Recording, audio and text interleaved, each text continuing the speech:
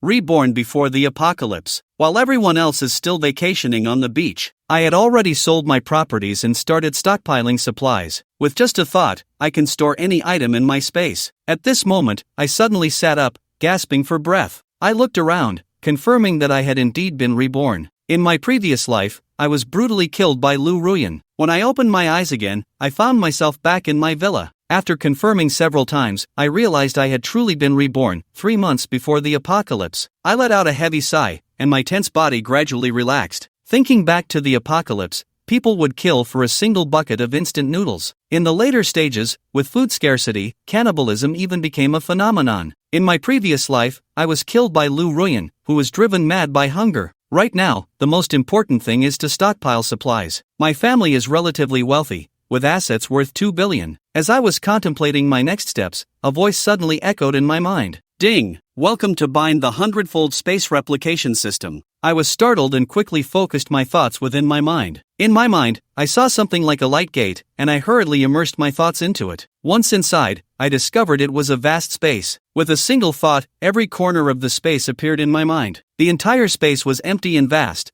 so large that its boundaries were unclear. Above the space, a virtual interface resembling a computer screen appeared, displaying some text about the system. This system is the 100-fold Space Replication System, all items stored in the space. The owner can choose to replicate items in a 100-fold quantity or enhance their quality, with time standing still within the space. All items stored will be frozen in their state at the moment they entered. As I read the system introduction, I felt an overwhelming joy. This system is incredibly powerful, without any flashy features, focusing purely on cost effectiveness. With this system's help, I won't have to worry about running out of supplies anymore. As long as I stockpile tens of billions in supplies and then replicate them 100-fold. In the future apocalypse, I will definitely be the most comfortable person on the entire blue star. This is truly amazing. I spent a full 10 minutes calming my excited emotions. This system is simply too overpowered. In the apocalypse, it will be a game changer. I must keep this secret close to my heart. Without sufficient self-defense capabilities, I cannot carelessly use it in front of others. I decided to try using the system to see how it works. He moved to place the baton by his bed into the system. As for why a baton was by his bed, it was, of course, for self-defense. He lacked a sense of security since childhood and kept a weapon baton under his pillow. As soon as I entered the system space, a simple interface appeared with only 2 selection buttons. Replicate in a 100-fold quantity or enhance quality 100-fold. I focused my thoughts and chose to enhance the quality. The entire baton flashed with light and floated in the space. Ling Feng took the baton out of the space and observed the changes. The moment I held it, I could clearly feel it had become slightly heavier, while its flexibility was lighter and its hardness greater. I was overjoyed. The system really was impressive. The quality had indeed improved. I also tried to take a goldfish and store it, but after the goldfish was placed in the space, it didn't trigger the system's replication feature. After I took the goldfish out of the space, the goldfish was already dead. After a series of attempts, I finally gained a basic understanding of the system space. The entire system is incredibly powerful. Items stored are in a state of stasis, meaning I can store many supplies like vegetables and fruits in the space. With this system, I can stockpile supplies while also having a free shopping spree before the apocalypse arrives. Anyway, if I don't take it, someone else will. I might as well take it. Ling Feng felt no guilt about this behavior. Everyone has turned a blind eye. Who cares about so much? With this thought, I felt reassured. By the way, after my grandfather's passing, the Lin family's inheritance will soon be announced. It's just a matter of days. I need to quickly make money and gather supplies. At that moment, my phone rang, and I picked it up to check the screen. Wang Long is my comrade from the Special Forces and also my close friend. He and Wang Long have been friends since childhood. After graduating high school, they agreed to enlist together and ended up in the same unit. After retiring from the military, Wang Long opened a design studio with his parents' support. With this thought, I suddenly had an idea and answered the phone. Hey, what's up with you? You're taking so long to answer the phone during the day. Are you watching something? On the other end, Wang Long teased, Hey, what's up with you? Why are you taking so long to answer the phone during the day? Are you watching something? Hearing the banging sounds on the other end, he must be at the design studio. Get lost. What do you want from me? Having grown up together, they were used to each other's speaking habits and spoke freely without any restraint. Are you free tonight? Let's go get a foot massage. It's been a while. Not drinking. I just got a massage the day before yesterday, and I even got my skin rubbed raw. I was speechless. This guy is obsessed with foot massages. Since his first chance encounter with it in high school, he just can't get enough. He knows the phone numbers of foot massage girls better than his ID card. No one in city knows the foot massage places better than him. Stop talking and hurry over here. Let me tell you, Jin Xian has a few new recruits, and they look tough. Alright, I'll go play a few rounds at your shooting range first. Prepare a VIP room for me. After hanging up, Lin Chong got ready to head to the shooting range, which he frequented. First, Lin Feng has loved guns since childhood. He enjoyed playing with toy guns as a kid. I believe no man grows up without loving guns. During his time in the military, he served as a sniper due to his precise shooting skills. Thus, Lin Feng would go to the shooting range to practice whenever he had the time. Another reason is that the shooting range is owned by Wang Long, and the two often go to the foot massage place after shooting. I put on my leather jacket, donned my sunglasses, and went to the garage to wipe down my motorcycle. I only enjoy riding motorcycles. I love that feeling of death being like the wind, silent and ever-present. I hopped on the motorcycle and slammed the throttle. The motorcycle shot forward instantly. The extreme cold weather from my previous life. Everyone could only stay at home, while their beloved cars sat covered in dust in the garage. Returning to the normal world, riding my motorcycle and feeling the breeze, I felt completely relaxed. Looking in the rearview mirror, I saw no vehicles ahead or behind, so I twisted the throttle. The motorcycle roared as it sped rapidly toward the destination. After half an hour of full-speed riding, I successfully arrived at the design studio. After registering at the front desk,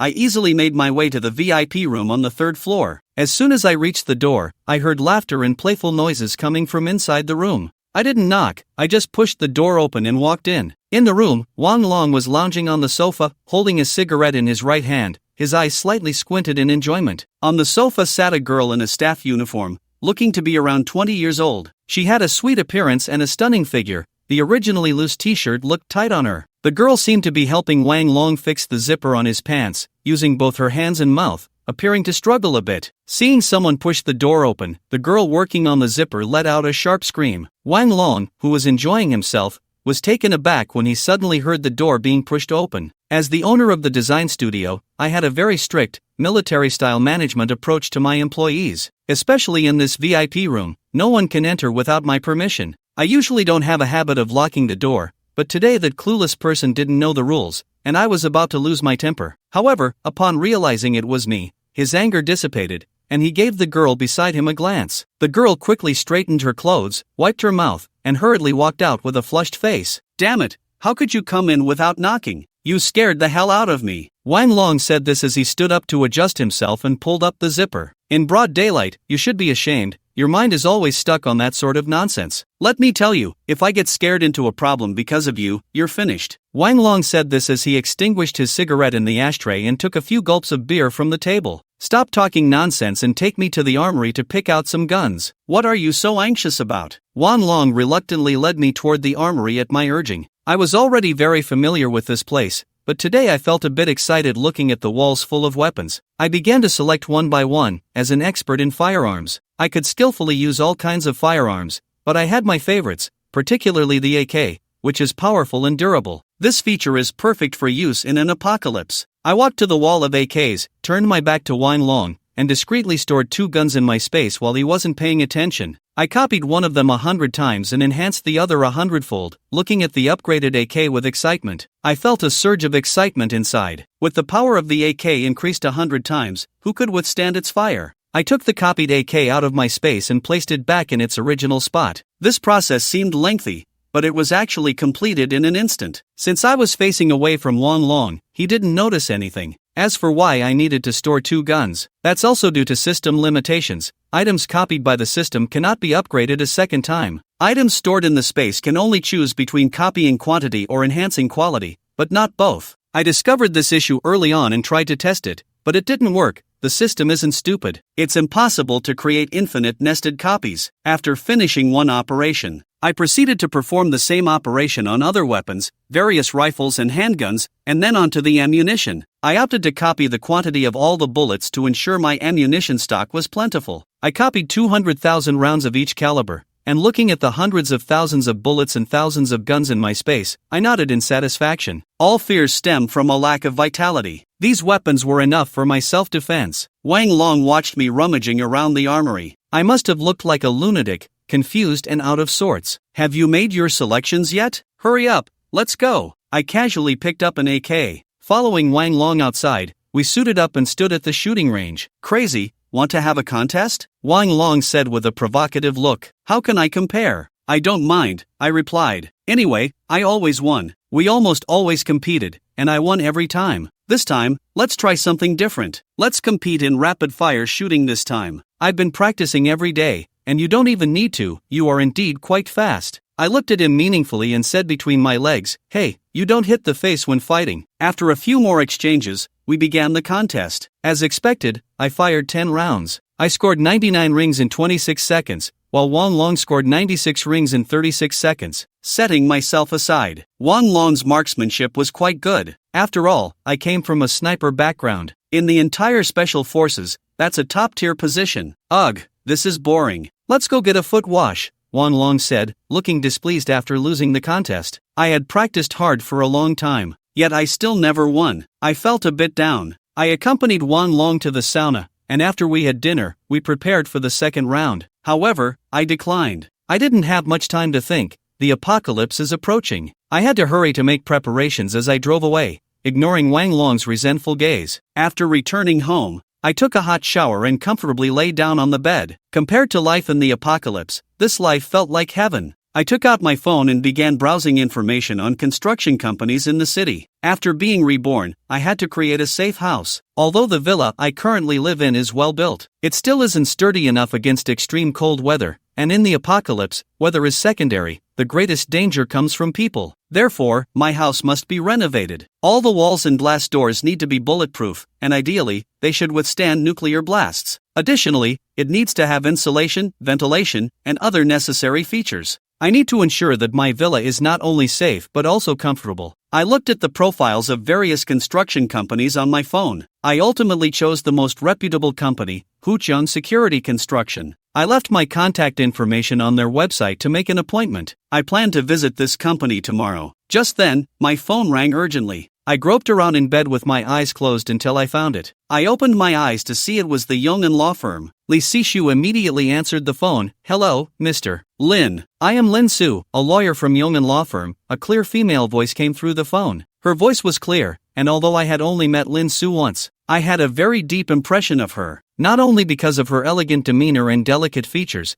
but she truly combined beauty with talent. Hello, I said, sitting up and stretching. Mr. Lin, the late Mr. Lin Tianhu, with whom you previously spoke, left behind a will before his passing. Today is the date for its public announcement. Please don't forget to come to my law firm for the announcement ceremony at 10 a.m. today. Yes, I'll be there on time, I replied. Okay, I won't disturb you any longer. Goodbye. After hanging up, I recalled the important matter for today. I suddenly remembered the important matter for today. My grandfather, Lin Tianhu, had an unexpected car accident a month ago. Regarding my grandfather's car accident, the official accident investigation report stated that the driver was fatigued. As for this report, of course, I didn't believe it. This was clearly a premeditated murder. On the day of the incident, all the surveillance cameras along the route mysteriously malfunctioned. There was no surveillance at the scene, and the only survivor was the reckless driver. My grandfather and his driver died on the spot. After the accident report was released, I went to find that driver. However, after this incident, that person vanished without a trace, and my investigation hit a dead end. However, there's no need for an investigation anymore. The murderer is his uncle, Lin Yutong, who confessed to killing me before he did it. Lin Yutong is a hypocritical scoundrel. He usually disguises himself as a harmless person, seen by others as an exemplary entrepreneur. Behind the scenes, he engages in all sorts of illegal activities, unworthy of the public eye. In my previous life, I fell for his charming words. I had transferred my grandfather's shares to him. Looking back, I realize how foolish I was to trust relatives so much. My parents died early, and I grew up living with my grandfather. My grandfather cared for me meticulously. Having grown up without parental affection, I felt a deep familial bond with my grandfather, a war veteran who was always strong and exercised daily. If he hadn't been murdered, he could have lived at least another decade. I pulled my thoughts back, considering the will's announcement today. Let me collect a bit of interest today. The real drama is just beginning. I freshened up. I put on formal attire and tidied myself up in front of the mirror. Checking the time, it was only 8 a.m. I only needed half an hour to get there. There was still plenty of time, so I decided to have breakfast first and drove to a breakfast shop. After breakfast, I got on my small motorcycle, ready to set off. I unexpectedly saw a small supermarket moving out,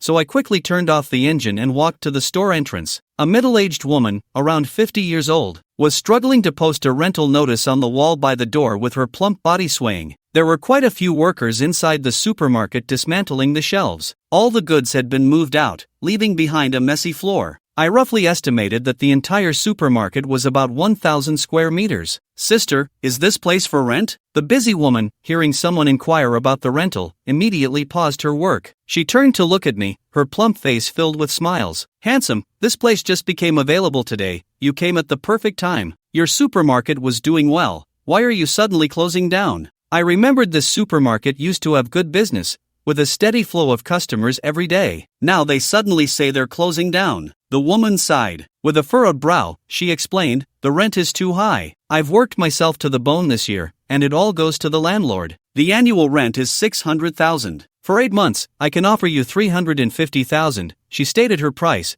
but she had her own calculations in mind. The rent was actually only $400,000 a year. She also wanted to make some money by subletting, as her eyes gleamed at the thought. I understood her intentions immediately. She feigned being unable to afford it, furrowing her brow. "Oh, that's such a pity. I'll go rent elsewhere then. Others are offering only $20,000 a month." Turning to leave, I heard, "Handsome, don't go. Let's negotiate a bit more." The woman hurried after me. "It's tough to find tenants these days," I heard her anxious voice. I smirked slightly before returning to a helpless expression. "Sister, I can only offer $20,000 a month. If you agree, I'll take it. However, I can only pay the rent quarterly." The woman listened to my proposal, pondered for a few seconds, then gritted her teeth and nodded. "All right, no problem. If possible, let's sign the contract quickly." "We can do it now." The two of us quickly signed the agreement. I promptly transferred 3 months' rent to the woman. The woman assured me that she would clean the supermarket thoroughly, and only then was I satisfied to leave. I had no plans to run the supermarket, renting this warehouse was. In fact, I intended to use this place as a warehouse for the large supplies I would purchase. I could temporarily store items here and then transfer them into my space. I didn't want to make a big deal out of purchasing supplies, so the entire villa community wouldn't know. Otherwise, when the apocalypse breaks out,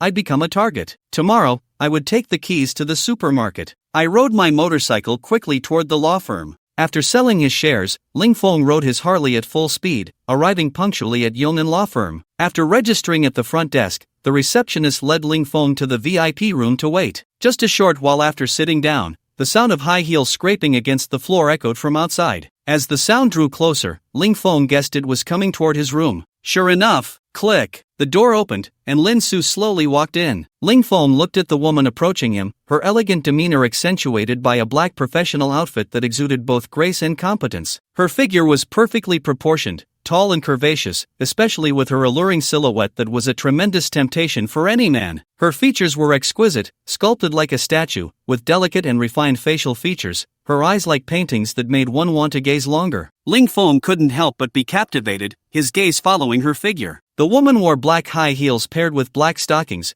which elongated her beautiful legs even more. His eyes were involuntarily drawn to her, his throat slightly constricting as he quietly swallowed. She gracefully approached Ling Feng, smiling as she extended her hand. "Hello, Mr. Ling, I am your exclusive lawyer, Lin Su." "Hello." Ling Feng stood up to shake her hand, feeling the warm and soft touch at his fingertips, making him want to hold on a little longer. The faint, refreshing fragrance emanating from her was like a spring breeze, utterly enchanting. "Mr. Ling, the notarization will officially begin soon, but Mr. Ling Yutong has not yet arrived, so please wait a moment longer." Ling Feng nodded slightly. Just like in his past life, his uncle would be an hour late. He understood that his uncle was playing a psychological game, subtly positioning himself as the one in control. Ling Tian sat calmly on the sofa, his demeanor more composed in this second life, showing no signs of impatience. As the waiting time stretched on, Ling Tian grew increasingly calm, while Lin Su made several calls urging Ling Yutong. As a lawyer, Lin Su placed great importance on punctuality and had a strong aversion to tardiness. An hour passed before Ling Yutong hurriedly pushed the door open. Upon entering, he displayed a very apologetic expression. "I'm really sorry, everyone, the traffic was just too congested." "Xiao Feng, your uncle didn't mean to be late," Ling Yutong said, glancing at Ling Feng. Ling Feng smiled slightly and waved his hand. "It's fine, uncle, it's a small matter. Next time, it's best to use a navigation app. You must have forgotten the way." The route I took was not only clear but also very smooth. Ling Yutong looked embarrassed, knowing he had been exposed, and could only respond with a forced laugh. "Ha, is that so? I'll definitely remember next time. Lin Su observed the subtle atmosphere between the two and then spoke up, "Gentlemen, since everyone is here, let's begin our matters for today. Let's start." "Alright." After both took their seats, Lin Su began to announce the will. First was the Tianhu Pharmaceutical Technology Company, Ltd., under the name of Ling Tian's grandfather. Tianhu Pharmaceutical was the lifelong work of Grandpa Ling Tianhu. The company had a market value close to 20 billion, primarily focusing on human gene development. In recent years, Tianhu Pharmaceutical's research team had achieved fruitful results, making groundbreaking progress in gene serum research. The so-called gene serum involved applying excellent athletic genes from animals to humans, altering human genes to make them stronger and more agile. If this research could be practically applied, it would lead to a revolutionary advancement for humanity. This research achievement had also skyrocketed the value of Tianhu Pharmaceutical, and one could imagine the immense wealth that would come if this research could be put into practice. Many internationally renowned pharmaceutical companies sought collaboration, offering exorbitant sums, but all were rejected by Ling Tianhu. Ling Tianhu believed that the current gene serum had significant flaws and was unsuitable for use in humans. After Ling Tianhu's death, this research was also suspended, as the most important research data had been personally kept by his grandfather. After his passing, the research data disappeared as well. Thinking of this, Ling Feng suddenly felt he had grasped some important information. He suddenly recalled how, in his previous life, his two cousins had experienced a sudden surge in strength. Could it be related to the gene serum? Ling Feng felt he needed to investigate this matter thoroughly. The issue of the gene serum must be taken seriously. Ling Tian's mind quickly recalled matters regarding the gene serum. Meanwhile, Lin Su continued to read the will in her hands. The distribution of assets in the will was roughly as follows. The Tianhu Pharmaceutical Company was to be jointly inherited by Ling Feng and Ling Yutong, with each holding 50% of the shares. Next were the 10 properties under Ling Tianhu's name, to be jointly inherited by the two. Finally, there were assets totaling 800 million under Ling Tianhu's name, all to be inherited by Ling Feng. As the contents of the will were announced one by one, the expressions of those present began to change. The most affected was Ling Yutong, who had never expected that his father had set up a will so early. In order to obtain all the assets, he had staged a perfect murder against his own father, only to end up with nothing. This little bastard Ling Feng not only took all the assets but also wanted to share half of the pharmaceutical company's shares. This was something he simply could not tolerate. He couldn't help but curse inwardly, "Old man, how could you be so biased towards this little bastard?" He didn't care about the 800 million in assets. Over the years, his father had invested a large amount of money in the research of the gene serum, and his once 100 billion fortune had dwindled to just 800 million. In contrast, he had been managing sales and procurement in the company, pocketing quite a few kickbacks, and his net worth had long surpassed 6 billion. Only he knew how great the potential of Tianhu Pharmaceutical was. 800 million. That was just a fraction. For him to give half of the company's shares to Ling Feng was more painful than killing him. At that moment, a murderous intent surged within him. After finishing, Lin Su solemnly looked at the two and asked, "Do either of you have any questions?" "No questions. Let's proceed with the formalities," Ling Feng replied in a calm tone. "Wait a moment," Ling Yutong said with a smile. "Xiao Feng, uncle wants to buy the shares you hold. You see, your understanding of the pharmaceutical industry is limited, but I've been in this field for decades. If you sell the shares to me, I'll give you an additional 10% dividend every year. How does that sound?" Ling Feng smiled at him. "No problem, uncle. How much are you willing to offer?" Hearing that Ling Feng, this fool, was willing to sell his shares, Ling Yutong was overjoyed, not expecting to easily acquire the entire company's shares. From now on, Tianhu Pharmaceutical would be under his control. With 15.8 billion in hand, he could start building a safe house. "I'm willing to offer 1 billion for all the shares you hold. That's all I can take out right now." "Put. Ha. Ling Feng couldn't help but laugh, accidentally spraying the water he had just taken a sip of all over Ling Yutong's face. Ling Yutong's face turned ashen with anger, and he clenched his fists under the table. Seeing this, Ling Feng quickly apologized. "Oh, uncle, I'm really sorry. I just couldn't hold it in." Ling Yutong suppressed his murderous intent, forcing a smile that looked worse than crying, and squeezed out two words through gritted teeth. "It's fine." Ling Feng felt a sense of relief seeing Ling Yutong's embarrassment and continued. "Was what you just said a joke? It's too funny. Xiao Feng, you tell me how much you want to sell for, just name a price." Ling Yutong gritted his teeth and said, 150 million, I'll take a loss and sell it to you. Ling Feng stroked his chin, looking thoughtful as he replied, "Since the apocalypse is coming anyway, keeping the shares is useless. It's better to sell them all and exchange them for supplies. In the apocalypse, supplies are the real currency." After hearing the price, Ling Yutong's heartbeat slowed for a moment. Damn, this little brat is asking for a fortune. Xiaofeng, this 15 billion is a bit too much. The company's market value is only 20 billion. Ling Yutong's face showed a look of difficulty, clearly unable to accept this price. Uncle, you still don't know how much our company is worth? That 20 billion is what outsiders say, we insiders know better. If you think it's not appropriate, I'll sell it to someone else. There are quite a few people looking for me lately. Ling Feng looked at him with a smile, appearing indifferent. Xiaofeng, this company is your grandfather's hard work. It must not fall into someone else's hands. Ling Feng looked at his hypocritical uncle, sneering coldly. I only recognize money. Whoever gives me money, I'll sell to them. If uncle doesn't have money, then forget it. After saying that, he took out his phone, ready to make a call. Recently, several internationally renowned pharmaceutical companies have contacted me. I'll call to see if they can accept it. Wait a minute, Xiaofeng. Wait for uncle a moment. I'll make a call to raise some money. After saying that, he picked up his phone and hurriedly walked out. Ling Feng relaxedly leaned back on the sofa, closing his eyes to rest. Lin Su, watching the calm and composed Ling Feng, couldn't help but admire his poise. After a while, Ling Yutong returned from outside, smiling as he said to Ling Feng, Xiaofeng, I've raised the money, let's go with the price you said, and we'll handle the paperwork today. Ling Yutong was eager to finalize the equity transfer agreement, fearing that Ling Feng might change his mind. Upon hearing that the price was settled, Ling Tian readily agreed. In the presence of Lin Su, the two signed the equity transfer agreement, and Ling Feng received 15 billion. The two shook hands with feigned sincerity, both believing themselves to be the winners. Ling Yutong felt a surge of excitement. This company finally belonged to him. He only had 5 billion, and to gather the 15 billion needed, he sold 5% of his shares. All things considered, today he made a killing. Thinking of this, he couldn't help but laugh heartily. Ling Feng was still a bit lacking when it came to playing tricks. Ling Feng looked at the 11-digit balance on his phone, feeling quite secure. With this money, he could start buying like crazy. After leaving the law firm, Ling Feng rode his motorcycle to the next destination,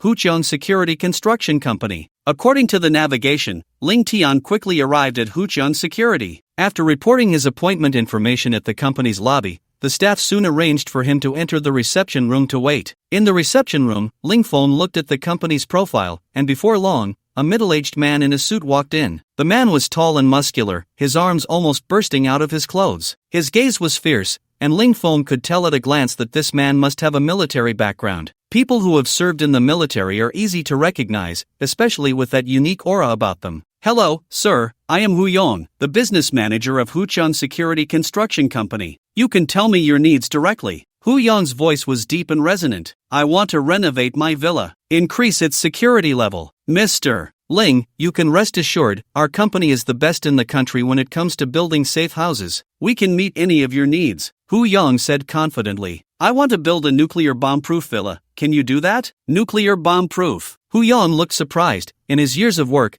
he rarely encountered customers with such high defensive requirements. Generally, normal customers only ask for bulletproof. Sir, may I ask, do you have enemies? Yes.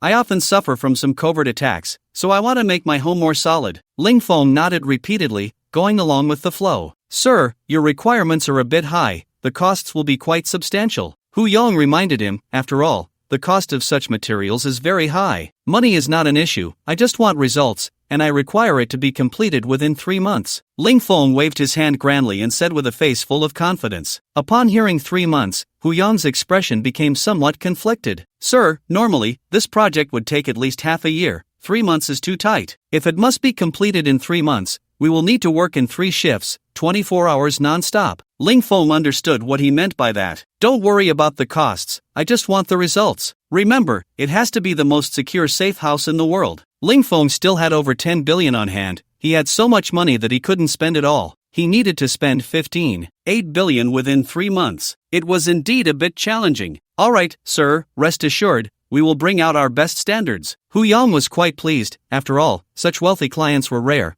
and their budget was unlimited. He planned to use the most expensive materials, which would also earn him a considerable commission. The two discussed a series of specific renovation details, covering everything from insulation, ventilation, water and electricity, network, decoration, to defense. Ling Feng considered every aspect very comprehensively. Ling Tian not only wanted to live safely when the apocalypse arrived but also wanted to live comfortably. Sir, based on our recent budget, the entire house will cost around 1 billion. the exact price can only be settled after completion. Also, before we start, we need you to pay a 30% deposit, and the remaining balance upon completion. Does that work for you? No problem, let's sign the contract quickly. After signing, transfer the funds, and you can start the renovation tomorrow. Ling Tian agreed to their request very generously. Upon hearing his prompt agreement, Hu Yang was overjoyed and quickly led Ling Feng to sign the contract with great respect. After leaving the Huqiang Security Building Company, Ling Feng got on his Harley, ready to return to the villa. He habitually patted his pocket for cigarettes, only to realize he had run out. For a heavy smoker, the feeling of not having cigarettes was truly unbearable. He enjoyed driving while smoking, just as some people like to listen to music while running. Without that, everything fell off. Ling Feng stopped the car and walked to a nearby tobacco shop to buy cigarettes. Suddenly, an idea struck him. He needed to stock up on cigarettes. They were a mental sustenance. In his previous life during the apocalypse, he had no cigarettes, and it was incredibly frustrating. He spent every day searching for cigarette butts in the villa. In the end, there were no butts left to smoke. He walked into the tobacco shop and looked at the wall full of various brands and prices of cigarettes. It seemed the shop had a pretty complete selection: Huazi, Likun, Nanjing, Huangdalu, Yushi, Hongshuangxi, Baisha, Furongwang. It was a bit hard to choose. Ling Feng usually liked to try different brands of cigarettes, and each time he had to choose, he felt a bit conflicted. But today, there was no need to hesitate. He directly shouted to the shop owner, "Boss, pack it all up for me." The owner was a young man in his 20s. He was sitting at the cash register playing a mobile game. Upon hearing Ling Feng's words, he was a bit confused about what he meant. He hurriedly walked over to Ling Feng and cautiously asked, "Bro, what did you just say?" Ling Feng pointed at the entire display case of cigarettes and said, "Pack up all the cigarettes in your store. I want them all." The owner nearly lost his balance upon hearing this. Where did this big spender come from, asking to take everything? "Big brother, you're not joking, are you? The total for all the cigarettes in my store, including the stock, would be hundreds of thousands." "Nonsense, do I look like I'm joking? Hurry up and pack it. I only want the whole packs, no need to pack the loose ones." To dispel the boss's concerns, Ling Feng directly transferred a deposit of 50,000 to him. When the boss saw how readily this person was paying, his face broke into a wide smile. He abandoned his game, tossed aside his phone, and began packing. People say the customer is king. This was no king, this was like his own father. Ling Feng watched the boss pack with great effort and didn't wait around. He directly told him the address of the warehouse he had rented during the day, instructing him to deliver it there shortly. The boss, with a beaming smile, respectfully saw Ling Feng out and patted his chest, promising quick delivery. Watching Ling Feng's departing figure, he felt it was somewhat unreal, but glancing at the bank balance on his phone, he instantly beamed with joy. He continued to sort and pack diligently. He couldn't afford to neglect his esteemed guest. On the other side, Ling Tian came out of a tobacco shop and didn't head home. Instead, he continued searching for the next tobacco shop. He decided to stock up on supplies. This stuff is never too much, only too little. Riding his Harley, he stopped and went,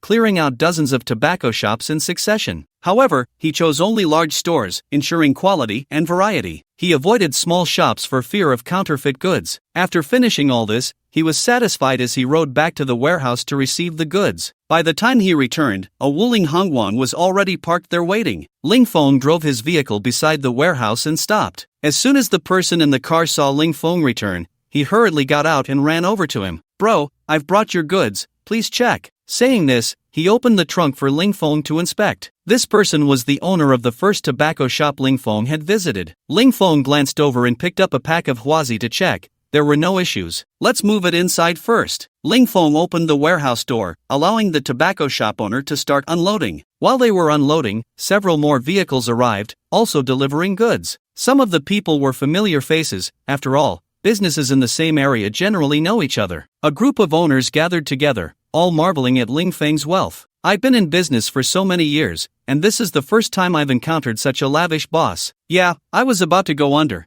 and this boss just turned things around for me. But tomorrow, all the smokers around here will be out of cigarettes. Ha ha ha." Ling Feng spent the entire afternoon receiving goods, and because he bought so much, he was busy from 3 in the afternoon until 7 in the evening before finishing all the deliveries. Looking at the supermarket filled to the brim with cigarettes, Ling Feng nodded in satisfaction. He had spent nearly 20 million on these cigarettes, practically buying out all the stock in the vicinity. With a wave of his hand, he stored everything in his space. 100-fold replication. Looking at the millions of cigarette packs in his space, he felt an immense sense of security. These cigarettes would last him 1,000 years. Ling Feng lit a huazi and took a deep drag. His mind involuntarily drifted to the equity transfer of the pharmaceutical company that day. In his past life, he hadn't paid much attention to this matter, but from today's events, it seemed far from simple. The gene serum developed by his grandfather was revolutionary for the entire pharmaceutical industry. But his grandfather had a traffic accident at this critical moment.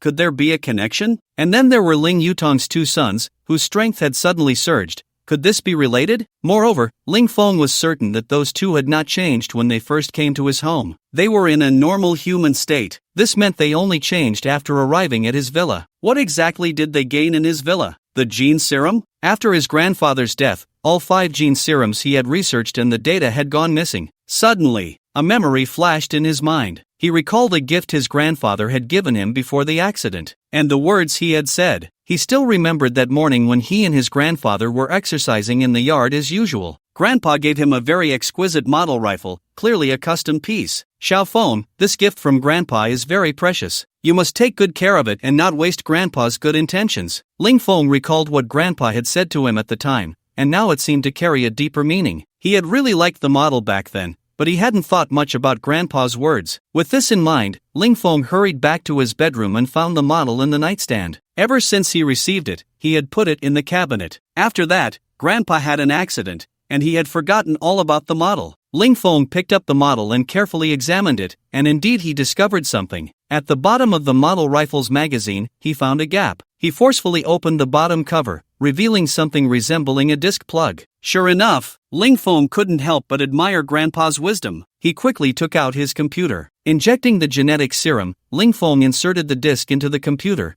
and as the data loaded, a folder popped up on the screen. Ling Tian clicked on the folder, which contained a video and a document. Ling Feng calmed himself and clicked on the video. The video opened with Grandpa's image. Judging by the background, it seemed to be filmed in Grandpa's study. In the video, Grandpa spoke to him. Xiao Feng, if you are watching this video, Grandpa is very pleased. You are very smart to discover what I left for you. Recently, Grandpa has encountered some bad things, and I have a feeling that the days ahead won't be peaceful, so I recorded this video for you in advance. The genetic serum that Grandpa has been researching has made a breakthrough recently, causing a huge sensation in the entire medical field. Actually, this research result has always been kept confidential, but there was a traitor in the lab, leading to a leak of the results. Fortunately, the core data has always been in my hands. The genetic serum we developed this time is based on ant genes as a reference, and we successfully created it. We all know that ants can lift objects over 500 times their own weight, making them one of the strongest creatures in the world. Our serum, when injected into the human body,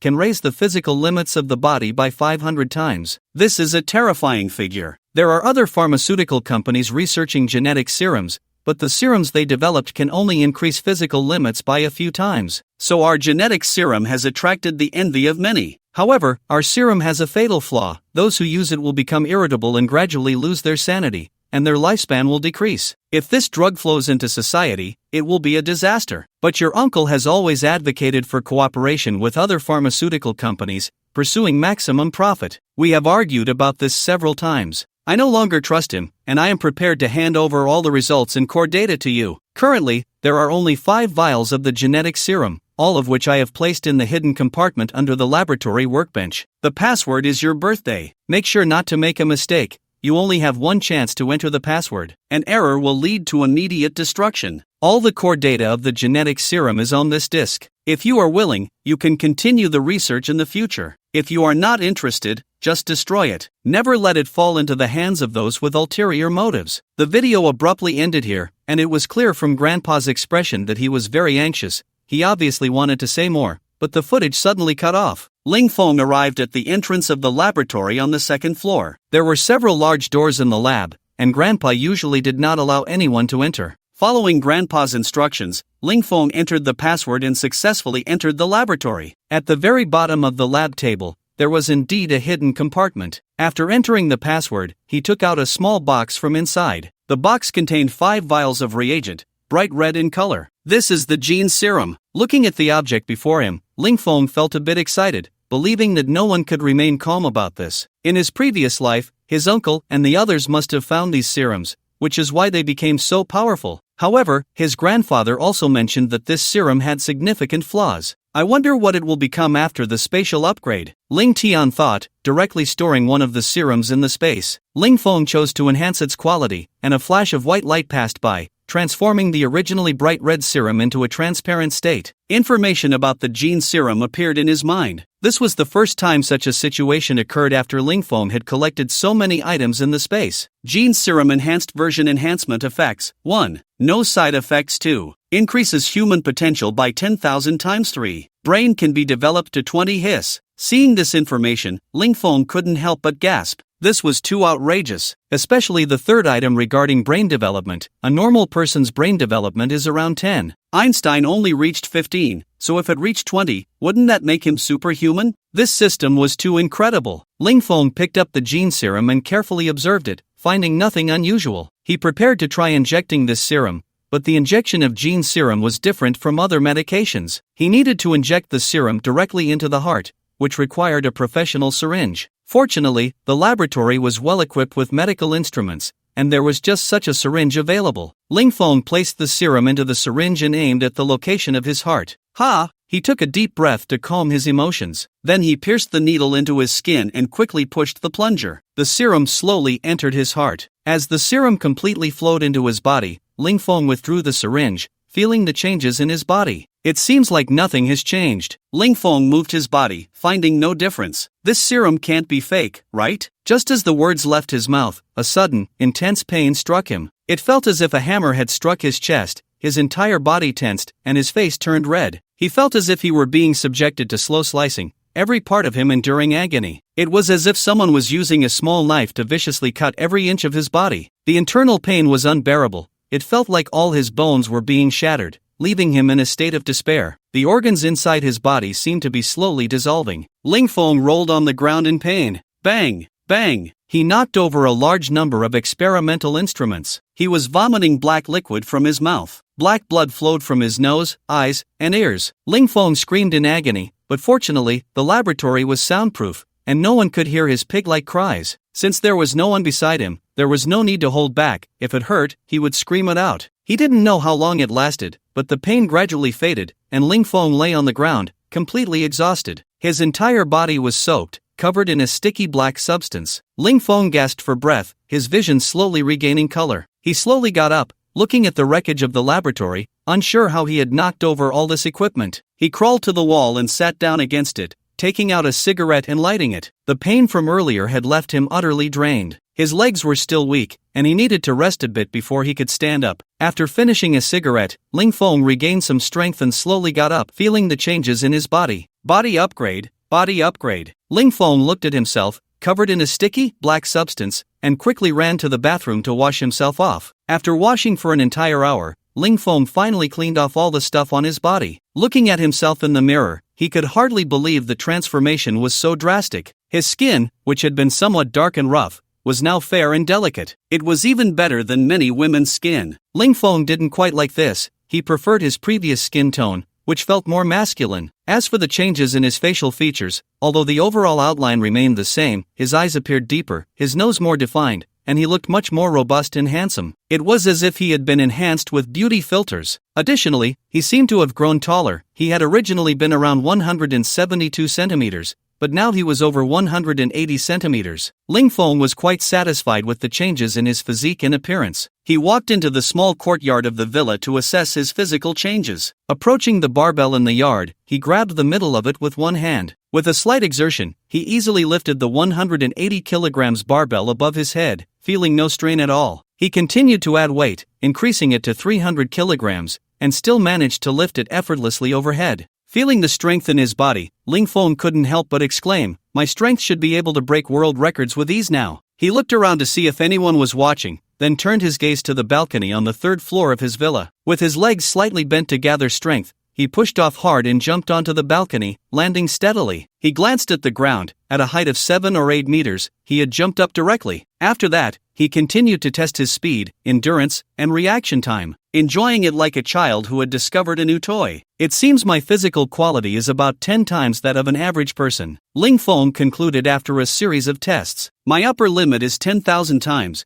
and as I continue to break through, the numbers will keep growing. As long as he stayed low-key and developed steadily, he would eventually become an invincible presence in this world. However, for now, he needed to keep a low profile. After all, his grandfather had mentioned that he wasn't the only one researching gene serum. Who knew if there were others with already impressive physical capabilities? It was better to be cautious. Gulialo, Lingfeng clutched his stomach as a wave of hunger hit him. After gaining his abilities, he had been too excited, busy feeling the power of his body to notice his hunger. Now that his body relaxed, the extreme hunger made him very uncomfortable. Lingfeng felt he could eat a whole cow. He checked the time. It was 1 a.m., and he thought about ordering takeout, but then reconsidered. With the apocalypse looming, he couldn't deprive himself. He should go out to eat. He returned to his room, grabbed his phone, keys, cigarettes, and lighter, and headed out. Instead of driving, he walked, remembering there was a barbecue place nearby that smelled good. When he arrived at the barbecue shop, it was still open. Even though it was already 1 a.m., the place was packed, and due to the large number of customers,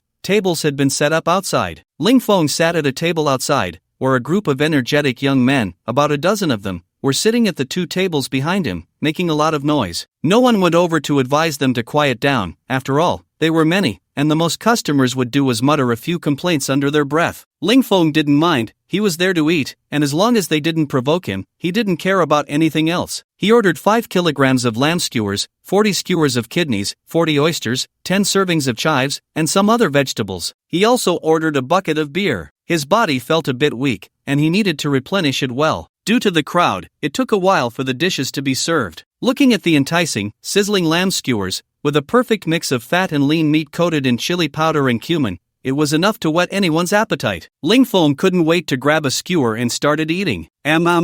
Spicy and fragrant, just the right flavor. Let's dig in. Lingfeng transformed into a voracious eater, starting to devour skewers with big bites, eating barbecue and drinking chilled beer. Refreshing. Only those who have lost something can truly appreciate its value. Only Lingfeng, who has experienced a resource crisis in the apocalypse, understands the preciousness of food. Under the whirlwind of his appetite, the skewers on the table quickly dwindled. However, he still didn't feel full, only about 3/10 satisfied. So he ordered another 10 pounds of beef, 10 pounds of lamb, 30 kidneys, and 30 oysters. As Lingfeng was wolfing down his food, he noticed a striking figure walking towards him, a woman in denim shorts, her figure graceful. Her legs were snow-white and straight, long and alluring, and the shorts accentuated her charming appeal. The casual short-sleeve top gently outlined her full chest, exuding a natural sensuality. Her long hair cascaded down her shoulders like silk, and her stunning face radiated a mature charm. Her arrival instantly attracted the attention of all the men, and Lingfeng was not surprised. This woman was an old acquaintance, Lin Su. Lawyer Lin, what a coincidence. Lingfeng took the initiative to greet her. In fact, Lin Su had also seen Lingfeng, but today he looked a bit different from usual, so she hesitated to say hello, fearing she might mistake him for someone else. Mr. Ling, what a coincidence. I didn't expect to run into you here. Lin Su looked at Lingfeng, wondering why his previously ordinary face seemed a bit handsome today. Was it an illusion? Or was it his wealth? The young man in front of her, dressed simply, was actually a billionaire. However, seeing the mountain of barbecue in front of Lingfeng, she was slightly surprised. It was the first time she had seen someone order so much barbecue. She then smiled and asked, "Waiting for friends?" "No, I'm eating alone. Want to join?" Lingfeng invited her. "No, thank you. I'm waiting for a friend." Lin Su quickly waved her hand and then sat down at the table next to Lingfeng. Seeing her refusal, Lingfeng didn't say anything more, nodded in acknowledgement, and continued eating. Let her eat or not? A cheer erupted from behind. Lingfeng turned to look and saw a girl surrounded by a crowd of diners. The girl wore a hat, making it hard to see her face in the light. However, she looked good from the outside, with fair skin, long legs, and a figure that was both curvy and fit. Her body could easily score a 7 out of 10. He heard people nearby say she was a big internet celebrity named Lu Zihan,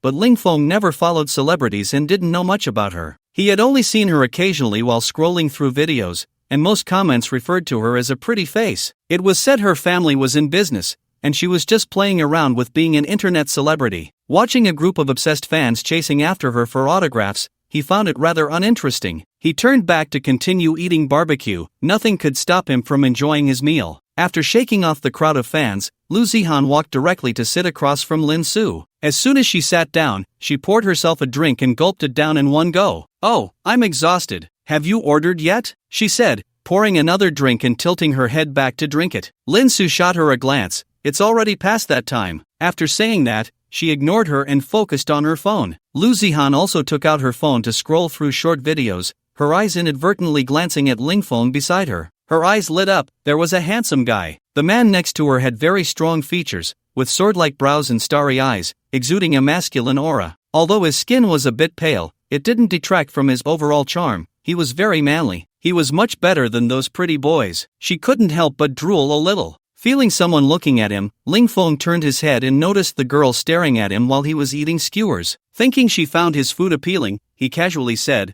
"Want some?" "Sure." Lu Zihan stood up and sat down next to Ling Feng, picking up a skewer and starting to eat. Ling Feng was slightly taken aback, then smiled faintly and began to eat as well, saying nothing more. Lin Su looked at Lu Zihan in surprise, speechless. This girl was at it again. She didn't even know the guy's name and just sat down to eat. Ling Feng glanced at Lin Su, who was sitting alone at the table, and couldn't help but chuckle, saying to her, "Lawyer Lin, why don't you join us?" Lin Su felt embarrassed to refuse again and had no choice but to come over, a hint of awkwardness on her face. "Then I'm sorry. You two know each other?" Lu Zihan asked in shock, holding her skewer. "Mr. Ling is my client." Lin Su replied with a smile, "If there's a handsome guy, you should introduce him to your friends. It's not right to hog him all to yourself," Lu Zihan said boldly. Hearing this, Lin Su felt embarrassed, her toes practically digging into the floor, and quickly signaled her to be quiet with her eyes. She somewhat regretted bringing her out to eat today. Ling Feng, however, didn't mind. On the contrary, he found Lu Zihan's outgoing personality quite refreshing. "It's not too late to get to know each other now, let's not be polite." Ling Feng quickly tried to smooth things over. With Lu Zihan's easygoing nature, the three of them gradually opened up, and the atmosphere at the dining table became more lively. Ling Feng was glad to see this. Having two stunning beauties dining with him was much more enjoyable than being alone. After all, what man doesn't like beautiful women? Just look at the jealous glances from the other men in the restaurant. As the three became more familiar, Ling Feng also gained a preliminary understanding of the two. Lin Su and Yang Zihan were college classmates and best friends, and after graduation, they had been working in the same city. Later, they even bought houses in the same villa area. To Ling Feng's surprise, they lived in the same villa area as him. He couldn't believe he hadn't seen these two in his previous life in the neighborhood. What luck! Just as the three were chatting and laughing, a young man with dyed yellow hair and two large tattoos on his arms swaggered over to their table, a cigarette dangling from his mouth. "Hey, ladies, want to come over for a drink?" The yellow-haired guy leered at Lin Su, flashing a grin that revealed 2 rows of yellow teeth. Lin Su shot him a glance, her brows furrowing, clearly disgusted by him. In a cold tone, she replied, "Sorry, not interested." The yellow-haired guy was a bit displeased by this response and said threateningly, "My big brother invited you, you'd better be smart about this, or you'll face the consequences." Yang Zihan, hearing this, immediately shouted, "Who do you think you are? Just because you say so, we have to go? Get lost, don't interrupt our meal." Her voice was loud, drawing the attention of nearby tables, with people pointing and whispering, especially the 2 tables of the yellow-haired guy's friends, who kept mocking him. "Hey, can you handle this? If not, I'll step in. All talk, can't even handle it." The yellow-haired guy's face turned red with embarrassment, feeling humiliated, and he angrily retorted, "You little tramp, you're asking for it. You don't even know my big brother Niu Xian's name." As he spoke, he raised his hand to slap Yang Zihan's face. The two were too close, and the yellow-haired guy acted suddenly. Yang Zihan didn't expect him to be so bold as to hit someone in public. She had no time to react to his sudden move. Yang Zihan panicked and quickly raised her hand to block, but it seemed a bit too late. Just as the yellow-haired guy's hand was about to land on her face, a strong arm swiftly blocked in front of her. She didn't even see how that arm came out. Turning her head slightly, she looked at Ling Feng standing beside her, his expression relaxed, his hands gripping the yellow-haired guy's wrist. Looking at Ling Feng's handsome profile, her face turned slightly red, and her heart raced like a little deer. The yellow-haired guy, seeing his wrist being grabbed, immediately tried to pull it back with force. However, it felt as if his wrist was clamped tightly by an iron vise. No matter how hard he struggled, he couldn't break free even a little. The yellow-haired guy immediately threatened Ling Feng loudly, "Kid, do you want to die? Let go, damn it." Ling Feng smiled slightly and forcefully twisted downwards. Crack! A crisp sound of a bone breaking echoed. The yellow-haired guy instantly broke into a cold sweat, his face flushed as he screamed in agony. Ling Feng swung his hands hard, and the yellow-haired guy was thrown 4 to 5 meters away, rolling on the ground. My hand is broken." The yellow-haired guy's companions saw their brother being beaten and all stood up, walking towards Ling Feng. Among them, an older youth with a large scar on his face, likely the leader of their group, spoke directly. "Damn, daring to mess with our Qinglong gang, brothers, take him down." A group of people immediately swung their fists towards Ling Feng. Ling Feng's eyes sharpened, a hint of excitement flashing in his gaze. He had just completed his physical transformation and wanted to test his combat power. It was truly a case of a pillow arriving just as he was feeling sleepy. Watching the fists coming at him, Ling Feng felt the opponent's speed was very slow, as if the movie was playing in slow motion. What seemed like normal speed punches to an ordinary person felt like an old lady walking to him. He slightly turned his body, easily dodging a punch aimed at his face,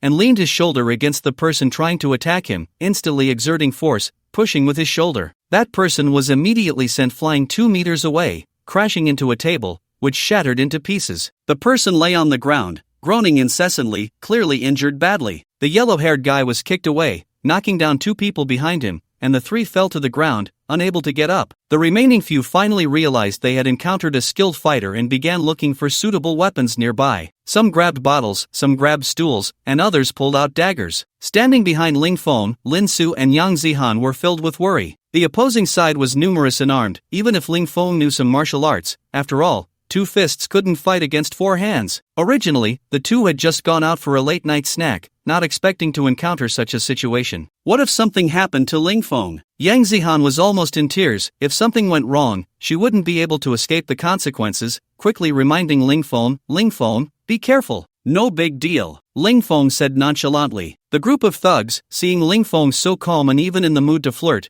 instantly became furious, and they all rushed at him with their weapons. Ling Feng elegantly dodged their attacks time and again, but he didn't strike back, merely relying on his agility to evade. He just wanted to test his agility in real combat, and the results proved to be quite good. He could easily dodge their attacks, and his agility was 5 to 6 times that of an ordinary person. The thugs, realizing that none of their attacks had even grazed him, were panting heavily, and they angrily cursed. What kind of man hides and dodges? If you have guts, don't dodge. Ling Feng remained calm and unflustered, looking at the flustered thugs. Then I guess I should make a move. He suddenly pushed off the ground with his legs, quickly charging into the group of thugs. The sudden burst of speed made the thugs feel something was off. The diners who had been eating had long since distanced themselves when the conflict erupted, with some even recording on their phones, watching the spectacle. Yang Zihan watched as Ling Feng charged directly towards the group of thugs, feeling the situation was extremely urgent. She thought about leaving, but Lin Su beside her showed no intention of leaving,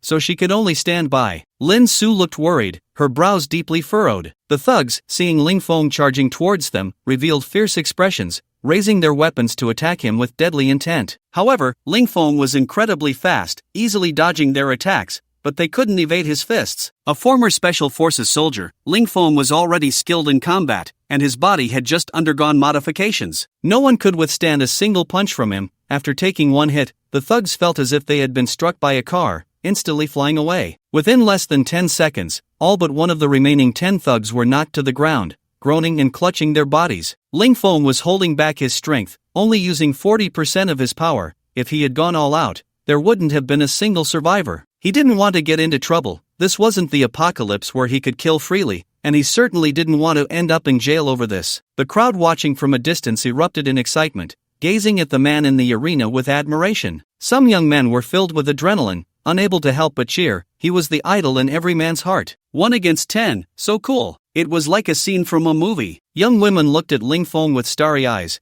thinking how handsome and strong he was. Some had already decided to ask for his WeChat later, but upon seeing the 2 stunning women beside him, they lost their confidence. The only thug left, the Scarface leader, no longer had his earlier arrogance. His legs trembled slightly, realizing he had kicked a steel plate today. With so many of his men taken down by this guy barehanded in just a few seconds, it was terrifying. Just now, the speed of this man's punches was too fast. Before he could even see who struck, his men were already flying out, and the force was immense and ruthless, each punch clean and decisive. His group of brothers often got into fights and had some combat experience. Even professional boxers wouldn't dare claim they could beat them. Ling Feng noticed the scar-faced thug's damp pants and a foul smell wafted over, wrinkling his nose in disgust. "Did you wet your pants?" Although the scar-faced thug was somewhat afraid, he mustered his courage to say, "We are from the Qinglong Society. We have hundreds of members. Are you sure you want to mess with us?" Ling Feng scoffed. "Qinglong Society? More like a bunch of pests. What era is this, still playing gangsters? You guys should hurry home and suck your mother's milk. don't come out and embarrass yourselves. Get lost, don't disturb my appetite. With that, he turned back to his barbecue table, seeing Yang Zihan and Lin Su staring at him. He smiled slightly and asked arrogantly, "Am I handsome?" Yang Zihan looked at him with starry eyes, nearly drooling, unable to help but swallow. "Handsome, so handsome." Lin Su also looked at him with a strange gaze, but it flashed away and returned to normal. The barbecue shop owner looked at the mess of tables and chairs with frustration. The recent fight had scared away many diners, and a lot hadn't even paid their bills. He was going to lose several thousand tonight. He knew it was this group of thugs who started the trouble, but he didn't dare ask them for money. He wasn't like Lingfeng, who could fight. He was just running a small business and couldn't stand up to the local bullies of the Qinglong society. Seeing the owner's pale face, Lingfeng understood the situation and called out to the thugs who were helping each other to leave. "Hey, don't go yet." The thugs trembled in fear. They were scared from the earlier fight, and now being called back, they feared they would be beaten again. The scar-faced thug turned back, trembling. What's wrong?" His face was pale, eyes filled with fear. Lingfeng pointed to the ground with a look. "You guys broke someone else's stuff. Are you going to make me pay for the damages?" The scar-faced man immediately relaxed his expression, then walked up to the boss, his gaze fierce as he looked at him. "Boss, calculate how much it is. I'll have the Qinglong Society compensate you." He emphasized the words Qinglong Society, the threat in his tone unmistakable. The boss listened to the scar-faced man's threatening words, and seeing his fierce face, he felt a twinge of fear, stammering and unable to speak for a long time, his forehead dripping with sweat. Ling Feng's expression turned cold as he stepped in front of the scar-faced man, pinching his nose and kicking him to the ground. "You still want to play games when I ask you for money? If you don't behave, do you believe I can beat the shit out of you?" Ling Feng turned to the boss and asked directly, "Is 10,000 enough?" Yes, that's enough." The boss lowered his head, too afraid to look at the scar-faced man. "Did you hear that? Hurry up and transfer the money." Ling Feng glared at the scar-faced man with a frosty expression. The scar-faced man no longer dared to play tricks and quickly took out his phone to scan the code for the transfer. Hearing the sound of the transfer being completed, Ling Feng finally spoke. "You can leave now." The scar-faced man felt as if he had been pardoned, hurriedly stumbling away. In the moment he looked down, his eyes were filled with malice. Suddenly, the sound of footsteps echoed, and Ling Feng immediately rolled out of bed. With his superhuman hearing, he detected 3 different sets of footsteps. The sounds were coming from downstairs. It seemed 3 people had stealthily entered. Ling Feng quietly opened the door and peered down the stairs. In the darkness, 3 figures were quietly making their way toward the staircase, each holding a handgun equipped with a silencer. It appeared these individuals were professional assassins. They had come specifically to assassinate him. If anyone wanted him dead, it could only be that cheap uncle of his. He had just gotten 15 billion from him today, and now assassins were coming at night. How impatient could he be? However, that uncle had underestimated him. Did he really think these 3 amateurs could kill him? Ling Feng took out a handgun from his space, chambered around, and decided to test its upgraded power on these intruders. The 3 assassins spread out, forming a triangular attack formation, and it had to be said they were quite professional. Ling Feng aimed at the one in front and quickly pulled the trigger. Put! The assassin fell to the ground. Surprisingly, the handgun did not make a loud noise, only a faint sound. Ling Feng was overjoyed. He hadn't expected the upgraded handgun to have a built-in silencer effect, and it was many times stronger than using a silencer. It's known that after installing a silencer, the gunshot isn't as quiet as it appears on TV. The actual sound is still quite loud. His handgun made almost no sound after firing, making it a perfect tool for stealth. After successfully taking down one, Ling Feng quickly changed positions, hiding in a visual blind spot. The remaining 2 assassins downstairs did not hear the gunshot. They only saw their partner pause for a moment before falling backward. The 2 reacted quickly, crouching down and simultaneously dodging to the sides of the staircase. Ling Feng's lips curled slightly. Although they hid very quickly, they did not discover his position. At that moment, Ling Feng was directly above the staircase, and he could only see one of them, while the other was in his blind spot. He aimed at the calf of one and decisively fired. Ah! A scream erupted from the assassin's mouth as he lost his balance and rolled down the stairs. The assassin clutched his wound tightly. That shot had completely shattered his calf. Unable to hold back any longer, the assassin let out a loud wail. Watching the injured assassin below, Ling Feng did not shoot to kill. Instead, he patiently waited for the other assassin to come to the rescue, employing a classic tactic of surrounding and attacking reinforcements. Sure enough, when another assassin saw his companion injured, he quickly crawled over in a low posture, wanting to drag his partner to safety. However, Ling Feng clearly would not give him that opportunity. The moment the 3rd assassin showed his head, Ling Feng decisively struck. Put! A shot directly blew his head off. 2 of the 3 assassins were dead, 1 was injured, and Ling Feng quickly dealt with his opponents. Ling Feng walked down the stairs slowly, turning on the lights of the villa as he went. At this moment, the stairs were covered in blood and chunks of flesh, which he hadn't seen clearly in the dark just moments ago. Now, looking back, it was like a hell on earth. The upgraded handgun had immense power, and the assassin shot in the head had his skull blown apart. Brain matter mixed with blood, red and white, flowed everywhere. The only surviving assassin looked at this scene, his face turning pale with fear, completely forgetting his pain. Watching Ling Tian approach step by step, he was filled with terror. "Don't come over. Spare my life." He crawled on the ground, constantly moving towards the door. "Tell me who the mastermind is, and I'll give you a quick death." Ling Feng's cold voice rang out, devoid of any emotion. The assassin trembled as he said, I don't know, we were just following the organization's orders." "How can I find your organization?" "Coral Street, no. 185, Strong Prosperity Building, 25th floor, Jingwu Fighting Gym, look for Lu Wu." Ling Feng noted down the address and raised his hand to shoot the last assassin. Ling Feng looked at the mess on the ground, his expression grim. How long would he have to clean up this blood and flesh? The bodies were easy to handle. With a wave of his hand, he stored the bodies in his space, planning to find a deserted place to dispose of them tomorrow. He brought a basin of hot water and a cloth to start cleaning the scene. It took him 2 hours to clean the entire staircase and living room. "Next time, I can't use a gun at home, it's too troublesome to clean up," Ling Feng silently decided. After finishing all this, it was already 4 in the morning, and he was so tired that he could barely keep his eyes open. After a quick wash, he returned to his bedroom and fell asleep immediately. The next morning, 4 or 5 trucks loaded with construction materials rolled into the Shizi Bay Villa area,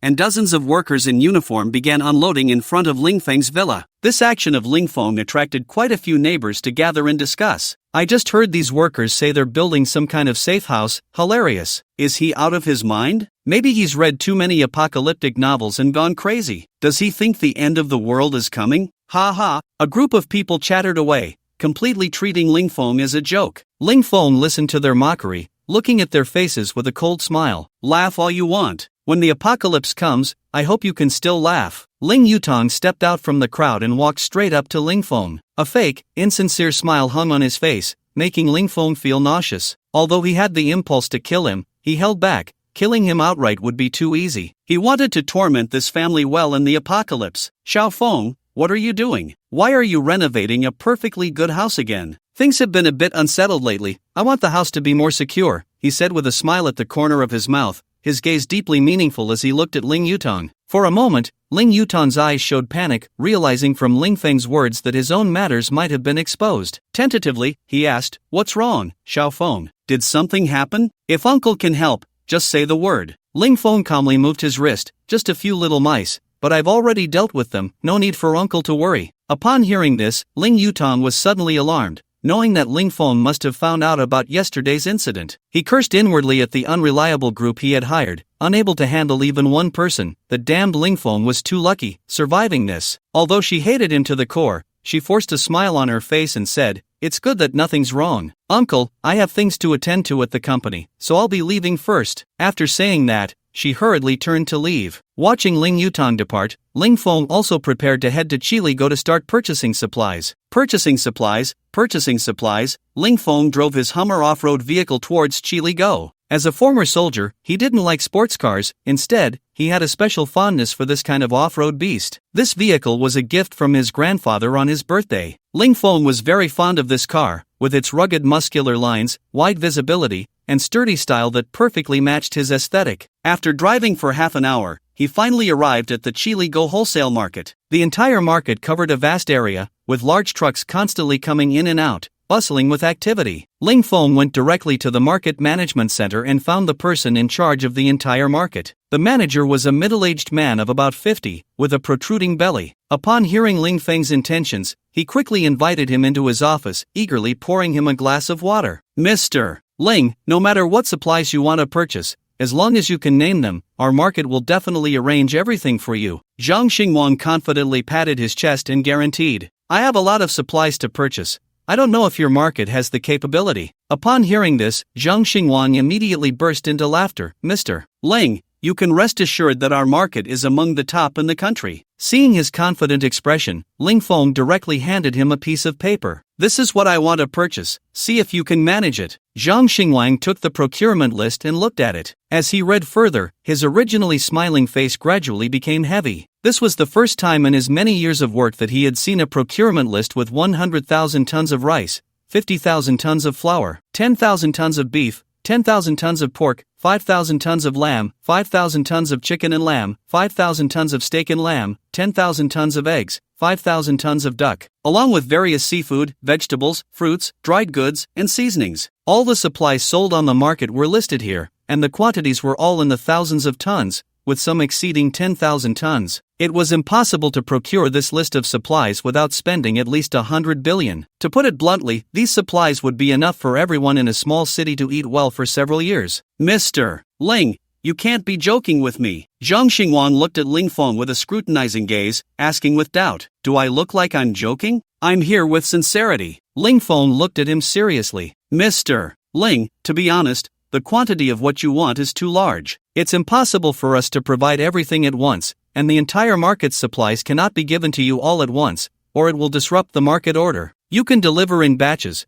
as long as you complete the delivery within 3 months. That's not a problem, Mr. Ling, we can guarantee that. However, due to the sheer size of this order, we will need you to pay half the deposit before each batch of supplies is dispatched." "No problem," Ling Feng readily agreed. The two then discussed the details of the supply for over an hour before finalizing everything. Ling Feng also signed an agreement directly with the market. "Then it's settled, Mr. Ling. I will arrange the coordination of supplies immediately, and we will deliver the first batch within a week." "Alright, then I appreciate your hard work, Manager Zhang." The two shook hands, and Zhang Xingwang respectfully saw off this benefactor. Watching Ling Feng's departing figure, he felt that all of this was too unreal. It was like a windfall for him. This was nearly a 20 billion project. Even if he casually took a little from it, he would never have to worry about food and drink for the rest of his life. At this moment, Ling Feng also wore a relaxed expression. The issue of supplies had been partially resolved. Nearly 20 billion in resources he could eat for 10,000 years and still not finish it. Moreover, he had the system, which could directly replicate it 100 times. How satisfying. And he only needed to pay half the deposit. As for the other half, by then, it would be the apocalypse who would still care about money. Everyone would be too busy trying to survive. Ling Feng then rented a huge warehouse to temporarily store the supplies, keeping it under wraps. He specifically chose a very remote location for the warehouse to avoid drawing attention. After securing the warehouse, Ling Feng hurriedly drove to the next destination, the food city. With food sorted, all that was left were drinks, snacks, and instant products. He couldn't cook every day, and snacks were essential for improving quality of life. He still had tens of billions in available funds, and he couldn't waste any of it. Ling Feng quickly arrived at the food city. However, this time he didn't go to the market management office. Instead, he strolled through the market, visiting one shop after another. It must be said that the variety of food in the entire food city was truly vast, with an abundance of snack types. There were many imported and high-end snacks that dazzled Ling Feng. He immediately switched to shopping mode, ordering 10,000 boxes of instant noodles in various flavors and brands. These items were hard currency. Even if he didn't eat them, they could be used for bartering supplies. Besides that, he began to purchase other goods in bulk, buying high-end red wine and luxury snacks. As time went on, Ling Feng felt this was too slow and switched to a store clearing mode, directly clearing out stock from merchants when he found something delicious. His actions caused a stir among the merchants, each one eagerly recommending their delicacies to him. Ling Feng was open to all offers. As long as it was tasty, he would take it. The entire shopping spree lasted 4 hours, and he cleared out most of the food city. Ling Feng happily concluded his shopping for the day. All the supplies would be packed and sent to his warehouse. After finishing a day's work, Ling Feng drove home. Just as he parked, he received a call from Daming Restaurant, informing him that the 100 tables of food he ordered had arrived. Ling Feng hurried to the small supermarket he rented to arrange for workers to unload the goods. The restaurant had packaged each dish in thermal containers as per Ling Feng's request, with labels indicating the names of the dishes. All the food was installed in thermal boxes, maintaining excellent heat retention. The dishes looked as if they had just been cooked. Ling Feng was quite satisfied with the restaurant's service and promptly settled the remaining payment. Looking at the neatly arranged feast in the warehouse, he waved his hand and stored everything in the system space. As usual, he replicated it 100 times. After completing all this, Ling Feng took out his phone to continue ordering food, this time choosing the second-ranked restaurant. After placing the order, just as he was about to head home, his phone rang. A seductive woman. Ling Feng picked up the phone and saw it was a call from Wang Long. He answered directly. "Fengzi, you're famous now, did you know?" The voice on the other end was loud. It was clear this guy had been out again. "Famous? Just take a look at the video I sent you, the views are skyrocketing." Hearing this, Ling Feng quickly opened WeChat and saw the video Wan Long had sent him. It was the video of him fighting with a group of thugs outside the barbecue shop yesterday. The video captured the entire fight. It was just over a minute long, and since it was nighttime, the lighting was dim, making the quality not very clear. The video had an incredibly high view count. In just one day, it had over 2 million views, along with tens of thousands of comments. Ling Feng opened the comments section and saw various reactions. "Wow, is this not a movie? It looks too fake. It should be special effects. How could a normal person be so fast? Undeniably fake. It's real, I was there at the scene. Brother is so handsome, is there a portal for handsome guys?" Ling Feng frowned slightly. This was not a good thing. He just wanted to keep a low profile and stock up, not wanting to attract the attention of some scheming individuals. If others discovered that he was hoarding supplies, it would definitely bring him trouble. Fortunately, the lighting at the time was relatively dim, so his face wasn't captured clearly. Only Wang Long and those who were very familiar with him could recognize him. While scrolling through the comments, Ling Feng was contemplating how to resolve this issue when Wang Long's call came in again. "Fengzi, when did your skills get so good? I want these videos to disappear. Can you help me out? I'll find a buddy to help. He's in charge of reviewing videos on this platform. I'll call him now and let you know if I get a response." After saying that, Wang Long hurriedly hung up. That's what brothers are like. When you have difficulties, they will help you without hesitation. After hanging up, Ling Feng felt a bit conflicted. Wang Long was a brother he had grown up with, closer than a real brother. They had executed many dangerous missions together while serving in the military and had saved each other's lives. Their bond was one of life and death. It could be said that Wang Long was the only person he was still willing to trust in this apocalyptic world, someone he could entrust his juniors to. Now that the apocalypse was approaching, should he tell him about this? Wang Long was a big mouth, he couldn't keep secrets, and it was likely he would spill the beans. But he also couldn't just stand by and watch his good brother die in the apocalypse. Ling Feng was in a bit of a dilemma, took out a cigarette, and lit it, pondering how to solve this problem. Suddenly, he remembered that the villa next door to his house seemed to still be empty and unsold. A decision instantly formed in his mind. Ling Feng booked a presidential suite at a hotel near his home. His own villa was under renovation, so he could only stay at the hotel for now. After taking a shower, Ling Feng began to continue purchasing supplies online. He had already bought most of his food supplies, but he still needed some cold weather gear. In the apocalypse, the global climate was getting colder, and many people were literally frozen to death. Therefore, buying warm clothing was especially important. Ling Feng's first choice was professional-grade penguin suits. These outfits are typically worn by research team members working in extremely cold regions and are excellent for insulation. Made from special materials, they are not only lightweight but also waterproof and fireproof. Of course, they are quite expensive, with a set costing over 10,000. Ling Feng bought over 100 sets at once, choosing various colors and styles. In addition, he ordered various tactical gloves, hats, socks, and underwear. For daily necessities, he ordered everything he could think of, from toilet paper to toothpaste to shampoo, in bulk. Shopping frantically every day had become Ling Feng's routine. Regardless of whether he could use it, he just bought it first. At the Qiangxing building in Jing City, Ling Yutan looked angrily at the person across from him. "I spent so much money for you to handle this matter, and you sent 3 useless people over. Not only has the issue not been resolved, but now I've been exposed." "Don't be angry, Mr. Ling," a seductive voice came from the sofa across. The speaker was a stunningly beautiful woman, dressed provocatively, with a graceful and slender figure. Her lips were full and red, and her eyes exuded temptation. She swayed her snake-like waist and walked gracefully to Ling Yutong, placing the tea she held on the table in front of him. "The 3 people we sent yesterday were the best in our company. They are not useless. The target is not as simple as you say, Mr. Ling," she said, opening a video on her phone and handing it to Ling Yutong. As Ling Yutong watched the video on the phone, his expression gradually became serious. Although the lighting in the video was poor, making it hard to see the person's face. However, he immediately recognized that the person in the video was Ling Feng. In the video, he single-handedly took on 10 opponents, effortlessly knocking down a group of small thugs, leaving them with no chance to fight back. The alluring voice of a seductive woman slowly spoke. "According to our investigation, your nephew is no simple character. He once served in the special forces, has excellent marksmanship, is skilled in combat, and has carried out numerous significant missions. It won't be easy to kill him. Ling Yutan snorted coldly.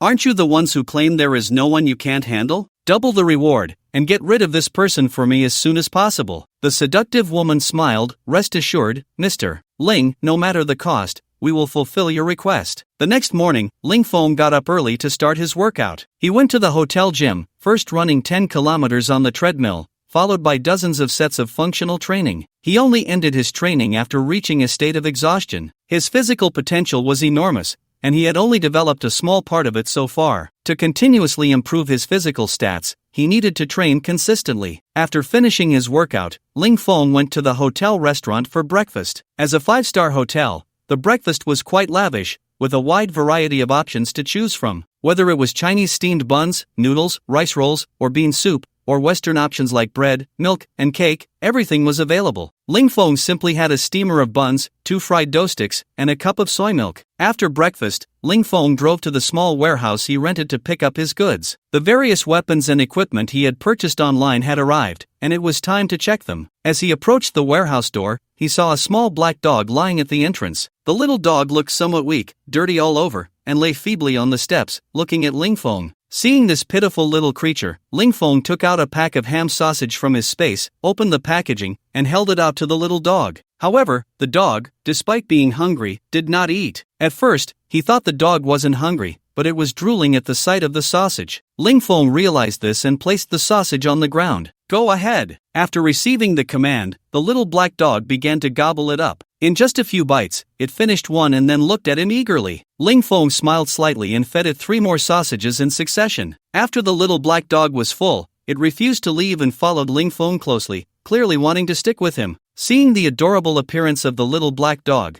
Ling Feng didn't chase it away and let it follow him. He opened the warehouse door, moved a chair over, and sat down to wait for the delivery. He also checked to see if there was anything else he needed to buy. The little black dog lay down at his feet, sleeping soundly. Before long, the delivery guy arrived on time in a small van, proving to be reliable. Due to the large number of packages, Ling Feng helped unload the delivery, and together they moved the packages into the warehouse. After the delivery guy left, he began to unpack the packages one by one, taking nearly 10 minutes to finish. Ling Feng first stored 10 compound bows in his space, completing a 100-fold upgrade. Then he copied 4,000 arrows with a 100-fold increase in quantity, while the remaining 1,000 arrows underwent a 100-fold upgrade in quality. Ling Feng took out the upgraded compound bow. After the upgrade, the weight of the bow had hardly changed. However, the overall flexibility of the bow had increased, and its hardness was higher. The feel and appearance of the entire bow had undergone a significant transformation. The draw weight of the bow reached a terrifying 500 pounds. What does that mean? An ordinary compound bow, with a draw weight of 40 pounds, can kill a target within 50 meters. A draw weight of 500 pounds could definitely take out any enemy,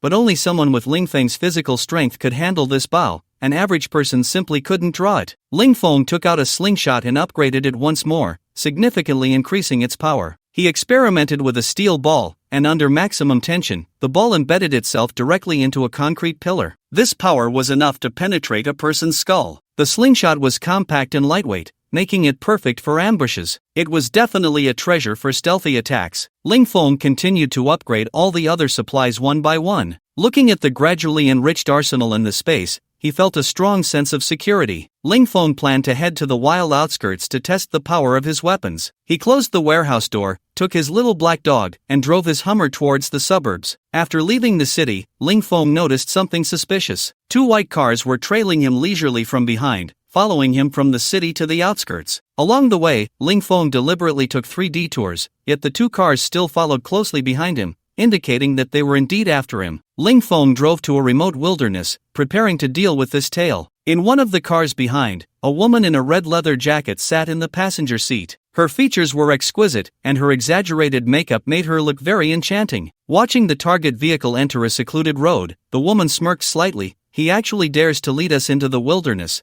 This man is quite interesting. A bald man in the back leaned forward and asked, "Big sister, do you think this guy has noticed us? He dares to challenge us alone. How arrogant." The woman licked her lips. Such a man is intriguing. Ling Feng observed that the nearest car behind him was about 100 meters away. Suddenly, he slammed on the gas, and the off-road vehicle surged forward, instantly creating distance from the cars behind. The Hummer had also been upgraded, and its instantaneous acceleration could outpace any sports car. Watching the suddenly accelerating Hummer, the two cars that had been trailing at a steady pace were immediately startled and hurriedly accelerated to chase. However, the Hummer was too fast. In just a few seconds, even the taillights were nearly out of sight. Damn it! The driver slammed the steering wheel in frustration. He quickly grabbed the walkie-talkie to report. Big sister, the target vehicle suddenly accelerated. It's too fast for us to keep up. What should we do? Don't worry, this road is a dead end. He can't escape, came the lazy voice from the other end of the walkie-talkie. The two cars continued down this road for another 4 or 5 kilometers,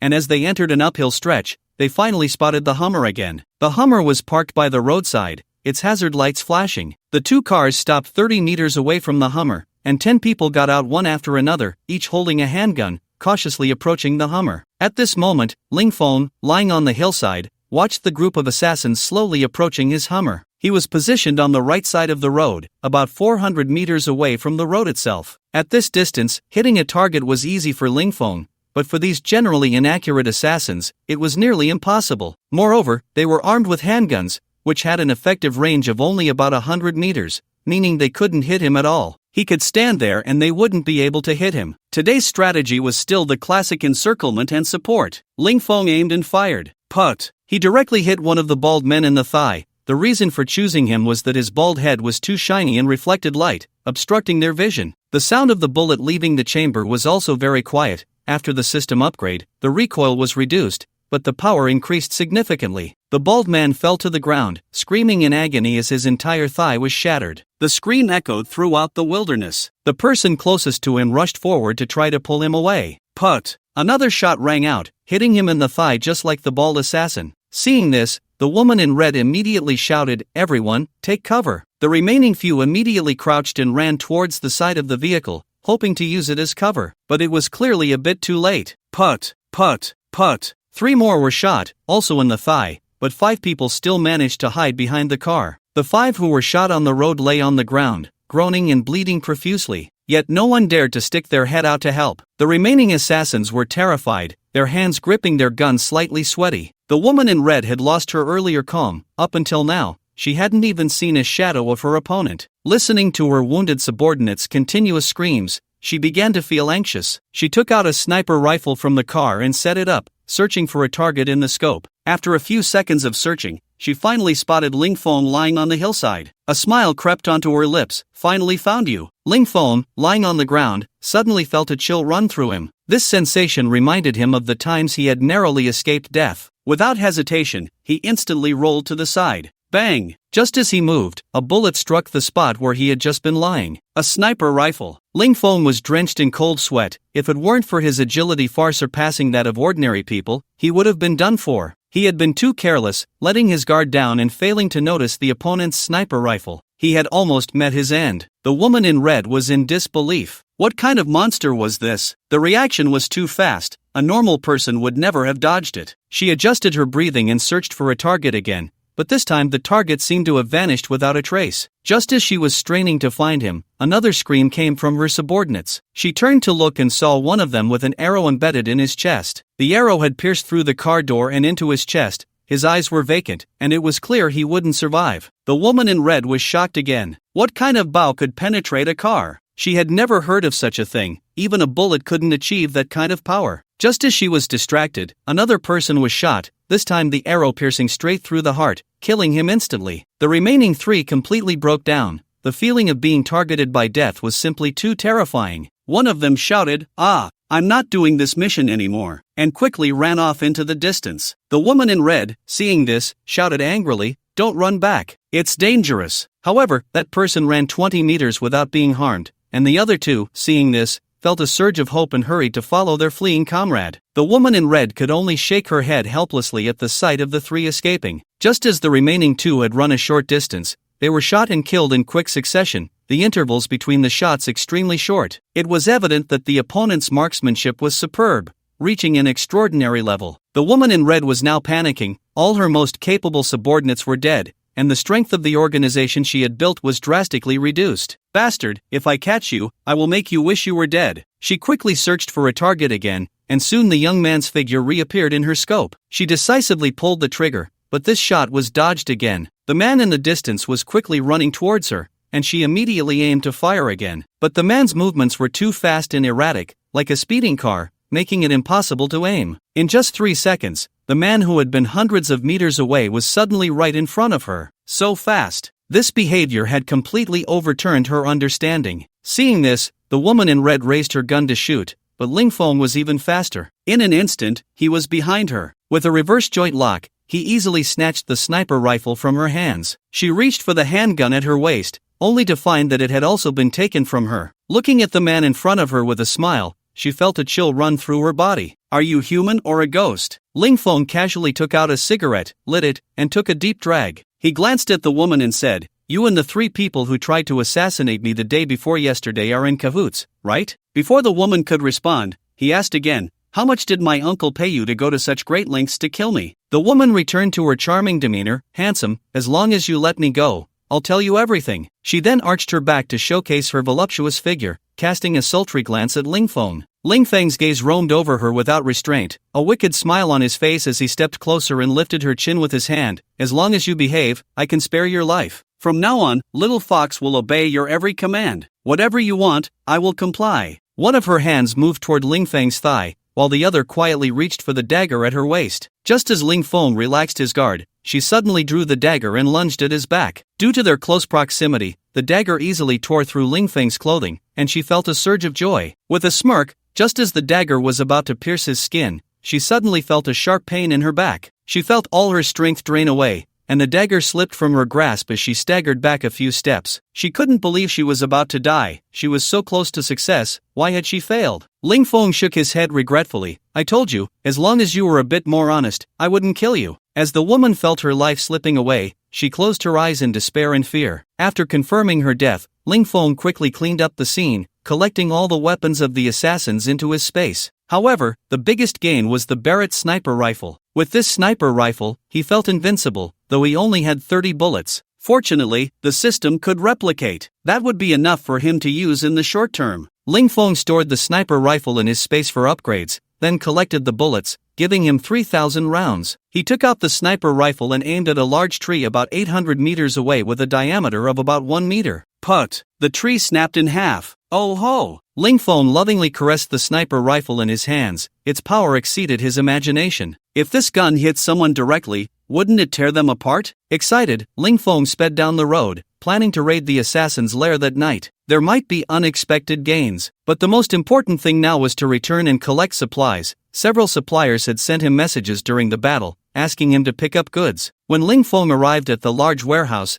dozens of trucks were already waiting at the entrance. He quickly arranged for the trucks to unload their cargo. This batch was all snack supplies. This was just the first batch, several more would arrive in succession. After finishing this batch, he hurried back to his small warehouse, where the 100 tables of meals he ordered had also arrived. Life was truly fulfilling and busy. He still had to visit the assassin's lair tonight. So busy, too busy. Ling Feng spent the entire day reaping rewards. By the time he finished everything, it was already 6 p.m. He casually entered a restaurant and ordered a dozen dishes for a simple dinner. After eating, he lay on his bed and started shopping online, during which Yang Zihan messaged him on WeChat, but he replied perfunctorily. The apocalypse was coming. Who had time to chat with her? Wouldn't it be better to spend that time buying supplies? After purchasing a lot of supplies online, it quickly became 1 a.m. Ling Feng changed into a black outfit, put on a baseball cap and a mask, and headed out. His destination was the assassin's lair in the Changxing building, the headquarters of the assassins, to leave no traces behind. Ling Feng chose to walk, taking the small alleys, and changed his clothes several times along the way before finally arriving at the Changxing building. Once inside, he did not take the elevator but opted for the fire escape. Upon reaching the 25th floor, he indeed saw the sign for the Jingwu fighting gym. Although it was already 2 in the morning, the gym was still brightly lit, and he could vaguely see people training inside. As soon as Ling Feng entered the gym, several pairs of eyes turned towards him, and a burly man with a dark complexion approached. Sir, do you need anything? I'm looking for Lu Wu, Ling Feng replied in a calm tone, casually scanning the situation inside the gym. The training area of the gym was about 200 square meters, and there seemed to be an iron door deep inside. It was unclear how large it was beyond that. There were about 6 people visibly present in the gym, and they were distributed quite sparsely, making it somewhat challenging to take them all down in a short time. Whatever the situation was behind that iron door remained unclear, and Ling Feng did not dare to act recklessly. For now, he can only wait for the right moment and gather more information about the personnel in the gym before taking action. Upon hearing Ling Feng mention Lu Wu, the dark-faced man immediately looked at him cautiously, then turned to a man in black sitting at a table in the distance, sipping tea. The man nodded slightly in response. After receiving the signal, the dark-faced man smiled at Ling Feng, "Sir, please follow me," and led him towards the iron door. When they reached the door, a man in black stopped them. The dark-faced man then said to Ling Feng, "Sir, before you enter, we need to search you. All communication devices and weapons cannot be brought inside, please understand." Ling Feng nodded in agreement,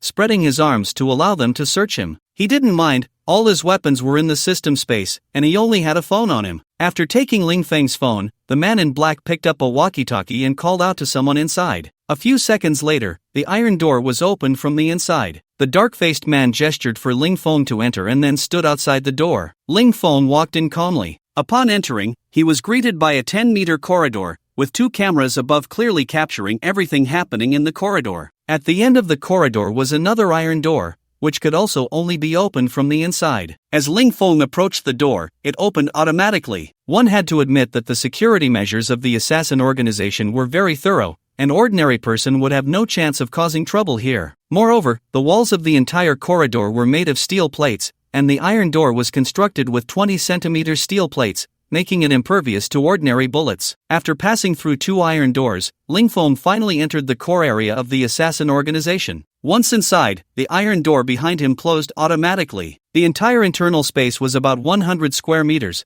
with 3 of the walls filled with various weapons and equipment, causing Ling Feng's eyes to shine with excitement. There were 4 people in the room, one of whom sat directly opposite the door, with huge safes lining the wall behind him. This person was likely the leader of the assassin organization. The other 3 stood in a triangular formation at different positions in the room, ready to attack instantly if Ling Feng made any sudden moves. Ling Feng contemplated how to quickly deal with these people. "Hello, sir, please take a seat." The leader smiled and gestured towards the chairs in front of him. Ling Feng slowly walked to a seat and sat down, scrutinizing the leader. "Are you the boss here?" Ling Feng lit a cigarette, looking at him with a calm expression. "The boss is not here, but I can make decisions regarding matters here." Ling Feng showed a look of disdain, leaning back in his chair and slowly exhaling a puff of smoke. "Bring your boss here, you don't have the qualifications. I want to talk about a business worth over 100 million. The man's eyes flashed with anger at first, but upon hearing the figure, they were immediately filled with shock. This was a big deal. Normally, a single transaction would only be around 2 million,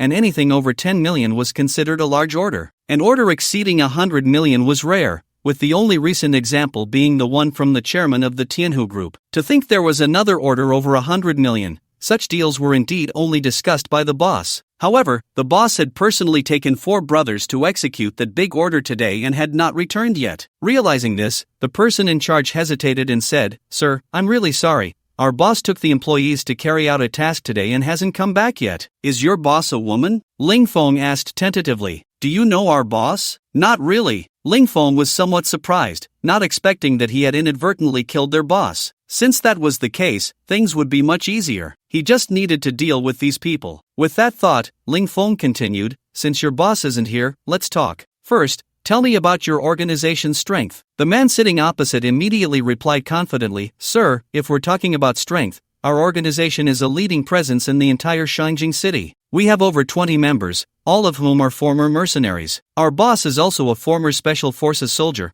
having executed over 100 missions without a single failure." And, just as the man was speaking confidently, a handgun suddenly appeared in Ling Feng's right hand resting on the table. Bang! The bullet instantly pierced through his forehead, and the man's head exploded in an instant. This all happened in a flash. After firing that shot, Ling Feng swiftly turned around and quickly opened fire on the other 3. The 3 were caught off guard, clearly unable to react. How could a seemingly unarmed person suddenly have a handgun? The 3 hurriedly reached for their own guns at their waists, but it was already too late. The bullets from Ling Feng's gun quickly and accurately struck their heads. The 3 assassins were instantly eliminated. After dealing with everyone in the room, Ling Feng began to carefully examine the weapons inside. The more he looked, the more he liked. The walls were lined with over 100 various styles of rifles and handguns. Among them were 5 shotguns, a large sniper rifle, and over 50 different types of daggers. Ling Feng collected all these weapons into his space for upgrades, thus further expanding his arsenal. After clearing the weapons from the walls,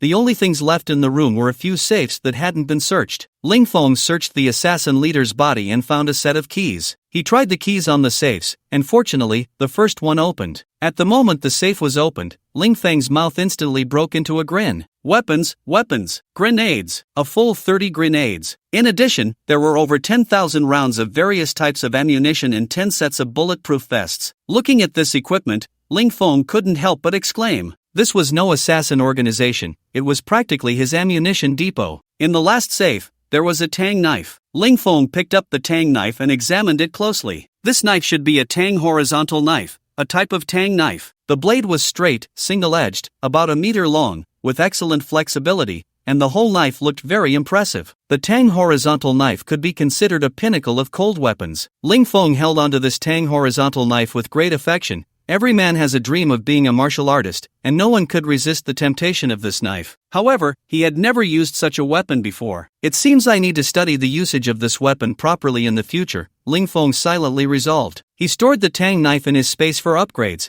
planning to take it out later when he had time to study it thoroughly. After scavenging all the supplies, Ling Feng found the button to open the iron door. At this moment, the remaining 6 assassins in the hall had no idea what had happened inside. Ling Feng either did nothing or went all out. The remaining people had to be dealt with completely. These individuals were all ruthless criminals, each with blood on their hands. Killing them carried no psychological burden. Ling Feng opened the first iron door and picked up the intercom. "Everyone come in," he said. The black-clad assassins guarding the door, hearing the somewhat unfamiliar voice from the intercom, felt a bit puzzled but did not hesitate. They immediately called everyone outside to come over. Once Ling Feng saw that all the assassins in the corridor had gathered, he pressed the controller, and the iron door closed instantly. Everyone was locked in the corridor. The assassins, bewildered, had no idea what was happening, but they didn't think much of it and continued to stand in the corridor waiting. Ling Feng, holding a handgun, walked to the front of the iron door, opened the shooting hole, and shot quickly and mercilessly. The corridor was narrow and offered no place to hide,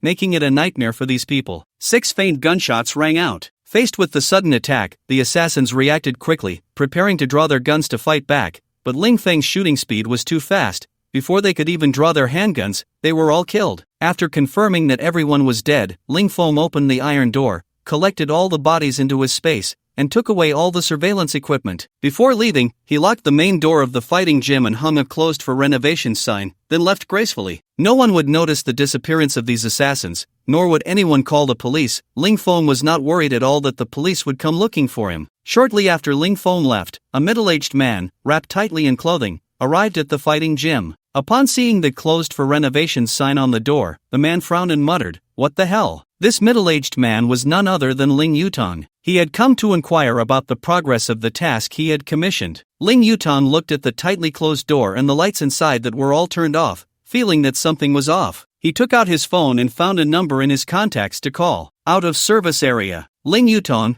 not willing to give up, dialed a dozen more numbers, all of which were also out of service area. He began to analyze the reasons in his mind. Could it be that this group of people had run away with the money? However, that possibility was a bit low. This organization had a good reputation in the industry, and they had never failed a task before, which was why he had chosen this group. Another reason could be that the mission had failed, and everyone had been killed. Thinking of this, cold sweat broke out on Ling Yutong's back. Ling Feng couldn't be that powerful, could he? These people were seasoned assassins, but better to believe it than not. At that moment, he suddenly felt as if a pair of eyes were watching him. After looking around and confirming that no one was there, he quickly turned and took the elevator, leaving in a fluster. After dealing with this batch of assassins, Ling Feng's life entered a brief period of calm, and his routine gradually became regular. His daily life consisted of receiving packages, online shopping, ordering food, and feeding his dog. Every few days, he would check on the renovation of the villa. Currently, the progress of the villa was faster than expected,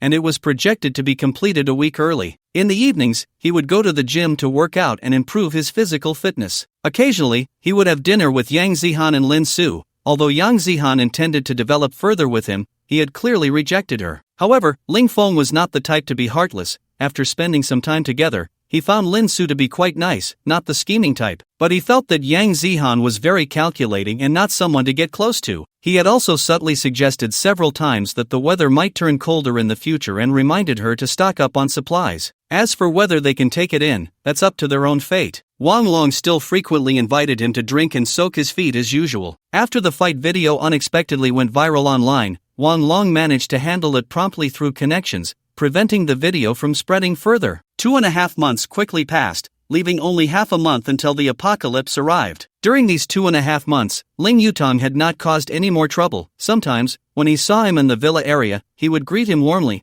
as if nothing had ever happened. However, Ling Yutong himself was suffering, going to bed every night fearing that Ling Feng would suddenly burst in and take his life. His partners were also constantly putting pressure on him. Ever since he took control of the entire Tianhu pharmaceutical company, the research on the gene serum had come to a standstill. Key data and the 5 developed gene serums had gone missing. He never expected that his father had already taken precautions against him. He suspected that the gene serums and data were definitely in Ling Feng's hands, but he didn't have the courage to go and demand them, nor did he dare to search his villa. Previously, in order to buy the shares from Ling Feng, he had spent all his assets. He even sold some shares for 10 billion. The shares were sold to the world's largest pharmaceutical company group, which was now dissatisfied due to the research stagnation and had repeatedly pressured him, making his days a living hell. After more than 2 months of preparation, all the supplies had basically been purchased, and the renovation of the villa was also completed. Early that day, Ling Feng got up. It was the day for the villa inspection. Ling Feng was most concerned about the renovation of the villa, as it was the foundation for his survival in the apocalypse. After breakfast, Ling Feng hurried to the villa to check the renovation status. The shelter was completed. Standing in front of the villa, Ling Feng saw that there was not much change overall.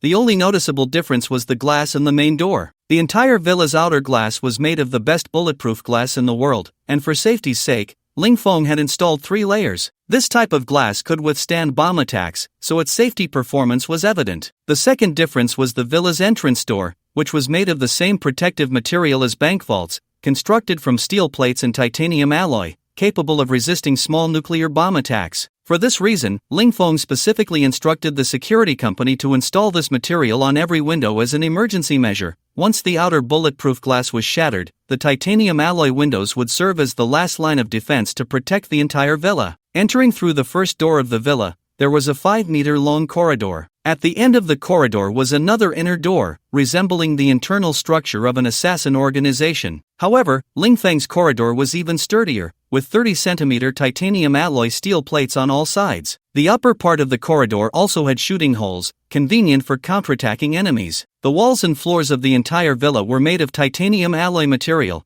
which was not only strong but also had excellent insulation, preventing 95% of temperature loss. Ling Feng first went to the lower level, which had the largest area of all floors, covering 500 square meters. The basement mainly consisted of a laboratory, training room, power room, and control room. In addition to various training equipment, Ling Feng had specifically placed a gravity room in the training room, where the pressure could be adjusted to change the gravity within the room. Ling Feng could train inside by altering the gravity, pushing his personal strength limits. The power room was mainly composed of 5 large generators. 2 of the generators could meet the entire villa's electricity needs. The other 3 were backup generators. After the apocalypse, the entire power system would suffer a devastating blow, and these generators could ensure that his villa could still function normally even after a power outage. The control room is the brain of the entire villa, managing the circuits, networks, surveillance, and the startup and shutdown of various devices throughout the villa. Stepping out of the basement, Ling Feng arrived on the first floor, which mainly consists of a simple layout of the living room, kitchen, and dining area. The second floor is primarily for entertainment, and Ling Feng redesigned each room, setting them up as an esports room, shooting range, billiard room, private cinema, bar area, and more. There's even a golf area. These facilities allow him to enjoy a rich and colorful entertainment life when the apocalypse arrives. The third floor consists of individual bedrooms, each with its own bathroom, so he can switch rooms whenever he gets tired of one. Every room in the villa is equipped with a fireplace. In extremely cold weather, the air conditioning is simply insufficient, and only this most primitive heating method can ensure warmth. To guarantee an adequate supply of firewood, he purchased a total of 50,000 tons of wood, enough for his use during the apocalypse. Besides heating, the entire villa's ventilation system is specially designed to prevent toxic gases from entering from the outside. The villa employs a fully smart building approach, allowing all doors, windows, and various surveillance facilities to be operated with a single click on a mobile phone. Nearly 100 smart cameras have been installed throughout the villa,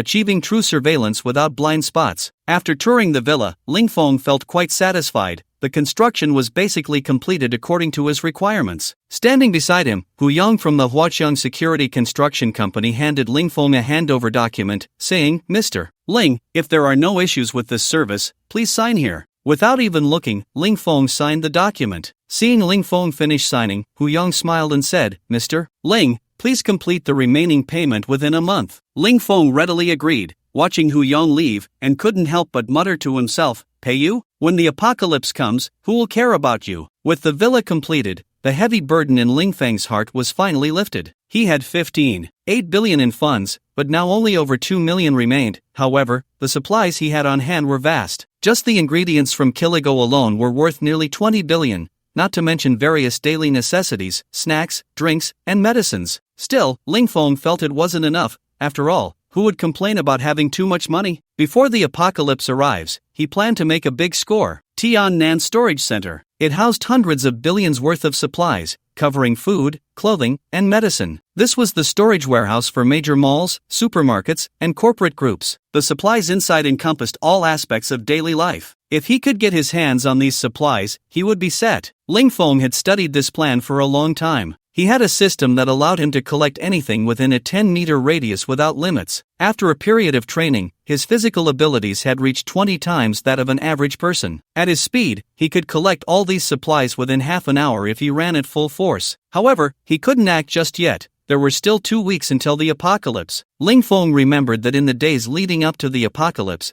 there was a shortage of supplies in Beijing. To be safe, he decided to set his action for 5 days before the apocalypse. He still needed to carefully study the specific action plan to ensure everything went perfectly. Just as Ling Feng was contemplating how to execute this plan flawlessly, Wang Long called him. He picked up the phone and answered, "Hello, Fengzi, come out and have a drink with me." Wang Long's tone on the other end was heavy, lacking his usual flamboyance and irreverence. Based on his memories from his previous life, Ling Feng had a rough idea of what was going on. Wang Long's father's company had declared bankruptcy due to operational issues, leaving him with a massive debt. His father couldn't bear the pressure and committed suicide by jumping off a building. All the assets under his father's name were seized, and his shooting range, also under his father's name, was shut down. In his past life, Wang Long couldn't withstand this blow and fell into a deep depression, eventually disappearing suddenly before the apocalypse, with no way to contact him. Ling Feng searched for many people to inquire about his whereabouts, but no one knew where he had gone. Thinking of this, Ling Feng immediately replied, "Where are you?" "I'm in room 305 of the Jotian Hotel." "Okay, I'm coming to find you." After getting the address, Ling Feng quickly left the villa. He drove his Hummer towards the Jotian Hotel. After a quick drive of about 10 minutes, Ling Feng arrived at the Jotian Hotel. The Jotian Hotel was an old, small hotel. As soon as Ling Feng entered, he saw the damp floor and the musty smell in the air. He went straight to the 3rd floor and walked to the door of room 305, which was slightly ajar. Pushing the door open, he was hit by the mixed smell of smoke and mold that filled the air. Wang Long was lying on the bed, a cigarette in hand, with a face full of stubble, greasy and messy hair, looking completely dejected,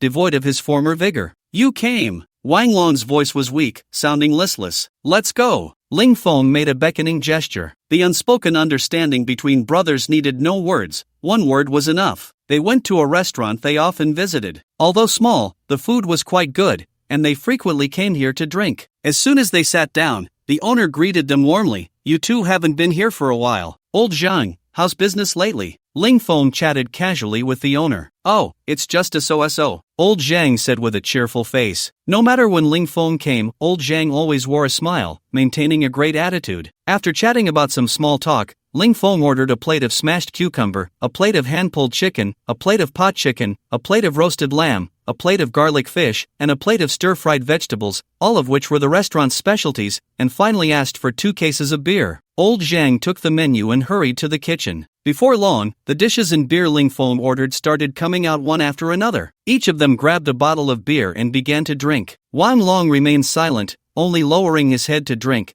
and Ling Feng didn't ask anything, quietly keeping him company. After drinking 6 bottles of beer, Wang Long finally spoke slowly, sharing all his family's misfortunes with Ling Feng. "Fengzi, I have nothing left now. My dad has left me." Wang Long's eyes were red, filled with sorrow. "Caterpillar, you still have me. In the days to come, your brother will walk with you. Money can be earned again, it's not a big deal." We must look forward. Wang Long pursed his lips and nodded heavily, downing the beer in his bottle in one go. Everything was unspoken between them. They drank from noon until evening, and by the time they finished, they had consumed 8 cases of beer. Ling Feng placed the heavily intoxicated Wang Long in the back seat of the Hummer. Strangely, despite drinking so much, Ling Feng felt no intoxication at all. Usually, he couldn't match Wang Long's drinking capacity, perhaps due to the modifications his body had undergone. Ling Feng drove him back to his villa and casually found a room to throw him onto the bed. The little black dog outside looked at the unfamiliar man Ling Feng brought back with curiosity. After more than 2 months of careful feeding, the little black dog had grown quite a bit, its body round and soft to the touch. Ling Feng had also given it a name, Black Panther. He patted Black Panther's head and then went to the gravity room on the basement level. After the villa's inspection, he hadn't had the chance to experience the effects of the gravity room. Since he had nothing to do that night, he decided to try training in the gravity room. The gravity room could increase the gravity inside by up to 500 times. This device was custom made by Ling Feng at a high cost. A conventional gravity chamber can only increase gravity by a maximum of a few times. To meet his requirements, he spent 20 million to customize this device. The entire apparatus exists independently and can be moved freely. With a thought, Ling Feng stored the entire gravity chamber in the system space for an upgrade. A few seconds later, the gravity chamber was pulled back out from the space and returned to its original position. Ling Feng observed the upgraded gravity chamber. From the outside, it exuded a sci-fi vibe.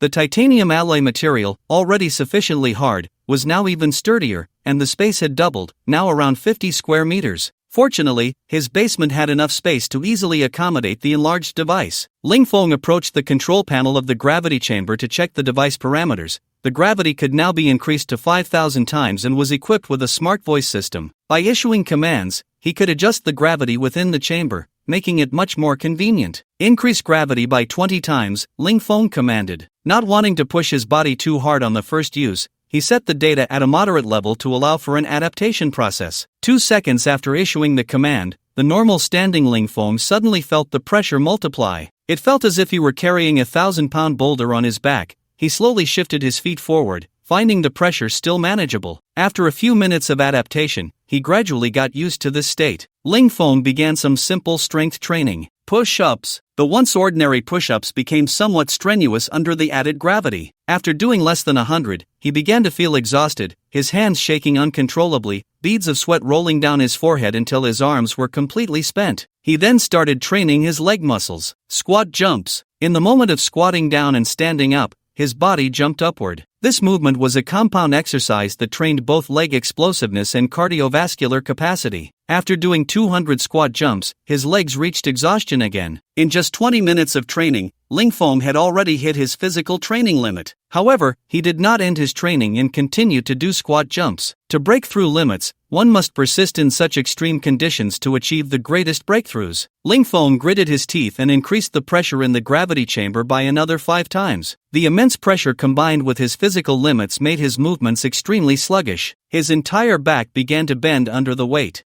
He gritted his teeth and roared, struggling to straighten his back, his legs trembling incessantly. Just when Ling Feng felt his body was about to crack under the pressure, he sensed a gradual restoration of strength, as if a force was slowly flowing into his limbs. His trembling legs instantly regained their strength, and the 25 times gravity was no longer so unbearable. Ling Feng glanced at the time. He had spent a full hour in the gravity chamber. He returned the gravity to normal, and instantly felt light all over. Ling Feng felt as if he could fly. However, he knew this was just an illusion brought on by the reduced gravity. He was quite satisfied with this training session. Perhaps the effects of the first use were particularly good. An hour of training equated to the results of a month's worth of effort before. His physical capacity should now be around 25 times that of an ordinary person. After finishing his training, Ling Feng took a quick shower in the training room. To make things convenient, he had also built a bathing room in the basement, which included a sauna for relaxation after training. After his workout, Ling Feng returned to his bedroom and saw that Wang Long had already woken up. After a comforting drink from Ling Feng, he appeared to be in much better spirits, his eyes no longer clouded with fatigue.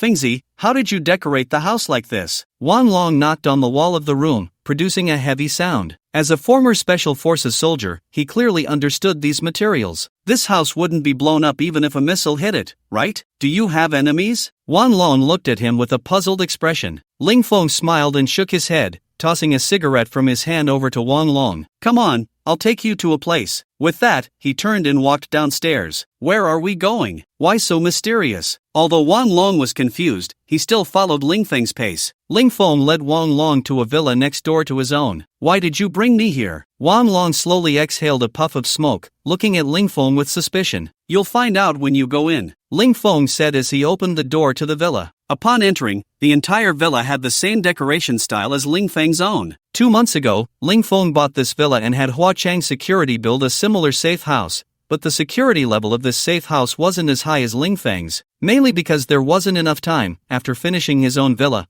Hua Chang Security didn't have enough materials left to build another one. Ling Feng could only have them construct a safe house with a slightly lower protection level. Although this villa wasn't as sturdy as Ling Feng's, it was still a top-tier safe house, capable of withstanding attacks from small missiles. For the apocalypse, it was more than sufficient. Aside from the slightly lower protection level, all the other facilities in this villa were identical to his own. Ling Feng handed a set of keys to Wang Long. From now on, you'll live here. Wang Long hesitated for a moment and didn't reach for the keys. Aren't we brothers? Why are you being polite with me? Ling Feng feigned anger. Wang Long's eyes glistened. This time he didn't hesitate and directly took the keys, gripping them tightly in his hand. He couldn't help but sigh inwardly about how true friendship is revealed in times of hardship. He prided himself on having many friends and connections, and whenever he went out for drinks, he could easily call a dozen people. But when they learned about his family's bankruptcy, they all avoided him like the plague, some even adding insult to injury with sarcastic remarks. At that moment, Wang Long realized how ridiculous his so-called friends were. In his time of need, only his good brother Fengzi would help him unconditionally. Ling Feng began to familiarize Wang Long with the entire villa's structure and the usage of many devices. As his only good brother in this world, Ling Feng couldn't stand by idly when the apocalypse came. So he bought this villa and created a safe house for Wang Long, ensuring he would have a place to stay when the end times arrived. After an hour of explanation, Wang Long had mastered the usage of all the facilities in the villa. Fengzi, building such a safe house is quite expensive. What made you think of constructing such a fortress? Kai Chong, do you believe me? Ling Feng looked at Wang Long seriously. Of course, we're brothers for life. I trust you more than anyone. Wang Long replied earnestly. Good, then let me tell you, the world environment will undergo drastic changes soon, and everything I do is for self-preservation. This matter must be kept confidential, you must not leak it, or there will be unnecessary trouble. Hearing Ling Feng speak to him in such a serious tone for the first time, Wang Long knew he wasn't joking. He nodded solemnly. Don't worry, no one else will know about this. Also, during this time, you should stay in Beijing and not run around. Ling Feng arranged for Wang Long to stay in the neighboring villa. Although he revealed a bit about the apocalypse, he didn't tell him the detailed reasons. This was also for safety's sake, to prevent any unexpected situations. With Wang Long's arrangements made, Ling Feng's preparations before the apocalypse were nearly complete, with only one last task remaining, the Tiannan storage center. Days passed, and there were only 5 days left until the apocalypse arrived. During this time, Ling Feng's daily task was to study the security and material reserves of the Tiannan storage center. To ensure that the operation would go off without a hitch, Ling Feng disguised himself and worked as a mover at the storage center for several days. After a few days of observation, he gained a detailed understanding of the entire layout and security measures of the storage center. The entire facility was divided into 6 major areas, each storing different types of materials. Ling Feng's main targets were 4 of these areas, which primarily stored food and daily necessities. These supplies encompassed all aspects of daily life, worth billions. The management of the storage center was very strict, with security patrolling 24 hours a day. Additionally, the surveillance was densely installed, essentially achieving no blind spots. It could be said that attempting to pull off any small tricks here was quite difficult. However, Ling Feng still discovered some loopholes. After monitoring, he found that the security patrol frequency was about once an hour. This time was sufficient for him to complete the task of collecting supplies. The second issue was with the surveillance. The monitoring room had staff on duty 24 hours a day, and as long as he cut off the surveillance and controlled the personnel in the monitoring room, he could resolve the surveillance issue. Ling Feng rehearsed his plan in his mind countless times, confirming that everything was in order before preparing to act. Today was the day of the official operation. At 2 a.m., Ling Feng rode his electric bike, dressed in a delivery uniform, wearing a mask and helmet, to the entrance of the storage center. This timing coincided with the shift change. Several security guards were gathered around a table playing cards inside the security room, with a huge screen behind them displaying various surveillance feeds. Ling Feng knocked on the window, gesturing with the takeout in his hand. The security guards, seeing a delivery person approaching, immediately turned fierce. Indeed, the relationship between security guards and delivery personnel was like fire and water. "You can't come in here," one of the overweight security guards said fiercely. "Bro, this is takeout ordered for you guys. It's from a tenant inside who said he saw you working the night shift and specially ordered you some drinks and late-night snacks." Upon hearing this, the fat guard's expression softened a bit. He walked to the window and took the takeout inside, saying impatiently, "All right, got it," and then closed the window. Ling Feng rode his electric bike to a corner, watching the movements of the security guards inside the room from a distance. The fat guard opened the takeout box without any hesitation. To ensure the guards enjoyed their meal, Ling Feng had prepared over a dozen dishes, all expensive and hearty meals, which he had ordered from a restaurant earlier. The taste was beyond compare. For these guards, most of these dishes were things they had only heard of but never tasted. Watching them feast heartily, Ling Feng couldn't help but smile. Full of harvest, full of harvest. To make sure this group of guards behaved, Ling Feng had deliberately added sleeping pills to the meals. In less than 10 minutes, the guards began to doze off, sprawled out on the ground. Seeing that the guards had been dealt with, Ling Feng took out a device resembling a phone from his space. This device was called a jammer, which he had specially purchased online. After use, it could cut off network signals within a kilometer radius. It also affected surveillance equipment, disrupting signal transmission and causing the surveillance to stop working. To enhance its effectiveness, he had even upgraded the device. Ling Feng activated the jammer. Instantly, the surveillance screen in the distant security room turned to static. Ling Feng felt a surge of joy. It was indeed effective. "Let's go!" He swiftly leaped into the compound, making his way to the nearest area with ease. Ling Feng remembered that the supplies in this area were primarily food. Looking at the rows of warehouses, he calmed his excited heart. He quickly walked to the entrance of a warehouse and forcefully broke the lock. Upon entering, he found a warehouse of several hundred square meters filled with beverages, clearly belonging to a beverage wholesaler. Without hesitation, Ling Feng began to collect everything: Coke, Sprite, iced tea, stuffing them all into his space. He activated his body's speed, rapidly gathering the supplies, and within 10 seconds, everything was collected. Then he hurried on to the next warehouse. The second warehouse was much larger, over 2,000 square meters, primarily stocked with snacks. Thousands of boxes of instant noodles, candied fruits, puff snacks, cookies, dried fruits, candies, and a complete variety of other items were all there. Ling Feng unceremoniously took everything. Following that, he moved on to the third warehouse, then the fourth. He frantically collected supplies, and soon the food section was completely emptied. One must say, the feeling of a zero-cost shopping spree was indeed delightful. Ling Feng felt no guilt about these supplies. Even if he didn't take them, they would be seized by the upper echelons of society before the apocalypse arrived. Next, he arrived at the clothing and general goods section. Various daily necessities, bedding, all types of clothing, and more were available, even more complete than what he had bought himself. There were items he hadn't even considered, all present here. He took everything. Then came the home goods section. All kinds of furniture, appliances, computers, tablets, gaming gear, everything one could need. He began to sweep through. In less than half an hour,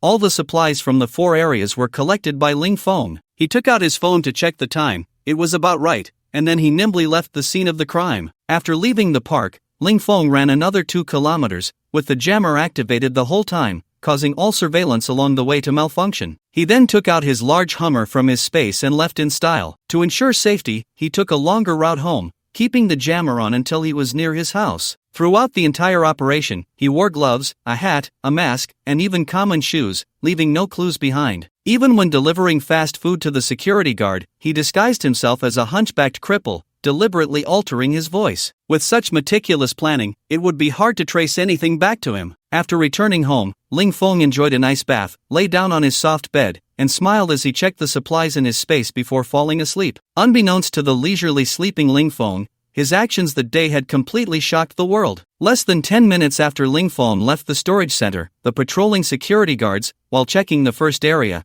discovered the damaged warehouse doors. The warehouses were empty, and all the supplies had vanished without a trace. The 2 patrolling guards turned pale with fear. "It's over. This is a disaster." They trembled as they called the police. Upon receiving the report, the officers rushed to the scene to investigate. After the investigation, the entire case could only be described as bizarre. According to the security regulations of the storage center, guards completed a patrol every half hour, meaning the suspect had to commit the crime within that time frame. Given the amount of supplies missing, even 100 people loading them quickly wouldn't finish in less than a day. Half an hour was clearly impossible. Moreover, there were no traces left at the scene, and all surveillance had malfunctioned during that time. Not only the storage center but also the surveillance within several kilometers around it had failed. The investigating officers furrowed their brows, unable to imagine how the suspect could have accomplished all this. The loss of supplies worth billions would undoubtedly cause a huge uproar. The officers, helpless, could only report to their superiors. This case was too strange and the amount too large for a mere junior officer to handle. Ling Feng slept until 10 o'clock the next morning, not because he was tired. In fact, he had woken up long ago but didn't want to get out of bed, spending the time scrolling through videos. Now that all his preparations were complete, he just had to wait for the apocalypse to arrive. The news about the billion-yuan material theft case at the Tiannan storage center in Shangjing City quickly surged to the top of trending topics on short video platforms. Major media outlets were reporting on the platform, and some quick-reacting outlets rushed to the storage center for live coverage. The number of online viewers once exceeded 1 million. Of course, the bizarre nature of the case shocked many, prompting numerous netizens to analyze the entire incident with their clever minds. Some said it was a case of security guards stealing, others claimed it was an alien invasion, and some suggested the suspect had superpowers. With so many opinions, the case's popularity soared, reaching the top of the trending list within a few hours. Ling Feng turned off his phone, preparing to go downstairs to grab breakfast outside the villa area. Just as he reached the entrance of the community, he unexpectedly ran into Lin Su. Lin Su was dressed casually today, her face bare, exuding a hint of youthful energy. What a coincidence! Lin Su greeted him enthusiastically. Yeah, what a coincidence, they exchanged a few words. Lin Su was off work today and was planning to have breakfast, so they decided to go together. They headed to a breakfast shop, where Ling Feng ordered a portion of soup dumplings, a bowl of wontons, and a bowl of congee, while Lin Su only ordered a bowl of lean meat porridge. As they enjoyed their breakfast, they chatted casually. By the way, you mentioned last time that we should stock up on some food. Do you know something? Ling Feng, who was eating wontons, paused, feeling a sudden alertness, but his expression remained unchanged. Why do you say that? He replied casually while eating. He had to be cautious around a woman like Lin Su, who came from a legal background. Lawyers tend to be meticulous and observant.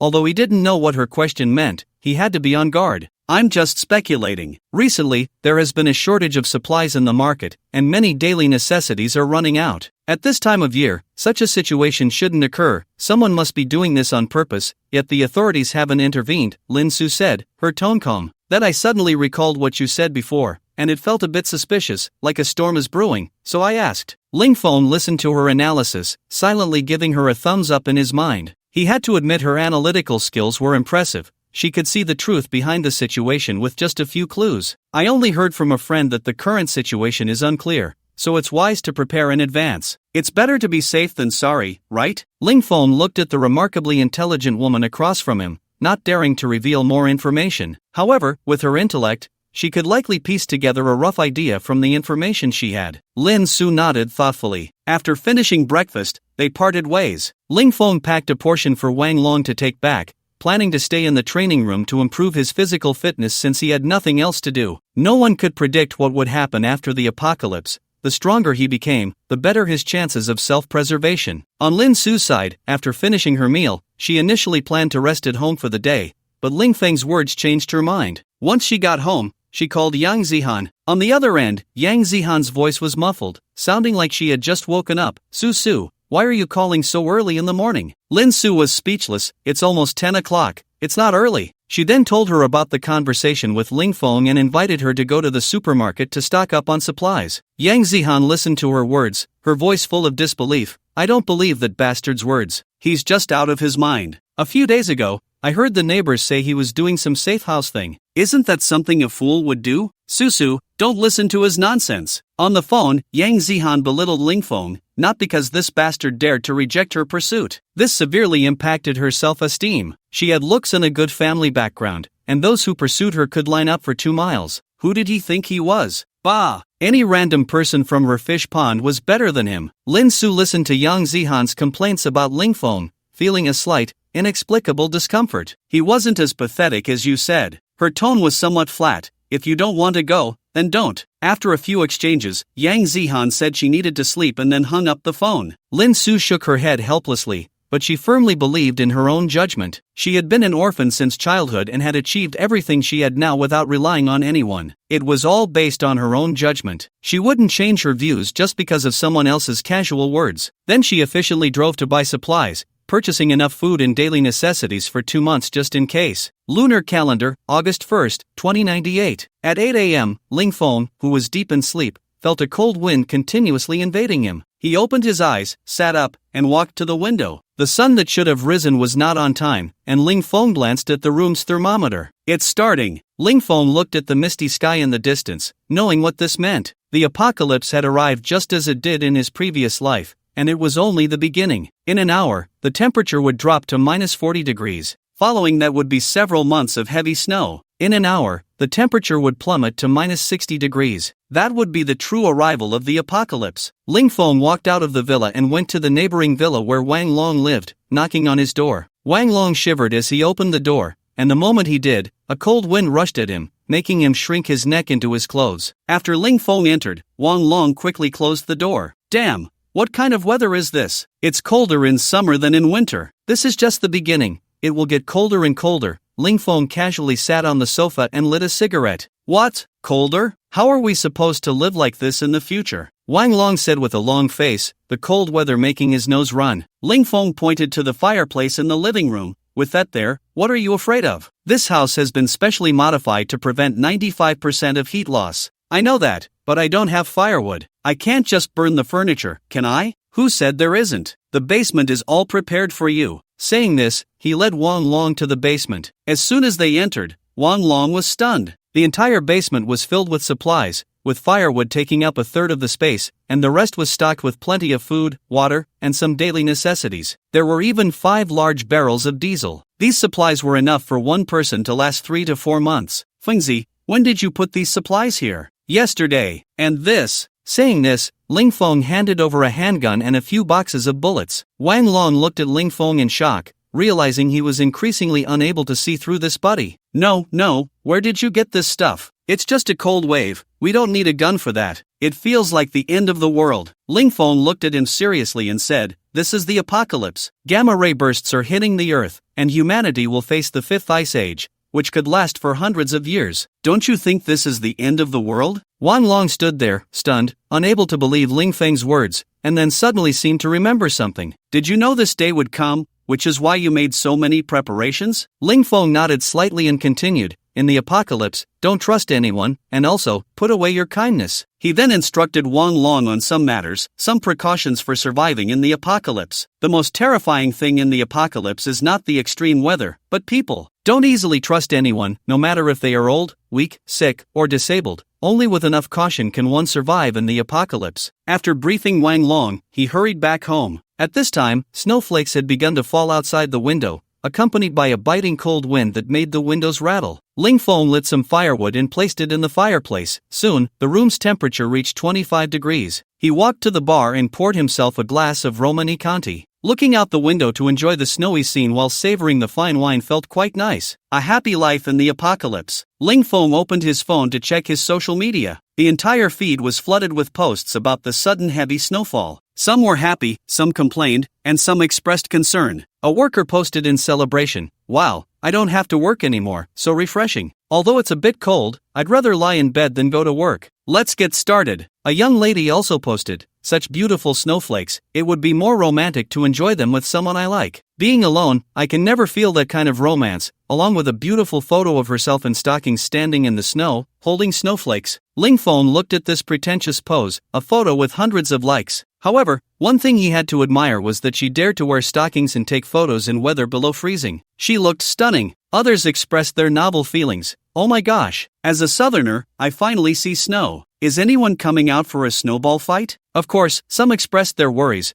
Why did the weather suddenly turn so cold? Everyone, stock up on food quickly. If the snow keeps falling, we'll run out of supplies. This damn weather, my car won't start because of the cold, damn it. It's too cold, the pipes in my house are frozen. Ling Feng glanced through the posts. The apocalypse had just begun, and everyone was not too concerned about the sudden drastic change in weather. Most posts were in a teasing tone, thinking this was just a random event. They had not yet realized the seriousness of the situation. Just as Ling Feng was scrolling through his social media, a group message popped up. He casually clicked into the Shizi Bay Owners group. There were 120 people in the group, and the entire Shizi Bay had 80 villas. Some couples were both in the group. After joining this group, Ling Feng had hardly spoken. Usually, no one talked in the group. After all, those who could live in villas were mostly wealthy, and everyone was busy. Rarely did anyone chat casually. Typically, only property staff would post some information. Most messages were about property fee notifications or holiday greetings. However, today the group was quite lively. The reason was a comment from the owner of Building 26, Pengfei Industrial Xiao Pengfei. I suggest everyone hurry to stock up on supplies while the snow on the roads isn't too thick. Li Lin, I just got back. The supplies at the mall have been completely snatched up. I only managed to grab a few bags of cookies. As soon as this was said, the group messages exploded, rapidly refreshing with various responses. Everyone couldn't believe that supplies had been cleared out in such a short time. It should be noted that the nearest mall to Shizi Bay was the largest supermarket in the entire Shangjing city, with a very rich variety of goods. To have everything sold out in just a few hours was shocking. Many in the group began to question the truth of this statement. Lu Haixiang, it's impossible. The goods in DUIFA are very abundant. It can't be emptied in such a short time. Li Lin, really, I heard from the mall staff that there is a severe shortage of supplies lately, and the amount of food available today has been reduced by half compared to usual. After saying this, he sent a video shot in the mall, where everyone was frantically buying, and the shelves were already empty. Once the video was posted, people in the group began to panic. Lu Feifei, our family has never had the habit of stockpiling ingredients.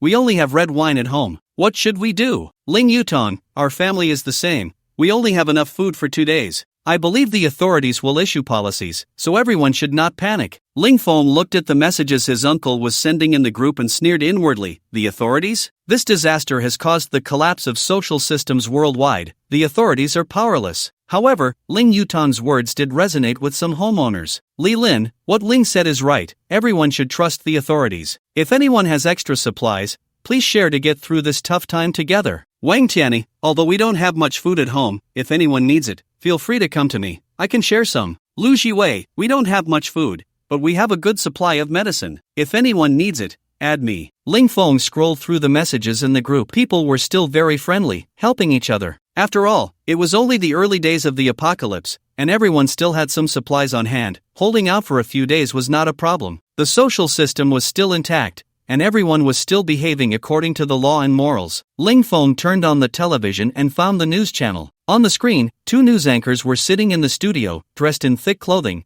reporting on the extreme cold weather. The 2 anchors looked pale, clearly suffering from the cold. It's known that in a studio, the indoor temperature is usually very warm. Even in winter, they typically wear light clothing while reporting. This also shows the impact of the extreme cold weather. Outside, the temperature had already dropped to minus 50 degrees, and even with the air conditioning on, it was useless. The anchors claimed that this extreme cold weather was just an isolated incident, urging everyone not to panic, to take precautions against the cold, and to minimize going outside. They asked everyone to trust the authorities. Additionally, the authorities would quickly resolve the supply issues, asking everyone to be patient. Ling Feng watched for a while and found it uninteresting, then turned off the TV. If he really believed those words, he would be dead even faster. At that moment, the blizzard outside was even heavier than before, and the wind was getting stronger. However, despite the heavy snowfall, the accumulation of snow on the ground was not significant. This was mainly because Shizi Bay was close to the sea, where strong winds blew year-round, blowing away most of the snow in the air, resulting in little accumulation. Areas not close to the sea, suffering from such a heavy blizzard, would inevitably have a large amount of snow, and due to the extremely low temperatures, the falling snowflakes would freeze quickly. Feeling a bit bored, Ling Feng went to the esports room on the second floor, where he had downloaded and purchased thousands of single-player games before the apocalypse. In the esports room, he had even set up a refrigerator for easy access to cold drinks. After changing into comfortable pajamas, he lay on the soft sofa, picked up the game controller, and started to dominate in the game. On the table were chilled beers and some snacks like duck products and pastries. Playing games, eating snacks, and napping when tired, without having to go to work or interact with others, he had to admit that this life was quite nice for him. He didn't have to worry about food and drink. The only worry was not knowing what to eat each day, as there were too many types of food in the space. For others, it was the apocalypse. For him, it was a dream life. Time quickly passed in simple bites, and 5 days flew by. During these 5 days, the homeowners group at Westlake was very lively, with someone complaining about various inconveniences of life every day. Food supplies in each household gradually began to dwindle, and the extreme cold weather caused all the water pipes at home to freeze, making drinking water unavailable. The snow outside was laden with bacteria, and some people brought snow water home to drink, resulting in cases of diarrhea. The promised supplies from the authorities were still not delivered. Many families started to cut back on their food and clothing. This left the wealthy, who were used to a life of luxury, in a state of despair. These rich people had never experienced such hardship.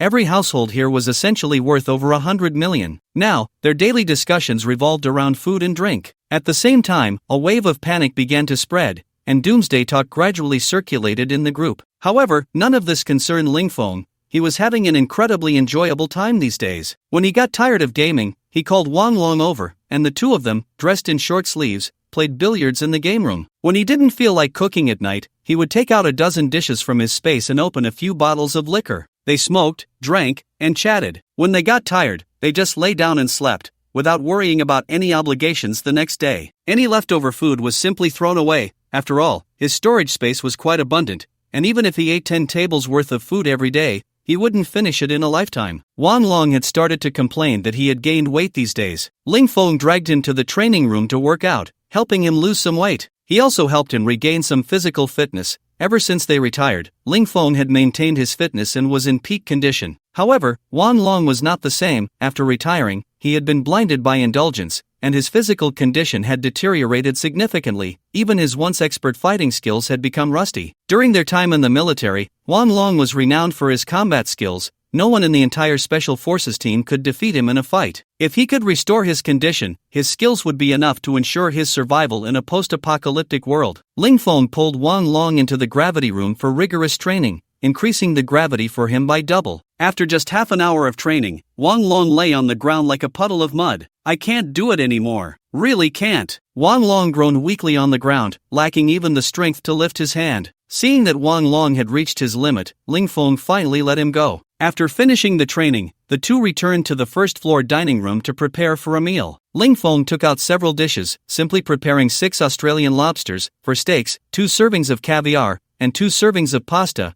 and opened a bottle of Lafite. It was a simple meal. Just as they were eating, the phone rang. Ling Feng picked up the phone to see who it was. Ling Yutong. He sneered inwardly. It seemed their family was out of food. In his previous life, it was on the 5th day of the apocalypse that their family ran out of supplies. With 5 people in the household, they had very little stored food, and could only last 3 days at most. Ling Feng took a bite of pasta and answered the call. "Hello, uncle." On the other end, Ling Yutong had dialed the number with a mindset of just trying his luck. After all, he couldn't possibly be unaware of what he had done to Ling Feng. If he weren't starving, he wouldn't have called. The reason he called Ling Feng was that he knew Ling Feng had a lot of food. He had secretly monitored Ling Feng for a few days and was aware of Ling Feng ordering food from the restaurant. Thus, he mustered the courage to call Ling Feng, hoping that, as relatives, Ling Feng would spare him a bit of food. "Xiao Feng, could you give your uncle some food?" Ling Yutong was curled up under the blanket, yet still shivering from the cold, his teeth chattering as he spoke. "Oh, now that supplies are so scarce, I don't have any extra food." Ling Feng's mouth was full of food, making his speech somewhat muffled, and the sound of him chewing made Ling Yutong on the other end swallow repeatedly. "Xiao Feng, are you eating right now?" "Yeah, isn't it evening? Just having a little something." Speaking of which, he picked up his phone and took a picture of the food on the table and sent it over. Ling Yutong looked at the picture that Ling Feng sent from the other end of the phone, and then clicked to open it. When he saw the Australian lobster on the table, his eyes widened instantly. This lobster must weigh at least 3 pounds. The key point was that there were a total of 6 of them on the table. Besides the lobsters, there were steaks, caviar, and a half-drunk bottle of Lafite on the table. Ling Yutong swallowed hard, feeling greedy. In this current social environment, being able to eat enough was already a blessing, yet Ling Feng could enjoy such a lavish feast. However, he found it hard to believe that anyone could indulge so extravagantly in the apocalypse. "Xiao Feng, are you kidding your uncle? Where would you find these ingredients at this time?" To prove it, Ling Feng sent another selfie, capturing all the dishes on the dining table in the background. After seeing Ling Feng's selfie, Ling Yutong's eyes filled with jealousy. He was so hungry he felt dizzy, while this little brat was feasting. Moreover, he was dressed very lightly, only in a nightgown, suggesting that he had heating at home, unlike himself, who was freezing like a grandson while eating. The indoor temperature must be around -40 or 50 degrees. Seeing all this food made him even hungrier. He wished he could go to his house and have a big meal right now. "Hey, Xiao Feng, can you finish all those Australian lobsters? Isn't it wasteful if you can't eat them all?" "Not wasteful, not wasteful. If we can't finish, our dog can eat them. We can't let it go hungry. After all, it still has to guard the house for me." Saying this, he took another picture and sent it over, showing a black panther squatting on the ground with a plump Australian lobster in its bowl. Ling Yutong was furious. This little brat was feeding such high-end ingredients to a dog, truly a waste of resources. Don't eat it, give it to me. A mutt like that doesn't deserve such high-end food. Xiaofeng, actually, Uncle quite likes eating Australian lobsters. You're. Just as he was speaking, Ling Feng suddenly interrupted from the other end. Hello, Uncle, what did you say? What's wrong with the signal? He then hung up the phone. After hanging up, Ling Feng sat at the dining table and laughed heartily. That call must have infuriated Ling Yutong. But this was just the beginning. There were still many days ahead to play with him slowly. On the other end of the line, Ling Yutong was indeed very angry, his face flushed red, so furious that he didn't even feel the cold anymore. Looking at the few pictures Ling Feng sent, he felt greatly insulted. Most importantly, he was even hungrier now. A malicious thought suddenly arose in his mind. We are all family, saying this makes it feel distant. I'm going to get the keys. He then added, don't leave, okay? Thank you so much, Brother Feng. Ling Kor was overjoyed. She would soon be able to move into a warm villa and eat Australian lobsters. No more starving or freezing. Ling Feng returned to the living room, feeling a bit hot. The fire in the fireplace was burning a bit too high, and it was getting late. He simply went back upstairs to sleep. Outside the door, Ling Kor was still excitedly waiting for Ling Feng to open the door for her. Gradually, she sensed something was off. After waiting for more than 10 minutes, Ling Feng still hadn't come to open the door for her. Ling Kor thought maybe he was still looking for the keys. She shrank her neck and continued to wait. After waiting for another half an hour, she was almost frozen stiff. She was already hungry, and standing outside for nearly an hour quickly drained her body heat. It was then that she realized she had been played. She began to pound on the door, hoping to catch Ling Feng's attention. She was unwilling, she was so close to success. However, Ling Feng couldn't hear her pounding at all. Instead, the malicious look in her eyes was clearly captured by the camera. Ling Feng lay in bed, watching Ling Kor's frantic appearance outside through his phone, feeling immensely pleased. However, Ling Feng felt that this was still not enough to vent his anger. After a moment of thought, he got out of bed and returned to the front door. Peering through the peephole, he saw Ling Kor still knocking. She was holding a bowl of instant noodles that he had just prepared. He didn't particularly like instant noodles, but after a while without them, he found himself craving them a bit. He opened the peephole, and the smell of the noodles wafted outside. Ling Kor, who had been knocking, suddenly caught a whiff of the noodle aroma. Having been pampered since childhood, she had always looked down on instant noodles. But now, the fragrance that drifted out seemed to her the most delicious thing in the world. Her throat rolled, and her stomach unconsciously growled. At that moment, Ling Feng's voice rang out. Kor, I'm really sorry to keep you waiting. Upon hearing Ling Feng's voice, Ling Kor instantly put on a pitiful expression. Brother Feng, I'm so cold. Please let me in. It's not that I don't want to let you in, I just can't find the key. This door can't be opened without a key. Wait for me to open the door for you tomorrow. Even if I don't sleep tonight, I will find it. Saying this, he took a bite of the old pickled cabbage beef noodles in his hand. Hearing the slurping sounds from inside, Ling Kor felt even hungrier and couldn't help but say, Brother Feng,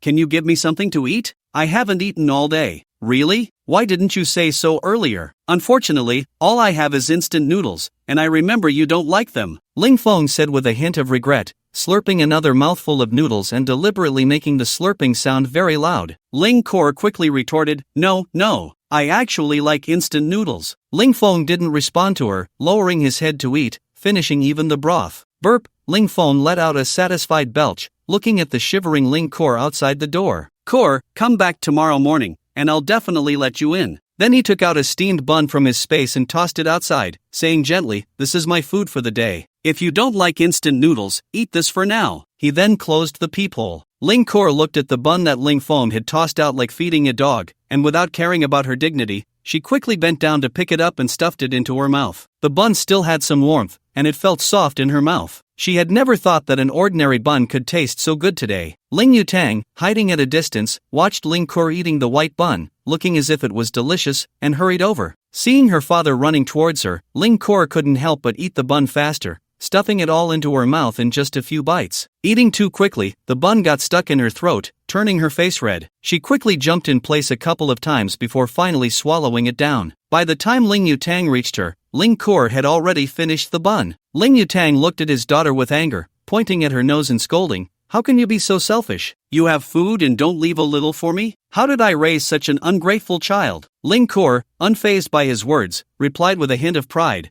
I earned this with my own ability. Why should I give it to you? What's going on? He didn't care about the bun anymore and directly asked about the situation's progress. Ling Kor simply replied, I'll talk about it when we get home, and walked towards their house. Ling Yutang could only sigh and follow her home. This scene of fatherly love and filial piety was clearly seen by Ling Feng, and even their conversation was fully monitored. However, the surveillance cameras Ling Feng installed were all miniature hidden cameras, completely unnoticeable. Watching the Ling father and daughter walk away, Ling Feng found it somewhat amusing. Indeed, they were not a family, not entering the same door. Only someone like Ling Yutang, who could commit patricide and fratricide, could raise such excellent children. In Building 27 of Shizi Bay Villa, Ling Kor was discussing tomorrow's actions with a few others. However, she didn't mention anything about having eaten a steamed bun today. If she did, it would surely lead to a quarrel. But Ling Yutang had not given her a good face all night. After all, this action was proposed by her. Now, having gained no benefits, her stomach was growling. Tomorrow, our family will act together. We must ensure a decisive strike, or we will have no hope left. Ling Kor laid out the battle plan, full of confidence, believing that with her perfect acting skills,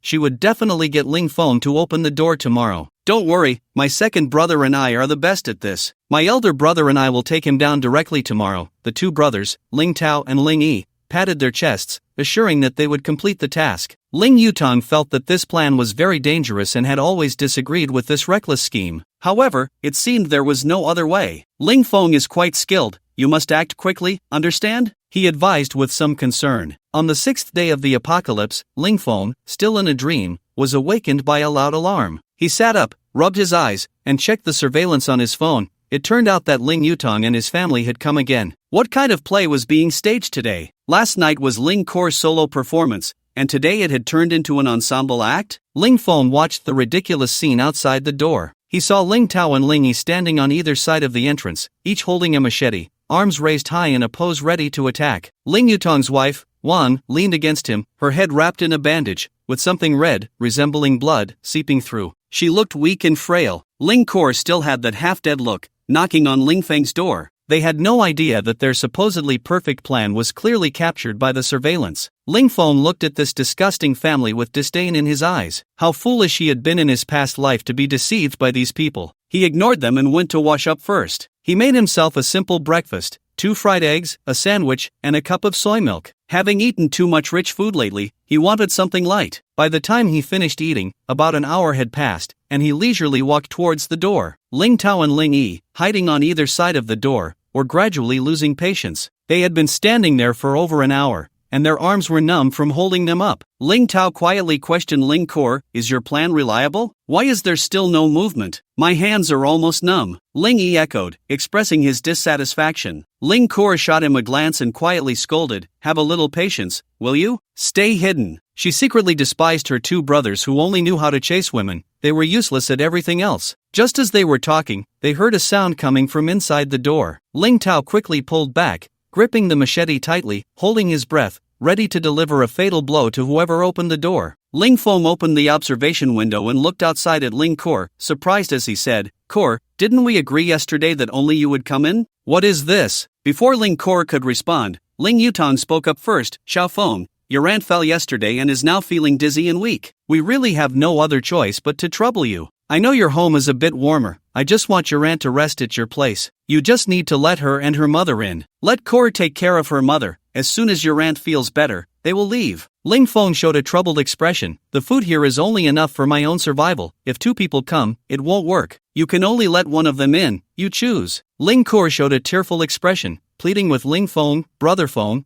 please save my mom. We're all family. I'm begging you." Ling Feng sneered inwardly, starting the moral kidnapping now. Watching their family's performance, he really wanted to award them an Oscar. He said teasingly, "I understand the reasoning, but what are your 2 cousins doing standing by the door with knives?" As soon as he said this, Ling Kor's eyes instantly showed a hint of panic, her face forced into a dry smile. "Brother Feng, what are you talking about? I don't understand." Enough, stop pretending. I saw everything on the surveillance." Ling Tao, Ling Yi, aren't your arms tired from holding those up for so long? Hearing this, the 2 immediately glared at Ling Kor in anger. They then put down their knives and walked to the door. "And that aunt, wake up, don't sleep or you'll catch a cold." Wang, who had been looking weak, suddenly opened her eyes and got up from Ling Yutang's arms. She pointed at Ling Feng with her right hand. "You little bastard, Don't think we can't do anything to you just because you're inside. Wang spoke with full vigor, her voice indicating she was quite healthy, thanks to her ample fat. Shout out, shall we? You two break all the glass in his house. If you won't let us in, you won't have it easy either. Ling Feng listened to Wang's unreasonable words and couldn't help but laugh in anger. You fat-headed, big-eared old woman, how long have you been pickling that mouth of yours to taste so good? I know you're straightforward, but you can't just pull it out of your mouth. As soon as Wang heard him call her fat-headed and big-eared, she exploded with rage. She slammed the door hard. You little bastard, you're the one who's fat-headed and big-eared. Come out. Not only are you fat, but you're ugly too, looking like an alien. I don't know how your mom managed not to vomit when she gave birth to you. Ling Feng, leaning against the door with a cigarette, leisurely retorted. Wan lost her mind from the insults and started looking for bricks to throw at his house's windows. Ling Tao and Ling Yi also joined in the glass-breaking team, while Ling Kor and Ling Yutang stood aside, not knowing what to think. The three of Wang kept smashing Ling Feng's villa, which made him laugh heartily. His house's bulletproof glass wasn't afraid of missiles, so why would he fear bricks? He walked to the window, made a face at the three, and casually raised his middle finger. Although he didn't know what the crazed people outside were saying, their lip movements clearly weren't good words. Ling Feng decided to teach them a lesson, treating it as collecting some interest first. He went to the third floor, opened the window, and took out a compound bow from his space. He specifically found an arrow with barbs. Once shot in, it wouldn't be easy to pull out. Ling Feng adjusted his stance, knocked the arrow, and aimed. Whoosh! Ah! A scream like that of a slaughtered pig rang out, as Ling Tao lay on the ground, crying in pain while clutching his thigh. An arrow had pierced straight through his thigh. The pain made him break out in a sweat on his forehead. However, due to the cold temperature outside, the sweat froze as soon as it appeared. But the pain in his thigh disappeared after a few seconds, and Ling Tao quickly looked at his thigh. The blood that flowed out froze within moments, and his entire thigh was now numb, the wound frozen. In such extreme cold weather, if this penetrating injury didn't receive timely help, the injured area would quickly necrotize, ultimately leading to amputation. Seeing the injured Ling Tao, Wang was completely stunned. As an ordinary rich lady, she had never witnessed such a scene. Before she could react, Ling Tao's other leg was also hit by the arrow. Just moments ago cursing, Ling Yi was suddenly so scared he wet his pants and ran far away, not caring about Ling Tao on the ground, fearing he would get hit by an arrow too. Not far away, Ling Kor and Ling Yutang hurried over to check on Ling Tao's condition. When they saw the frozen wound on Ling Tao, they immediately felt something was wrong. The three of them hurriedly carried Ling Tao home. Ling Feng stood by the window, watching the few people fleeing in disarray, and coldly snorted, "This time I'll spare your lives, but next time you come looking for trouble, it won't be as simple as just 2 legs." Ling Yutang turned the tables. The Ling family anxiously carried Ling Tao back to the villa. At this moment, Ling Tao's face was pale, and he had already fallen into a coma. Ling Yutang found scissors and cut away the clothing around the wound. When everyone saw the injury on his thigh, they gasped in shock. Ling Tao's thigh had turned completely purple, and his legs had begun to stiffen. It seemed that he wouldn't be able to keep them. If help didn't arrive in time, he would soon lose his life in this extreme cold. Ling Yutang supported Ling Tao's thigh with one hand and gripped the tail of the arrow with the other, pulling it out with all his might. Because the arrowhead had barbs and had completely pierced through the thigh, Ling Yutang exerted tremendous effort to pull out the 2 arrowheads. Although the arrowheads were removed, no blood flowed out because his entire lower body had already frozen. Everyone hurriedly brought wooden furniture from the house. Although the Wanwali chair was quite valuable, it was worthless in the apocalypse. It could only be used as firewood. Ling Yutang dismantled the chair into a pile of parts and then started a fire, hoping to use the heat to save Ling Tao. The flames slowly rose, and everyone sat around the fire, feeling the warmth that had been absent since the apocalypse. Wang Shi could no longer hold back and began to wail while holding Ling Tao's hand, continuously cursing, "That bastard Ling Feng. We just wanted a little food, and he went so hard on us. How could he be so ruthless?" Ling Yutang's face turned ashen. These 2 sons were his heart and soul, and now it looked like Ling Tao was beyond saving. He had only wanted to ask Ling Feng for some food and stay at his house for a few days, but he never expected it to turn into this situation. At this moment, Ling Kor felt no sadness at all, only resentment. If it weren't for these 2 useless brothers, her plan wouldn't have failed so quickly. If she had gone to find Ling Feng herself, she might have succeeded. It would be much harder to gain his trust in the future. Ling Yi, on the other hand, felt both relieved and terrified. Thankfully, he had run away quickly and stood far back, otherwise, he would be the one lying on the ground. At the same time, he felt a twinge of fear towards Ling Feng. He had weapons and dared to use them lethally, so it was better not to provoke this disaster in the future. After crying for a while, Wang Shi stopped her tears and sobbed, "Yutang, hurry and think of a way to save Tower." Yes, quickly call the police and have that bastard Ling Feng arrested. Saying this, she waddled over to the table, picked up her phone, and dialed the emergency number. However, she called several times, and all were unanswered. Then she tried calling the hospital's emergency number. Unsurprisingly, none of them went through. She naively thought the world was still the same as before, and in despair, she slumped to the ground. Just then, the previously unconscious Ling Tao suddenly woke up, mumbling, "Mom, Mom." The previously silent crowd quickly gathered around, their faces showing a hint of joy, thinking Ling Tao's condition had improved. Wang Shi continuously stroked Ling Tao's pale, cold face, her voice trembling, "Mom is here, Tower." Ling Tao's voice was weak, saying intermittently, "I'm so cold." Upon hearing this, Wang Shi quickly worked with Ling Yutang to move Ling Tao closer to the fire. "Tower, are you feeling any better now?" However, at this moment, Ling Tao fell back into a coma, and his body temperature began to drop rapidly. Half an hour later, he had completely turned into a cold corpse. Wang Shi lay on Ling Tao's body, crying uncontrollably, her mouth continuously cursing Ling Feng. Although Ling Yutang did not cry, his face was filled with sadness and hatred towards Ling Feng. He completely failed to realize that it was he who had provoked others, and being counterattacked was entirely his own fault. Everything was Ling Feng's mistake. If he had honestly taken out the food and let their family move in, this incident would not have happened. It was all caused by Ling Feng, this selfish and cruel bastard. Since you are unkind, don't blame me for being unjust. He took out his phone and snapped a photo of Ling Tao's tragic death, then immediately sent the photo to the owner group of the Shizi Lake Villa area, directly addressing Ling Feng. "Ling Feng, I just wanted to borrow a little food from you. You have so much food at home, giving a little won't affect your life. If you're unwilling to lend it, that's fine. But why did you have to go so far? I am your uncle, and Ling Tao is your cousin, who was shot in the thigh by you with a bow and arrow. Now he has no signs of life. You must give our family an explanation for this matter." As soon as Ling Yutang sent this message, the group instantly erupted. This message painted Ling Feng as a ruthless, cold-blooded, and cruel murderer. People in the group began to blame Ling Feng, especially when they heard that his family had a large amount of food. Jealousy stirred the group to increasingly side with Ling Yutang. Seeing more and more people supporting him, Ling Yutang felt immensely satisfied. As long as he incited the other owners' hatred towards Ling Feng, he could implement his next plan. Pengfei Industrial Xiao Pengfei, I can't believe there are such cruel people in this world. How could you kill your own cousin? Ling Feng Zhangdashan, you have so much food. What's the harm in giving a little to others? And you went so far as to kill him, are you even human? Lu Haixiang, people like you, extreme elements of society, don't deserve to live in our community. Get out of here. Lu Yong, with so much food, you don't even think to help your neighbors. How selfish. While Ling Feng was playing games in the esports room, he suddenly heard his phone buzzing with messages. However, he was in a critical moment of the game and didn't pay attention to the messages, continuing to focus on defeating the dragon. Messages kept popping up, and he was at a disadvantage in the game, which made the notification sounds increasingly annoying. Just as he was about to silence his phone, a WeChat call came in. He turned to look, it was Lin Su calling. He pressed the button to answer, placing the phone aside while still holding the game controller. As soon as he answered, Lin Su's anxious voice came through. "Ling Feng, did you kill someone?"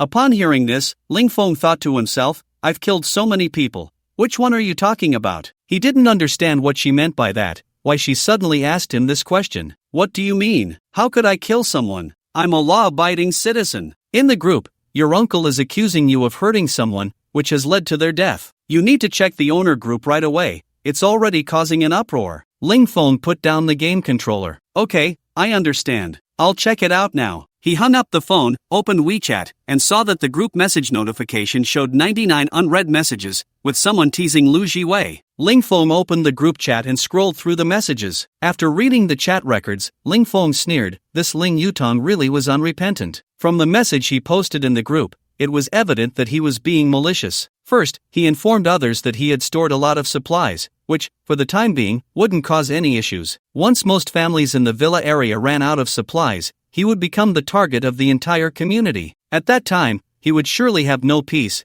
These people would definitely unite against him. Although he wouldn't be afraid of them, it was still annoying. He just wanted to live his life quietly. He didn't want his every move to be monitored by others. The second point is that Ling Yutang stands on the moral high ground to criticize himself, only mentioning in the group that he has harmed others, but not a word about their family's conspiracy to harm him. Ling Feng directly posted in the group the surveillance footage of Ling Yutang's family lying in ambush at his doorstep, and directly confronted Ling Yutang. "Your family is lying in wait at my door with knives. and you lure me out, and you say you just want to borrow some food? Who borrows food while holding a knife? He then shared a video of Ling Yutong's two sons and Wang holding bricks to smash their windows. I was just defending myself. You are destroying my private property, and I have the right to defend myself. And to those self-righteous people in the group, how much food I have is my business. It has nothing to do with you. Don't use moral coercion to restrict me. I'm not familiar with you. If you starve to death, it's not my fault. If anyone dares to come looking for trouble again,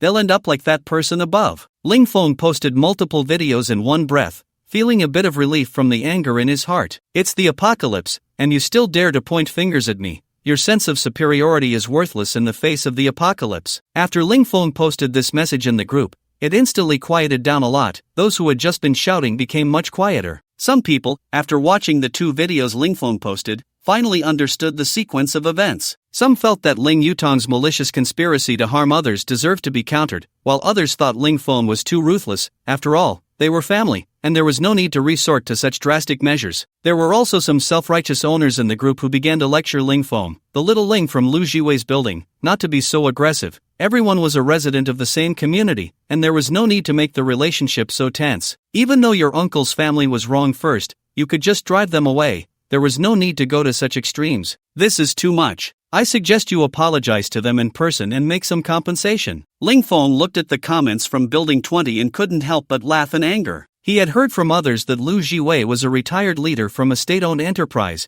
who liked to act all high and mighty when he spoke. Moreover, this person was acquainted with Ling Yutong, and it seemed they had some economic dealings. He was clearly speaking up for Ling Yutong, with one playing the bad cop and the other the good cop, trying to pressure him. It's the apocalypse now, and you still come here acting all high and mighty. Ling Feng didn't care about him at all. A retired leader from a state-owned enterprise living in a villa worth tens of millions, if he claims to be clean, Ling Feng didn't believe it at all. Often, such people are the most greedy and cunning. However, Ling Feng didn't retort. He wanted to see what tricks Lu Jiwei could come up with. So what do you think I should do? Lu Jiwei, lying on the sofa, saw Ling Feng's message and his eyes lit up, feeling somewhat pleased. This kid is still somewhat perceptive. His own food supplies were running low, and he was worried about not having anything to eat. Now, with a big food supplier coming in, he could get some food again. From the photos Ling Yutong sent him, it seemed this kid could still eat Australian lobster, indicating that his family must have quite a stockpile. He was about to vomit from eating bread and compressed biscuits for days. He wanted to try Australian lobster too. He then sent a long voice message. First, you need to apologize to Ling Yutong's family in person. Secondly, you need to ensure their family's daily food needs. Moreover, this is a critical period.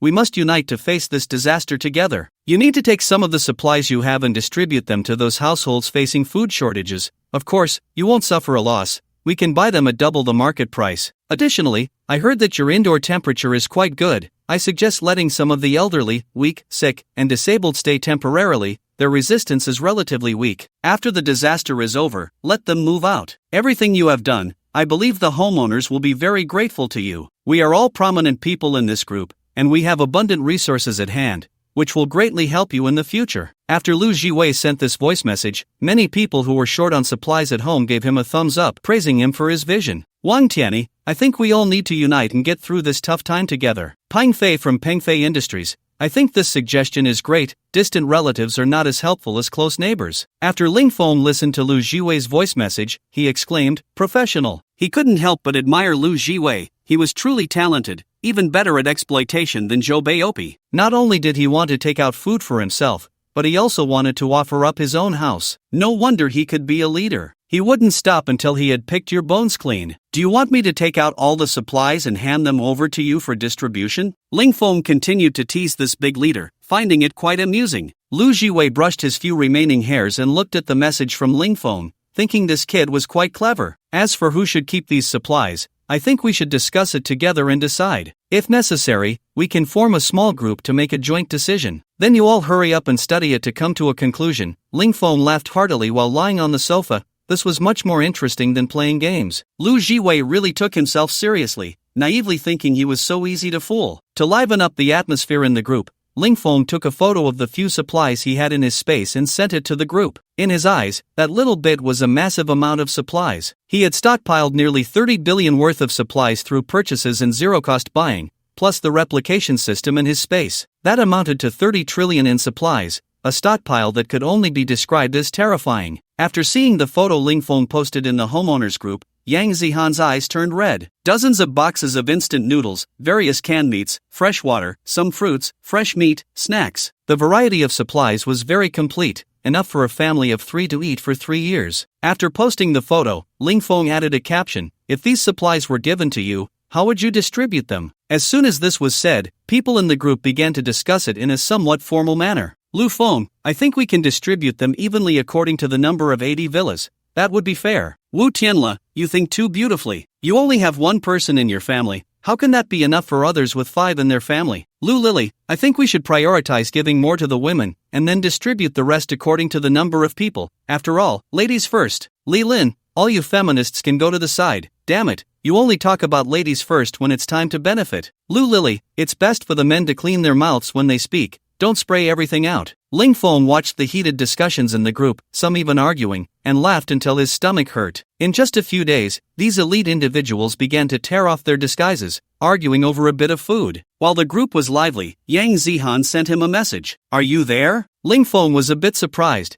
He hadn't been in contact with her for a long time. Ever since he had clearly rejected her, she hadn't reached out to him again. Why was she suddenly looking for him now? In fact, Yang Zihan didn't want to contact him either. After all, she was a public goddess, and those who wanted to pursue her had to line up. It had always been other men who took the initiative to approach her, and whether she replied depended on her mood. For her to seek out someone who had rejected her was absolutely impossible in the past. But now that she was starting to feel hungry, maintaining her pride was not as important as filling her stomach. In the first few days of the apocalypse, Lin Su had sent her quite a bit of food, but when she went to ask for more yesterday, she couldn't get any. The whole family has been hungry for a day now. Thinking of this, she couldn't help but resent Lin Su. Her family of 4 had only eaten a little of her food, and she had already started to cut ties with her. She really regretted being friends with this person. Seeing that Ling Feng didn't reply to her message right away, Yang Zihan sent another emoji. "Is there something wrong?" Ling Feng replied with just 3 words, not wanting to get too entangled with this woman, his tone cold and indifferent. "Brother, can you give me something to eat?" Pitiful emoji, no. Yang Zihan looked at the message from Ling Feng,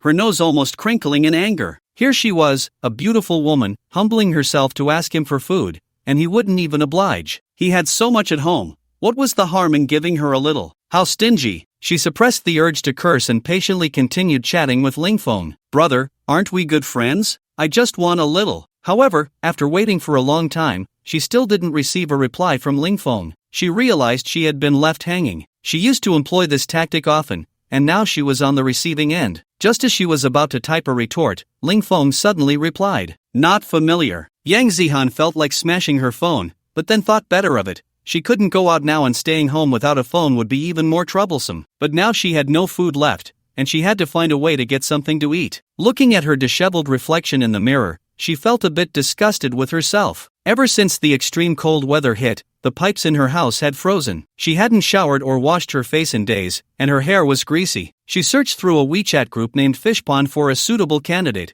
and after flipping through for a while, she actually found one. Zhao Jun, a rich second-generation kid who also lived in the same community. He had been pursuing her for a while, but she had ignored him. Every time she went live, he would often send her gifts. Thinking of this, she immediately sent Zhao Jun a message. "Brother, what are you doing?" Cute. Zhao Jun, who was lying in bed eating bread, jumped up instantly upon seeing the goddess's message. He had been thinking about Yang Zihan for a long time. Ever since he saw her beauty, he couldn't look at any other girl. Especially every time he sent her sports cars or rockets, Yang Zihan would smile sweetly at him. Hearing her call him brother made his nights sweet. He snapped a photo of the half-eaten bread and sent it to her. "I'm lying in bed eating bread. I'm really envious of you, having bread to eat. I can only have 1 sausage a day right now." Yang Zihan sent a voice message to Zhao Jun, suppressing her discomfort. Zhao Jun was short, chubby, and dark-skinned. In the past, she wouldn't have even glanced at someone like him. Now, she had to hold her nose and chat with him just to get food. Listening to the voice message from the goddess, Zhao Jun felt his whole body melt. Just her voice could make him go wild. He quickly sent her a voice message back.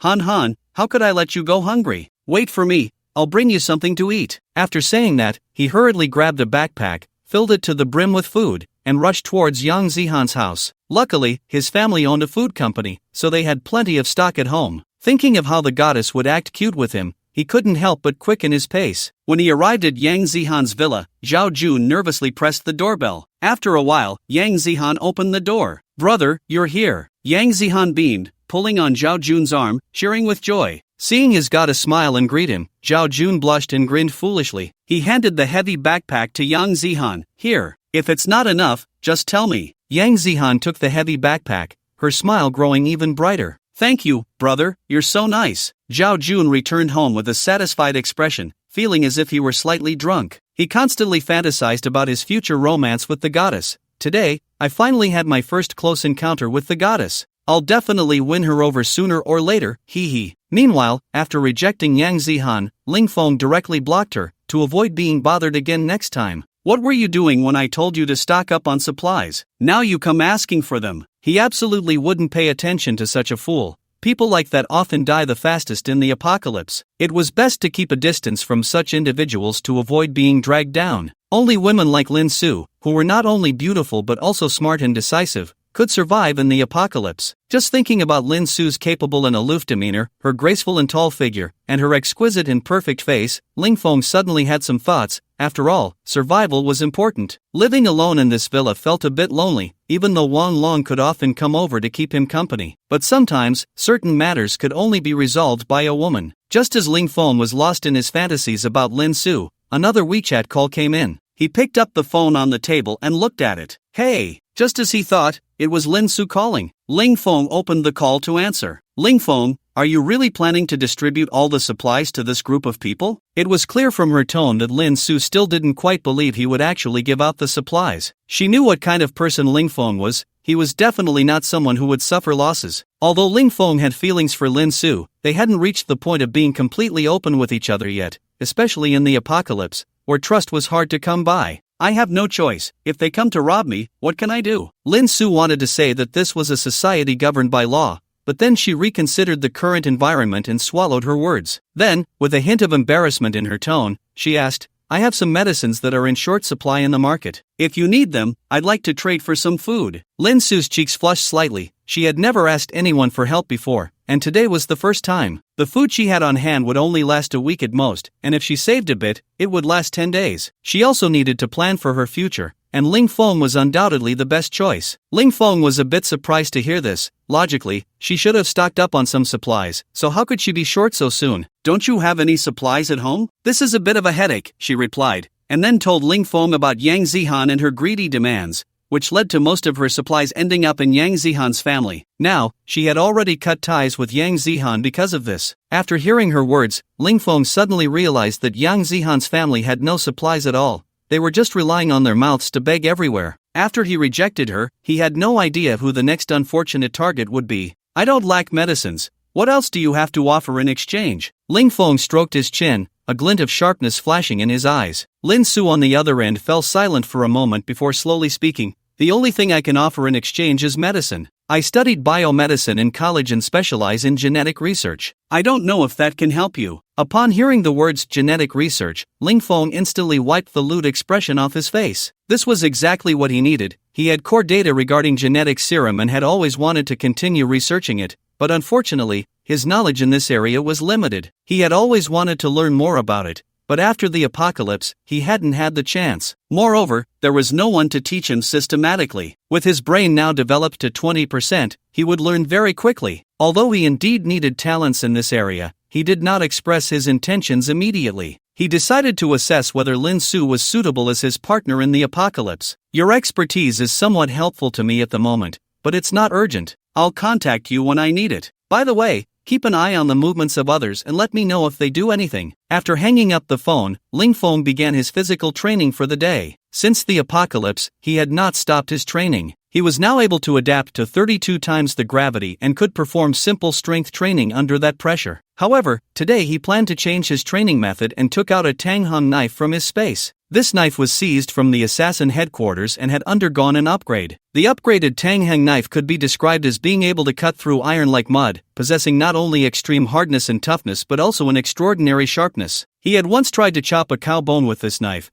and a bone as thick as a fist was sliced in half with a clean cut. The blade showed no signs of damage, and Ling Feng had not used much force while swinging the knife. He was quite fond of this knife, so today, he prepared to practice the basic knife techniques of the Tanghung knife. The moves were mainly learned from instructional videos online, as he couldn't find a master to teach him in person and had to self-study. However, his learning efficiency was now very high. After watching the video once, he had basically learned all the basic knife techniques. Holding the knife with both hands, Ling Feng practiced the techniques continuously in the training ground. Although it was his first time practicing, he still performed impressively. As he practiced repeatedly, the initially awkward techniques gradually became proficient. His speed of drawing the knife increased, and with his extraordinary speed, his entire figure became difficult to discern. As he drew the knife, afterimages began to appear, making it hard to tell which was real and which was an illusion. After practicing for an hour, he had completely mastered the knife techniques. However, he was not satisfied. He still felt it was not fast enough. What he had learned was merely a basic knife technique, not particularly exquisite. To gain the upper hand in actual combat,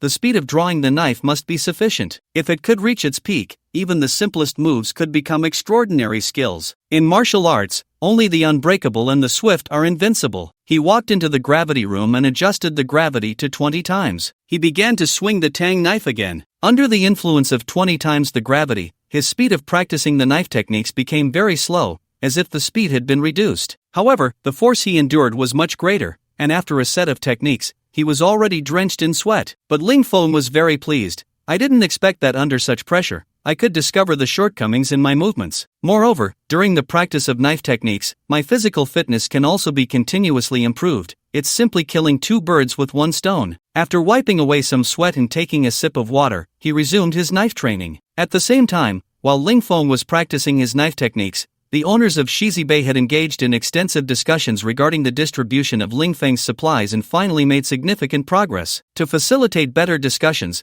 the owners of Shizibei re-established a discussion group, of course, without including Ling Feng. After all, it was a bit inappropriate to discuss how to divide his supplies in front of him. With everyone's unanimous agreement, they specifically formed a supervisory committee. The main responsibility of the supervisory group was to jointly oversee the use of supplies to prevent corruption. Eating live-streamed meals and tearing off the facade early in the morning while eating elbow meat was quite something. Who could blame them when there were viewers nearby? It was particularly delicious. Outside the window, everyone looked on eagerly, and some irritable individuals began to pound on the window forcefully. With a fierce expression and bloodshot eyes, this scene was comparable to a zombie attack in a movie. Watching this group of little cuties shouting desperately outside the window, Ling Feng found his meal even more delicious. However, the pork knuckle was indeed a bit greasy. After eating half, he felt he couldn't eat anymore. "Black Panther!" he called out, and Black Panther rushed to his side, staring eagerly at the large pork knuckle in his hand, drool almost spilling out. Ling Feng smiled and brought the pork knuckle to Black Panther's mouth,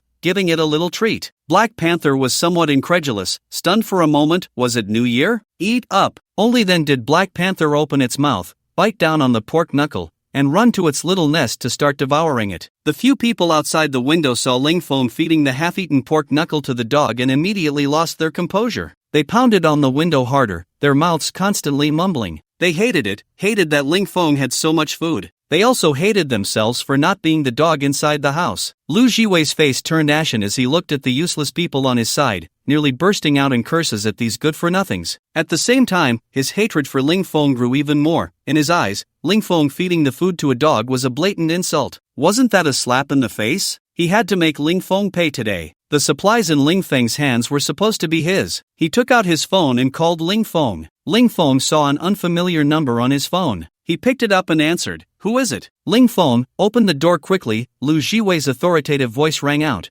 with an undeniable tone. Ling Feng felt very displeased at this tone. Who did he think he was? "Who the hell are you? Stop acting all high and mighty and talk to me properly." Lu Jiwei suppressed his anger. After so many years, who dared to speak to him like that? But now was not the time to fall out. "I am Lu Jiwei, open the door quickly." Ling Feng looked at Lu Jiwei outside the window, surprised, and said, "Open the door? Why should I open the door for you? Stop playing dumb. Of course, you need to open the door and hand over the supplies. You have to compensate for the murder." Lu Jiwei's words made Ling Feng suddenly realize, "Oh, you mean that? I was just joking with you. Did you take it seriously? Hurry back, it's really cold outside." Lu Jiwei's face darkened immediately, so he was being played with. "Ling Feng, do you know what the consequences will be if we report your murder to the authorities?" Hearing this, Ling Feng burst out laughing. Authorities? They should find him first. It was too late for that, and he was being threatened with the authorities as if he were a 3-year-old. What consequences? I'm so scared. You old bald man, get the hell out of here. Ling Feng emphasized the last word, and the volume was loud enough for everyone around Lu Jiwei to hear clearly. Lu Jiwei could no longer hold back. He had been insulted and cursed at repeatedly,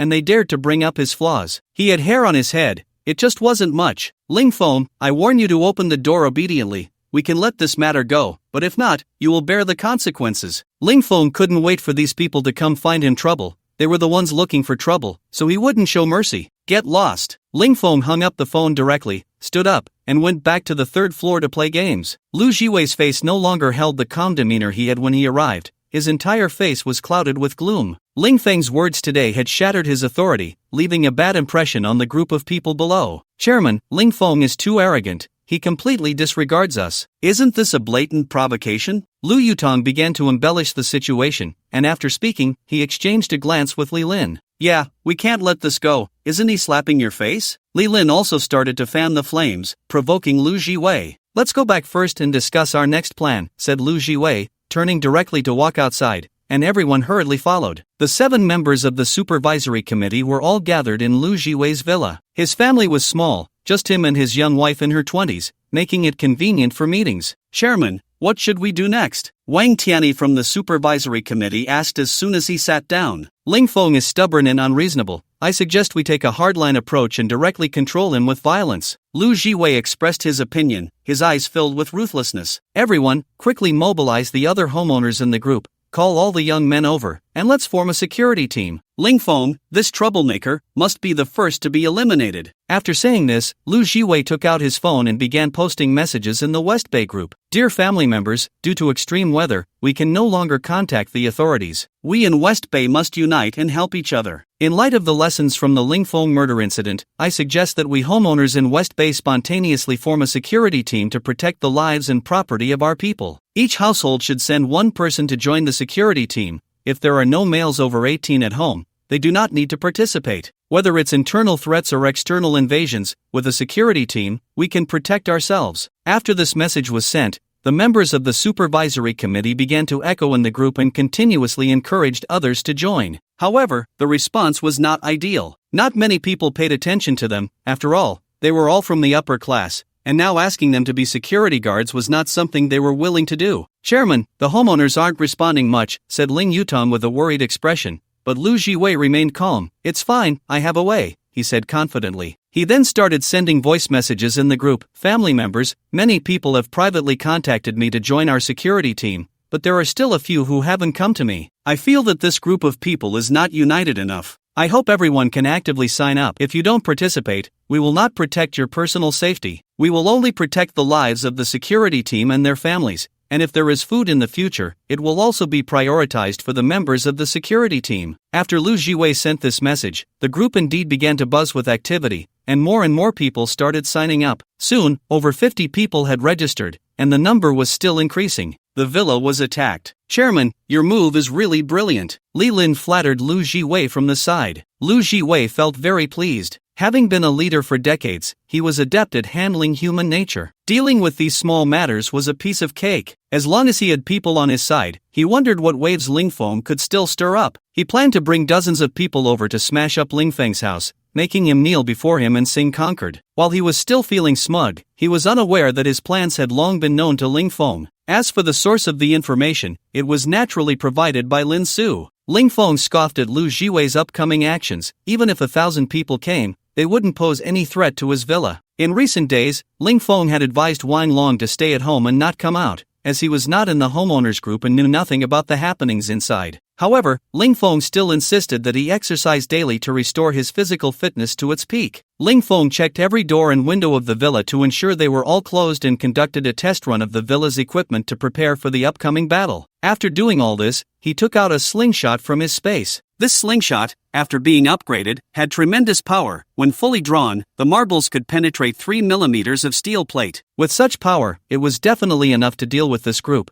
But Ling Feng felt that the ordinary steel marbles were still insufficient. He then took out a bottle of insecticide from his space, put on a gas mask, and sprayed the marbles vigorously with the insecticide. The marbles coated with insecticide would cause even greater destruction upon entering the human body. Who could resist the combination of physics and magic? Meanwhile, the members of Lu Jiwei's security team had basically confirmed that, apart from a couple of homeowners who refused to participate, everyone else had sent someone. The total number of members in the security team had now reached 65. Lu Jiwei was quite satisfied with this number. Seeing that the preparations were nearly complete, he was ready to launch the first attack on Lingfeng. He took out his phone and began issuing commands in the group. Dear family members, an unstable factor has appeared in our big family at Shizi Bay, that is Lingfeng from Building 5. This person is extremely dangerous. Not only did he cruelly kill his cousin, but he also has a violent temper and could harm others at any moment. In order to maintain the unity and stability of our community, I have decided to lead people to subdue this thug. Moreover, Lingfeng's home is hiding a large amount of supplies. Just this morning,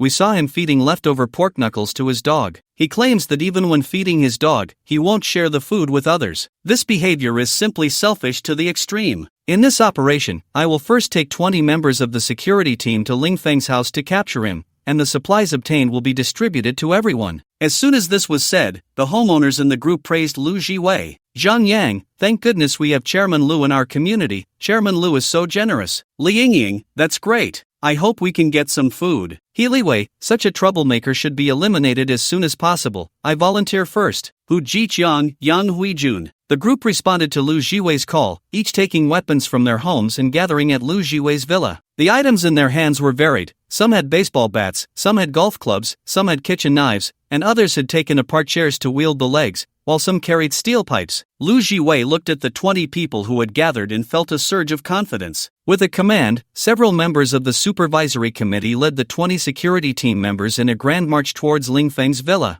I want to get you drunk with a cup of wine, so you can love me a little more. Lingfeng, who was singing passionately in the room, was interrupted by a sudden alarm. To respond to external attacks promptly, he had installed alarms in every room. He walked to the window and saw dozens of people standing outside his villa, each holding weapons, clearly not friendly. Lingfeng opened the window and shouted down, Lu Jiwei, what do you want here? Lu Jiwei stood at the back of the crowd, with 2 people in front of him for protection, clearly valuing his own safety. He had heard that Lingfeng had a bow and arrow. If he got hit by one, he wouldn't just be injured, he might be crippled. Lingfeng, I'll give you one last chance to hand over the supplies. Otherwise, we will force our way in. Lu Jiwei looked up at Lingfeng, and the way he had to tilt his head to speak to others made him very uncomfortable. Hand over your mother's supplies. I have plenty of supplies here. If you have the guts, come in and take them. You idiot. Humph. After saying this, he spat directly at Lu Jiwei below. Lu Jiwei was furious at the insult, and he immediately ordered the door to be broken down. The person at the front swung the steel pipe and struck the door with all his might. Bang! The door made a deep sound, and the tremendous rebound force made his arm numb, nearly causing him to drop the steel pipe. Damn!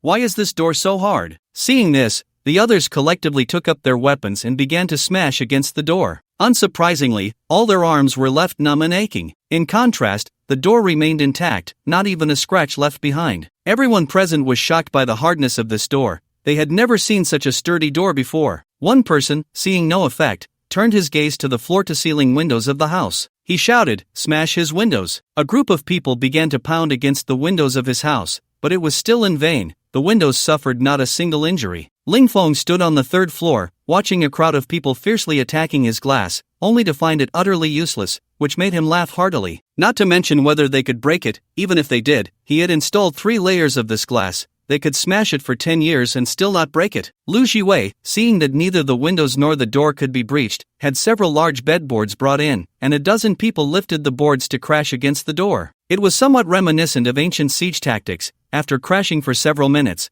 their faces flushed with exhaustion, the door remained unmoved. Lu Jiwei couldn't help but curse inwardly. What a freak! Who installs such a solid door and windows at home? The group looked at the door, helpless and somewhat dejected. Lingfeng observed the crowd below, took out a slingshot and specially processed steel balls from his space. Next, it's my turn to take action. After dealing with Lu Jiwei's wounds, the doctor began to assist Ling Yutong and the other members. The villa was once again filled with the sounds of agonizing screams, and after several hours of surgery, everyone was finally bandaged up. Although they were treated, the doctor also told them a harsh truth: your right hand is basically useless. Even if it recovers, you won't be able to lift heavy objects. As soon as this was said, the entire room fell into silence. The atmosphere became heavy. Damn it, it's all that old bastard's fault. one of the team members suddenly shouted at Lu Jiwei. Yeah, if it weren't for that son of a bitch forming a guard team, we wouldn't have ended up like this. He just uses us as guns, that old man. I think this damn guard team should be disbanded. The members of the guard team began to voice their grievances against Lu Jiwei, each one more agitated than the last,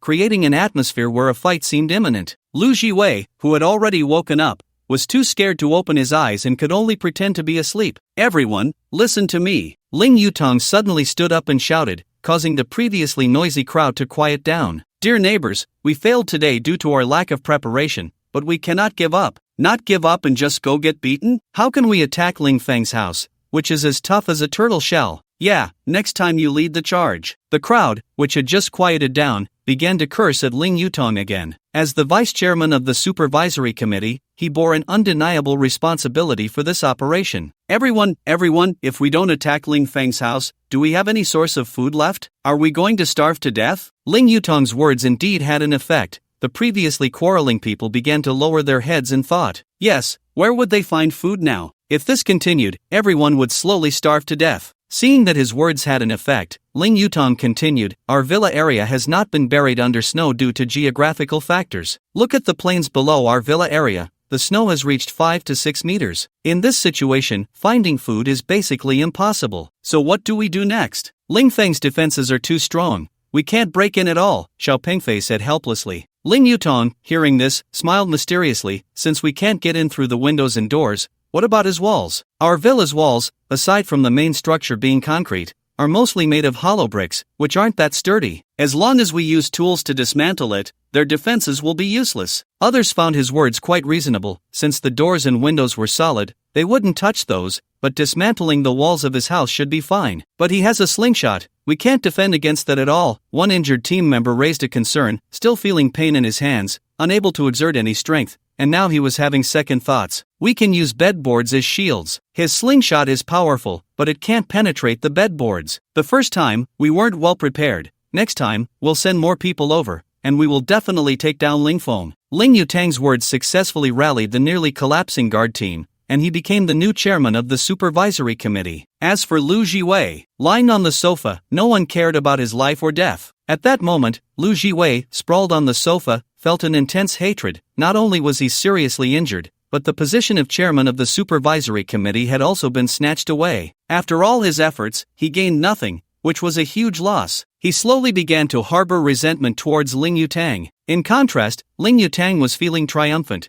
With Lu Jiwei out of the picture, he finally held real power and could take action again. This time, I will definitely succeed. Ling Feng must die. He silently encouraged himself, determined to avenge his son. Having just completed extreme training, Ling Feng took a hot shower and lay down on his bed when he received a call from Wang Long. Fengzi, how's it going over there today? Do you need me to come help you? Wang Long had clearly seen everything from the third floor when Lu Jiwei brought people over to cause trouble. He had originally wanted to go out and take down those people, but remembering Ling Feng's specific instructions not to go out, he held back. It's fine, a bunch of rabble can't stir up any trouble, don't worry, just stay at home. The two chatted a bit more about the guard team's situation, and Wang Long, angry, wanted to come help him fight against those thugs, but he was refused. Although today's attack was repelled, those people would definitely come back. When people are hungry, they can do anything. It wasn't yet the time of running out of supplies. Probably in about a week, the entire Shizi Bay would fall into chaos. That would be the most dangerous time. However, none of this had anything to do with Ling Feng. He just wanted to live a peaceful life in the villa. Of course, it would be even better if he could find a trustworthy woman, but for now, Lin Su seemed to meet his requirements in every aspect. However, he still needed to observe her more. He didn't want his partner to have any ill intentions towards him. Having been reborn, he had become very cautious about trust. Just as he was considering whether to let Lin Su into his villa, he received a picture from her. In the photo, a group of people was marching past her front door, some holding hammers, shovels, and other tools, while others were carrying bedboards. However, the direction they were heading was not towards Ling Feng's villa. Lin Su sent him a message to be careful.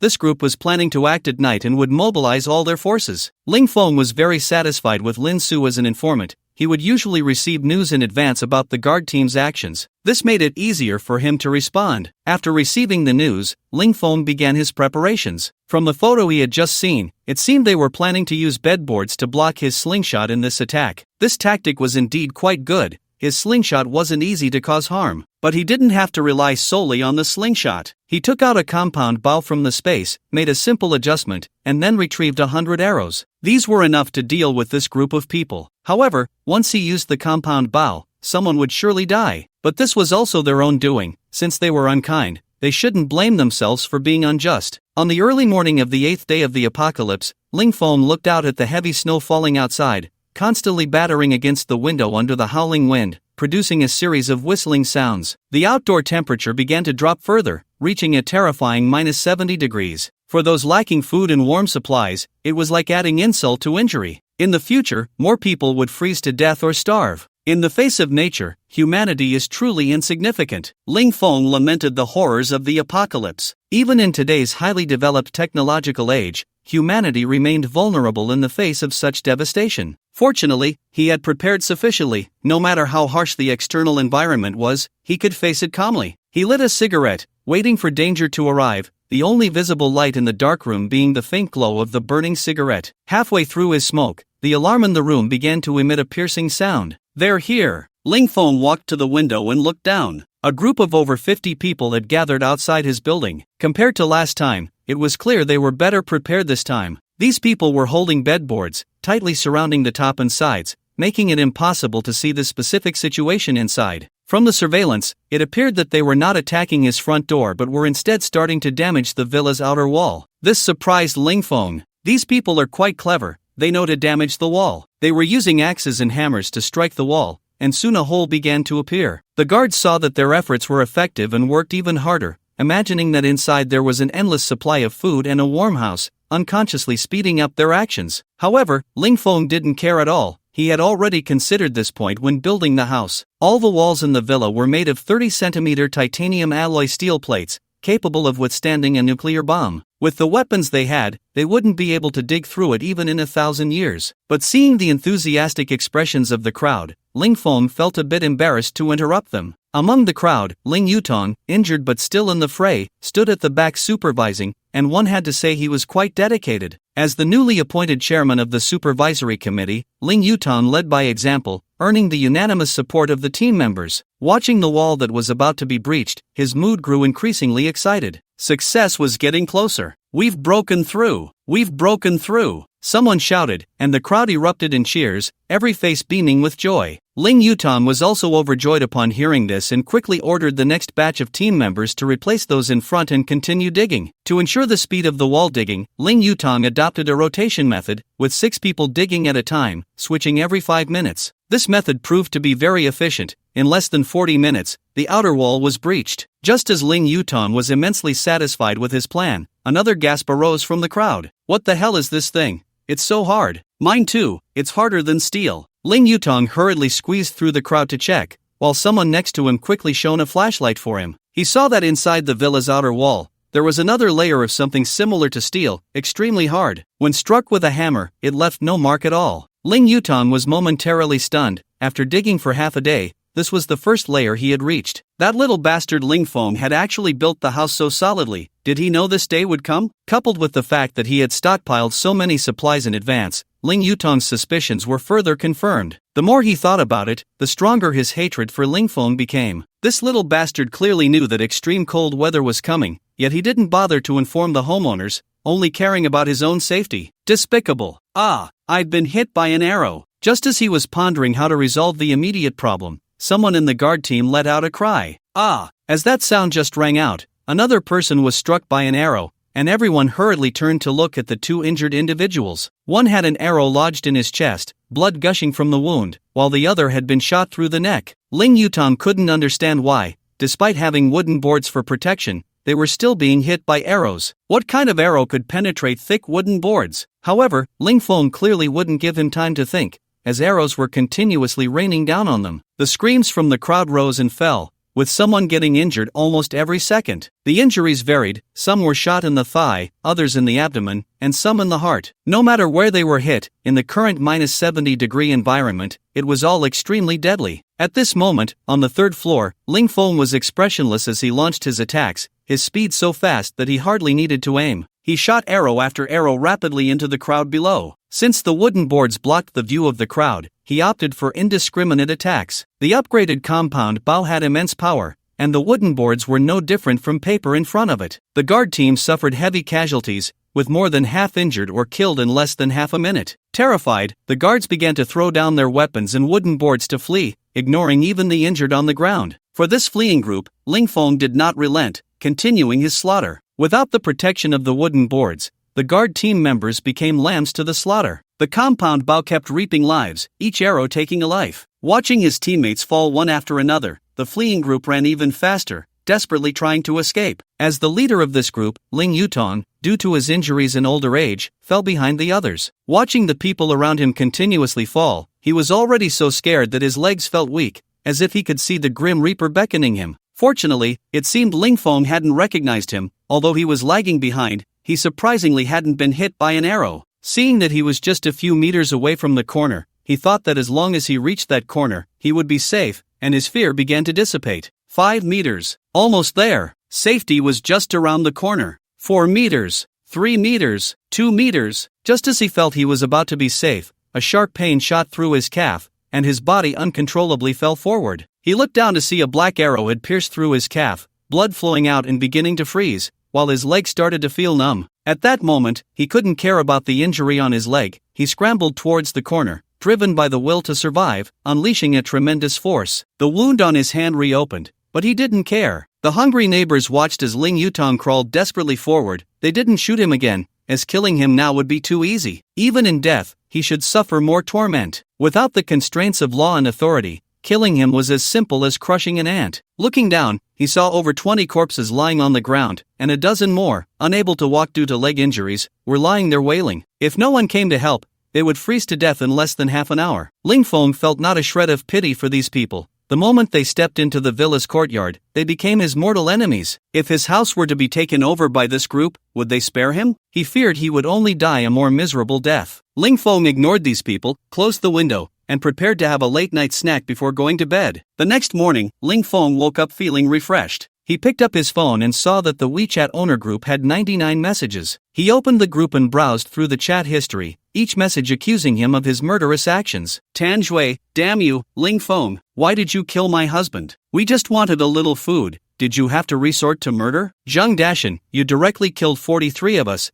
You will face retribution. Ling Yi, we are all family. Not only did you kill my brother, but now my dad has lost a leg and an arm because of you, you bastard. Xiaodayo, my son was also killed by him. This bastard will die without a burial place. You better stay in your shell for the rest of your life. Ling Feng looked at the insults directed at him in the group. He smiled coldly, realizing they were just complaining after suffering losses. You idiots are quite amusing. You got killed while robbing supplies, and you still think you have a right to complain. Let me tell you, I let a few of you escape this time, but next time you won't be so lucky. I have plenty of supplies. I won't give you a single hair, just to infuriate you fools. Ling Feng directly retorted in the group, not indulging them at all. After that, he took a photo of his breakfast and posted it in the group. The breakfast was quite lavish: soup dumplings, fried dough sticks, rice noodles, egg pancakes, sandwiches, meat buns, milk, spicy soup, and some high-end fruits. Truly a balanced diet. Even in the apocalypse, one should eat delicately. After posting the photo, he added a caption: not feeling very hungry today, so I kept it a bit simple. I will share my daily meals with everyone from now on. Family, remember to give me a thumbs up. He also sent a cheeky emoji. As soon as this message was posted, some people in the group began to insult him sourly. How come you don't choke on all that food? Some people are like this. They'd rather throw it away than share. Their hearts are already corrupted. God won't let such people into heaven. I curse your food to be poisoned. May you die from it soon. Besides some vicious remarks, there were also a few people in the group starting to flatter him, like Yuan Tianhu. Brother Ling, I have never participated in any actions against you. I don't want your food, just give me your leftovers, and I'll treat it like feeding a dog. Yang Zihan, Brother Feng, please give me a little food. I'll do anything, I beg you. Zhao Na, can you give me a chance too? She even posted a sexy artistic photo. Ling Feng noticed several people starting to post their photos in the group. With an appreciative attitude, he looked at them several times. He had to admit that these people were somewhat good-looking, with decent figures and bright lights. However, he wasn't interested in them. He wasn't hungry enough to eat anything. Moreover, he didn't know these people well enough to easily let them into his home. His own life was more important than beauty. Fortunately, Lin Su didn't come to flatter him. proving his judgment was correct. Lin Su was not the type to casually sell her body. He didn't pay much attention to those who flattered him, he merely regarded them as a pastime during his meals. People kept adding him on WeChat, and Ling Feng opened WeChat to check.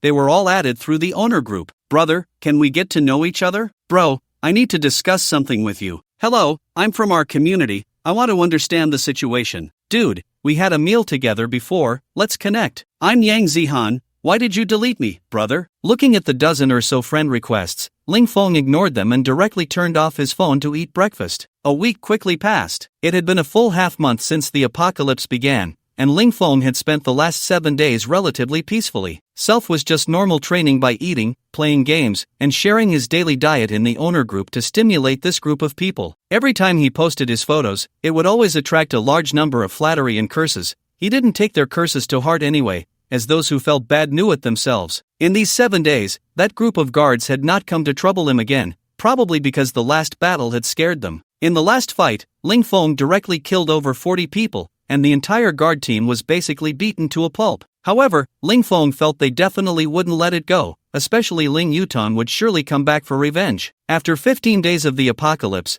almost every family had consumed all their food, and even those with some reserves at home were starting to experience food shortages. The situation was becoming increasingly chaotic. Just this morning, people began to sneakily come downstairs to move away the bodies of the team members he had shot. After a week, why were they coming to move the corpses now? Was it to give them a proper burial? If it was to move their family members' bodies, why wait until now? Isn't it a bit late? The reason could only be one. When food is scarce, these people will do everything possible to get food to survive. This group had set their sights on these corpses. Cannibalism has existed since ancient times. During the late Tang dynasty, Huang Chao had to slaughter thousands of people daily for military rations due to insufficient food while marching. In the face of hunger, morality and humanity have long been extinguished. This is the apocalypse, a world that eats people. Ling Feng took out his phone, ready to send a message to Lin Su. He felt the time was about right. After a week, her food was probably running out. During this time, Lin Su had only mentioned exchanging supplies with him once and hadn't brought up the matter again. In previous actions, she had also revealed information to him multiple times. Overall, she was still trustworthy. Lin Su was in danger. Are you still alive? Ling Feng sent a message to Lin Su. Upon receiving Ling Feng's message, Lin Su was so angry that she almost fainted. She hadn't eaten for 2 days, and now she was cold and hungry, curled up in bed, and had lost weight. She looked pitiful. Although she was on the verge of collapse from hunger, she still didn't ask Ling Feng for help. Her inherent pride made it impossible for her to let go of her self-respect even in front of the person she admired. She struggled to take out her phone and typed a few words. Thanks to you, I'm not dead. Looking at the message on her phone, Ling Feng breathed a sigh of relief. It would be a shame if Lin Su starved to death. Lin Su was a talent. Compared to her looks, Ling Feng admired her abilities even more, though her looks were also important. Come to my house downstairs now. Seeing Ling Feng's message, Lin Su felt inexplicably anxious. She was smart enough to know what it meant to go over. Others wouldn't help you for no reason. She struggled to get up, packed all the medicines she had hoarded into her backpack, took one last look at her house, and walked out of her villa. The cold wind blew, mixed with heavy snow that stung her face. Having not eaten for 2 days, she felt even more dizzy, stumbling through the snow. Fortunately, her villa wasn't very far from Ling Feng's house. After walking for 5 minutes, she finally saw Ling Feng's villa. Just hold on, it's only 50 more meters, Lin Su silently encouraged herself. Focused solely on getting there, she completely failed to notice 2 figures following her from behind. Yang Tianwu, with his son Yang Zi, was watching the slowly advancing woman ahead, a bloodthirsty gleam in their eyes. These 2 were none other than Yang Zihan's father and brother. They had originally come out to look for food, but after searching for a long time, they hadn't found anything edible. In fact, their family had only recently run out of food. Originally, his precious daughter could trick a simp into bringing her food. However, the consumption of their family of 4 was simply too great, and the simp's stockpile had been completely consumed by them, leaving the simp himself on the brink of starvation. The family had been hungry for 2 days, and finally, they had no choice but to go out and find something to eat. They initially planned to come to Ling Feng to try their luck, having heard many people say that some came here to move corpses back as food. The 2 of them also intended to bring back a corpse, but unexpectedly encountered the lone Lin Su. Follow her and bring her back, Yang Tianwu said fiercely to his son Yang Zizheng beside him. Yang Zizheng understood what his father meant and felt a bit scared. He had already been uncomfortable with his father's suggestion to find a corpse, and now being asked to catch a living person made him even more resistant. Moreover, this person seemed very familiar. Dad, this is a living person. So what if she's alive? There's hardly any food left now. As long as we can survive, who cares about anything else? How did I end up with such a useless son? A man must be ruthless when the time calls for it, do you understand? Yang Tianwu looked at Yang Zizheng with a face full of disappointment, then pulled him along quietly to follow Lin Su. As Lin Su was on her way, she seemed to sense something, her sixth sense warning her of impending danger. She suddenly turned around and saw the two people stealthily approaching her, now less than 20 meters away. They were quickly closing in, and soon they were only 10 meters away, clearly coming for her. Stop! Lin Su forced herself to focus. Due to the heavy wind and snow, she hadn't seen their faces before, but now that they were closer, she could clearly make them out. At that moment, Yang Zizheng exclaimed, "Dad, it's Sister Lin Su." Yang Tianwu also recognized Lin Su, his eyes showing a hint of shock. It was his daughter's best friend. He had long coveted this friend of his daughter, as both her figure and looks were exceptional. However, Lin Su was very proud and had always ignored his threats and temptations, leaving him feeling humiliated. But today, unexpectedly seeing Lin Su alone outside, an evil thought instantly appeared in his mind. He had to take this woman back and have some fun with her. It would be a shame not to play with such a stunning woman. He ignored his son and continued walking towards Lin Su. Lin Su watched the man approaching her and instinctively clenched her hand tightly in her sleeve. "Uncle Yang, what do you want?" Lin Su kept moving her legs backward, clearly not trusting the two familiar figures following her. She had no good feelings towards this Uncle Yang, even feeling disgusted. He had harassed her multiple times before, and as an elder, he was utterly disrespectful. Now, he was following her, clearly with ill intentions. "Stop!" she shouted sternly at Yang Tianwu, who was trying to get closer. Yang Tianwu was unfazed, continuing to walk slowly towards Lin Su, his eyes burning with desire, a smile on his lips. "Little Lin, it's me. It's only been a few days, and you're already so distant with your Uncle Yang, huh? I said stop." Lin Su raised her voice again, lifting her right hand towards Yang Tianwu, revealing a gun. Yang Tianwu was startled by this sudden turn of events. Lin Su had suddenly produced a gun, and it didn't look like a fake. However, seeing Lin Su's slightly trembling right hand, his smile grew wider. As a seasoned player in the business world, he was adept at reading people's subtle expressions. Lin Su was clearly scared. Having a gun was one thing, but daring to use it was another. He then feigned surprise and looked at Lin Su. "Xiaolin, what are you doing? Uncle Yang just wanted to greet you. Do you really have to point a gun at him?" However, he didn't dare to move forward recklessly. Instead, he kept talking to lower her guard. Standing behind him, Yang Zizheng was startled to see Lin Su holding a handgun. Having never witnessed such a scene, he was scared to the point that his legs trembled. "Sister Lin Su, we mean no harm. Please don't shoot." Yang Zizheng's voice trembled as he spoke, clearly frightened. Although the father and son insisted they meant no harm, Lin Su did not let her guard down. In this apocalyptic world, one could not easily trust anyone. Moreover, this person had previously harbored inappropriate thoughts. Lin Su entered the villa. "Uncle Yang, this is a critical time. It's better to be cautious. Just say what you need to say from there." As she spoke, she gripped the gun with both hands and continued to back away. Yang Tianwu wore a kind smile on his face. "You're quite vigilant, child. Uncle really means no harm." He subtly moved closer to Lin Su.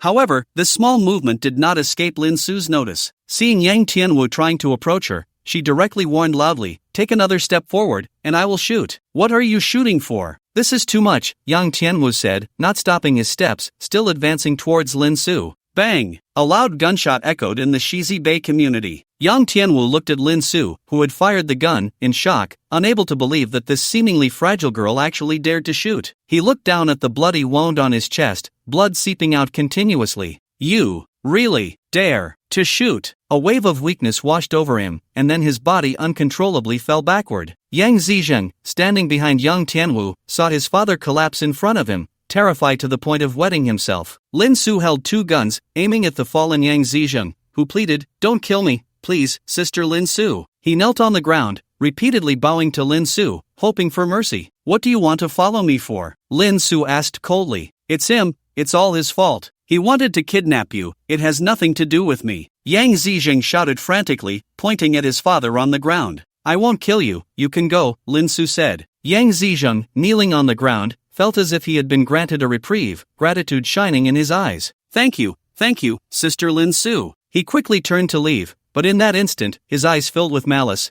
Everything he had just done was merely to save his own life. How could he not avenge his father's death? Thinking of how Lin Su had brutally killed his father, his heart ached with sorrow. Just as he contemplated revenge, bang! Another gunshot rang out. Yang Zizhen looked down at his chest, now a bloody mess, and fear instantly consumed him. He struggled to turn and look at Lin Su. Didn't we agree not to kill? And then he collapsed weakly. Lin Su, trembling with both hands, her face pale, could no longer contain herself after killing 2 people for the first time. She squatted on the ground and dry-heaved. After a minute, she looked at the 2 people she had shot, her gaze firming up, and softly said, "This is all your own doing." With that, she turned and continued walking towards Ling Feng's house. Ling Feng had witnessed everything clearly. In fact, when the young father and son had followed Lin Su, he had initially intended to intervene and save her, but he wanted to see how Lin Su would handle the situation, so he refrained from acting. However, the development of events exceeded his expectations. He had not anticipated that Lin Su would have a gun, nor that she would decisively shoot, eliminating both threats. He had to admit that he was quite fond of her decisive and ruthless character.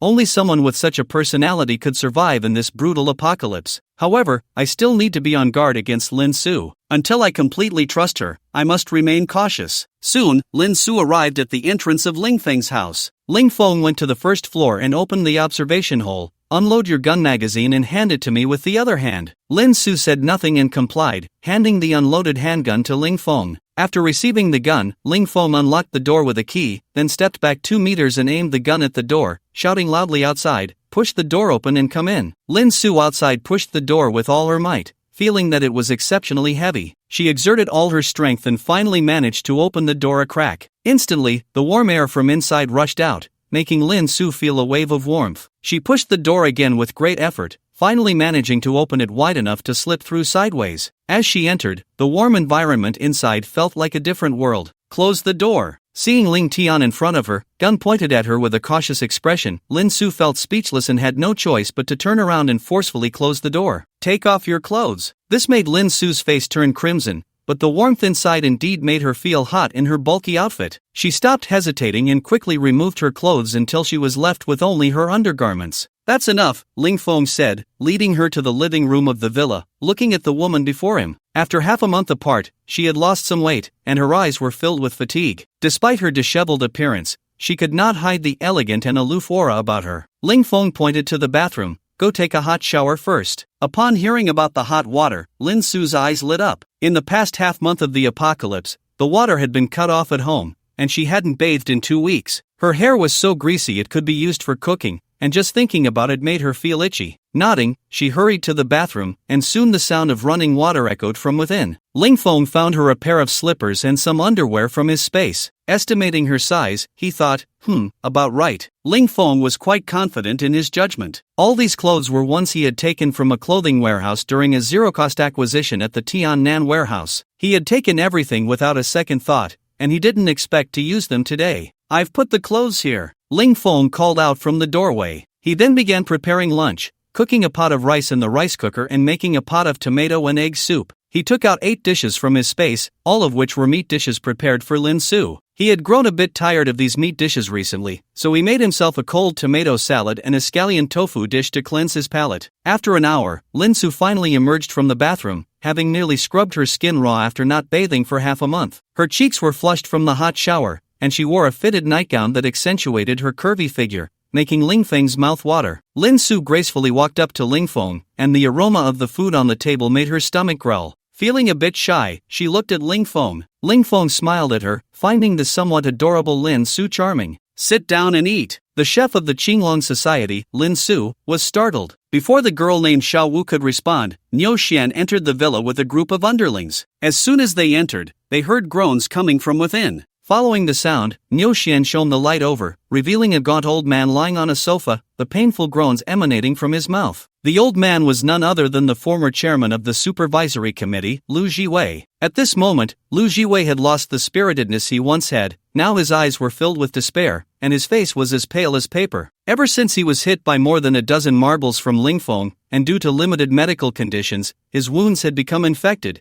and his entire back had rotted away. He endured excruciating pain every moment. Additionally, due to a lack of food, his young wife only gave him half a piece of bread each day, leaving him unable to even stand. He had been tortured to the point of being unrecognizable. Now, all he wanted was to die quickly and be free from this suffering. "Who are you people?" Lu Jiwei weakly asked as he looked at the group that had suddenly appeared in his home. Old man, we're here to borrow some food. If you know what's good for you, hand over what you have, or don't blame us for being rude. The scar-faced man raised the machete in his hand, his tone laced with threat. Upon hearing this, Lu Jiwei's previously lifeless eyes suddenly sparkled with excitement, and a hint of color returned to his pale face. Kill me, please, just kill me. I don't want to live anymore. This statement left the scar-faced man momentarily speechless. It was the first time he had encountered someone actively seeking death. At this moment, Niu Xian, with his arm around Xiao Wu's waist, walked over to Lu Jiwei. He could see that the man before him was in an extremely weakened state. Old man, just hand over the food,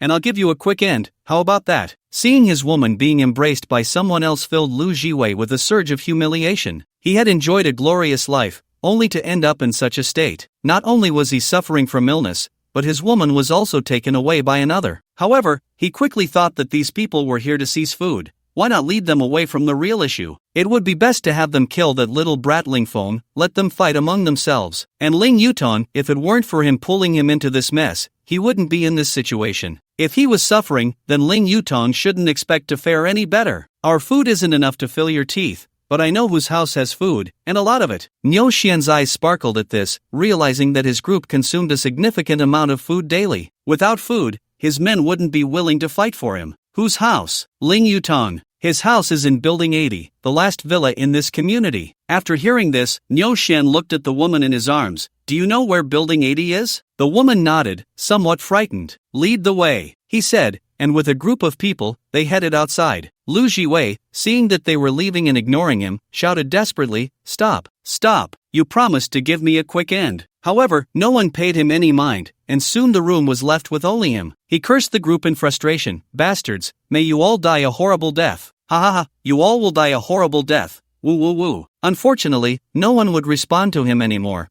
Only his miserable voice echoed in the villa. After leaving Lu Jiwei's home, Niu Xian, guided by Xiao Wu, headed towards Ling Yutong's house. They quickly arrived at Ling Yutong's doorstep. To save time, Niu Xian directly ordered his underlings to break down the door. A few of his men began to smash the door, the loud noise waking up Ling Yutong's family. Ling Yi and Ling Kor rushed downstairs to check the situation, while Ling Yutong, supported by a member of the Wang family, also made his way down. At this point, Ling Yutong's condition was not much better than Lu Jiwei's. His right leg and right hand had been shot by Ling Feng, and without timely medical assistance, both were now useless, causing him to walk with a limp. Ling Yi peered through the peephole and saw the crowd outside smashing the door, his face turning pale with fear, nearly wetting himself. Mom and Dad, there are dozens of people outside. What should we do? Lin Kor said, Dad, let them in. Once they come in, our fate will be even worse. Lin Yutong sighed, go open the door for them. Lin Yi was somewhat reluctant, but with only himself left as the healthy man in the house, he had no choice but to go. He steeled himself and walked to the front door, carefully opening it. Damn it, taking so long to open the door. Do you want to die or what? The scar-faced man kicked Lin Yi against the wall, causing him to fall to the ground, curled up on the floor, sweating coldly. What right do you have to hit people? Wang Shi, seeing her precious son knocked down, stepped forward to argue. The scar-faced man looked at the fierce middle-aged woman approaching him and slapped her across the face. Smack! Wang Shi was stunned by the slap,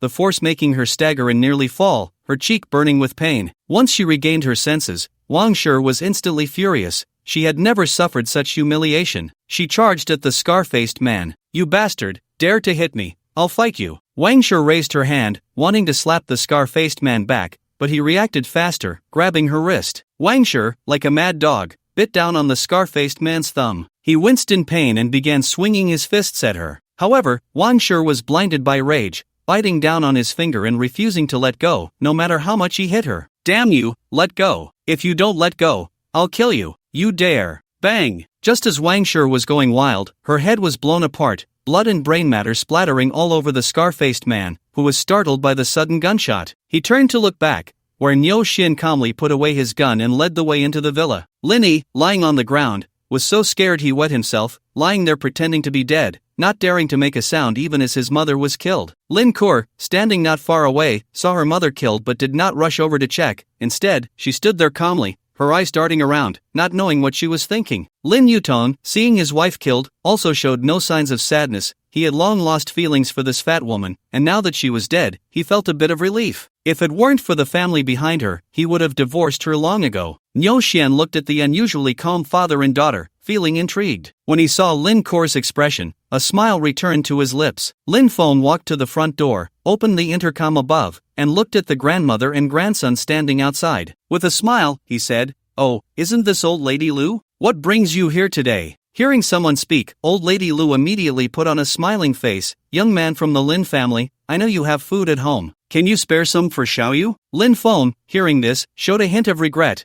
If you had said so earlier, we don't have any extra food at home. I can't help you." Old lady Lu suddenly knelt down on the ground, repeatedly bowing to Lin Feng. Her voice choked with tears. "Little Lin, I beg you, please give our family a little food. Xiaoyu is starving to death. Please do a good deed. Good people will be rewarded." Lin Feng coldly smiled inside. "Do I need your prayers? Good people don't always get rewarded, you know." Seeing old lady Lu's constant pleading, Lin Feng felt no waves in his heart. He knew her character all too well. She could turn on you faster than flipping a book. "I say, old lady Lu, I can't accept such a big gift from you. Aren't you just shortening my life? You should leave quickly." The brat standing next to the old lady couldn't take it anymore, pointing at Lin Feng with a fierce expression. "Hurry up and bring out the food, you bastard, or when my dad comes back, I'll have him kill you." Kneeling on the ground, old lady Lu's expression changed upon hearing this, and she quickly pulled her grandson over, covering his mouth to prevent him from speaking out of turn. With a face full of apology, she looked at Ling Feng and said,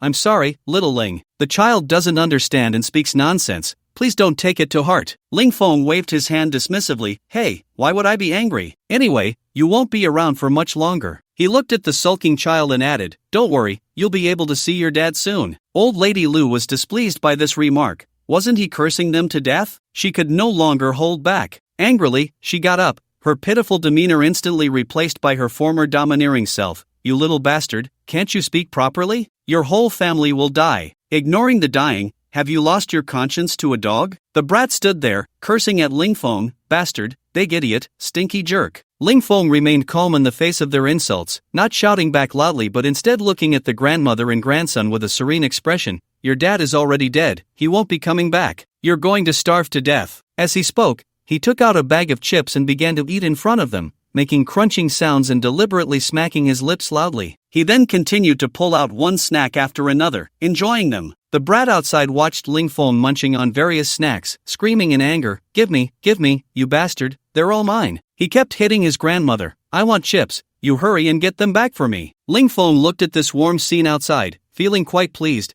and shouted to the crying and rolling brat, "Kid, do you want some?" The brat immediately stopped crying, nodding seriously, showing a well-behaved demeanor. "No, I won't give you any, even if I throw it away." Hearing this, the brat cried even harder and started hitting his grandmother again. Old lady Lu was also annoyed by her grandson's noise, but she couldn't bring herself to hit him. She could only vent her anger on Ling Feng, glaring at him and saying, "You little bastard, don't be so arrogant. You killed my son, the government won't let you off. Just wait for the reckoning. When the time comes, we will never compromise, you social scum must be shot." Ling Feng scoffed, "I'm so scared. Just make sure you don't go soft when that time comes. But you have to live until that day first. Get lost, or I'll let you taste the slingshot." Saying this, he took the slingshot in hand and prepared to pull it back. Old lady Lu's expression changed drastically upon hearing this. She had heard of the slingshot's power and dared not speak out again, pulling her little grandson to leave the yard. The brat continued to fuss as they walked, insisting on having the snacks in Ling Feng's hand, his expression filled with reluctance. After driving away these two nuisances, Ling Feng returned to the living room to continue playing games. He didn't lay a hand on the grandmother and grandson. He felt it unnecessary to waste bullets. Without food, the old woman and child wouldn't last long in this apocalyptic world. Old lady Lu brought her grandson to Ling Yutong's villa to report on what had just happened. Upon hearing that the plan had failed, Niu Xian, although mentally prepared, was still furious. "Two useless fools, you can't even handle this little thing, you're of no use at all. Get lost." Niu Xian saw old lady Lu standing still, showing no intention of leaving. "What are you still doing here? Waiting for me to carry you out on a sedan chair? Get lost." Old lady Lu forced a smile, not daring to be the least bit presumptuous. Trembling, she said, "But didn't you say you would give us some food?" Niu Xian laughed coldly at her words. "You think you can get supplies when you can't even do your job right? Are you out of your mind? Get lost, or I'll break your leg." The mischievous child beside them saw his grandmother being scolded, and his fearless nature began to show. He pointed at Niu Xian's nose and shouted, "Bastard, don't you dare scold my grandma. Apologize to her." Apologize? To hell with that. Niu Xian kicked the mischievous child, sending him flying into the wall behind, where he collapsed unconscious. When Lu Laodai saw her grandson being kicked away, she screamed and rushed to him, holding him and crying, "You bunch of bandits, he's just a child. How can you be so cruel?" Niu Xian listened to Lu Laodai's cries and felt his ears buzzing. He could no longer tolerate it. He pulled out his gun and shot Lu Laodai. Bang! The bullet struck her heart, and her hands slowly fell away from her grandson as she collapsed to the ground. Finally quiet, Niu Xian said calmly, as if killing someone was as ordinary as eating. "Throw these two out. They're a nuisance to me." Niu Xian ordered his underlings to dispose of Lu Laodai's body and the unconscious child. This scene was witnessed by Ling Yutong, who trembled in fear and quickly lowered his head, afraid that this killing god would set his sights on him. Ling Kor, however, remained calm, her expression unchanged, but her tightly clenched hands revealed that she was not as composed as she appeared. Niu Xian looked at Ling Kor and asked, "When are we going to act on the next plan?" "In an hour, we can't wait too long, or Ling Feng will get suspicious." Niu Xian nodded. "I will personally participate in the upcoming action. We must take down this kid." The Qinglong Society was preparing for a strong assault. Niu Xian, furious at Ling Feng for staying behind closed doors, returned to prepare for a forceful attack. He stormed back to the villa, gathering his underlings and arming them to follow him. When he saw Ling Kor, his anger flared, and he walked over, slapping her to the ground. "What kind of stupid idea did you give me, wasting half a day of my time?" Then he led a large group toward Ling Feng's house. Ling Kor covered her swollen cheek, coldly watching Niu Xian's retreating figure, her eyes flickering. It was clearly his own stupidity, yet he blamed her. How infuriating. Ling Feng stood on the third floor, watching dozens of people approaching his direction. He counted about 60. Each person was armed, and leading them was the bald man in police uniform, who was now holding a gun, with several others in the group also armed. At that moment, Wang Long called him, inquiring about the situation, clearly having seen the group. "Fingzi, I'm about to go crazy from boredom at home," Wang Long complained. Ling Feng thought it was indeed time to let him stretch his legs. With so many people around, it was perfect for practice. "Don't you have a gun? You can shoot, but don't kill the one leading. If he dies, there's no fun left." "No problem," Wang Long said excitedly before hanging up. Just after Ling Feng hung up, gunfire erupted from the neighboring villa. Not far away, one of the Qinglong Society members fell to the ground. The members of the Qinglong Society were startled by the sudden gunfire. Someone got shot. As soon as the words left their mouths, bang! Another person in the crowd was shot, and 2 people were hit in vital areas, dying on the spot. The members of the Qinglong Society immediately panicked, scattering like headless flies. These were just street thugs. They could handle fighting and collecting protection fees, but they dared not risk their lives. Niu Xian watched his fleeing underlings, furious, and shouted, "Get back here! Do you think I don't want to eat? Whoever runs,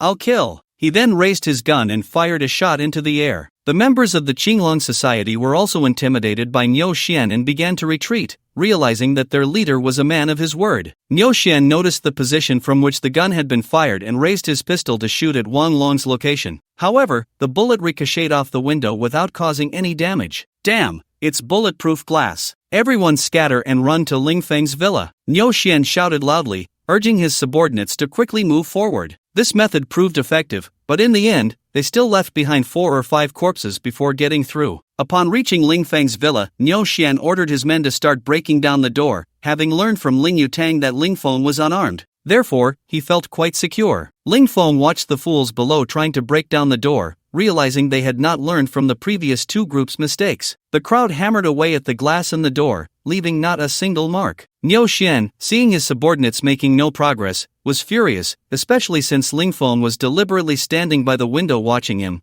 with a stunning beauty by his side. This made him seethe with rage. "Get the explosives out and blow the door open." Niu Xian had previously worked in a mine and knew a bit about making explosives. These were homemade explosives he had crafted himself. Although they were makeshift, they were still quite powerful and could definitely blow apart ordinary walls. Lin Su, seeing the explosives they brought out, asked with concern, "They have explosives. Won't that cause any problems?" Ling Feng comforted her softly, "Don't worry, this little power poses no threat at all." Seeing his confident demeanor, Lin Su felt much more at ease. She had complete faith in Ling Feng. No matter what happened, he always appeared calm, able to resolve even the greatest difficulties with a smile. This was also why she was so captivated by the man before her. Niu Xian, watching the 2 inside being all lovey-dovey, felt his eyes burning with jealousy. Seeing his subordinates moving so slowly, he couldn't help but start cursing. "Hurry the hell up, get the explosives ready. Soon, 5 or 6 explosives were placed at the door, and Niu Xian personally lit the fuse. Boom! With a loud explosion, the entire door area blew up,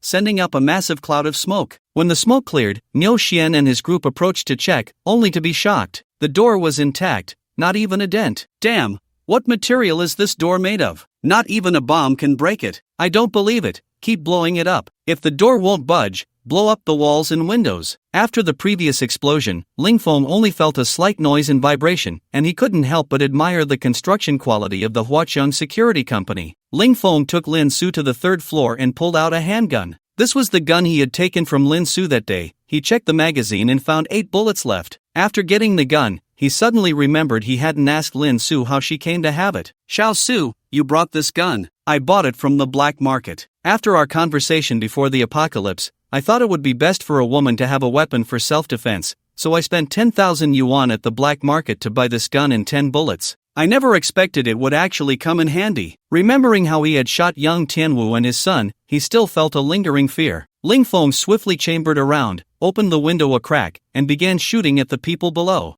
Bang! One of Niu Xian's subordinates was shot in the head, blood splattering all over him. Niu Xian was immediately frightened, his face turning pale, and he quickly hid behind a pillar. Upon seeing Ling Feng shooting from the 3rd floor, he began to fire back. However, his aim was poor. After several shots, he only hit the window, with the bullets bouncing off the bulletproof glass. However, Ling Feng was different. Every time he fired, he took a life, and every shot was a headshot. Soon, 8 people had been shot in the head, and the little brothers who had initially stabilized began to panic and flee as they watched their companions fall one by one. Niu Xian was also frightened by Ling Feng's marksmanship, cursing the Ling family for providing him with inaccurate information. Just when he thought his life was in danger today, Ling Feng suddenly stopped shooting. I'm really angry now. Green tea is knocking at the door. Green tea is knocking at the door.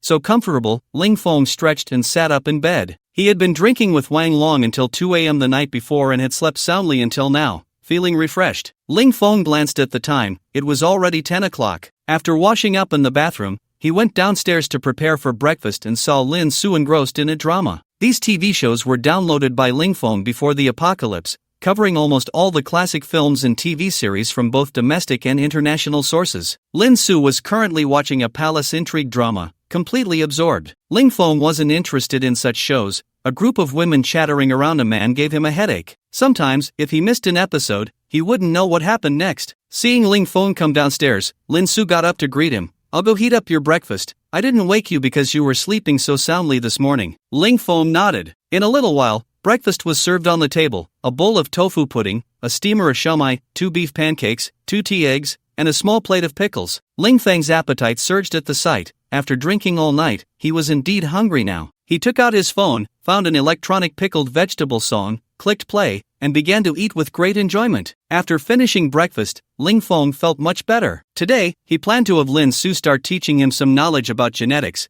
He couldn't waste the core data his grandfather left him. He intended to begin researching genetic serum himself, completing the work his grandfather had left unfinished. With his brain enhanced, he could quickly grasp a new subject and complete the foundational learning tasks. If he could solve the defects in the genetic serum, his strength would surely be further enhanced. However, he was still conflicted about whether to involve Lin Su in the research. After all, this matter was of great importance. But Lin Su was also a rare talent. With her intelligence, her participation would definitely help him a lot. Just as he was still in turmoil, the alarm in the house rang out of place again. Ling Feng was furious. He looked out the window and saw a disheveled woman knocking on his door. Ling Feng squinted for a long time before recognizing the woman's face. Yang Zihan. She had changed drastically. She had lost weight, her face was dirty, her hair was a mess, and her eyes lacked their previous sparkle. She was a far cry from the exquisite and beautiful Yang Zihan he once knew. Her expression seemed to show she had been greatly frightened as she pounded on the door with both hands. Ling Feng noticed a few people lingering not far from his house, staring at Yang Zihan but not daring to approach his villa. He recognized these people. They were members of the Qinglong Society. It seemed they had been scared off by Ling Feng yesterday,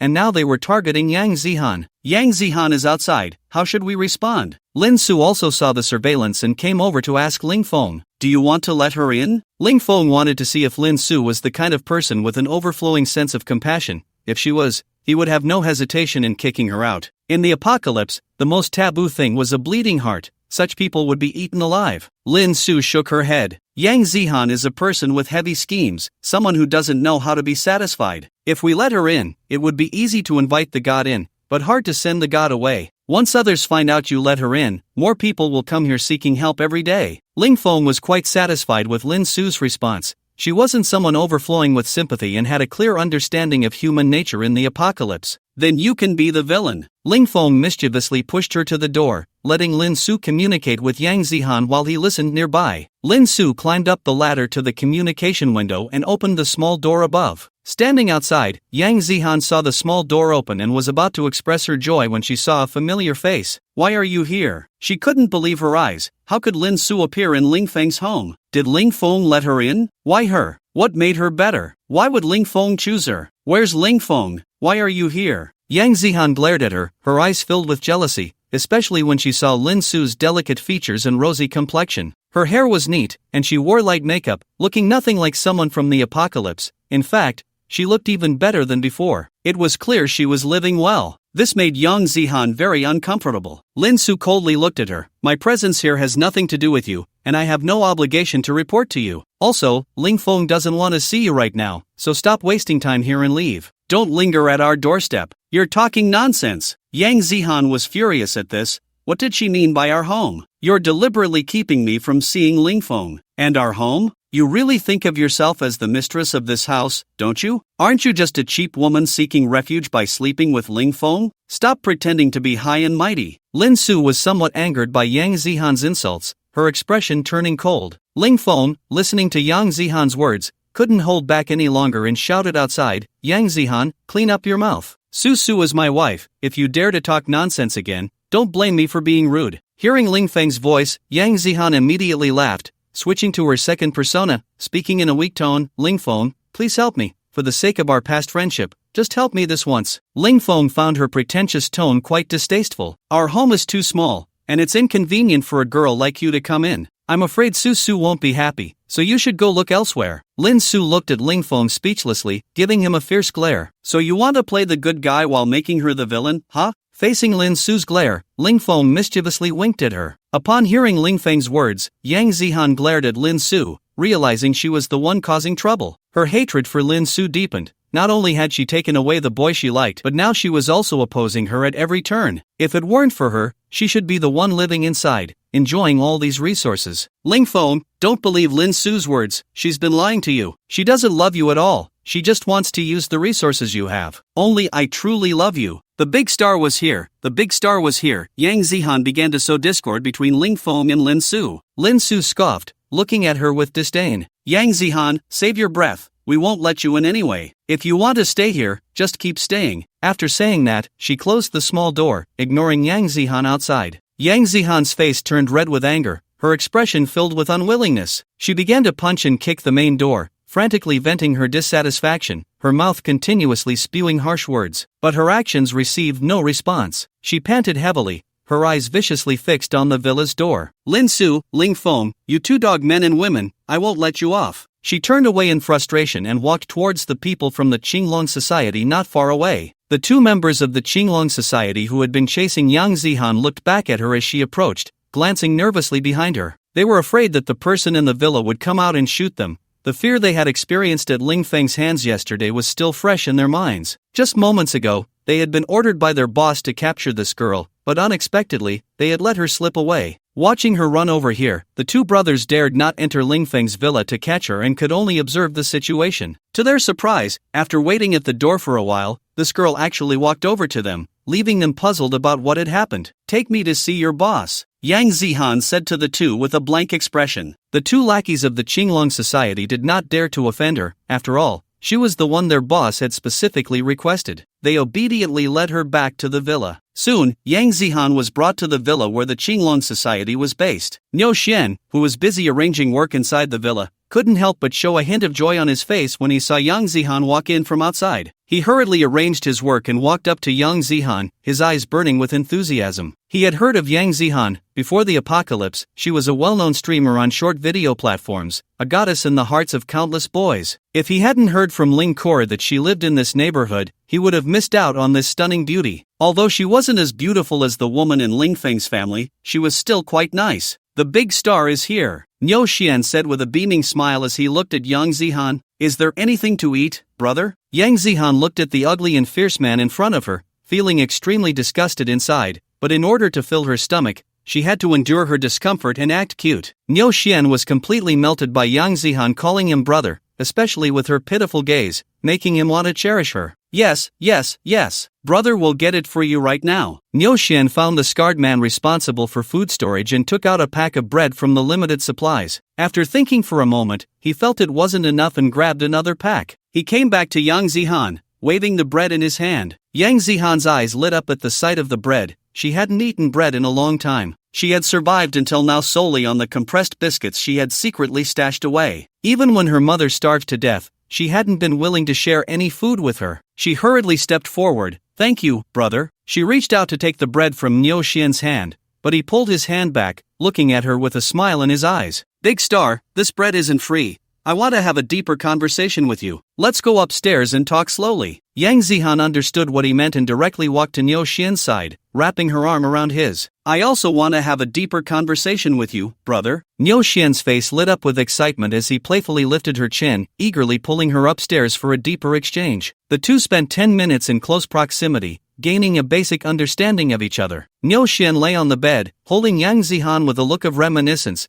a hint of fatigue in his brows. He had been feeling a bit overwhelmed lately. On the other hand, Yang Zihan, although not entirely satisfied with Niu Xian's performance, still put on a satisfied expression, which pleased Niu Xian greatly. Brother, how much food do we have left at home? Yang Zihan asked softly, wrapping her arms around Niu Xian's. Sigh, not much food left. Her question instantly plunged Niu Xian back into worry, the satisfaction he had just felt dissipating in the face of the current difficulties. He could only sigh repeatedly. As soon as Yang Zihan heard that there wasn't much food left, she instantly lost her composure, cursing Niu Xian in her heart. I stayed with you just to have a full meal, and now you tell me there's not much left, you bastard. Although she was unhappy, she still spoke to Niu Xian in a seductive tone. Huh? Are we going to starve in the future? Don't worry, I'm thinking of ways to find food right now, Niu Xian said, his right hand wandering inside her clothes, making his face turn red. Oh! Yang Zihan let out a shy exclamation, then suppressing her discomfort, continued, brother, doesn't Ling Feng's family have a lot of food? Can't we just borrow some? Upon hearing this, Niu Xian's brows furrowed even more, and there was a hint of fear in his eyes. We've tried to take him down. We lost over a dozen brothers. Niu Xian directly recounted the actions they had taken against Ling Feng. Yang Zihan frowned upon hearing this. She hadn't expected Ling Feng's villa to be so fortified. Since the extreme cold weather arrived, so many people, from the owners of Shizibei to Niu Xian now, had tried to damage his villa, yet they had made no progress at all. Suddenly, she had a flash of inspiration, her face lighting up with excitement as she looked at Niu Xian. Brother, I have a plan, but I don't know if it will work. What plan? Niu Xian was already at his wit's end regarding Ling Feng's villa. He had tried every method he could think of, and none had yielded any results. Yang Zihan leaned in close to Niu Xian's ear and whispered for a long time, and Niu Xian's eyes grew brighter, his expression more animated. Brilliant! You know, your method might actually work. Why didn't I think of this? Niu Xian excitedly kissed her on the cheek. You really are my lucky star, babe. If this plan succeeds, you'll be the biggest contributor. In the future, when we move into Ling Feng's villa, we won't have to starve or freeze anymore. We won't have to eat this junk food anymore. Brother will treat you to a feast. Yang Zihan's strategy made him feel hopeful, and the gloom on his face vanished, as if he had been recharged. He looked at the delicate and tempting beauty beside him and instantly felt invigorated. He flipped over and pinned Yang Zihan beneath him. After completing a day of training, Ling Feng began an hour-long intimate exchange with Lin Su, which only ended when they reached a mutual understanding. The two were open with each other and embraced as they fell asleep. However, this tranquility was shattered by a phone call from Wang Long. Fingzi, those guys from the Qinglong Society just quietly made their way over to your side again. Be careful. Ling Feng hung up the phone, feeling a bit irritated. It was late at night. Did they not want to sleep? He walked to the window and looked outside at the snowy ground, and sure enough, people were continuously approaching him. Each person was carrying a large bag, but judging by the size of these bags, they probably didn't contain anything heavy. Besides these large bags, some were also carrying benches, sofas, and other materials. Lingfeng looked at this busy group and silently gave them a thumbs up in his heart. So dedicated. As this group burst into the yard, the alarm went off right on time, and Lingfeng casually turned off the alarm. Lin Su was awakened by the sound of the alarm, sleepily looking at Lingfeng standing by the window. What's happening outside? It's nothing, just those people again. You go back to sleep. I'll check the second floor. Lin Su obediently lay back down to continue sleeping. She was so tired that she could barely keep her eyes open after an hour of conversation at night. Lingfeng went to the second floor and saw the Qinglong Society members placing sofas, chairs, and bedboards against the wall, continuously taking clothes out of the bags and laying them on the furniture. These people moved carefully the entire time, making no noise. After everything was ready, Niu Xian stepped out from the crowd, took out a lighter from his pocket, and set all the clothes on fire. Fire attack? A hint of surprise flashed in Ling Feng's eyes. He watched with great interest as the people below engaged in their chaotic antics. Under the glow of the flames, every face radiated joy. It was hard to tell whether it was the warmth of the fire or the delight of believing they would succeed. As the flames grew larger, Niu Xian's mood improved. Once this big fire gets going, even if it doesn't burn your house down, the thick smoke will suffocate you. I don't believe you can hide in that turtle shell forever. Humph. Lingfeng remained unfazed by the raging fire. The materials of his villa were special, and the fire would not harm the house at all. At most, it could only damage the exterior walls. As for the smoke, he had anticipated this during construction and had modified the house's ventilation system. Toxic gases from outside would not enter the villa. However, seeing the members of the Qinglong Society gathered around the fire, Lingfeng suddenly felt that this situation was perfect for using a certain weapon. A grenade. He had 30 grenades confiscated from the assassin headquarters. After system replication, he had as many as 3,000. Up until now, he hadn't used a single one. Today, he could take them out for a test run, to provide a little warmth to this group of Qinglong Society members on a cold night. Lingfeng took out 2 grenades from his space, one in each hand. He pulled the pins with his mouth and aimed at the crowd below, throwing them down with force. At the moment of release, the second safety mechanism on the grenades was triggered, and the shrapnel was released. The members of the Qinglong Society, who were enjoying the long-awaited warmth, suddenly had one of them hit on the head by an unknown object. Furious, he shouted, "Who threw a brick at me? Have some public decency. This is a public place. I damn." Boom, boom. Before he could finish, 2 loud explosions erupted, and the entire courtyard was instantly filled with flames. The massive explosion echoed throughout Shizi Bay, waking everyone in the neighborhood. They all leaned out of their windows to look in the direction of the explosions. Their expressions varied. Some were terrified, some curious, and others gleeful. As the thick smoke cleared, the explosion site gradually became clear, followed by a series of screams. The spot where the Qinglong Society members had gathered now had 2 large holes, surrounded by severed limbs,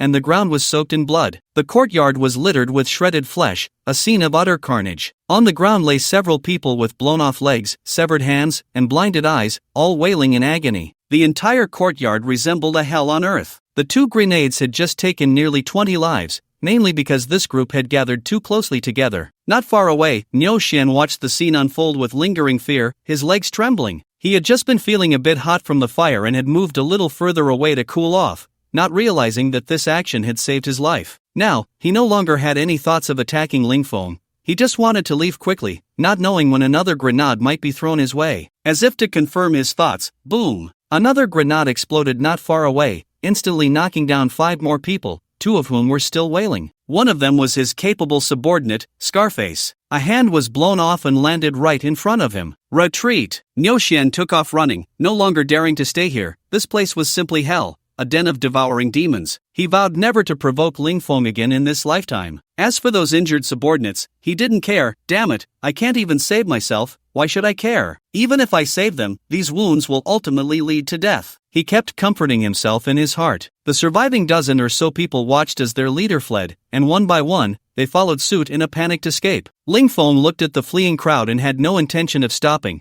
He took out his favorite hunting game from his space. Ever since the apocalypse began, he hadn't used it, and today was the day to stretch his skills. He aimed at the heart of the last person running and decisively pulled the trigger. Put! The rifle in his hand made a slight sound, and the distant target fell to the ground. He then continued to aim at the next target, shooting one after another, each bullet hitting its mark with precision. In a very short time, he had shot 8 people. Not bad. Lingfeng was in a good mood. his shooting skills had become increasingly precise. Ever since he injected the gene serum, his focus had improved rapidly, and his marksmanship had become sharper. Ling Feng closed the window and stored the rifle away. There were still people in the yard screaming. Without any help, these people would either bleed to death or freeze to death. However, Ling Feng had no intention of showing mercy to save them. This group had committed numerous crimes and deserved their fate. Yet, the sight of so many corpses and severed limbs in the yard was indeed unsettling, severely affecting his mood and appetite. He needed to find a way to clear the bodies from the yard. Since the last time he killed more than 20 members of the Qinglong Society, Niu Xian had been relatively subdued for a while. For 10 consecutive days, Ling Feng had lived a much quieter life, spending this time studying genetics at home. Ling Feng's learning speed was quite fast. Even Lin Su marveled at his genius. Some of the more difficult concepts were grasped by Ling Feng after just one listen, and he could even apply them flexibly. The problem of not understanding simply did not exist for him. In just 10 days, Ling Feng had completed the study of knowledge that would take others years to learn, and he could apply it skillfully. After all, a developed brain at level 20 was no joke. In the following days, Ling Feng began to engage in research on the gene serum. After careful consideration, he decided to let Lin Su join the research work on the gene serum. Through these days of close contact, he had gradually become familiar with Lin Su and lowered his guard. Although he allowed her to join the research, he did not let her access the core data, as this matter was of great importance. After 2 days of research, he discovered that his laboratory lacked 2 mechanical devices and some gene samples. These devices were large-scale equipment that his grandfather had not equipped at home. Such equipment was only available in the company's laboratory. Ling Feng felt a headache. In this apocalyptic era, he had no idea what the outside world was like. His philosophy had always been to survive, and he did not want to put himself in danger. However, if he didn't make a trip to the company, the research on the gene serum would come to a standstill. After much thought, Ling Feng decided he had to go to the company. The gene serum would determine his future strength, and he had to take this risk. But before leaving the villa, he needed to eliminate any uncertainties within it, otherwise, he couldn't set off with peace of mind. Ling Feng looked at the corpses outside and suddenly had an idea. For the past few days, someone had been secretly coming to move the bodies, including members of the Qinglong Society and the indigenous people of Shizi Bay. Today was no exception. Ling Feng watched as 2 people stealthily approached,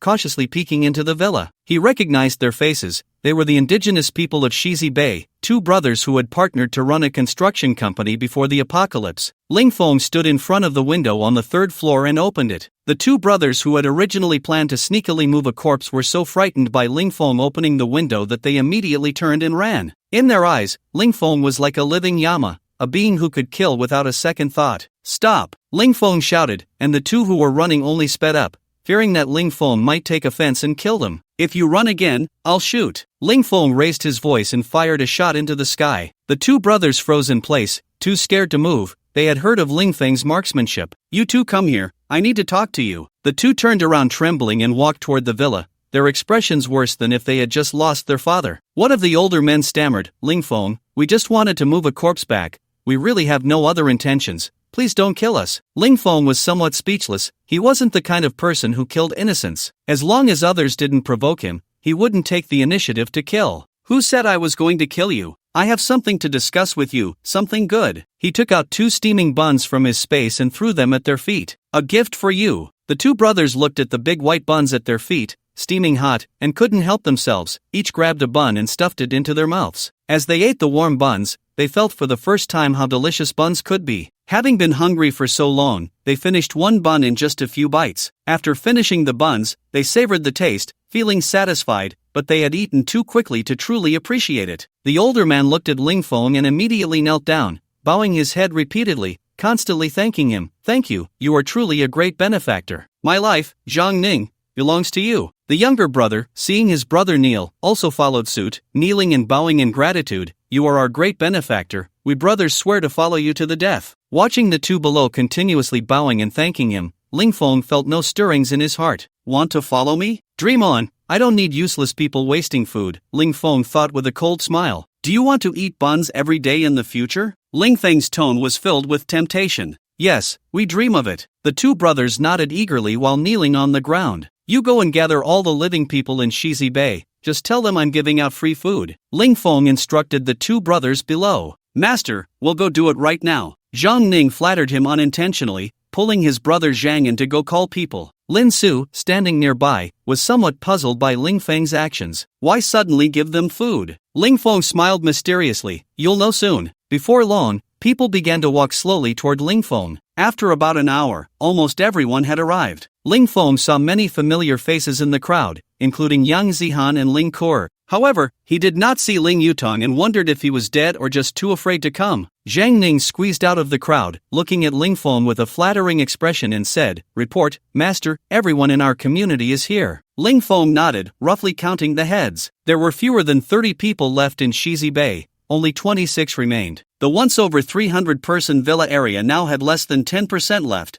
and the mortality rate was undeniably high. Each person's face had become numb, their bodies thin and emaciated, resembling refugees. Ling Feng cleared his throat and addressed the crowd. "Dear neighbors, in light of your situation of not having enough to eat, I feel deeply pained. I have decided to offer my limited food to assist you. Now, I will give each person one bun, everyone line up to receive it." Zhang Ning organized the others to line up. The previously numb-eyed homeowners gradually showed excitement upon hearing there were steamed buns to eat, though they still found it hard to believe that Ling Feng was truly so kind-hearted. Zhang Ning below began to organize the 24 people with Zhang Yin into an orderly line. Once everyone had lined up properly, Ling Feng took out a plastic bag and retrieved 26 steamed buns from his space, tossing them down from the 3rd floor. "Zhang Ning, Zhang Yin, you two start distributing the buns now." The buns were quickly handed out. "These buns are so delicious, sweet. I finished it in 2 bites, didn't even taste it. This is the best thing I've ever eaten. Now I'm even hungrier." The crowd slowly began to chat among themselves, each face beaming with a long-lost smile. Sometimes happiness is really that simple. A steamed bun is enough to satisfy these elite individuals for an entire day. However, not everyone wore a happy expression, such as Yang Zihan and Ling Kur. Yang Zihan looked extremely displeased, filled with hatred as she glared at Lin Su beside Ling Feng,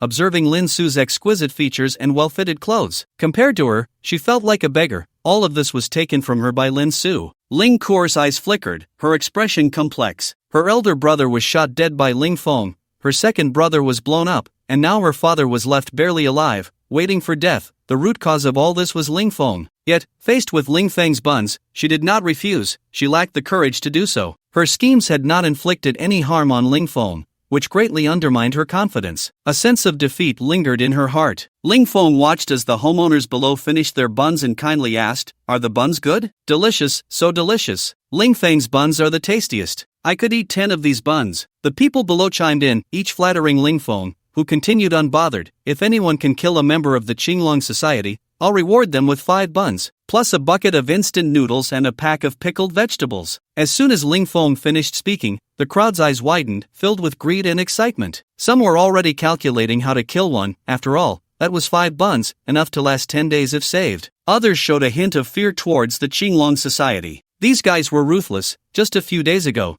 they had killed several disobedient homeowners. Ling Feng noticed that while a portion of the crowd was eager, the majority remained unmoved, seemingly afraid of the Qinglong Society. He decided to raise the stakes. He spoke again in a deep voice, 10 buns, 2 buckets of instant noodles for each Qinglong Society member's head. And if anyone can kill Niu Xian, besides doubling the reward, I'll also give them a roasted chicken. After saying this, Ling Feng took out a steaming roasted chicken, large and plump, its golden skin looking incredibly appetizing. The homeowners below stared wide-eyed at the roasted chicken, drooling, wishing they could snatch it and take a bite right then. Ling Feng displayed the chicken for a few seconds before putting it away, leaving the crowd wanting more, their eyes filled with desire. "All right, that's all I have to say. Anyone who accomplishes these goals can come to me for their rewards. I'll be here waiting for your good news. Good luck, everyone." After finishing, Ling Feng closed the window, ignoring the crowd. Lin Su looked at Ling Feng with admiration. "So you want to use these homeowners to eliminate the Qinglong Society? Let them tear each other apart." Ling Feng looked at her with a teachable expression,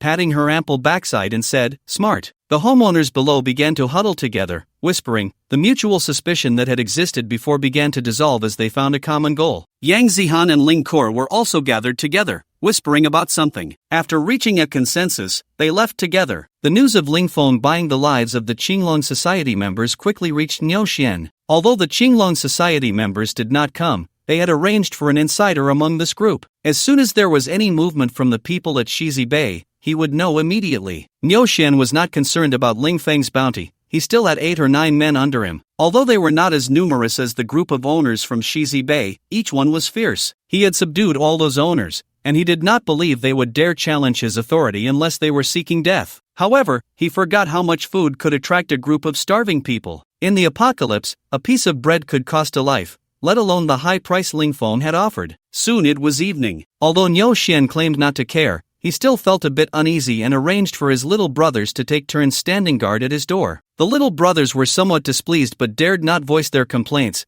as Niu Xian still had a gun in hand, and offending him could lead to dire consequences. Niu Xian lay in bed, enjoying the service of Yang Zihan and Ling Kur. This was the only time he felt most comfortable. "Brother, how about the three of us tonight?" Yang Zihan looked at Niu Xian with a shy expression, her face blooming like a peach blossom, appearing as if she was ripe for the picking. Upon hearing this, Niu Xian's heart stirred. He had always wanted a group activity, but Yang Zihan had always refused. He never expected her to bring it up today. Looking at her innocence, he was surprised to find she was still a vixen at heart. "Great, I've been waiting for you to say that." Niu Xian fixed his gaze on her soft spot, his eyes filled with eagerness. Yang Zihan and Ling Kur exchanged knowing smiles and leaned toward Niu Xian. Soon, the room was filled with lively chatter. This was a torment for the two little brothers standing guard outside. They exchanged glances, their eyes filled with desire, envious of their boss inside, but what could they do? After all, he was the boss. They could only think about it in their hearts. At worst, they would take care of themselves later. 2 hours later, Yang Zihan and Ling Kur looked at Niu Xian, who was sprawled on the bed like a dead pig, with disgust in their eyes. To please Niu Xian, the two had truly put their skills to use. Niu Xian lay on the bed, looking exhausted, and fell into a deep sleep. Yang Zihan's eyes flashed with a glimmer of determination as she tentatively called out, "Brother?" Ling Kur leaned closer to his ear and whispered, "Brother, are you asleep?" while pushing him hard. After confirming he was completely asleep, the two exchanged glances and began to search the bed, finally retrieving the handgun Niu Xian had placed under his pillow. Yang Zihan held the gun, looking at Niu Xian with a fierce expression. She had been bullied by this disgusting man for so long that just thinking about it made her feel sick. Now, she could finally kill him with her own hands and avenge her purity. She aimed the gun at Niu Xian's chest and fired. Bang! Bang! Bang! 3 shots rang out, and Niu Xian did not even have time to scream before he met his end. The two little brothers standing guard outside, who had subdued the owners of Shizi Bay, heard the gunshots and immediately shouted, "Boss, are you okay?" But there was no response. They tried calling again, "Boss?" Still, no one answered. The two suddenly felt something might have happened and prepared to break down the door. Just then, the door swung open. It was Ling Kur, her face filled with terror as she said, "Your boss was shot dead by Yang Zihan, and she also committed suicide." Upon hearing this, the two hurried into the room. It was somewhat dim inside due to a power outage, and they could only rely on the faint moonlight to see the situation inside. They walked straight into the room, completely unaware of Yang Zihan hiding behind the door. Yang Zihan raised her gun and without hesitation fired several shots at the backs of the two men, who fell dead on the spot. In just a few minutes, she had killed several people. Instead of feeling any discomfort, she experienced a slight thrill of bloodlust. Fortunately, she had accompanied her father to the shooting range a few times before, so she was somewhat familiar with firearms. After killing the two men, Yang Zihan and Ling Kur quickly moved, severing the heads of several others and setting them aside. Once they finished, the two of them worked together to hide the bodies under the bed. Following their plan, Yang Zihan hid behind the door while Ling Kur went out to lure the next target. Soon, Ling Kur brought the next unfortunate soul to the door. The blonde-haired man, excited, said to Ling Kur, "Sister-in-law, is it true that Big Brother won't be back tonight?" Ling Kur, linking her arm with his, whispered reassuringly in his ear, "Don't worry, he said he won't be staying here tonight. Tonight, Zihan and I will make sure you have a comfortable time." Upon hearing this, the blonde man could hardly contain himself, his eyes filled with eagerness and excitement. He could hardly wait to take this little vixen right then and there, especially since she was his boss's woman. Just thinking about it was thrilling. As the saying goes, nothing tastes better than dumplings, especially when it comes to Yang Zihan, whom he had long coveted. As soon as Ling Kur opened the door, he couldn't wait to embrace her and kiss her, completely oblivious to the woman behind him. Bang! A bullet struck the blonde man's back, causing him pain as he hurriedly turned to look behind him. Before he could fully turn around, another shot rang out, this time hitting his heart. He collapsed to the ground, his eyes filled with confusion and unwillingness. Just before he died, he saw Ling Kur approaching him with a gleaming watermelon knife. Using this method, Yang Zihan and Ling Kur eliminated all the members of the Qinglong society throughout the night. After completing everything, they exchanged relieved smiles, looking at the pile of severed heads, their eyes filled with joy. To them, these heads were like food. The next morning, just as dawn broke, they packed up the heads and prepared to go to Ling Feng to exchange for food. Ling Feng, who had been sleeping, was awakened by the sound of an alarm. He walked to the window and saw Yang Zihan and Ling Kor dragging 2 large suitcases. Ling Feng opened the window and called down to them,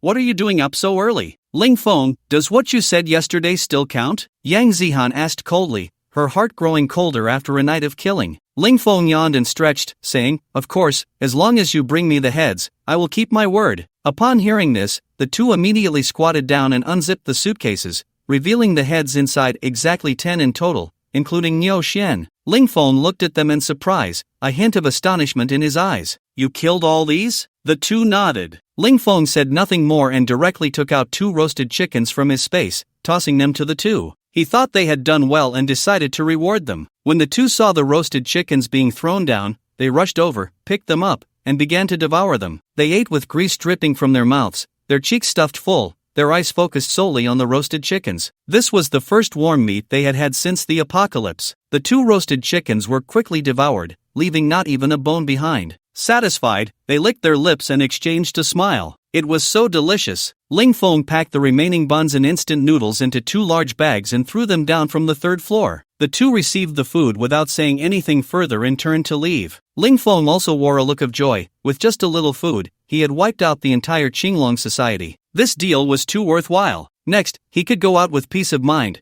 But before leaving, he still needed to control the remaining people in Shizi Bay to prevent them from causing trouble. Soon, Zhang Ning and Zhang An arrived at Ling Feng's small courtyard. As soon as they saw Ling Feng, they knelt down to pay their respects, flattering him to the utmost. Ling Feng felt that these two had some self-awareness, keeping their posture very low. He took out 2 boxes of instant noodles from his space and tossed them down, saying, "A reward for you." "Thank you, master. Thank you, master." The two of them bowed their heads in gratitude, drooling over the instant noodles in their hands. This was a rare treat. Just thinking about the pickled cabbage made it even more delicious. "You two go tell those homeowners that from today on, they will follow my orders and work for me. I will give 1 steamed bun each day. No one who doesn't work will get anything. Come here every afternoon to collect your bun." After saying this, he threw down a walkie-talkie. With mobile phones no longer useful, this kind of walkie-talkie was the most practical in the current apocalypse. He had plenty of these walkie-talkies in his space, having scavenged a lot during the zero-cost purchase event, and now they were just right for use. "From now on, use this to contact me, Channel 5. "Yes, master." The two, having received their orders, hurriedly left with the walkie-talkie. Soon, the homeowners of Shizi Bay were gathered together again, but today there were 2 fewer people than yesterday. Zhang Ning said that 2 people had a fever and didn't make it through, but Ling Feng didn't pay much attention to it. As per usual, Ling Feng first distributed 1 steamed bun to each person. After everyone had eaten their buns, Ling Feng finally spoke. "From today on, those who work for me will have food to eat, those who don't will not. I will also reward those who perform well. Moreover, from now on, you all must listen to Zhang An and Zhang Ning's arrangements. I will have them relay any instructions I have for you." After saying this, he watched the crowd's reaction. Smiles spread across everyone's faces, no longer having to go hungry. Although it was just 1 bun, it was enough to keep them alive. "Thank you for your generous gift, master." Zhang Ning led the way, kneeling and bowing to Ling Feng, and seeing this, the others also knelt down, shouting,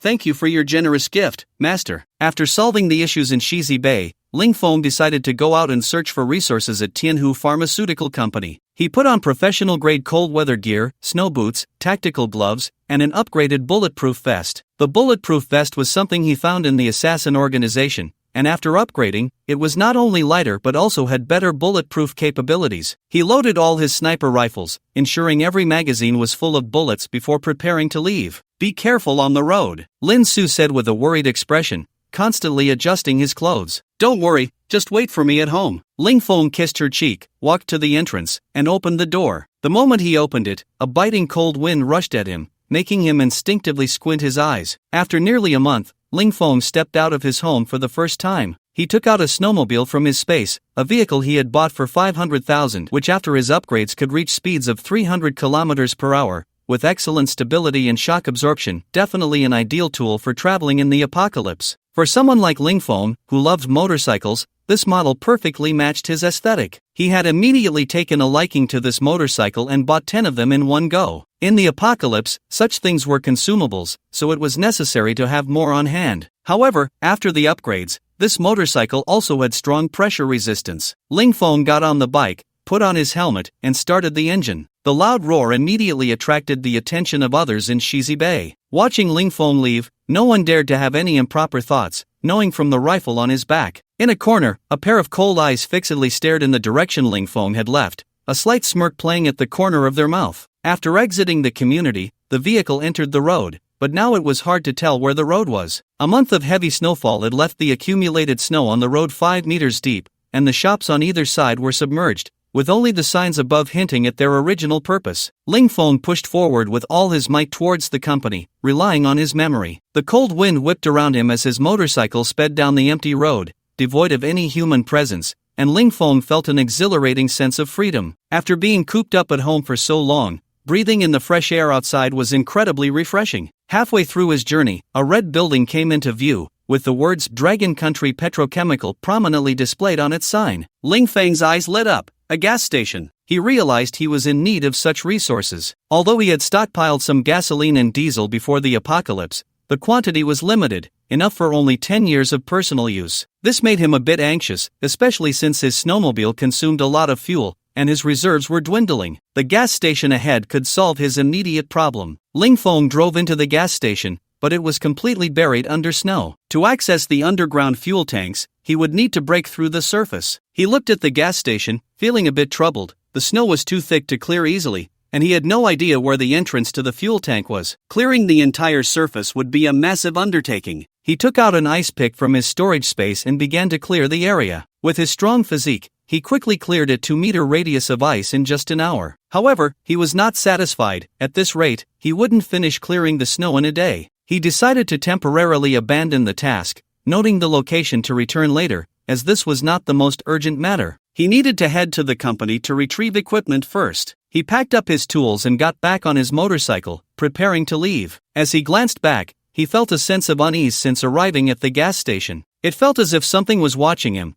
but all he could see was a vast expanse of white, with nothing in sight. Ling Feng chuckled to himself, then started the engine and left with a roar. Not long after he departed, a massive figure emerged from a snowdrift, its cold eyes fixed on the direction Ling Feng had gone. Then, with a swift movement, it vanished from sight. After leaving the gas station, Ling Feng headed towards the city center with all his might. After 20 minutes of driving, he finally arrived at the heart of Shangjing City. This area had once been the most bustling part of the city, filled with crowds and vibrant nightlife before the apocalypse. Now, it was just a sea of white. The empty streets were devoid of any people, and the stark contrast made Ling Feng lament the cruelty of the end times. He slowed down to search for the company building. Most of the structures were covered in deep snow, so he could only look in the general direction. After a few minutes, he finally spotted the company building. However, to his surprise, there were people outside. Living people. When Ling Feng saw them, they had just noticed him as well. He scrutinized the group, noting that they all wore matching uniforms and were all very robust, clearly trained fighters. Each of them was armed. Ling Feng watched them cautiously, feeling the weight of his handgun at his waist. He slowly approached the group on his motorcycle, ready to attack if necessary. The group, noticing Ling Feng's slow approach, began to take a defensive stance. One bearded man turned to their leader and said, "Brother Cohen, someone is coming. Should we?" He made a gesture across his throat. The man named Koen-ga looked at him with some displeasure. "I told you, use titles during work." Koen-ga spoke with a voice that was hard to distinguish as either male or female, paired with his fair and beautiful face,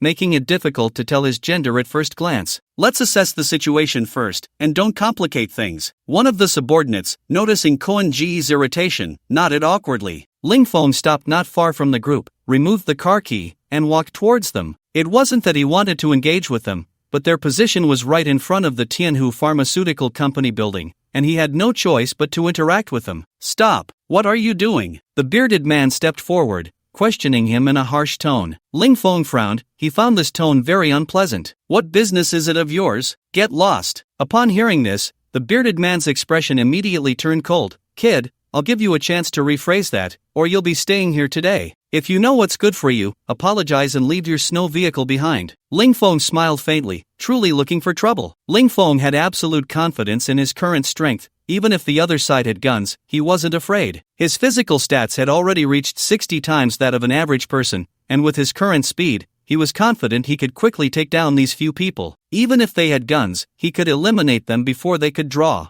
"Want the car?" Let's see if you have the ability. Ling Feng took off his helmet and tossed it aside, revealing his rugged face. Seeing Ling Feng's face from a distance, Koen Ji's expression shifted, his eyes glimmering, and the corners of his mouth lifted. The few subordinates beside him felt a chill run down their spines at their boss's expression. He was a fencing enthusiast, and this look meant he was intrigued. Koen Ji's gaze towards the pretty boy opposite him was clearly tinged with a hint of flirtation. Beard, I want him alive. Koen Gu said to the bearded man, his eyes eagerly fixed on Ling Feng, his cheeks slightly flushed. Ling Feng felt a wave of disgust as he noticed the androgynous creep opposite him making advances. A shiver ran down his spine, and he nearly vomited up his breakfast from the morning. He frowned at the creep across from him, feeling utterly uncomfortable. The bearded man, receiving Koen Ji's order, approached Ling Feng with a mocking expression, saying, Kid, you're lucky, our boss has taken a liking to you, so you won't die immediately. As long as you serve him well, maybe our boss will show mercy and spare your life. Haha. Just as the bearded man was about to continue speaking,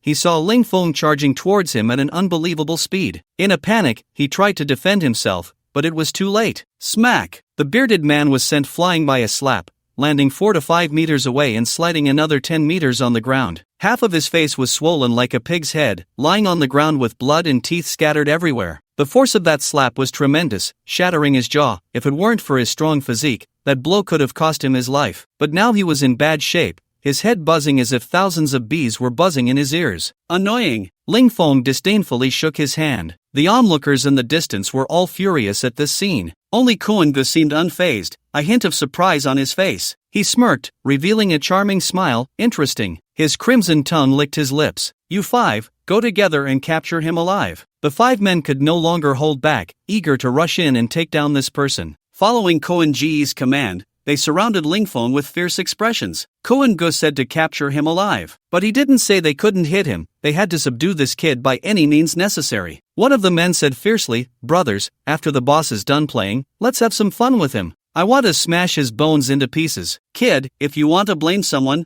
blame your bad luck. The group laughed menacingly, confident of their victory. These men were all specially trained warriors. Each one could easily take down a group of ordinary people, and the 5 of them working together could easily handle this pretty boy in front of them. This kid was only relying on his speed to launch a sneak attack. As long as they were a bit cautious, it would be fine. The 5 of them exerted force simultaneously, reaching out to grab Ling Feng from different directions. Ling Feng remained unfazed in the face of the assault, taking the initiative to strike back, quickly throwing a punch at one of them. Ling Feng did not hold back, launching a full force attack with incredible speed, too fast for the naked eye to see. The man opposite him couldn't react in time and was directly knocked out with a single punch. After taking down one person, the encirclement formed by the 5 was immediately broken. Ling Feng did not stop, continuing to attack the others. With a sidekick, one person was sent flying, crashing into the glass of a building, which shattered instantly, and he continued to crash into a pillar inside before finally stopping. Brother Koen, standing not far away,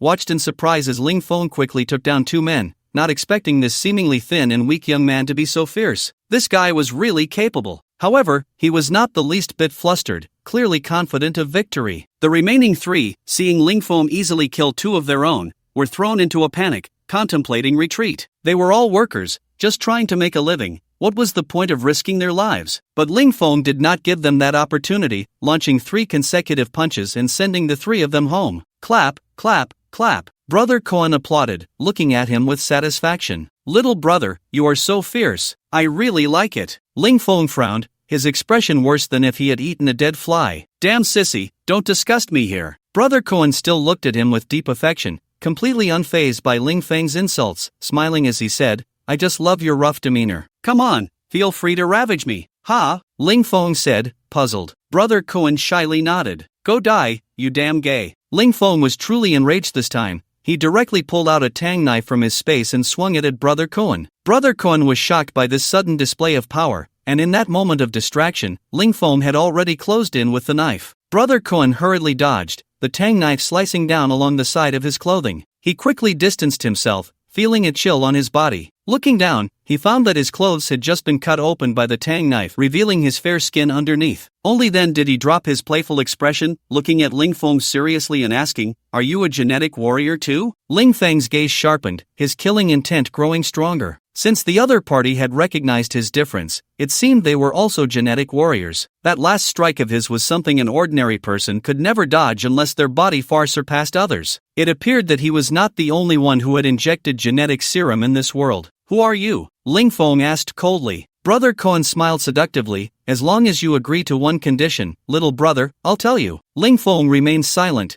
directly showing his intent through action as he thrust his long knife forward, continuing to attack Brother Cohen. Brother Cohen drew 2 short knives from his waist to counter the long knife. The moment the 2 blades met, Brother Cohen's short knives were split in half by the tang knife. The tang knife's momentum did not diminish, continuing to swing towards Brother Cohen's head. Brother Cohen's expression changed in shock, and he hurriedly turned his head to dodge. The tang knife grazed his hair and struck into his shoulder, causing him to retreat in pain. He quickly pulled out a syringe from his waist, filled with a light green liquid. Without hesitation, he jabbed the syringe into the artery in his neck and injected the green substance. Ling Feng looked at the madman with some trepidation, gripping the long knife in his hand, ready to attack at any moment. Opposite him, Brother Cohen's body began to change rapidly. The mutated Brother Cohen's figure started to inflate as if it were being pumped up, his height quickly surpassing 2 meters. His clothes burst apart due to the transformation, revealing his muscular arms, and he was left wearing only a pair of elastic pink thong underwear. His originally fair face now turned a dark green, emanating a faint ghostly glow. His crimson eyes shot out a bloodthirsty light. "Hulk?" Ling Feng looked at Brother Cohen's current appearance in surprise,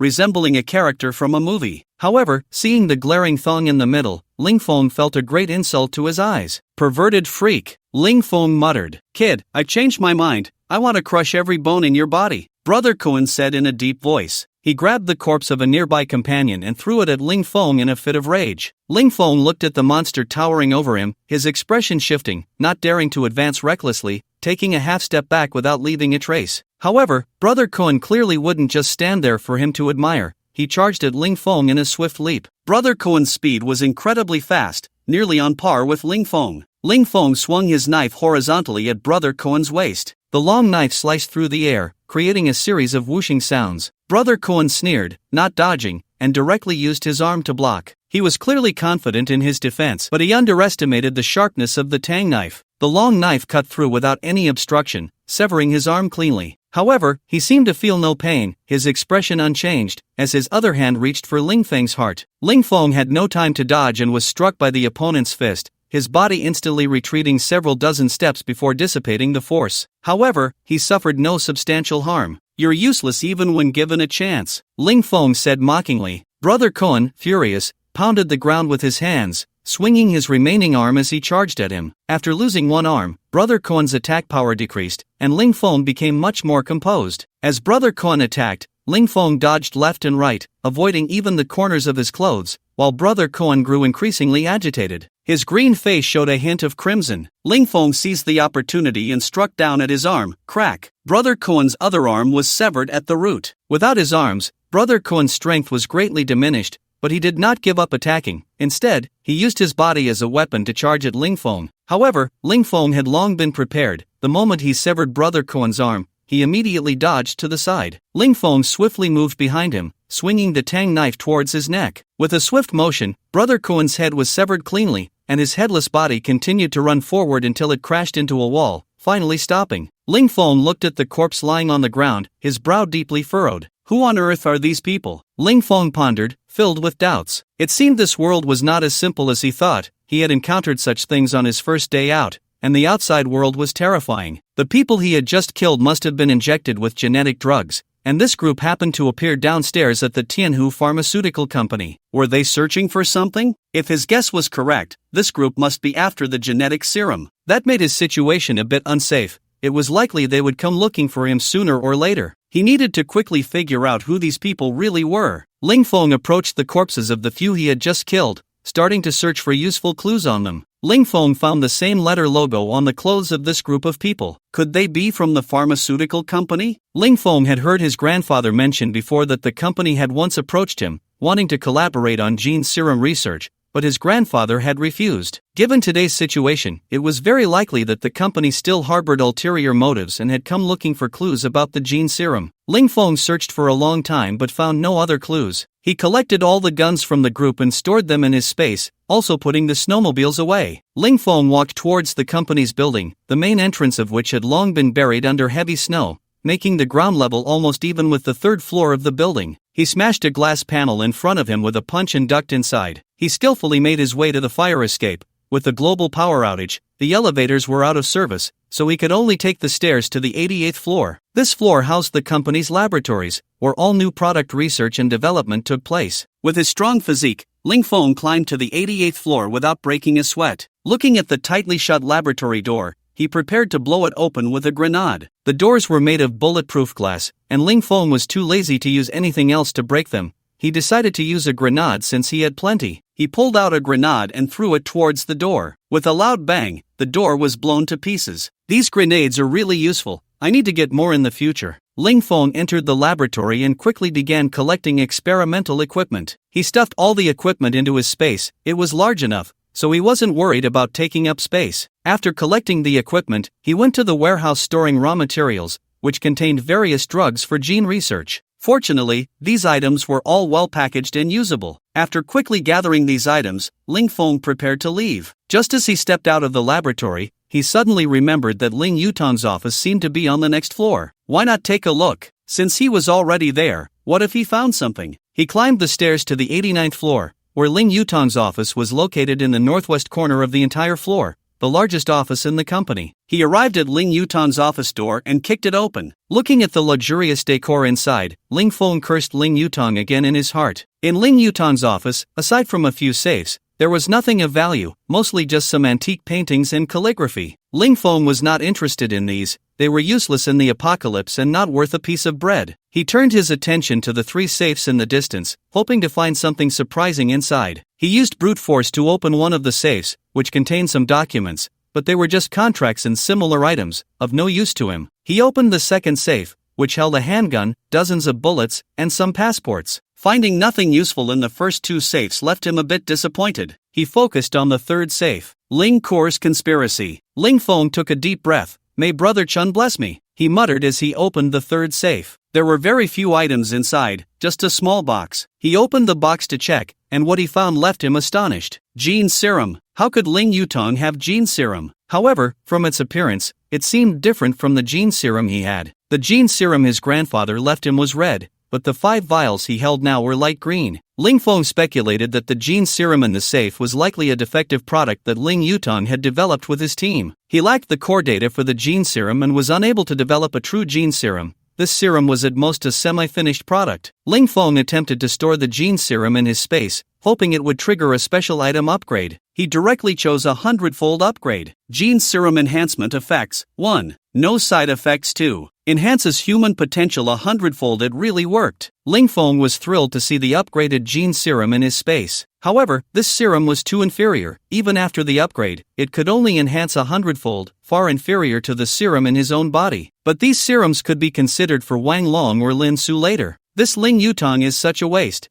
What has he even developed? No! Ling Feng suddenly seemed to think of something and hurriedly left the Tianhu building, riding his motorcycle towards Shizi Bay. In the villa, Lin Su looked out the window in terror, her face pale. Outside the door, a humanoid monster was continuously attacking the entrance, its strength immense, causing the door to thud heavily. Lin Su's heart trembled at the sound. Watching the monster outside through the surveillance, her legs trembled, and her face turned ashen. This monster was simply too terrifying, far beyond her comprehension. The creature stood at 2.5 meters tall, covered in flesh balls the size of longan, with black liquid continuously oozing from the corners of its mouth. Its eyes were blood red, bulging, and it looked extremely horrifying. Lin Su missed Ling Feng terribly. If he were here, he would surely be able to resolve this issue effortlessly. Unconsciously, her dependence on Ling Feng deepened. The monster outside seemed to realize that it couldn't break through the door and became increasingly agitated, relentlessly swinging its massive fists at the first-floor windows. It continued to pound, roaring incessantly. Lin Su watched the monster's fierce strikes against the window,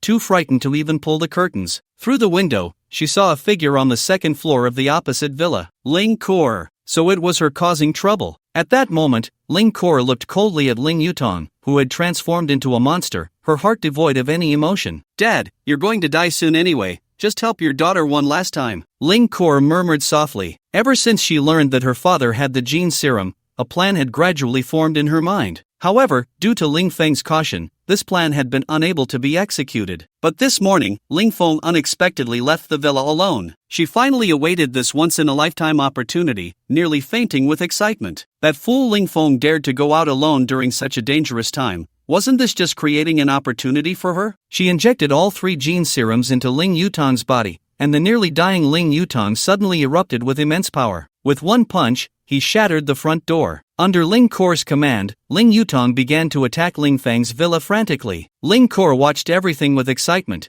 Once the door was breached, she could claim everything of Ling Feng's. But soon, her smile faded. After an hour of relentless attacks, the door showed no signs of damage, still standing firm. Instead, Ling Yutong, exhausted from his frenzied assault, had depleted all his strength and potential. His strikes against the door grew weaker, and the anger in his eyes diminished until they were completely overtaken by despair. He could no longer hold on, and his massive body fell backward. Lin Su, still shaken, patted her broad chest, relieved that the monster was dead. Otherwise, she would have truly been scared to death. She saw that Ling Kor was no longer visible across the way, further confirming her suspicions. She took out her phone, ready to tell Ling Feng about what had just happened and to warn him to be careful of Ling Kor. Just as she was about to dial, she saw Ling Feng riding a motorcycle coming from a distance. Seeing Ling Feng return safely, her anxious heart finally relaxed. Lin Su put down her phone and prepared to open the door for him. Ling Feng stopped the snowmobile at the villa entrance and immediately spotted the monster's corpse lying in the snow. His heart tightened. However, when he saw the intact front door, his tense heart eased again. He walked up to the monster to inspect it, looking at the grotesque creature covered in flesh, resembling a disgusting toad. Judging by the appearance of this corpse, it should be Ling Yutong. Looking at the half-human, half-monster figure, Ling Feng felt a bit displeased. He hadn't even had the chance to take action before it died, which was rather boring. It was truly a pity that he couldn't kill it himself. He reached the entrance, and the door was opened. Lin Su stood there holding slippers, waiting for him to come in. Ling Feng entered the villa, and Lin Su squatted down to help him take off his shoes, replacing them with cotton slippers. She also helped him remove his coat and hat. "I made you ginger syrup. Let me bring you a bowl." After saying that, she turned and walked toward the kitchen. Ling Feng relaxed on the sofa, leisurely lighting a cigarette. He couldn't help but sigh in his heart. Home is still the most comfortable, safe, and warm. The outside world is still too unsafe. I need to improve my strength quickly, as there will be even stronger enemies in the future. Lin Su brought a steaming bowl of ginger syrup to Ling Feng. "Drink it while it's hot." Ling Feng took the ginger syrup and sipped it slowly. The scalding liquid warmed his body considerably. Lin Su stood behind him, gently massaging his shoulders while recounting the events of the day. Ling Kor. Ling Feng's expression gradually turned cold, a hint of brutality flashing in his eyes. This person truly had a relentless heart. He had given her a chance to live, but unfortunately, she did not cherish it. "Since you are so eager for death, I will fulfill your wish." Ling Feng downed the ginger syrup in one gulp, a glint of killing intent fleeting in his eyes. "Wait for me at home. I need to go out for a bit." He stood up and was about to head outside. "Wait a minute," Lin Su called out to him. She hurriedly followed, reminding Ling Feng,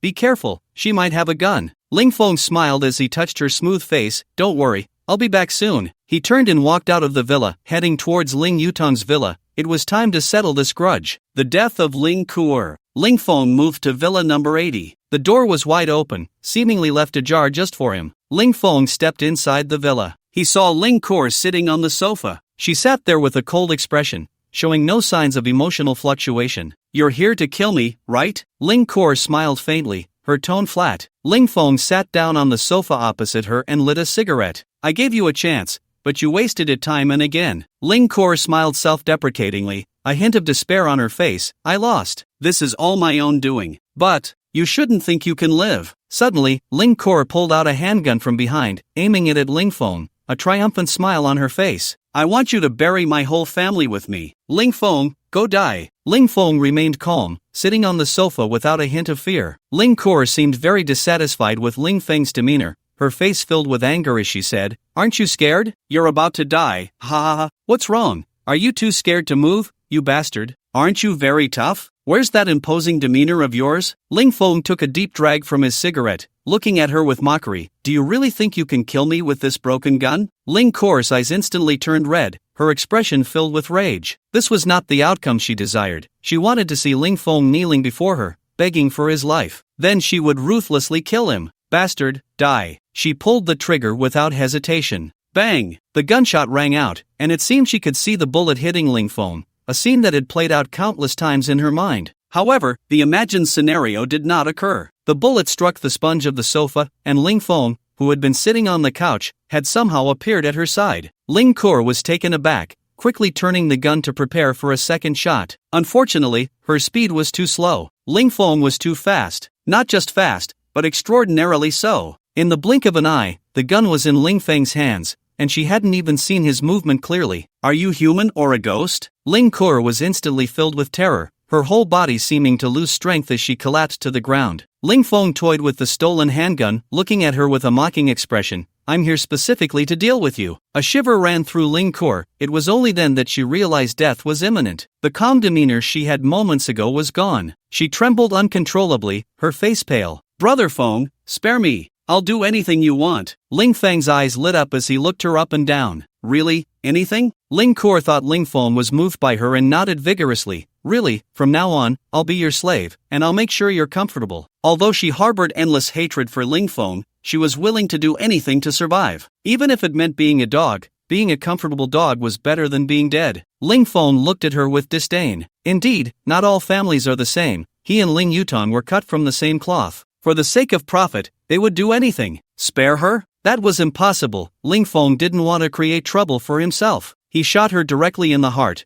and a blood hole the size of a bowl appeared in her back. Blood gushed out continuously. You said you wouldn't kill. Ling Kur looked at Ling Feng in disbelief, confused as to why he was killing her when he had just said he would spare her. I never said I wouldn't kill you, you just misunderstood. Ling Feng put away the gun, his expression cold. After dealing with Ling Kur, he quickly searched the villa. The villa was filled with the bodies of Qinglong society members, but he did not find Yang Zihan. This surprised Ling Feng slightly, but he didn't dwell on it. Leaving the Ling family villa, Ling Feng felt a weight lift from his heart. He had finally avenged himself and his grandfather. Since his rebirth, he had lived with hatred, and now that he had avenged himself, even breathing felt more refreshing. Back at the villa, Ling Feng called for the Zhang brothers, Zhang Yan and Zhang Ning, through the intercom. What are your orders, master? Zhang Ning stood respectfully in the yard, waiting for Ling Feng's instructions. Ling Feng handed him 5 intercoms. From today, arrange lookout posts at every entrance and exit of the villa. Each post gets 1 intercom. If any outsiders enter, report to me immediately. The reward is 2 buns a day. Also, arrange for some strong individuals to dig holes in my villa yard and surrounding area. The reward is a bucket of instant noodles per meal and 1 bun. Ling Feng decided to have this group of homeowners in Shizi Bay work for him.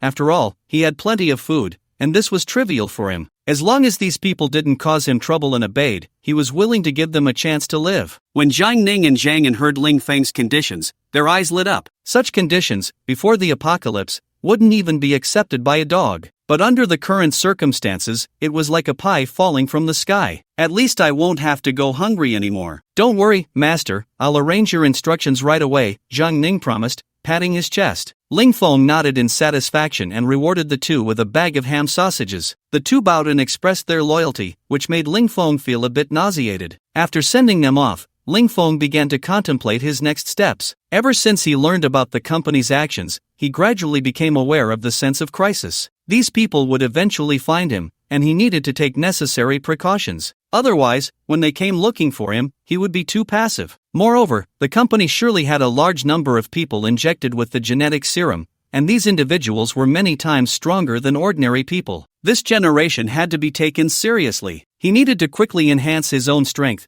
and Wang Long also needed to improve his abilities. That way, he would have a trustworthy assistant by his side. In addition, he planned to seek out some powerful firearms. Although he currently had enough weapons and ammunition, he lacked powerful ones. He needed to find an opportunity to go out and see if he could find some weapons. Places like police stations and military bases would definitely have powerful weapons. If he could get his hands on artillery, that would be even better. Just thinking about all the things he had to deal with made his head ache. He clearly just wanted to lie at home and hide, but troubles kept knocking on his door one after another. Lin Su, who was busy in the kitchen, noticed that he was in a bad mood. She put down the cucumber in her hand and came over to massage his shoulders from behind. Are you facing some troubles again? Lin Su asked gently. Ling Feng nodded. How about going upstairs to relax a bit? As soon as Lin Su said this, she realized her words seemed a bit ambiguous. She quickly corrected herself, I meant to say we should go upstairs to rest, nothing else. However, seeing the hungry wolf-like look in Ling Feng's eyes, she knew how wrong her words were. Ling Feng picked her up and headed upstairs. Strange traces of a giant python. When Ling Feng came to the gas station yesterday, he had an uneasy feeling, and today, seeing this drag mark,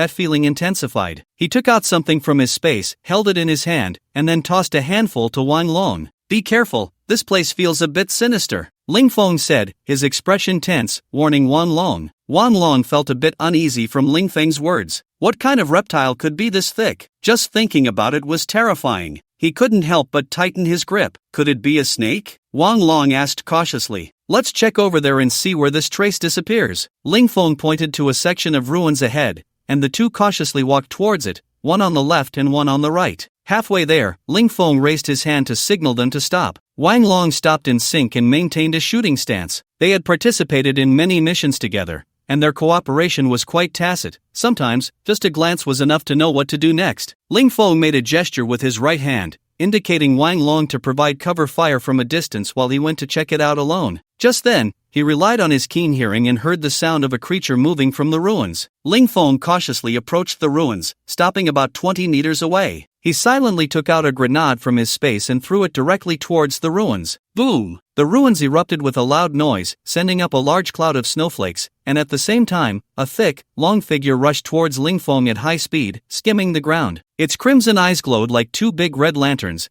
coldly staring at its prey. Seeing this massive figure, Ling Feng's expression changed. This giant python was about 60 centimeters in diameter and roughly estimated to be 15 meters long, looking quite terrifying. The giant python flicked its crimson tongue and opened its large mouth, revealing sharp fangs on both sides. Its entire body was covered in scales. Ling Feng quickly retreated while continuously firing his gun at the giant python. Wang Long, standing not far away, also opened fire the moment the giant python appeared. The bullets hit the python but caused no harm. They were deflected by its hard scales, creating sparks. However, the giant python was deterred by the bullets and coiled its body, staring intently at Ling Feng. Fengzi, this thing has too thick skin to be hurt, Wang Long said with a serious expression. Ling Feng furrowed his brows, keeping his hands in a defensive posture to prevent a sudden attack from the python. This giant python seems mutated, and it doesn't look like a regular python, it resembles a cauliflower snake. You fall back first, I'll hold it off in front. Ling Feng decided to retreat.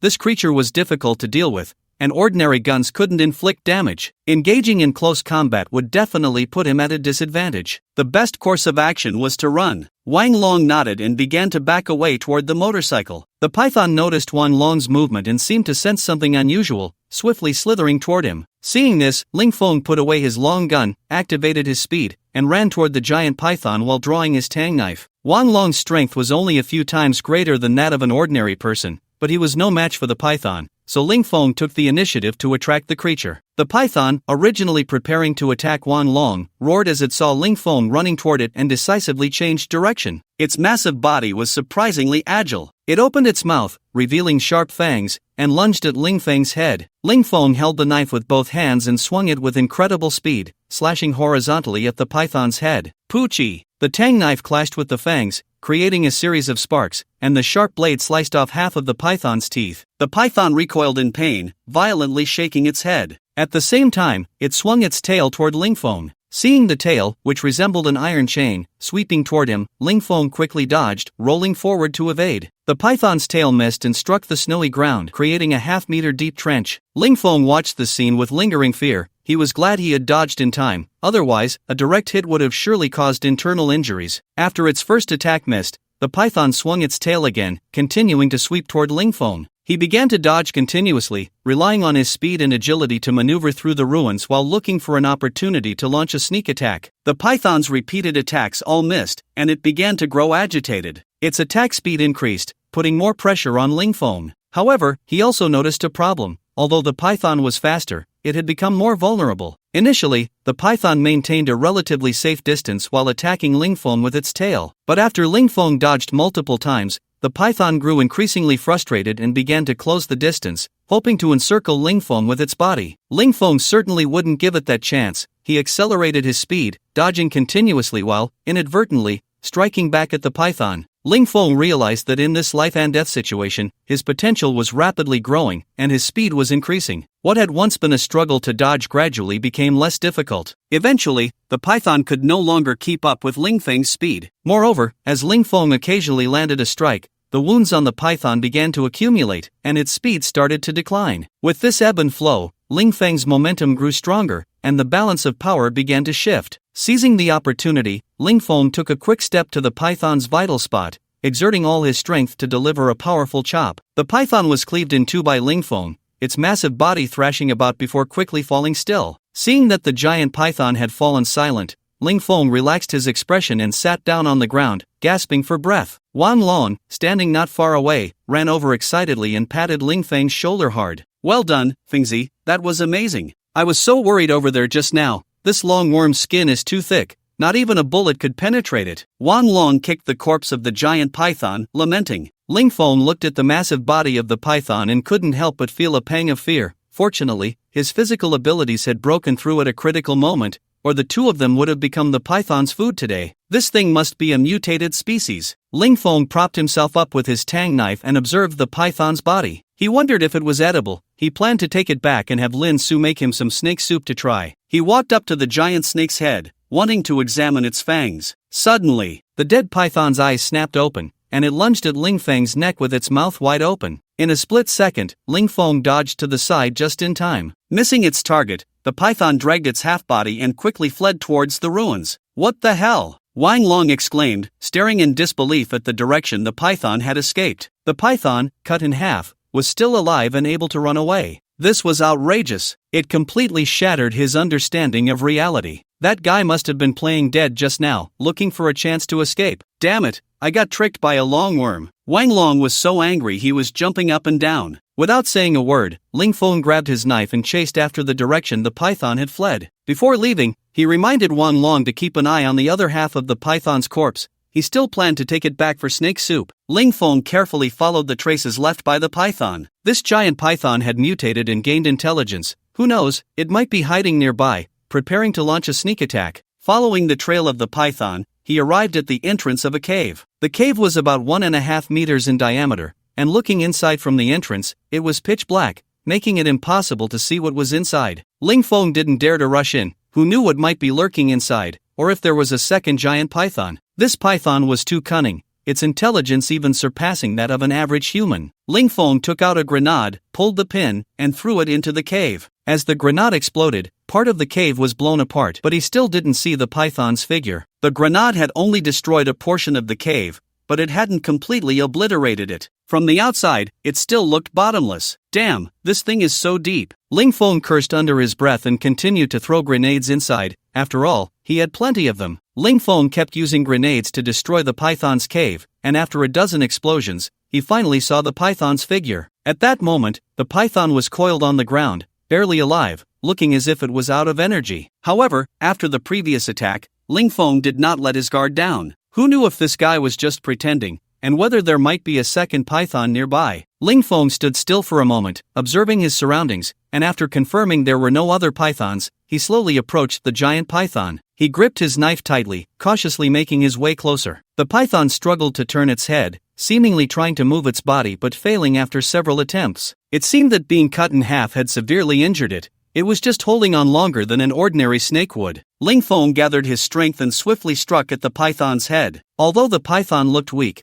Ling Feng was not going to make the same mistake again. The tang knife plunged into the python's body, severing its head. The headless python continued to flick its tongue, its eyes filled with a hint of human-like resentment, sending chills down Ling Feng's spine. It really is an unkillable cockroach. However, the giant python that was left with only its head posed no threat to him. Ling Feng directly stored the snake's head and half of its body into his space, preparing to study the reasons behind the giant python's mutation later. Perhaps there would be unexpected gains. After dealing with the giant python, Ling Feng returned to the gas station feeling light and relaxed. Wan Long, who was sitting on the python's body smoking, hurried over to check if Ling Feng was injured when he saw him come back. "Did you take care of it?" Wang Long asked with a calm expression. Ling Feng nodded. "Quickly find the oil storage room in this gas station. The situation outside is too dangerous." The two of them began digging into the ground with tools, searching for the entrance to the storage room. After 2 hours of continuous digging, they finally found the entrance to the storage room. It was fortunate that both of them had undergone genetic serum transformation. An ordinary person wouldn't have been able to endure being outdoors for 2 hours. Once inside the storage room, Lingfeng looked at the 4 large tanks of fuel and smiled broadly. With this fuel, relying on the system's replication function, it would be enough for him to use for decades. Lingfeng stored all 4 tanks of fuel into his space, leaving Wang Long beside him in a daze. Previously, Lingfeng had told him that he had unexpectedly gained supernatural powers that allowed him to store objects in another space and asked him to keep it a secret. He had thought Lingfeng was just fooling him, but seeing the 4 supersized fuel tanks disappear into thin air left him utterly stunned. There really are superpowers. How he wished to have them. Fengzi, how did you awaken your powers? Wang Long asked with envy on his face. Lingfeng looked at him with a smile and said, I don't know, I just woke up with them. He then ignored him and walked outside. They needed to leave quickly. It was really too dangerous outside, and he didn't want to stay any longer. After returning outside, the 2 of them left on a motorcycle, taking the giant python's corpse with them. In a regular residential building on the outskirts of Jing City, 5 men dressed in identical uniforms lined up to enter the basement. The leader among them was a man in his 30s with a square face, a stern expression, and a serious demeanor. He was very muscular, clearly someone who had undergone special training. After the group arrived in the basement, they took the elevator down. During the global blackout, the elevator here was still functioning normally. The elevator descended to a depth of 30 meters before stopping, and the doors opened. A few of them stepped out of the elevator and entered the deepest office in the underground space. The square-faced man bowed slightly to report to a man sitting in the office. Brother Chang, Yin Shi and the others have been killed. We found their bodies downstairs at the Tianhu Pharmaceutical Building. Yin Shi was killed after using the violent serum. The man known as Brother Chang had a neutral expression, his fingers rhythmically tapping on the table, eyes closed as if lost in thought. You say Yin Shi used the violent serum and was still killed? The man opened his eyes and looked at the square-faced man, asking in a low voice. The square-faced man, seeing the man's calm face, couldn't help but feel a bit fearful. Yes, Brother Chang, Yin Shi's body showed clear mutations, which were obviously caused by using the serum. Wang Chang's eyes narrowed slightly, and his expression turned somewhat grim. It seems the one who killed him was also a genetic warrior, and quite powerful. What discoveries have been made at Tianhu Pharmaceutical? I took my brothers over to search carefully, but found that the place had already been searched, even the laboratory equipment was taken away. No useful information was found in the entire building, the square-faced man said cautiously, fearing that his boss would be angry. Wang Chang stroked his chin, his gaze scrutinizing the square-faced man, clearly showing some dissatisfaction. The square-faced man felt uneasy under Wang Chang's gaze,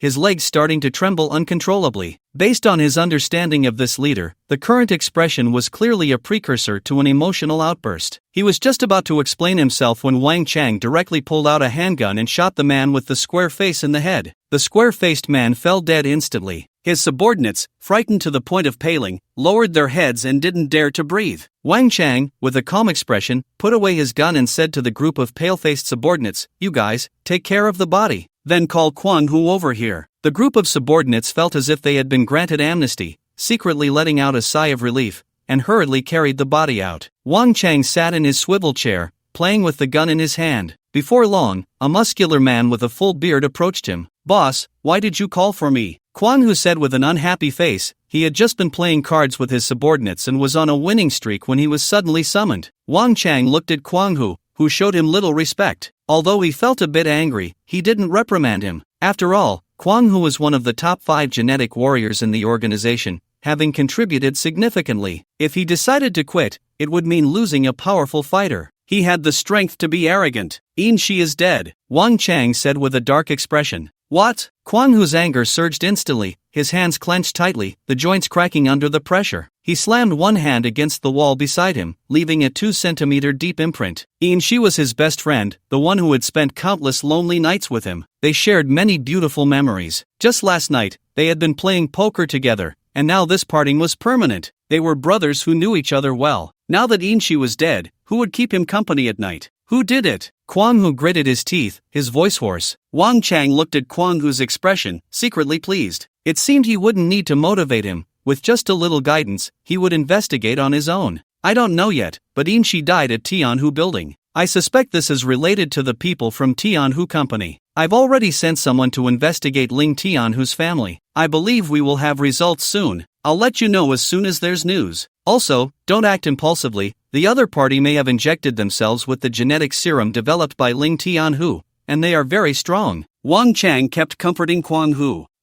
I don't care who he is, I will make him know my power. Let me handle the investigation, I want to find the murderer quickly. Quang Hu sneered dismissively, not caring for his words. Alright, I'll leave this matter to you. Wang Chang felt a sense of pride as he saw his goal achieved. This fool only knew how to fight and kill, lacking any cleverness. However, with him involved, the matter could be resolved quickly. The higher-ups had repeatedly urged him to find the research data and genetic serum samples hidden by Ling Tianhu. Ling Feng, riding a snowmobile, had returned to Shizi Bay, and he and Wang Long parted ways at the entrance of the villa area. Ling Feng drove the snowmobile to a secluded spot and stored it away. He noticed that people around his villa area had already started digging. Zhang Ning was directing others with calm precision, and Ling Feng was quite satisfied with his performance. This man was indeed worthy of running a construction company, arranging the work very professionally. In just half a day, there had already been significant progress. The snow in the entire yard had mostly been cleared, making it look much more pleasant. Zhang Ning saw Ling Feng approaching and hurriedly ran over to greet him, a fawning smile on his face. Master, you're back. Ling Feng nodded and patted his shoulder. Well done, I'll reward you with a chicken leg at noon. Upon hearing this, Zhang Ning's face immediately lit up with a smile. Thank you, master. I will work hard. The people working around them looked at Zhang Ning with envy. He was going to have a chicken leg to eat. That was a chicken leg. Just thinking about it made my mouth water. If I could have a bite of that chicken leg,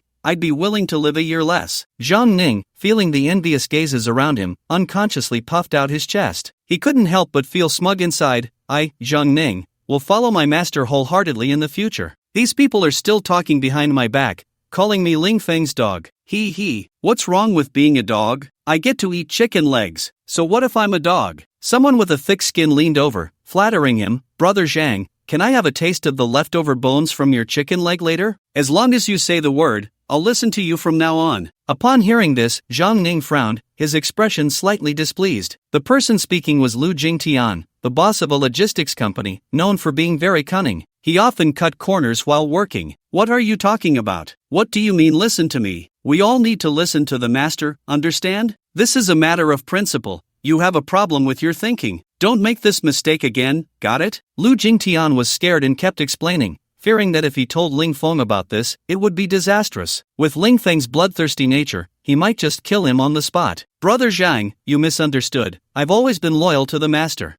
Then that's fine. After saying this, Zhang Ning held his head high and laughed. Once he was far away, Lu Jingtian spat on the ground, glaring venomously at Zhang Ning's back. Pah! A thing that relies on others for power. What a piece of trash, just knows how to show off. Just wait until I get rich one day, I'll take care of all of you. After Ling Feng made his rounds, he returned home. Lin Su came up to him, helping him change his clothes and shoes, and brought a warm towel to wipe his face. Ling Feng enjoyed Lin Su's service, looking quite content. How was your haul today? Lin Su asked with a smile while changing his clothes. Not bad, I'll show you later. After changing, Ling Feng pulled Lin Su into the living room, saying mysteriously, you've definitely never seen this before, don't blink and watch closely. Ling Feng's words piqued Lin Su's curiosity, and she widened her eyes, nodding eagerly. Here it comes. Ling Feng directly brought out the body and head of the python from his space. The moment Lin Su saw the python, she was so frightened that her face turned pale, clutching Ling Feng tightly, burying her face in his chest. Ling Feng felt the softness against his chest and was somewhat distracted. However, Lin Su was genuinely scared, her legs trembling, her little face devoid of color. Ling Feng thought he had gone too far with the joke, patting her back continuously, softly comforting her. It's okay, this snake is already dead. Ling Feng didn't expect the usually aloof Lin Su to be so frightened, screaming in shock.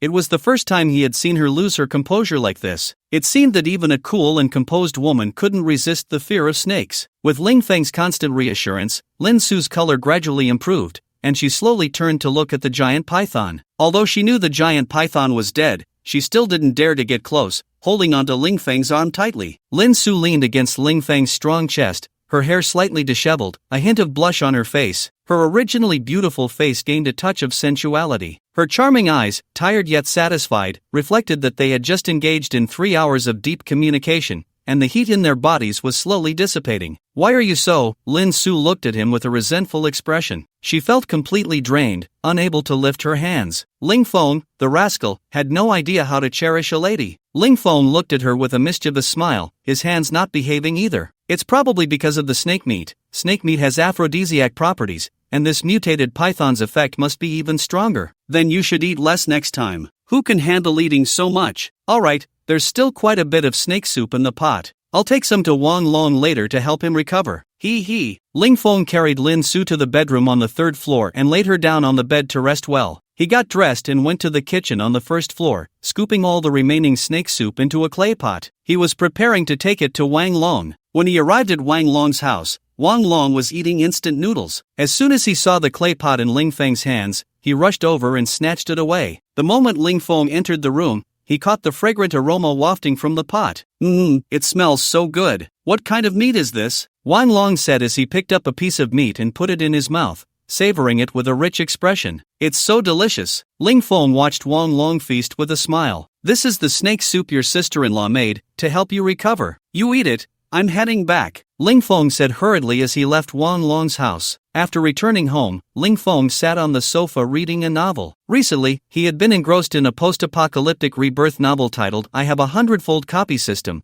which was so well written that he hadn't even played games for days. After reading for about an hour, Wang Long called him. Ling Feng picked up the phone, and Wang Long's heavy voice came through. Did you put something in that snake soup? Why do I feel so hot all over? I've taken several cold showers, and it doesn't help. Hearing this, Ling Feng almost burst out laughing. The snake meat has aphrodisiac properties. It's normal for your body to feel hot. Wang Long angrily cursed at Ling Feng. Damn it, are you trying to set me up? I'm a single dog, and you give me this stuff. Are you trying to make me suffer? Is there any way to relieve this? I have study materials. Do you want them? Ling Feng smiled mysteriously. Really? Wang Long's tone changed, filled with excitement at the mention of study materials. Of course it's real. I'll get them from the basement for you. These study materials were collected by Ling Feng with great effort, and he had even categorized them for his own convenience. Ling Feng was a studious person. To grasp the knowledge points from his teachers, he often re-watched their videos and practiced from time to time. Ling Feng went to the basement and handed Wang Long a hard drive containing the study materials, along with a few small toys. Wang Long hurriedly took the hard drive and toys, not saying a word, his face slightly flushed. Another sleepless night. Ling Feng sighed at the power of the Snake Lord, preparing to go back to sleep. The next morning, Ling Feng got up early. To let Lin Su sleep a bit longer, he decided to make breakfast himself today. Lin Su was quite tired last night, so he wanted her to rest well. After a simple breakfast, Ling Feng went out. He first checked the execution of the lookout posts at several entrances of the villa. The results were quite good. The few lookouts were alert and well hidden. Ling Feng was satisfied with these lookouts and rewarded each of them with a bag of bread. The few who received the reward were filled with excitement. Their motivation to work increased. After checking the lookout situation, he rode his motorcycle out again. Today he planned to search for some weapons. To find powerful weapons, he would have to go to the military barracks. As a retired soldier, he was relatively familiar with the station troops in Shangjing City. Before the apocalypse, there was about a brigade of troops stationed in the suburbs of Shangjing City. The station location was in a place called Shishan Town. Shishan Town was relatively far from Shizi Bay, but now there were basically no people on the road, cutting the travel time in half. Riding a snowmobile at full speed would take about an hour and a half. Ling Feng rode the snowmobile towards Shishan Town, passing through several residential areas along the way. As the snowmobile passed by, it caught the attention of many people, some looking enviously at Ling Feng. There were also some who opened their windows to call for help. Ling Feng ignored them all. He had no ties to these people, so why bother with their trivial matters? However, if someone provoked him, he certainly wouldn't hold back. As Ling Feng approached the entrance of a small community, he saw 6 or 7 people standing on the road at the entrance. Upon seeing Ling Feng, the group immediately blocked his path with a thick tree trunk. Ling Feng slammed on the brakes, and the motorcycle skidded for dozens of meters before finally stopping 5 meters away from the trunk. Ling Feng looked at the few people gradually approaching him, each with a hint of bloodlust in their eyes. It seemed these individuals were also a group of desperate criminals, likely having killed quite a few people in this community. "Kid, leave your bike and the stuff on you," said a middle-aged man in a mink coat, his voice deep and a glint of ferocity in his eyes. He appeared to be the leader of the group. Ling Feng smirked coldly, a flash of killing intent crossing his gaze. There really were some who didn't know their place, trying to rob him. "Get lost, or you'll die," Ling Feng said sharply. Upon hearing Ling Feng's threat, the middle-aged man not only didn't get angry but instead burst into laughter. His gang of lackeys joined in the raucous laughter. "Kid, stop pretending. I've got blood on my hands from dozens of lives. you think you can make me leave? The middle-aged man looked at Ling Feng with disdain, signaling to his underlings. Tie this kid up for me, I can't stand pretentious people. I'm going to tear his mouth apart later. Two of the lackeys volunteered, looking at Ling Feng with mocking expressions. You're doomed, you've messed with our boss, and you're in for it. Ling Feng got off the motorcycle and stretched his joints. Seeing Ling Feng's stance, the two thugs approached him with unfriendly expressions. Ling Feng stood still, waiting for them to attack. One thug charged at him, swinging his fist toward Ling Feng's face. Just as the fist was about to land, the thug felt a surge of joy, looking down on Ling Feng. Wasn't he just acting tough? Now he looked scared and didn't dare to move. Just as he thought he was about to take down Ling Feng, he suddenly found his wrist firmly gripped by Ling Feng. Before he could react, Ling Feng's fist was already flying toward his face. Bang! The sound was like a watermelon exploding. The thug's head was smashed to pieces by Ling Feng's punch. The scene immediately fell into a deathly silence. Another thug who had wanted to make a move was frozen in place, terrified. Ling Feng didn't give him time to react and directly threw a left hook, exploding his head as well. All of this happened in just a few seconds. Before the others could react, the two thugs had already become nameless corpses, their shattered flesh and brain matter scattered around. This bloody scene terrified the onlookers nearby. Was this a one-punch man? Did he just blow someone's brains out with a single punch? The group that had been laughing just moments ago fell silent, their faces filled with horror as they stared at the gruesome sight. The man in the mink coat swallowed hard, terrified and wanting to run, but his legs trembled and wouldn't obey. The other lackeys were also filled with fear. They had wanted to flee, but seeing their boss standing there calmly, they halted in their tracks. Ling Feng shook the blood off his hands and walked toward the man in the leather jacket, his eyes filled with cold killing intent. You've got some guts, still standing here and not running. You're a man. The leather-clad man was filled with despair. Guts? If it weren't for my legs going weak, I would have run away long ago. Brother, it's all a misunderstanding. A misunderstanding, the leather-clad man said with a forced smile. Oh, a misunderstanding? Ling Feng walked up to the man in the leather jacket, smiling as he asked, It's really a misunderstanding, we just... With a loud bang, the man in the leather jacket had his head exploded by a punch from Ling Feng before he could finish his sentence. I hated when others threatened me, Ling Feng said nonchalantly. Do you have the strength to rob me? The others present looked terrified, kneeling and begging for mercy. Big brother, spare us, we were all forced. This is my first time out today, I haven't done anything. I'll follow you from now on, big brother, give me a chance. Ling Feng sneered, looking disdainfully at these people. He didn't believe a word they said. Did they think they could survive after encountering him? He pulled out a handgun and said to the group, I'll give you a chance to escape. In 3 seconds, I will shoot. If you can dodge, I won't kill you. Upon hearing this, several small-time thugs showed a strong desire to survive in their eyes. 3. Split up and run. Someone shouted, and the small-time thugs quickly fled in all directions, using all their strength. 2, 1. Ling Feng quickly pulled the trigger, and after 5 gunshots, 5 corpses lay on the ground. After dealing with the crowd, he got back on his snowmobile and left. After what had just happened, the journey ahead was relatively smooth. An hour later, Ling Feng arrived at Shishan town. He looked up and saw that the entire town was covered in ice and snow,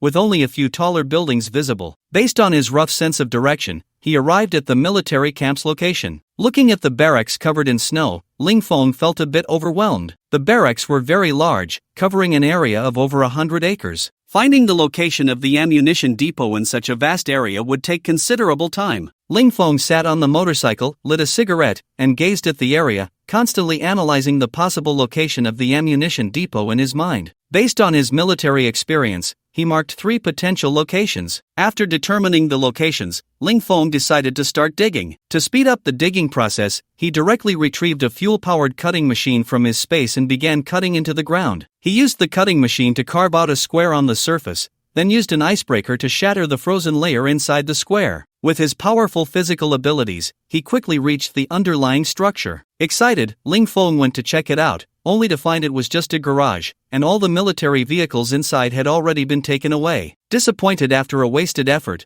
Ling Feng moved on to continue digging in the next area. After an hour of intense digging, he reached the building layer in the second area as well. When he saw the sturdy blast door, Ling Feng felt a surge of confidence. This time, he had finally found the right place. After clearing the snow in front of the door, he kicked the blast door open. Entering the ammunition depot, Ling Feng was stunned to see the empty shelves. A huge ammunition depot had not a single bullet. Could someone have come here before me? Ling Feng couldn't help but mutter to himself. However, he quickly dismissed this thought. The snow on top of the depot showed no signs of having been cleared, indicating he should be the first to arrive. This meant that the ammunition had already been moved before the apocalypse. Another suspicious point was that Lingfeng had not found a single corpse during his digging. It seemed the military had received news in advance and had evacuated both personnel and weapons. Lingfeng, feeling a bit unwilling to give up, decided to search carefully. He had come all this way and exerted so much effort only to find nothing. The ammunition depot had a few small rooms, and perhaps there were still some items inside. With a sense of luck, he ventured into the deeper small rooms of the depot. Lingfeng turned on his headlamp and entered the first room. This room was filled with gun cabinets,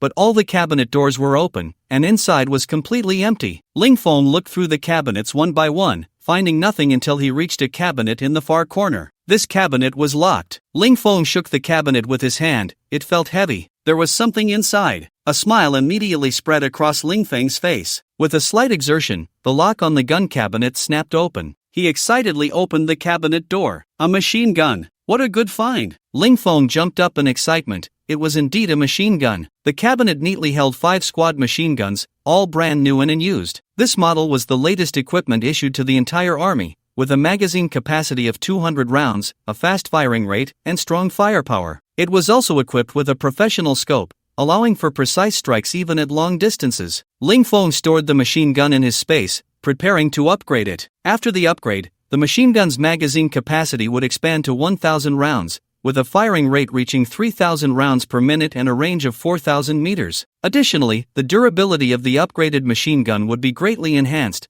with a barrel lifespan of up to 1 million rounds. Seeing the performance of this machine gun, Lingfeng was overjoyed. With this machine gun, the defense capability of his villa would significantly improve. However, upon seeing the firing rate of the machine gun, he felt a bit anxious. He only had less than 1 million rounds of ammunition on hand, which might not be enough if he used the machine gun. It seemed he needed to collect more bullets. After searching the entire room, Lingfeng found nothing else and prepared to search the second room. When he opened the door to the second room, he was stunned, his expression filled with ecstatic joy. The official shelter's second room was packed full of ammunition. Lingfeng touched the ammunition like a child discovering a new toy. He roughly estimated that there were about 200,000 rounds of bullets. In addition, there were 20 boxes of grenades, with 30 grenades in each box, totaling 600 grenades. Now I've really struck it rich. Lingfeng excitedly stored the ammunition in his space. With this ammunition, and utilizing the system's duplication function, he could use his ammunition boldly, especially the grenades. With over 60,000 of them, next time he got into a fight, he could just throw dozens of grenades. Just thinking about it was exhilarating. After collecting the supplies from the second room, Lingfeng went to a few other rooms. Unfortunately, all the other rooms were empty. All the ammunition had already been taken away. However, Lingfeng was satisfied. Today's haul far exceeded his expectations. Lingfeng speculated that this troop must have left in a hurry, otherwise, they wouldn't have left behind any supplies. It seems the core official organization is still around, just not out yet. But he didn't care. Even if the officials existed, society would definitely not return to its previous state. As long as he could live well, it didn't matter who they were. Anyone who provoked him would be dealt with ruthlessly. After collecting the supplies, Lingfeng walked out of the ammunition depot and into the snowy outdoors. He immediately encountered 10 soldiers in military uniforms. Each of them was robust and had a stern expression. From their demeanor and stance, they were clearly not ordinary soldiers. Each one was a specially trained soldier, and one of them exuded a palpable aura of killing intent. It was clear he had blood on his hands. This squad of soldiers raised their guns at Lingfeng as soon as they saw him, surrounding him. "Who are you? What do you want here?" One officer with a junior lieutenant insignia coldly questioned. Lingfeng held no weapons, everything had been stored in his space. "I'm a local resident, just here to see if there are any useful supplies," Lingfeng replied casually. The lieutenant's expression shifted slightly, his sharp eyes scanning Lingfeng, clearly not believing his words. The handsome young man in front of him faced the threat of so many weapons without a hint of fear, something most people could not achieve with such calmness. Moreover, this person always gave him a sense of danger. "I suspect you have issues. You need to go back and accept our investigation," the second lieutenant said with a serious expression. "Go back? Where to?" Lingfeng looked at him with some confusion. "Of course, to the official shelter. I advise you not to play tricks, otherwise, you won't even know how you die." The second lieutenant looked at him coldly, his words filled with menace. Can I just not go?" Lingfeng showed a somewhat embarrassed expression. "That's fine, as long as you provide enough supplies, I'll let you go." Ha! Ling Feng sneered. The tone of this group of people didn't sound like something soldiers would say. Their style of conduct resembled that of the underworld. What are you laughing at? The second lieutenant glared at him, aiming his gun at Ling Feng's head. Kid, don't challenge my patience. With a gun pointed at his head, Ling Feng remained unfazed, still looking calmly at the second lieutenant. I hate having a gun pointed at my head, the second lieutenant said mockingly,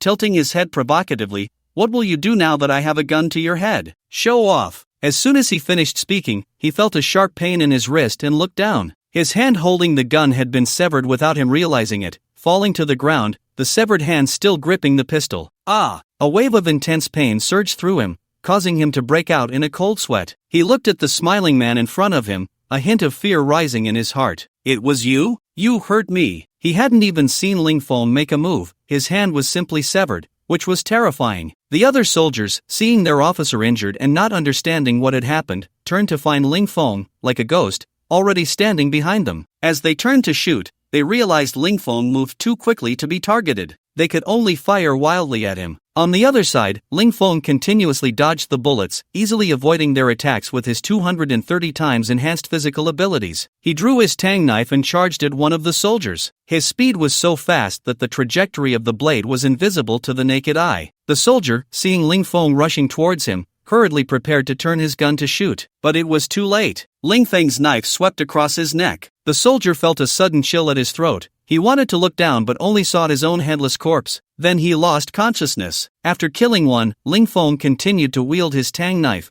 attacking the remaining 8. At his incredible speed, no one could withstand his strike. In just a few seconds, all the soldiers on the field were beheaded, leaving only one second lieutenant who had lost a hand. The second lieutenant looked at Ling Feng in terror, filled with regret. If he had known, he would have let him go. Why provoke him? It seemed today he was doomed. We are official personnel. Do you dare to kill us? Aren't you afraid of official sanctions? Even if you are an ability user, you must follow the rules, the second lieutenant said with a stern expression. Ha! Official? Ability user? Tell me everything you know, and I might consider sparing your life. Upon hearing this, the second lieutenant's eyes flashed with a hint of joy. As long as he could survive, revealing a little secret wasn't a big deal. It wasn't really a secret. As long as he could return alive and report this matter to his superiors, they would definitely send someone to investigate, and then it wouldn't be too late for revenge. A true man can bend and stretch. After some self-persuasion, the second lieutenant began to detail the shelter and information about ability users to Ling Feng.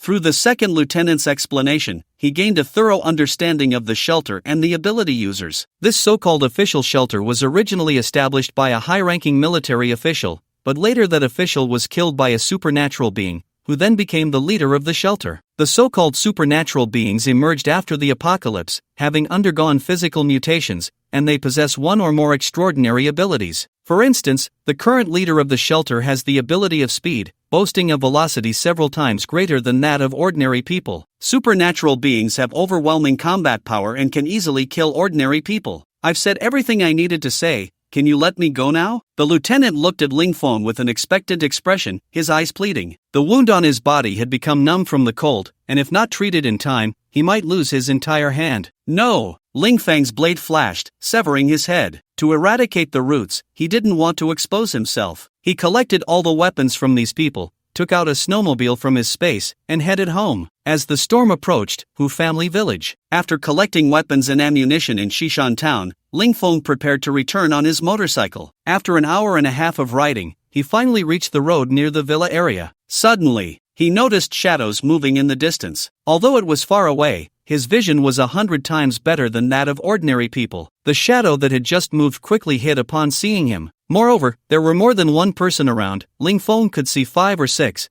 but he didn't know if there were others hidden out of sight. Although they were all dressed in white, Ling Feng still detected them. Ling Feng sneered. It seemed these people were coming for him. He immediately stopped the motorcycle, halting 400 meters away from this group. He took out his favorite sniper rifle from his space and hid behind a nearby car. He still didn't know the situation on the other side and couldn't act recklessly. Who knew if they had heavy weapons or supernatural beings? Ever since he learned of the existence of supernatural beings in this world, he no longer dared to be blindly confident and had become more cautious. Problems that could be solved from a distance with a sniper rifle would never be approached with close combat. He observed the enemy's situation through the scope. After noticing that he had parked and hidden, 4 people from both sides of the road quietly approached. Ling Feng aimed at the one in the front and shot him in the head. Bang! The man's head was shattered by the bullet. The remaining 3, who were getting closer, were startled by the scene before them. Xing Chun, a middle-aged man standing behind, exclaimed in shock at the sight of his companion's head being blown off. His expression turned to one of anger as he glared fiercely at Ling Feng in the distance and continued to advance. Just as Ling Feng prepared to shoot again, gunfire erupted from the other side, but their aim was terrible, with bullets landing several meters away from him. He adjusted his position and continued to aim and fire in one smooth motion. The middle-aged man was also shot in the head. On the other side, the 2 who had wanted to approach, upon seeing their companion brutally shot, turned and fled in fear. Ling Feng didn't show favoritism. He sent each of them a peanut, fair and square. After 4 of their members were killed, the others fell into silence and no longer sent anyone out. Based on the performance of these few people, Ling Feng judged that they were just a group of ordinary people, not professionally trained soldiers. But why did they ambush him for no reason? Also, how did they know he was out today? It seems some of the homeowners in Shizi Bay were not being honest. He had been too kind to them before. A trace of coldness flashed in Ling Feng's eyes. However, for now, he needed to deal with the current trouble first. Ling Feng continued to aim at these people, but they all hid behind cover and didn't show themselves, clearly intimidated by the recent deaths of their 4 companions. Thinking of this, Ling Feng had an idea and took out a grenade from his space, deciding to use grenades for the attack. Although the 2 sides were 400 meters apart, with his abnormal physical strength, he could easily throw a grenade beyond 400 meters. Ling Feng took out 20 grenades from his space and decided to give them a round of human-shaped mortars, covering fire. He picked up a grenade, pulled the pin, and threw it forcefully towards the area where the enemy was hiding. The grenade flew like an arrow, speeding towards the enemy troops across the way. Hu Tian, who was hiding behind cover, was discussing how to take down Ling Feng. A loud boom sounded right next to him. Hu Tian quickly turned to look, and 2 of his companions, just 10 meters away, were blown to pieces. Seeing this scene, Hu Tian's eyes widened in horror. These people were from his own village, and they were close. Just a few minutes ago, they had been chatting together. In the blink of an eye, they had been blown apart. He hurriedly notified the others to stay hidden. Boom boom. The explosions began to sound one after another. The area they were in was instantly turned into chaos. The sounds of explosions mixed with screams, rising and falling. After more than 20 consecutive explosions, the scene finally fell silent. Hu Tian crawled out from the rubble, and when he saw the devastation around him, he was terrified to the point of losing his mind. All 15 villagers he had brought were dead, and he was the only one left. Fear and anger surged within him. He looked in Ling Feng's direction and saw Ling Feng riding a motorcycle, leisurely approaching him. The once normal sound of the engine now felt like a death knell. Without a word, he turned and ran. He didn't want to stay and wait for death, but how could he outrun a motorcycle? Soon, Ling Feng drove the motorcycle right in front of him. Ling Feng looked at the unfamiliar face before him, someone he had never seen and had no connection with. Why did he want to kill him? Ling Feng pulled out the key and walked up to Hu Yong, coldly saying, "Who are you, and why did you ambush me?" Hu Yong glared at him fiercely but said nothing. Seeing that he was somewhat stubborn, Ling Feng raised the gun in his hand and aimed it at his head. Hu Yong, with a gun pointed at his head, was so scared that his legs went weak, and he knelt on the ground. I'll talk, don't shoot. We are from Hu family village." Ling Feng glanced at him, signaling him to continue. Hu Yong then spilled everything about their origins and intentions. It turned out that these people were from Hu family village, not far from here. A few days ago, a young man working in construction in the city mentioned that there was a very sturdy villa being built nearby,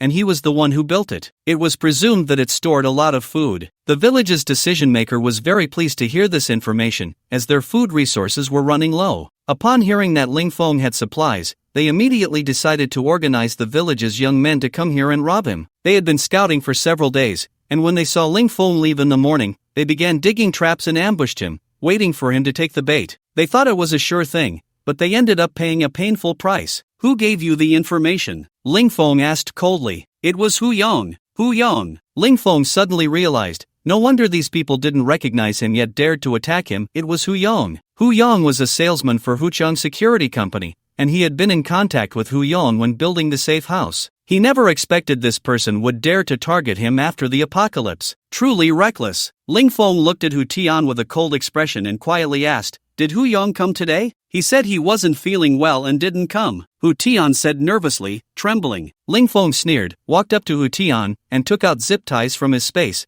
binding Hu Tian's hands behind his back. "Take me to find Hu Yong, and I'll spare your life." Hu Tian dared not disobey and could only keep nodding. Ling Feng threw him onto the back seat of the motorcycle and rode towards Hu Jiazhuang. Fast shooter, Ling Feng took Hu Tian and traveled for 15 minutes before arriving at Hu Jiazhuang. Unexpectedly, they were so close to Shizi Bay, no wonder these people could walk there. Ling Feng realized. When they reached the entrance of Hu Jiazhuang, Ling Feng saw someone on guard. It seemed this village was not simple. Ling Feng pulled with his left hand and directly threw Hu Tian off the motorcycle. Since his hands were tied behind his back, he couldn't brace himself, and Ling Feng's throw made his face meet the ground intimately. Hu Tian grimaced in pain, though he hated it in his heart. He dared not express his anger. Lead the way. Ling Feng put away the motorcycle and followed behind Hu Tian. Hu Tian, with a mournful face, limped ahead to lead the way. The two villagers on guard at the entrance quickly noticed Hu Tian's figure and also saw the unfamiliar man following him. The two, holding iron rods, hurried over. Tian Gu, what happened? Asked one slightly overweight young man. As they got closer, they realized Hu Tian's hands were tied behind his back, and they immediately looked at Ling Feng with hostility. Who are you? Daring to tie up someone from Hu Jiazhuang, you don't want to live, do you? Now with me. The overweight man was about to say something when he suddenly found his neck tightly gripped by Ling Feng.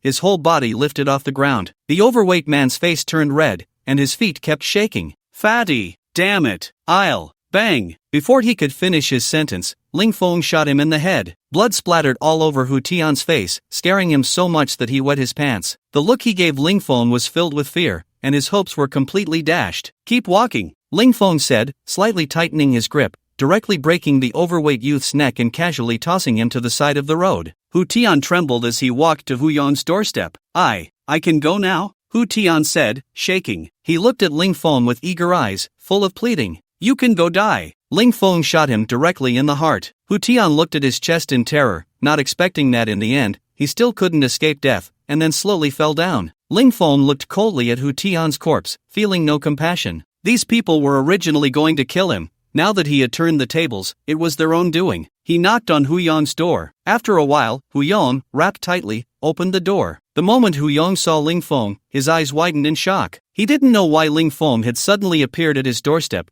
and his mind raced with thoughts. Hadn't someone been sent to his house? How was he still alive? Did that group fail and expose him? Manager Hu, long time no see. Ling Feng smiled at him. Mr. Ling, what brings you here? Hu Yong said with a dry laugh, while a sense of alertness rose in his heart. Oh, I came to send you off. Send me off? Hu Yong asked, somewhat confused. Of course, to send you away, Ling Feng said casually. Hu Yong instantly understood Ling Feng's intention and quickly stepped back to create distance. Ling Feng looked at his reaction with some surprise, but then realized he must have a military background, so he understood. Looks like you know everything, Hu Yong said coldly, while his hand quietly moved towards his waist. I advise you not to make any sudden moves, Ling Feng reminded lightly. Hu Yong sneered coldly, quickly drawing a dagger from his waist, but before he could raise his hand, it was shot off by Ling Feng. Hu Yong instinctively raised his hand, only to see a bloody half-arm, and then the pain quickly spread throughout his body. The speed of the shot was so fast, he had barely seen Ling Feng make a move when his arm was broken. What a quick draw! Hu Yong gritted his teeth in pain, his expression fierce as he glared at Ling Feng. If you kill me, the people of the Hu family won't let you go. Ling Feng ignored his gaze and calmly replied, then let's see if your Hu family has enough people for me to kill. With that, he shot and blew his head apart. After dealing with Hu Yong, Ling Feng got on his motorcycle and started heading back to Shizi Bay. Once home, Ling Feng lay down on the sofa to rest, feeling somewhat exhausted. He had encountered several troubles today and killed dozens of people. All he wanted was to live a quiet life.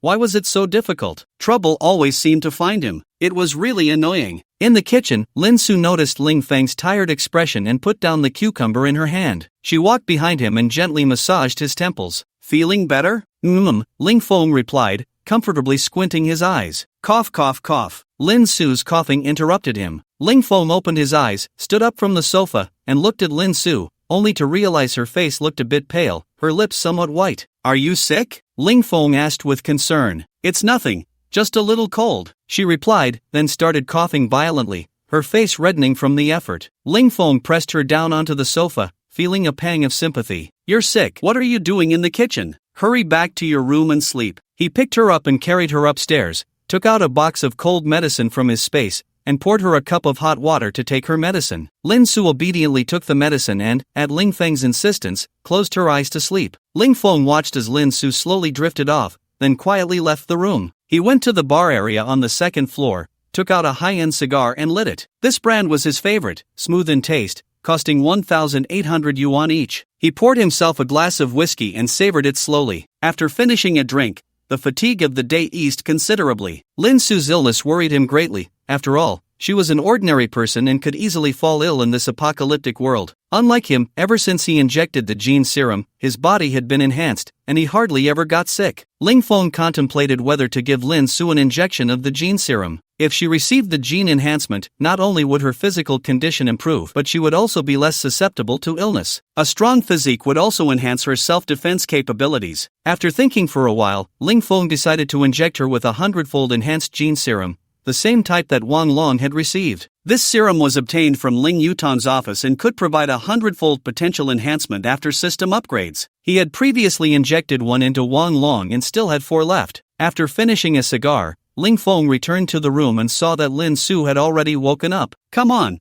I'm taking you somewhere." Ling Feng stroked Lin Su's hair, smiling. "Where are we going?" Lin Su asked curiously, seeing the mysterious look on Ling Feng's face. "To the basement for your injection," Ling Feng said, pulling Lin Su out of bed as he walked. "I'm not feeling well today, let's do it another day," Lin Su said, her face slightly flushed and shy. Ling Feng chuckled, clearly realizing that Lin Su misunderstood, thinking they were going to do something else in the basement. He patted her head affectionately and said, "What are you thinking? Let's go." Ling Feng led her to the basement and took out a gene serum from his space. This is a gene serum, completely without side effects, that can enhance your potential 100-fold. "Do you want to inject it?" Hearing Ling Feng's words, Lin Su was shocked. She certainly knew what a gene serum was. Ling Feng had actually succeeded in developing it, and it had no side effects. She took the serum from Ling Feng's hand, examining it closely, her eyes filled with excitement. These days, she had also been studying the gene serum. He knew how difficult the research on this serum was,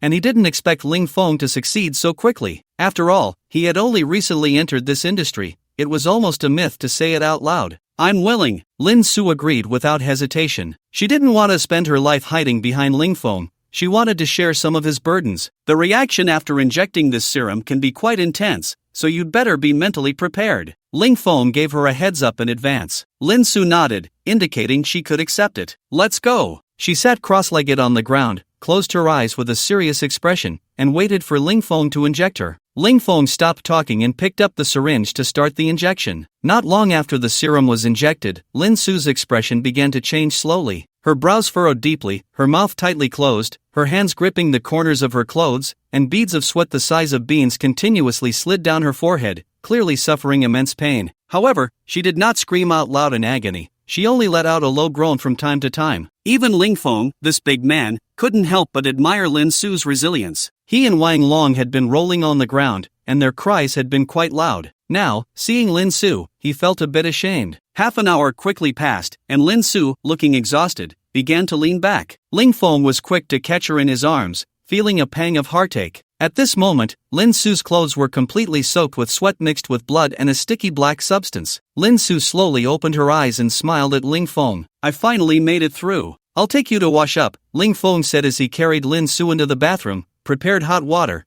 and began to carefully wash away the dirt from her body. An hour later, Lin Su stood in front of Ling Feng in brand new clothes. Ling Feng looked at the enchanting figure before him, his eyes filled with heat. After the transformation from the serum, Lin Su had become even more alluring. With her cherry-like lips, willow leaf eyebrows, bright eyes, and her already fair skin now even more delicate, her originally aloof aura had gained a touch of charm. Most importantly, her figure had improved, becoming fuller. Ling Feng could hardly resist the urge to rush over and claim her right then and there, but fortunately, he held back, preparing to first understand Lin Su's physical condition. "How do you feel?" Lin Su moved her body, a smile on her lips. "I feel like I'm in the best shape ever. I feel like I have endless energy now, and I no longer feel weak. Plus, I feel like my entire brain's cognitive ability has improved. This feeling is truly amazing," Lin Su excitedly shared with Ling Feng. Ling Feng watched as Lin Su radiated charm with every smile and frown, unable to resist stepping forward to lift her up, his eyes almost blazing with fire. "Let me give you a thorough checkup. This part is omitted."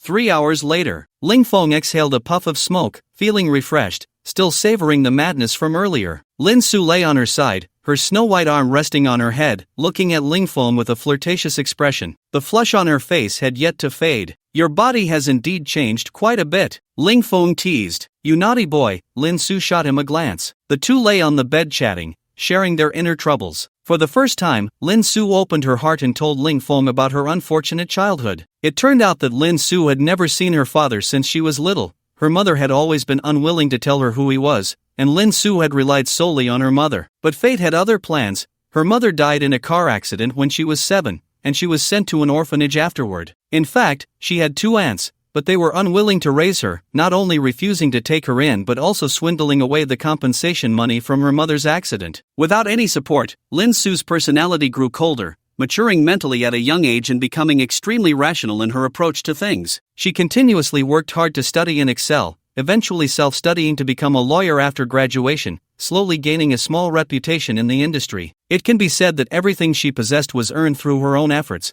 without relying on anyone. After hearing Lin Su's words, Ling Feng couldn't help but hold the lovely person in his arms tighter, feeling a pang of sympathy for her experiences over the years. "Everything is in the past. From now on, you have me," Ling Feng said with a face full of tenderness, his words exceptionally firm. Lin Su let out a muffled sound, deeply moved, as tears quietly slipped from the corners of her eyes. Just as the two were lost in their affection, a voice came from the intercom by the bedside. Dong Yao, there's an emergency." Ling Feng quickly picked up the intercom and replied, "This is Dong Yao. What's the situation?" The voice on the other end sounded somewhat flustered, clearly startled. "Report to Dong Yao. A group of people in military uniforms is rapidly approaching this way, and they are all armed." "How many people?" "About 100, expected to arrive here in 1 minute." "Okay, I understand. You all hide first." Ling Feng hung up the intercom and got out of bed, putting on his pants. Lin Su also got up and dressed, having heard the conversation beside him. Now, her body had undergone a transformation, and she was no longer a weak woman.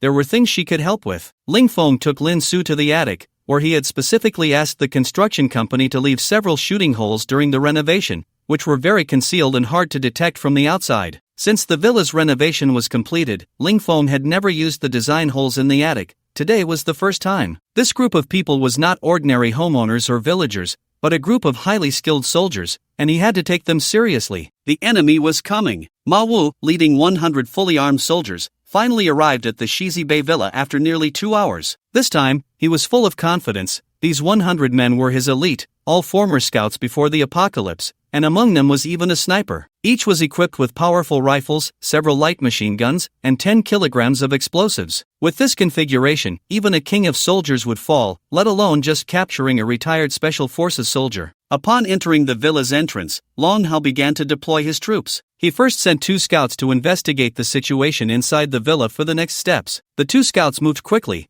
and in less than half an hour, they had a clear understanding of the villa's layout and the situation of Ling Feng's residence. Ma Wu first arranged for 10 soldiers to guard the 4 main gates of the villa, then ordered the sniper to find a favorable sniping position, and arranged for machine gunners to set up their guns around Ling Feng's villa. The remaining 80 men were divided into 3 small teams, with the first and second teams providing cover fire while the third team launched the main attack. After everything was arranged, Ma Wu began the assault on the target. Standing in the attic, Ling Feng observed the enemy's troop deployment, a hint of surprise in his eyes. The enemy commander was a highly capable strategist, not a fool. He was now completely surrounded, forming 3 layers of encirclement. It could be said that this firepower could not be resisted by any villa in the community. Unfortunately for them, they had encountered him. He was very confident in the defensive capabilities of his villa. Let alone 100 people, even if 1,000 came, Ling Feng would remain unperturbed. Ling Feng took out his upgraded machine gun, fully loaded it with bullets,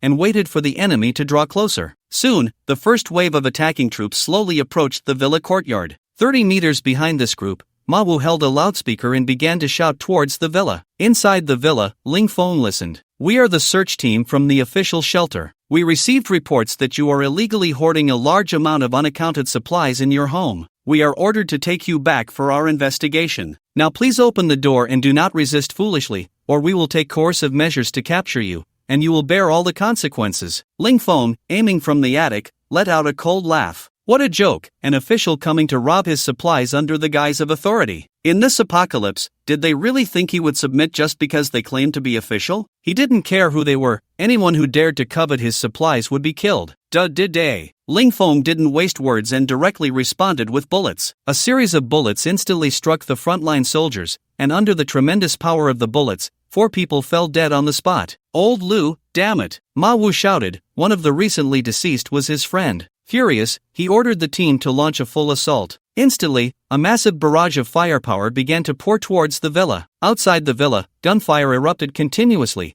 with a large number of bullets striking the glass and doors. However, Ma Wu quickly noticed something was off. After a round of gunfire, the glass remained intact. Use explosives. I don't believe his door can withstand a bomb. Soon, 2 soldiers carried explosives and began to stealthily approach the door, preparing to plant the explosives. Lingfeng, manning the machine gun, continuously swept fire downwards. This machine gun, after upgrades, had become extremely powerful, not only with great firepower but also significantly reduced recoil. Just as he was enjoying the killing, a sudden feeling of unease surged within him. Without hesitation, Lingfeng shifted to the side, and at that moment, a bullet struck the exact spot he had just occupied. Judging by the sound, he quickly deduced it was a sniper rifle. Carefully searching in the direction of the gunfire, he soon located the sniper's position across the way. He changed his position, took out his sniper rifle, and instantly aimed at the opposing sniper, firing quickly. The bullet struck the sniper right between the eyes, killing him instantly. He then used the sniper rifle to take out the enemy machine gunners one by one. After eliminating several firepower points, Lingfeng felt a significant reduction in pressure. The only remaining threat was the dozens of soldiers below. He stowed the sniper rifle and continued to spray bullets with the machine gun. He used the machine gun like a sniper rifle, achieving an extremely high hit rate. Anyone hit by him had no chance of survival. The third squad responsible for the assault suffered heavy casualties, with 26 men ruthlessly shot down by Lingfeng. Seeing the heavy losses, Ma Wu hurriedly ordered the third squad to retreat and arranged for the first squad to continue the assault, buying time for the placement of the explosives. However, the second squad soon also suffered over half casualties, and Ma Wu felt his heart bleed. Fortunately, the explosives were set. As long as they blew open the villa's door, they could quickly rush in and capture Lingfeng. Ma Wu pressed the remote for the explosives hard. Boom! A loud explosion rang out. The power of the explosives was immense, shaking the entire ground. Ma Wu coldly watched the direction of the explosives, calculating how he would treat Lingfeng once he captured him. As the smoke from the explosives slowly dissipated, Ma Wu was instantly shocked to see the door was completely intact, not even a dent. Without hesitation, he ordered the team to prepare to retreat. Today, they had suffered heavy losses, over half of their men gone. The enemy's defenses were too strong to break through, and fighting a protracted battle was meaningless. Lingfeng watched the retreating enemies and began to strike at the drowning dog. He unleashed a torrent of bullets on the enemy below, not wanting any of them to return alive. Ma Wu fled in a disheveled manner with the remaining 30 soldiers. Lingfeng returned to the third floor and instructed Lin Su to go out and clean up the battlefield, collecting all the weapons and equipment from these people, especially the sniper rifle and those machine guns. These were all good items. He then opened the window and jumped down. Lingfeng, armed with a machine gun, chased after the group, firing wildly. Ma Wu, who was fleeing, saw Lingfeng daring to come out from that solid shell and immediately ordered his team to turn around and counterattack. Damn it, shoot him dead. Dozens of rifles aimed at Lingfeng and opened fire. Lingfeng watched as the soldiers who were originally fleeing turned back to counterattack, and he activated his body's speed, charging into the crowd. He put away the machine gun and drew his tang knife, constantly dodging the bullets aimed at him, and in less than a second, he was among the search team. After dealing with Ma Wu, Lingfeng lazily returned home. After a night of battle, he was no longer sleepy. His spirit was in an excited state. He decided to forego sleep and went directly to the gravity chamber in the basement to prepare for training. After consuming the inner elixir of the giant python, his maximum gravity tolerance had reached an astonishing 230 times. His strength was incredible. Today, he planned to continue challenging his limits, as his enemies were increasing in number and strength. Improving his power was urgent. He needed to enhance his strength quickly to cope with the upcoming enemies. Lingfeng found a generator in the control room and connected a wire to it, holding the other end in his hand. He wanted to try if he could improve his physical abilities through electric shocks. After making all the preparations, Lingfeng turned on the generator. Zizz! The current instantly spread throughout his body, and Lingfeng felt a tingling sensation, his whole body trembling. A burning pain swept over him. Fortunately, his body was far beyond that of an ordinary person, and he did not experience any other reactions. If it were a normal person, they would have likely succumbed to it by now. The entire process lasted about 10 minutes, and Ling Feng endured the discomfort to turn off the generator. The current stopped instantly, and Ling Feng lay sprawled on the ground, gasping for breath. After resting for a few minutes, he felt a noticeable increase in his physical strength. Ling Feng's expression brightened. It seemed effective. He quickly went to the gravity chamber to test the results of the electric shock. He first adjusted the gravity to 230 times, feeling it was manageable. There was no strong sense of pressure. He continued to increase the value. Times. Ling Feng persisted until he reached 260 times before feeling the limits of his body. Ling Feng grinned. It really works. It was as if he had discovered a new world. This self-torturing method, though painful, was indeed effective. He began to continue this self-torture method, naming it electric shock therapy. He also dubbed himself the Thunder King. Ling Feng spent the entire night training, and by the time it was dawn outside, he realized how late it had become. He glanced at the time. It was 7 in the morning. Ling Feng stretched, and his body crackled with sounds. Today's training progress was rapid. His gravity value had reached an astonishing 350 times, nearly half of his level improved in one night. Ling Feng had a love-hate relationship with this electric shock therapy. He had been tortured enough by the current throughout the night. After a quick wash in the basement, he felt much refreshed. Ling Feng went to the living room on the first floor and saw the firearms and ammunition Lin Su had collected last night. All of them were taken from the bodies of the search team. At first glance, he was deeply attracted to the prominent sniper rifle in the most noticeable position. He walked over, picked it up, and examined it carefully. He was very familiar with this sniper rifle, perhaps the most familiar of all firearms.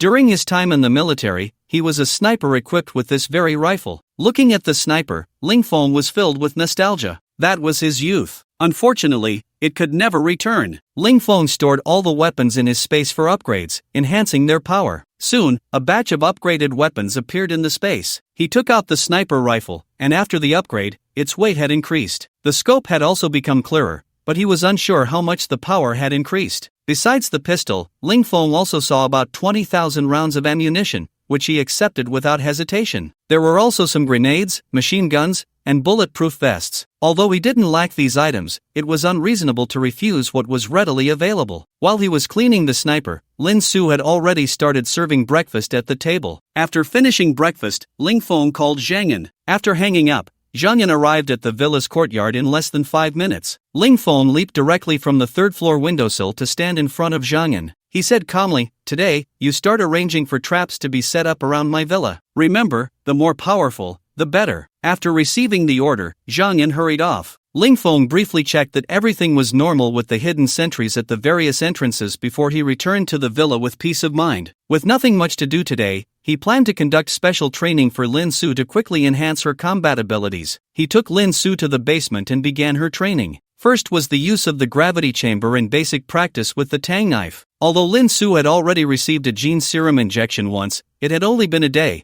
and her physical data was just slightly stronger than that of an ordinary person. The training began with the gravity chamber. Facing the painful training, Lin Su showed no resistance, gritting her teeth and persevering. After 2 hours of grueling special training, she was left exhausted. However, her results were excellent, as her overall data had already broken through to 10 times. After the training, the two began to delve into the research of the gene serum. Just as they were conducting experiments, the alarm in the laboratory suddenly blared loudly. Ling Feng went alone to the first floor and saw a group of muscular men attacking his front door. He wasn't very familiar with this group, but from their uniform attire, he guessed they must be from the company. Ling Feng approached the floor-to-ceiling window and watched as they relentlessly battered the door, feeling a surge of anger inside. Why did these people always have to come after him? All he wanted was a few peaceful days. Why was it so difficult? They were forcing him to kill. Ling Feng looked closely at the group. Behind them stood a burly man with a thick beard. The man seemed to sense something and exchanged a hostile glance with Ling Feng, muttering something that seemed to say, "Just you wait." Ling Feng sneered, looking disdainfully at the man outside, giving him the middle finger. Seeing Ling Feng's insulting gesture, the man, known as Quang Hu, instantly exploded with rage, rapidly growing in size,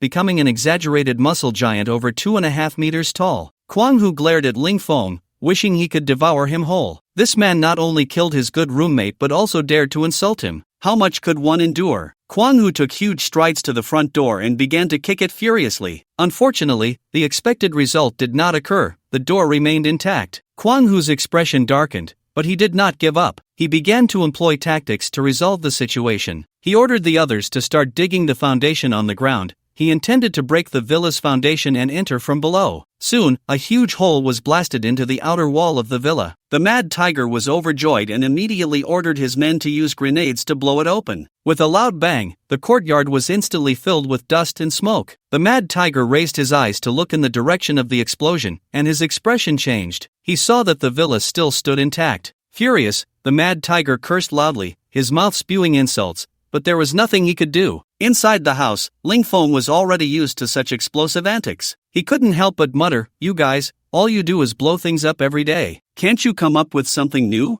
I'm not annoyed, but the readers must be. He didn't want to keep hiding in the house, passively defending and wasting time. Now that his strength had greatly increased, he felt capable. He wanted to confront that big fool outside. If this person was strong, even if he couldn't win, he could rely on his speed to escape. With that thought, Ling Feng went to the third floor, opened the window, and leaped down, landing steadily on the ground. The Mad Tiger, who was seething with rage, suddenly saw Ling Feng jump out and immediately wore a sinister smile. "Hee, you really are brave, daring to come out and seek death. Hand over the gene serum if you know what's good for you, and I can make your death a bit more merciful. Otherwise, I'll make you wish you were dead." Ling Feng looked at the arrogant Mad Tiger not far away and sneered. "What are you laughing at? You think you're so tough? Have you eaten too many potatoes?" The Mad Tiger's face stiffened at those words, a chill flashing in his eyes. His gaze, like that of a venomous snake, fixed on Ling Feng. Coldly, he spoke, "You don't know how to live, do you? I'll see if your mouth is tougher or my fists." Ling Feng looked at him with a bloodthirsty expression and said indifferently,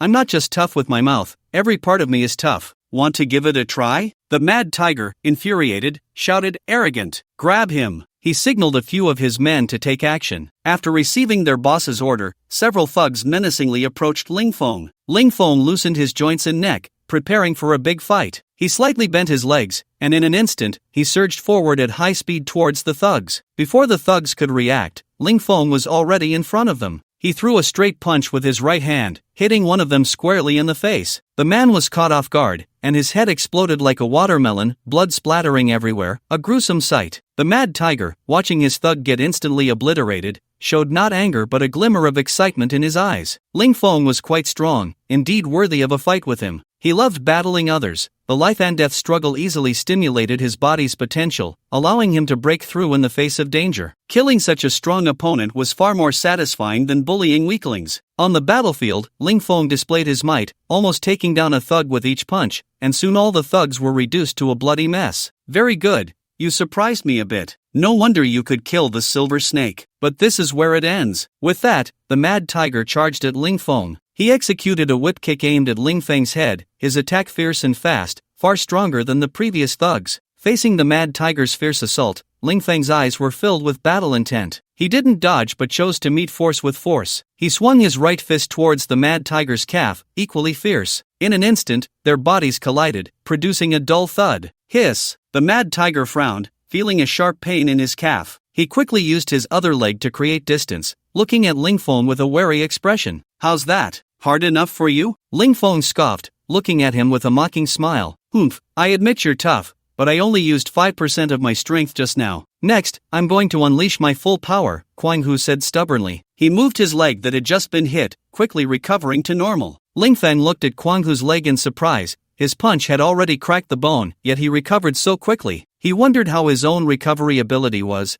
as he hadn't been injured since injecting the gene serum. Kwang Hu assumed a boxing stance and cautiously approached Ling Feng. He was originally an underground boxing fighter, having created an undefeated legend with a series of victories. This was also the reason he ranked among the top in the organization. Ling Feng stood there casually, waiting for his opponent's attack. "Ali, give!" Kwang Hu shouted, launching a straight punch with his right hand towards Ling Feng's face, followed by a left hook, a right swing, and a flurry of combination punches aimed at Ling Feng. Ling Feng easily dodged the attacks with his agile movements. Despite Kwang Hu's massive size and strength, he lacked agility. As he dodged left and right, Kwang Hu felt like a monkey being toyed with by Ling Feng. Frustrated, Kwang Hu gritted his teeth, realizing that despite his frenzied attacks, he hadn't even touched a hair on Ling Feng. "If you're a man, don't dodge. Fight me fair and square." Kwang Hu yelled in desperation. Ling Feng smiled faintly and replied, "As you wish." He had merely been testing his opponent's strength and found it lacking. Since he was already tired of playing around, it was time to end it. He seized the moment, found a flaw in Kwang Hu's defense,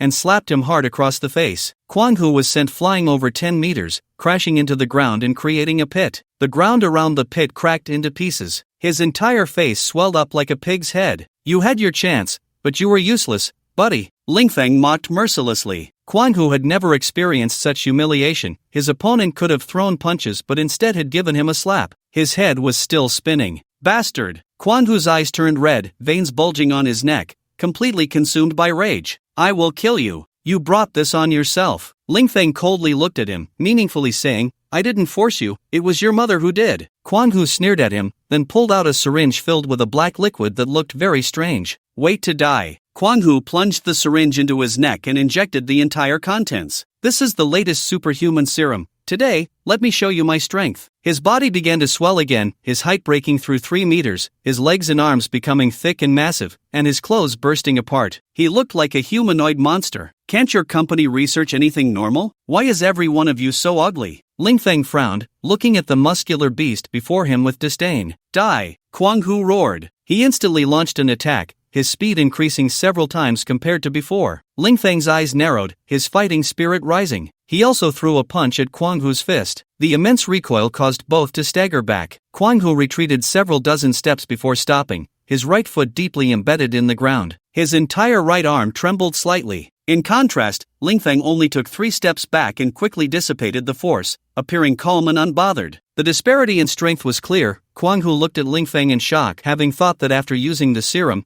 he could easily defeat him, only to be slapped in the face. He had used all his strength in that last punch and still couldn't win. A thought of escape began to form in his mind, but as soon as he considered Ling Feng's speed, he immediately dismissed it. With Ling Feng's speed, it was useless for him to run. He looked at Ling Feng with sharp eyes, a hint of determination flashing in his gaze. Then he took out another syringe from his body, preparing to inject again. From a distance, Ling Feng saw his movement and instantly struck. In the blink of an eye, he appeared in front of the crazy tiger, the Tang Dao suddenly appearing in his right hand. Holding the knife with both hands, the blade flashed as he slashed down towards Crazy Tiger's face. In a panic, Crazy Tiger began to dodge, his heart sinking. How did Ling Feng suddenly have a knife? He couldn't even see where the knife came from. Where had he hidden it? Magic? Ling Feng caught him off guard. He narrowly avoided the deadly blow, the Tang Dao slicing through the air in front of him. With one strike missing, Ling Feng instantly changed the direction of the long knife, shifting from a downward slash to a thrust aimed at Crazy Tiger's arm.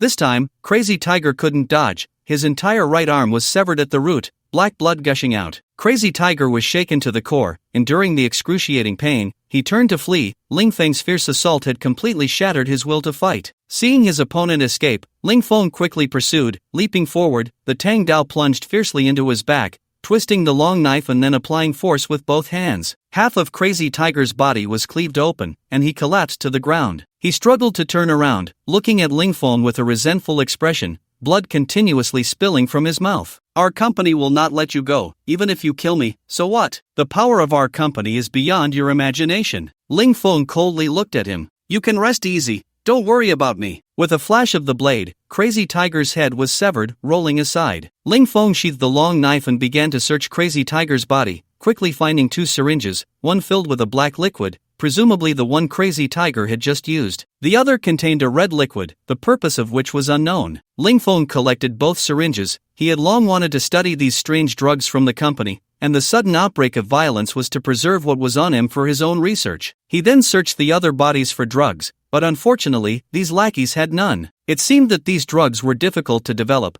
only usable by those with significant strength. After dealing with the bodies, Ling Feng leaped back to the 3rd floor. Looking at the bloodstains on himself, Ling Feng frowned slightly. He took off his coat and threw it away, heading to the bathroom for a good wash. While bathing, he continuously pondered his next plans. His current enemies included the so-called official shelter, the company, and the Hu family village. Although he had forcefully killed these people, they would surely return. Except for the Hu family village, which was weak, the other 2 forces were unpredictable. The official shelter had ability users, which he had yet to encounter, their strength unknown, but likely not weak, and then there was the company. The drugs they developed indeed had considerable power and strong lethality. According to what Crazy Tiger said before he died, there should be even more formidable people in their organization. Thinking of this, Ling Feng felt a headache coming on. There were simply too many enemies to face every day. Fortunately, he was strong, otherwise, he would have been completely devoured by this group. Strength was the foundation for survival in the apocalypse. He needed to continuously improve his power. While he was bathing, the people from the Hu family village were gathered together,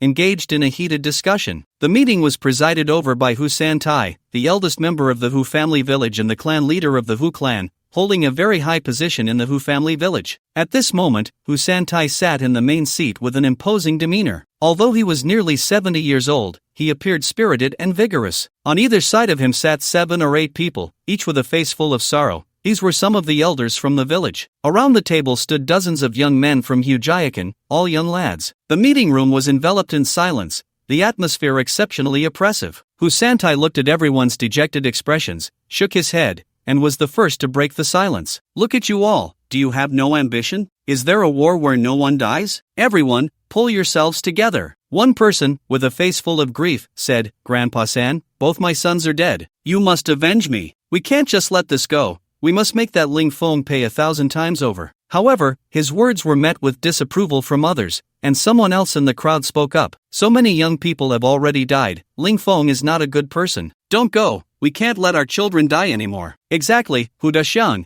Our family didn't send anyone. We won't go next time. You stand there talking without feeling the pain. Has anyone from your family been killed without revenge? Your family just lost someone. I'll go to hell with you. The atmosphere grew increasingly tense, almost to the point of a fight. Angered, Hu Santai slammed his hand on the table, and the room instantly fell silent. What are you all shouting about, huh? All you care about is your own little matters. Do you have any sense of the bigger picture? Why are we sending people to seize supplies? Isn't it so that everyone in the village has food to eat? If there's no food, are we just going to wait to starve? Hu Santai glared, his voice booming as he reprimanded his clansmen. He looked at the person who had just spoken, his expression serious as he said, Lu Laosi, although you are an outsider, you must participate in village matters. Last time your family didn't send anyone, that's fine, but next time, all 3 of your sons must sign up, or you can get out of Hujayakan. Lu Laosi's face turned extremely ugly upon hearing this, but he dared not retaliate. After all, he was an outsider. Hu Santai glanced at everyone and continued, this time, the casualties were due to our poor planning. However, this matter cannot just end here. Next time we must devise a more detailed plan before acting. Ling Feng must die, otherwise, we cannot face the young men of Hujayakan who have perished. Now, let's discuss how to implement the next plan. The brutal Zhang Ergu's special forces are coming. I heard you have a daughter, she's 16 this year? Zhang Ergu's sinister voice came from behind the bespectacled man. The bespectacled man's heart sank, and his face instantly turned extremely ugly. It was well known in the shelter that Zhang Ergu was a lecherous man. This question surely had ill intentions. The bespectacled man mustered his courage and trembled as he said, My lord, my daughter is still young and doesn't understand. Zhang Ergu's gaze turned cold, his tone icy as he replied, So what if she's young? Not understanding is no big deal. I can help you teach her. Later, have her come to me.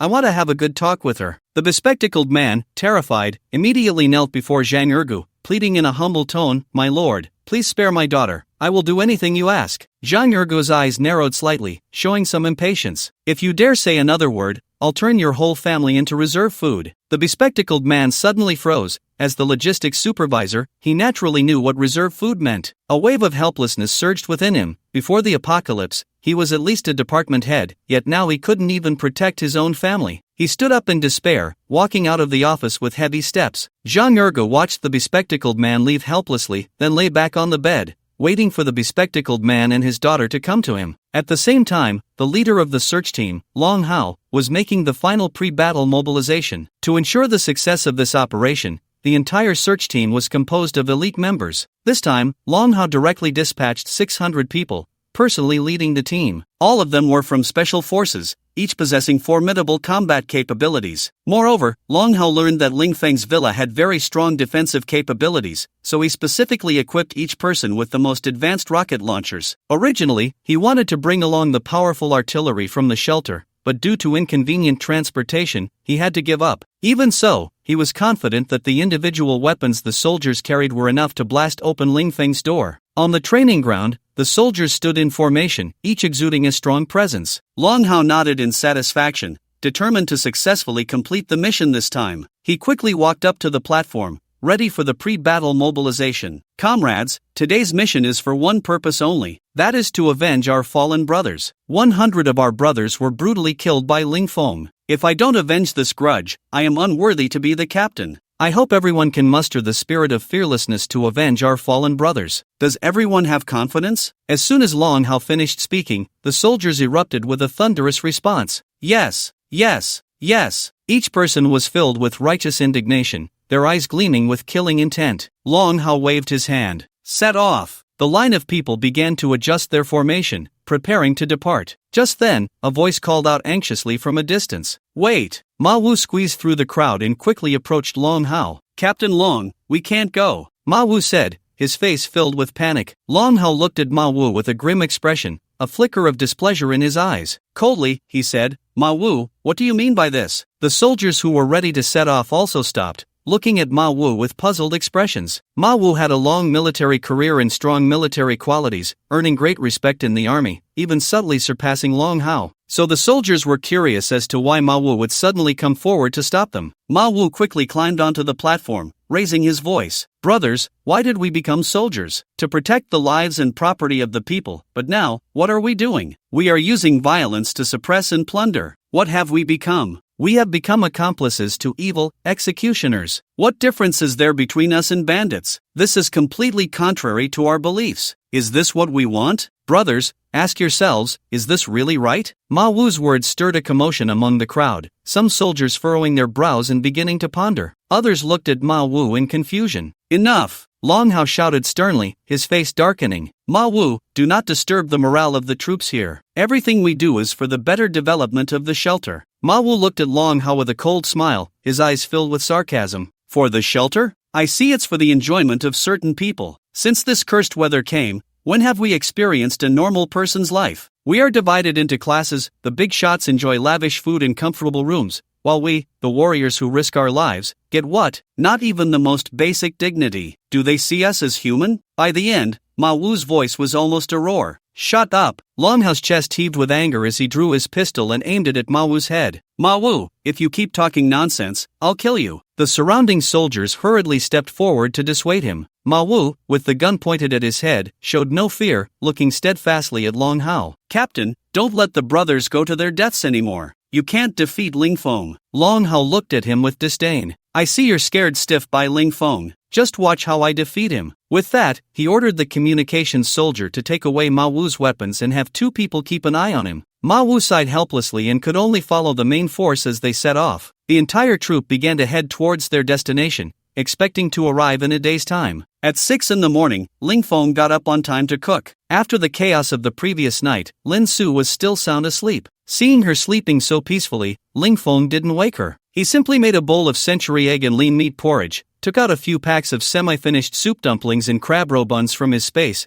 and placed them in the steamer, then made a few fried eggs. Once all the dishes were ready, Ling Feng went upstairs to wake Lin Su for breakfast. Lin Su rubbed her sleepy eyes, sitting listlessly in a chair. Ling Feng served her a bowl of porridge and placed a fried egg on her plate. Eat first, then you can sleep. Lin Su lazily nodded and took small bites. Having only slept for 2 hours last night, she was severely sleep-deprived, and her body ached slightly. Ling Feng, who also had only 2 hours of sleep, was still energetic due to his high physical fitness, showing no signs of fatigue. I have many different styles of clothes, how about trying them on tonight? Ling Feng said with a smile. Lin Su shook her head vigorously at this. No, I can't take it anymore. I need to rest for a day, no matter what. Ling Feng could only shrug regretfully. After they finished eating, Lin Su returned to the bedroom to continue sleeping. Ling Feng prepared to go out, having arranged with Wang Long yesterday to look for power generation equipment in the industrial park. Another hopeful day ahead. Hopefully, today will go smoothly. Ling Feng prayed in his heart. The appearance of ability users. Ling Feng rode his motorcycle to Wang Long's villa, leisurely lit a cigarette, took a puff, and then used a satellite phone to call Wang Long. After receiving the call, Wang Long quickly came out of the villa, holding a piece of bread and eating as he walked. When he reached Ling Feng, he plopped down on the back seat of the motorcycle. Let's go! Wang Long mumbled with his mouth full of bread. Ling Feng drove the motorcycle out of the community. Perhaps because Ling Feng had violently killed many people outside the villa before, the roads outside the entire villa area were very safe, and no one dared to block their way. The two of them sped towards the eastern district without any issues. The journey was expected to take an hour and a half, as the distance was relatively far. Halfway through the journey, Ling Feng saw a familiar place, the Chiligo agricultural market. Most of Ling Feng's supplies were purchased here, totaling over 20 billion. Ling Feng looked at the place with some emotion. It used to be bustling with traffic, quite prosperous, but now it was just a vast expanse of white snow. I wonder if there are any useful supplies left here. Shall we go in and take a look? Wang Long suggested. Ling Feng thought for a moment and figured that such a large place might still have something useful, so he changed direction and drove towards the market. When they arrived at the market's entrance, Wang Long jumped off the motorcycle and Ling Feng stored the bike in his space. The two began to search aimlessly in the market. Fengzi, there are footprints here, Wang Long suddenly shouted, waving at Ling Feng. Ling Feng's expression changed, and he quickly walked over. Sure enough, he saw some scattered footprints. From the number of footprints, there are at least a dozen people on the other side. A glint flashed in Ling Feng's eyes. The two immediately looked around with caution. In this apocalyptic world, encountering people in such a wild environment was not a good thing, especially when it involved a group of over 10. Humans were always the most dangerous species. The two carefully advanced along the direction of the footprints, simultaneously disengaging the safeties on their rifles, loading bullets, and preparing to shoot at any moment. They walked about 200 meters along the trail. Sure enough, they discovered a group of over 10 people in front of a building. The clothing of these individuals varied, and most of their weapons were cold weapons like long knives and iron rods. There were no guns. Ling Feng felt a slight sense of relief. It seemed that this group was made up of ordinary people and posed no threat to the two of them. Just then, a woman in a black leather coat stepped out from the crowd, her expression alert as she watched Ling Feng and his companion. The woman appeared to be around 20 years old, tall and slender, with an oval face that looked exceptionally capable and spirited against the backdrop of her black leather coat. Her figure was delicate but not weak, with a thick mane of black hair tied back in a ponytail. Her body proportions were perfect, especially her long, straight legs that drew attention. In Ling Feng's mind, although this woman's looks could not compare to Lin Su's, they were not far off. However, she and Lin Su had two different styles. Lin Su was the aloof, cool type, while the woman before him exuded a spirited charm. Ling Feng remained relatively unfazed by the woman's stunning beauty, but Wang Long beside him had a lecherous expression, nearly drooling. Dewey Bai looked at the two who had suddenly appeared in the distance with indifference, her brows slightly furrowed. The way they looked at her was somewhat frivolous, especially one who was staring at her with a lewd expression. It was disgusting to behold. Damn man, Dewey Bai cursed silently. She directly pointed a finger at Ling Feng and Wang Long. Instantly, several thick steel pipes shot up from the ground, floating in front of her. Then, she spun her hands in a circle, and the steel pipes began to rotate rapidly in the direction she had just pointed, finally aligning neatly towards Ling Feng. Ling Feng's eyes flickered, surprised by the scene. A supernatural ability user. He had heard Ma Wu mention that the ruler of the shelter was a supernatural ability user, but he had never seen one himself. Today, he unexpectedly encountered a supernatural ability user. His luck was exceptionally bad. At the same time, a sense of foreboding rose in his heart. This woman wouldn't be targeting him, would she? Sure enough, the woman pointed her hands, and several thick steel pipes shot rapidly towards Ling Feng and Wang Long, creating a whooshing sound in the air, arriving before them in the blink of an eye. In a critical moment, Ling Feng pulled Wang Long's shirt and quickly dodged to the side. The steel pipes whizzed past Ling Feng's chest, creating a gust of wind, and finally embedded deeply into the ground. Wang Long looked at the steel pipes on the ground, his face pale with shock. A glint of killing intent flashed in Ling Feng's eyes. This woman was ruthlessly attacking him without any reason. She was truly overbearing. Just as Ling Feng was about to take action, the woman spoke first, her voice cold and clear. "You rats from the Xingho base, if you dare to follow me again, I will eliminate you on the spot." After saying this, she waved her hands, and the steel pipes that had just embedded themselves in the ground rose again,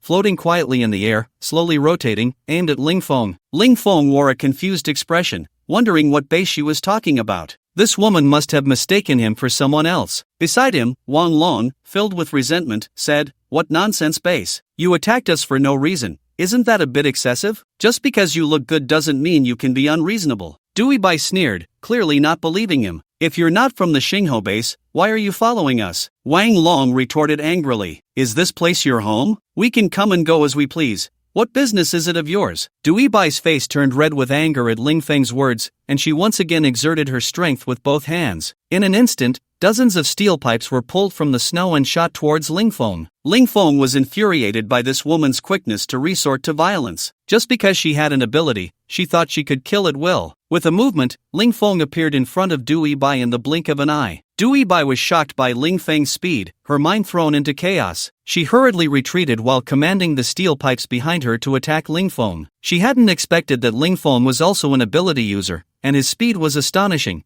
almost instantly closing the distance between them. Seeing her retreat, Ling Feng didn't give her a chance. He accelerated again, circling behind her and gripping her neck with his right hand. He had just realized that this woman's ability seemed to belong to a long-range control type of mage skill, but she was definitely not suited for close combat. As long as he could quickly approach her, he could end the fight swiftly, and the outcome was as expected. Du Yibai felt her hands firmly controlled from behind, a hint of panic rising in her heart. She hadn't anticipated that her opponent would be so fast and strong, and that she would be defeated in just a few seconds. "If you have the guts, kill me," Du Yibai said fiercely. "Let our captain go." The group of teammates behind Du Yibai shouted angrily at Ling Feng. Just now, Ling Feng's speed was too fast. They couldn't see his movements at all, and by the time they realized what was happening, their captain had already been captured. Ling Feng looked at the woman in front of him, and up close, she appeared even more beautiful. But beauty aside, Ling Feng did not let his guard down. His right hand gripped her neck tightly. This woman was an ability user and could strike at any moment. "I told you, I'm not from the Xingho base. You dared to attack us? Are you looking for death?" Ling Feng asked coldly, his gaze icy. Du Yibai realized she might have mistaken him, but still stubbornly replied, "How was I supposed to know who you are? Who told you to sneakily follow us? In today's society, people's hearts are unpredictable. Who knows what your intentions are?" Du Yibai felt uncomfortable being so close to a man for the first time, especially with Ling Feng's hand tightly gripping her neck, making it hard for her to breathe. Ling Feng looked at her defiant expression and couldn't help but smile. "This place isn't your home. Besides, we came in openly. You attacked us without distinguishing right from wrong, and now you're trying to turn the tables. How do you plan to compensate us?" Du Yibai felt a surge of anger in her heart. "Did you two just scan me with your eyes several times thinking I didn't see? If it weren't for your lewd gazes, I wouldn't have attacked you." But she didn't voice these thoughts. "What kind of compensation do you want?" Du Yibai asked, slightly helpless. Ling Feng thought for a moment and slowly said, "Answer me a few questions, and I'll let you go." Upon hearing this, Du Yibai secretly breathed a sigh of relief. She was afraid Ling Feng would make some excessive demands. She had just prepared for a fight to the death, not wanting her innocence to be tarnished. "What questions? How did you trigger your ability?" Du Yibai was somewhat surprised by Ling Feng's question, not expecting him to ask this. Wasn't he an ability user himself? Why would he ask this? "Aren't you an ability user? Why are you asking?" Ling Feng didn't refute her misunderstanding and continued along her line of thought. "I just want to verify if my ability activation was coincidental." Du Yibai thought for a moment and slowly replied, "To be honest, I don't know what happened either. I only discovered I suddenly had abilities after experiencing extreme cold weather." "What is your ability?" "To control all metallic objects," Du Yibai answered honestly. Ling Feng released his hands. Du Yibai gained his freedom, instantly distancing himself from Ling Feng, gasping for breath. "We're even now," Ling Feng said, and with Wang Long, he prepared to leave. Du Yibai looked in the direction Ling Feng was leaving, his face filled with shame and anger. He had suffered a great loss today, being so intimately touched by a big man. It was infuriating. Seeing their leader's displeased expression, the other members of the team hurriedly looked down, pretending not to see, fearing that their leader would take it out on them. Ling Feng and Wang Long arrived at another area of the market, ready to search for useful information. The two were chatting and laughing when they noticed 4 or 5 people emerging from behind a nearby building, striding towards them with an aggressive demeanor. They looked like trouble. These individuals were wielding machetes and war-matching uniforms, clearly not from the same group as the women they had just encountered. Ling Feng and Wang Long didn't take these people seriously. They were just ordinary folks, easily dealt with. When the group stopped less than 10 meters away from them, one of them spoke in a fierce and arrogant tone. "Stop! You two can't leave. This is Starfire Base's territory." Ling Feng remained silent, while Wang Long directly retorted without hesitation. "I don't care what base you're from, get lost. If you dare stand in front of me again, I'll take you out." The leading man immediately became furious. It was the first time he had heard someone speak to them from Starfire Base like that. "Damn it, looking for death. Brothers, take him down." As they spoke, they raised their weapons and charged at the two. Ling Feng couldn't be bothered to intervene. He casually said to Wang Long,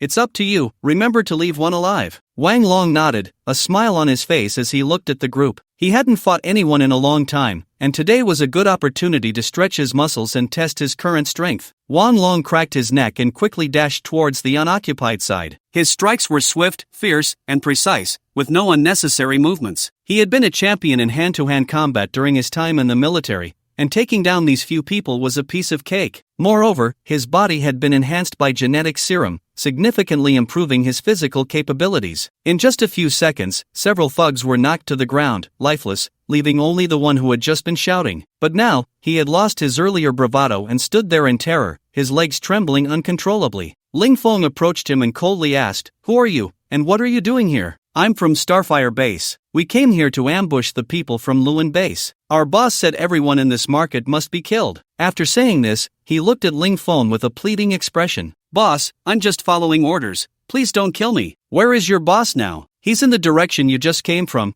He has already taken his brothers to surround the people from Luan Base." After Ling Feng finished asking, he signaled Wang Long with his eyes. Wang Long stepped forward and struck the thug's temple with his palm. The thug screamed and died on the spot. Wang Long walked back to Ling Feng and asked, "Should we go see the commotion? Let's go take a look." Ling Feng speculated that the Luan Base mentioned was likely the beautiful girl they had just encountered. If this Starfire Base dared to ambush a supernatural being, perhaps their boss was also a supernatural being. Watching a battle between two supernatural beings would be a perfect opportunity to learn about their combat. Ling Feng and Wang Long retraced their steps. Before they reached the location, they heard the sounds of fighting coming from inside. They quickly found a concealed spot to watch from a distance. On the battlefield, two groups were engaged in fierce combat, one of which was led by Dewey Bai. However, the situation was clearly unfavorable for her. The people from the Starfire Base outnumbered them several times and were evidently well prepared. The Luan Base had suffered heavy losses, with only 7 or 8 individuals remaining on the field. They were surrounded by the Starfire Base,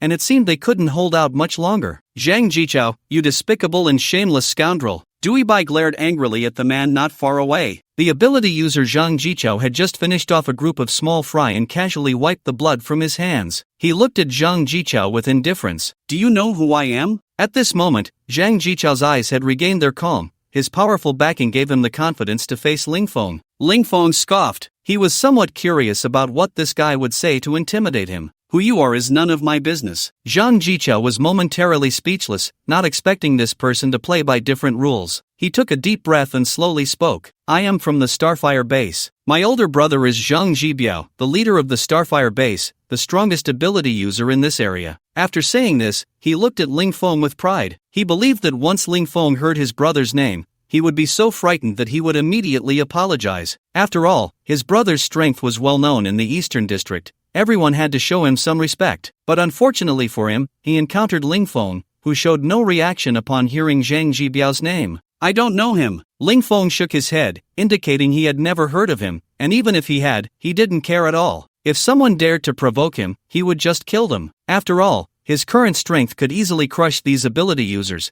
and he was still growing stronger. He walked step by step toward Zhang Jichao, his tone icy as he said, "No matter who your backing is, it won't stop me from killing you today." Zhang Jichao then realized that he might really fall here today. This young man was truly going to kill him. He kept retreating, his tone weakening. "If you kill me, my brother won't let you go. He's powerful. If you kill me, you won't survive either." Ling Feng dashed forward, instantly appearing in front of Zhang Jichao, gripping his neck with his right hand and lifting him off the ground. He said sternly, "I hate it when others threaten me. If your brother dares to come after me, I'll send him down to reunite with you." Zhang Jichao's face turned red, his neck tightly locked, unable to speak, his eyes filled with terror. Crack! Ling Feng directly snapped his neck and casually tossed him aside. However, Ling Feng seemed to think of something else and stored Zhang Jichao's body in his space. After dealing with Zhang Jichao, Ling Feng approached Dewey Bai. "We meet again." "Beautiful lady," he said with a light smile. Dewey Bai's face was still pale. After the recent battle, her strength was completely exhausted, and she had no energy left. She looked at Ling Feng and said earnestly, "Thank you for saving me.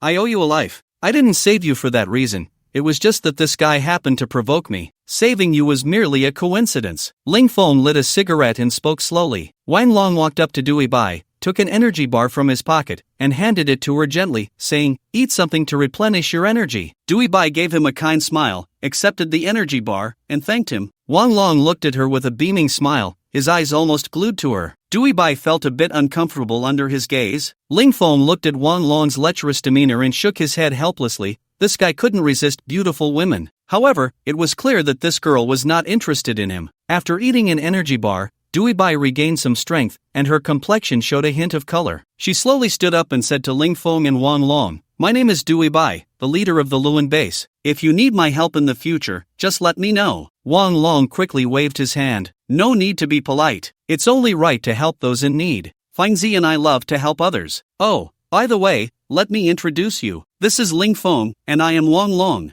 Ling Feng did not join their conversation but quietly walked to the side. It was already noon, time for lunch. He took out a portable stove and a canister of gas from his space, lit it, and began to cook instant noodles. Now that he was powerful, he wasn't afraid of exposing his space. Soon, the aroma of the noodles wafted through the air. Although Ling Feng wasn't great at cooking, he was exceptional at making instant noodles. It was what he ate the most when he was at home. Moreover, his instant noodles were not the simple kind but a high-end version. He added ham, vegetables, marinated eggs, beef rolls, fish balls, a balanced mix of meat and vegetables for nutrition. Dewey Bai, smelling the delicious aroma of the noodles, felt her stomach rumble and quietly swallowed some saliva. Since the apocalypse, it was the first time she had smelled such fragrant instant noodles. She didn't expect Ling Feng to be so extravagant. For others in the apocalypse, eating a bucket of instant noodles was already a luxury, yet he had added so many toppings. It looked so appetizing that even while Wang Long was talking to her, she hardly paid attention, her mind filled with thoughts of the noodles. "Time to eat," Ling Feng called out, taking a small bowl to serve the noodles, while Wang Long stood by with his bowl, waiting to be served. Ling Feng looked at Dewey Bai, who was standing still, and said irritably, "Come over and serve yourself." "What, do you want me to serve it for you?" Dewey Bai stomped her foot in frustration at Ling Feng's words, but the smell of the noodles was too tempting to resist. She walked over, picked up a bowl, and filled it to the brim with noodles, starting to eat heartily. The taste was truly incredible, so good it brought her to tears. She couldn't help but speed up her eating, and soon the large bowl was nearly empty. Even the broth was gone. Licking her lips, it was clear she hadn't had enough. Ling Feng noticed her embarrassment and directly brought the pot over, pouring the remaining noodles into her bowl, making her feel a bit shy. "Thank you," Dewey Bai said, her face slightly flushed. She saw that there weren't many noodles left in Ling Feng's bowl, realizing he had only taken a little to let her eat more, which touched her deeply. Ling Feng, of course, had no idea about the story Dewey Bai was imagining. He ate little purely because he didn't like it. Having grown accustomed to Lin Su's cooking, it was hard for him to swallow this junk food. What others considered delicacies, he simply couldn't eat. If it weren't for the fact that he couldn't get Lin Su's dishes in the wild, he wouldn't want to eat this at all. After they finished eating, they sat around the portable stove,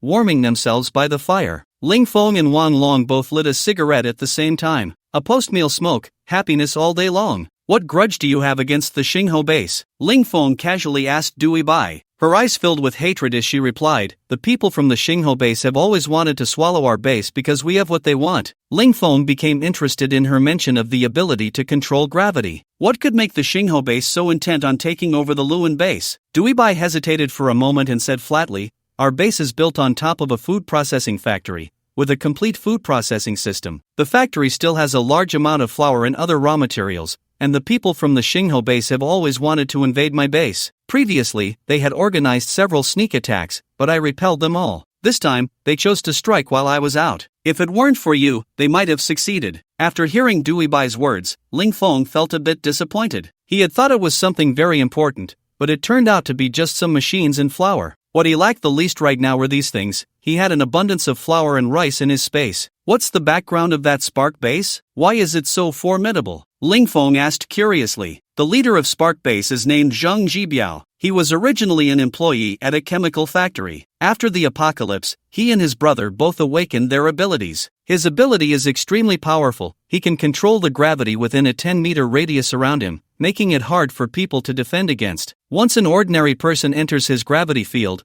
they will instantly bear dozens of times their own weight, which can crush a person into pulp. He combines this ability with Zhang Jichao's teleportation, making them an unbeatable force in this area. The two brothers established Spark Base with their powerful abilities, and several nearby small bases have been wiped out by him. Our Luan base is the last one. After listening to Dewey Bai's introduction, Ling Feng had a basic understanding of Spark Base. Zhang Jibiao's ability was indeed a bit tricky. Ordinary people really couldn't fight against it, but it didn't affect him much. Dozens of times the gravity had little impact on him. Ling Feng also subtly inquired about how ability users could enhance their strength, but unfortunately, she didn't know either. She was also exploring and making very slow progress. After understanding enough, Ling Feng decided to leave. Today's task was to prepare to go to the industrial park, and they had already wasted half a day's time. They needed to hurry over. Ling Feng bid farewell to Dui Bai, while Wang Long waved goodbye to her with a reluctant expression. Ling Feng hopped on his motorcycle and continued towards the industrial park,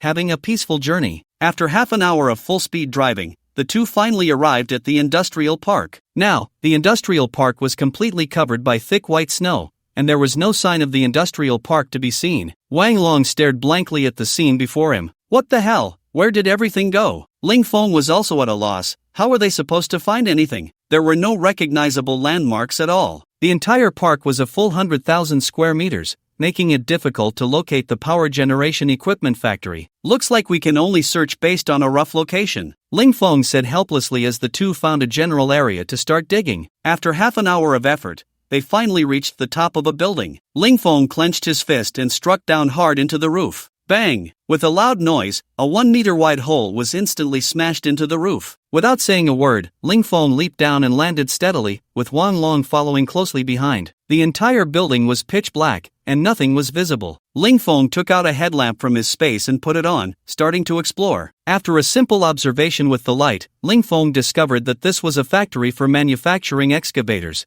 and they were currently in a storage facility for excavators. Seeing the excavators, Ling Feng was overjoyed. Excavators were great tools that could be used to break ice and improve efficiency. I know this place now. The factory next door produces power generation equipment. Wang Long quickly deduced their location after some analysis. Ling Feng stored the excavator in his space and returned to the ground. He took out 2 excavators from his space, familiarized himself with the operation briefly, and then the two began digging on the surface with the excavators. With the excavators, their ice-breaking speed significantly increased. Half an hour later, the two had dug 3 meters deep, revealing the roof of the building. Ling Feng put away the excavator and, together with Wang Long, entered the factory to search for the generator. Sure enough, in the corner of the factory, they found a large generator. Ling Feng checked the parameters on the equipment's nameplate. This was an ultra-large generator with a power output of 10,000. Ling Feng was overjoyed. He hadn't expected to find it so easily. With a wave of his hand, he directly stored the generator in his space,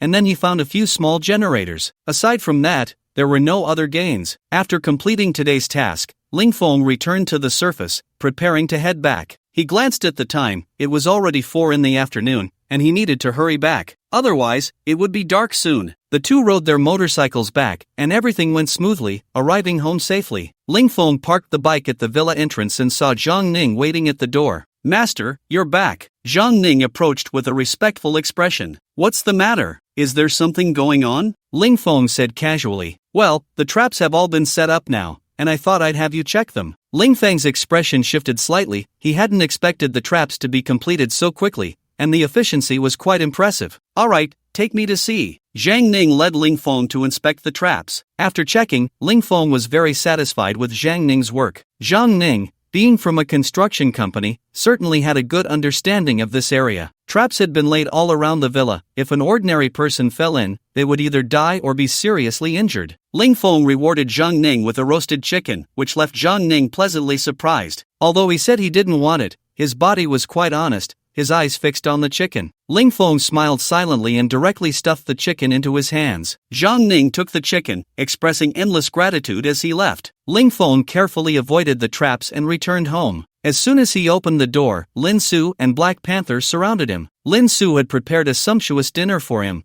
with a variety of delicious dishes laid out on the table. Ling Feng's mouth watered. He was simply hungry. The lunch had been so poorly made that he hadn't eaten enough at all. As soon as he sat down, he began to feast. After dinner, he did a bit of light exercise with Lin Su. After exercising, Ling Feng went to the laboratory in the basement. He took out Zhang Jichao's corpse from his space, preparing to study it. After killing Zhang Jichao that morning, Ling Feng suddenly thought about these superpowered individuals. After awakening their powers, their bodies would undergo changes. This might be helpful for his genetic research. Ling Feng dismembered Zhang Jichao and began by studying his brain structure. In his brain, Ling Feng discovered a transparent round crystal, about the size of a longping. It looked similar to the inner core of the giant python he had killed before. Ling Feng was overjoyed. This was a good thing that could enhance his strength and might even awaken some skills. After consuming the inner core of the giant python, his defensive abilities had greatly improved. Ling Feng directly stored this transparent crystal in his space for an upgrade. After the upgrade, the system quickly provided information. Premium inner core contains very rich energy, can help enhance physical fitness, develop the brain, and can grant teleportation ability. Upon seeing the system's information, Ling Feng was shocked. Not to mention the earlier information, the teleportation skill in the latter part made him laugh with joy. He could actually gain the ability to teleport. This was an extremely practical power. Whether for escaping or ambushing, it was a very useful skill. Ling Feng took the inner core from his space and directly tossed it into his mouth. A powerful energy instantly filled his entire body, warming him all over. Just like the effect of taking the inner elixir for the first time, he felt incredibly comfortable. 15 minutes later, this sensation gradually faded. Ling Feng slowly opened his eyes, got up, and stretched his body, feeling filled with strength. At the same time, his mind was clear. His brain had now developed to level 30, and he felt as if he had undergone a transformation. It felt as if his brain could control things. Ling Feng tried to concentrate his mind intensely, attempting to control a surgical knife on the table. To his amazement, the surgical knife floated in midair. Ling Feng then tried to use his mental power to move the knife forward and backward, and to spin it, and he succeeded in all attempts. Ling Feng was astonished. This feeling was truly magical. This is just like the sword control technique in novels. Could it be that those people also trained their brains? Or was it that he had awakened some kind of supernatural ability? Ling Feng felt as if he had discovered something. It seems that developing the brain is more important than enhancing physical abilities. I need to focus my energy on improving my brain from now on. Ling Feng prepared to test his teleportation skill to see how effective it was. With a movement, he instantly vanished from his spot, and when he reappeared, he was already outside the villa. Ling Feng stared blankly at his surroundings, a hint of surprise flashing in his eyes. This teleportation skill could actually ignore obstacles. It was simply incredible. Ling Feng estimated that the distance he had just teleported was about 100 meters, which was much stronger than when Zhang Jichao used it. Zhang Jichao was really useless. Such a good skill is wasted on him. Ling Feng activated the skill again and instantly returned to the laboratory. He went to the gravity chamber to test the increase in his strength value. After testing, his strength value had reached 480 times, an increase of about 120 times. Although the increase in strength wasn't much,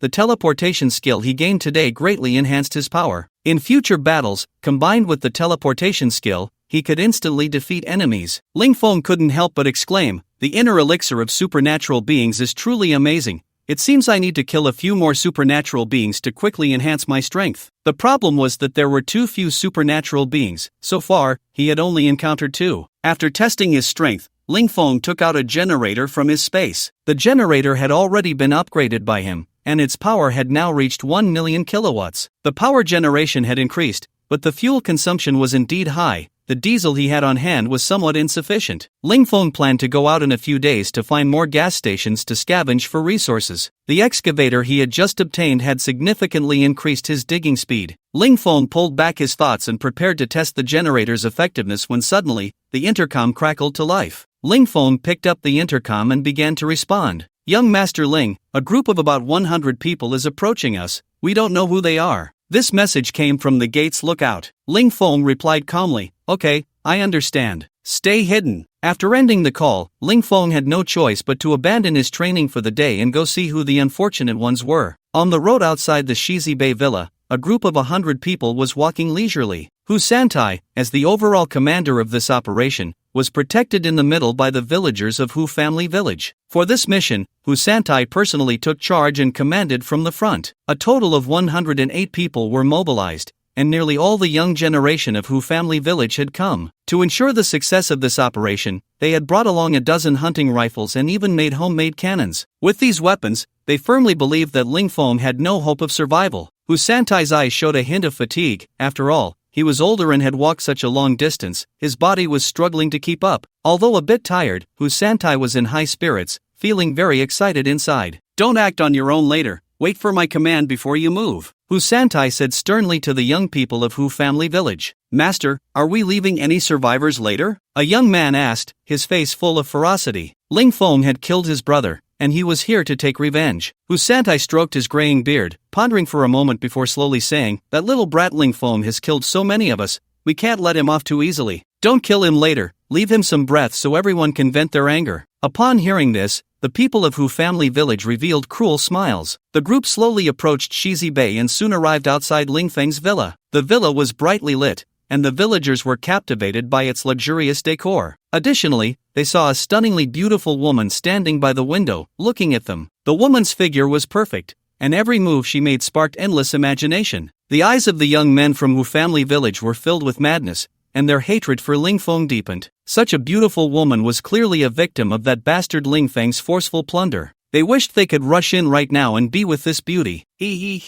Start the attack. Hu Santai looked at the villa before him, more resolute in his decision. He discreetly glanced at the woman in the villa, a hint of greed flashing in his eyes. Who could resist a beautiful woman? Even if he was old, could he still not fight? He too could still mount a horse in battle. Begin the operation, Hu Santai said in a deep voice. As soon as he finished speaking, over 100 villagers from Hu Family Village began to act swiftly. The first 20 young men charged into the villa's courtyard like wild wolves, their eyes filled with madness. Each one was determined to be the first to rush in, pushing forward one after another. Hu Santai commanded from the rear. Watching his subordinates charge in fiercely, Hu Santai stroked his beard with satisfaction. A confident smile spread across his face, but the next moment, that smile froze. As the younger generation rushed into the courtyard, they triggered a trap, and screams of agony erupted from the crowd. Everyone hurriedly looked towards the trap, gasping in horror. The trap was filled with wooden spikes and iron nails, and those who fell in were pierced all over by the spikes, blood flowing profusely, a truly horrific scene. Some were pierced in the soles of their feet, wailing in pain. A dozen people were struck in the eyes, heart, and neck, dying on the spot. A few lucky ones were only hit in their feet and limbs,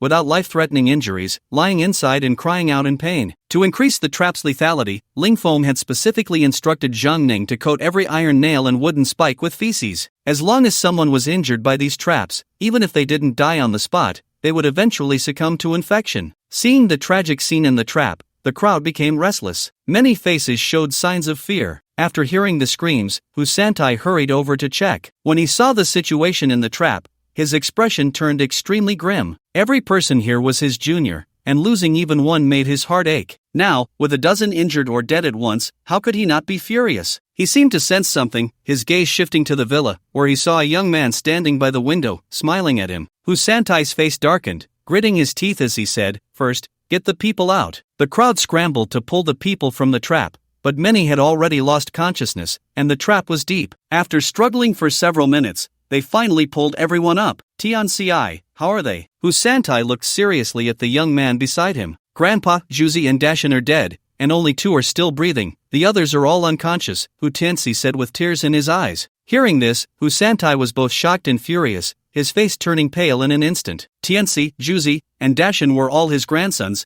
and now Juzi and Dashin were dead. He had lost his black-haired grandchildren to white-haired ones. All of this was caused by Ling Feng. Bastard! Ling Feng, you are nothing but a beast. I want you to suffer worse than death. Hu Santai roared in his heart. After a moment of silence, suppressing his grief, he said in a deep voice, "Send 4 people to quickly take the injured back for treatment." Hu Tianci received his grandfather's instruction and turned to arrange for the injured to leave, but he was grabbed by Hu Santai. Hu Santai whispered to him, "You leave with the injured, remember, do not come back." Hu Tianci hurriedly refused. "No, I want to stay and take revenge for Juzi and the others. I must personally kill Ling Feng," Hu Tianci said with a face full of resentment. Hu Santai sighed, knowing his grandson was stubborn and that he couldn't persuade him, so he could only helplessly wave his hand to let him go. He adjusted his breathing and spoke loudly to the villagers, "Children, take revenge for our fallen kin." The villagers were all filled with extreme anger. Ling Feng had repeatedly struck them down, killing dozens of their people, and many had lost loved ones to him. They wished they could skin Ling Feng alive. Hu Santai looked at the furious crowd and continued,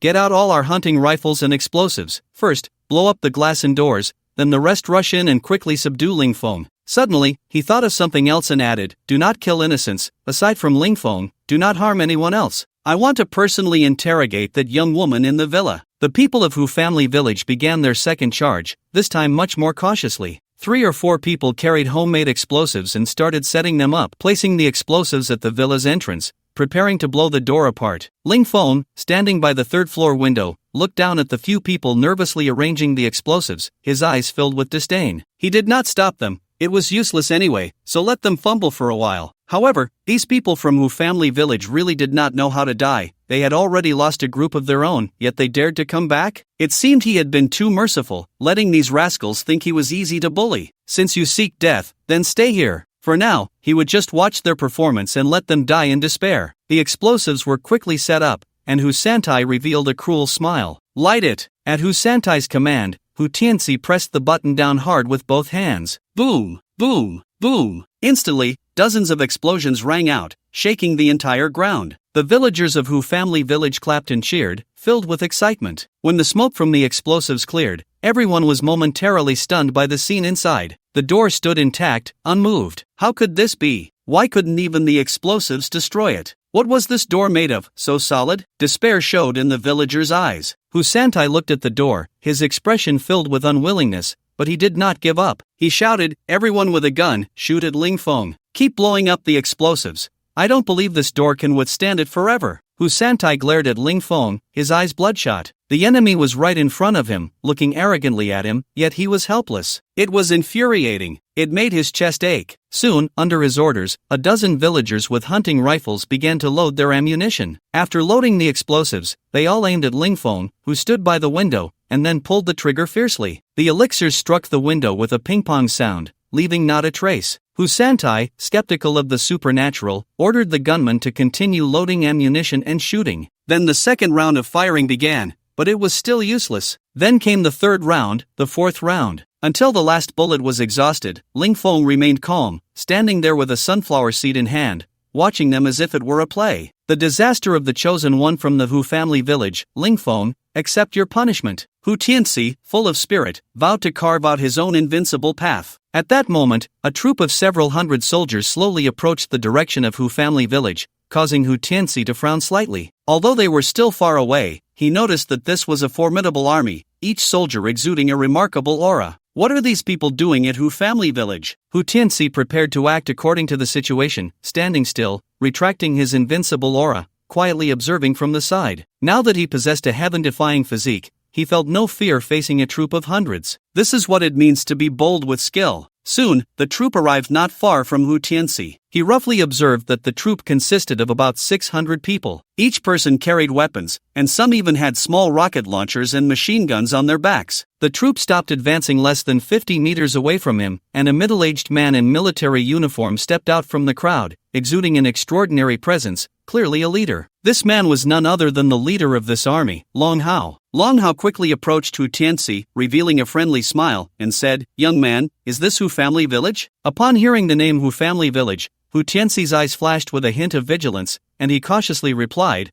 "What are you here for?" Long Hao smiled lightly in response. "Don't be afraid, young man. We are the official army, with no ill intentions. We are just passing through Hu family village on a mission and wanted to find a place to rest." Hu Tianxi looked into the man's eyes and saw no signs of deceit. The soldiers behind him were also disciplined, indicating they were indeed an official army. He then lowered his guard and smiled, saying, "This is indeed Hu family village. Please follow me." Hu Tianxi warmly led Long Hao into the village, with the orderly troop following behind him. "Ah, I really appreciate your help this time," Long Hao said with a hint of apology. Hu Tianxi quickly waved his hand. "Not a bother, not a bother. You are safeguarding our safety and selflessly contributing. This is what we should do." Hu Tianxi brought Long Hao to the ancestral hall to report to the elders of the clan and arrange a resting place for the soldiers. Inside the ancestral hall of Hu family village, Long Hao sat with the elders, discussing something. Long Hao frowned, his expression extremely grim. "I didn't expect Ling Feng to be so brutal and heartless. As an official, I solemnly assure you all that I will eliminate this scoundrel and avenge the more than 100 villagers from Hu family village who died tragically," Long Hao declared with righteous indignation. The elders of Hu family village were visibly moved, tears streaming down their faces. "Captain Long, thank you on behalf of our deceased villagers," one elder said, bowing with tears in his eyes. "In critical times, our official army is indeed reliable," several elders exclaimed. Long Hao exchanged a few pleasantries with the elders and continued, "Now, the younger generation of our Hu family village has basically perished. I suggest you go to our official shelter. There, you can find a place to stay and ensure your safety." Upon hearing this,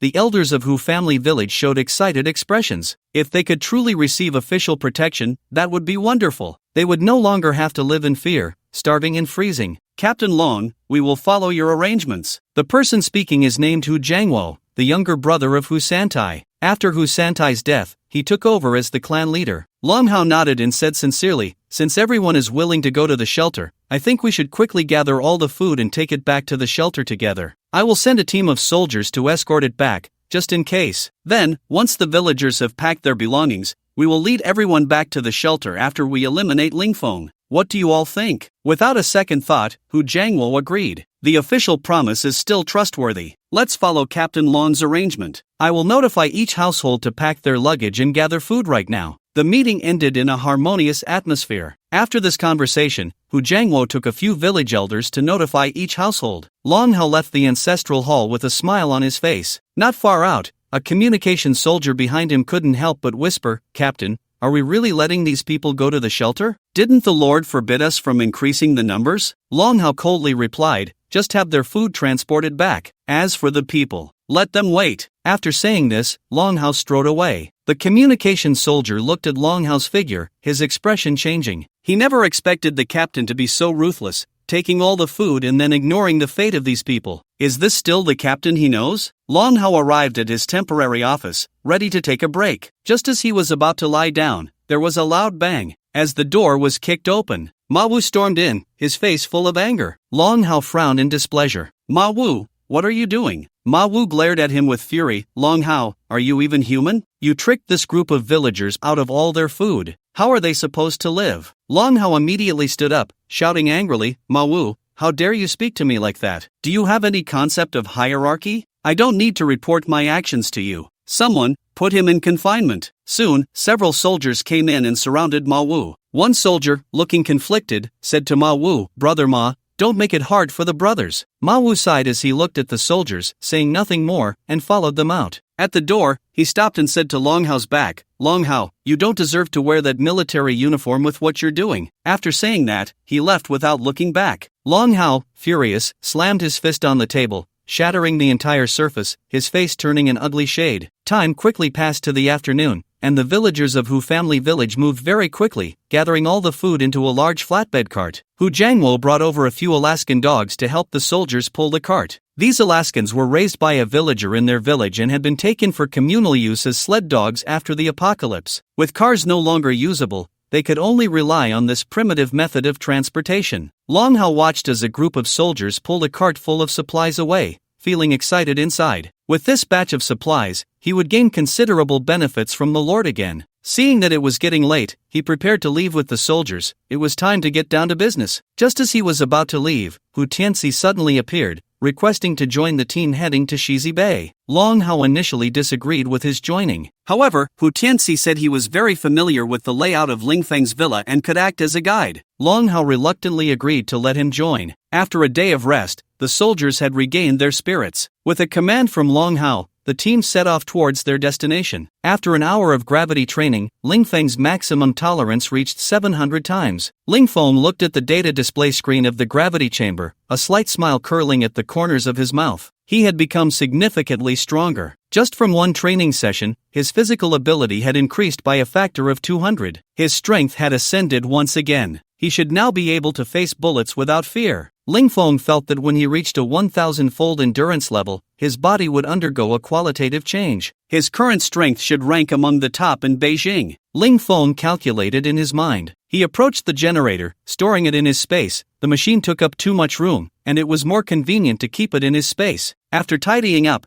Lingfeng checked the time. It was nearly 8 in the evening, and his stomach was starting to protest. He wondered if Lin Su had finished cooking. Just as he was thinking about going to eat, Lingfeng suddenly realized that Wan Long and Lin Su were still too weak. He needed to help them improve their strength as soon as possible. They would need to come to the gravity chamber to enhance their abilities. The enemies would only grow stronger, and their current strength was barely enough for self-preservation. Lingfeng went to the first floor and saw Lin Su busy cooking. He didn't want to disturb her, so he turned on the television, preparing to play a game. The Black Panther slowly walked over to Lingfeng's feet and lay down. Lingfeng absent-mindedly patted its head. After a few months of growth, the Black Panther had become much larger, now weighing over 100 pounds. Its fur was glossy and smooth, looking quite majestic. Lingfeng observed the Black Panther's size, feeling increasingly uneasy. Normally, a puppy of 2 to 3 months would weigh only about 30 to 40 pounds at most, but this Black Panther's size was far beyond the normal range, and it was still growing, changing almost daily. With this thought, Ling Feng set down the game controller and crouched down to examine it closely. The Black Panther seemed to sense his scrutiny and lifted its head to meet his gaze. Their eyes locked, creating a slightly awkward moment. The Black Panther glanced at him before closing its eyes again to sleep. Could this Black Panther be mutated? Ling Feng wondered. However, judging by its current reaction, it seemed to harbor no ill will towards him or Lin Su. Dogs were the most loyal animals. Ling Feng took a chicken leg from his space and placed it near the panther's nose. The Black Panther, which had been sleeping, twitched its nose and instantly woke up, standing up immediately. It opened its mouth, panting, and rubbed its head against Ling Feng's arm, its eyes filled with a pleading expression. Ling Feng smiled slightly and tossed the chicken leg to it. The Black Panther devoured the chicken leg in just a few bites, then looked at Ling Feng with eager eyes, as if to say, "Not enough, give me more." For the first time, Ling Feng noticed a human-like expression in a dog's eyes. "Go get me a pack of tissues." The Black Panther dashed out in a flash and returned moments later, holding a pack of tissues in its mouth. Ling Feng was certain that the Black Panther had mutated and its intelligence had increased. He had never taught it these things, so it seemed it could understand what he was saying. Ling Feng tested it a few more times, and each time the Black Panther accurately completed the task. Ling Feng smiled, realizing he had a dog that could understand human speech. Amazing! If trained properly in the future, it might even become his own celestial dog. Just as he was contemplating how to train the Black Panther, the intercom crackled with another call. Ling Feng, with a look of indifference, activated the intercom and asked casually, "How many people are coming this time?" The soldier on the other end sounded somewhat fearful, stammering, "Too many. I estimate at least 400 or 500 people, and they're all in military uniforms." Ling Feng's expression froze, a hint of surprise flashing in his eyes. He hadn't expected them to invest so heavily this time, bringing so many people. It seemed that this so-called official shelter was nearly at full capacity. This was good. It would save him the trouble of exerting himself further. Today, he would catch them all in one sweep. Ling Feng's eyes flickered slightly, and he smiled coldly. Soon, this troop entered the villa area. Hu Tianxi followed closely by Long Hao's side, offering strategies while informing Long Hao of the layout of Ling Feng's home and the locations of the traps. After an afternoon of discussion with Hu Tianxi, Long Hao gradually began to hold this young man in higher regard. Hu Tianxi was very intelligent, and his analyses were spot on. Long Hao admired him greatly and extended an olive branch, inviting Hu Tianxi to join his army. Hu Tianxi readily agreed, as he had skills but no place to showcase them. Now, with Long Hao's connection, he could enter the official shelter and finally make his mark. "Captain Long, the villa in the far corner is Ling Feng's." Hu Tianxi pointed respectfully at the villa ahead. Long Hao nodded. "Captain Long, Ling Feng is very cunning. We must be cautious." Hu Tianxi reminded him. "No worries, no matter how many schemes he has, they are useless in the face of absolute power." Long Hao replied with a faint smile, his face full of confidence. Ma Wu, standing behind him, looked at Long Hao's demeanor and wanted to remind him, but the words caught in his throat. He sighed and moved to the back of the crowd. Long Hao gazed at the brightly lit villa, his eyes ablaze with excitement. The Lord had said that this villa hid a vast amount of food, all high-quality ingredients. Moreover, there was a stunning beauty inside, as the Lord's woman, Yang Zihan, had secretly informed him. As long as he could breach this villa, that woman would be his. Thinking of this, his breath quickened. He began to systematically arrange the battlefield, surrounding the entire villa inside and out. He had arranged 10 snipers. As soon as Ling Feng dared to show himself, he would be turned into a sieve. In addition, he brought rocket launchers, grenades, explosives, and other powerful weapons. Even if Ling Feng hid inside and didn't show himself, he could still blow him to pieces with these heavy weapons. Hu Tianxi watched as the armed soldiers tightly surrounded the villa, feeling exhilarated. Faced with these weapons, not to mention Ling Feng, even he, the chosen one, would find it hard to escape. He wanted to see Ling Feng beaten to death. Only then could he relieve the hatred in his heart. Thinking that he would soon avenge his grandfather and 2 younger brothers, his eyes grew moist. "Grandfather, Zhuzi, Dashin, today, I can finally avenge you. Fire!" Long Hao looked down at the seemingly frenzied scene below, filled with exhausted soldiers. Among the crowd, he also spotted Ma Wu, whose expression was extremely grim as he stood at the back of the line, not participating in the attack. "First, let's deal with this Long Hao." A glint of killing intent flashed in his eyes. He teleported directly in front of Long Hao. Long Hao was startled by the sudden appearance of the figure, and cold sweat broke out all over him. There had clearly been no one in front of him. How did this handsome young man suddenly appear? "You, who are you?" Long Hao asked in terror. Ling Feng looked at him with amusement, originally thinking Long Hao was a character, but was surprised to find him a coward, scared stiff by such a small scene. He wondered how he had become a leader. "Weren't you always asking me to come out and surrender? Now that I'm here, why don't you recognize me?" Ling Feng said lightly. "You are Ling Feng." Long Hao's voice suddenly grew louder, his eyes filled with a chilling malice. As soon as he finished speaking, the surrounding soldiers quickly surrounded Ling Feng. Dozens of loaded rifles were aimed at Ling Feng's head. Long Hao laughed heartily, looking at him with pride. "I didn't expect you to walk right into the trap.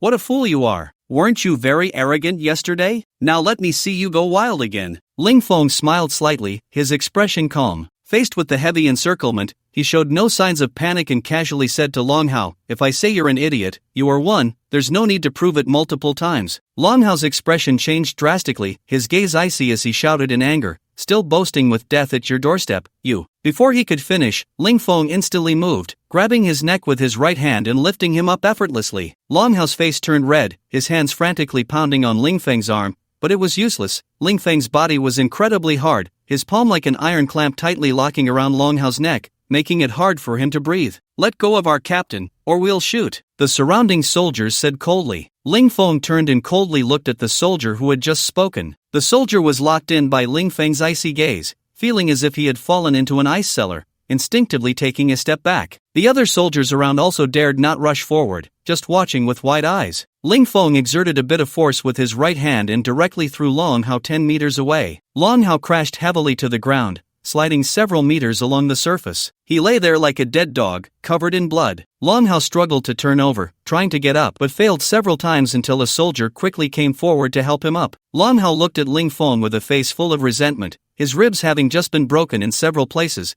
and now he was in severe pain. "Kill him for me." Long Hao gritted his teeth and said. The soldiers immediately opened fire, dozens of guns shooting bullets at Ling Feng at high speed. Long Hao sneered, his gaze sinister as he looked at Ling Feng. Ling Feng watched the bullets leave the chamber, completely unconcerned. Although these bullets were fast, they seemed slow to him. He could clearly see the trajectory of the bullets, and with a flash of his body, he easily dodged them. He moved like a phantom, unpredictable. Ling Feng drew a tang knife from his injury, and his figure became ethereal again. When he reappeared, he was already behind the group of soldiers. With a flash of the knife, a soldier's head instantly flew off, and then Ling Feng launched another attack. The encircling soldiers had no idea where Ling Feng was, and in just a second, more than 10 heads rolled away. The soldiers standing at a distance wanted to aim and shoot, but found they couldn't lock onto a target at all. Long Hao's face was filled with horror, a trace of fear crossing his eyes.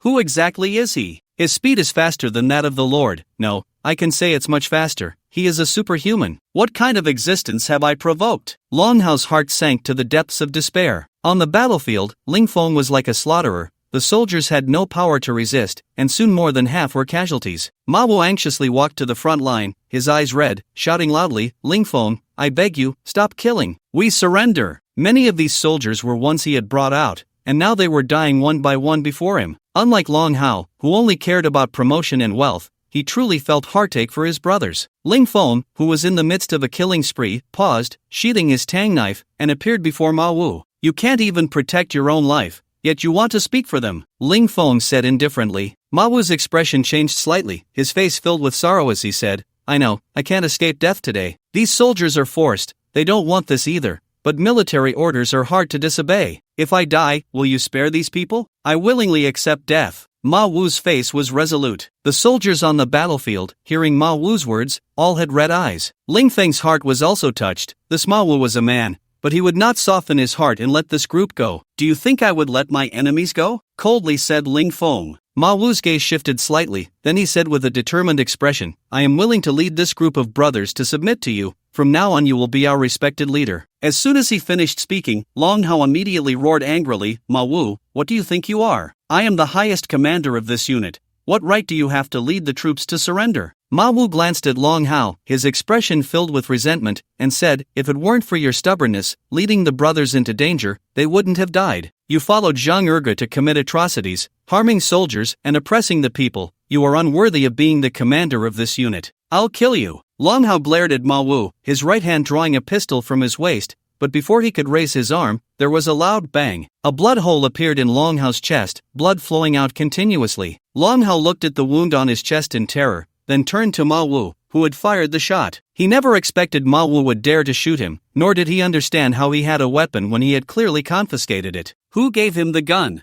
After that, he could no longer stand. The soldiers watched in shock as Ma Wu killed the captain, their expressions changing dramatically, yet none stepped forward to stop it. While they were stunned, there was also a hint of relief in their hearts. This oppressive superior was finally dead. They had long harbored grievances against Long Hao and had been displeased with him for a long time. Now that Ma Wu had avenged them, they felt nothing but respect for him. Turning to Ling Feng not far away, Ma Wu said solemnly, "Long Hao is dead. I am willing to persuade everyone to submit to you." Ling Feng's expression was indifferent, his eyes showing no sign of emotion. Ma Wu felt a bit anxious, unsure of Ling Feng's meaning. After pondering for a moment, Ling Feng slowly said, "I can spare your lives." Ma Wu's heart leaped with joy at these words. However, Ling Feng continued, "This is the only time. If I see you misbehaving again, you will all die." After saying this, Ling Feng's deep-set eyes fixed on Ma Wu. Ma Wu felt a chill run through him under Ling Feng's gaze, his face turning pale. He quickly stated, "Rest assured, such a thing will never happen. If it does, I will not be lenient." Ling Feng nodded. "You all take some time to rest. If there's anything, I will call for you." With that, Ling Feng turned and left, disappearing in an instant. The soldiers looked at Ling Feng's departing figure with awe. In the military, there is always respect for the strong. If a strong leader leads them, they would feel immense pride. Ma Wu composed himself and began to handle the aftermath of the unit. Ling Feng leaned back on the sofa, his expression fluctuating. Lin Su brought a glass of iced cola to him and handed it over. "Encountering troubles again?" Lin Su said softly. Ling Feng nodded, looking out at the group of soldiers. "What do you think we should do with these people?" Lin Su chuckled lightly. "I think these people can be accepted." Ling Feng looked at her in surprise, signaling her to continue. Lin Su said gently, "These people are all capable soldiers with rich combat experience. They can handle some minor troubles in the future, saving you the hassle." Secondly, Ma Wu is honest and straightforward, deeply supported by the soldiers. He is a trustworthy person. Finally, in this chaotic world, you are too weak alone to compete with those from the large bases. You need to build your own power to establish a foothold in this world. Lin Su's words align closely with what Ling Feng had been thinking, though he had previously hesitated about whether to accept these people. After all, he originally just wanted to live a quiet life, but trouble always finds its way to you. Even if you don't fight for it, there will always be those who set their sights on you. It seems he could no longer remain low-key. Realizing this, Ling Feng's gaze became resolute. He hugged Lin Su and gave her a fierce kiss on the cheek, teasing, "As expected of my good wife, I'll reward you well tonight." Lin Su's cheeks flushed red, and as she listened to Ling Feng's words, there was a hint of anticipation on her face for the evening. Ling Feng walked out of the villa. Outside, he found Ma Wu, who was holding a meeting with the soldiers. Seeing Ling Feng arrive, he quickly walked over. "Young Master Ling, you're here." Ling Feng nodded and strode to the front of the group. Looking at the more than 200 resolute soldiers, he spoke loudly, "Who am I? I don't think I need to introduce myself. Since you are willing to follow me, I'll lay it out straight. What I need is a loyal, brave, and tenacious army, not a bunch of cowards who fear death and play tricks. If I find anyone like that, I will personally clean house." The soldiers below shifted slightly, their expressions complex as they looked at Ling Feng. They had witnessed his ruthless methods firsthand. Ling Feng paused before continuing, "Of course, if you perform well, I won't treat you poorly. Your rations may not reach the level before the apocalypse, but they won't be too shabby. In fact, reaching the previous level isn't out of the question. It all depends on your performance and strength." After saying this, Ling Feng didn't say much more and turned to leave. Before he left, he instructed Ma Wu to temporarily house the soldiers in the vacant villas in Shizi Bay and to come to him for food once everything was settled. After Ling Feng left, the soldiers were somewhat excited, not expecting him to be so generous. They knew that when they were in the shelter, they only had 2 meals a day, each consisting of a single bun and a bowl of thin porridge, which was hardly distinguishable from dishwater. There wasn't a single grain of rice to be found. Now, Ling Feng had promised them treatment similar to what they had before the apocalypse,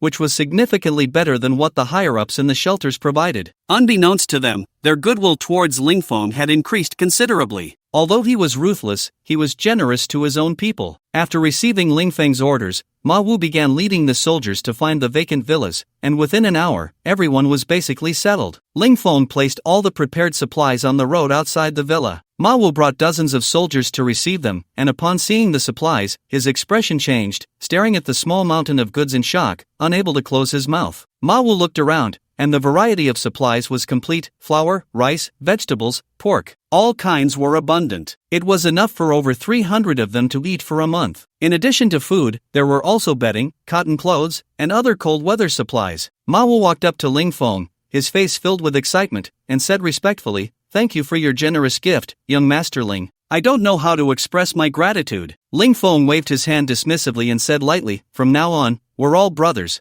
This little bit isn't much to me. As long as you work hard, things will only get better." Ma Wu nodded heavily and began leading the soldiers to transport the supplies. The soldiers looked at the food, swallowing their saliva. They hadn't had a full meal in a long time, and today they could finally feast. Joyful smiles spread across everyone's faces. After distributing the supplies, Ling Feng called Ma Wu and Wang Long together. After briefly introducing them, he said, "Ma Wu, from now on, you'll manage the subordinates together with Wang Long. He also comes from a special forces background and is quite capable. You two should cooperate well." Ma Wu nodded. Wang Long, with a serious expression, said earnestly, "Don't worry, Fengzi, I will definitely cooperate well with Brother Ma and manage this team, improving the soldiers' combat effectiveness." Ling Feng nodded slightly, concluding the meeting. After sending off Wang Long and Ma Wu, Ling Feng began to contemplate his next plans. First of all, this so-called official shelter must be eliminated, especially their leader, who has provoked me time and again, thinking I have no temper. Most importantly, this Zhang Ergu is an ability user.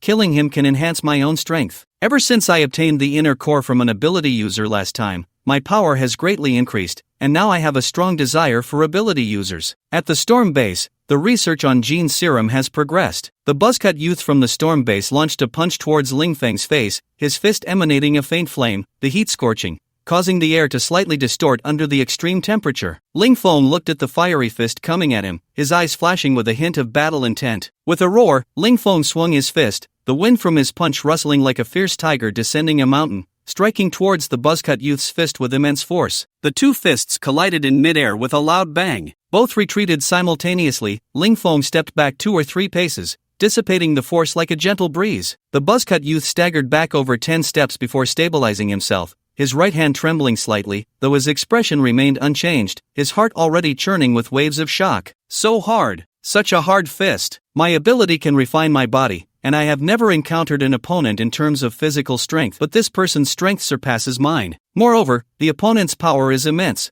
My arm still feels a sharp tingling sensation. The buzzcut youth looked at Ling Feng with a wary expression, his gaze heavy. Ling Feng, astonished by the faint flames emanating from the opponent's fist, thought to himself that if he could obtain this ability, his strength would definitely reach new heights. No matter what, this person must die today. Ling Feng moved again, swinging his fist towards the buzzcut youth once more. The buzzcut youth's expression darkened, a hint of ferocity crossing his eyes. He activated his ability again, the flames in his hand becoming even hotter and more restless. As the cold wind blew, waves of heat radiated outward. The two figures instantly clashed, with no fancy moves, just fists meeting flesh in a brutal exchange. They exchanged punches for over 10 rounds. The buzzcut youth grew increasingly alarmed. For some reason, he felt the opponent's strength was growing. Each punch felt harder, and he experienced intense pain with every blow. Moreover, the opponent seemed tireless, growing fiercer with each strike, showing no signs of fatigue. His own ability was about to run out. Was he really going to be defeated here today? Just as he was distracted, Ling Feng landed a straight punch directly to the buzzcut youth's chest. The buzzcut youth was instantly sent flying,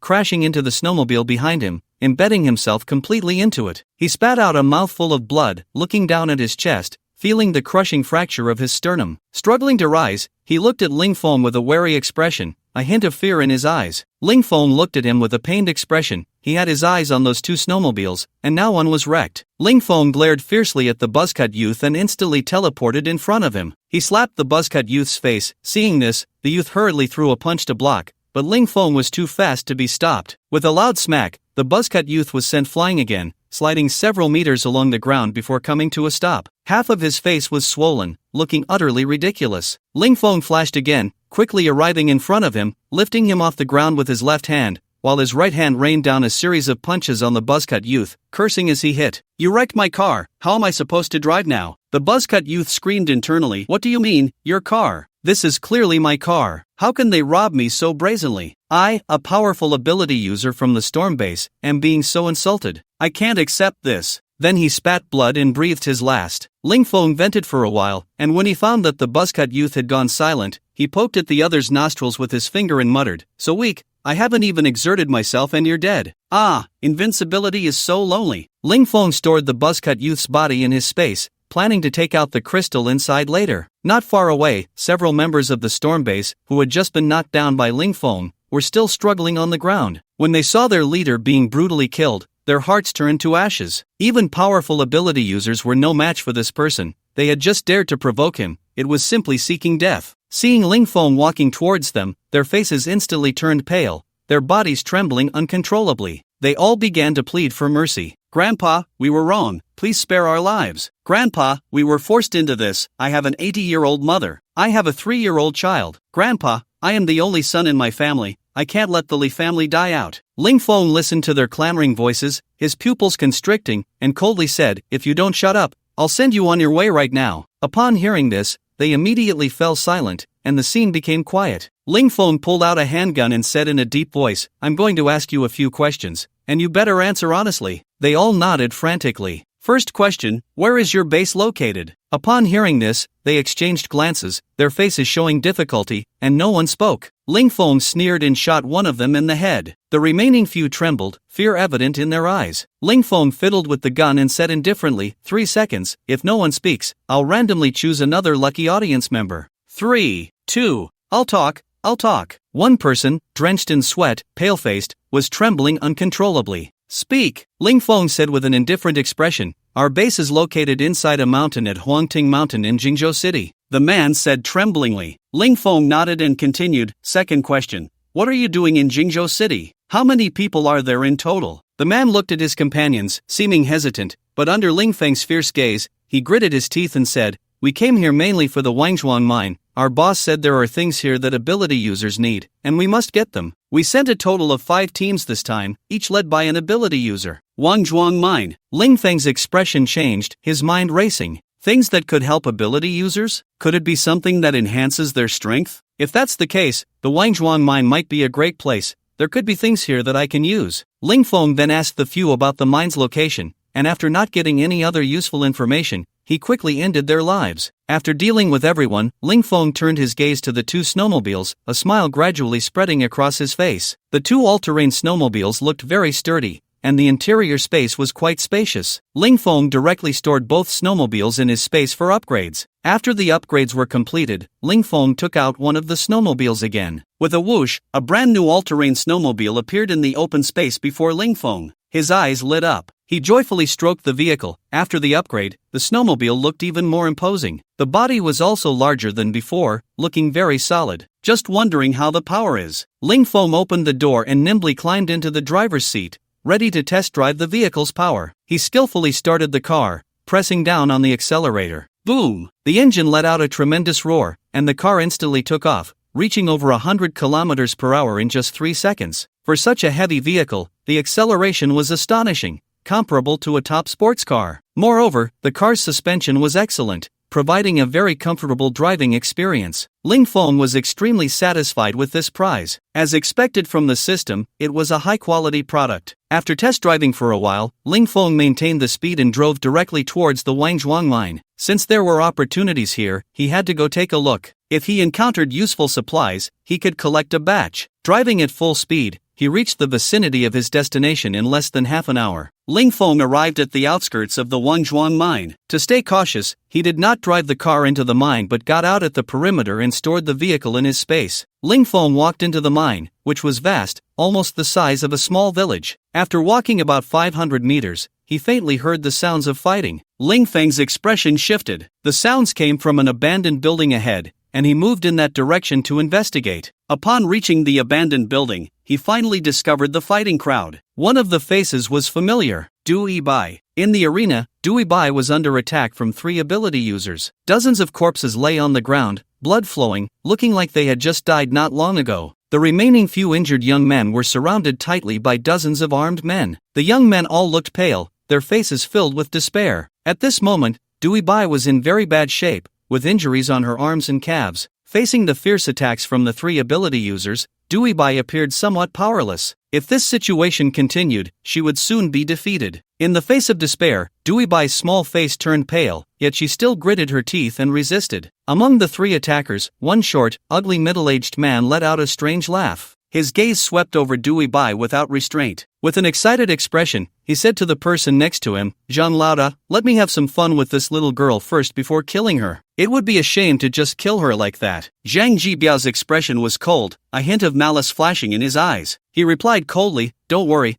I don't want to kill her just yet. She killed my brother, and I won't let her off easily. Later, all the brothers will have a share. Today, I'll let you try some high-quality goods. The other dozens of subordinates, upon hearing this, all squeezed their brows and smiled, their faces filled with excitement. The boss is great. Following him comes with such benefits. Dewey Bai's heart trembled, revealing a resolute expression. She coldly said, Humph, even if I die, I won't let you succeed. Die. Upon hearing this, the short middle-aged man's eyes sparkled with even more excitement. He grinned and said, I prefer it if you die. He. The third ability user, who had been silent, was now staring intently at Dewey Bai, his eyes filled with greed. However, he did not express it like the short middle-aged man. He spoke in a low voice to the short man, Hua Chang, do you want to join in? Zhao Huashan looked at him, and the two exchanged knowing smiles. The three of them stepped closer to Dewey Bai, preparing to capture her. Zhang Jibiao was the first to strike, waving his right hand and shouting, Spatial collapse. Dewey Bai's figure swayed, and her originally agile body suddenly became sluggish, as if she had sunk into a quagmire. Seeing Dewey Bai's movement hindered, Zhao Huashan dashed towards her. Dewey Bai quickly retreated while waving her hands. In an instant, countless tiny metal fragments suddenly floated up from the ground, shooting rapidly towards Zhao Huashan. Watching the dense swarm of metal fragments rushing towards him, Zhao Huashan's expression changed, and he hurriedly twisted his body to dodge. However, the speed of the metal fragments was too fast, and the attack area was vast. He couldn't dodge in time and was about to be hit by the technical debris. Just as the metal fragments were about to strike him, they suddenly fell from the air as if they had lost their center of gravity. Zhao Huashan secretly breathed a sigh of relief. He had just narrowly avoided being hit and sustaining serious injuries. In the distance, Zhang Jibiao's lips curled slightly, looking at Dewey Bai with a provocative expression. Zhao Huashan adjusted his stance and looked at another ability user. Old gal, let's go together. This little girl's ability is too troublesome. We need to attack with all our strength. Gao Mingyuan nodded at the words. The two of them flanked Dewey Bai from left and right, launching an assault. Both unleashed their abilities.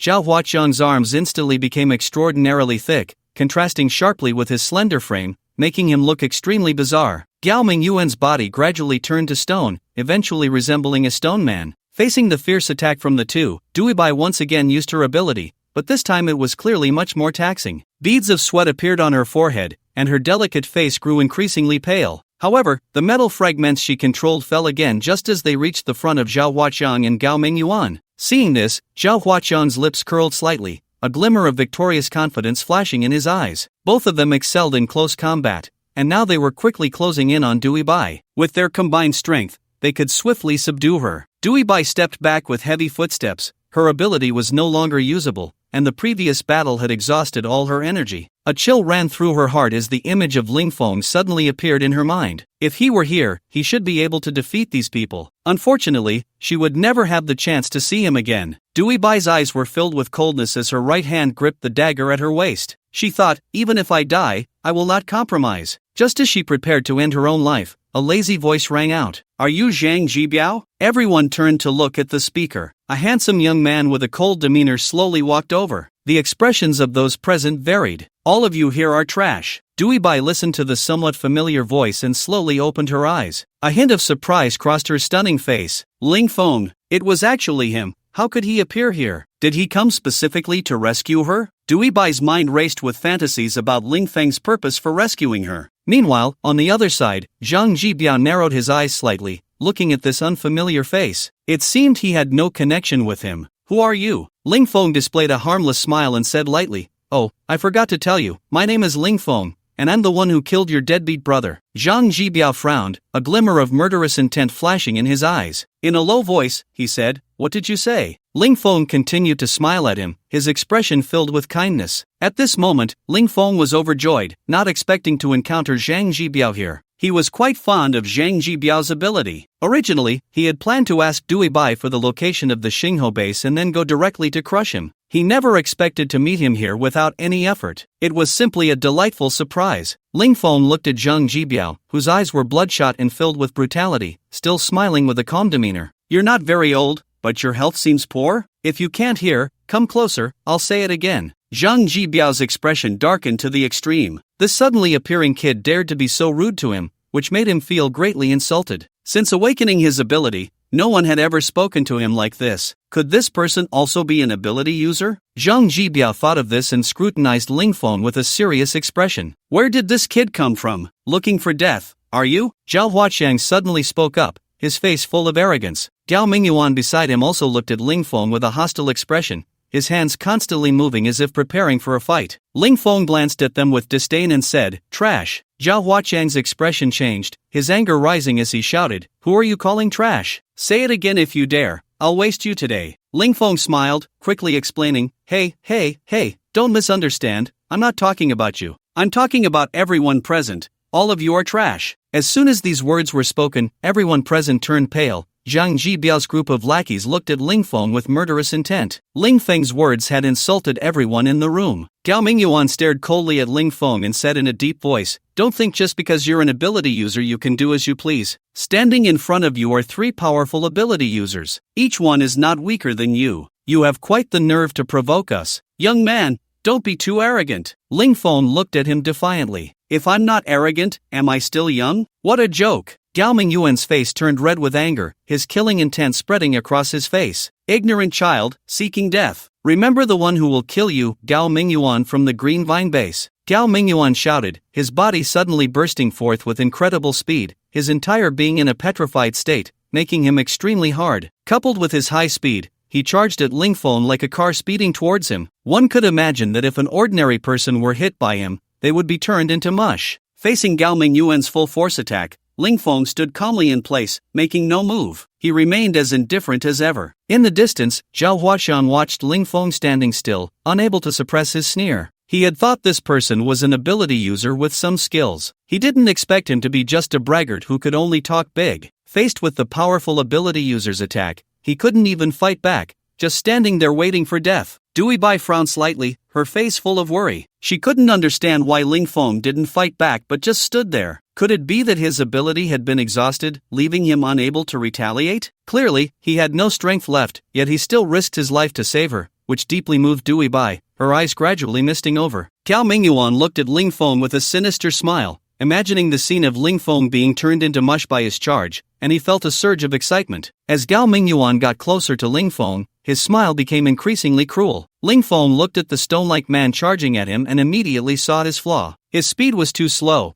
and his body was heavy. This ability was too impractical, with poor combat effectiveness. Just as Gao Mingyuan's body was about to reach him, Lingfeng finally moved. He quickly threw a punch. The two bodies made contact in an instant. Crack! A dull sound echoed, accompanied by the sound of bones breaking. Gao Mingyuan was sent flying, crashing into the wall of an abandoned building behind him. The entire wall was pierced by Gao Mingyuan's hard body, and he became deeply embedded in the wall, unable to pull himself out. Blood poured from his mouth continuously. His eyes were vacant, and it seemed he wouldn't survive. Everyone on the scene stared blankly at this scene. Dui Bai looked at Lingfeng with excitement, her eyes flashing with a hint of surprise. He was still so tough, unafraid of anyone, and his strength seemed to be even greater than last time. In just a few days, his power had improved so rapidly. Truly a prodigy. The arrogance on the faces of Zhang Jibiao's lackeys instantly vanished, each one gaping in shock. Zhao Huaqiang wore an expression of disbelief. Gao Mingyuan's strength was not much different from his own, considered mid-tier among ability users. Yet, his full-force attack was easily defeated by the arrogant young man before him. Terrifying. This person's strength is too formidable. Even if he were to step up, the outcome would likely be the same. Zhao Huaqiang felt a wave of fear. Fortunately, he hadn't acted too impulsively, or it would be him lying there now. Zhang Jibiao's eyes flickered. Originally positioned at the back of the crowd, he suddenly began to retreat. Trash should stay in the trash can. You don't believe you're trash, insisting on proving it with your life, what's the point? Lingfeng shook his head helplessly, wearing a look of pity. He took slow steps toward Zhao Huaqiang, who felt a tremor in his heart as he watched Lingfeng approach, though his expression remained cold. Are you sure you want to oppose me in conquering the base? Let me tell you, the person behind me is incredibly powerful, not someone you can provoke, Zhao Huaqiang said, his tone fierce but his demeanor weak. Lingfeng scoffed dismissively. Oh, what does that have to do with me? At these words, a flash of terror crossed Zhao Huaqiang's eyes. He hadn't expected this person to be impervious to threats. He quickly glanced toward Zhang Jibiao and said, Boss Zhang, let's go together. But when he saw where Zhang Jibiao had just stood, he was left dumbfounded. As Ling Feng observed Zhao Huaqiang and Zhang Jibiao's subordinates, he noticed their fearful expressions directed at him. Ling Feng coldly spoke,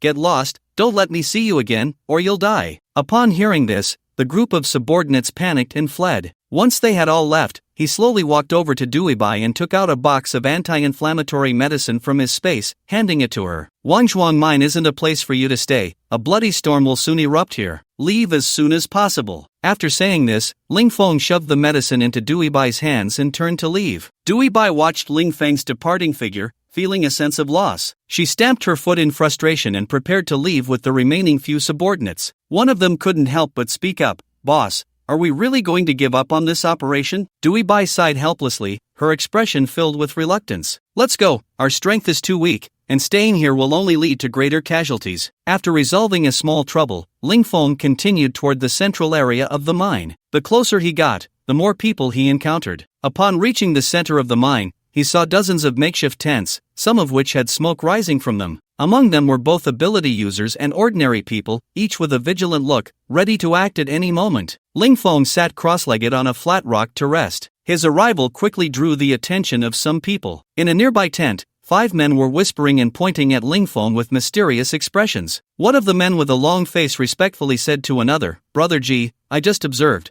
this person is a lone wolf, with no companions or allies." The man called Brother Ji, smoking a cigarette, pondered with dark eyes and slowly said, "Long face, go test his depth later. If he's an ability user, he can either join our team or get lost, this time, the ability or is mine alone." Long face nodded slightly and began to approach Ling Feng. Ling Feng sat cross-legged on the rock, his face calm and unperturbed. His attention sank into the system space, where 3 ability user crystals floated quietly in midair. After the upgrade, they had all transformed into top-grade inner elixirs. His physical abilities were now about 700 times that of an ordinary person, and Ling Feng estimated that after using these 3 inner elixirs, his physical limit should break through the 1000 barrier. If his body reached 1000 times, some changes should occur. This was Ling Feng's premonition. Previously, I could rely on my mental strength to control some small objects, but this skill currently lacks significant lethality. If its power can be enhanced in the future, it will definitely become my trump card. Looking at the 3 inner pills the size of longan fruits, Ling Feng really wanted to eat them right away. However, there were too many people around,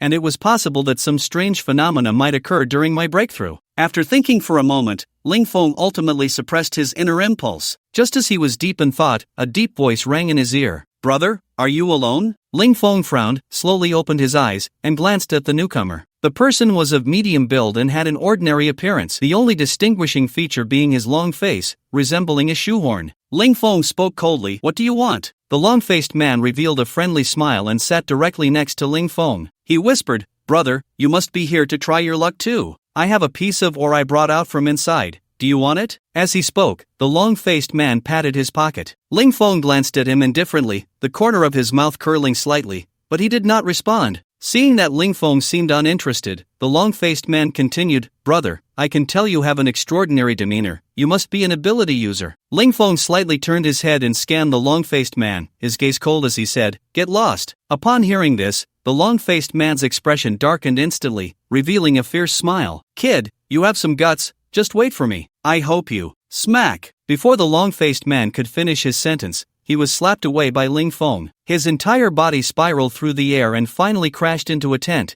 which collapsed under the impact. Half of the long-faced man's face was smashed, creating a horrifying scene. A few people who had been resting inside the tent emerged with angry expressions. One particularly ugly long-haired man shouted furiously, "What's going on? What's going on? What's going on? You almost ruined my looks." When he saw the long-faced man's tragic state, his face turned pale, and he immediately collapsed to the ground in fear. The crowd instantly became agitated, with many onlookers gathering around, pointing at Ling Feng. "Who is this guy? So ruthless." "I don't know. He just killed someone with a single slap." "The dead guy seems to be one of Ji Koen's men. Ji Koen is known for his vendettas and won't let this go easily. Ji Koen is quite powerful. He ranks among the strong in this mining area. Ji Koen is very twisted. I saw him skin someone alive this morning for offending him. The sight was horrific. TSK. The onlookers immediately cast sympathetic glances at Ling Feng. They could imagine how furious Ji Kuan would be if he found out his subordinate was killed. This young man before them would likely face Ji Kuan's frenzied revenge. Ling Feng sat there calmly, completely unconcerned about the external comments. He wanted to keep a low profile too, but some people just had to seek death, and he couldn't just swallow his anger. That wasn't his style. However, from the crowd's chatter, he learned that this person was Ji Kuan's subordinate. Ji Kuan seemed quite powerful. He was probably an ability user. Ling Feng didn't care at all. No matter what ability user he was, as long as he dared to come, he would be slapped to death. After all, he was currently worried about having too few inner pills from ability users,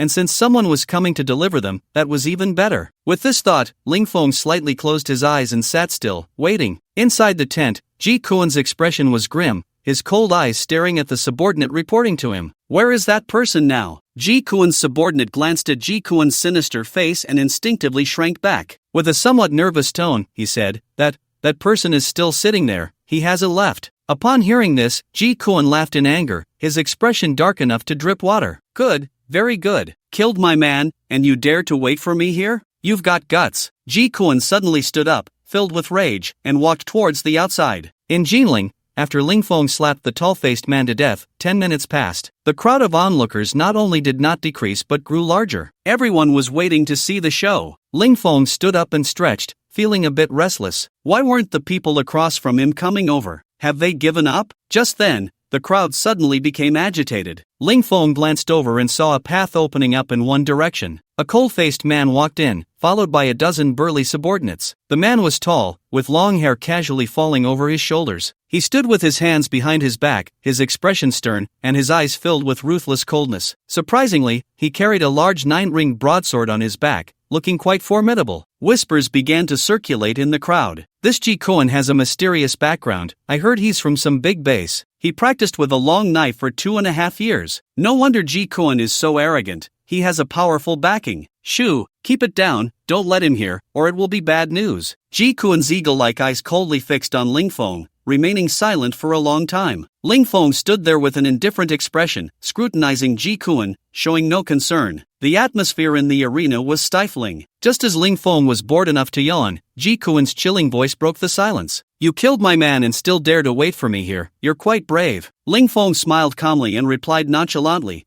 I know, so what if I killed him? Ji Kuan laughed without anger, his tone slightly softened. I admire your courage. If you are willing to submit to me, I might consider sparing your life. Ling Feng scoffed at this, looking at Ji Kuan with disdain. Just you? Ji Kuan stood coldly in place, silent. One of his subordinates arrogantly said, Our boss is a powerful ability user. Not only that, but he has defeated 5 and killed 3 ability users. After saying this, the subordinate looked at Ling Feng with a smug expression. The surrounding crowd erupted in gasps. I didn't expect Ji Kuan to be so formidable. That person across is in danger. Every ability user is like a god. He even killed 3. How terrifying. In the center of attention, Ji Kuan puffed out his chest, feeling proud as he listened to the praises around him. His gaze towards Ling Feng held a hint of provocation. If you're going to fight, then fight. I hate pretentious people the most. Ling Feng said impatiently. A flash of violence crossed Ji Kuan's eyes as he drew the 9-ring broadsword from his back, saying, Since you seek death, don't blame me for being rude. With that, he charged at Ling Feng at high speed. In the blink of an eye, he was in front of Ling Feng. Ji Kuan flicked his long knife, creating a series of metallic clashing sounds. The blade emitted a faint green glow, rippling through the air, distorting it. It was green flames, looking incredibly eerie. Ji Kuan swung the long knife towards Ling Feng's neck, his attack ruthless. Ji Kuan's speed was astonishing. Everyone only saw a white shadow. The crowd gasped in awe.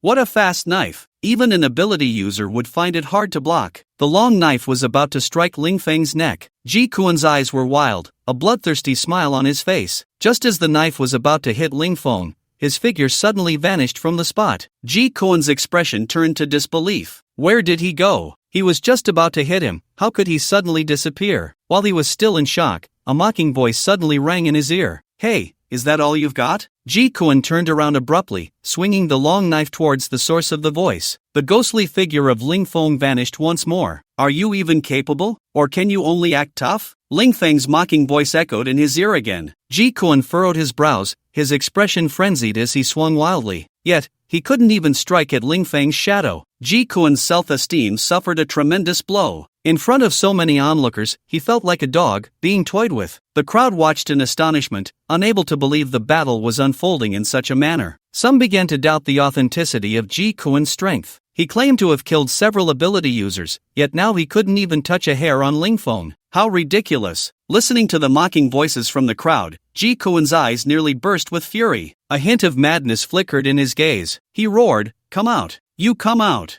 I want to fight you fair and square!" He hoarsely shouted in impotent rage. "All right!" Lingfeng's indifferent voice rang out as he suddenly appeared before him, throwing a punch. Ji Kuan had no time to dodge. His chest was struck by a fist, and he was sent flying. His body curled up in midair like a shrimp. Finally, he crashed into a wall several meters away, which collapsed with a thunderous crash, sending up a cloud of dust. Ji Kuan, blood trickling from the corner of his mouth, struggled to stand. His gaze towards Lingfeng was filled with terror. Since awakening his abilities, he had never been defeated, crushing all his enemies effortlessly. He had thought he was the destined child of this world. He never expected to be so thoroughly defeated today, crushed just like everyone else. This person's strength far exceeded his own. That punch had clearly dealt severe damage to his internal organs. If it weren't for his strong defensive abilities, he might have been killed. Meanwhile, Lingfeng also looked at Ji Kuan in astonishment. He hadn't killed him with that punch. Although he had only used 50% of his strength, it should have been enough to kill an ordinary ability user. It seemed Ji Kuan really had some skills. Lingfeng thought to himself. He stepped towards Ji Kuan, his gaze indifferent. Ji Kuan looked at Lingfeng nervously, a hint of panic flashing in his eyes. "You can't kill me." "Oh, why not?" Lingfeng paused, a puzzled expression on his face. Ji Kuan feigned calmness and said,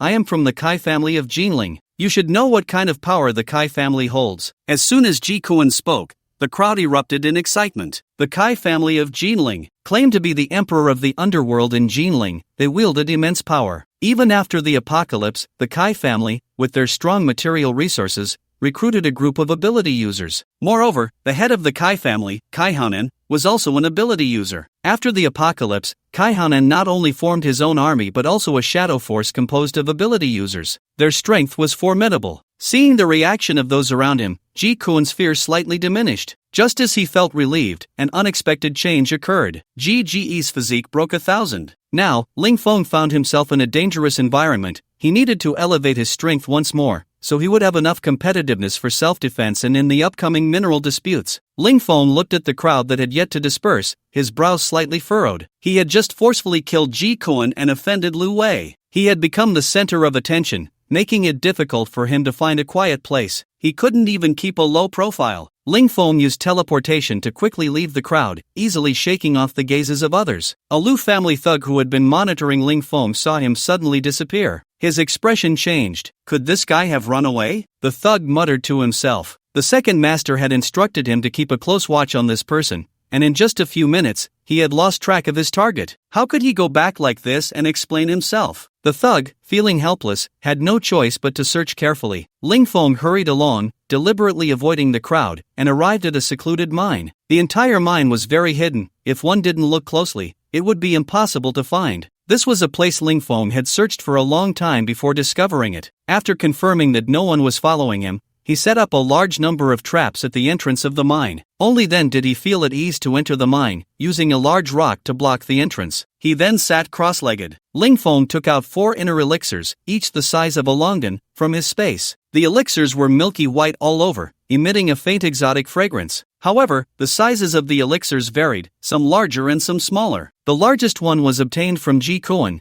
and its energy fluctuations were also the strongest. Lingfeng picked up one of the elixirs and without hesitation tossed it into his mouth. As the elixir entered his mouth, it instantly transformed into a liquid, flowing into his internal organs. After a few breaths, that strange sensation reappeared. Lingfeng felt incredibly comfortable, as if he had worked physically all day and was now lying on a soft bed, his limbs feeling weak. At the same time, his internal organs were continuously emitting a rumbling sound. His brain was in a state of clarity, and his thoughts were exceptionally active. This process lasted for about 10 minutes, during which Ling Feng closed his eyes to feel the changes in his body, the most noticeable being that his skin seemed to have become whiter. Ling Feng did not take the time to savor this feeling but instead took out the second elixir and swallowed it. Then came the third and fourth. An hour later, Ling Feng opened his tightly shut eyes, a glimmer of realization crossing his gaze. So that's how it is. Just now, after absorbing 4 top-grade elixirs, his body underwent earth-shattering changes. First, his brain development had reached 50, allowing him to control the movement of objects at will, a skill somewhat similar to Dewey Bai's ability. However, while Dewey Bai could only manipulate metal, he could control all objects, and both his speed and strength far exceeded Dewey Bai's. Secondly, there were changes in his body's control capabilities.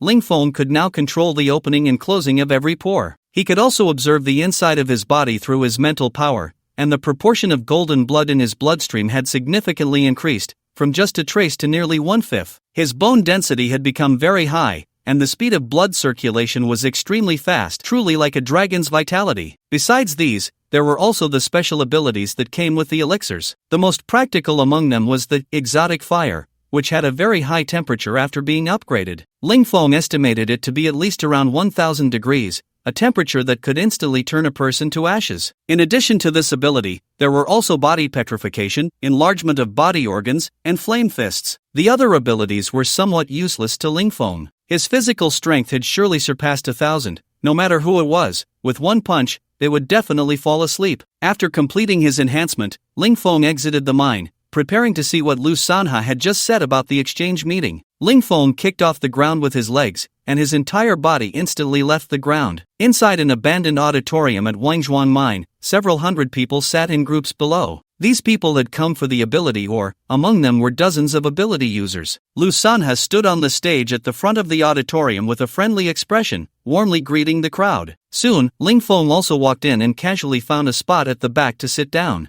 Lu Sanha, standing on the stage, quickly noticed Ling Feng's figure and walked over with a smile. "Little brother, why are you sitting here? Come on, come to the front." Ling Feng felt a bit uncomfortable with his overly enthusiastic words and replied flatly, "No need, it's the same here." Lu Sanha laughed heartily at this, his tone filled with admiration as he said, "The strength of the little brother is quite notable among this group of ability users. Sitting in the front row is well deserved." At Ling Feng's insistence, Lu Sanha ultimately gave up on the idea of letting Ling Feng sit in the front row. After chatting briefly with him, Lu Sanha hurriedly left to attend to others. Ling Feng watched Lu Sanha's departing figure, his eyes narrowing slightly. This Lu Sanha is not simple. Although he always wears a smile, Ling Feng's sixth sense told him that this person has issues. This exchange meeting was organized by him, aimed at discussing the distribution of mineral resources. Moreover, he was the first to discover this mineral resource, and currently, everyone only hears about the enhancement effects of the mineral through word of mouth,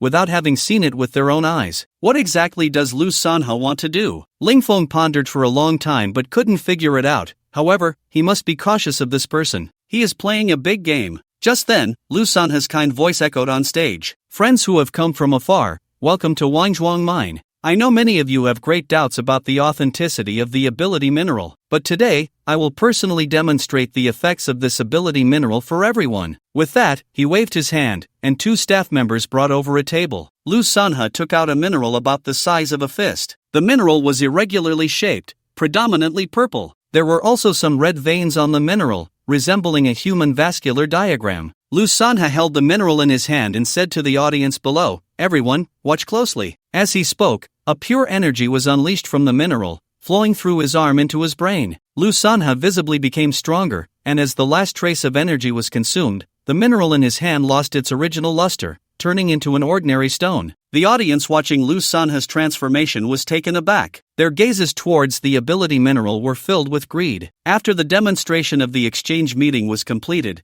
the ability users on site erupted in excitement. Lu Sanha's visible change in physique significantly boosted his presence. Even his appearance seemed to have changed slightly, looking several years younger. Lu Sanha smiled slightly at the crowd's reaction. "Everyone, you should now believe in the effects of the ability mineral on ability users." The leaders of several major factions in the audience had different expressions, constantly calculating in their minds. After all, the effects of the ability mineral were truly extraordinary. If they could obtain these minerals, their respective factions would undoubtedly gain immense strength. With increased power, they could swallow other factions, plundering more food and resources. How many of these minerals are there in the mine? An ability user in the crowd raised a question. As soon as this was said, everyone looked eagerly at Lu Sanha. Lu Sanha sighed, looking regretful as he said, "To be honest, the stock of minerals I discovered is not much, with a total reserve of about 100 pieces, and they are all deep in the mine, requiring us to excavate them ourselves." As soon as he finished speaking, discontent filled the crowd. "What? So few? How are we supposed to share among so many of us?" "Exactly.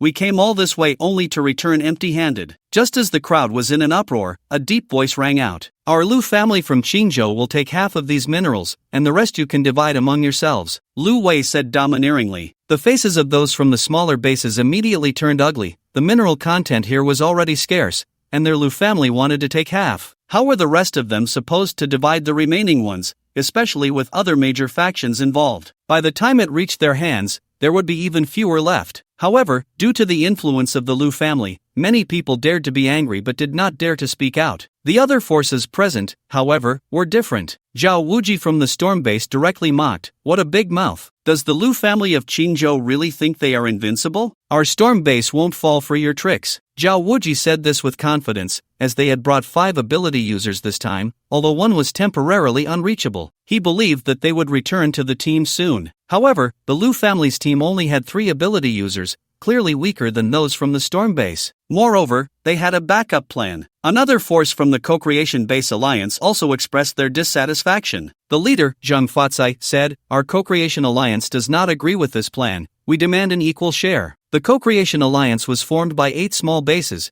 and this time they had brought 4 ability users. Lu Wei's gaze darkened, and he coldly said, "Are you sure you want to be my enemy?" Zhao Wuji scoffed, slamming his hand on the table. The marble table instantly shattered into pieces, scattering on the ground. Zhao Wuji stood up, staring at Lu Wei with disdain, and said, "What if I am your enemy, Lu Wei? Don't put on airs in front of me. Our storm base is not without super ability users. If you want to fight, we are not afraid of you." Zhao Wuji's eyes turned cold, a murderous intent radiating from him. "Then let us see whose strength is greater," Lu Wei said with a grim expression. The atmosphere in the room instantly became tense, with the threat of battle looming. The other small base members fell silent, not daring to breathe heavily, fearing to attract the attention of the major forces. At this moment of tension, Lu Sanha stepped in cheerfully between the two. "Gentlemen, please don't be angry, we can talk this out. Let's not resort to violence." Lu Wei snorted coldly, glaring at Zhao Wuji. Zhao Wuji also looked at Lu Wei provocatively, ready to strike at any moment. Lu Sanha observed both their expressions, a hint of barely noticeable delight crossing his eyes. He maintained his image as a good-natured person and slowly said,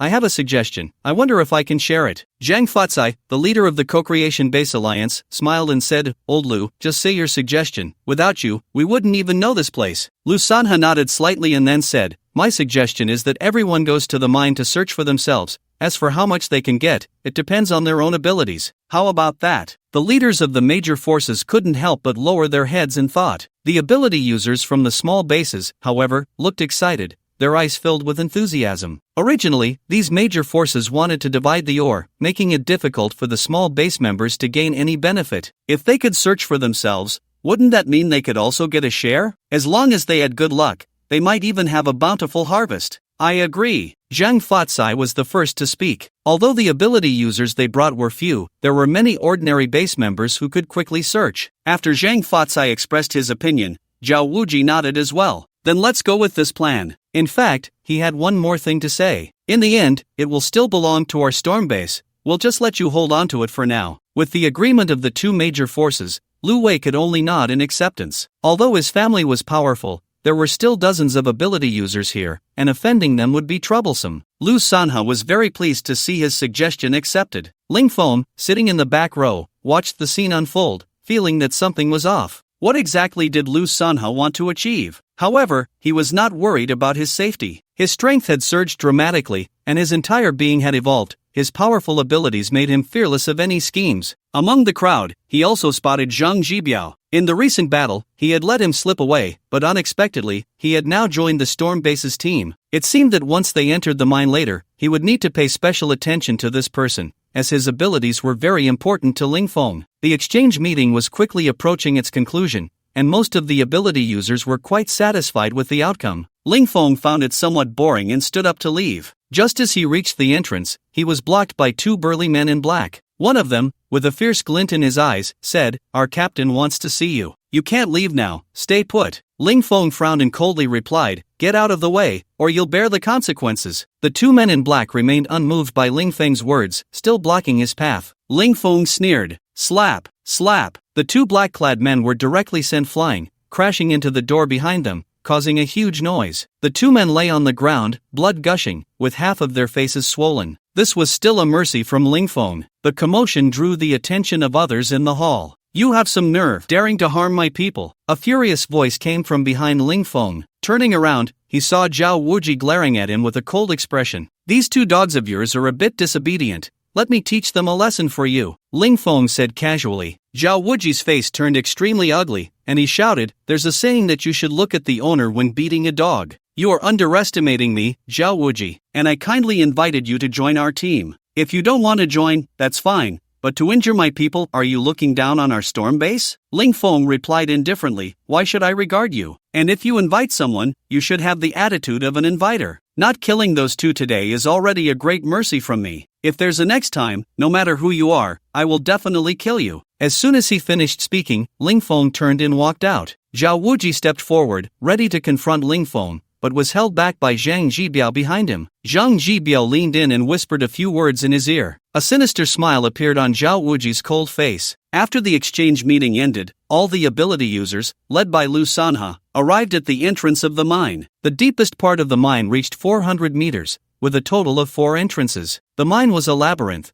making it extremely easy to get lost. Due to a power outage, everyone could only walk down into the mine. Lu Sanha had informed them of all this in advance, and to make it easier for everyone to find their way, he had thoughtfully prepared headlamps for each person, allowing them to search for ores in the dark environment. After introducing all the details, some people couldn't wait to enter the mine. Soon, everyone began to enter the cave one after another. Ling Feng stood at the back of the crowd, not rushing to follow. In the end, only Ling Feng remained on the surface, even Lu Sanha had gone in. Ling Feng hesitated for a moment but decided to follow. After all, with so many ability users down there, if he could kill a few, wouldn't his strength increase again? Moreover, he had already offended the Lu family in the storm base. They would definitely not let it go easily. Ling Feng walked along the damp and dark mine tunnel, being the last one to enter. The tunnel was eerily quiet. Only the sound of his footsteps echoed. After walking for about 10 minutes, Ling Feng estimated he had descended over 400 meters. He should now be 400 meters underground. Ahead appeared a fork in the road,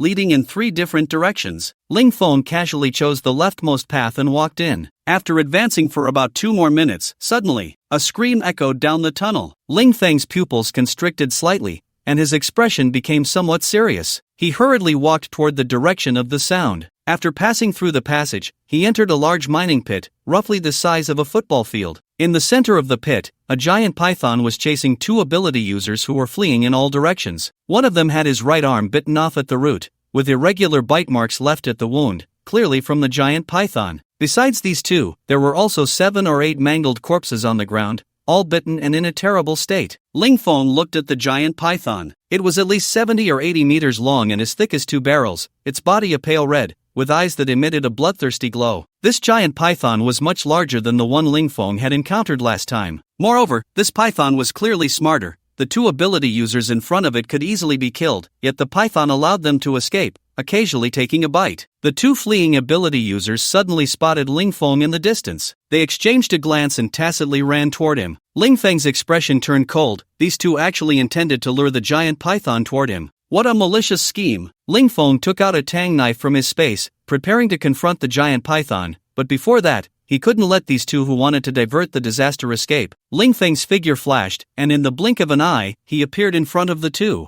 The long knife in his hand flashed past, and the 2 ability users only saw a white light flash by. Then they realized their heads had already left the ground. Instantly, he had killed the 2 ability users. This was the strength of Ling Feng now. Relying on his powerful physical qualities, he could kill ordinary ability users in an instant. Even against super ability users, he was confident he could defeat them. After slaying the 2 ability users, only Ling Feng and the giant python remained in the pit. The giant python stopped, its crimson tongue flicking out repeatedly. Its snake-like eyes scrutinized Ling Feng, filled with a human-like gaze. Ling Feng looked at the giant python with a serious expression. Such a massive creature possessed immense strength, and this was likely the strongest enemy he had encountered. Holding the tang knife, Ling Feng stood steadily in place, ready to strike at any moment. Whoosh! The giant python struck first, swinging its tail like lightning toward Ling Feng. Ling Feng easily dodged the python's attack. The massive tail missed and struck the wall beside Ling Feng, causing the entire wall to shatter, with stones falling down. Ling Feng's figure flashed again, teleporting directly behind the giant python. He swung the tang knife at the python's body. The python reacted quickly, its body suddenly contracting. The tang knife slid along the scales, creating a shower of sparks. Ling Feng's expression shifted. He hadn't expected the python's defensive capabilities to be so strong. The tang knife couldn't even break through its defense. The giant python stared intently at Ling Feng, its eyes blood-red, angered by the sneak attack, which, although it hadn't caused any real damage, still made its body ache. The python hissed and quickly moved toward Ling Feng again, opening its massive mouth to reveal sharp fangs, viciously aiming to bite him. Ling Feng teleported to evade the attack, sheathing the tang knife and clenching his fists. Green flames emanated from his fists, and the moment the flames appeared, the surrounding temperature soared, distorting the air. Ling Feng once again utilized his speed advantage, teleporting onto the giant python. He punched down onto the python's body, and the moment his fist made contact with the scales, they were instantly burned away by the strange fire, releasing an enticing charred aroma. The giant python let out a shriek, its entire body thrashing violently, trying to shake Ling Feng off. However, relying on his powerful core abilities, Ling Feng clung tightly to the python's body. No matter how it struggled, it was helpless. Ling Feng rode on the giant python, continuously swinging his fists down onto its body. The giant python soon bore hundreds of dense wounds, continuously emitting a charred aroma. The python's initial fierce resistance gradually turned into a complete collapse on the ground,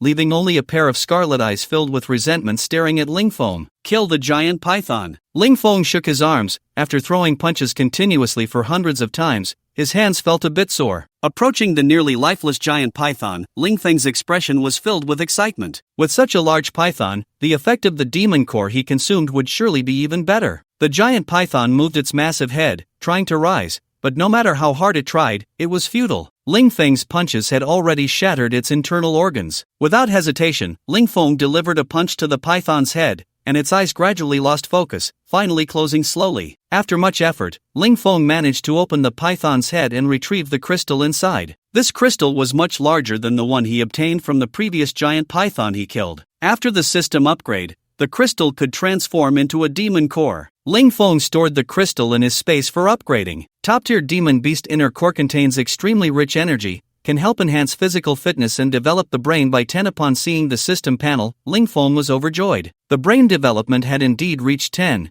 proving to be much stronger than the crystals of ordinary ability users. Looking at the milky white demon core, Ling Feng directly stored it in his space. The current environment was not suitable for absorbing the demon core. It was best to explore this place thoroughly first. Ling Feng approached the bodies of the two ability users he had just killed and took their crystals. Then he continued deeper into the mine. Shortly after Ling Feng left, a ghostly figure appeared beside the giant python. Dressed in black, the figure was shrouded in darkness, making it impossible to discern their features. Xiao Zi. He mournfully embraced the massive body of the python. Who killed my Xiao Zi? Ah! The black-clad man's furious roar echoed in the pit. Meanwhile, Ling Feng had reached the deepest part of the mine, encountering no one else along the way, only corpses. There were even bodies of ability users inside, but strangely, the crystals in these people's heads were missing. Ling Feng frowned, feeling increasingly uneasy. Could it be that besides himself, there were others who could use the crystals of ability users to enhance their strength? Ling Feng was puzzled. He stopped overthinking and continued searching in the mine to see if there were any ability ores. As expected, there was nothing at all. He could now be certain that Lu San and this person were definitely not good people. There must be a conspiracy. Perhaps the giant python was also related to him. After realizing he couldn't find anything useful, Ling Feng began to retrace his steps, returning to the fork in the path. This time, he chose the middle route. Ling Feng clearly felt that this middle passage was longer than the previous one. After walking for about 10 minutes, he still hadn't reached the end. Along the way, Ling Feng discovered more than a dozen corpses, including people from the storm base and Lu's family. However, they were all ordinary people, with no bodies of ability users. After walking another 100 meters, he encountered another fork in the path. Ling Feng casually chose one to enter, and not long after, he came across a familiar face. Zhang Jibiao. At that moment, he was standing behind Zhang Fatsai, who was flanked by 3 other ability users and dozens of ordinary alliance members. How did he get mixed up with the people from the co-creation base alliance again? Ling Feng muttered to himself. As soon as Zhang Jihao saw Ling Feng, his expression instantly turned furious, and killing intent surged. Enemies meeting were particularly hostile. Zhang Jibiao gritted his teeth and said, Ling Feng, it truly is Heaven's Eye that allows me to encounter you again. Today, I will avenge my brother. Ling Feng smiled faintly and said, where does your confidence come from, or do you think you can do it again? That's right, I just had a fortuitous encounter, my strength has skyrocketed, and with the help of several superpowered individuals from the Co-Creation Alliance, I will definitely kill you, Zhang Jibiao said confidently. Beside him, Zhang Fatsai casually remarked, alright, stop wasting time with him, let's quickly take care of him. Don't forget your promise, once it's done, your Spark base will be incorporated into the Alliance. Although Zhang Jibiao was reluctant, he gritted his teeth and agreed for the sake of avenging his brother. Ling Feng looked at the confident expression on the opposite side and couldn't help but chuckle. Zhang Jibiao snorted coldly and said, you dare to laugh when death is imminent. Ling Feng quickly waved his hand and laughed, sorry, I really didn't mean to laugh, I just couldn't help it. With a bunch of useless trash like you, how do you expect to kill me? Where does your confidence come from? Zhang Fatsai's expression froze, and his face darkened instantly. Sharp-tongued little thing, you'd better hope your mouth stays this tough later. Zhang Fatsai waved his hand, and 3 superpowered individuals immediately surrounded Ling Feng. Zhang Jibiao stood behind the crowd and began to activate his skills. Ling Feng felt a weight on him, the gravity he was experiencing doubled. However, this level of gravity had little effect on Ling Feng. This gravity was at most 20 times, to him, it was like nothing. Seeing Ling Feng standing still, Zhang Jibiao was delighted, thinking Ling Feng was immobilized, and shouted to the other 3, everyone, this person is trapped by my gravity, let's all work together to capture him. The 3 exchanged glances and quickly charged at Ling Feng from 3 directions. Ling Feng scoffed, slowly raised his right hand, and made a grasping motion at one of them. The person who was running suddenly floated into the air, his face turning red. The other 2 immediately stopped, looking at Ling Feng in disbelief. Ling Feng exerted a slight force with both hands, and the person being lifted into the air instantly died. This skill of Ling Feng was developed based on his powerful mental strength. When his brain developed to 50, he found that his ability to control objects became stronger. Just now, he had a sudden idea, could he use this move to directly grab the enemy? To his surprise, it worked perfectly, and the effect was impressive. The remaining 2, seeing their companion killed, flashed a hint of terror in their eyes. What kind of superpower is this that can kill invisibly? Terrifying. Let's escape. This was the last thought of the 2, and they turned to return to their leader, but Ling Feng would not give them that chance. He extended both hands, made a slight grasping motion, and the 2 superpowered individuals were directly choked to death. Zhang Fatsai's face turned pale, his eyes filled with panic. This person is too strong. He can take out a superpowered individual with a wave of his hand. This person is probably a superpowered individual. My God, how did I dare to provoke a superpowered individual? Zhang Jibiao's eyes turned red, looking at Ling Feng with a face full of resentment. He suddenly shouted, I will kill you. He rushed towards Ling Feng with a dagger, stabbing fiercely at Ling Feng's heart. At the same time, the gravity field operated at its limit. Ling Feng stood still, his expression calm and unperturbed. As Zhang Jibiao's dagger was about to pierce Ling Feng's chest, he couldn't help but show a mad smile. His strength had surged again,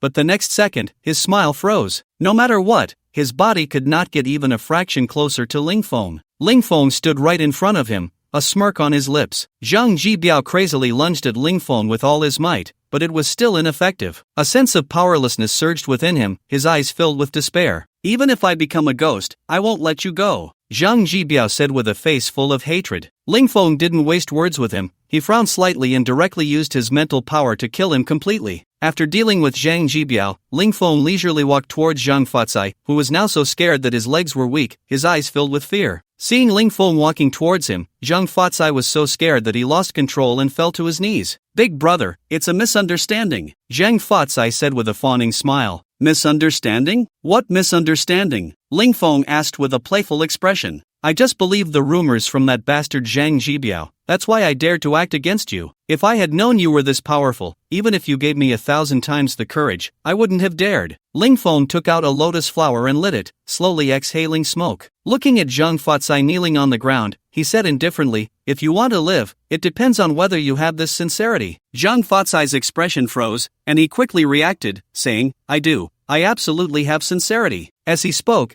he took out a fist-sized piece of ore from his chest pocket, which was indeed an ability ore. Ling Feng's expression changed, and he immediately took the ore from his hand to examine it closely. It was indeed an ability ore. Using his mental power, Ling Feng sensed a strong energy within it. He stared at Zhang Fatsai, narrowing his eyes, and asked, "Is this the only piece?" Zhang Fatsai chuckled awkwardly and explained, "This is really the only piece. Just now, each of us ability users used one, and this is the last one left." Ling Feng's sharp gaze fixed on Zhang Fatsai, making him tremble inside. A layer of fine sweat appeared on his forehead. Ling Feng's expression suddenly turned cold. Seeing this, Zhang Fatsai's expression tightened, and he quickly took out another piece of ore from his pocket and handed it to Ling Feng. Only then did Ling Feng's expression soften a bit. After checking the stone, he put it away. "Are you sure there are no more?" Ling Feng's gaze turned sharp again as he looked at Zhang Fatsai. Zhang Fatsai, with a mournful face, knelt on the ground and sincerely said, "There are none. I swear to heaven, there really are none this time." "How did you find this ore?" Ling Feng continued to ask. Zhang Fatsai, feeling a bit embarrassed, said,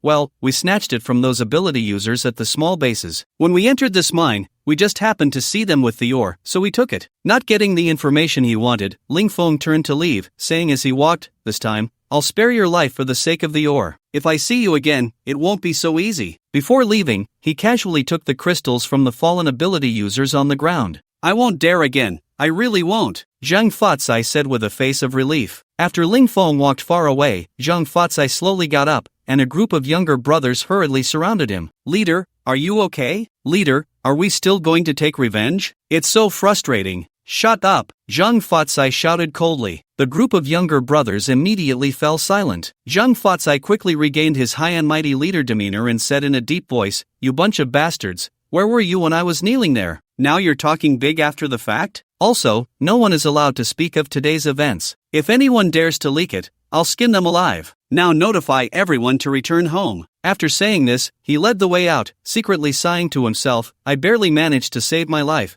and you guys still want me to take revenge? Do you think my life is too long? I must stay far away from this death god in the future, preferably never to meet again." After leaving the mine where Zhang Fatsai was, Ling Feng found a secluded place. He took out the ability ore from his space. Just now, he had used the space's duplication system to upgrade the ore 100-fold, and now he had 6 pieces of super ability ore. The moment the ore was in his hand, an extremely strong desire to devour surged within him. Ling Feng controlled this energy to slowly enter his body, and a warm current gradually filled his entire being. Soon, his body began to heat up, and eventually, a mist of white vapor emanated from him. The flow of blood within his body was continuously accelerating, and a layer of black, viscous substance gradually seeped out of his skin. However, the entire process was devoid of any pain. On the contrary, Ling Feng felt extremely comfortable, his whole body warm and cozy. 15 minutes later, Ling Feng slowly opened his eyes. Ha! A breath of turbid air was expelled. Ling Feng got up and moved his body, feeling refreshed and invigorated. He felt much lighter. After carefully sensing the changes in his body, he discovered that his perception abilities had been enhanced once again. To his surprise, his eyes had gained night vision. In the pitch-black mine, he could see everything as clearly as in broad daylight. In addition, his mental capabilities had also improved,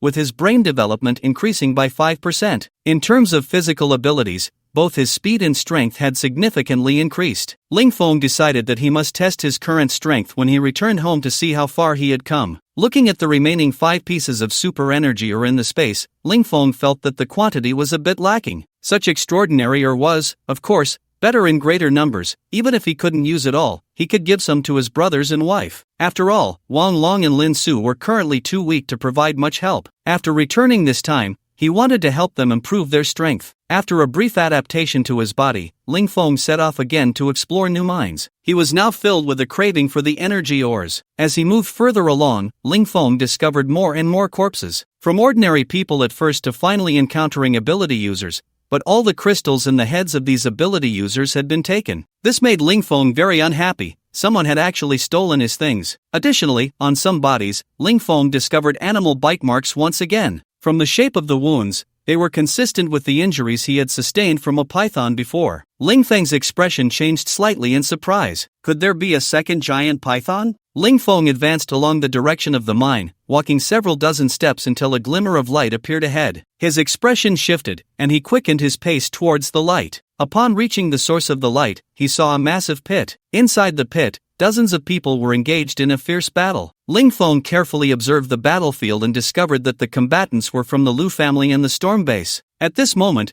the battle between the two sides had reached a fever pitch. Both sides were fighting with blood in their eyes, and the ground was littered with dead bodies. The damp ground was completely stained red with blood. Zhao Wuji was currently in a fierce fight with Lu Wei, both of them showing varying degrees of injuries. However, from the looks of it, Lu Wei appeared to be in worse shape with a deep wound on his chest that was visible to the bone, looking exceptionally terrifying. The Lu family's casualties were relatively higher. Aside from Lu Wei, only the ability users were still struggling. The remaining ordinary members were mostly injured and could not hold out for long. It was only a matter of time before the Storm Base emerged victorious. In the midst of the battle, Zhao Wuji seized a flaw from Lu Wei and executed a powerful move, striking Lu Wei directly in the abdomen. Lu Wei was instantly sent flying several dozen meters, finally crashing against the wall of the pit. At that moment, he spat out blood, his momentum greatly diminished, and his breath weak and feeble. Lu Wei glared at Zhao Wuji with a sinister expression, filled with rage. "Zhao Wuji, you despicable scoundrel! How can a person from the Storm Base resort to such lowly tactics as using poison gas? Don't you have any shame?" Zhao Wuji looked at Lu Wei with a mocking smile,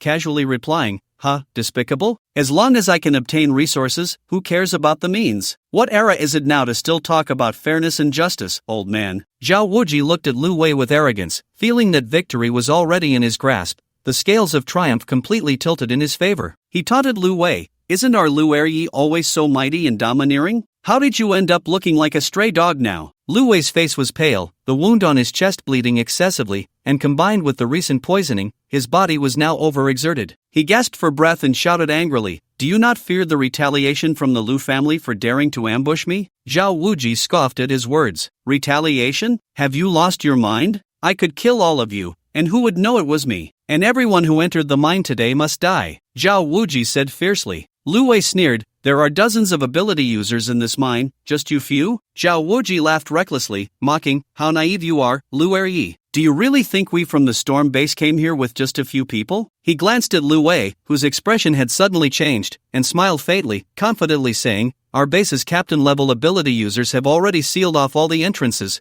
No one can escape." Lu Wei's expression was grim as he looked at the arrogant Zhao Wuji, a glimmer of determination flashing in his eyes. As if making a decision, he suddenly stood up and took out a small green bottle from his pocket. He cast a cold glance at the small green bottle, quickly twisted off the cap, and drank the liquid inside in one gulp. "Even if I die, I will make you accompany me to the grave today." He. Madness filled Lu Wei's eyes. Zhao Wuji looked at Lu Wei, whose eyes had turned bloodshot, seemingly becoming a bit more agitated. He couldn't help but put away his smile, watching Lu Wei warily. Lu Wei's previously pale face began to flush, and his momentum was continuously rising. "Zhao Wuji, I have given up hope for life and taken this berserk serum. No one will leave here alive today." Zhao Wuji was somewhat surprised by Lu Wei's transformation. What kind of potion was this that could grant such immense energy at the brink of death? Lu Wei seemed to see Zhao Wuji's confusion and coldly said, "This is a potion developed jointly by our Lu family. The foundation of our Lu family is something your Storm Base can never compare to. Die." Lu Wei shouted, suddenly charging towards Zhao Wuji, his speed noticeably faster than before. He threw a punch aimed at Zhao Wuji's face, the force generating a gust of wind. Zhao Wuji's expression changed. He dared not be careless and quickly countered with a punch, equally formidable. Their fists collided rapidly in the air. Crack! The sound of bones breaking echoed. Zhao Wuji let out a pained cry as he was instantly sent flying into the air. Lu Wei pursued relentlessly, leaping into the air to throw another punch at Zhao Wuji's chest. Zhao Wuji's body curled up like a shrimp, crashing deeply into the ground. At that moment, Zhao Wuji's breath was weak, his chest completely caved in, the bones shattered. Blood gushed from his mouth, looking utterly tragic. Zhao Wuji struggled to push himself up with his hands, his expression filled with unwillingness. He hadn't expected that his confident plan would end up with such an unexpected turn. Given his current injuries, if it weren't for his ability to quickly recover, he would have likely been finished today. Lu Wei looked at Zhao Wuji, who could still stand, with disbelief.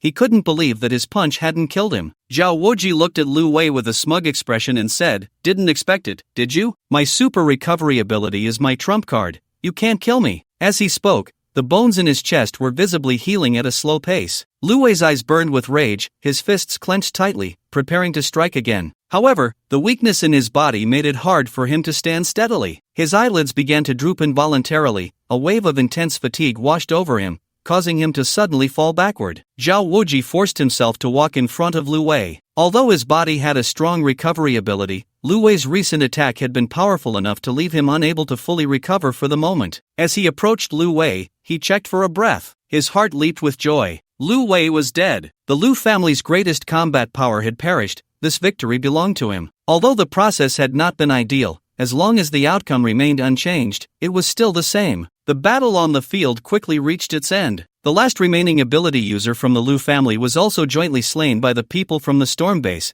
and the other ordinary members did not escape the fate of being slaughtered. Zhao Wuji's face was filled with joy as he began to organize his subordinates to loot the ore from the Lu family. Just as they were happily cleaning up the battlefield, a massive figure suddenly darted out from the darkness. Kamayama Jiro, who had been happily scavenging for ability ore with the storm base crew, suddenly felt a tremor of fear. Through the dim light, everyone saw a long shadow on the ground. Zhao Wuji hurriedly turned to look. Instantly, he was met with a scene that made his scalp tingle. A gigantic green python, half of its body raised high, was flicking its long tongue, its pair of lantern-like, blood-red, and cold eyes fixed intently on them. On top of the python's head stood a familiar figure. Lu Sanha. Zhao Wuji's heart shook violently. How could it be him? Ling Feng, who was watching from a distance, felt no surprise at the reappearance of Lu Sanha. He had long suspected that this treasure hunt in the mine was all a carefully orchestrated scheme by Lu Sanha. The only thing that surprised him was this giant python. This green python was even larger than the one he had just killed. Its size was estimated to be close to 100 meters, much thicker than the previous one. It looked incredibly terrifying. Ling Feng stood at a distance,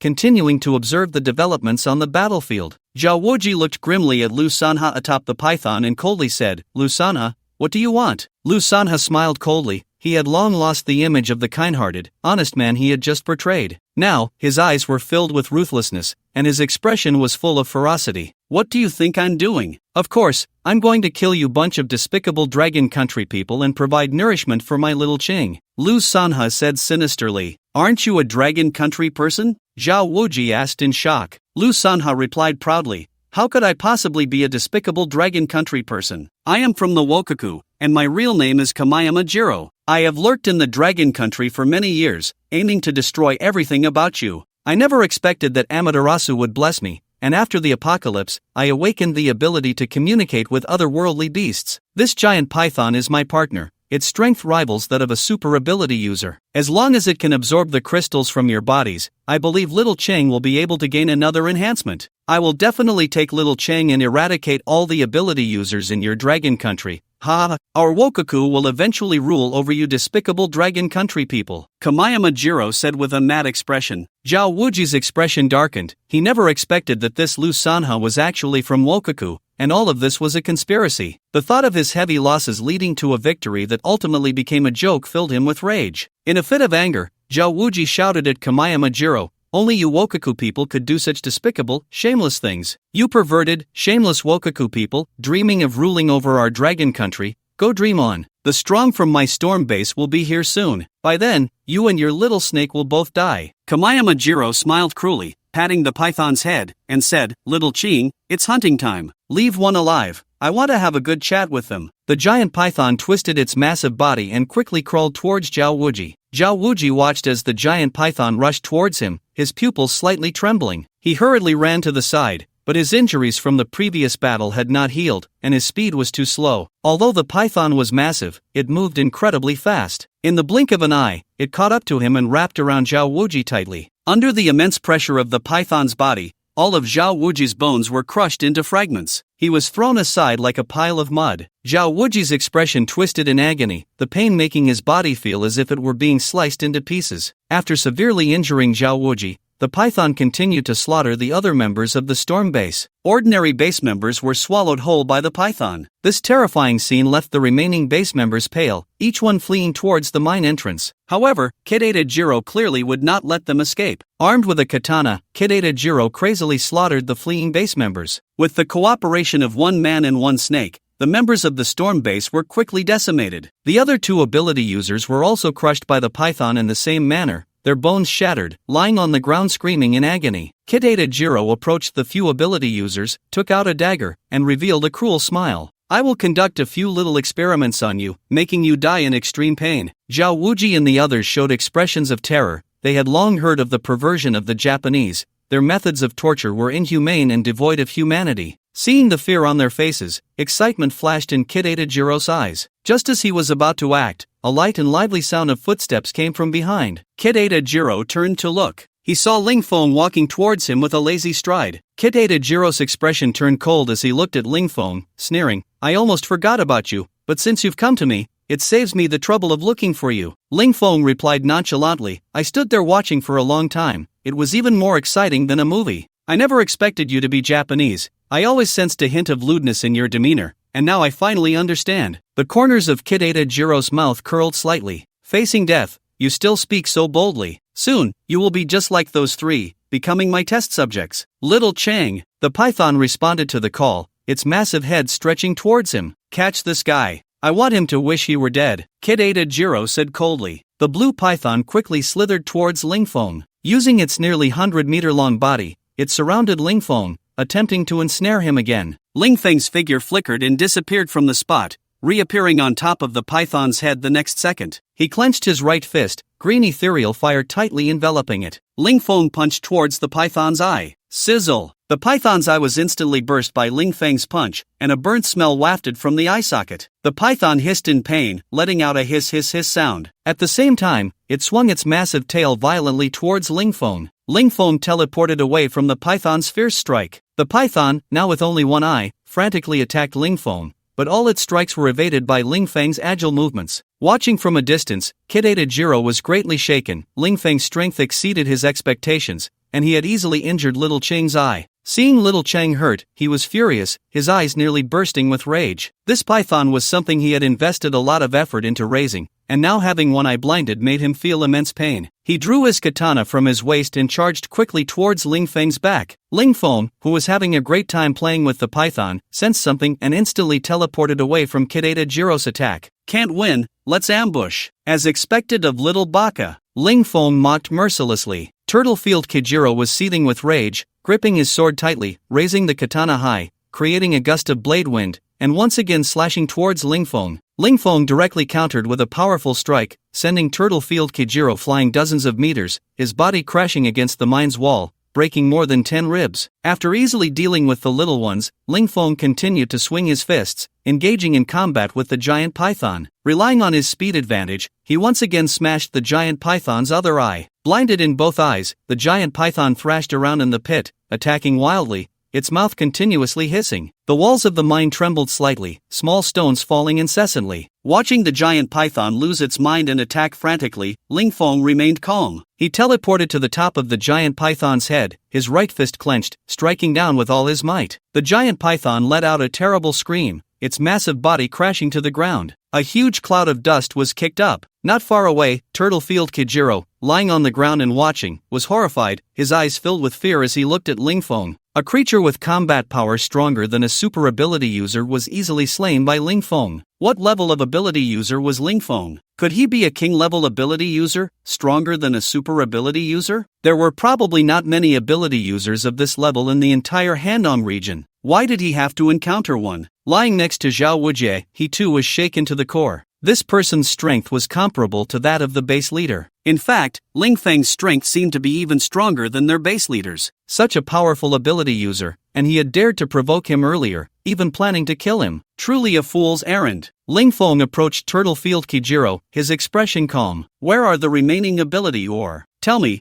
and I can give you a quick death. Turtlefield Kijiro glanced at Ling Feng, sneering disdainfully. If you want to know the location of the ore, just give up on that thought. Ling Feng smiled faintly. Don't worry, if you don't tell me, I have my ways. Ling Feng took out a pair of pliers from his space. He looked at Turtlefield Kijiro with a sinister expression. What do you want to do? Don't come over here, Turtlefield Kijiro said in terror. Ling Feng grabbed one of his hands and directly used the pliers to rip off one of his fingernails. Ah! The wretched scream instantly echoed throughout the pit, appearing extremely horrifying in the dim light. I won't say anything, I won't let your Dragon Kingdom's ability users use the ore to become stronger. Turtlefield Kijiro gritted his teeth and said. Ling Feng remained expressionless, continuing to pull off fingernails. Another scream rang out. It must be said that Turtlefield Kijiro was quite resilient. Ling Feng pulled off 6 of his fingernails in a row, and he didn't cry out. At one point, the pain was too intense, and he fainted. Ling Feng kindly gave him an injection of adrenaline to help him stay awake. By the time he reached the 7th fingernail, Turtlefield Kijiro finally couldn't hold on any longer. He revealed the hiding place of the ability ore. To prevent him from lying, Ling Feng decided to take him along to find it. Before leaving, he collected all the crystals from the fallen ability users on the ground. He also took the entire blue giant python with him. In addition, Ling Feng found 2 more pieces of ability ore on the bodies of these people from the storm base. After doing all this, Ling Feng approached Zhao Wujie, who no longer looked at him with the initial defiance. He trembled and said, "Before, it was my fault for not recognizing a great mountain. I beg you to spare me." Ling Feng smiled faintly and directly sent him on his way with a palm strike. He then killed the other 2 ability users and took their crystals. After cleaning up the battlefield, Ling Feng lifted Turtlefield Kijiro and headed towards the hiding place of the ability ore. According to Kuwaitianijiro's confession, the quantity of the ability ore is very small, and he had already dug it up in advance. Now, what these ability users have found are all things he had placed beforehand, just to make these ability users kill each other over the ore. Soon, Ling Feng brought Kuwaitianijiro to the hiding place he mentioned. The location where the ore was hidden was very concealed, and ordinary people could not find it at all. The ore was buried by Kuwaitianijiro at a depth of 1 meter underground. Ling Feng dug up the ground and indeed saw a wooden box. He took the box out of the pit to inspect it. After opening the box, Ling Feng saw the ability ore. After counting, there were about 5 pieces. Ling Feng was overjoyed. Adding to the ones he already had, he now possessed 8 pieces of ability ore. This trip to the mine was truly rewarding. Not only did he gain ability ore, but also a large number of ability user crystals. If he absorbed all of these, his strength would definitely reach a terrifying level. After obtaining the ore, Kuwaitianijiro lost his value and was casually slapped to death by Ling Feng. Afterwards, Ling Feng conducted a thorough search of the entire mine, but unfortunately did not find any useful resources. When Ling Feng returned to the surface, he saw several corpses next to the pit. He guessed that these people should be the backup from the storm base, but they had all been killed by a green giant python. The crystals had already been taken away. Ling Feng looked around the mining site. At this moment, the Wangzhuang mine was pitch black, and it was already 2 in the morning. Only Ling Feng remained in the entire mine. He took out an all-terrain snowmobile from his space and prepared to drive away. Ling Feng started the vehicle and turned on the high beams. Just as he was about to leave, several figures quickly moved towards him from a distance. The one leading was a middle-aged man in a tang suit, around 40 years old, with a square face. His appearance bore some resemblance to Lu Wei, but his aura was much stronger than Lu Wei's. Upon seeing the headlights, the middle-aged man instantly quickened his pace and soon arrived within 100 meters of Ling Feng. Ling Feng ignored these people and pressed the accelerator. The vehicle roared and sped away, whizzing past the group, kicking up a flurry of snow. The middle-aged man frowned slightly as he watched the vehicle depart. In this remote wilderness at midnight, there was actually a car, and it appeared in the mine. This made him suspicious. After pondering for a moment, the middle-aged man refocused his thoughts and led the others to the entrance of the Wangzhuang mine. In the deepest part of the Wangzhuang mine, Lu Wu looked at the deceased Lu Wei and the other ability users from the Lu family. His expression was as dark as it could be. Deep down, he felt a wave of sorrow. Lu Wei, his younger brother, had just a few days ago discussed the resources of this mine with him, and now, their reunion was under such tragic circumstances. The 5 brothers of the Lu family had been close since childhood, and Lu Wei, the youngest among them, was deeply loved by his older brothers. They never expected that their most cherished brother would meet such a tragic end in this dark mine. He examined Lu Wei's body and found that he had actually used the berserk serum before his death. Who could have forced his brother, such an ability user, to expend his life in a mutual destruction? This person truly had great audacity to dare to kill someone from the Lu family. Could it be someone from the storm base? Or perhaps the person who just drove that car? Lu Wu was momentarily at a loss as to who the murderer was. He instructed his subordinates to start searching for clues throughout the mine. As the search area expanded, Lu Wu's mood grew heavier. A total of over 100 corpses were discovered in the entire mine. The Lu family's people brought this time had all been wiped out. In addition to the bodies of the Lu family members, there were also corpses from the storm base and other unknown bases. Besides human bodies, there was even the corpse of a giant python, covered in hundreds of wounds of various sizes. Each wound bore signs of being burned. Such a massive python must have been a mutated beast. A creature of this size would be difficult to handle, even for the head of the family. The one who killed the giant python must be a super strong individual with fire-related abilities. Now, there wasn't a single survivor here. The only living person was the one who had just driven that vehicle. Luwu decided to lead a search for that mysterious person. If he truly was the murderer, even if I have to exhaust all the resources of the Lu family, I will make you pay in blood for your debts. Luwu's expression was grim, his gaze fierce. Luwu brought several ability users from the Lu family to the top of the mine. Following the tire tracks left by the car, they pursued the trail. Meanwhile, the Kai family in Jinling also received the news. Jinling City. Inside a luxurious manor, a middle-aged man, around 50 years old, sat solemnly in a grand chair, his eyes dark and brooding. Beside him stood a group of men in black, each with a resolute expression and cold eyes. They were clearly well-trained and fierce individuals. The middle-aged man was named Kai Haonan, the current head of the Kai family and the actual ruler of Jinling City. Just moments ago, he received devastating news from the Lu family. His son, Ji Koan, had been killed today. Ji Koan was his most beloved son and the most outstanding ability user of the younger generation in the family. The murderer, knowing full well that Ji Koan was one of their own, still struck with lethal force. They completely disregarded the Kai family. This was nothing short of a blatant provocation, a humiliation that rubbed Kai Haonan's face in the dirt. This was the first time anyone dared to harm a member of the Kai family. Kai Haonan's eyes narrowed slightly.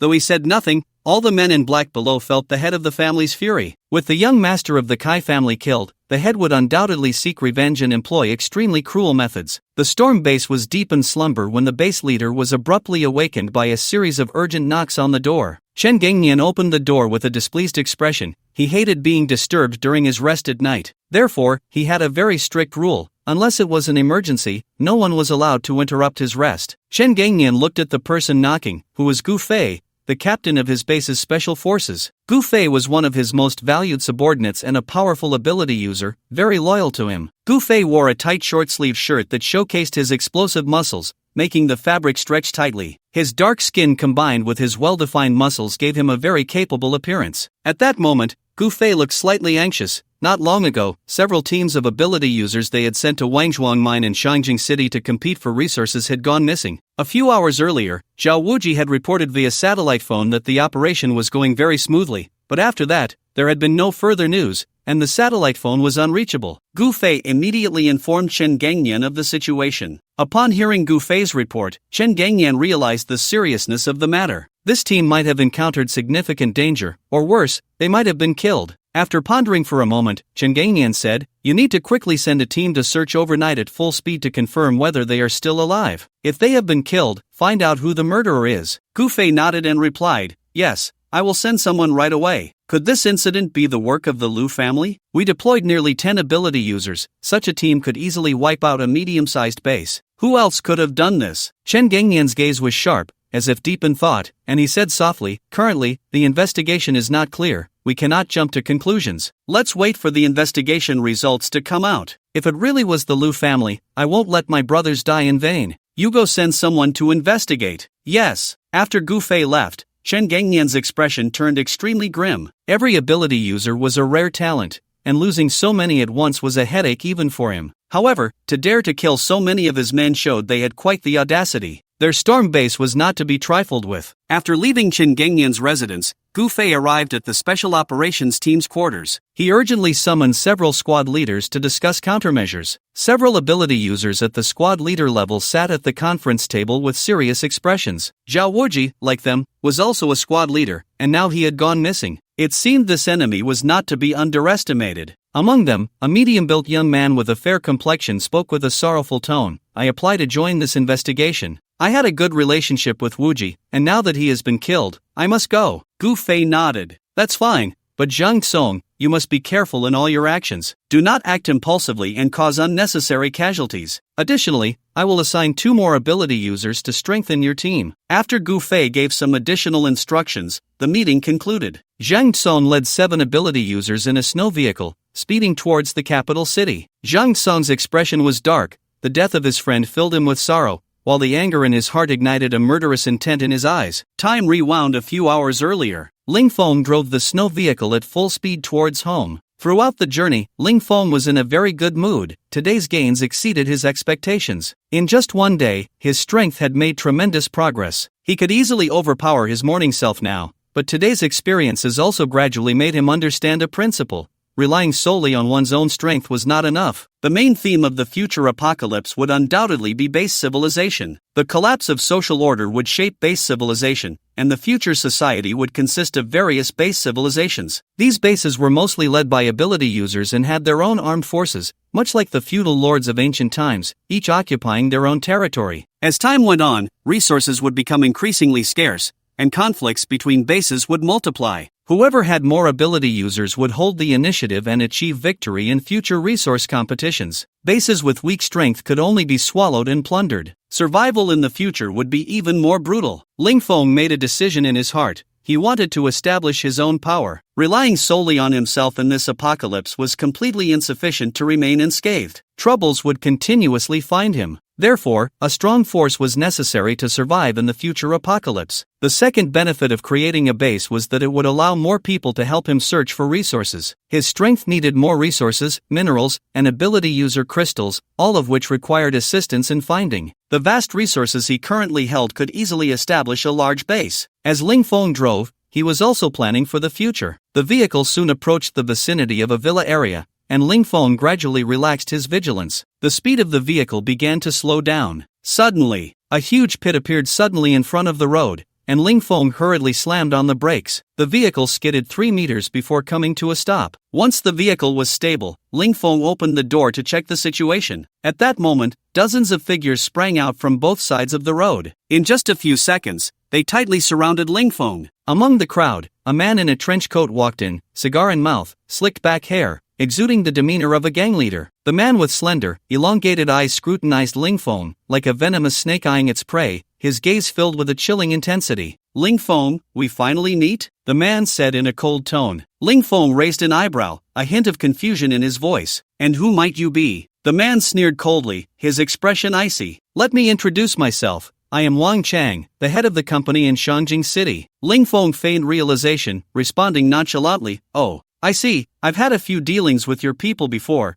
and I had a pretty good impression." Hearing Ling Feng's sarcastic remark, Wang Chang's expression darkened further. If it weren't for Ling Feng, he wouldn't be in this predicament. If he failed to complete the task assigned from above this time, he would face punishment and become a test subject. The thought made him restless. No matter what, he had to capture Ling Feng today and find the gene serum. Wang Chang narrowed his eyes slightly, his expression fierce. "Ling Feng, I give you one last chance. Hand over the gene serum and experimental data, and I can spare your life." Ling Feng chuckled, as if he had heard a funny joke. He scanned the group surrounding him, disdain evident on his face. "You think you bunch of nobodies can threaten me? I think you've lost your mind." Wang Chang shot a glance at Ling Feng, his voice cold. "Arrogant, seize him." As soon as Wang Chang finished speaking, dozens of armed Jin warriors charged at Ling Feng simultaneously. Ling Feng drew his tang knife. He didn't want to participate in this level of combat anymore. It was simply a waste of his time. However, since the enemy had come, he couldn't just let them go. With the tang knife in hand, Ling Feng swiftly maneuvered through the crowd. Blades of light flashed, and the elite of the company were cut down by Ling Feng as if they were mere vegetables. In just 2 seconds, only Ling Feng remained in the arena, the ground littered with severed limbs and broken bodies, not a single complete corpse in sight. Wang Chang could hardly believe the scene before him. It had only been a moment since he spoke, and dozens of people were gone. He had thought Ling Feng was strong,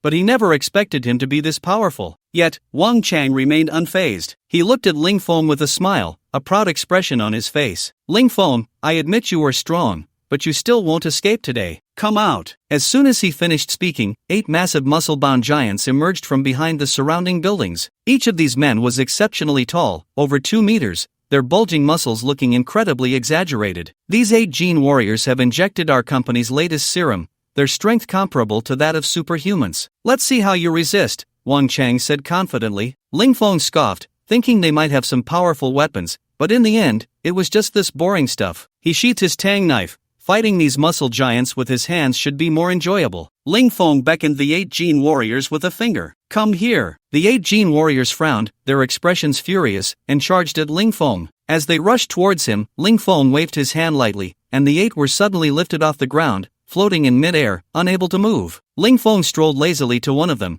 extending his right hand, green flames swirling around his palm, and slapped him across the face. The Gene warrior was sent flying, engulfed in flames, reduced to ashes in mere seconds. The remaining Gene warriors were terrified, their faces pale and trembling from Lingfeng's bizarre attack. Without hesitation, Lingfeng unleashed the same assault on the others. He dispatched them effortlessly, like autumn leaves swept away by the wind. Wang Chang was left dumbfounded by Lingfeng's power, his hand holding the cigar trembling. Lingfeng's strength was terrifying, he was indeed a superhuman. He instinctively swallowed hard, his expression one of shock as he said, "I never expected you to be a superhuman." Lingfeng looked at him with indifference and instantly appeared in front of him, grabbing his neck and lifting him high. "Where is your company's office? Take me there now. If you don't want to die, you'd better be honest." Wang Chang, frightened, hurriedly nodded in agreement. Lingfeng tossed him into the passenger seat of the car and drove towards the company's location. The MK organization was about to be wiped out. Lingfeng quickly arrived at their base in Shangjing City with Wang Chang. Lingfeng's goal was simple: to eradicate the roots. This time, he intended to eliminate everyone in the company. They had caused him endless trouble, and although their combat power was lacking,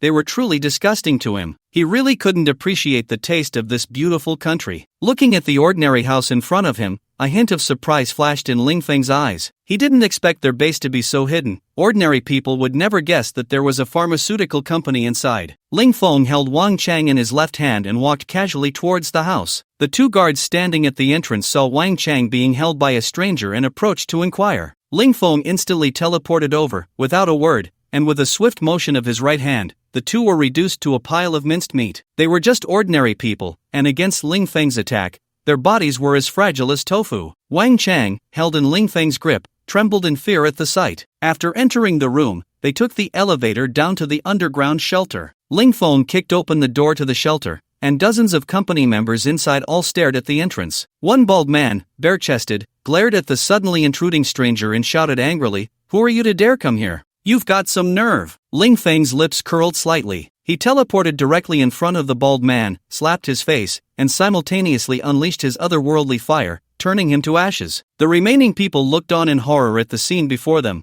A living person had turned to dust in an instant. Their gazes towards Lingfeng were filled with fear. After eliminating one person, Lingfeng entered a frenzied killing mode. The entire shelter became a hell. Everyone who came into contact with Lingfeng's otherworldly fire was engulfed in flames, burning away their last moments. The Gene warriors, who were unattainable in the eyes of ordinary people, were like ants in Lingfeng's hands, easily extinguished. In just a few breaths, the vast shelter was left with only Lingfeng and Wang Chang. Wang Chang looked at the empty shelter, his eyes devoid of any light. Everything the company had built in Shangjing City was annihilated today, and even he could not escape the fate of being slaughtered. Lingfeng approached Wang Chang, his expression silent, his eyes showing no emotional fluctuations. Suddenly, Wang Chang, with a crazed look, shouted loudly, "Killing me won't help. The company has long been targeting you. Even if you wipe this place out, the people at headquarters won't let you go." Lingfeng's pupils constricted, and his face finally showed a hint of change. "Oh, where is your headquarters?" Wang Chang sneered and said, "The headquarters is very deep, you can't grasp it. There are experts everywhere, so even if you go, it's just a death sentence. Moreover, the domestic headquarters is just a shell. The real core location, even I don't know." Lingfeng swung his hand, directly turning him to ashes. "After all that rambling, you didn't say anything useful," Lingfeng remarked, exasperated. Next, Lingfeng began his scavenging mode. In the company's laboratory, he discovered all sorts of bizarre gene reagents,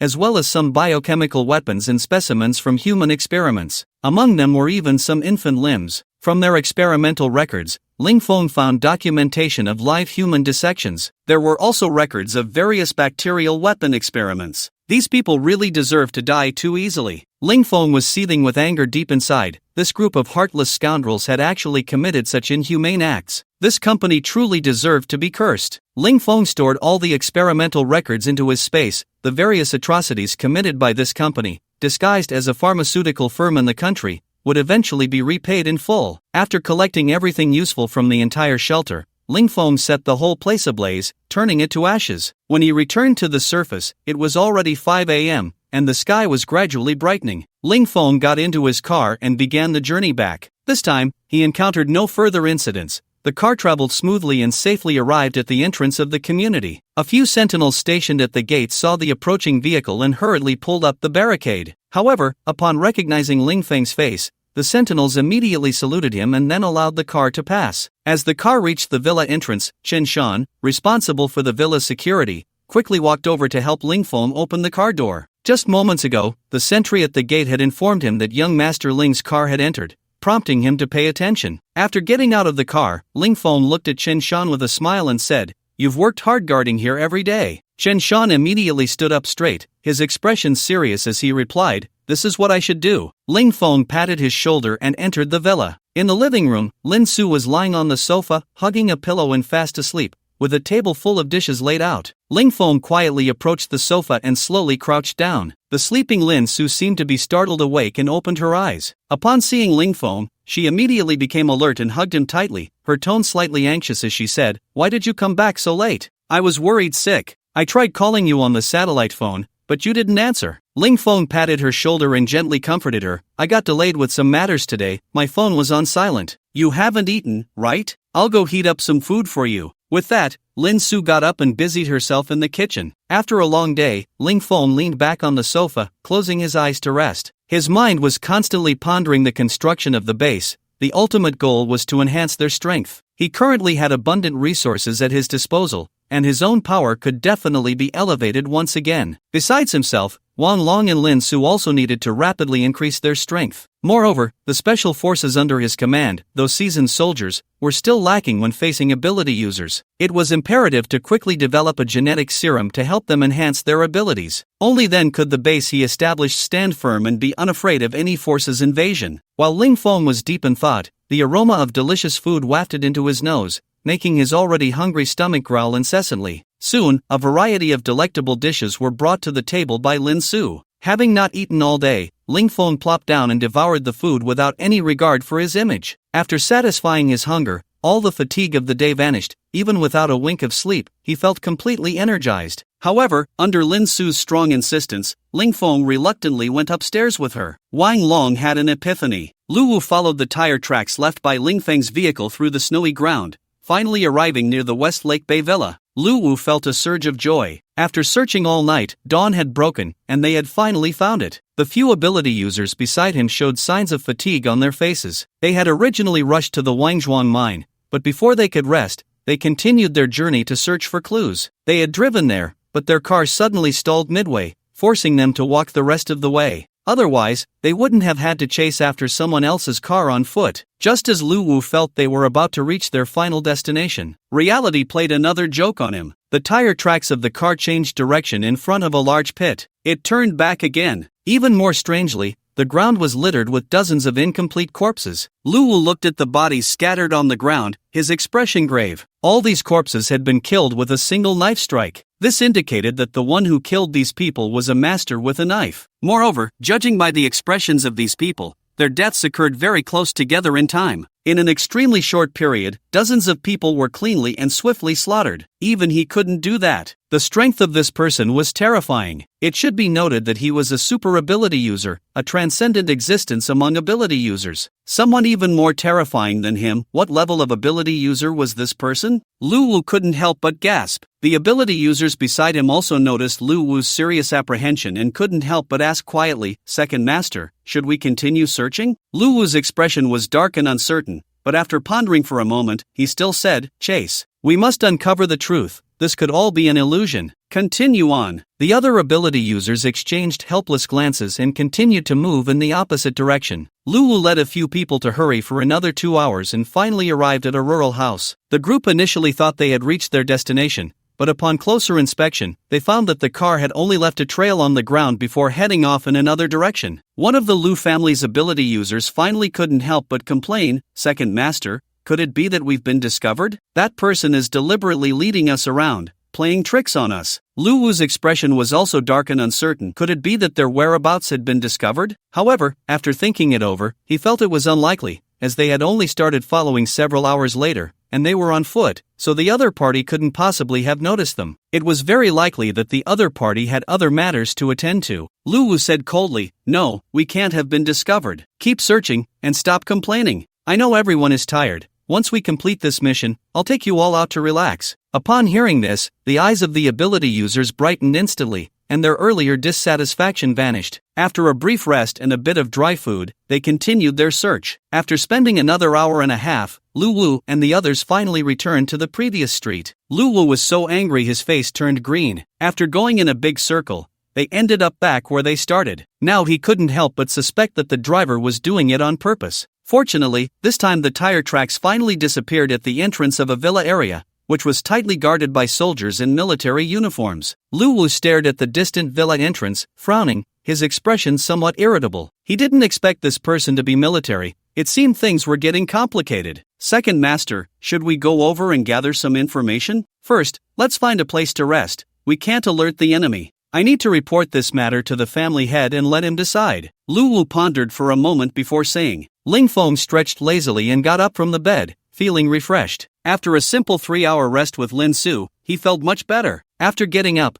Lingfeng immediately called Wang Long to come over. Soon, Wang Long rushed over in a flurry. Upon arriving at the villa, Wang Long flopped down on the sofa, continuously exclaiming, "So tired. Taking care of these soldiers is exhausting, even more than when we were in the army." Lingfeng looked at Wang Long. Although he was complaining about being tired, his eyes were filled with excitement and determination. He had completely shed his previous laziness and negativity. Lingfeng casually tossed a 95 Supreme cigarette onto Wang Long. Sitting down on the sofa next to Wang Long, he lit a 95 Supreme and casually asked, "How's it going with this group of soldiers? Can you manage them?" Wang Long raised an eyebrow, lit one himself, and confidently replied, "I'm handling things, and you're still not at ease. In just one day yesterday, I had them all obedient. I dealt with a few troublemakers, and now this bunch is all very well behaved." Lingfeng nodded and continued to ask, "What's your physical ability at now? Have you reached the 100 limit?" Well, I'm still a bit short." Wang Long scratched his head, a dry smile on his face. "How much short?" "About 60. You call that a bit short?" Lingfeng looked at Wang Long with a speechless expression. Wang Long was just too lazy, and his improvement speed was too slow. He wasn't even as good as Lin Su, who was almost at 90 now. It was estimated that she would soon reach the 100 limit. In stark contrast to Wang Long's lazy character, Lin Su was a very diligent and resilient woman. She spent her days either doing experiments or training her physical abilities, with hardly any free time. Lingfeng looked at Wang Long sternly and said, "I plan to establish my own base. If you don't strive for progress and your strength remains stagnant, you'll eventually be eliminated by others." Wang Long was taken aback by these words. He quickly sat up from the sofa, putting away his playful demeanor, and said seriously, "You want to build a base?" Lingfeng nodded and shared his thoughts and yesterday's experiences with Wang Long. "So, do you still think your current strength can allow you to live safely in the apocalypse?" Wang Long's expression grew serious, his eyes reflecting deep contemplation of Lingfeng's words. In the past, he had always relied on Lingfeng, feeling that everything was secure with him around, allowing him to be complacent. With Lingfeng's protection, he had lived comfortably even in the apocalypse, completely unaware of how cruel and cold the outside world was. Without Lingfeng, even a random ability user could easily kill him. He could no longer afford to be complacent. He had to become stronger and not be a burden to his brother. Instead, he wanted to be his strongest support. Wang Long looked at Lingfeng with determination and said earnestly, "I've figured it out. Do you know what to do?" Lingfeng glanced at Wang Long. Wang Long nodded heavily and said, "I used to rely on luck, thinking that as long as you were here, I could be comfortable. I was too lazy. Starting today, I will train hard. I not only want to improve my physical abilities but also train an invincible army for you." Lingfeng looked at Wang Long with relief. This was the response he had been waiting for. Only then could he feel secure in giving Wang Long the gene serum. He still had 4 upgraded gene serums left, which were left to him by his grandfather. If Wang Long continued to be his old careless self, he would never allow him to use them. Without the heart of a strong person, even if given the best things, he would never become strong. Lingfeng said lightly, "Since you have this idea, I'll help you out. Follow me." Lingfeng led Wang Long to the training ground in the basement and took out the gene serum from his space. Wang Long's expression shifted slightly, and he asked in confusion, "Haven't we used the gene serum before? Will it still be effective if we use it again?" Lingfeng smiled and said, "The serum you used before could reach a physical limit of 100, but this one has a limit of 10,000. Do you think it will be effective?" Upon hearing this, Wang Long's face turned pale, disbelief written all over it. "10,000? That's just too outrageous." Wang Long trembled as he took the serum from Lingfeng's hand, his voice slightly changing. He looked eagerly at the serum in his hand, his breathing becoming rapid. Wow! If he could train to a limit of 10,000, what level would that be? It wouldn't be an exaggeration to call it divine. Stop dawdling, hurry up and take the serum, Ling Feng urged as he watched Wang Long stare at the serum. Wang Long took a deep breath and placed the serum into the syringe. He looked at Ling Feng's determined eyes, no longer hesitating, and forcefully plunged the needle into the position of his heart. 1 minute later, Wang Long felt his body slowly starting to react, the familiar pain spreading throughout. Feeling as if he could barely stand, Wang Long knelt on one knee, his hands supporting himself on the ground. Beads of sweat began to drip onto the floor, veins bulging on his forehead. His entire facial expression twisted in agony,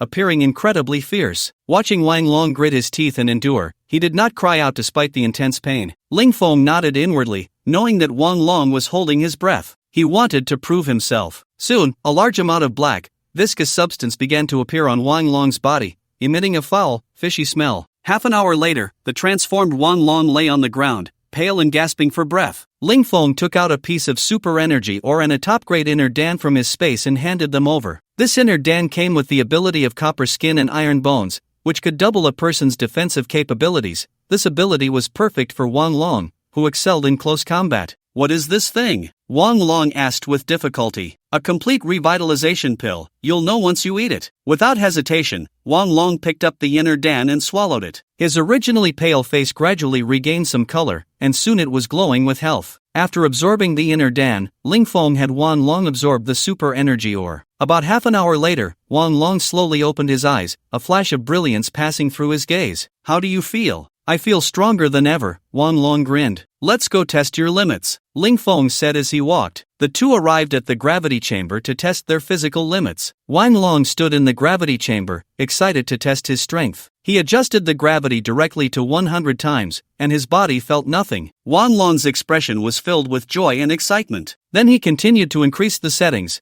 200 times, 300 times, 400 times, finally stopping at 450 times. Seeing this number, Wang Long couldn't stop smiling. Old Wang is now a strong man too, Wang Long said proudly. Ling Feng rolled his eyes and kicked him out of the gravity chamber, ready to test how much his own strength had increased. Without hesitation, he set the data to 1,000 times, and his body's reaction was minimal. He then continued to increase the data, finally stopping at 1,500 times. Seeing this number, Ling Feng was not too shocked. This result was similar to what he felt in his own body. Ling Feng was quite satisfied with this data, considering that just yesterday, his data was only 700. In just one day, it had more than doubled. Moreover, there were still many resources in his space that had not been used. This trip to the mine was simply a huge win. After the test, Ling Feng gave Wang Long a good beating, mainly because Wang Long's confidence had inflated, insisting on sparring with Ling Feng, only to be beaten without the ability to fight back. In the end, he left with a bruised face. After helping Wang Long improve, Ling Feng called for Lin Su and injected her with a gene serum. He also used a piece of ore and an inner Dan on her. Lin Su's data was already high, directly reaching 600 times in the test. She also gained a healing ability, which came from Zhao Wuji. His ability was developed to a higher degree than others,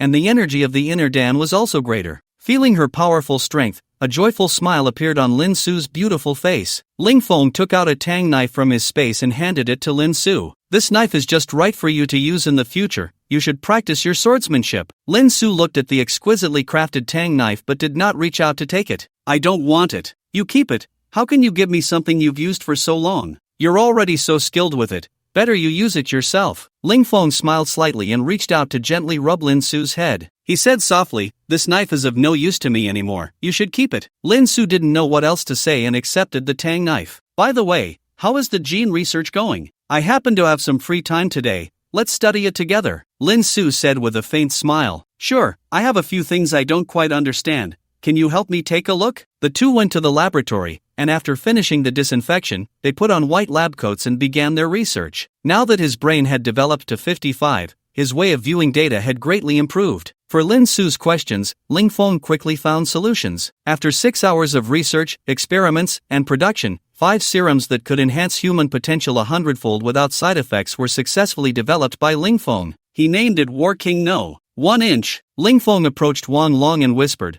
I'll give you 5 days to develop everyone's physical abilities to 100. Can you do it? Wang Long's face showed difficulty. 5 days is too short. Time is tight. If you can't do it, use electric shock therapy on everyone. That stuff works wonders. Wang Long thought for a moment and nodded. I'll give it a try. I'll do my best to squeeze out their last bit of strength. At the latest, in 7 days, I'll have them all pushed to their limits. Ling Feng felt something was off about Wang Long's words, but since he had made a guarantee, Ling Feng decided not to dwell on it. After a brief chat with Wang Long and explaining the use of electric shock therapy, he left. With the soldier's combat power issue resolved, he could now focus on enhancing his own strength. He still had a large batch of resources left unused. In the Lu family manor in Qingzhou, Lu Nang, the head of the Lu family, leaned back slightly in an exquisite red pear chair, his eyes half closed. On the table, a freshly brewed de hong pao was steaming. Behind him, a delicate-looking young girl skillfully massaged his shoulders. A hint of gloom shadowed his otherwise imposing face. Lu Nang had been in a very bad mood lately. His own younger brother had been brutally murdered, along with 2 capable ability users from the family. As the Lu family, a dominant force in Qingzhou, they had never faced such provocation. They had always been the ones to wipe out others, and no one had ever dared to touch a member of the Lu family. Just thinking about it ignited his fury. You are like a fish in my pond. The satellite phone on the table rang with an incoming call. Lu Nang glanced at his custom-made pure gold phone and saw it was Lu Wu calling. He sat up and answered the phone. Hello, second brother, how's the investigation going? Eldest brother, I found one person's residence based on the tire tracks from the mine, but I don't know if it's related to the death of the 5th brother. However, there are troops stationed there, so it might be a bit tricky, and this person's strength is probably not low. Lu Wu's tone was somewhat worried. Lu Nang, upon hearing this, didn't react much and casually said, just take people over there and find that person, just ask directly. Why be so timid? Eldest brother, I'm afraid of causing unnecessary trouble. After all, this is their territory. If we go in rashly, it might lead to conflict. Lu Nang's expression darkened, and he reprimanded Lu Wu directly. Does our Lu family care about this? Who on the road doesn't give me, Lu Nang, face? So what if there are troops? Our Lu family is not without power. Can you have some confidence? You need to take people in right now, find this person, and clarify the situation. If you can't get a clear answer, bring him to Qingzhou. If they dare not cooperate, I'll wipe out their entire army. Remember, the Lu family cannot be insulted. Lu Nang's series of words made Lu Wu's face flush. The head of the family always acted domineeringly. No matter who you were, you had to abide by the rules of the Lu family. Yes, big brother, I will take people in right away and ensure I bring them back to you, Lu Wu said firmly. Get it done as soon as possible, Lu Nang said before hanging up the phone. On the other end, Lu Wu felt no more hesitation. He realized he had been too cautious. Big brother was right, the Lu family must not be humiliated. Now that big brother had given him confidence, he couldn't let the Lu family lose face. Moreover, after observation, they found that there were only about 300 soldiers in the community, and the weapons they had were just ordinary guns. It was probably just a small base. With this thought, Lu Wu immediately stood up and said to those beside him, let's rest for a bit, and this afternoon we'll head straight to the villa. Second master, what if they don't cooperate? One of the ability users beside him asked. Lu Wu smiled slightly and replied, unless he wants to go to war with our Lu family. Fei Yang, you stay here to support us this afternoon. If we don't return in an hour, report directly to the head of the family, Lu Wu instructed one of the ability users. Yes, second master, Fei Yang replied respectfully. In the Kai family of Jinling. In the reception room, Kai Hanan, the head of the Kai family, stood respectfully in front of a middle-aged man. His expression was filled with fear, as if he was very intimidated by the man before him. The middle-aged man was slightly plump, short in stature, with a frog-like mouth and mung bean eyes, looking quite lewd. He spoke in a not-so-pure Chinese to Kai Hanan, saying, Kai Sang, how has Jinling been lately? No problems,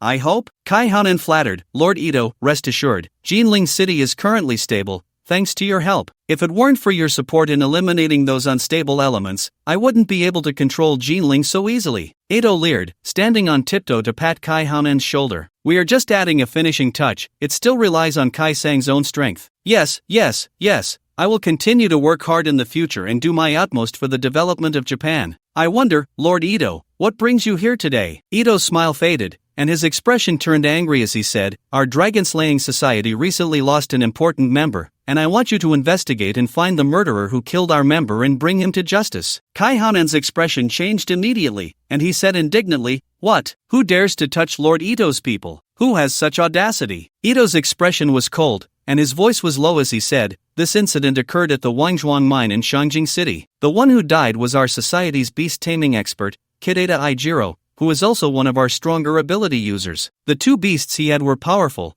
and ordinary ability users were no match for him. However, this time, both he and the two beasts were killed. The higher-ups are very angry and have ordered us to investigate quickly. So, Kai sang, your task is quite heavy. Upon hearing this, Kai Hanan immediately stood up straight and said loudly, yes, solving Lord Ito's troubles is my duty. Please rest assured, I will investigate thoroughly as soon as possible.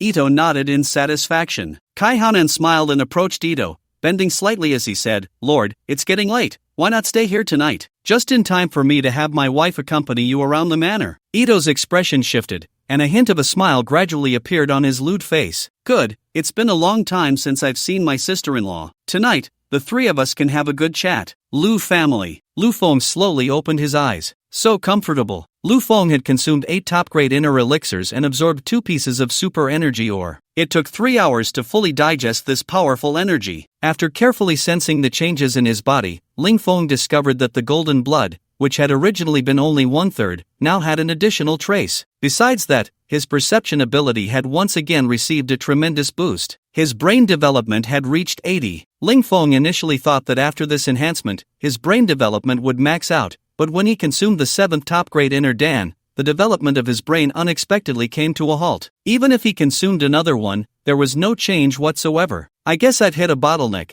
The inner Dan can no longer contribute to the development of my brain, Ling Feng sighed with some regret. However, even with a development level of 80, it was already terrifying. Ling Feng's mental control was now incredibly strong, rivaling his physical strength. His ability to manipulate objects from a distance had significantly improved. If he encountered the giant python from before, he could easily slay it relying solely on his telekinetic powers. From this absorption of the top-grade inner Dan, he also gained an important skill, the gravity field, derived from Zhang Jibiao's ability. Zhang Jibiao's gravity control field could increase the weight within a 10-meter radius by 10 times. The gravity field he possessed could cover a radius of 100 meters, with gravity reaching 1,000 times. In combat, combined with teleportation, he could instantly kill enemies, and this skill was also an area of effect attack, making it very suitable for battlefield use. Feeling the vigorous vitality in his body, Ling Feng couldn't help but feel exhilarated. He excitedly approached the gravity chamber to test the data. The final results astonished him, almost a doubling of his power. With this strength, he would fear no challenge from anyone. Ling Feng stood up and did some simple exercises. He walked out of the underground training ground and headed outside the villa to check on the usage of the soldiers' blood serum. He arrived at a small square in the middle of the villa area,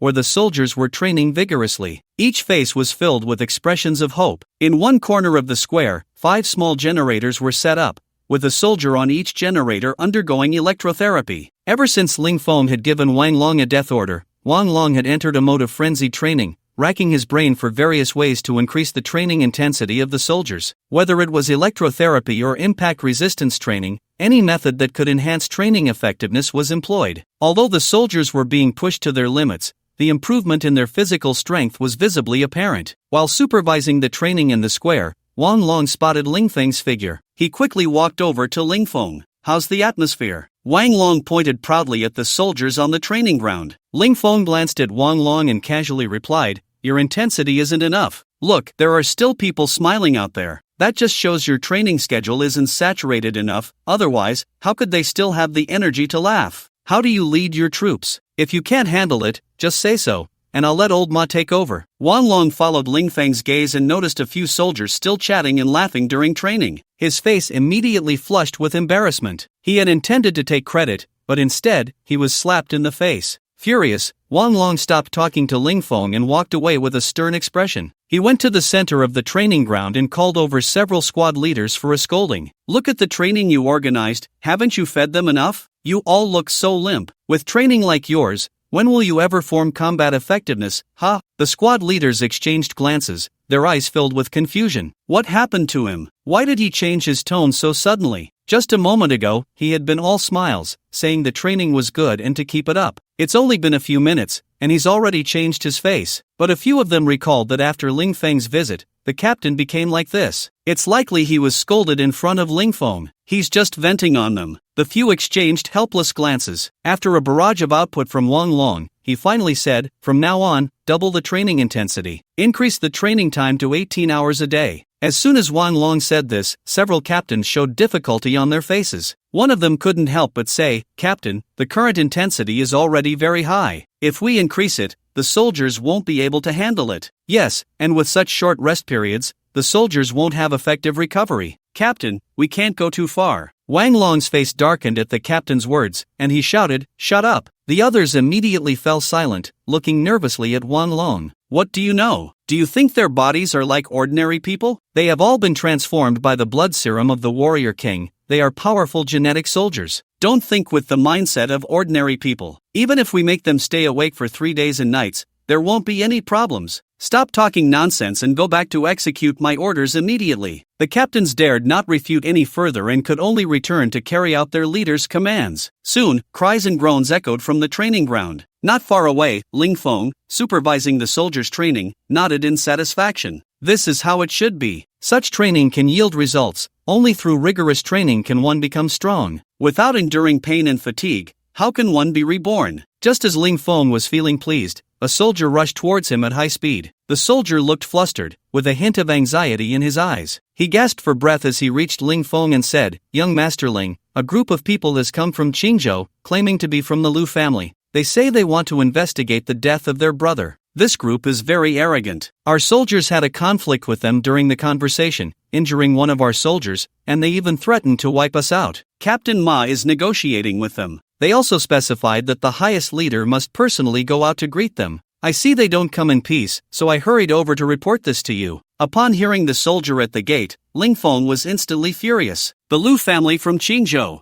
I didn't expect them to come knocking so soon. These people are truly arrogant, daring to act tough on my territory and injuring my people. They really don't know how to live. Let's go take a look." Ling Feng's expression was icy as he walked towards the villa's main gate. The arrogant Lu family, at the southern gate of the Shizi Bay Villa area, Ma Wu looked angrily at the outsiders not far away. "Why did you injure people for no reason?" The ability user who had just acted was full of arrogance, dismissing Ma Wu's anger. "Why? Just because we are the Lu family from Qingzhou. Do you understand the weight of the words Lu family from Qingzhou?" Ma Wu's face turned extremely ugly upon hearing this. He had certainly heard of the Lu family from Qingzhou. Before the apocalypse, the Lu family was like the local emperor of Qingzhou, and after the apocalypse, they directly ruled Qingzhou. Moreover, they had a well-equipped army of thousands. Not to mention, they had over 100 ability users. Even if you are the Lu family, so what? We haven't offended you, you attacked us for no reason. Isn't that a bit unreasonable? The ability user chuckled disdainfully. Dignity is for those with strength. With your kind of trash, do you think we should respect you? Do you have that strength? With your level of base, we could kill you with a fart. As soon as these words were spoken, the Lu family members burst into laughter, their eyes filled with contempt and arrogance. Ma Wu trembled with anger, and the other soldiers gritted their teeth, the fury in their eyes about to erupt. But they were helpless, after all, their strength was weak. Just now, a supernatural being had injured all of them. At this moment, listening to the Lu family's mocking taunts, the laughter sounded particularly harsh. A sense of humiliation surged within them. Although they had all injected the blood serum of the soldier king today,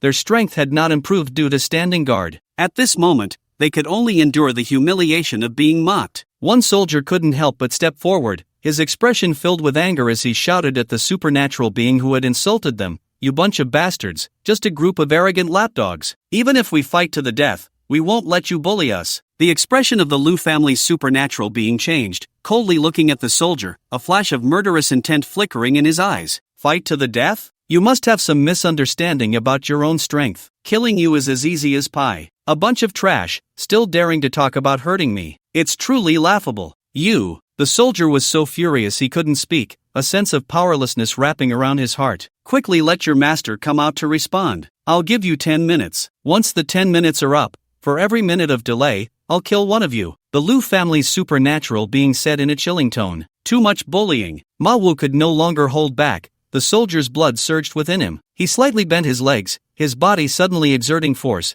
and he charged quickly towards the Lu family's supernatural being. With a clenched fist, he struck fiercely at the opponent's face. The Lu family's supernatural being looked at Ma Wu's attack with a mocking expression. He said lightly, "Trash." He didn't dodge or evade, simply grabbing Ma Wu's fist with one hand. No matter how Ma Wu struggled, his arm was still firmly locked by the opponent. "With this little strength, you think you can hurt me? Get lost." The Lu family's supernatural being looked at Ma Wu with disdain, then forcefully twisted down on Ma Wu's fist. A cracking sound of bones breaking echoed, and the intense pain made Ma Wu's face contort instantly. He endured the pain without crying out, only looking at the Lu family's supernatural being with resentment. The Lu family's supernatural being then kicked Ma Wu in the stomach. Ma Wu was kicked several meters away, finally crashing into the villa's door. Blood trickled from the corner of Ma Wu's mouth as he struggled to stand up. The Lu family's supernatural being looked at Ma Wu in surprise. Your bones are quite tough. You can still stand after taking a kick from me. You really have something. Let's see how many more times you can endure. The Lu family's supernatural being revealed a cruel smile,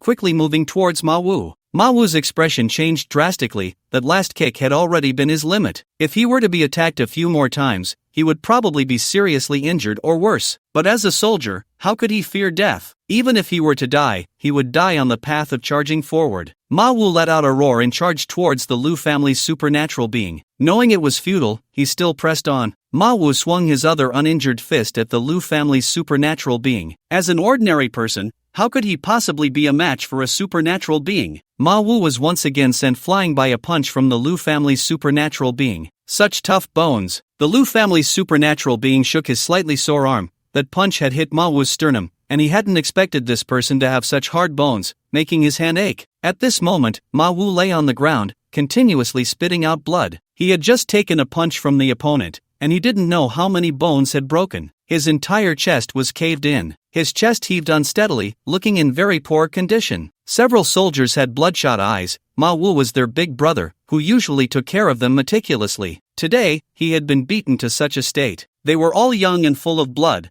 How could they endure this humiliation? Bastard, I'll fight you to the end. Brothers, avenge Ma Gu. Several soldiers shouted and quickly charged towards the Lu family's supernatural being. The Lu family's supernatural being, with a face full of murderous intent, prepared to strike down a few of them. Standing behind the crowd, Lu Wu spoke in a low voice. Lu Shen, that's enough. Don't make it too hard to wrap up. Yes. Lu Shen nodded slightly, coldly staring at the group of soldiers. He moved swiftly, throwing out a series of punches. Several soldiers were immediately sent flying, lying on the ground clutching their wounds. Consider yourselves lucky. Our second master is kind enough to spare your lives. Otherwise, with that last punch, you all would have died. The ability user Lu Xian said coldly. He then walked straight up to Ma Wu, crouching down. Looking at Ma Wu's furious face, he smiled and said, I love that expression of yours. It makes killing you all the more interesting. Ha ha ha ha. I can't help it. Killing you isn't my intention. Being weak is the original sin. Only by killing you can I set an example for your group. Lu Xian slowly raised his right hand. Don't worry, after you die, I will pray for you. With that, Lu Xian's right hand came crashing down towards Ma Wu's head. Ma Wu watched the hand approaching rapidly, gritting his teeth. He wanted to fight back,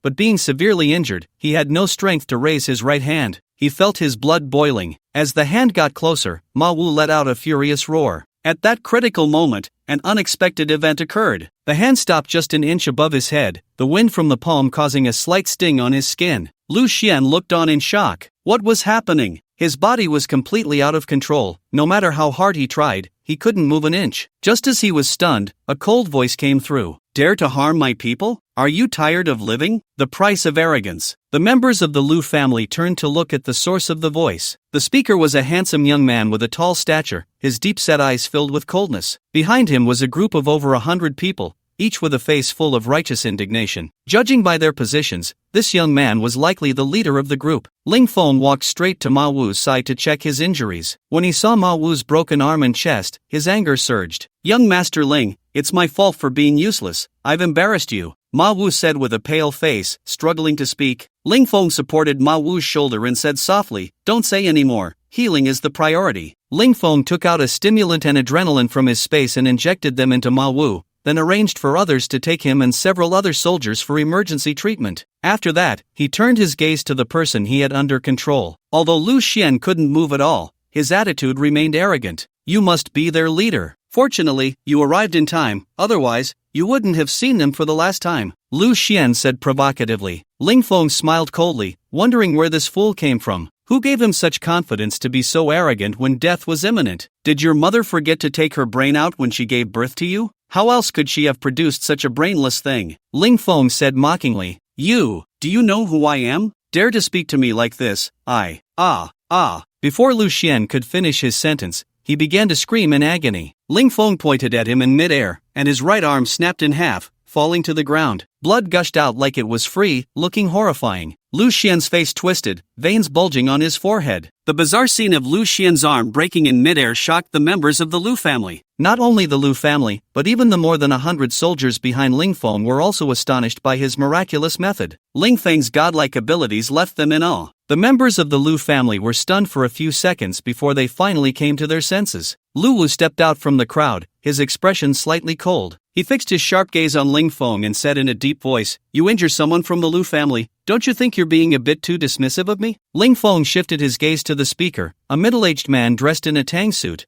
with a stern appearance that bore some resemblance to Lu Wei from the mine. However, this man seemed to be taller and exuded a more formidable aura. He was likely a master much stronger than Lu Wei. Ling Feng looked at Lu Wu with a cold glare and said indifferently, "Why should I take you seriously? What are you? You dare to injure my people and expect to leave unscathed? Dream on." Lu Wu's expression turned icy. He hadn't expected this person to be so tough, daring to speak disrespectfully in front of the Lu family. He coldly said, "Do you want to oppose the Lu family? Do you know our strength? You are not something a small base like yours can contend with." At that moment, Lu Xian, still firmly controlled by Ling Feng, screamed loudly, "Second master, save me." Lu Wu's eyes flickered as he looked at the pale-faced Lu Xian, his expression growing even colder. Lu Xian was one of the few ability users directly related to the Lu family, a key target of their training. Now, with an arm severed, his combat power had drastically decreased. This was a significant loss for the Lu family. "Put my man down," Lu Wu said in a commanding tone to Ling Feng. Ling Feng coldly smiled. "All right,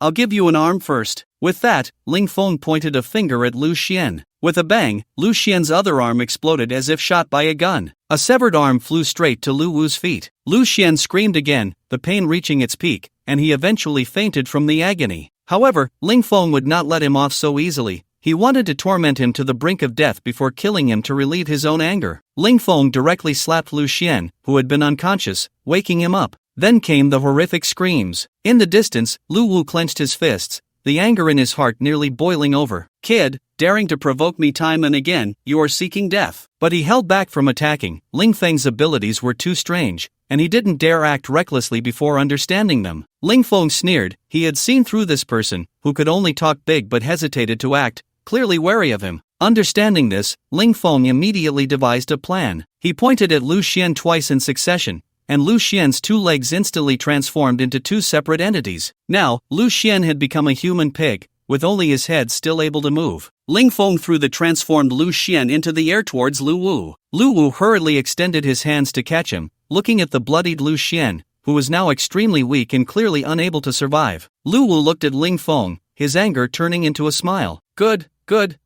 kid, you have guts. It seems my fifth brother was also killed by you." "Your fifth brother? Lu Wei?" Ling Feng asked with a puzzled expression. "That's right, my fifth brother died in the mine. We found this place based on the tire tracks from the mine. Was my fifth brother killed by you?" Lu Wu said coldly. "Lu Wei was killed by someone from the storm base. It has nothing to do with me. If you want revenge, go find the storm base," Ling Feng said nonchalantly. "But the people from the storm base are also dead, with no witnesses. How can I believe what you say?" Ling Feng snorted coldly. "Believe it or not." Lu Wu stared fiercely at Ling Feng, his eyes bloodshot. Ling Feng's arrogant attitude drove him mad. He wished he could torture Ling Feng to death right now. "This matter today will not just end like this. My Lu family will not let it go easily. You just wait to face the wrath of the Lu family," Lu Wu said, turning to leave with several other Lu family superhumans. At that moment, Ling Feng's voice rang out. "Wait!" Lu Wu turned back, his expression haughty. He thought Ling Feng was afraid and wanted to back down. "What? Afraid?"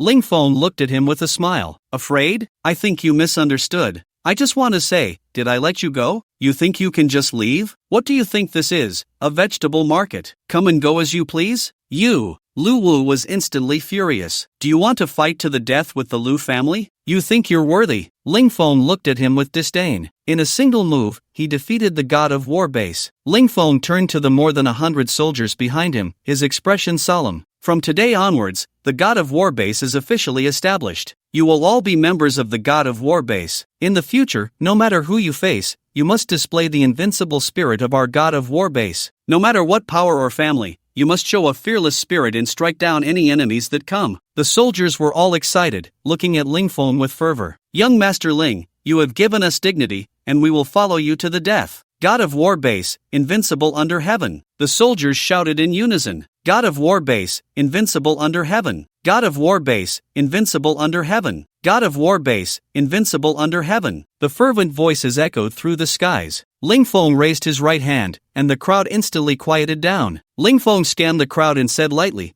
being invincible is not just talk, you need to show real skills. With your current strength, going out and claiming invincibility is simply laughable. Now go back and train hard, don't embarrass me. I hope you become a truly invincible Iron Army. After hearing Ling Feng's words, the soldiers were filled with fighting spirit. They couldn't wait to rush to the training ground and train hard. Ling Feng's display of strength today made them admire him greatly. Young Master Ling, we will not embarrass you, a captain said firmly. We will become the strongest army in the world. Good, I will take you to see the beautiful mountains and rivers of Long Country. Ling Feng was also stirred by the soldiers' enthusiasm, speaking with great ambition. Inspired by Ling Feng, the soldiers threw themselves back into rigorous training. At the headquarters of the Co-Creation Base Alliance in Beijing, Zhang Fatsai was leisurely sitting in his office, drinking tea and snacking on sunflower seeds. In front of his desk, a 120-inch ultra-large screen TV was playing the classic movie Northwest Journey, and Zhang Fatsai was watching it with great interest. A sudden, urgent knock on the door pulled him back to reality from the thrilling plot. Zhang Fatsai, annoyed, turned off the TV and wiped the smile off his face. Come in. The visitor looked somewhat flustered, with a hint of urgency in his eyes. Alliance leader, a group of people outside specifically asked to see you. They are acting very arrogantly. Our people said a few words to them, and they not only stole our weapons but also assaulted them. What? Zhang Fatsai slammed his hand on the table and stood up. Damn it! Who has the guts to provoke our Co-Creation Base Alliance? Let's go, I want to see who dares to be so arrogant and not put me, Zhang Fatsai, in their eyes. Zhang Fatsai stormed out. As soon as he reached the entrance of the base, he saw several of his base's sentinels lying on the ground, clutching their stomachs and groaning. In front of these sentinels stood a person, each face displaying an arrogant expression, looking incredibly cocky. Zhang Fatsai, filled with anger, approached with several superhumans from the base. Damn it, have you lost your eyesight? You dared to provoke me? At this moment, a young man with a fair complexion stepped out from the seven, his expression indifferent, with a face that seemed almost paralyzed. His sharp eyes looked quite intimidating. I am Zhang Tsong from the Storm Base, and I need to ask you something. I don't care what kind of base you come from, anyone who dares to touch me will die, Zhang Fatsai said with a furious expression. Zhang Tsong frowned, his gaze icy as he looked at Zhang Fatsai. Looking for death? Make your move. In an instant, Zhang Tsong vanished from his spot, appearing directly in front of Zhang Fatsai the next moment. The other few ability users also launched their attacks simultaneously against the members of the Co-Creation Alliance. The two sides clashed in an instant. At the center of the battlefield, Zhang Tsong and Zhang Fatsai fought fiercely, exchanging blows in a deadlock. At this moment, Zhang Fatsai felt increasingly alarmed. Although the two were evenly matched, his stamina was gradually depleting, while the man opposite him seemed to grow stronger with each exchange, showing no signs of exhaustion. In a brief pause in the battle, he glanced at the fights of the others, and his anxiety deepened. The three ability users on his side could only passively defend against the attacks of the six on the opposing side. Given the current situation, it was clear that his three companions wouldn't last much longer. Zhang Fatsai, feeling impatient, made several mistakes in his movements. Zhang Tsong seized the opportunity,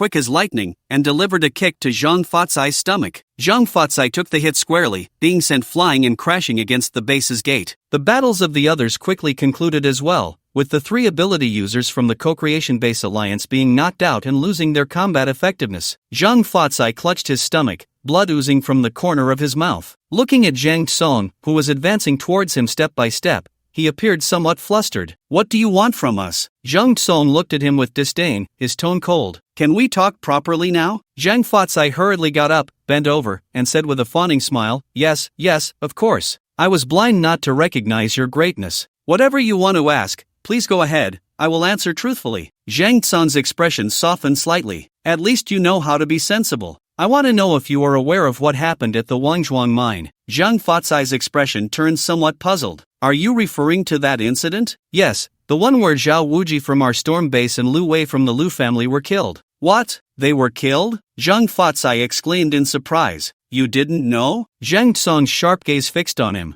Zhang Fatsai felt a chill run down his spine under Zhang Tsong's stare and quickly replied, To be honest, I really didn't know. I had just entered the mine when I was forced out. Even the ore I had just obtained was snatched away. Oh, if they could take ore from you, it seems the opposing side is quite a formidable base. Zhang Song's expression shifted, realizing that he hadn't found any bodies from other bases in the mine, indicating that these people might be the ones who killed Zhao Wuji. Zhang Fatsai sighed helplessly. Sigh. There was just one person on the opposing side, but his strength was terrifying. He single-handedly took out several of our ability users in an instant. If I hadn't been clever, I might have been killed too. Zhang Song's expression showed a slight change as he listened to Zhang Fatsai's words. If one person could take out several ability users, and if Zhang Fatsai was telling the truth, then this person's strength might have reached the level of a super ability user. If that were the case, this situation could become quite troublesome. Zhang Song immediately urged Zhang Fatsai to detail the events surrounding this matter. 3 days passed in the blink of an eye as they joined forces to resist Zhang Ergu. During these 3 days, the War God base experienced rapid development. First, the strength of the base's 360 soldiers was multiplied. After witnessing Ling Feng's immense power,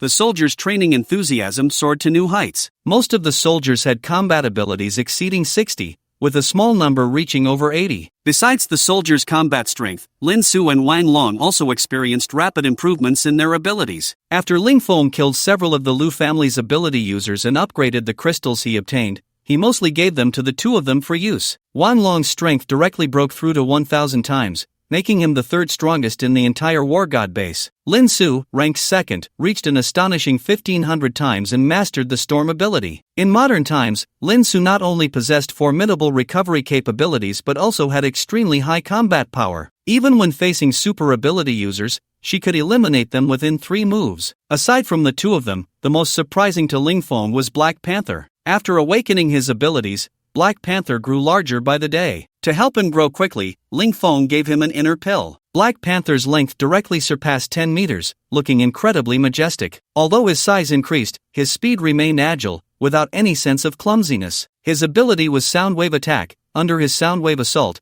glass cups over 100 meters away shattered into pieces. Moreover, his Soundwave Attack could be directed, ensuring that even those standing beside him would not be accidentally harmed. Ling Feng was very satisfied with Black Panther's abilities, as he could serve as a surprise weapon, catching enemies off guard in battle. On the training ground, the soldiers were training hard while Ling Feng lazily lounged in a rocking chair, watching them. Beside him, the massive Black Panther lay on the ground sleeping. Once this group of soldiers improves their strength, we must find a larger place to serve as a base. This villa area is too small and no longer suitable as a base. Where can I find a decent shelter? Ling Feng pondered this while smoking. Just as he was deep in thought, a sudden idea struck him. He called for Ma Wu through the intercom. In a short while, Ma Wu rushed over, panting. Chief, you called for me. Old Ma, tell me about the structure of your previous official shelter. Ma Wu looked puzzled at his words. Chief, are you planning to launch an attack? Ling Feng stroked his chin and replied calmly that Zhang Ergu has provoked me time and again.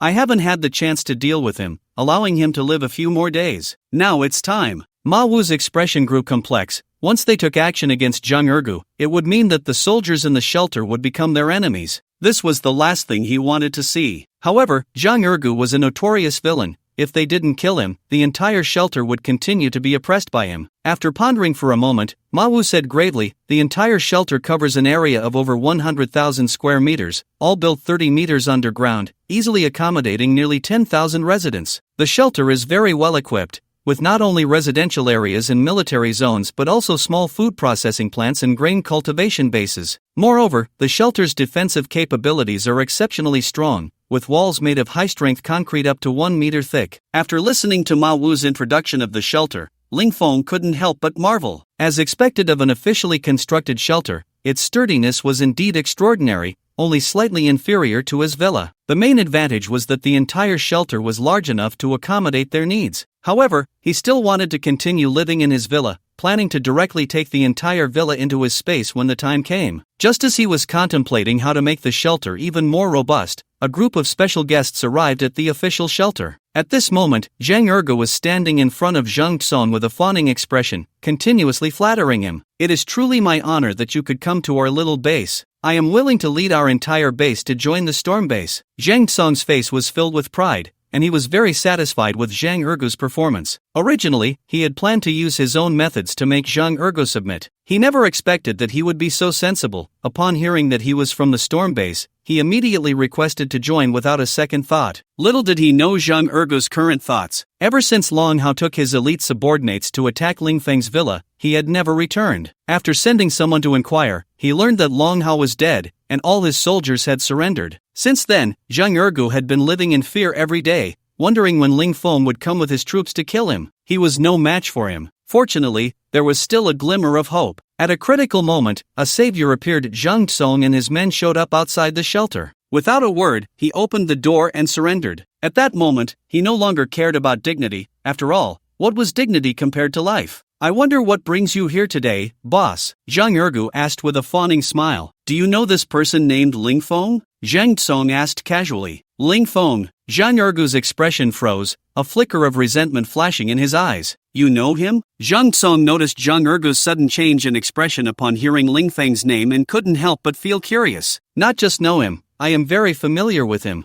I have an irreconcilable hatred with him. Upon hearing this, Zhang Tsong immediately became interested, sitting up straight and saying with great interest, Tell me about Ling Feng. Zhang Ergu nodded and then began to recount everything about Ling Feng with a face full of hatred. After listening to Zhang Ergu's description, Zhang Tsong's suspicions were further confirmed. This Ling Feng really is a troublemaker. He has enemies everywhere. Zhang Tsong said with a light smile. He looked at Zhang Ergu and continued to ask, You just said that Ling Feng's home has a huge amount of supplies? Zhang Ergu nodded vigorously, affirming, His supplies are very abundant. Otherwise, he couldn't support hundreds of soldiers. Zhang Tsong closed his eyes slightly, continuously pondering Zhang Ergu's words. After a while, he suddenly said, Tomorrow, you will take a group of elite soldiers to find Ling Feng and gather some information to see if he is willing to submit to our storm base. If he dares to refuse, I will have the people from storm base flatten his lair. Zhang Ergu felt a surge of fear. After all, he had a grudge against Ling Feng, and sending him to negotiate could mean he might not come back. Zhang Ergu's face turned somewhat ugly. Zhang Tsong noticed Zhang Ergu's hesitation and felt a bit disdainful. How could the leader of a base be so timid? However, he did not show any dissatisfaction on the surface, only speaking in a slightly subdued tone. You need not worry about your safety.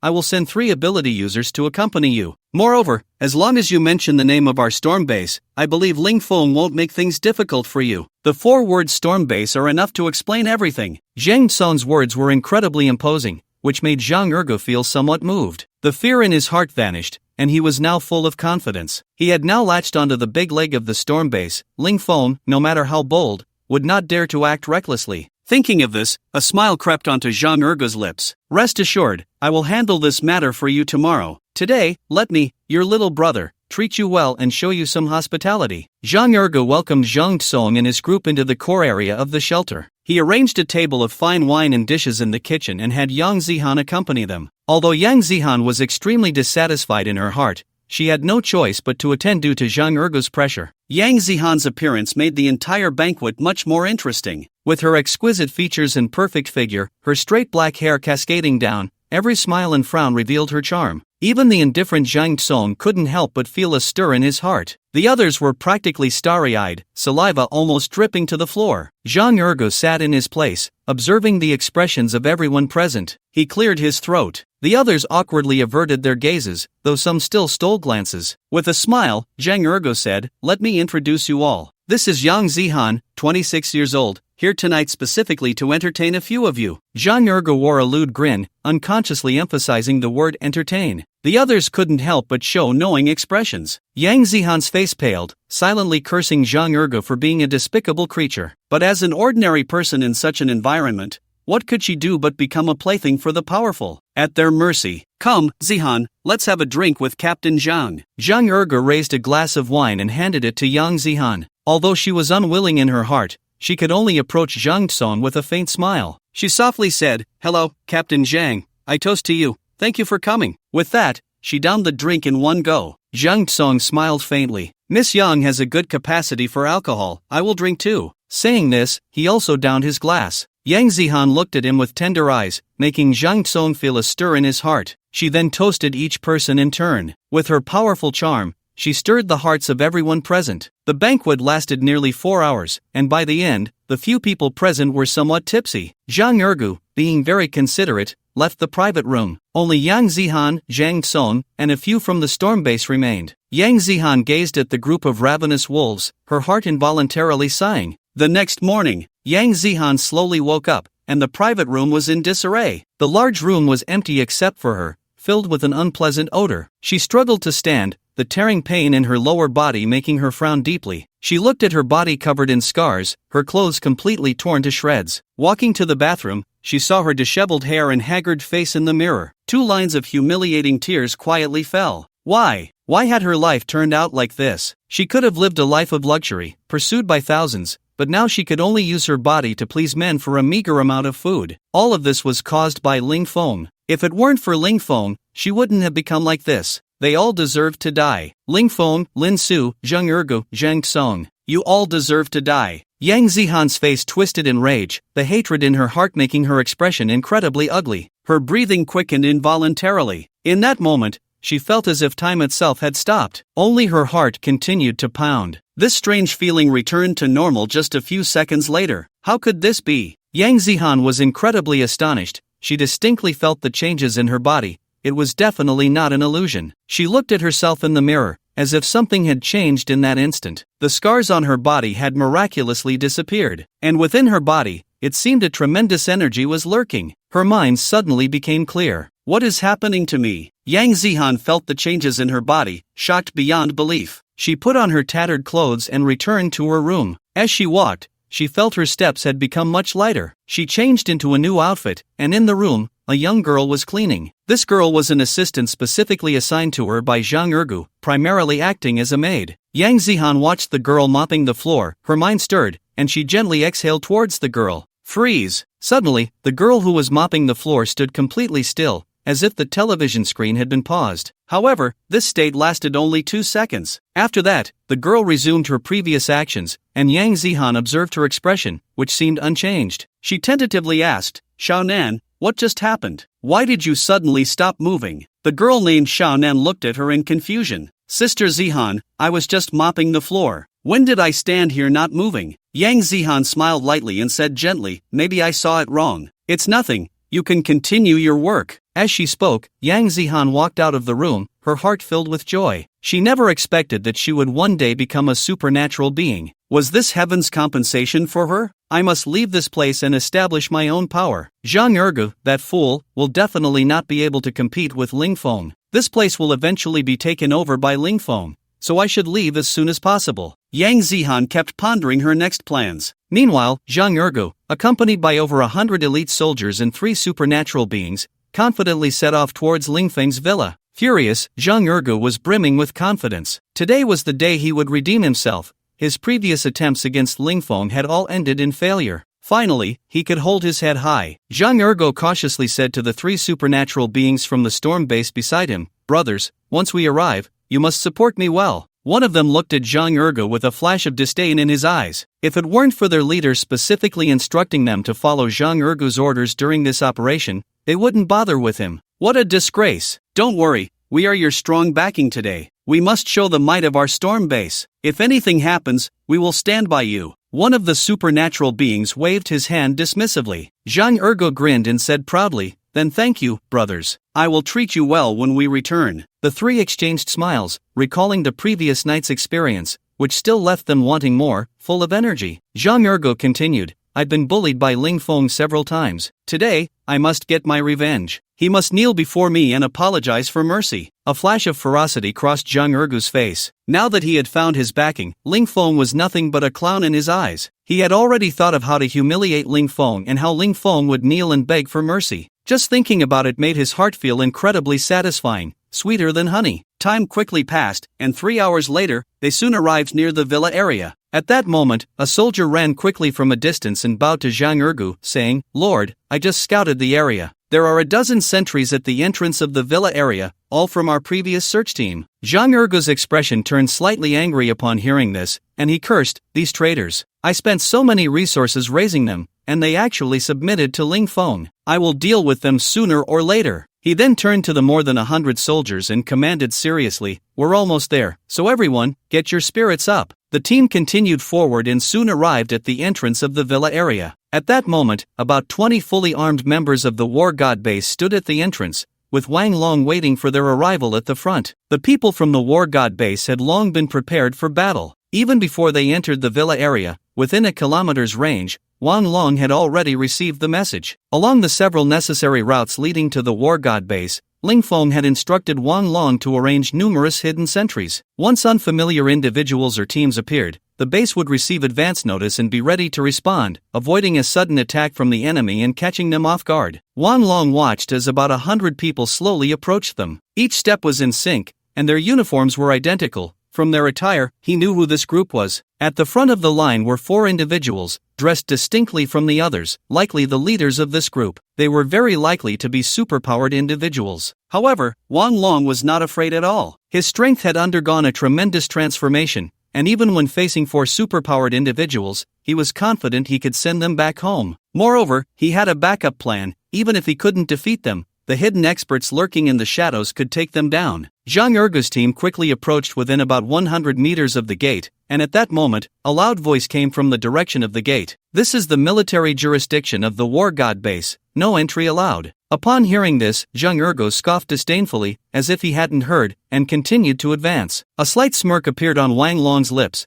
This group was indeed here to stir up trouble. He issued a direct order: "Fire a warning shot." The sentries immediately complied, firing into the air without hesitation. Bang! Bang! Bang! The 3 gunshots echoed in the air, causing Zhang Ergu to halt abruptly. "One more step forward, and you will be killed without mercy." The cold voice rang out again. Startled by the gunfire, Zhang Ergu angrily shouted at the sentries, "Damn it, you don't even recognize me? Open your eyes and see who I am. You bunch of fence-sitters, I've supported you for so long, and now you turn around and pledge allegiance to others." As soon as Zhang Ergu said this, the dozens of sentries by the villa turned pale. This bastard was treating them like nothing, spouting nonsense. When did Zhang Ergu ever treat them as people? The captain of the sentries stepped forward, his face filled with anger as he shouted, "Zhang Ergu, what nonsense are you talking? Have you ever treated us as people? At the War God base, we at least have our dignity. Here, we eat well, live well, and can earn respect, 1,000 times better than in your shabby shelter. Brothers on the other side, come to our War God base, our brother Manhwa has always been concerned about you." The captain's words made Zhang Ergu's 100-man team suddenly restless. Some voices began to emerge, and many faces showed signs of wavering. Seeing this situation, Zhang Ergu's expression darkened.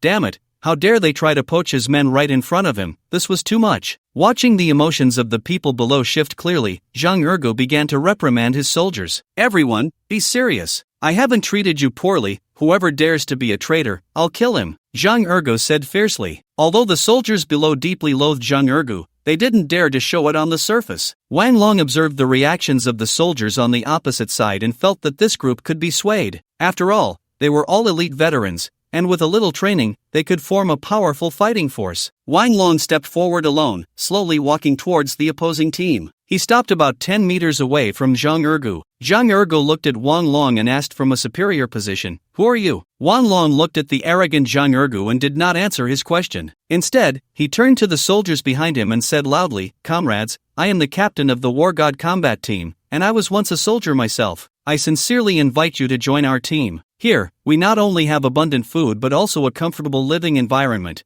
and we will give you the highest respect as soldiers." Zhang Ergu's face turned pale with anger at Wang Long's words. Not only did he ignore my question, but he also dared to poach my people right in front of me. This was truly too much. "Kid, you think you're tough, huh? Looking for death? Get your boss out here." The strong-willed Wang Long looked at Zhang Ergu with disdain and said lightly, "You're not even qualified for that. You." A few ability users standing behind Zhang Ergu stepped forward at this moment. One of them casually said to Zhang Ergu, "Why waste so many words with him? Just go for it." The speaker was named Qin Chao, the strongest among the 3. After speaking, Qin Chao pushed off the ground with one leg. His entire body shot forward rapidly, showcasing the overwhelming power of an ability user. Qin Chao threw a punch, creating a gust of wind, his momentum astonishing. Seeing this scene, everyone present was shocked. Even his 2 companions couldn't help but exclaim, Xiao Ji's abilities seem to have improved a lot. Even I would find it hard to withstand that. Zhang Ergu was even more excited. With such a master here, who could resist? Anyone who dared to speak arrogantly to him must die today. In the blink of an eye, Xin Chao was in front of Wang Long, delivering a powerful punch aimed at his chest. Wang Long remained standing, hands behind his back, showing no intention of fighting back. As Xin Chao's full-force punch was about to land, he couldn't help but sneer. Die, trash. Xin Chao's fist struck Wang Long's chest with a resounding thud. Crack! A clear sound of bones breaking echoed. Immediately after, Xin Chao's body was sent flying backward, crashing hard onto the ground. At that moment, the entire place fell silent. Only Xin Chao's cries of pain echoed continuously. Everyone's mouths dropped open in shock. What was happening? How could the one who was hit remain unharmed while the attacker was sent flying? That blow could have split a rock in half, yet this person stood there as if nothing had happened, not even shifting his feet. The two ability users from the storm base hurried over to check on Xin Chao. At this moment, Xin Chao's face was twisted in agony, his body starting to spasm from the pain. His entire right arm was completely shattered,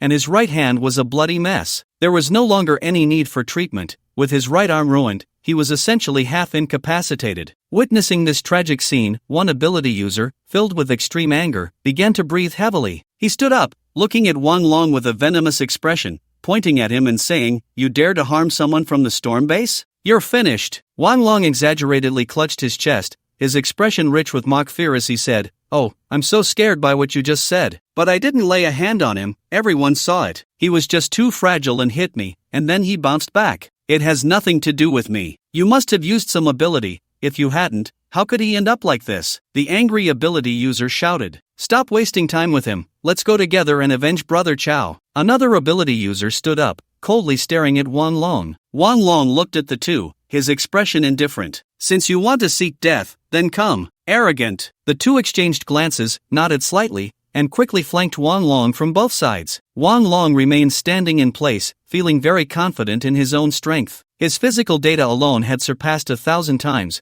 making his physical fitness terrifyingly strong. Coupled with his ability to double his defensive capabilities, he faced the attacks of two ability users without fear. The two figures moved like the wind, and in the blink of an eye, they were in front of Wang Long. Both struck simultaneously, blocking Wang Long's escape route. Their powerful fists aimed at Wang Long's face and chest. With his hands behind his back, Wang Long suddenly struck as the fists approached. One hand caught one of the attacker's fists, while his right leg kicked fiercely towards the other person's stomach. Wang Long's actions were decisive and swift, leaving the two ability users unable to react. One of them was kicked several meters away, crashing to the ground and sliding for several more meters before coming to a stop. He lay on the ground like a puddle of mud, completely unresponsive. Meanwhile, the ability user whose fist Wang Long had firmly grasped struggled to pull his fist back, but no matter how hard he tried, his fist wouldn't budge an inch. He looked at Wang Long in horror, regretting following Zhang Ergu out today. "I'm from the storm base, you'd better let me go, or the consequences will be beyond your ability to bear." Wang Long looked at him with amusement and forcefully twisted with his left hand. With a crack, the man's wrist was broken. The ability user's face turned pale instantly, his expression twisted in agony. "Bastard,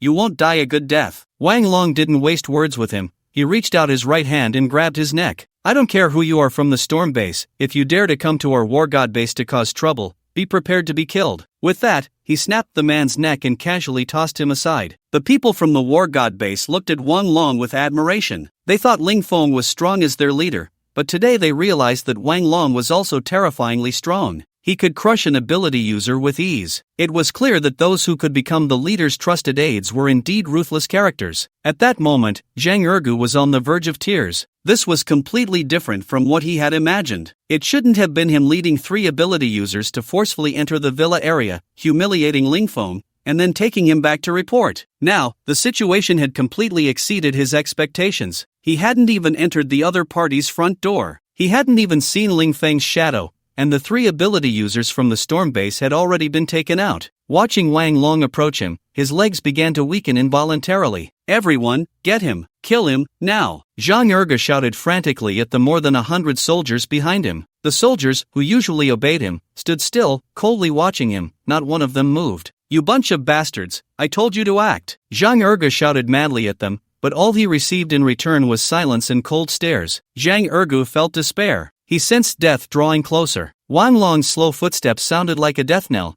constantly striking at his fragile heart. He completely broke down. Sitting on the ground with his legs limp, he faced Wang Long, lacking even the courage to strike back. Wang Long stood in front of Zhang Ergu, his eyes filled with disdain. A dignified ability user, yet he didn't even have the courage to draw his sword. Wang Long truly wondered how such a coward could control a shelter. Seeing an unknown liquid flowing from between Zhang Ergu's legs, Wang Long frowned and covered his nose. What a waste! Let you live a little longer. The counterattack began. Ling Feng stood on the training ground, watching the soldiers train, occasionally stepping in to offer guidance. Just moments ago, he had learned from Ma Wu that a group of uninvited guests had arrived outside the base, and as the captain of the special forces, Wang Long had gone to handle it immediately. Ling Feng didn't pay much attention to it. With Wang Long's current strength, dealing with ordinary super ability users was more than enough. He didn't need to worry at all. With his physique over 1000, if he couldn't handle such a trivial matter, he might as well find a block of tofu to crash into and die. After a while, Wang Long arrived with over 100 unfamiliar faces, marching grandly towards the training ground. Wang Long was also holding a terrified-looking man. The group came to a stop in front of Ling Feng at Wang Long's signal. Wang Long casually threw the man down, and Zhang Ergu fell directly at Ling Feng's feet. Zhang Ergu, the leader of the official base, Wang Long said nonchalantly. Ling Feng raised an eyebrow, looking somewhat surprised. Looking at Zhang Ergu, who lay on the ground with a face ashen as death and a disheveled appearance, it was hard to associate him with a base leader. Lin Feng smiled faintly and said, "You are Zhang Ergu, huh? Finally, we meet." Zhang Ergu looked at the man before him, his heart racing. He stammered, "Why, you are Ling Feng? That's right, haven't you been looking for me all along?" Although Zhang Ergu was terrified, he still mustered the courage to say, "Yes, I've dreamed of finding you, but I'm here today representing the storm base." Ling Feng was somewhat surprised. How did this Zhang Ergu get mixed up with the storm base? "So, what do you want from me?" Ling Feng asked with an air of indifference. Zhang Ergu looked at Ling Feng, who appeared calm, and it seemed he was not surprised by his representation of the storm base. A bad thought flashed through his mind. "Zhang Song from the storm base asked me to convey a message to you, hoping you would join the storm base." Zhang Ergu did not relay Zhang Song's exact words, otherwise, he might not survive. Ling Feng stood silently, causing Zhang Ergu to break out in a cold sweat. He quickly continued, "Of course, if you are unwilling, the storm base won't force you." After hearing this, Ling Feng looked at Zhang Ergu with a playful expression, a smile tugging at his lips. Did he really say that? Yes, I swear, those are his exact words," Zhang Ergu said, panic written all over his face. He just wanted to leave quickly, if only he could. Ling Feng pondered for a moment and asked, "Where is this Zhang Song now?" "He's right inside our shelter, waiting for me to report back." Zhang Ergu implied that he was from the storm base and was representing them. If Ling Feng didn't want to offend the storm base, it would be best to let him go. After hearing this, Ling Feng's eyes lit up as he said to Wang Long, "You go pick 100 of the strongest soldiers and have them gather here." Wang Long nodded and went off with Ma Wu to get busy. Soon, soldiers began to gather towards him at the training ground. 100 people are here," Wang Long said quietly beside Ling Feng. Ling Feng nodded slightly. "Wait a moment, I'll take this batch of soldiers and old Ma to Zhang Ergu's base. You stay here." Upon hearing this, Zhang Ergu's expression changed. What did Ling Feng intend to do? He couldn't be thinking of attacking my shelter, could he? Just with these 100 people, he thinks he can take my shelter? That's a bit far-fetched. Not to mention the solid defenses and powerful artillery of my shelter. Even the few ability users from the storm base are not simple. Isn't this just asking for death? Thinking this, Zhang Ergu felt a surge of joy. It seemed Ling Feng was also a bit arrogant. Ling Feng looked at Zhang Ergu, who stood there with his head bowed, and without hesitation, slapped him dead. Zhang Ergu didn't even let out a scream before he died. The soldiers in the training ground felt a sense of relief seeing Zhang Ergu, the ability user who had oppressed them, finally dead. At the same time, their respect for Ling Feng grew. The once seemingly invincible leader in their eyes was just a fly that could be swatted dead at Ling Feng's hands. Ling Feng looked at the assembled troops and said loudly, "The reason for gathering you today is for one thing, to attack the official shelter. You are all carefully selected elites. Today is your first mission, and it is also the first mission of our war god base. I hope you won't embarrass me. You may encounter former comrades later. Those who agree to join the war god base will be spared, while those who resist will be killed without exception. Do you understand?" The soldiers shouted in unison, "Understood." Ling Feng walked to an open area and directly took out an all-terrain snowmobile from his space, along with 100 snowmobiles. These snowmobiles were all purchased by Ling Feng before the apocalypse. He had bought a total of 10, upgraded one, and replicated the rest 100-fold. He didn't want to walk with this group of soldiers, it would be a waste of time. The soldiers looked at the suddenly appeared 100 brand new snowmobiles, each one amazed. their leader always brought them surprises. Moreover, these motorcycles looked so cool, like dream vehicles. One for each of you, get ready to depart. The soldiers cheered and rushed to the snowmobiles, each one unable to resist touching them, like children discovering new toys. Ling Feng smiled lightly. This scene was quite amusing. He walked to his all-terrain snowmobile and tossed the keys to Ma Wu. You drive. Then he sat in the passenger seat. Soon, the team was ready, with Ling Feng's snowmobile leading the way, followed neatly by the 100 motorcycles, and the army began to set off. At that moment, inside the official shelter, Zhang Song leaned back on the sofa, his eyes slightly closed, enjoying a girl's massage. He was thoroughly enjoying life here. At the storm base, he was just a mid-level manager at the captain level. The treatment he received here was worlds apart. Here, he was the supreme king. He could decide anyone's life or death. But unfortunately, this life would end in a few days. Once Ling Feng submitted to the storm base, their mission would be considered over. Although one Zhao Wuji and several ability users had died, recovering a more powerful ability user would surely be welcomed by the base. In his view, no one dared to oppose the storm base, and Ling Feng would definitely comply. Just as he was fantasizing about how to apply for a post here after returning, a team member rushed in. Captain, bad news. A troop has come outside and is attacking the shelter. Zhang Song's expression changed, and he slowly opened his eyes. He said in a very calm tone, attacked? Does Zhang Ergu have enemies? Let's go take a look. At the entrance of the shelter, Ling Feng stood not far away, with 100 members of the War God Squad positioned behind him. The name War God Squad was just given by Ling Feng. He hoped every soldier would be a War God level existence. At the entrance of the shelter stood 120 armed soldiers, their expressions serious as they watched the uninvited guests. The large door behind them had been closed. Once a fight broke out, they had no way to retreat. Either eliminate the enemy or die in battle. The members of the War God Squad looked at their former comrades, now turned enemies, with complex expressions. Ma Wu stood beside Ling Feng, hoping to resolve the matter peacefully. The shelter had long been oppressed by Zhang Ergu, and now that he was dead, they should be liberated. Ma Wu stepped forward and sincerely said to the group of former comrades, brothers, Zhang Ergu is dead, we no longer need to serve him. This news shocked the soldiers, and the crowd immediately stirred. They couldn't believe that such a powerful ability user could die. They witnessed with their own eyes that when the Lord set off in the morning, he was accompanied by 3 superpowered individuals and over 100 special forces soldiers. One of the captain-level warriors, somewhat incredulous, questioned, Ma Gu, don't deceive the brothers. With so many powerful people by the Lord's side, how could he just die? Don't think you can fool us. We're attacking the shelter,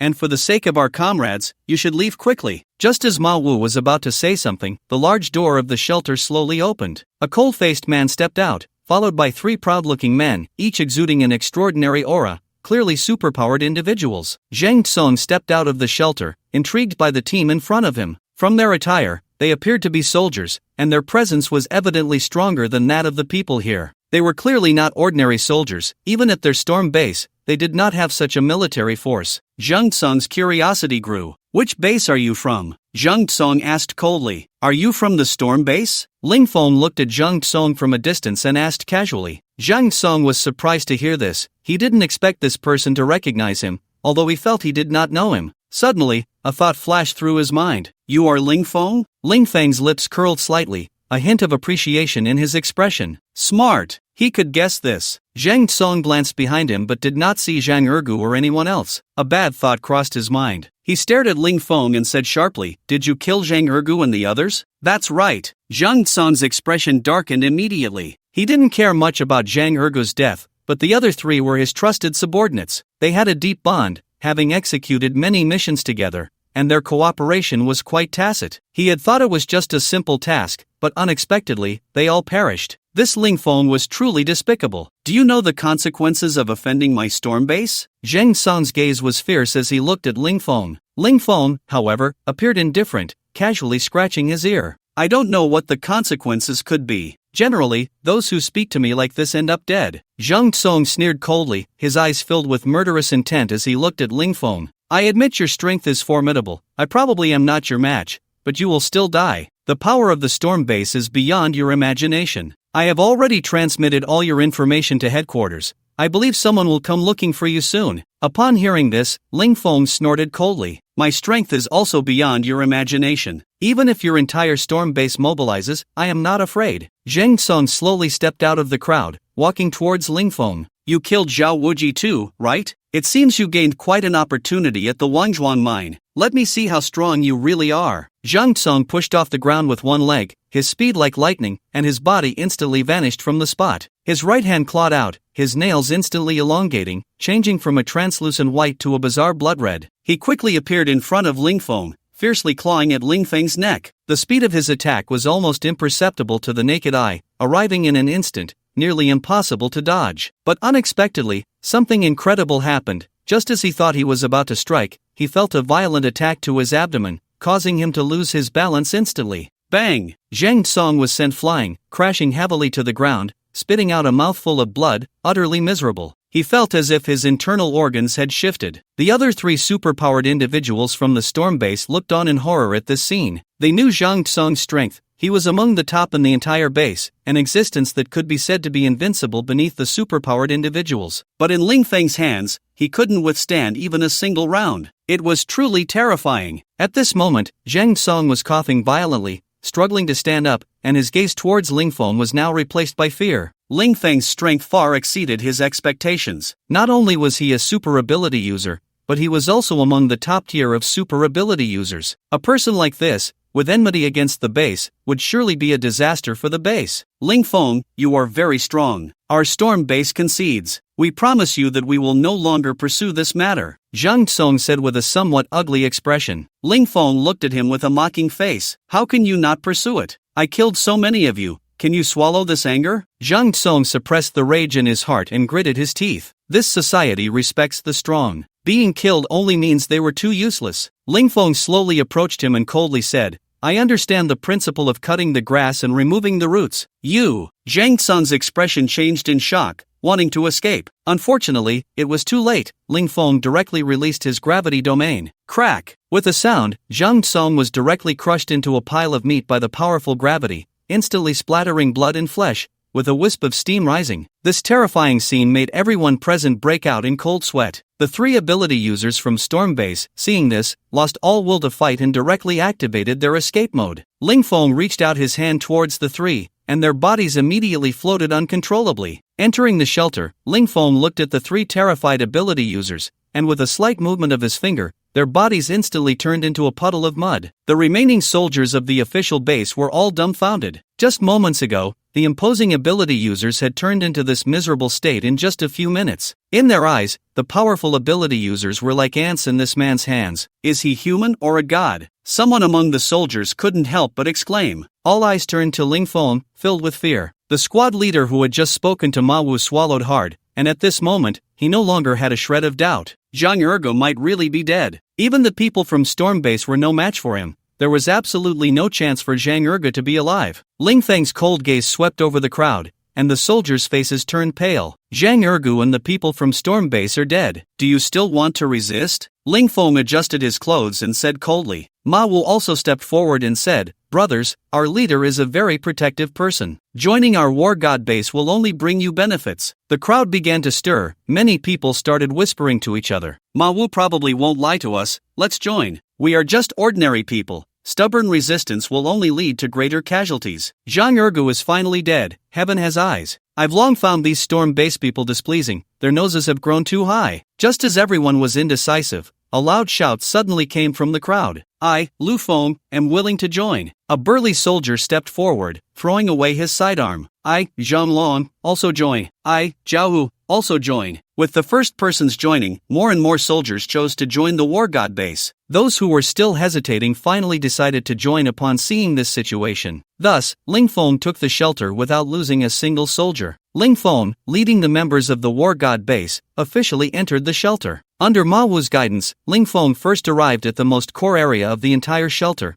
which was also where Zhang Ergu had previously lived. This location was at the deepest part of the entire shelter, occupying about 1/5 of the total area. Zhang Ergu had named it Area 1. After touring around, Ling Feng couldn't help but marvel at the luxury here. In terms of opulence, it was many times better than Ling Feng's villa. Even the toilet bowl in the bathroom is made of pure gold. Inside, there are more than 100 servants, all young and beautiful girls. The entire area is vast, yet only Zhang Ergu resides here, and the facilities are exceptionally well equipped. Not only are there a reception room, study, and office, but also waterbed rooms, game halls, and esports rooms, with even a small golf course. The dining area is divided into Western and Chinese restaurants, equipped with professional chefs and nutritionists. Each location has 3 to 5 dedicated service staff. In Zhang Ergu's storage room, Ling Feng discovered a large amount of expensive cigarettes, alcohol, cigars, and a plethora of imported snacks. This Zhang Ergu really knows how to enjoy life. Ling Feng couldn't help but exclaim. After touring Area 1, Ling Feng continued to inspect Area 2. Area 2 is adjacent to Area 1, primarily housing soldiers, high-ranking officials from the shelter, and some high-tech talents. The area is not large, mainly consisting of barracks and training grounds. Ling Feng was most interested in the equipment depot, and under Ma Wu's guidance, he arrived there. The moment he saw the equipment inside, Ling Feng's mouth dropped open. His fear of insufficient firepower instantly diminished. The depot was filled with all kinds of weaponry. There were tanks, 200 howitzers, 800 drones, 80 infantry fighting vehicles, air defense missiles, and so on. In addition, there were numerous rifles, heavy machine guns, submachine guns, and more. Ling Feng smiled as he caressed the equipment. These were the most crucial items for any base. Fortunately, they hadn't used this equipment when attacking his villa earlier, otherwise, he would have been in real trouble. It was mainly due to the extreme cold weather that the roads were slippery, making it impossible to use the equipment over long distances. Ling Feng decided to deploy these weapons on the ground when the time came, allowing for a swift strike against any invading enemies. With that thought, he stored all the equipment in his space for upgrades to enhance their power. Weapons of this caliber could pose a significant threat even to those with abilities. After touring Area 2, Ling Feng arrived at Area 3, the largest area of the entire shelter. Upon entering Area 3, the atmosphere was noticeably different. A sense of oppression filled the entire area. First, the lighting here was very dim,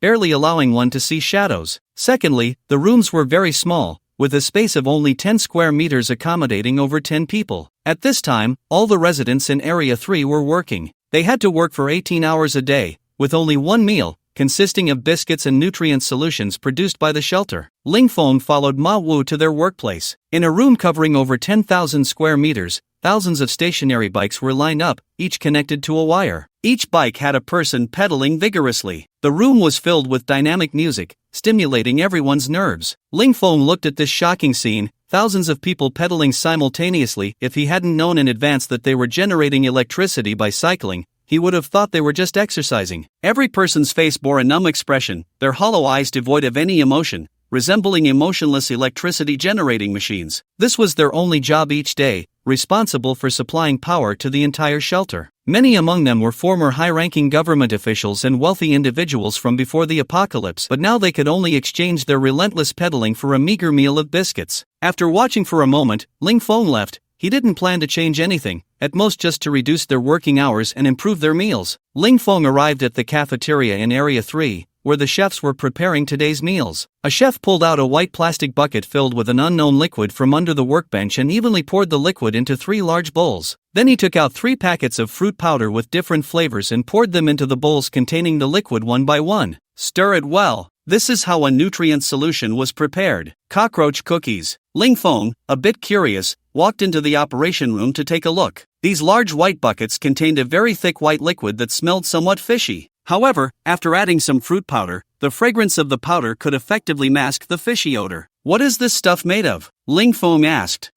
This. The chef looked at Ling Feng, hesitating to answer. Seeing this, Ma Wu, standing nearby, spoke sternly. This is the new leader of the shelter, answer honestly. The chef was taken aback, not expecting to meet the leader of the shelter. He quickly lowered his head and nervously said, the raw material for this nutrient solution is cockroaches, processed into a nutrient solution by machines. The chef answered honestly. And what about those cookies? What are they made of? Ling Feng pointed to the black cookies behind the chef. Those cookies are also made from cockroaches. Upon hearing this, Ling Feng frowned, feeling a bit nauseous in his stomach. Just the thought that these people were eating cockroaches every day made him feel unwell. Ma Wu, standing behind him, also looked a bit pale. After all, cockroaches were disgusting creatures, and now they were being treated as food. Ling Feng said nothing and turned to leave. Although he had a vast amount of food and supplies in his space, he couldn't possibly take it all out for these people to use. In the apocalypse, food was the most important, and these precious resources had to be prioritized for soldiers and important individuals. As for the people in District 3, he would find a way to improve their meals later. After that, Ling Feng visited a small food processing plant and a small arms factory within the shelter, but most of the equipment was basically idle. Due to the current lack of resources, these facilities were hardly usable. After touring all the areas of the shelter, Ling Feng gained a basic understanding of its structure. He had to admit that this shelter was built very solidly, designed scientifically, and was fully functional. It could easily accommodate 10,000 people for normal living. Ling Feng decided to relocate the headquarters of the war god base here. Additionally, he planned to make improvements to the entire base, establishing a military base above the shelter. Ling Feng sat leisurely on the genuine leather sofa that Zhang Ergu had previously owned, smoking a cigarette. Ma Wu stood in front of Ling Feng. "Old Ma, have you found Yang Zihan?" Ling Feng asked casually. Ever since his villa had been continuously attacked by Zhang Ergu's men, Ling Feng had suspected that someone was leaking information. Otherwise, how could they have come so far to attack his villa? But he had never been sure who the informant was. However, after Ma Wu pledged allegiance to him, he learned that it was a very beautiful woman close to Zhang Ergu who had informed him. He then confirmed it was Yang Zihan, who had disappeared after killing the leader of the Qinglong gang, Niu Shen. Ling Feng had originally thought she had been killed by Ling Kur. He never expected she had ended up here, colluding with Zhang Ergu. Therefore, as soon as Ling Feng entered the shelter, he instructed Ma Wu to arrange for someone to find Yang Zihan immediately. "Leader, I asked the brothers guarding the gate, and Yang Zihan left the shelter this morning, saying she was going to look for Zhang Ergu," Ma Wu replied. Ling Feng frowned. He had originally thought of directly killing Yang Zihan. He didn't expect her to escape this time. "If she's gone, then let it be. We'll deal with it next time we meet," Ling Feng said somewhat helplessly. "By the way, old Ma, I need to make a trip back to Shizi Bay and bring everyone back. You take care of maintaining order here with the remaining people. I estimate I can make it back by tomorrow. Before I return, deal with those die-hard loyalists left by Zhang Ergu and those who have committed many evil deeds as soon as possible," Ling Feng said with a somewhat cold expression. "Yes, I'll handle it right away." A hint of killing intent flashed in Ma Wu's eyes. Ling Feng patted Ma Wu on the shoulder and then left. After Ling Feng departed, Ma Wu, along with 100 members of the War God Squad, began the bloody cleanup operation. Anyone who had helped Zhang Ergu in his tyranny was captured. Ma Wu stood on the high platform of the training ground, his expression solemn. Below the platform, dozens of high-ranking officials from the shelter stood there, their faces pale. Some stood there with a somewhat arrogant demeanor, seemingly unafraid of the scene. "On what grounds are you arresting me? I am the second lord of the shelter. Do you understand the rules?" A defiant voice came from outside. Then a middle-aged man, who had grown portly, was brought in by 2 soldiers, his shoulders pressed down. The middle-aged man wore an angry expression, his tone full of the airs of a superior. His name was Zhang Dania, a friend of Zhang Ergu. After Zhang Ergu became the actual controller of the shelter, he promoted Zhang Dania to the second-in-command. This man was just as corrupt as Zhang Ergu, having suddenly gained wealth and, relying on Zhang Ergu's backing, spent his days indulging in pleasure, colluding with Zhang Ergu. He was also the #1 target in this cleanup operation. At this moment, Zhang Dania was still unaware that the entire shelter had changed hands. When the War God Squad found him, he was still in bed, sleeping soundly with 3 young girls. Upon seeing Ma Wu, Zhang Dania's expression turned to one of realization. "So it's you, you're called Ma Wu, right? How dare you arrest me? Are you tired of living? Do you believe I can have Ergu deal with you?" Zhang Dania said with a threatening look. Ma Wu looked down at Zhang Dania with disdain and coldly smiled. "Zhang Ergu is dead. If you want to complain, you can only go to King Yin." Zhang Dania was taken aback, but he still found it hard to believe. He hesitated and said, "You're joking, right? Ergu is a powerful ability user. Who could kill him?" Ma Wu coldly stared at him and said, "Do I look like I'm joking?" Without further politeness, Ma Wu waved his hand, and over 100 soldiers directly restrained the dozens of high-ranking officials present. "According to the commander's orders, you people have committed numerous crimes and deserve to be executed," Ma Wu said coldly. As soon as these words were spoken, the crowd below was instantly filled with shock. Some of the more timid ones couldn't stand and collapsed to the ground. Zhang Dania was so frightened that he trembled all over, cold sweat pouring down. "Take them out," Ma Wu commanded, and dozens of high-ranking officials were escorted by soldiers, their arms held, towards the outside of the shelter. The common people were brought to an open space outside the shelter,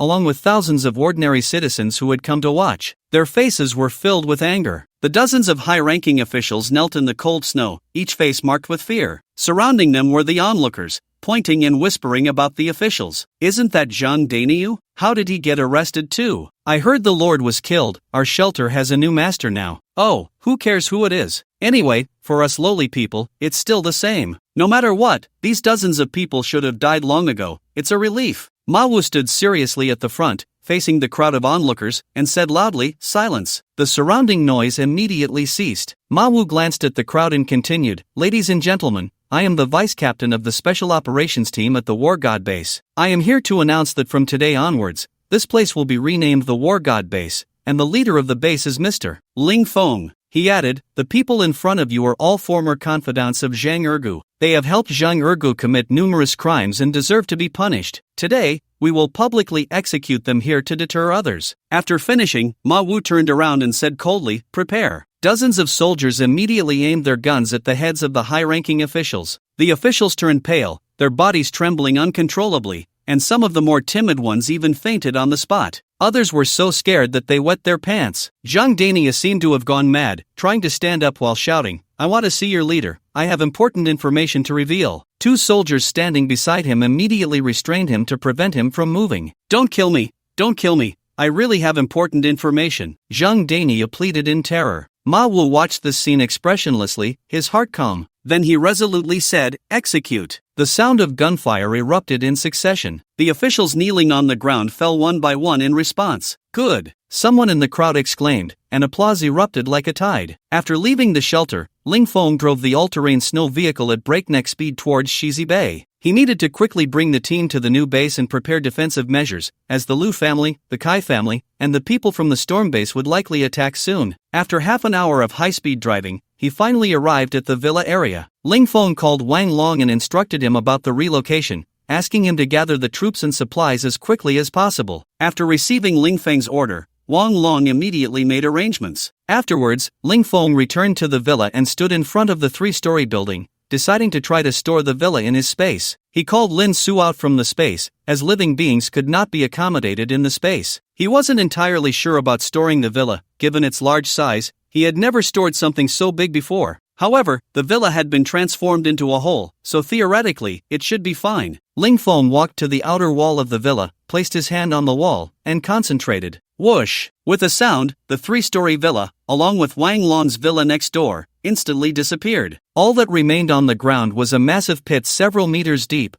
with no trace of its original form. The sentry standing guard at the villa entrance was stunned by Ling Feng's action. "Incredible!" exclaimed veteran Chen Shan of the sentry team instinctively. Meanwhile, the two villas floated quietly in the space. "It really works," Ling Feng said with joy. "This way, there would be no worries about tomorrow's move." In the space, Ling Feng also upgraded the villa. Originally capable of withstanding a small nuclear attack, the villa was now enhanced 100-fold. Its defensive capabilities reached an immeasurable level. Ling Feng then returned the villa to its original place. After returning to the villa, Ling Feng lay on the sofa. After a busy day, he could finally rest well. At the storm base, Chen Gangnian sat in his leather chair, his fingers tapping incessantly on the table. His face showed no expression. Just now, he received a report from the Special Operations Team leader that the investigation team sent by the base had lost contact. The last message from Zhang Tsong stated, "The murderer is Ling Feng. This person is very powerful and is likely a super ability user. I need to negotiate with him now." At the same time, Zhang Tsong also sent a location. "Leader, what action should we take now? Zhang Tsong and the others may be in grave danger." Gu Fei's expression was filled with anxiety.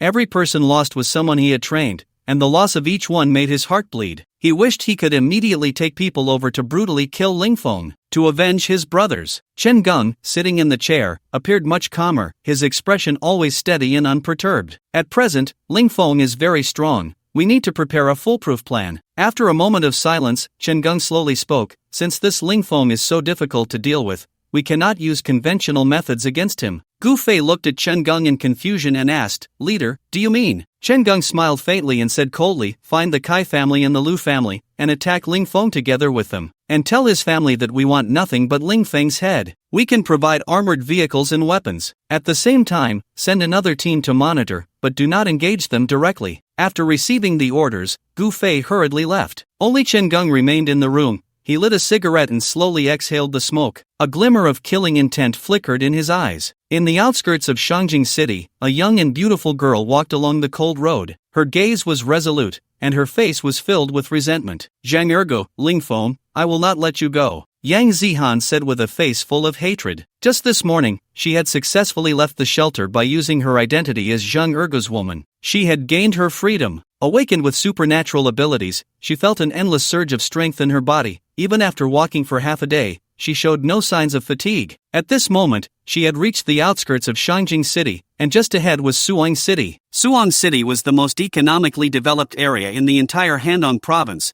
at least before the apocalypse. She just didn't know what the situation was like now. I must establish a force of my own. Yang Zihan clenched her fists, constantly motivating herself as she continued on her journey. The construction of the war god base. The next morning, Ling Feng stretched comfortably. He had encountered various troubles in the past few days, and today he finally had a good sleep. Arriving at the dining room downstairs, Lin Su was busy making breakfast. Seeing Ling Feng come in, Lin Su said while cooking, "Just wait a moment, breakfast will be ready soon." Okay. Ling Feng took a high-quality inner core from his space and tossed it into his mouth. The inner core transformed into a warm current flowing into his body, continuously remodeling it. Yesterday, he had harvested 8 inner cores. It was just the right time to enhance his strength. Currently, his power had reached 3,300 times, enough to kill a super ability user in an instant. However, the enemies in the future would only increase, and he needed to continuously improve his strength. 3 minutes later, the energy of the high-quality inner core slowly dissipated. Ling Feng could feel his strength had increased a bit more,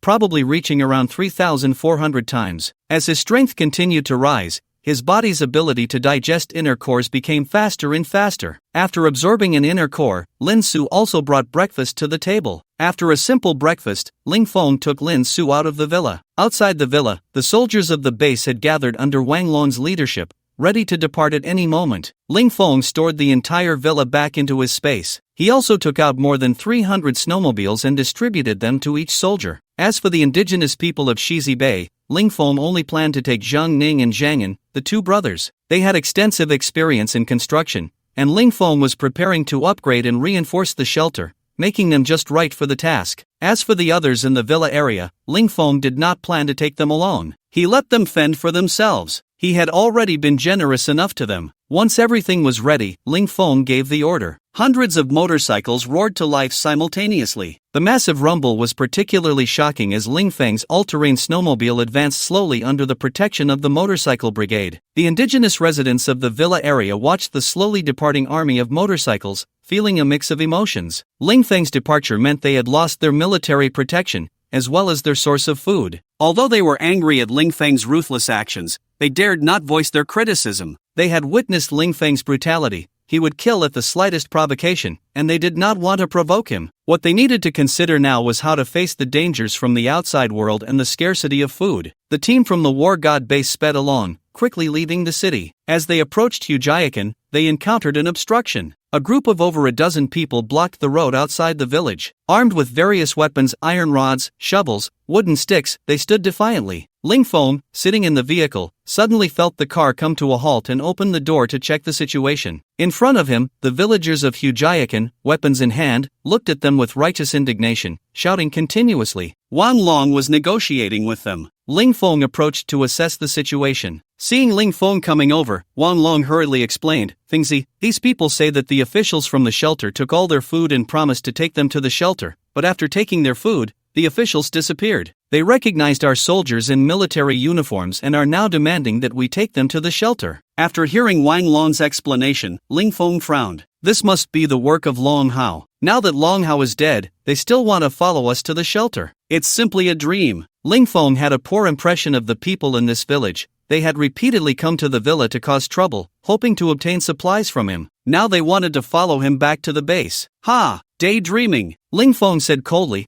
"Tell them that it was the official shelter that took their food, not our war god base. If they continue to block the road, fire a warning shot. If that doesn't work, shoot to kill." After saying this, Ling Feng returned to the vehicle. Before long, after a few gunshots, several corpses lay on the sides of the road. The convoy began to move forward again. The rest of the journey was very smooth, and the team successfully arrived at the shelter. At the entrance of the shelter, Ma Wu led the members of the war god team, who had been waiting there. Seeing the main force arrive, Ma Wu strode up to Ling Feng's vehicle. "Chief, all the troublemakers inside the base have been cleared out. We can enter safely now," Ma Wu said respectfully. Ling Feng nodded in satisfaction. He felt very assured with Ma Wu's work, reliable. "You arrange accommodations for the brothers first. I have some matters to attend to." Ma Wu nodded and left. Ling Feng opened the car door and began to wander around with Lin Su. The entire shelter was built against the mountain, situated at the foot of the hill. In front of the shelter was a plain, and Ling Feng planned to build a villa here. He did not intend to live inside the shelter. His upgraded villa could be said to be the safest place in the world, much safer than the shelter. Moreover, the shelter was underground, and living inside always felt oppressive. He preferred a house where he could see the outside scenery at any time. Ling Feng placed his villa 200 meters away from the entrance of the shelter. This way, they could support each other. If either side encountered danger, the other could quickly rush over. In front of the villa, Ling Feng planned to establish a military base to store all the large weapons, but the construction process would undoubtedly be a significant project, especially in the apocalypse, where resources were scarce and the environment was harsh. However, this is something that must be done. To ensure the safety of the base, a strong military base must be established. Ling Feng, accompanied by the Zhang brothers, Wang Long and Zhang Ning, conducted a field survey and ultimately determined the location for the military base. The subsequent construction would mainly be handled by Wang Long and the Zhang brothers. Ling Feng's primary task was to find materials for building the base. After resolving the military base issue, Ling Feng returned to the office of Zhang Ergu. The last time he was in this office, he had vaguely seen a roster of high-caliber talents,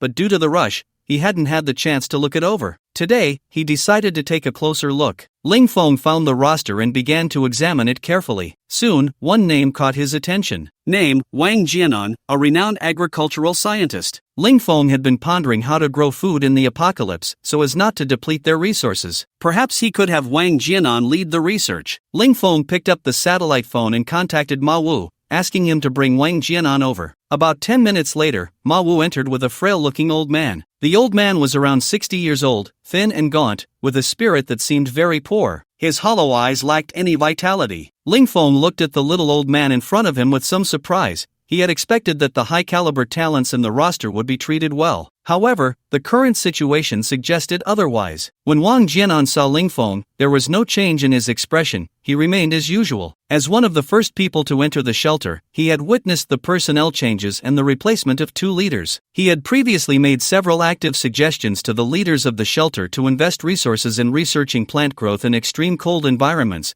but all had been rejected. Each leader had been obsessed with resource plundering and indulgence. Now, he had given up on research and merely performed the most basic tasks mechanically, barely getting by. Ling Feng stood up and walked to Wang Jianan's side, speaking respectfully. "You must be old Wang. I've heard of your achievements. The hybrid wheat technology you led has significantly increased wheat yields, reaching 3,000 kilograms per acre, making an outstanding contribution to the country." A hint of self-mockery flashed across Wang Jianan's face as he replied faintly, "That was all in the past. Now, I'm just a useless old man. Old Wang is not an ordinary person. The future food issues of my war god base will rely entirely on you. I intend to invite you to participate in food research." Upon hearing this, Wang Jianan's previously dull face showed some emotion. He asked with some skepticism, "You want to research food cultivation?" Ling Feng smiled lightly and nodded, "That's right. As the extreme cold weather persists, our food issues are becoming increasingly severe, and the existing resources will soon be depleted. To ensure the survival of the entire base, we must conduct research on plant growth in extreme cold weather. This is a matter of human survival." Wang Jianan's face was filled with excitement. He hadn't expected that this young base leader before him would be so insightful. His vision was far more profound than the previous 2 leaders. Wang Jianan's once numb heart began to stir again. Perhaps he could really continue his research work. Ling Feng observed Wang Jianan's thoughtful expression and continued, "I wonder if you would be willing to join our research efforts?" Wang Jianan's eyes were filled with excitement as he hurriedly said, "I am willing to participate in the research." Ling Feng's expression brightened, and he respectfully said, "That's wonderful. With your involvement, I believe our research will surely succeed. Please let me know what materials or research personnel you need. I will definitely meet your requirements. Additionally, I will arrange a separate residence for you, and all meals will be provided to the highest standards. Your family will receive the same treatment. If you have any other needs, feel free to mention them." Upon hearing these words from Ling Feng, Wang Jianan's expression changed. Ling Feng truly valued these research talents. "No, this is already very good. As for the researchers, I have a few students who can participate in the research with me." Wang Jianan was very satisfied with the conditions Ling Feng offered. After that, Ling Feng and Wang Jianan discussed research on wheat, rice,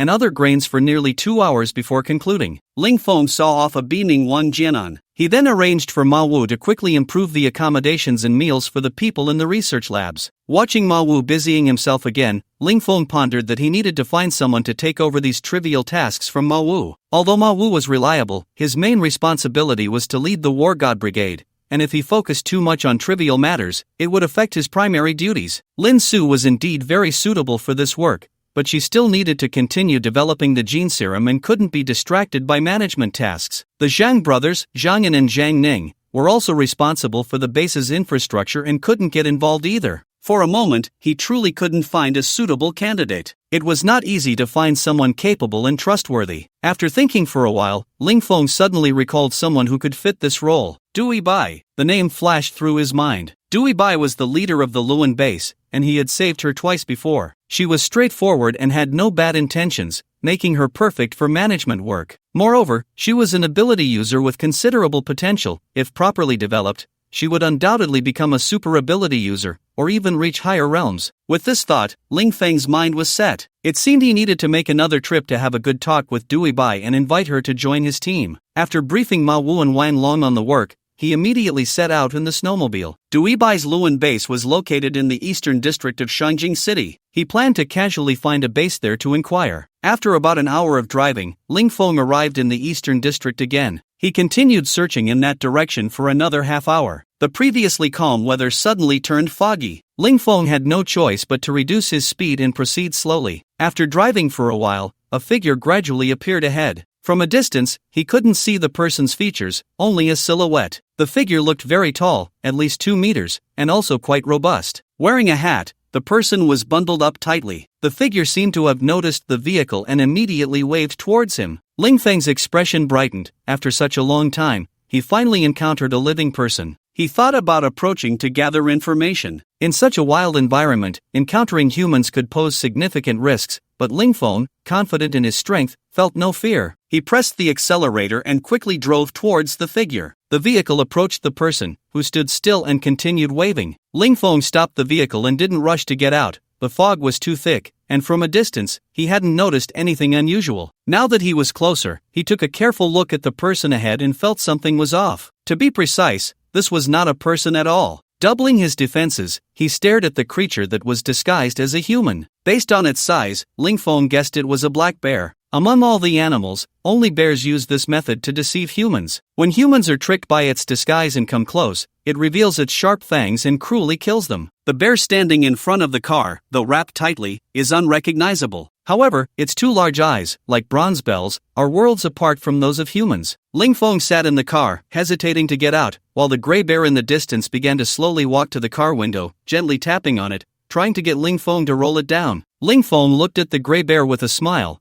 then suddenly vanished from his seat. The gray bear outside widened its eyes in confusion. It couldn't help but carefully check inside the car, confirming that no one was there, before it began to circle the vehicle, even crawling underneath to look. Finding no trace, the gray bear became somewhat enraged, its pupils tinged with a hint of crimson. Its powerful forearms began to pound on the car door and windows, trying to smash them open. The upgraded snow vehicle's doors were 100 times sturdier than steel, and the bear's attacks had no effect at all. Ling Feng, standing in the misty distance, seemed to be watching a show as he observed the frenzied gray bear. Due to its violent movements, the bear's clothing was torn, revealing its plump, furry body underneath. Ling Feng couldn't help but drool at the sight of the bear's paws. Previously, gray bears were protected animals, and killing wildlife was a crime. However, this was the apocalypse, where murder had become commonplace, let alone a mutated gray bear. Ling Feng whistled at the rampaging bear. "Over here!" The gray bear, smashing the car, turned its gaze towards the sound and saw Ling Feng's mocking expression. Instantly, its ferocity was revealed, and it dropped to all fours, quickly charging towards Ling Feng. The bear leaped high, pouncing at him, its sharp claws glinting menacingly,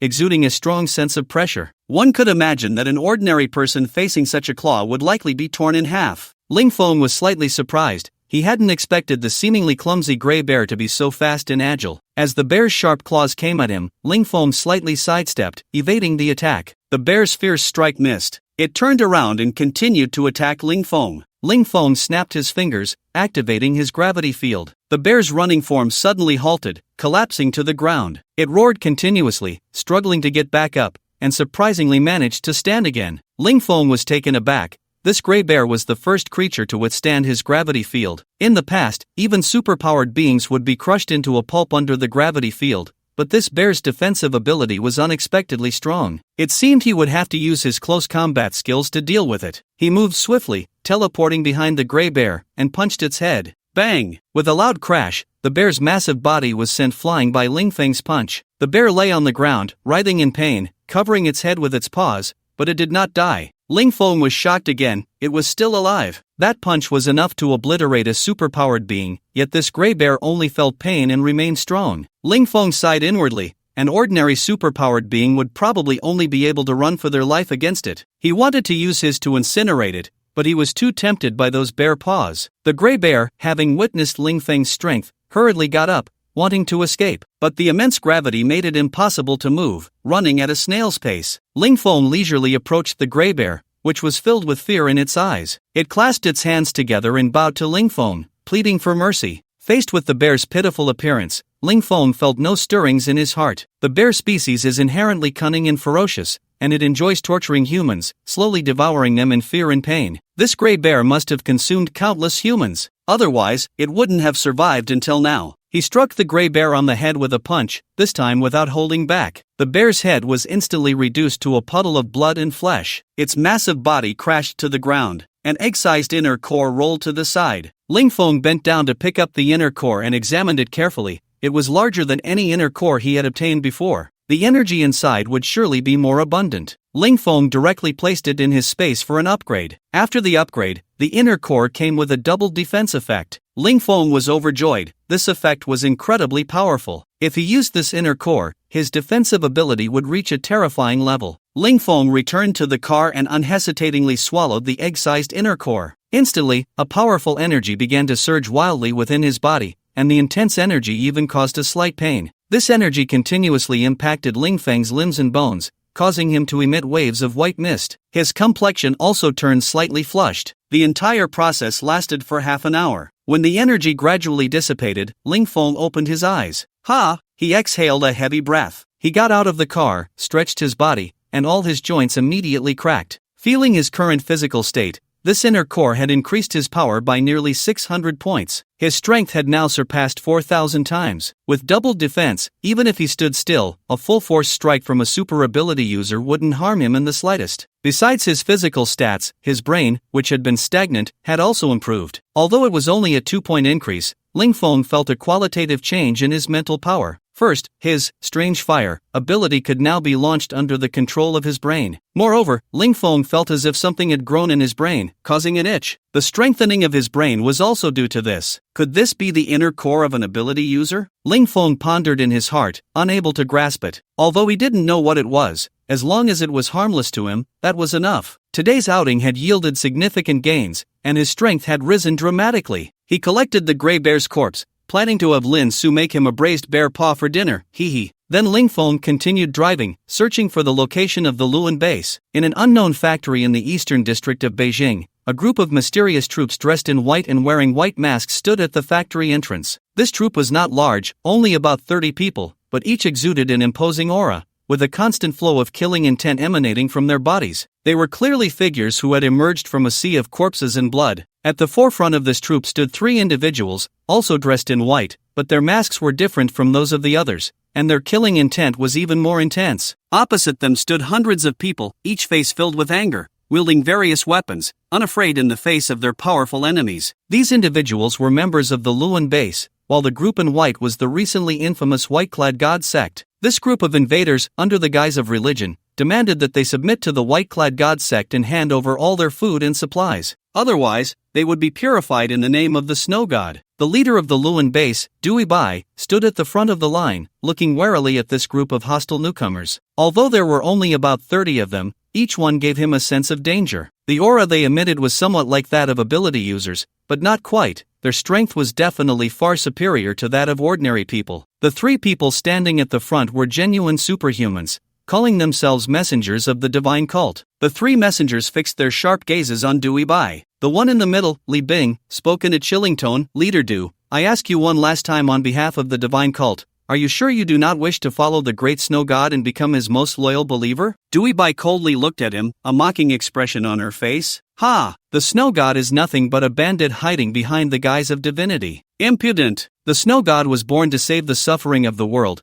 How could you mere mortals understand his noble intentions? Only by submitting to the snow god can one attain redemption, Li Bing said with a pious expression. He was the snow god's most loyal follower, and everything he possessed today was granted by the snow god. His powers had awakened under the snow god's guidance, and it was the snow god who bestowed upon him great strength. In his heart, the snow god was more important than his own parents. He would not allow anyone to slander his faith. Dewey Bai's face was cold as she said quietly, "Stop talking nonsense. I will not give you our resources. If we hand over our resources to you, we can only wait for death." Li Bing's expression behind the mask instantly turned extremely grim. Anyone who did not submit was a heretic, evil. Refusal to submit means death. Li Bing said fiercely, his face filled with malice. He raised his right hand and commanded the followers of the divine cult behind him, "Brave holy soldiers, raise your weapons and purify this group of heretics." At his command, over 30 followers surged with bloodlust, their killing intent soaring to the skies. They drew their long knives, quickly changing their attack formation, charging towards the Luan base. Dewey Bai frowned. "Prepare to counterattack, eliminate these invaders." Hundreds of members of the Luan base also raised their weapons and charged towards the white-clad cultists. A great battle was about to erupt. The two sides quickly clashed. However, Dewey Bai was soon shocked by the strength of the white-clad cult. She had thought it would be an evenly matched battle. Although the enemy was slightly stronger, her side outnumbered them by more than 10 times. With the advantage of numbers, they should be able to defeat the enemy. The reality, however, was a one-sided situation on the battlefield. Although the enemy had only 30 or so members, each was brave and fearless, fighting like desperate warriors. They seemed to feel no pain. Even when injured, they showed no fear. Moreover, their strength far exceeded her expectations.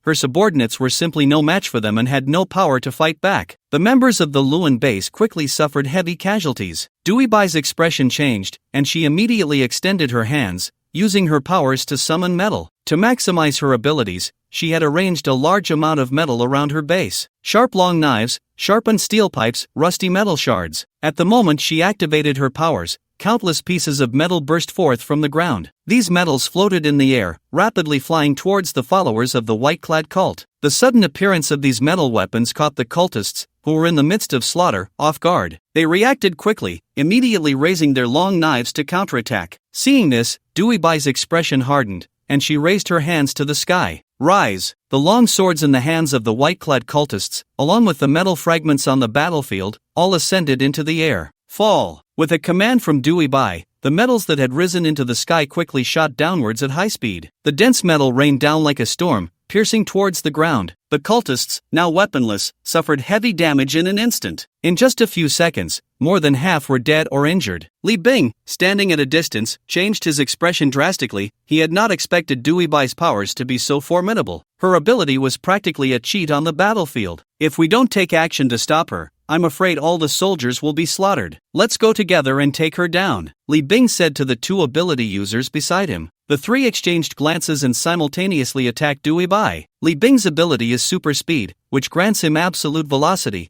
allowing him to quickly move behind the enemy for a surprise attack. The other two possess ordinary strength abilities. The three launched their attacks from 3 different directions. Dewey Bai manipulated metal to swiftly assault the three while retreating backward. Her ability is long-range control, and once she is engaged in close combat, it becomes extremely disadvantageous for her. A dense barrage of metal rushed toward Li Bing and the others. Li Bing relied on his incredible speed to dodge effortlessly, remaining unscathed. However, the other two were not so fortunate. They were both strength users, and speed was their weakness. Faced with the attack, they could only try to evade, but their speed was too slow. One of them was pierced through the heart by a sharp steel pipe and died on the spot. The other sustained serious injuries, with metal penetrating his thigh, rendering him unable to fight. Li Bing's expression changed drastically, the fury in his eyes nearly erupting. He quickly dashed toward Dewey Bai's position. Dewey Bai continued to control the metal, relentlessly attacking Li Bing's position. The base members engaged in battle realized their leader was in danger and began to shift their attack targets, swiftly swinging their knives toward Li Bing. Facing the attacks from the members of the Luan base, Li Bing remained unfazed. He dodged past the ordinary members' attacks in a flash,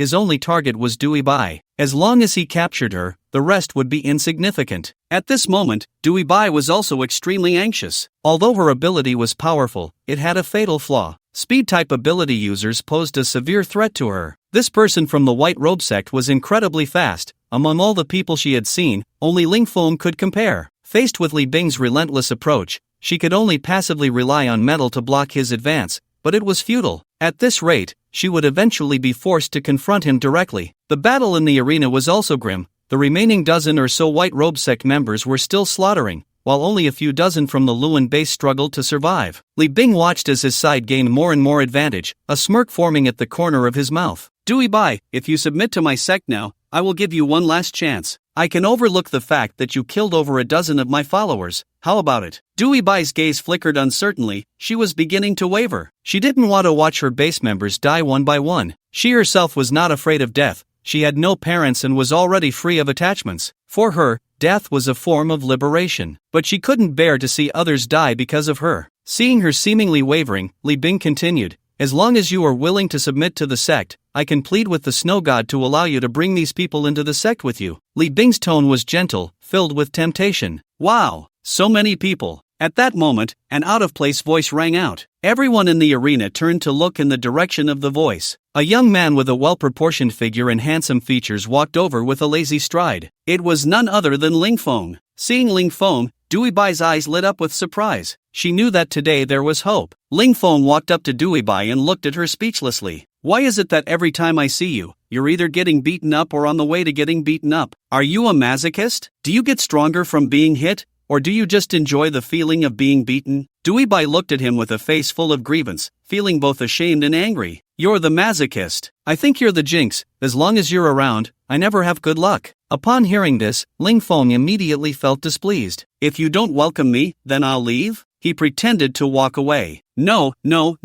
As soon as Dewey Bai saw him about to leave, she hurriedly grabbed his clothes. "Help me one more time. I can't beat him." Ling Feng smiled slightly, a mischievous look on his face as he said, "Helping you is fine, but you have to agree to one condition." Without thinking, Dewey Bai immediately agreed. "No problem. As long as it's not too outrageous, I'm in." From a distance, Li Bing watched the two flirt openly, his face turning pale with anger. At the same time, a hint of jealousy arose in his heart. He was already ugly and had been ridiculed since childhood, which made him quite insecure. He didn't even have the courage to talk to the girl he liked. But Ling Feng was not only handsome, even Dewey Bai, the leader of the base, greeted him with a smile, as if they were very familiar. The most outrageous part was that he completely disregarded Li Bing. "You're from that base. I'm doing things for the White Robe sect, so don't meddle," Li Bing said in a low voice. Ling Feng, from a distance, seemed not to have heard him at all, not even glancing his way, continuing to chat and laugh with Dewey Bai. "Don't worry, this matter will only benefit you, and it can also elevate your strength." Upon hearing this, Dewey Bai's heart stirred.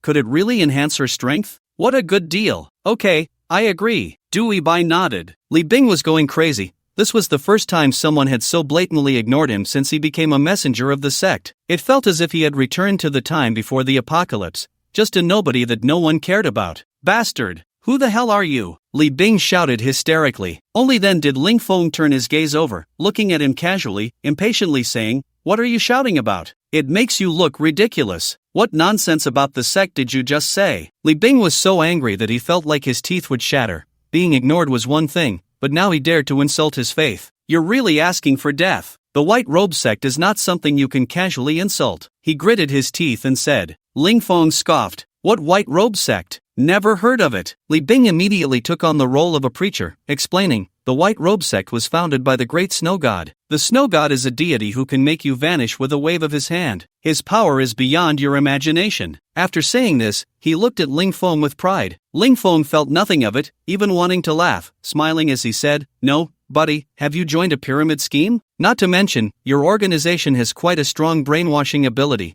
You actually believe such ridiculous things." Ling Feng truly couldn't believe that he was so convinced by such a clumsy lie. "Shut up! Dare to question the great snow god. You deserve to die." The man in front of him repeatedly disrespected the snow god, which was a huge insult to him. He directly attacked Ling Feng, deciding to beat this heretic to death. "Die!" Li Bing roared. Then, he found himself unable to move. He activated his powers, trying to break free from the control, but it was futile. Li Bing looked at Ling Feng in terror. Ling Feng put away his smile and said coldly, "A deity? I'll show you what a true deity is right now." With a thought, more than a dozen followers of the White Robe sect were suddenly controlled by a mysterious force, unable to move an inch. Then he snapped his fingers, and the controlled followers were instantly engulfed in green flames. The followers screamed in horror, and within seconds, the terrifying green flames turned them to ashes. Li Bing trembled all over. He had never heard of such a method, nor had he seen it before, as 10 elite members were extinguished with a wave of a hand. Such power could indeed be called divine. Dewey Bai, standing next to Ling Feng, was even more shocked. How deep was this man's strength? Every time, he refreshed her understanding. Strong, too strong. You, who exactly are you? Li Bing said, trembling all over. Ling Feng smiled wickedly. Me, I am the one who specializes in killing gods. In a face full of terror, Li Bing was consumed by the strange fire, turning to ashes and scattering with the wind. After dealing with Li Bing, Dewey Bai joined in. Ling Feng calmly put away his crystal while also collecting the crystals of the other two people. After gathering the spoils, he turned around and found Dewey Bai and the others from Luan Base looking at him in shock. Dewey Bai was a bit better. She had seen Ling Feng's methods before, but for the others at Luan Base, it was their first time. They truly regarded Ling Feng as a god. To be able to eliminate powerful ability users with a wave of his hand, what else could that be but divine power? Ling Feng walked slowly to Dewey Bai's side and smiled. I've helped you with your troubles, now let's talk about my matters. Dewey Bai nodded numbly, her eyes filled with reverence. Ling Feng's domineering words had struck deep in her heart. My condition is very simple. You join my base. Dewey Bai's expression stiffened. Join your base. She felt a bit bitter inside. It was like driving away a hungry wolf only to have a fierce tiger come. The key was that this fierce tiger was not something she could defeat. Seeing Dewey Bai's mournful face, Ling Feng immediately said, "Don't worry, I'm not like those useless white-clad cultists. I'm sincerely inviting you. I don't even care about the little supplies you have. I just want someone to help me manage the base." Dewey Bai looked into Ling Feng's eyes, somewhat skeptical. Are you serious? You really don't want the supplies I have? Ling Feng chuckled lightly and said, do I need to lie to you? If I wanted supplies, I could just rob you directly. Why waste time talking to you? Dewey Bai's face showed some anger, but upon reflection, she realized that although Ling Feng's words were uncomfortable, they were not unreasonable. With his strength, wanting to rob her supplies would be a matter of a wave of his hand. Let me join, but I have one condition. What condition? I want to bring my people from the base with me. Otherwise, I won't go. Dewey Bai's tone was very firm. Hearing their leader's words, the members of Luan Base were all deeply moved. This was also the reason they were willing to fight for her. Ling Feng pondered for a moment and slowly said, bringing them is fine, but they must follow the rules of our base just like the ordinary members. No problem, I will keep them in check. Then it's settled. The two quickly reached a consensus, and Ling Feng successfully recruited a powerful ability user. After everything was resolved, Ling Feng decided not to leave. There were still over 100 people at Luan Base,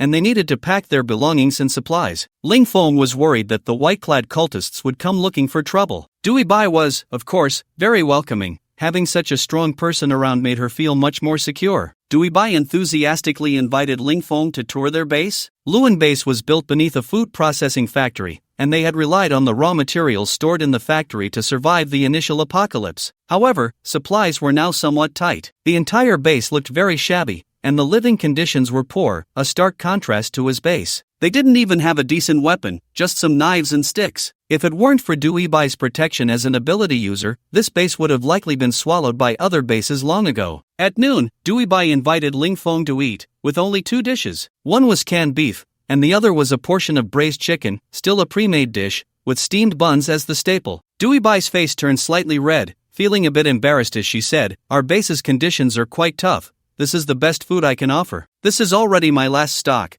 I've treasured it for a long time. Ling Feng didn't mind at all. It was the thought that counted. There are countless items in this space that I don't even know about, and I haven't really eaten any of them. Although there are many prepared dishes in this space, Ling Feng doesn't plan to take them out, as it would seem like he looks down on others. Ling Feng generously sat down in a chair and casually said, it's pretty good, and there's yellow braised chicken too. I haven't had that in a long time. I'm really craving it. Dewey Bai smiled lightly and sat down opposite Ling Feng. Then you should eat more. Ling Feng picked up a steamed bun and started eating heartily, showing an expression of great enjoyment. Seeing this, Dewey Bai felt happy in her heart and also took out a steamed bun to eat. To Ling Feng, these items were like garbage food, but for her, they were delicious treats she had always been reluctant to eat. By the way, how much have you developed your abilities now? Ling Feng asked with a mouthful of bun. the progress is still very slow. Right now, I can only control metals within a 100-meter radius around me, Dewey Bai said seriously. Ling Feng nodded and casually replied,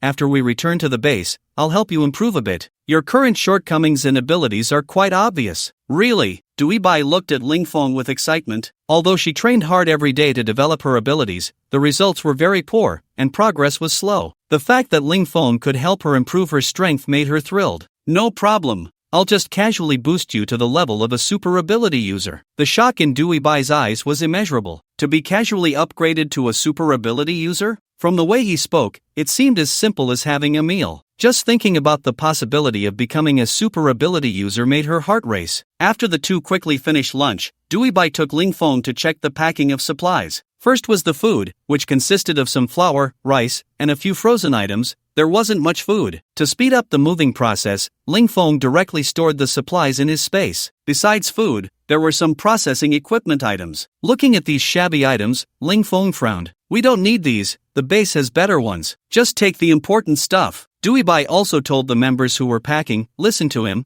get rid of everything that should be discarded. We need to set off quickly. After an hour of packing, everything was ready, and Ling Feng stored it all in his space. Everyone was now lightly equipped and set off towards the location of the war god base. Just 4 hours after they left, dozens of people in white clothes and masks arrived here. In the open area outside the base, several bodies of white-clad cultists lay sprawled on the ground. In addition, there were 2 bodies of ability users. The leader frowned deeply. Search carefully. If we haven't found Li Bing's body, he might still be alive. The dozens of white-clad cult members began a thorough search of the Luan base. After searching for most of the day, not a single shadow was seen. Shao Protector, all the people from Luan base have evacuated. The messenger Li Bing, he might. The cultist reporting looked at the Protector's murderous gaze and dared not continue. Shao Tianlong looked at the empty base, his eyes filled with anger. Li Bing was sent by him. This Luan base was just a small base with only 1 ability user inside. He originally thought that sending 3 ability users along with dozens of ordinary ability users to take this small base would be a piece of cake. He never expected that the situation would completely exceed his expectations. Not only had 2 people died, but over a dozen were missing. Could there be hidden strong individuals in this base? If that's the case, Li Bing might really be in danger. Shao Tianlong was very clear about Li Bing's strength. His speed was extremely fast, and few could escape his ambush. Even when facing superpowered individuals, he could easily escape with lightning-like speed. The fact that he could kill Li Bing indicated that this person either had reached the king level in strength or was faster than Li Bing. Regardless of which it was, dealing with it would be troublesome. Under the mask, Shao Tianlong's expression was extremely grim. This was the first time their white-clothed god sect had entered the capital and suffered significant losses. If this matter were to reach the snow god, he would undoubtedly face severe punishment. He had to find out the whereabouts of the Luan base, otherwise, not only would the reputation of the white-clothed god sect be tarnished, but he would also suffer the consequences. Shao Tianlong began searching for clues with several of his subordinates. All the supplies in the base had already been moved, leaving only a pile of useless scraps. When Shao Tianlong went outside to check, he discovered a mess of footprints. The footprints continued into the distance. Shao Tianlong immediately ordered the nearby superpowered individual. They must have left with the supplies. They have a large number of people and shouldn't be able to move fast. Gather everyone immediately and pursue them. Yes, Protector. The superpowered individual standing beside him quickly summoned the team, and they set off in the direction of the footprints. Just as they were desperately searching, Ling Feng had already safely arrived at the war god base with the people from the Luan base. Ling Feng called for Ma Wu and entrusted him with all the subsequent arrangements for the Luan base. Ling Feng then took Dewey Bai to tour various places in the war god base. Dewey Bai was astonished by the facilities of the war god base. Both its scale and level of defense far exceeded her own base. Moreover, there were powerful firearms here. Not only that, but every member of their war god team came from special forces, each with exceptional skills and formidable strength. After the tour, Ling Feng took Dewey Bai back to the base management center, which had originally been Zhang Ergu's private residence, but Ling Feng had converted it into the management center. The core management personnel, laboratories, and future offices and residences were all arranged here. The office of the shelter's leader remained unchanged. It would also be Ling Feng's office in the future. In the room next to Ling Feng's, he set up another office specifically for Dewey Bai. This will be your office from now on. From now on, you will be responsible for everything in the base except military matters, Ling Feng said while sitting on the sofa in the office. Dewey Bai looked at the office, which was about 50 square meters, with high-end furniture and a desk. The temperature inside was very comfortable, with the thermometer on the wall showing 20 degrees. She could hardly believe that she could have such a comfortable environment in the apocalypse. "You just casually assigned me such an important position?" Dewey Bai said with a smile as she looked at Ling Feng. "I believe you can do well. This position is meant for you." Ling Feng said earnestly. After they had seen enough, he suggested, "Let's go eat together. I had my wife prepare a feast to welcome you, and I'll introduce you to the other management personnel in the base." Dewey Bai's smile suddenly faltered. Hearing Ling Feng mention his wife brought a tinge of bitterness and a bit of disappointment to her heart. The feelings buried deep inside could only be hidden away. Ling Feng took Dewey Bai back to the villa, where Lin Su was busy in the kitchen. Hearing the sound of the door opening, Lin Su came out to check and saw the exquisitely beautiful Dewey Bai. A flash of vigilance immediately crossed Lin Su's eyes. Ling Feng had told her earlier that he found a powerful superpowered individual and was preparing to have her manage the base. She hadn't paid much attention at the time, but she didn't expect her to be so beautiful. Dewey Bai also noticed the stunningly beautiful Lin Su and couldn't help but compare herself to her. Both women looked at each other with a hint of hostility in their eyes. Standing between the two, Ling Feng was completely unaware of the tension, smiling as he introduced them to each other. "Wife, this is Dewey Bai, the ability user I invited today to help manage the base. This is Lin Su, my wife." The two smiled and greeted each other. "Hello, I am Dewey Bai. I hope to be in your care from now on. I'm Lin Su. We will all be part of the same team from now on, helping each other." As they shook hands, sparks seemed to fly between them. "Please sit for a moment, I still have rice cooking in the pot," Lin Su said with a smile before heading back to the kitchen. The core members of the base gradually arrived. Wang Long, Ma Wu, Zhang An, and Zhang Ning were all present. Wang Long's gaze never left Dewey Bai. He stepped forward to greet her. "Nice to see you again, beautiful." Dewey Bai flashed a professional smile and replied perfunctorily, "Hello." Then she ignored him. Wang Long had looked at her lewdly before, and she still remembered it clearly. Lin Su brought all the dishes to the table, inviting everyone to prepare for the meal. Dewey Bai looked at the table full of delicacies and quietly swallowed. Not just him, everyone except Wang Long was also drooling. This spread of food would have been unaffordable for the average person even before the apocalypse. Japanese Wagyu beef, Australian lobster, Iberian ham, champagne crab, bluefin tuna, and so on, all were expensive ingredients. Looking at the lavish spread, Dewey Bai thought about the meal she had treated Ling Feng to at noon, which seemed like garbage in comparison. Ling Feng generously took out a box of mutai, making Wang Long's eyes light up. Ling Feng introduced them to each other, and the dinner began. After a few drinks, the atmosphere at the table became increasingly lively, completely unaware that a group was quietly approaching the War God base. Enhancing strength in a large underground air raid shelter in Suzhou and Hangzhou, dozens of powerful ability users gathered in a small square, all dressed in white, their faces solemn. In front of them stood a 2-meter-high platform, with a blurred statue on each side. In the center of the platform sat a golden chair, occupied by a man wearing a white mask, exuding a sacred aura. A man and a woman stood on either side of him, also wearing masks. "We have seen your majesty, the snow god." The group of ability users knelt before the man on the platform. "Get up!" The snow god's solemn voice echoed from above. The ability users stood up, looking respectful. "Is there anything difficult that I need to handle recently? Your Majesty, the preaching work in Suzhou and Hangzhou has been completed. All 15 bases, large and small, admire your divine power and have chosen to join the cult," said an excited ability user standing at the front. "King Yi has worked hard,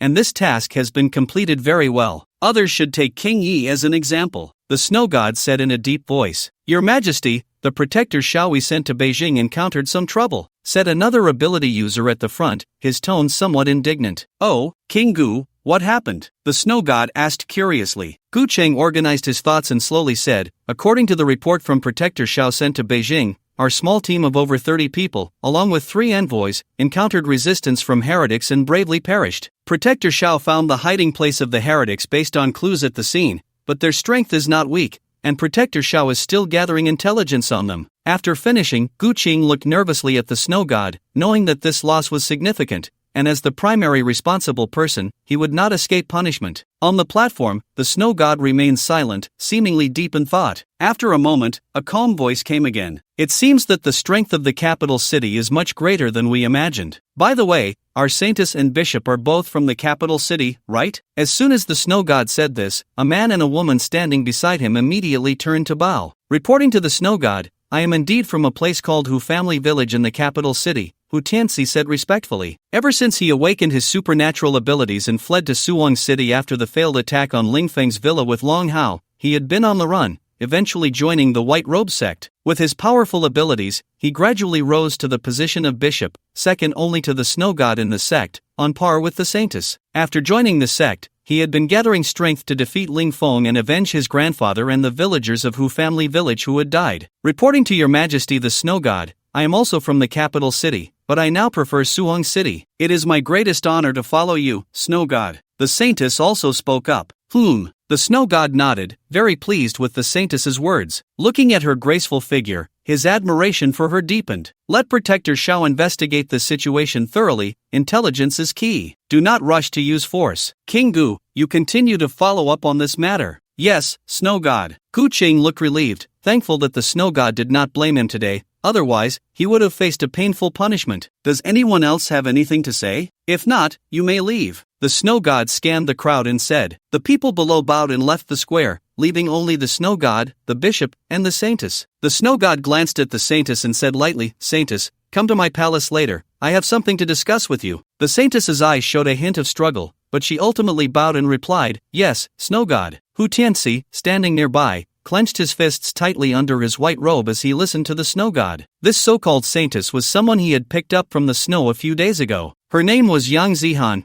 and from the moment he saw her, Hu Tianxi fell deeply in love. He brought Yang Zihan back to the sect, and after his careful nurturing, they developed feelings for each other. They established their relationship that very day, and Hu Tianxi's once lifeless heart became vibrant because of this woman. However, unexpectedly, by chance, the snow god saw Yang Zihan and, upon learning that she was also a supernatural being, directly promoted her to the saintess of the sect. Ever since she became the saintess, the snow god had summoned Yang Zihan to his palace every night. As for what happened there, anyone with normal intelligence could guess. Hu Tianxi watched helplessly as his girlfriend endured humiliation every day. His heart ached like a knife. The green grass above him turned his initial respect for the snow god into resentment. He had been waiting for an opportunity. He wanted to take complete control of the sect and become the true snow god. Only he, who could manipulate ice and snow, could be the real snow god. While he was lost in thought, Yang Zihan glanced at him, her eyes filled with grievance and sadness, before following the snow god away. Zihan, don't worry, I will definitely rescue you. Wait for me, Hu Tianxi silently vowed in his heart. Inside the snow god's palace, Yang Zihan sat alluringly on the sofa opposite the snow god, having removed her mask to reveal a face that made men's blood race. Looking at the snow god across from her, despite his mask, his fiery gaze could not be hidden. She coldly sneered in her heart, so what if you're a god? In front of me, you're just like everyone else. With just a little effort, I can make you all dance to my tune. That Hu Tianxi is probably worrying about me right now. How innocent. The snow god looked at the woman before him, secretly exclaiming in his heart about her beauty. He never expected to enjoy such a feast. He couldn't wait to pounce on Yang Zihan. In the Lu family's base in Qingzhou, Lu Guanyu held a blood-red potion in his hand, laughing maniacally. It worked, I did it, ha ha. Beside him, a group of researchers in white lab coats also wore smiles on their faces. After years of research, the Zeus serum had finally succeeded. Once put into use, the Lu family's power would see a tremendous boost. Who could resist an army composed of hundreds of superpowered individuals? The banquet at Hongmen, the Kai family of Jinling. Today, the Kai family was exceptionally lively. The estate was filled with over 100 powerful superpowered individuals. Those who were rarely seen on ordinary days were everywhere in the Kai family today. Even more than a dozen superpowered individuals had come. In the Kai family's reception room sat 4 powerful superpowered individuals. Each wore a stern expression, exuding an overwhelming presence. These 4 were the leaders of the Lu family from Qingzhou, the Kai family from Jinling, and the Storm Base. It could be said that any one of them could go out and command a formidable force. One person even sat in the main seat, and even the leaders of the major powers had no objections. This indicated that his status was far above the other 3. This person was Ito Musashi, a senior section chief of the Dragon Slaying Society, and the only king-level superpowered individual present. Although Ito Musashi was ugly and lecherous, standing at less than 1.6 meters tall, the aura he emitted far surpassed that of others. With his eyes slightly closed, he appeared to be asleep. However, the others present did not dare to act recklessly, sitting quietly like obedient children.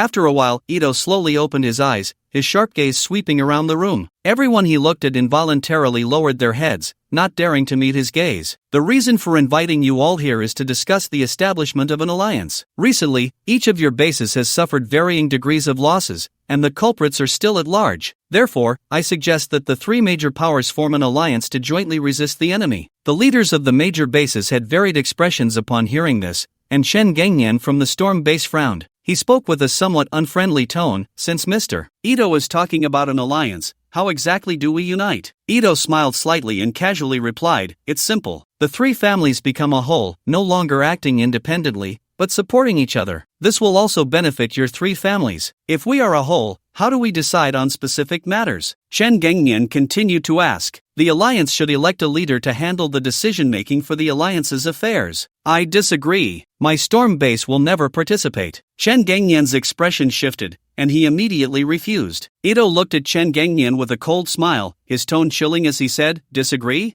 Then you won't leave this room. Shen Gengyan scoffed. What? Do you want to take action against me? Kai family head, do you want to go to war with my Storm base? After saying this, Shen Gengyan whistled, and within seconds, dozens of superpowered individuals burst into the room, glaring fiercely at everyone inside. Kai Haonan hurriedly stood up, smiling as he approached Shen Gengyan. Brother Chen, don't be so impulsive. This is a good thing, Mr. Ito is considering all of us, right? Lu Neng, who had been sitting at the table without speaking, now appeared indifferent. He had already made an agreement with the Kai family. Even in the alliance, the Lu family would have a high degree of autonomy, with rights to allocate resources and superpowered individuals. This alliance was essentially aimed at weakening the power of the Storm base. Shen Gengyan was known for his erratic behavior and high-profile actions, and the Lu and Kai families had long harbored grievances against the Storm base. The deaths of Lu family's superpowered individuals in the mines were likely related to the Storm base. However, the strength of the Storm base was formidable, and neither of the two families dared to let go easily. But today, with a king-level ability user backing them,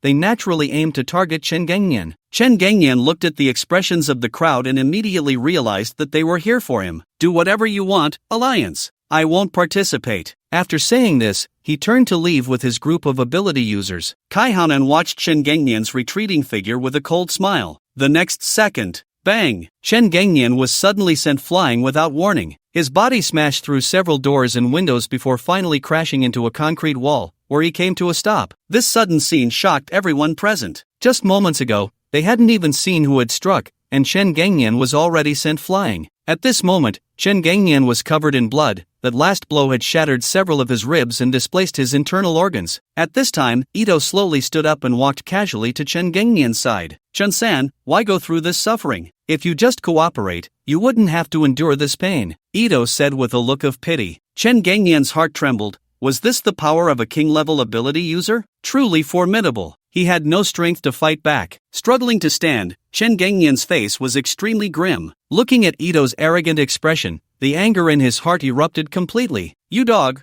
go die. In an instant, Shen Gengyan was at Ito's side, his strong arms instantly covered in spikes. The spikes glinted coldly under the light. He raised his fist, creating a gust of wind, and smashed it down towards Ito's head. Ito stood still, his hands behind his back, facing Shen Gengyan's full-force strike with a relaxed and calm expression. Just as Shen Gengyan's fist was about to hit his head, Ito leisurely extended a hand. He easily blocked Shen Gengyan's punch as if he hadn't used any strength at all. Shen Gengyan's figure was instantly knocked back, and he stumbled before falling to the ground. He looked at Ito in disbelief. His full-force strike had been casually blocked by the other party. Ito looked at him with a cold smile and said in a chilling tone, "You asked for it, don't blame me for what happens next." With that, he struck out with his palm, and in a moment of horror, Shen Gengyan's head was smashed to pieces. The ability users from the Storm base in the distance watched this scene with fear on their faces. Their base leader was dead. A super ability user had been killed so easily. Ito turned to look at them, his face full of threats, and said, "Will you choose to submit or end up like him?" The ability users from the Storm base showed signs of struggle, and just as they hesitated, Ito instantly appeared beside one of them and casually struck out with his palm. The once-living ability user was instantly killed. I submit. I surrender too. The remaining ability users could no longer hold back. One by one, they chose to surrender. Although they had previously been loyal subordinates of Shen Gengyan, now that he was dead, their only chance of survival was to submit. Ito smiled in satisfaction. Good, you are all smart people. I love dealing with smart people. Taking advantage of the situation, Ito looked at the now subdued members of the storm base. He turned and returned to his seat in the conference room. Lu Nang and Kai Haonan also returned to their seats. The power Ito had just displayed left both of them in shock. They were even more wary of the man before them. Now that the storm base has been eliminated, from now on, all matters of the alliance will be entrusted to you too, Ito said sincerely to the two. Mr. Ito, you are too polite, this is what we should do. Kai Haonan stood up and said to Ito Musashi with a flattering expression. Mr. Ito, my Lu family will fully cooperate with your work. Lu Nang also stood up and bowed to Ito, expressing his loyalty. Ito raised his hand to signal the two to sit down and said, now that the alliance has completed its unification, what are your thoughts on the upcoming military expedition to Shanjing City? Kai Haonan spoke first, filled with righteous indignation. That Ling Feng really has some nerve. According to our investigation, not only did he kill my son, but he also took down many strong members of the Lu family, and even Mr. Kuei Tian was harmed by him. Truly audacious. Therefore, I have decided to send our Kai family's most elite troops, along with 50 ability users, to strongly suppress Ling Feng. Lu Nang also spoke up. I think we can send all the people from the storm base. This way, we can eliminate Ling Feng and also weaken the storm base's strength. What do you think? Ito pondered for a moment, stroking his chin, and nodded. This method is indeed feasible, but you two bases must send a larger number of ability users to lead this operation. Otherwise, if something goes wrong, it will be a loss. Mr. Ito is indeed thorough in his considerations. Let's proceed with this strategy. Kai Haonan said earnestly. Then it's settled. You two should quickly organize the strong to take over the storm base and march swiftly to Shanjing City. Aim to set off within 3 days. And that Ling Feng must be captured alive. He has killed the strong of our great Yamato nation, and I must make him pay the price. Yes. The meeting concluded successfully, and the Kai and Lu families began dispatching their strong to the storm base for the takeover. At the War God base, Ling Feng awoke from his training state. After absorbing 6 top-grade inner elixirs, his strength had once again increased. However, he still had not broken through the 5,000 barrier. Ling Feng was not particularly anxious. With his current strength, he could easily kill super ability users. He did not have a pressing demand for his own improvement. He was more concerned about the upgrade speed of his subordinates. Only when their strength improved would the entire base's future be more stable. After all, he could not stay in the base all the time. He did not want to become a firefighter, cleaning up after them every day. Only when they became strong could he confidently go out in search of opportunities. Soon, Ma Wu and Dewey Bai also opened their eyes one after the other. Ma Wu's appearance had undergone a noticeable change. First, his looks. Ma Wu, who was nearly 40, appeared even younger after using the serum. Now, old Ma looked to be in his early 30s. His entire aura had become more powerful,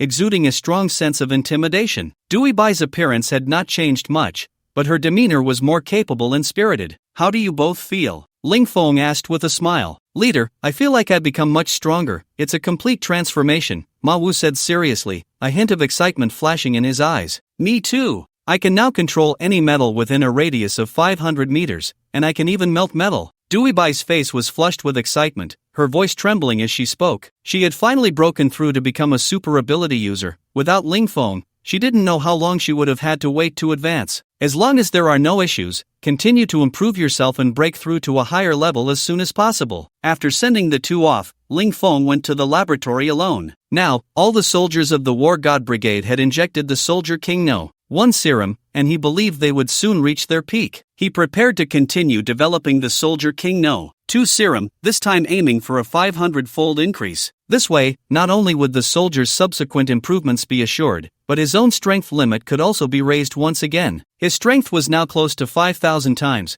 and he believed it wouldn't be long before it reached 10,000 times. At that point, his strength would also stagnate, so he had to speed up the development of the Soldier King No. 2. According to the data left by his grandfather, the difficulty of his research had decreased significantly. Through multiple studies and understandings of the data, he could now be considered a top player in the field of genetic research. Ling Feng was completely focused on developing the serum, entirely oblivious to the passage of time. By the time he emerged from his experimental state, it was already the next morning. After a night of experiments, he felt no fatigue. Instead, he was very excited. His experiments had made breakthrough progress. With just one more day, he would be able to produce a finished product. Ling Feng glanced at the time and was shocked. He walked out of the laboratory, ready to have breakfast and continue his research. After all, he was now a hands-off manager, with all matters big and small at the base handled by dedicated personnel. He only needed to do a daily inspection. As Ling Feng stepped out of the villa, he saw hundreds of base members energetically laying the foundation on a large open space directly in front of the villa. Zhang Yan and Zhang Ning stood nearby with blueprints, constantly assigning tasks. The foundation had just begun construction and was expected to take a long time. It was a long-term project. Ling Feng took a brief look before leaving. Behind the villa, soldiers from the War God Brigade were conducting their daily physical training. The number of people in the War God Brigade had expanded from the initial 360 to 600. They could have continued to expand, but Ling Feng did not allow it. He was focused on a strategy of elite soldiers rather than filling ranks with numbers. He believed that fully training these 600 soldiers was sufficient. While he was watching, Wang Long ran over to him. Fengzi, a few refugees arrived at the base this morning and want to join.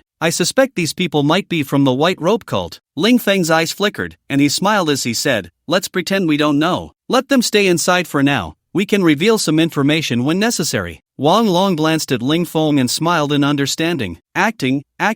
Inside the power plant of the War God base, the staff responsible for power generation were pedaling hard on bicycles. Accompanied by a dynamic rhythm, the atmosphere on site was unprecedentedly high. Everyone's faces were beaming with smiles, and the previously hollow expressions now showed vitality. Since Ling Feng implemented the new system, everyone's enthusiasm for work had reached an all-time high. Although their working hours had been reduced to 9 hours, their daily output was even higher than before. Now they could not only have 3 meals a day but also had the chance to eat normal food. Moreover, the biscuits and nutrient solutions they consumed were not only tastier but also rich in energy. These foods had been upgraded by Ling Feng in the space, and the results were quite impressive. Although food made from cockroaches sounded disgusting, after the upgrade, there was no odd taste at all. The flavor was so good that even Ling Feng exclaimed delicious after trying a piece. As long as they could meet the basic work targets, any excess could be converted into points. The points were very valuable. They could be exchanged for food,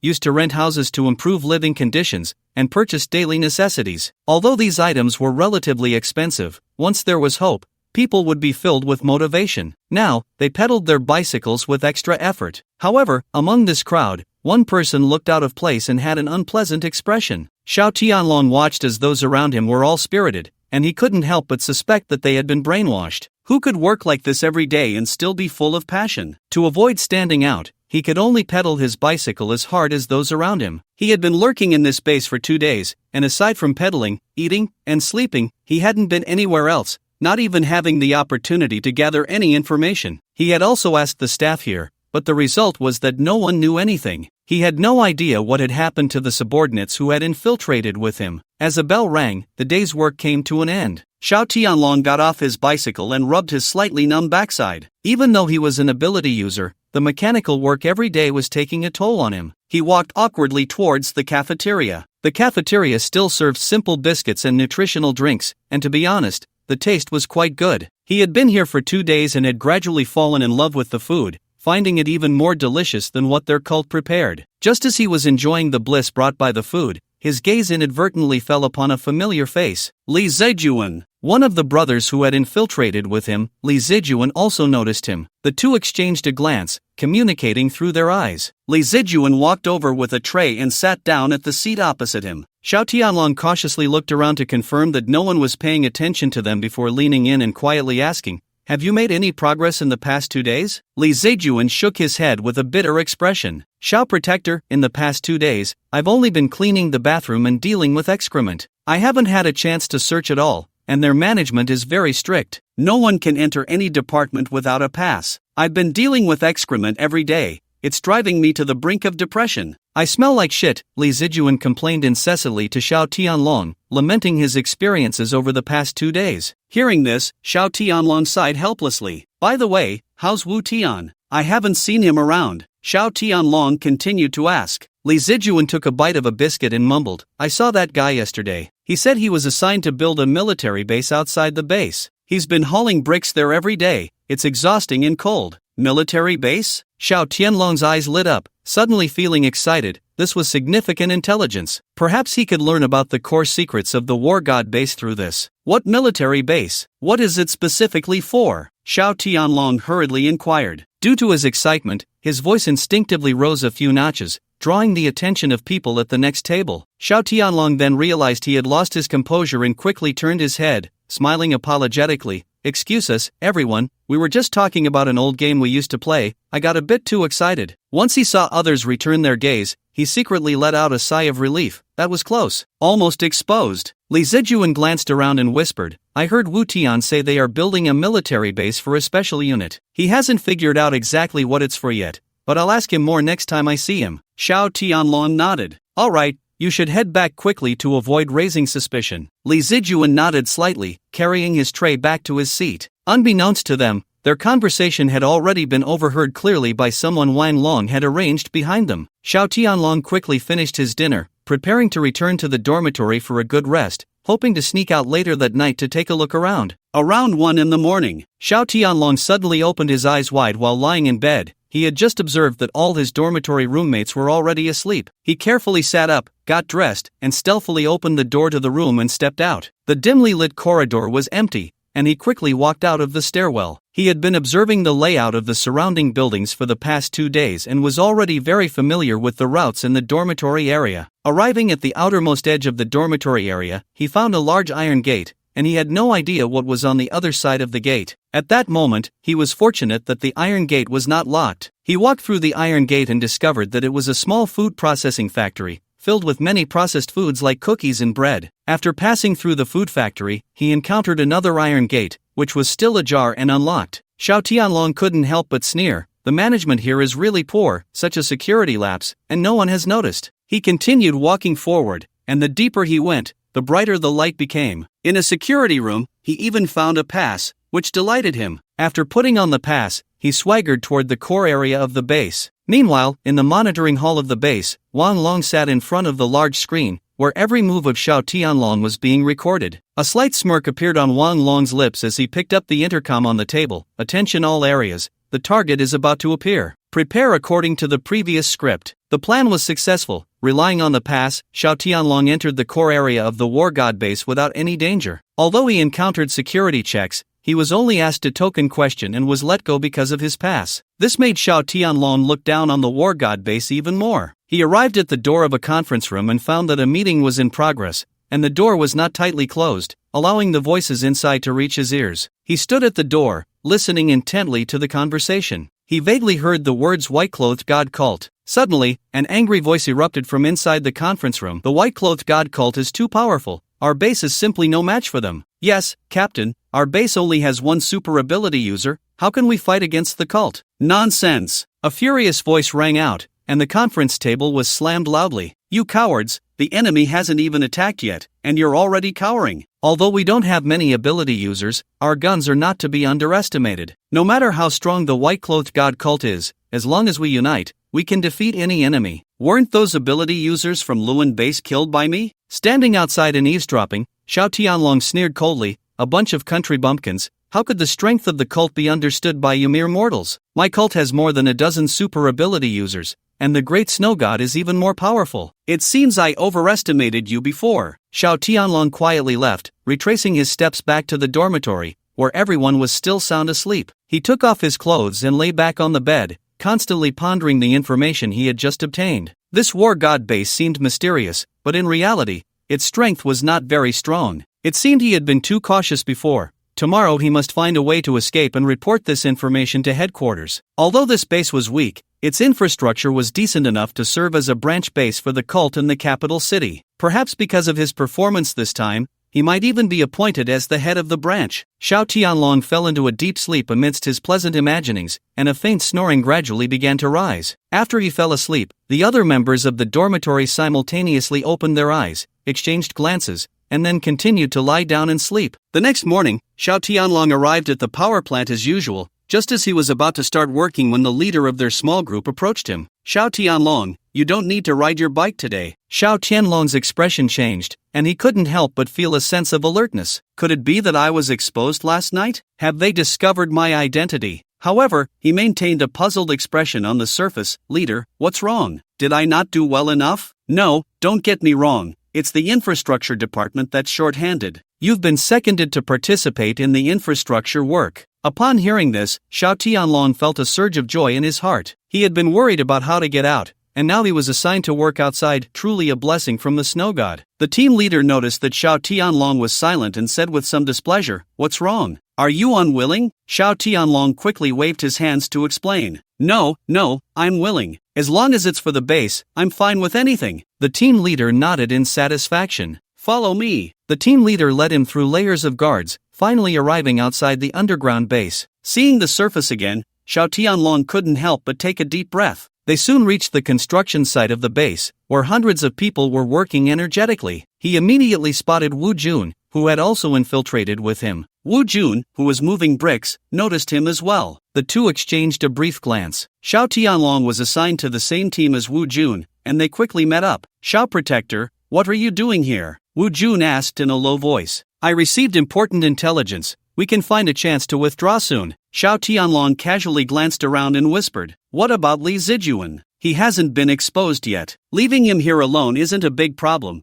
We'll be attacking soon anyway." "Alright." After discussing, they began looking for an opportunity to leave. Finally, they managed to escape during a guard's bathroom break. The two hurriedly made their way out, quickly leaving the influence of the war god base. Xiao Tianlong arrived at their previous temporary residence, where about 20 members of the white-clad sect had been stationed, waiting for their news. Upon seeing Xiao Tianlong return, they were all excited. "Protector, you're back. Protector, when will we avenge our fallen brothers?" Xiao Tianlong raised his hand to silence them and said solemnly, "I've understood the situation on the other side. I will report this to headquarters, and when they send strong reinforcements, we can directly attack." Xiao Tianlong took out his satellite phone and dialed a number. At the white-clad sect headquarters, Gu Qing sat in his exclusive office, anxious and overwhelmed. There had been no news from the capital city for 2 days. He didn't know if Xiao Tianlong had encountered any problems. Just then, his phone rang. He pulled it out and, upon seeing that the caller was Xiao Tianlong, he immediately relaxed. He quickly pressed the button to answer, eagerly asking for the situation. "Xiao Protector, how's it going on your side?" "Heavenly King, I've investigated the situation. The war god base isn't very strong.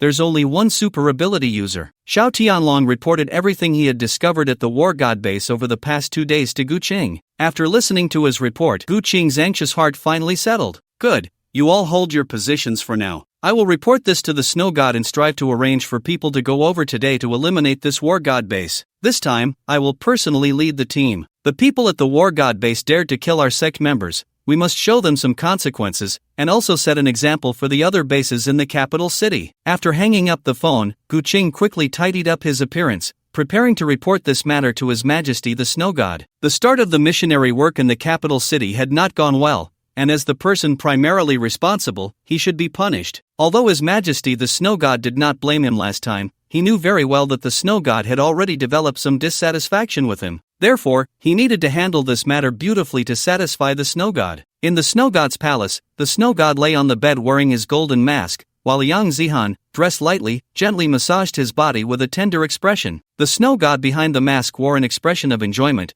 but beneath the mask, no one could discern it. "Let's call it a day. You should head back now. Oh, and don't forget to comfort Hu Tianxi well, so he doesn't overthink things." Yang Zihan slowly put on her clothes and said softly, "Don't worry, he won't hold any grudges against you, Snow God." That's good. Hu Tianxi is a talented person. With proper cultivation, his future is limitless." After the Snow God finished speaking, he closed his eyes and fell silent. Yang Zihan looked at him with a faint smile, her eyes filled with admiration. Then she turned to leave, but in that fleeting moment of turning, her gaze turned icy, a flash of murderous intent crossing her eyes. However, this emotion vanished in an instant, quickly hidden away. She had long since transformed, having endured many trials that honed her skills in masking her expressions. No one knew what thoughts lay hidden in her heart. After Yang Zihan left, Gu Qing soon arrived at the Snow God's palace. Although the Snow God felt some displeasure, he suppressed his dissatisfaction and summoned Gu Qing to enter. Once Gu Qing entered, he immediately knelt on the ground, respectfully bowing to the Snow God. "Snow God, forgive me for disturbing your rest at such a late hour, but I truly have important matters to report." "It's fine, speak," came the Snow God's solemn voice from behind the screen. Reporting to the Snow God, the protector I sent to Shangjing City has risked his life to investigate these past few days and has finally uncovered the identity of the murderer who killed our believers, as well as gathered ample information about their base. What is the background of the other side? They call themselves the War God Base. Upon investigation, this base has only recently been established, and their highest leader is named Lingfeng. His strength is unknown, but he has only 3 or 4 ability users under him, and their strength is not very high. The snow god furrowed his brow, pondering for a moment. Since they are not strong, how could they have killed so many of us? Are you sure the information you gathered is accurate? The snow god emphasized his words. Gu Qing's expression changed, and he spoke with some trepidation. I have indeed conducted thorough investigations. According to Xiao Tianlong, they possess quite a few advanced weapons. The reason they were able to kill so many of us before was entirely due to their use of firearms, and they also have a super ability user at their base, whose strength is considerable, which allowed them to kill our previous ability users. After speaking, Gu Qing looked fearfully at the screen in front of him. Although he could not see the snow god's face, he could sense the snow god's dissatisfaction and suspicion from his tone. While the snow god usually appeared very kind and solemn, only those in the higher echelons knew his true character. The snow god was a man of his word. If he was not satisfied with how things were arranged, the consequences would be severe. At best, one would be demoted. At worst, one could lose their life. The 4 kings of the church had already been replaced once. Thus, he felt a deep fear when facing the snow god. Behind the screen, the snow god was contemplating Gu Qing's words. Although Gu Qing would not dare to deceive him,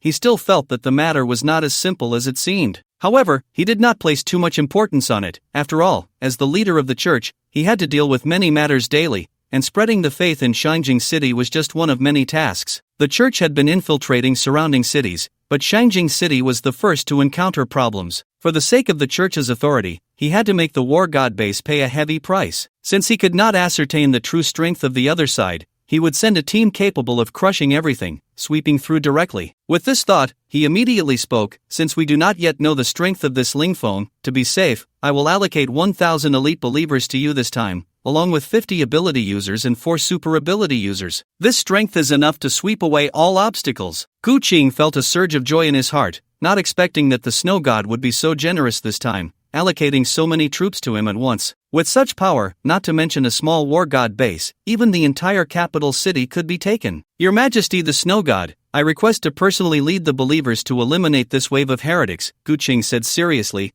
bowing his forehead close to the ground. Good, then you will personally lead the team. After exterminating this war god base, you might as well unify all the forces in the capital city, the snow god said, his tone exuding an undeniable aura of intimidation. Yes, I will do my utmost. After saying this, Gu Qing exited the snow god's palace. Meanwhile, in a very secluded room of the divine church base, Yang Zihan lay in Hu Tianxi's arms, tears in her eyes, her pair of melancholic eyes seeming to have endured great suffering. Hu Tianxi looked at Yang Zihan in this state, his heart nearly breaking. He hated it. Clearly, he was already an ability user with powerful strength, yet he still couldn't protect his woman, watching her suffer injustice with his own eyes. That bastard, I must kill him. Hu Tianxi gritted his teeth and said. Upon hearing Hu Tianxi's words, Yang Zihan immediately showed a panicked expression, hurriedly covering his mouth and whispering, Tianxi, don't say such things, be careful not to let others hear. He is the snow god. Hu Tianxi sneered, his eyes filled with gloom. So what? No matter who he is,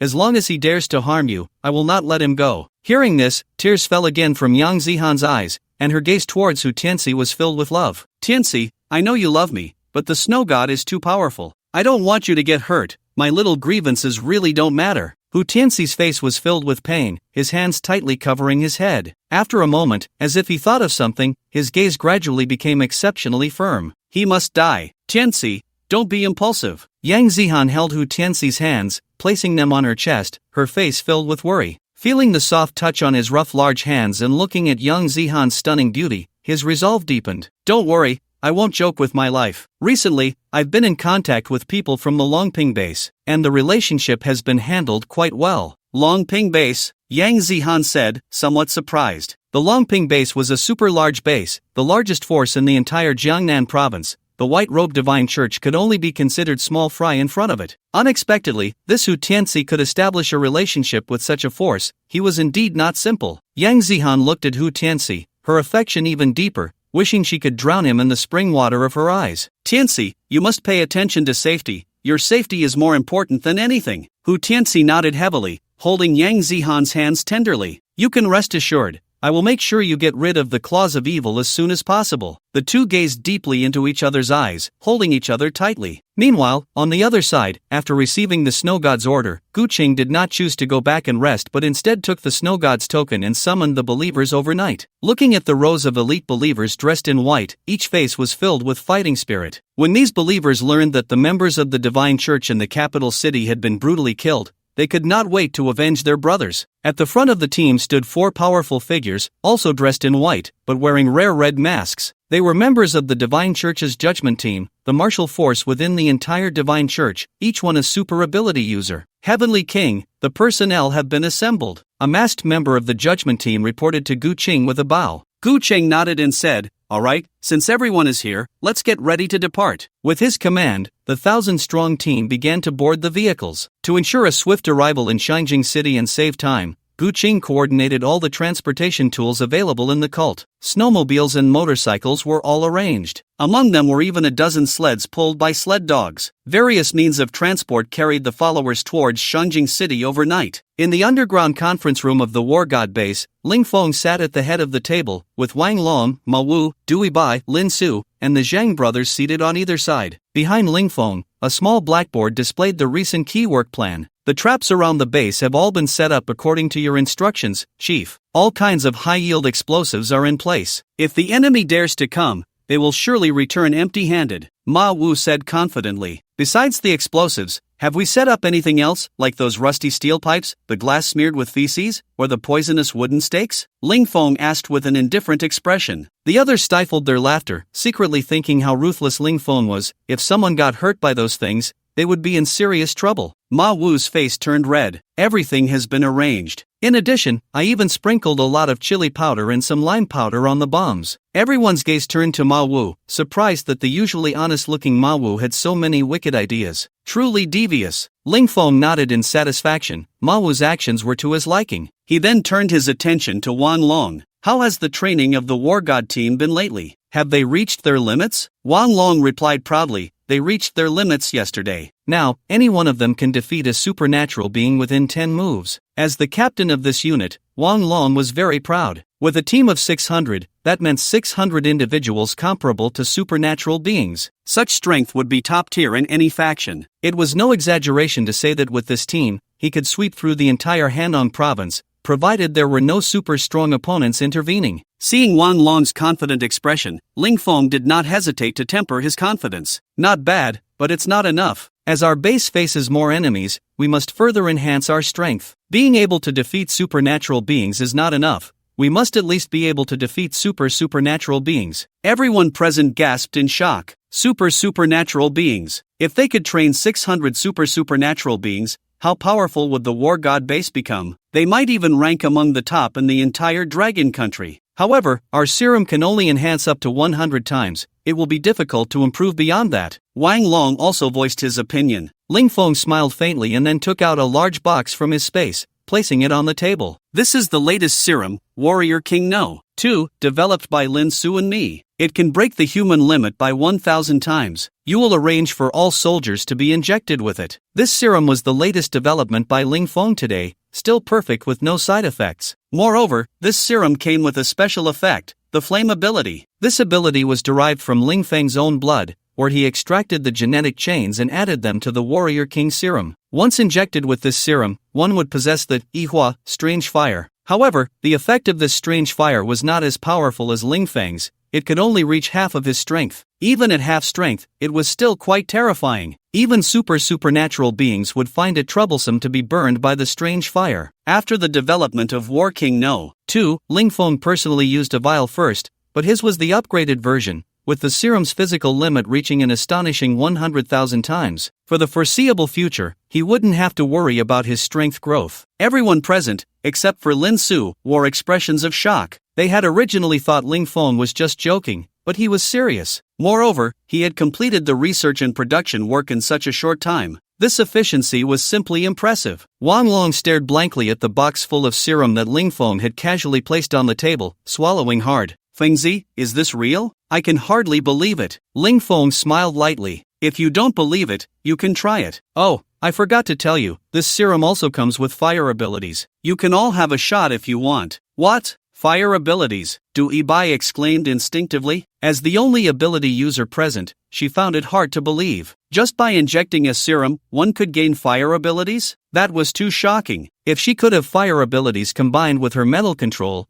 the destructive power would be unimaginable. Just imagine, in battle, all the metals engulfed in flames. Even if the enemy wasn't crushed by the metal, they would be burned to death by the fire. Today, everyone can take a vial home and try it out. Alright, let's wrap up today's meeting. Wang Long, distribute the serum to the soldiers now. They should inject it tonight. Wang Long eagerly agreed and carefully took the serum to leave quickly. Ling Feng also took Lin Su back to the villa. He had been experimenting all day and was now hungry. After a long day, he needed to treat his stomach and his second brother well. The transformation of Ling Feng's Blood God Brigade had undergone significant changes after the upgrade. The blood, which originally contained about 1/3 golden blood, had completely turned golden after the upgrade. Ling Feng looked at the golden blood before him, filled with rich energy, and the entire house exuded a fragrant aroma. He took a drop of golden blood from the bowl and put it in his mouth, wanting to see if consuming his own blood would have any effect. The result was that, aside from being tasty, it had no effect at all. Ling Feng had no choice but to give up on the idea of consuming his own blood. He found a small glass bottle and extracted some golden blood, which he prepared to give to the high-ranking officials of the base. Their physiques could fully withstand the golden blood. The remaining blood was poured into a large plastic barrel, which he then filled with water. This way, a precious blood elixir was completed. Ling Feng stored the plastic barrel in his space, ready to use the precious blood for the soldiers that night. He walked out of the villa and headed to the underground shelter of the base. In the military area of the shelter, the members of the famous God of War Brigade were undergoing injections of the War King No. 2 serum. When Ling Feng arrived, he saw all the soldiers lying on the ground, clutching their stomachs and moaning in agony. Wang Long and Ma Wu stood on a platform observing the soldiers' conditions. Ling Feng quickly walked up to the platform and took out the precious blood from his space, placing it on the ground. "Chief, what is this?" Ma Wu looked at the large plastic barrel filled with an unknown liquid, which also emitted a fragrant aroma that made one want to take a sip. "Is this a drink?" Wang Long also looked at the contents with surprise. "This is my latest developed nutrient solution, which can enhance a person's strength. Once they are all transformed, let each of them come up and have a drink," Ling Feng said seriously. Hearing this, Wang Long and the others did not ask further. "And this, you all will drink later.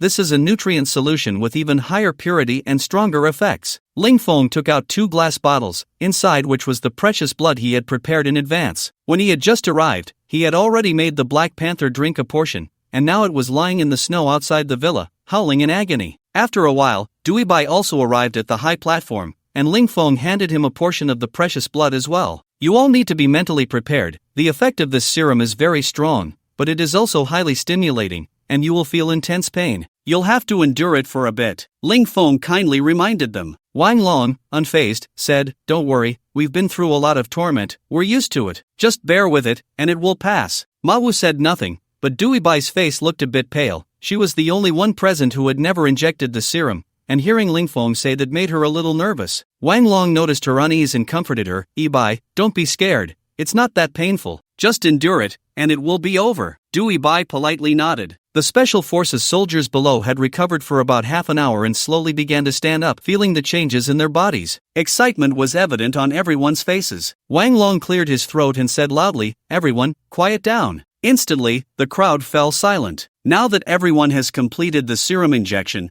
we will proceed to the second activity. Everyone line up. Each person will drink a cup of the potion here. This is to help you quickly enhance your strength, so make sure to cherish this opportunity. Everyone must drink. Let's start now." After Wang Long finished speaking, the Special Forces soldiers began to form a long line, taking turns to receive the precious blood. Soon, the square was filled with cries of agony, and this time they were even louder than before. Many people fainted from the pain. Duibai, standing on the high platform, became even more anxious, fearing she would embarrass herself later. Ling Feng watched as everyone drank the precious blood, and the plastic barrels were nearly empty. "You guys should hurry and drink too. I'll keep an eye on this." Ma Wu nodded and without hesitation opened the lid and drank first. Wang Long followed closely, downing the precious blood in one go. Only Duibai held her glass bottle, her brow furrowed, lips pressed together. However, after taking a deep breath, she quickly tilted her head back and drank the precious blood. Soon, Wang Long and the others felt an unprecedented pain. "Damn, this medicine has such a strong aftereffect." Wang Long's face turned red, almost purple, as he lay on the ground trembling, dark red blood oozing from his body. His screams drowned out everyone else. Dui Bai was the same, but she gritted her teeth and endured, perhaps out of a woman's sense of shame, not letting out a sound. Ling Feng watched as everyone enjoyed the thrill of their strength increasing, and he quietly took out a stool from his space and sat down. Then he pulled out a 95 Supreme and took a few deep puffs, waiting for their transformation.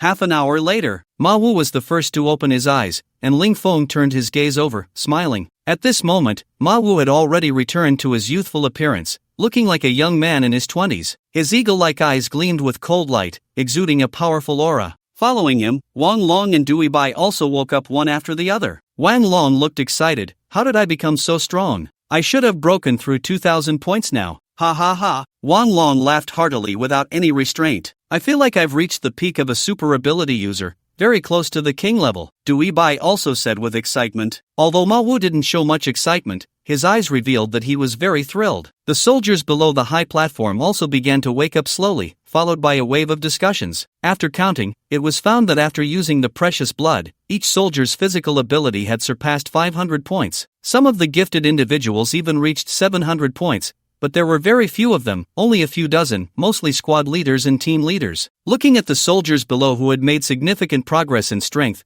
Ling Feng felt immensely gratified. These were truly nurtured from his own blood. Just as Ling Feng was feeling happy, Gu Qing, leading the followers of the divine sect, had already arrived in the territory of the capital city. Gu Qing looked at the vast army behind him, each person exuding a strong aura. He couldn't help but feel a sense of pride. This expedition was a must-win for him. He intended to sweep through all the forces in the capital city like autumn winds scattering leaves, completing the task assigned by the snow god. As long as he fulfilled his mission, the long-vacant position of deputy leader might just be his. The battle began. Gu Qing, with 1,000 followers, quickly arrived at the agreed-upon location with Xiao Tianlong. Hidden in the shadows, Xiao Tianlong saw the familiar white-clad army and immediately felt excited. Roughly estimating, the headquarters had dispatched at least 1,000 people this time. At the front of the convoy, a majestic all-terrain snow vehicle was moving swiftly. Gu Qing, along with dozens of his followers, stepped out from the darkness, ready to greet them. The snow vehicle soon arrived in front of Xiao Tianlong's team. Dressed in white, Gu Qing stepped down from the vehicle with an imposing demeanor. Gu Qing quickly approached and knelt down before him. I am incompetent, allowing Li Bing and the others to be harmed by treacherous men. Please punish me, Your Majesty. Gu Qing looked at the kneeling Xiao Tianlong, his expression calm and his tone indifferent as he said, "We'll discuss this matter later. The most important thing now is to quickly eliminate that group of heretics to appease the snow god's anger." Upon hearing this, Xiao Tianlong trembled and said, "Is the snow god very angry?" Gu Qing's expression changed, and he replied somewhat displeased, "The snow god is extremely angry. If I hadn't interceded for you, you would have been honored by now." Xiao Tianlong expressed his gratitude. "Thank you, Your Majesty, for interceding for me. I will surely serve you faithfully from now on." Gu Qing felt a surge of joy. In just a few sentences, he not only gained a favor but also made his subordinate more loyal. On the surface, he still maintained an expression of indifference. "Alright, let's consider this matter settled. Now, let's talk business." Xiao Tianlong nodded and said seriously, "I figured out the situation at the War God base. The base has a total of 800 armed personnel, all ordinary people, not a single superhuman among them. Although they were previously part of the official special forces, against our elite sect, they can only be considered a rabble. What about their high-end combat power? That's all I care about.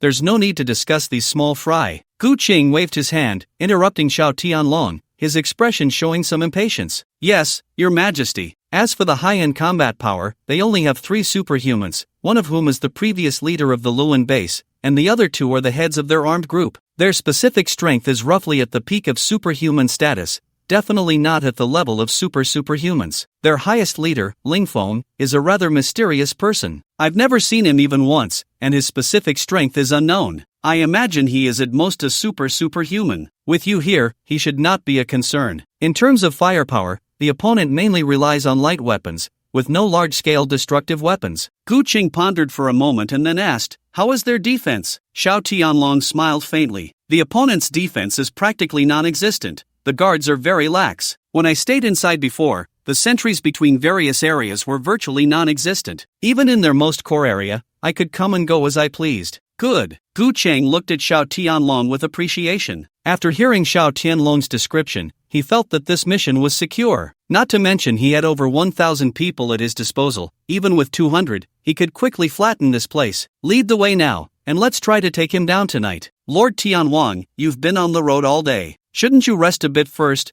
conserve your energy, and then strike hard tomorrow to take him down? Xiao Tianlong said. Gu Qing showed no concern for Xiao Tianlong's words and waved his hand dismissively. No need. The strength of the opponent can be dealt with in a moment. There's no need to rest. Taking down the war god base and then resting inside would be better. Understood. Xiao Tianlong immediately led Gu Qing towards the direction of the war god base. At this moment, in the command room of the war god base, Ling Feng, Wang Long, Ma Wu, and Dui Bai were sitting together, studying battle strategies. When Xiao Tianlong and Gu Cheng met, Ling Feng had already received the news. Their every move was already under Ling Feng's control. Old Ma, have the traps been set up? Don't worry, Lord. As long as they enter our encirclement, we guarantee they won't come back. The entire war god team has assembled. Wang Long added from the side. Ling Feng nodded. Good, let's set off now. The people on the other side should be arriving soon. Ling Feng led the senior members of the base and 500 members of the war god team towards a location 2 kilometers from the base. The team members had physical qualities that surpassed those of ability users,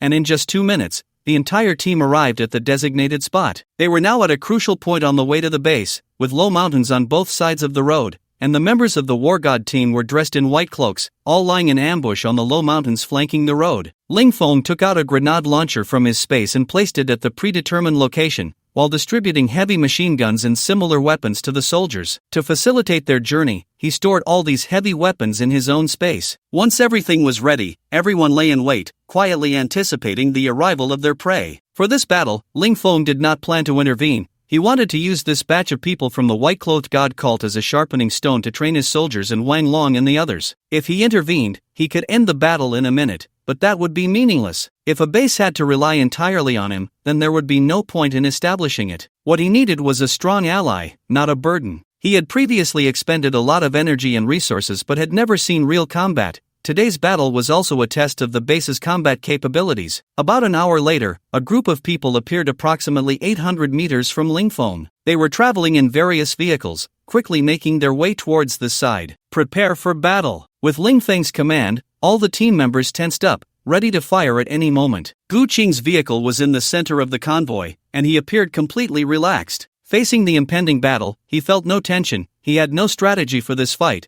just a brute force approach. With more people and stronger power on his side, there was no need for any strategy. He planned to push through directly, aiming to resolve the battle within an hour without affecting their rest for the night. Soon, the convoy entered the encirclement. Ma Wu stared intently at the enemy's marching progress, and soon the entire 1,000-strong team entered the encirclement. Ma Wu looked at the red button in front of him and pressed it hard. The next second, as the two armies clashed, boom! The sound of explosions echoed throughout the valley. The location of the white-clothed god cult instantly turned into a sea of fire, filled with intense flames. Following that came a series of screams. Gu Qing's vehicle was blown to pieces, but relying on his powerful abilities, he quickly left the ground at the moment of the explosion. It was then that he realized he had fallen into an ambush. He hurriedly looked towards his own team. The ground was littered with severed limbs and broken arms, the air thick with the smell of explosives, mingled with the stench of blood and spice. Dozens of motorcycles had been blown to scrap metal, continuously burning. Some of the followers, in their panic, stepped into traps, their feet covered in shards of iron and glass. Some soldiers had their legs blown off, left with only half a body, wailing in agony. Others were struck in the eyes by shrapnel, attacking wildly. The entire group was thrown into chaos, everyone running around like headless flies. Although they were all elite followers, they were still ordinary people, unaccustomed to such a brutal scene. Gu Qing, witnessing this tragic sight, clenched his fists tightly, his eyes bloodshot. Xiao Tianlong, terrified, turned pale, scrambling to Gu Qing's side, his arm injured. Gu Qing stepped forward, grabbing him by the collar, and roared, "Is this what you call a lax defense? Explain to me what is happening here." "Lord, what I saw was real. How could I joke about my brothers' lives?" Xiao Tianlong was also stunned by fear. He had never seen such a situation. "It must be those guys from the war god base who tricked me on purpose. I swear I didn't lie." Gu Qing threw him aside and began to regroup the remaining followers. Soon, the surviving cult members were gathered together, and when Gu Qing heard the number of survivors, his face turned green. Of the 1,000 elite he had brought, fewer than 500 remained, and even 8 of the 50 ability users had been killed in the explosion. Those from the war god base are truly despicable. They filled the explosives with chili powder and pepper, and now my brothers can't open their eyes from the sting, their vision severely impaired. one ability user said angrily. What's worse, they filled the traps with excrement, and the iron spikes are rusty. Many brothers' wounds have started to turn black. Another ability user shouted in anger. Gu Qing listened to the reports below, his face twitching. These despicable bastards have no sense of morality. Lord, what should we do next? We've suffered heavy losses. Gu Qing took a deep breath and said solemnly, continue forward, this is all they have. Their use of traps shows that their high-end combat power is limited, and they can only resort to such despicable means to hinder our progress. He encouraged the remaining 400 followers loudly. Children of the Snow God, the great Snow God will grant you strength. Follow me into the lair of the ability users and crush them. Gu Qing's voice seemed to carry a kind of magic, instantly transforming the previously dispirited mood into one of fury. Everyone immediately shouted in unison, crush them, crush them, crush them. The next moment, boom! With a loud explosion, a 5-meter wide no man's land appeared in the crowd,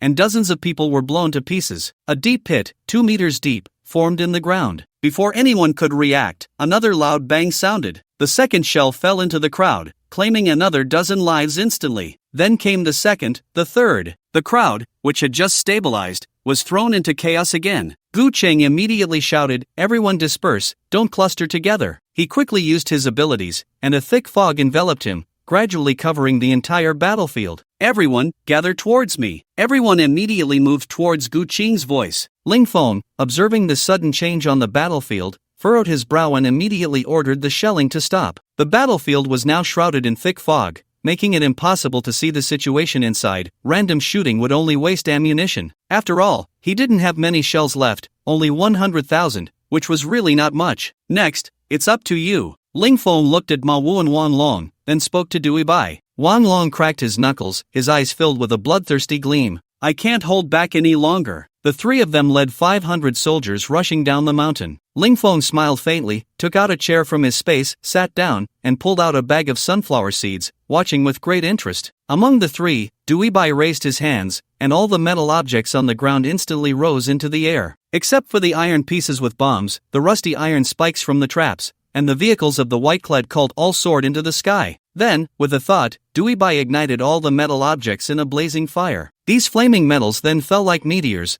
launching indiscriminate attacks on the white-clad cult's forces below. Although the area was shrouded in mist, screams still echoed from within. Gu Qing looked at the rain of fire falling from the sky, his expression startled. An ability user has made a move, stay alert. 5 super ability users in the crowd immediately moved to the outer layer of the team to confront the incoming ability user. Soon, they witnessed a scene they would never forget. Hundreds of men with flames surrounding their arms charged towards them with athletic builds. Gu Qing, along with the 5 super ability users, stepped forward with the remaining cult members and charged ahead. The two sides instantly clashed. Wan Long faced one of the ability users and quickly threw a punch, a ring of green flames swirling around his fist. The super ability user from the cult immediately activated his powers, and his body vanished in an instant. The next second, he appeared directly behind Wang Long. His right hand transformed into a claw, lunging for Wang Long's neck with the ferocity of a tiger pouncing on its prey. Wang Long's lips curled slightly, showing no signs of panic. The super ability user from the white-clad cult revealed a sinister smile, his right hand gripping Wang Long's seemingly soft neck. But the next second, his smile vanished. His right hand not only failed to tear Wang Long's neck but was met with a sharp pain. It was known that his strike could even split a rock in half. After a brief moment of shock, he prepared to teleport again, but Wang Long clearly would not give him another chance. In a flash, Wang Long seized his wrist,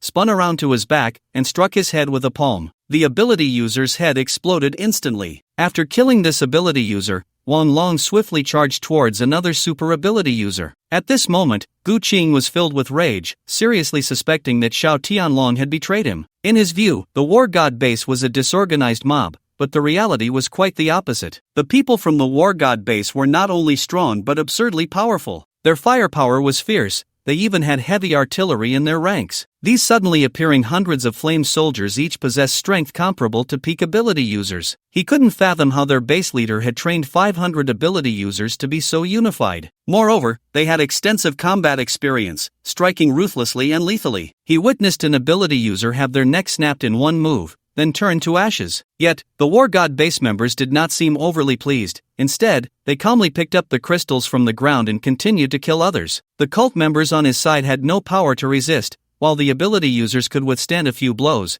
the ordinary elite cult members were all killed in one hit. These elite cult members were the best among the cult, and there were not many in the entire cult, which was why he had brought nearly half of them. As a result, they were crushed like ants in the hands of the enemy. He deeply regretted volunteering to wade into this murky water. Today, not only had nearly all the people he brought been wiped out, but it would also be difficult for him to escape unscathed. In just a minute, all the elite followers of the white-clothed sect on the battlefield were nearly wiped out, leaving only a few ability users. Among them, the super ability user was reduced to just Gu Qing. Gu Qing looked around. The ground was littered with the bodies of his subordinates, while not a single person from the opposing side had been harmed. A flicker of retreat crossed Gu Qing's eyes. He only wanted to escape now, and he had no mind to care about the others' fates. Wang Long seemed to sense his thoughts and coldly said, "Don't even think about escaping. Today, all of you must stay here." Hundreds of members of the War God Squad quickly surrounded the remaining members of the sect. "You killed so many of my sect today. Did you not consider the consequences?" Gu Qing said with a dark expression. Wang Long sneered coldly. "Consequences? This is how we do things at the War God base. From the moment you set foot in our territory, your doom was sealed. Not just you, your entire white-clothed sect will pay the price." "You!" Gu Chang was so furious he couldn't speak. He had truly encountered a tough opponent today.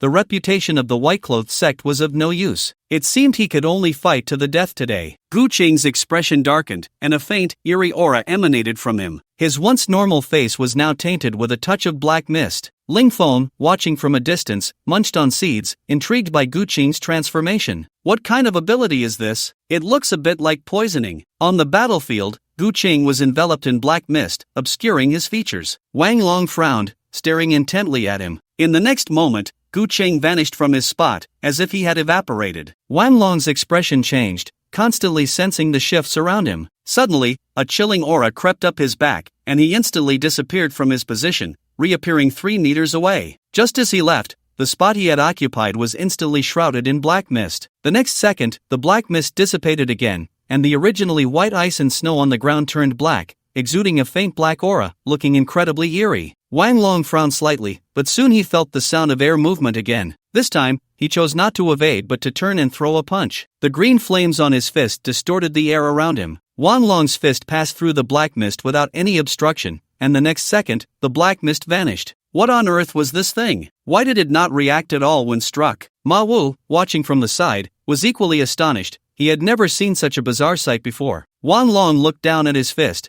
which was now tainted with a hint of black mist, and it was continuously flowing up his arm. Ha ha ha! Gu Qing reappeared, standing 3 meters away from Wang Long. At that moment, Gu Qing wore a smug expression, looking at Wang Long as if he were a dead man. "You've been hit by my poison. You will undoubtedly die today." Wang Long felt a slight dizziness in his brain, and his strength was slowly fading. "Are you feeling very dizzy now? Can't muster any strength at all?" Gu Qing looked at him with a cold smile. "Once you're poisoned by me, even a deity can't save you. Otherwise, do you think I would have become the king of the sect?" Ma Wu's face turned furious. After spending so many days with Wang Long, their friendship had grown very deep. He immediately rushed forward, ready to fight Gu Qing, but was stopped by Wang Long. "Don't be impulsive. This person's ability is too strange. You shouldn't go near him." A hint of black mist was already appearing on Wang Long's face. The poison had now invaded his heart, and he felt his breathing becoming a bit rapid. "Today, I will eliminate all of you. I have drained my own blood essence to use this ability, which will cost me at least 10 years of my life. You will all pay for this with your lives." Gu Qing's expression turned frenzied, and in the next second, he transformed into black mist again, vanishing from sight. Ma Wu's body tensed up instantly, always on guard against a sneak attack from his opponent. However, in the next second, Gu Qing suddenly appeared in place, spitting out black blood in large mouthfuls, his eyes filled with horror. "Your ability is quite interesting. I want it." Gu Qing looked towards the source of the voice and saw a young man appear in the arena. This man had a rugged face, sharp eyebrows, and bright eyes, exuding an aura of a king. "You just attacked me." Gu Qing glared at Ling Feng with a face full of resentment. Ling Feng smiled faintly. He took out a glass bottle from his space and handed it to Wang Long. "Drink this and quickly detoxify." Gu Qing sneered coldly, mockingly saying, "Don't waste your effort. My poison cannot be resolved by anyone." "Is that so? Nothing is impossible for me," Ling Feng said calmly. Wang Long took the glass bottle and without saying a word, drank it in one gulp. The moment he drank it, Wang Long felt a surge of power fill his body, and in the next second, the black mist on his skin disappeared at a visible speed, completely vanishing after a minute. Impossible! How could you detoxify this poison? Gu Qing's face was filled with disbelief. The ability he was proud of was resolved by this man with a mere smile. Fengzi, it's my fault. The preparations of the Lu family for the path of conquest. Ling Feng looked at the puzzled expressions of everyone and said lightly, our goal for this unification of Xinjiang is very simple, to gain military management rights over all bases, without interfering in other aspects of their management. Then how can we gain military management rights? Ma Wu asked. It's simple, we send troops to garrison, which can protect their safety and supervise their every move. In that case, these bases will lose their sovereignty, they won't agree. Wang Long frowned. Ling Feng took a sip of wine, his pupils narrowing. No one will refuse. If they do, we will just replace the manager of the base. Everyone present understood Ling Feng's meaning. Although some felt it was very cruel, no one opposed it. In the War God base, Ling Feng's decisions were absolutely correct. Every person present owed their current achievements to him. Ling Feng seemed to sense the thoughts of the crowd and said with a serious expression, I know some of you do not agree with this decision, but this is something that must be done. For a long time, we have only been passively defending because our management area is too small, and information is blocked. We can only passively resist against sudden enemies. If we can integrate the entire Xinjiang city into a solid unit, it will be completely different. Anyone who wants to invade us will have to think twice. Moreover, as soon as the enemy enters Xinjiang city, we can respond immediately. The others nodded secretly after hearing Ling Feng's speech. The warlike Wang Long said enthusiastically, I agree. When do we start acting? I plan to have you and Old Ma split into 2 routes, simultaneously pushing through the east and west directions of Xinjiang city. However, before that, I will enhance your strength once again. The high-ranking officials of the War God base were extremely excited upon hearing this. They had followed Ling Feng for a short time, but their strength had undergone earth-shattering changes. Killing ability users was easy for them, and they could easily slay super ability users as well. If this momentum continues, the War God base would eventually become the #1 base in Long Country. After discussing serious matters, the atmosphere at the dining table gradually became lively. Everyone chatted about daily life, savored delicious food, and dreamed together of a bright future. In a secret laboratory of the Lu family in Qingzhou, Lu Guanyu looked excitedly at the 100 artificial ability users before him. Only 100 people succeeded in this experiment after personal participation. After several months of research and a large expenditure of resources, success was finally achieved. Although these 100 individuals are artificially created superhumans, their strength is by no means inferior to that of ordinary superhumans. In fact, they surpass them. They not only possess formidable physical qualities but also have infectious abilities. Anyone who is scratched or bitten by these superhumans will become a mindless zombie. The only drawback is that this group of artificial superhumans lacks a certain level of cognitive ability and their appearance has deviated from that of humans. They have a towering height of up to 3 meters, and their arms have completely evolved. Their arms have all turned green, with skin covered in wrinkled dead skin. Their fingernails are similar to those of animals, measuring several centimeters long. Their teeth, after mutation, have become exceptionally sharp and are exposed. Despite the many shortcomings of this batch of artificial superhumans,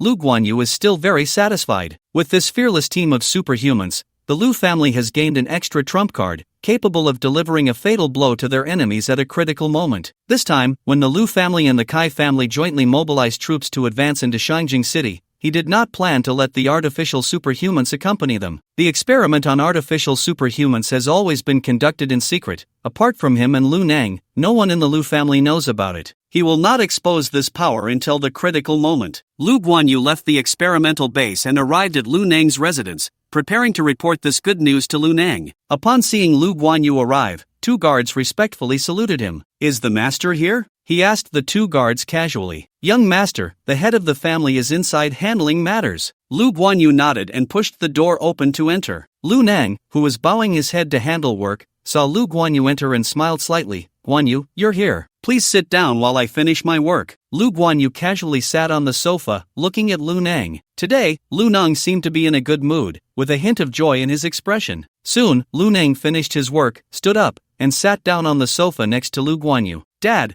what happened today that has you so happy? Lu Guanyu asked curiously. You noticed. Recently, our Lu family has been very successful in receiving supplies from the storm base. Now, the food in our Lu family's hands is enough to sustain us for 10 years. Not only that, but the weapons we seized this time are also very abundant. with the most valuable being those 50 armed helicopters. In the future, our Lu family's strength will become even more formidable. Lu Guanyu also wore a smile. Everything in the Lu family would be his in the future, and the stronger the Lu family became, the more secure his position would be. Dad, I have good news to tell you too. The experiment was successful? Lu Guanyu smiled and nodded. Ha ha ha, great. It seems today is a day of double happiness. Lu Nong laughed excitedly, unable to help but stand up and clap in celebration. In the future, as long as we maintain a good relationship with the dragon-slaying society, the Hanong province will be under our Lu family's control. Even the Kai family won't be our match. Lu Guanyu couldn't help but nod in agreement. The Kai family can only stand firm in Jinling City with the help of the Japanese. In terms of strength, our Lu family is several times stronger than the Kai family. Hanong province should be under our Lu family's control. That's right, if the Kai family can be the dogs of the Japanese,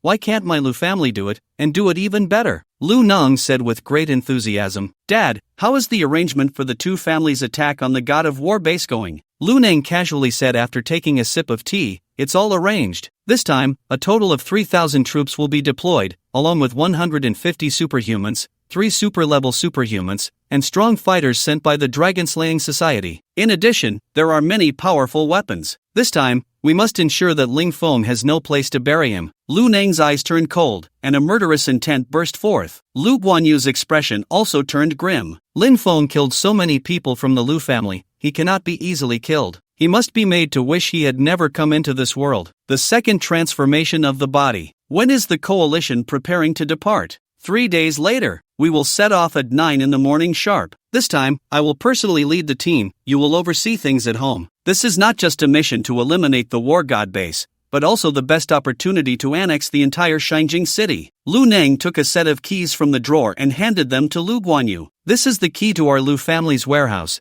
and I am entrusting it to you today. It contains all the supplies of our Lu family. You must take good care of it. Lu Nang advised earnestly. Lu Guanyu nodded solemnly. After the banquet at the war god base, Lin Feng returned to the villa. He took out 4 top-grade inner elixirs from his space. These 4 elixirs were all crystals from superpowered individuals, containing an extremely rich energy. Now, Lin Feng's physique had reached a critical point. As long as he advanced further, he could break through 5,000 points, and his body would undergo a second transformation. His strength would also increase further. As long as his strength improved, he could use the precious blood in his body to enhance the strength of others. He took out an inner elixir that was slightly darkened. This elixir belonged to Gu Qing, and its color was significantly different from the others. The effects of the inner elixir made Lin Feng very excited. Source of all poisons, releases toxic gas within a maximum radius of 1,000 meters. Those poison will be dissolved by the gas in a very short time. Upon seeing the explanation of this ability, Lin Feng immediately liked it. This ability was comparable to a biochemical weapon, very suitable for dealing with the Japanese. These greedy Japanese should disappear from this world. He would eventually have to visit Japan. Lin Feng pulled back his thoughts and swallowed the inner elixir in one gulp. The elixir instantly transformed into a stream of energy flowing into his body, and Lin Feng felt his physical strength gradually increasing, approaching the 5,000 mark. Finally, at a certain moment, there was a crack sound. Lin Feng felt as if a certain shackle in his body had been unlocked, and an overwhelming sharp pain surged through him. He could clearly feel his bones inside slowly fracturing, and the intense pain made him want to grind his teeth to dust. Then, his muscles began to slowly dissolve, and Lin Feng collapsed to the ground like a puddle of mud. His clothes were completely soaked with sweat. The entire process lasted for half an hour, and Lin Feng felt as if he had lived through a century. He almost couldn't hold on. Fortunately, he managed to endure, and the pain in his body began to slowly fade. The bones inside him started to grow rapidly, and through inner vision, Lin Feng discovered that his bones had undergone a tremendous change. The white bones now had a faint golden hue, exuding a mysterious feeling. It was evident that the current bone density was extremely high, at least 10 times that of before. One could say that his current body strength could withstand a missile without issue. Besides the bones, the muscles were also regrowing, and the golden components in his blood had increased to half of its content. Lin Feng slightly exerted his arm and could feel the explosive power hidden beneath his skin. Although his current physical ability was around 5,400 points, the enhancement brought was far beyond that. It was a life-level evolution. The greatest gain from this transformation was not the body but the brain. In the core area of the brain, a peanut-sized white sphere was slowly forming. Before the upgrade, Lin Feng only felt that his brain was changing, but there were no actual changes. This time, a white sphere directly appeared in his brain, and from its shape, it was clear that this sphere was not yet fully formed, it required further transformation. Lin Feng named it the Brain Elixir. After the formation of the Brain Dan, Ling Feng could clearly feel that his mental power was now much easier to control. Originally, he could only control objects within a 200-meter radius around him, but now it had directly reached 1,000 meters, and his mastery was stronger. In addition, his abilities had also significantly increased. The gravity field had surged to 3,000 times, with a range of 1,000 meters. His teleportation ability could now cross 1,000 meters in one go, ignoring any obstacles. The source of all poison's ability that came with the inner Dan had also expanded its activation range to 3,000 meters. One could say that after activating his abilities, Ling Feng was like a moving biochemical mother body. Ling Feng looked at the inner dawn of the three other superpowered individuals in front of him and swallowed them all at once. The inner dawn of those ordinary ability users provided too little enhancement for him, so he planned to let his subordinates use them. After another half an hour, the energy within his body gradually dissipated, and Ling Feng's body data finally settled at 6,300 points. Ling Feng stood up, feeling an endless amount of strength coursing through him, and he was eager to vent the energy in his body. He walked out of the villa and teleported directly to a low mountain next to the base. The back of the low mountain was a cliff over 100 meters high. With a few jumps, Ling Feng reached the bottom of the cliff where there was no one around, perfect for testing his strength. Ling Feng looked at the towering villa in front of him, took a deep breath, and slowly exhaled. He gathered all his strength into his arms and clenched his fists. Roar! Ling Feng threw a punch,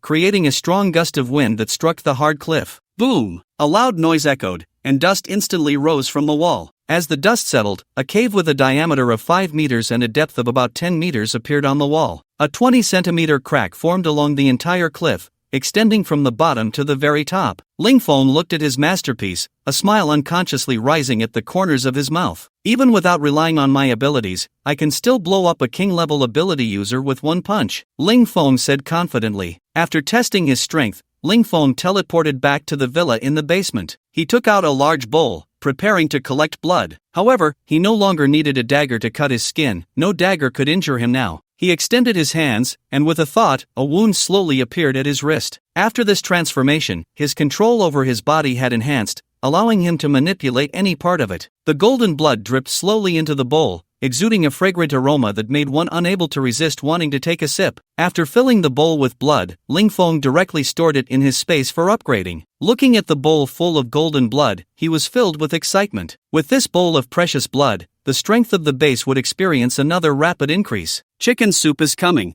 Chicken soup is coming. Ling Feng brought the precious blood to the base command center, ready for Wang Long to quickly administer it to the team members to enhance their strength. Passing by the research institute, he saw that they were still busy inside. Ling Feng glanced at the time. It was already past 10 at night. He didn't expect that even in the apocalypse, they were still so diligent, and he secretly gave them a thumbs up. Their hard work was a good thing for Ling Feng, as the boss, who wouldn't like employees who voluntarily worked overtime. Ling Feng pushed the door open, ready to give them a boost of motivation. Wang Jianan, wearing reading glasses and a lab coat, though not young anymore, still appeared spirited. Some of the younger researchers showed signs of fatigue on their faces. Leader, you're here. A young man closest to Ling Feng looked surprised upon seeing him enter. Ling Feng smiled and nodded. Hearing the young man's voice, everyone else looked up towards the door. They indeed saw Ling Feng standing at the entrance, and excitement spread across everyone's faces. Now at the War God base, Ling Feng is a godlike figure. He is not only the soul of the base but also its important pillar. If it weren't for Ling Feng, these people would still be pedaling bicycles in the power department,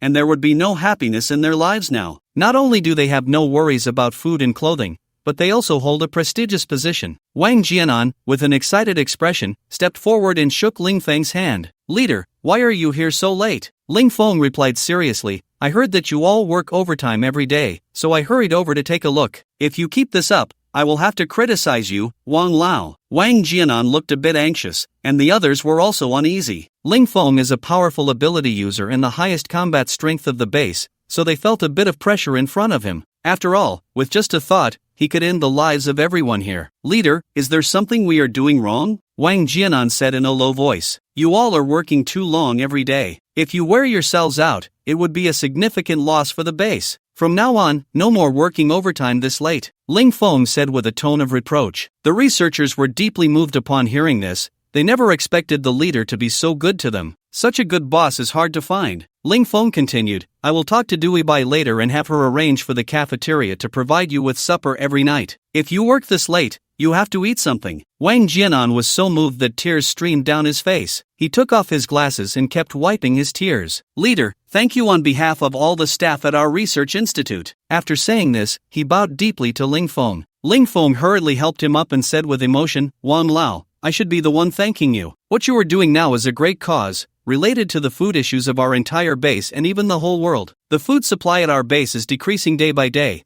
and the burden on you is heavy. After saying this, Ling Feng directly took out 20 boxes of instant noodles and 100 bags of bread from his space and placed them on the table. You can keep these supplies for supper tonight. My abilities are limited. This is the best I can provide for you, Ling Feng said with some self-reproach. Everyone present was moved to tears, and they secretly vowed to work hard to repay the leader. Ling Feng walked to the experimental table and asked, Wang Lao, how is our research progressing? Wang Jianan stepped forward, a bit excited, and said, the progress is quite good. We have made breakthroughs in growing wheat under extreme cold conditions. The seeds you provided us are the best I have ever seen. They not only have high yields but are also very resistant to cold and disease. Wang Jianan spoke passionately about his expertise, and with his powerful brain, Ling Feng quickly gained a preliminary understanding of the wheat research. The upgraded seeds provided by Ling Feng greatly aided their research work. Wang Lao, based on this progress, how long until we see results? Ling Feng asked the question he most wanted to know. Wang Jianan pondered for a few seconds and slowly said, in 3 months, no, in 1 month,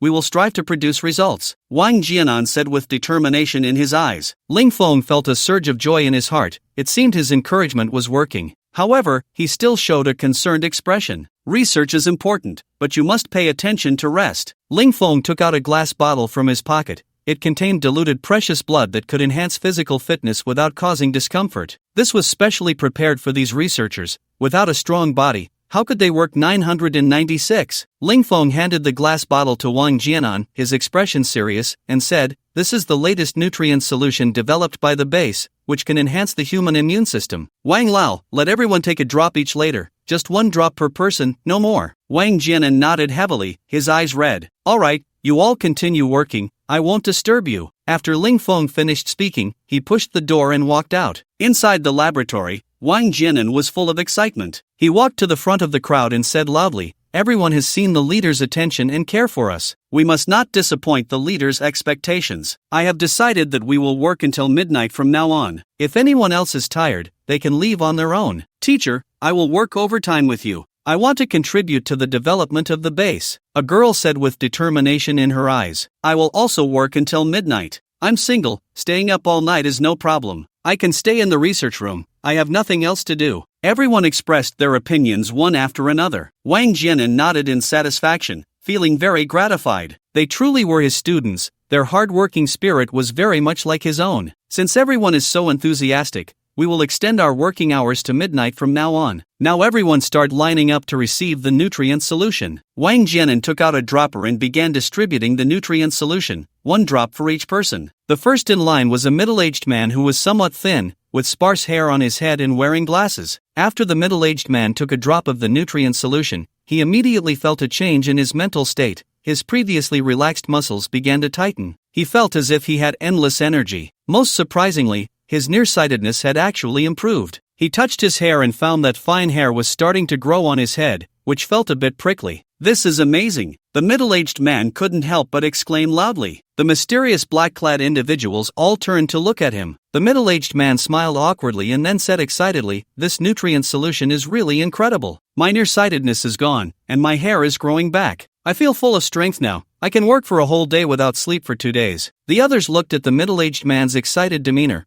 which didn't seem like a lie, and quickly lined up, hoping for their own changes. Before long, the laboratory was filled with excited voices. My cold is gone all of a sudden. I was feeling weak all over, and now I'm completely healed. It's amazing. My shoulder pain is gone too. That's great.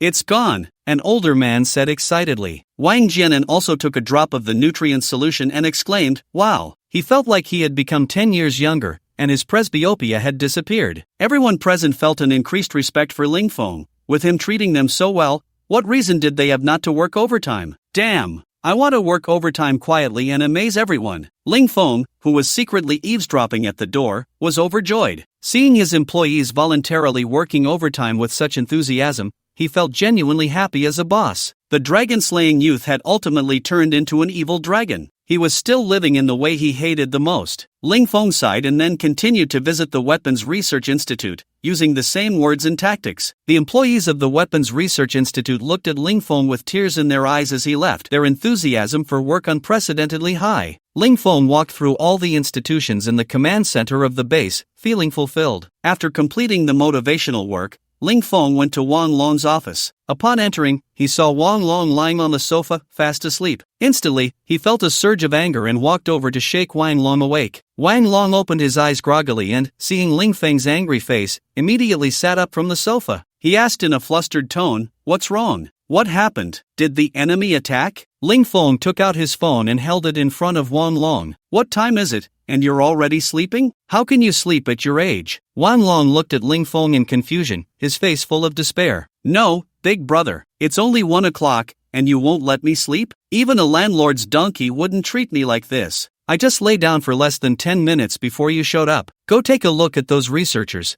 they're still working at this hour. As a senior, how can you justify sleeping?" Ling Feng said, his expression one of disappointment. "What? They're crazy. Do they really have to work this hard? No overtime pay, and they're still pushing themselves," Wang Long exclaimed, incredulous. "That's not the right way to think about it. They're pursuing noble ideals, all for the better development of the base. Talking about material things is so mundane," Ling Feng said seriously. Wang Long gave Ling Feng a thumbs up, his face filled with admiration. "Impressive, truly impressive. No wonder you can be the leader of the base. Alright, enough with the flattery. Let's get down to business." Ling Feng lit a cigarette and casually handed it to Wang Long, who was momentarily stunned. Wang Long immediately snatched the whole pack and stuffed it into his pocket. "What's the matter?" Wang Long exhaled a smoke ring, speaking casually. Ling Feng took out a glass vial containing precious blood from his space and handed it to Wang Long. "This is the latest development. Hurry and use it. Make sure the team members use it too. We can set off with them tomorrow." Wang Long looked at the precious blood in his hand with joy, saying, "I can enhance my strength again. I'll have everyone use it first thing in the morning. I'm planning to take 200 people and push westward. Let old Ma take 200 people and head east." Ling Feng nodded, gave Wang Long some instructions, and returned to the villa. When Ling Feng got back to the bedroom, he didn't find Lin Su. He guessed she might be in the laboratory. He went to the basement but still found no trace of her, and a sense of unease began to creep into his heart. He searched every room in the villa but still couldn't find Lin Su. In a hurry, Ling Feng took out his phone to check the villa's surveillance footage. He started reviewing the records from the time he left the villa and finally noticed something unusual at 12:50. In the surveillance footage, he saw a strange black figure suddenly emerge from the wall of the villa. The figure was dressed in a black cloak and wore a black mask, obscuring its face. The black figure first went upstairs and found nothing unusual, then headed to the basement, where it was quickly discovered by Lin Su. The two immediately engaged in a fight. The opponent moved like a ghost and could become invisible. Lin Su found it very difficult to fight back. However, the opponent didn't gain the upper hand either. Lin Su landed a final blow with her tang knife on the black figure's shoulder,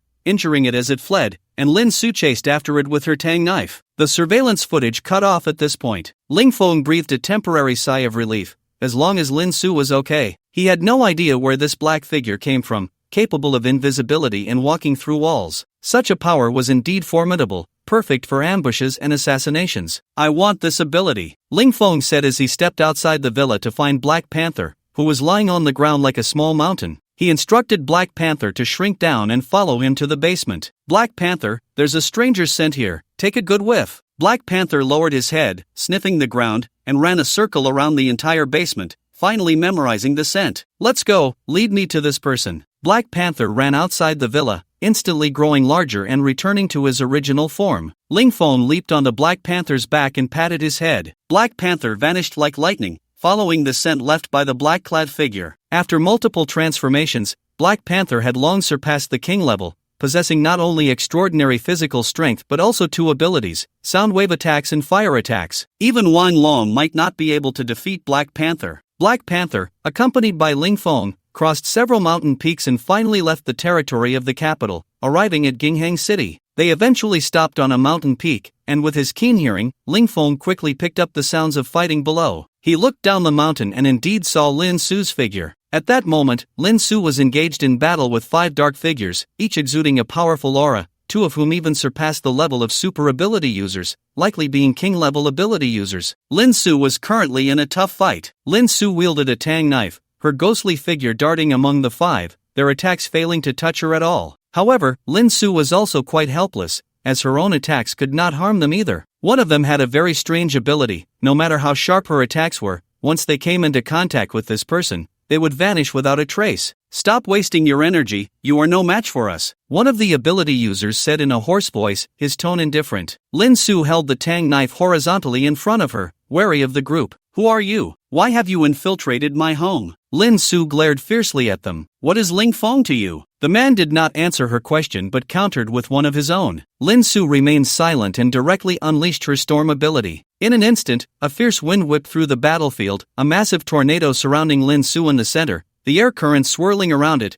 and all the ice and snow on the ground being sucked into the vortex. Its might astonishing. The ability Lin Su displayed came from Lu Wu of the Lu family, but its power was magnitudes greater. Even super ability users would be ruthlessly shredded upon contact. The black-clad figures on the scene were taken aback by Lin Su's displayed ability. They hadn't expected this woman to have such a hidden strength. If this tornado hit them, it would be hard to withstand. Although the chaotic wind swirled outside, the center of the tornado was remarkably calm, with Lin Su standing in the middle, not a single hair of hers moving. One of the black-clad men said to another, "Brother Gio, we haven't got the wrong person, have we? He isn't trying to deceive us, is he?" Brother Gio shook his head slightly, confidently saying, "No, with his guts, he wouldn't dare lie to me. He was indeed the head of a farmer's market here. His words should be credible. Alas, we killed him a bit too early. We should have brought him here for identification," the black-clad man said with some regret. "No matter, I believe this person must have a close relationship with Ling Feng. As long as we capture him, we will definitely find Ling Feng," Brother Gio said, looking ahead with a calm expression. While they were speaking, Lin Su had already engaged in battle with the other 3 black-clad men. With the enhancement of her ability,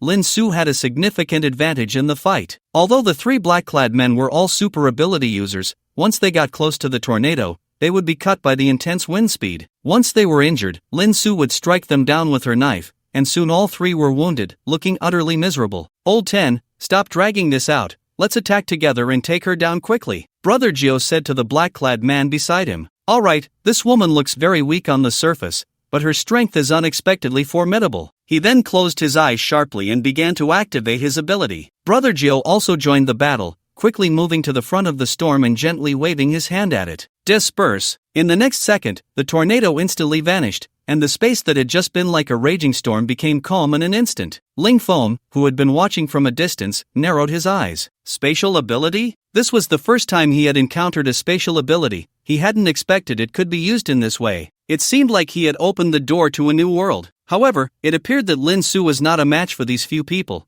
This spatial ability was simply too unfathomable, as any attack could be absorbed by him. But when it came to himself, it was a different story. He instantly teleported over, and in the next second, he appeared beside Lin Su. Seeing Ling Feng appear, Lin Su's expression brightened, and the tension in her heart vanished in an instant. As long as Ling Feng was there, anyone would have to drink the bitter fruit of defeat. This was her unconditional trust in him. "You're here. These people are specifically looking for you. Be careful. That person's ability is very strange." Ling Feng gave her a reassuring look. "Don't worry, the one who can defeat your husband hasn't been born yet." Ling Feng waved his hand dismissively. Brother Gio looked at the man who had suddenly appeared on the battlefield. He could confirm that this person had appeared in an instant, definitely not relying on speed. Teleportation. He immediately thought of this ability. Moreover, his teleportation distance was astonishingly far, at least several hundred meters, and the surrounding area was filled with bare snow-capped mountains, making it impossible to hide anyone. "You are Ling Feng." Brother Gio's gaze was sharp as he looked at Ling Feng. "That's me. Who are you? What do you want with me?" Ling Feng spoke in a calm tone, appearing relaxed in front of so many powerful individuals. "I heard you have resources worth over 20 billion.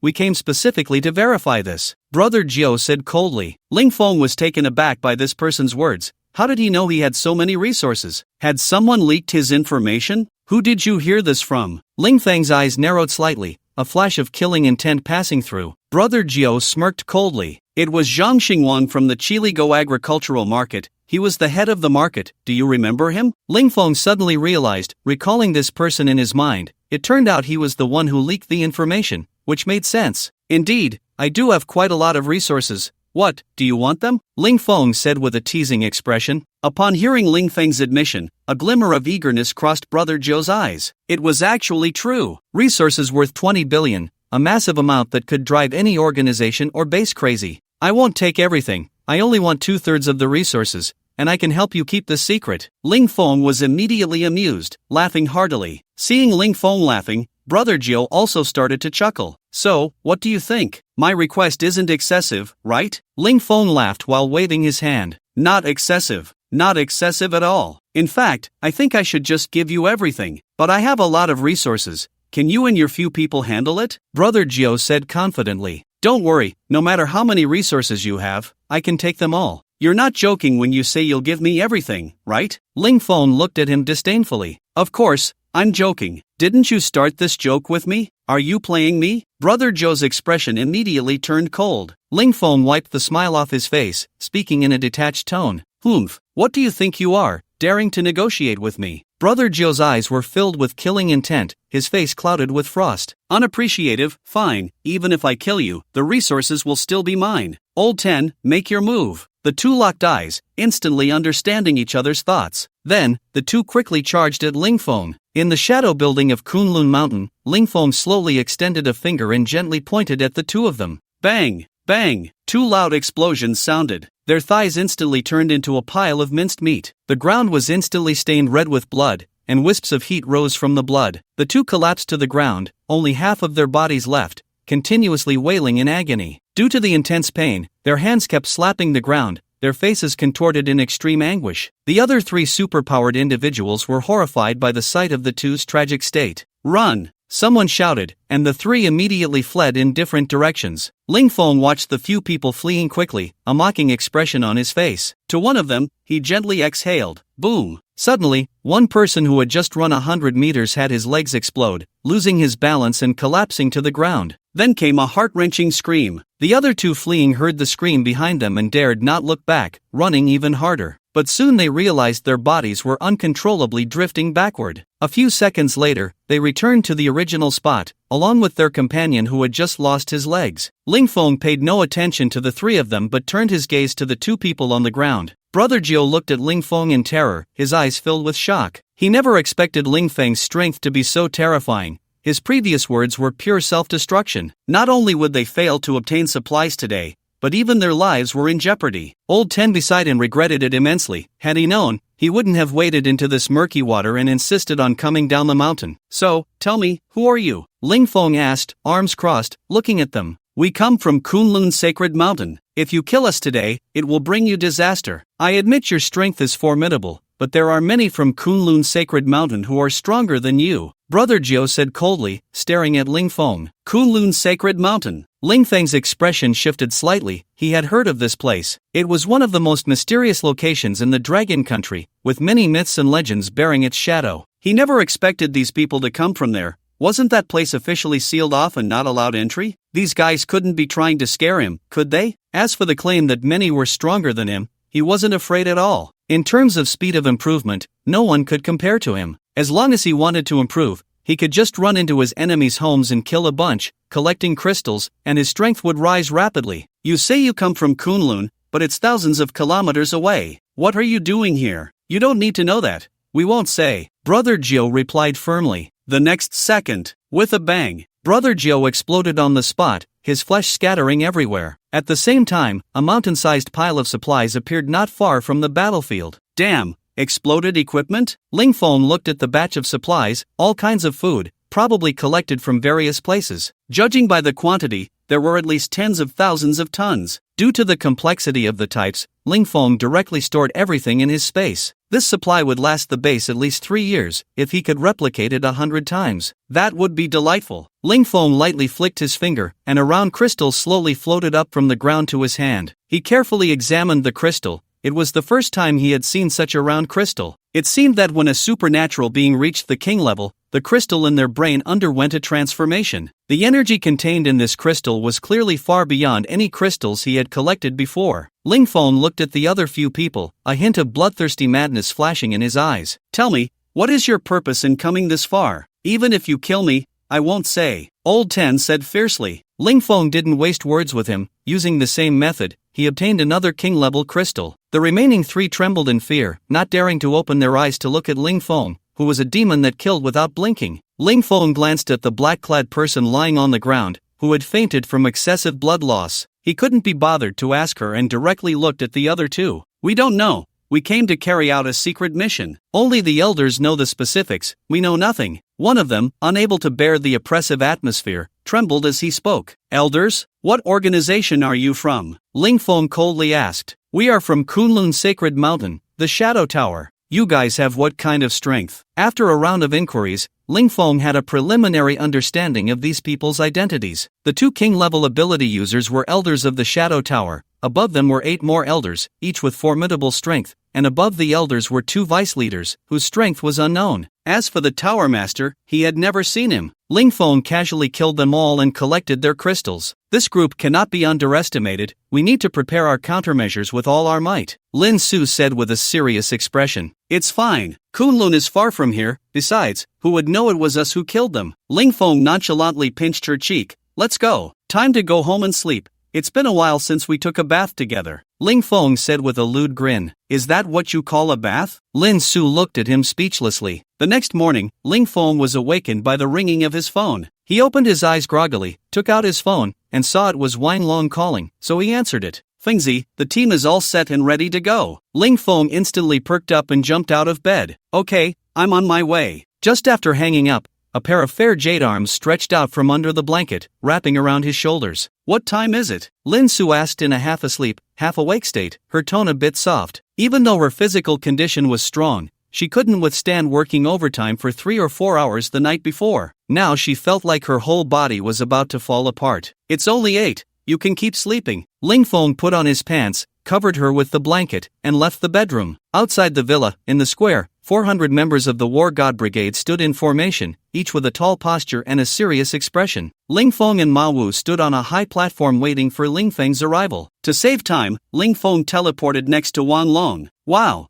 you scared me. Can you make some noise next time? The team members below looked at him with fervent expressions. Did the nutrient solution I gave you yesterday get used? Wanlong nodded, revealing an excited expression. Yes, and this time the effect is even better than last time. The battle was about to begin, and Lingfeng's eyes flickered. What level are they at now? Wanglong said excitedly, all our team members have reached the peak state of 1,000 points, and their innate fire abilities have greatly increased. We now have a troop composed of super ability users. Lingfeng was somewhat surprised. He hadn't expected his blood to become so strong after his transformation. But now he faced a new problem. He needed to produce more serum to enhance the team's strength, but the raw materials he had on hand were already insufficient. Looks like I need to find some raw materials, he thought. However, the current strength of these team members was enough to dominate Beijing City. Once he resolved the current troubles, he would look for these materials. Such materials were already quite rare, and with the impact of the apocalypse, finding them was very difficult. However, there was definitely one place that had them, and in abundance. Lingfeng looked at the hundreds of team members below, preparing to mobilize them. He stepped forward and said in a loud voice, "Comrades,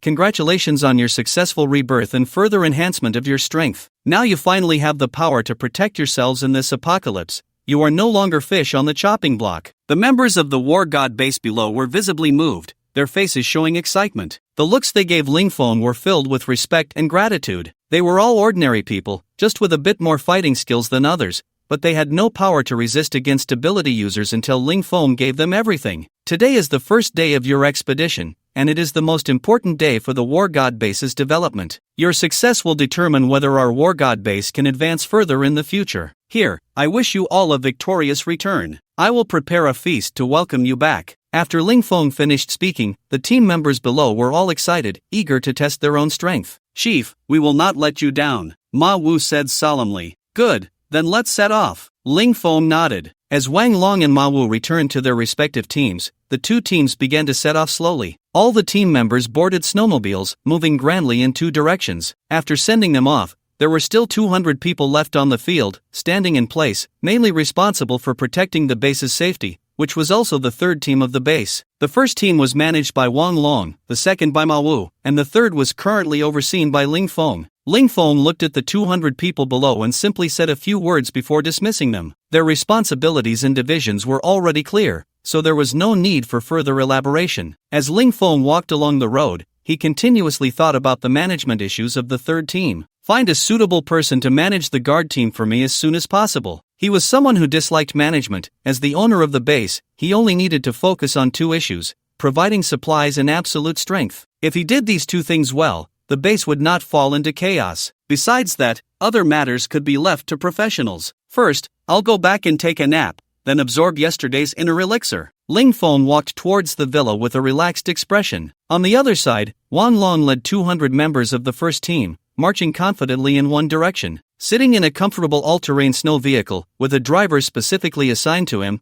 this vehicle was specially equipped for him by Ling Feng, and Ma Wu had one as well. He was full of confidence for this operation, with 200 subordinates whose strength exceeded that of super ability users. Who could resist them? In terms of personal combat power, after using the nutrient solution provided by Ling Feng that morning, he had broken through to 2,100 points, and his strength could easily eliminate even super ability users. He just wondered how he would fare against a king-level fighter, but there was no opportunity to find out yet. While Wang Long sat in the vehicle leisurely smoking, a call came through the intercom. "Captain, we've discovered a base ahead. According to the information we've gathered, this is a shelter under the Co-Creation Base Alliance."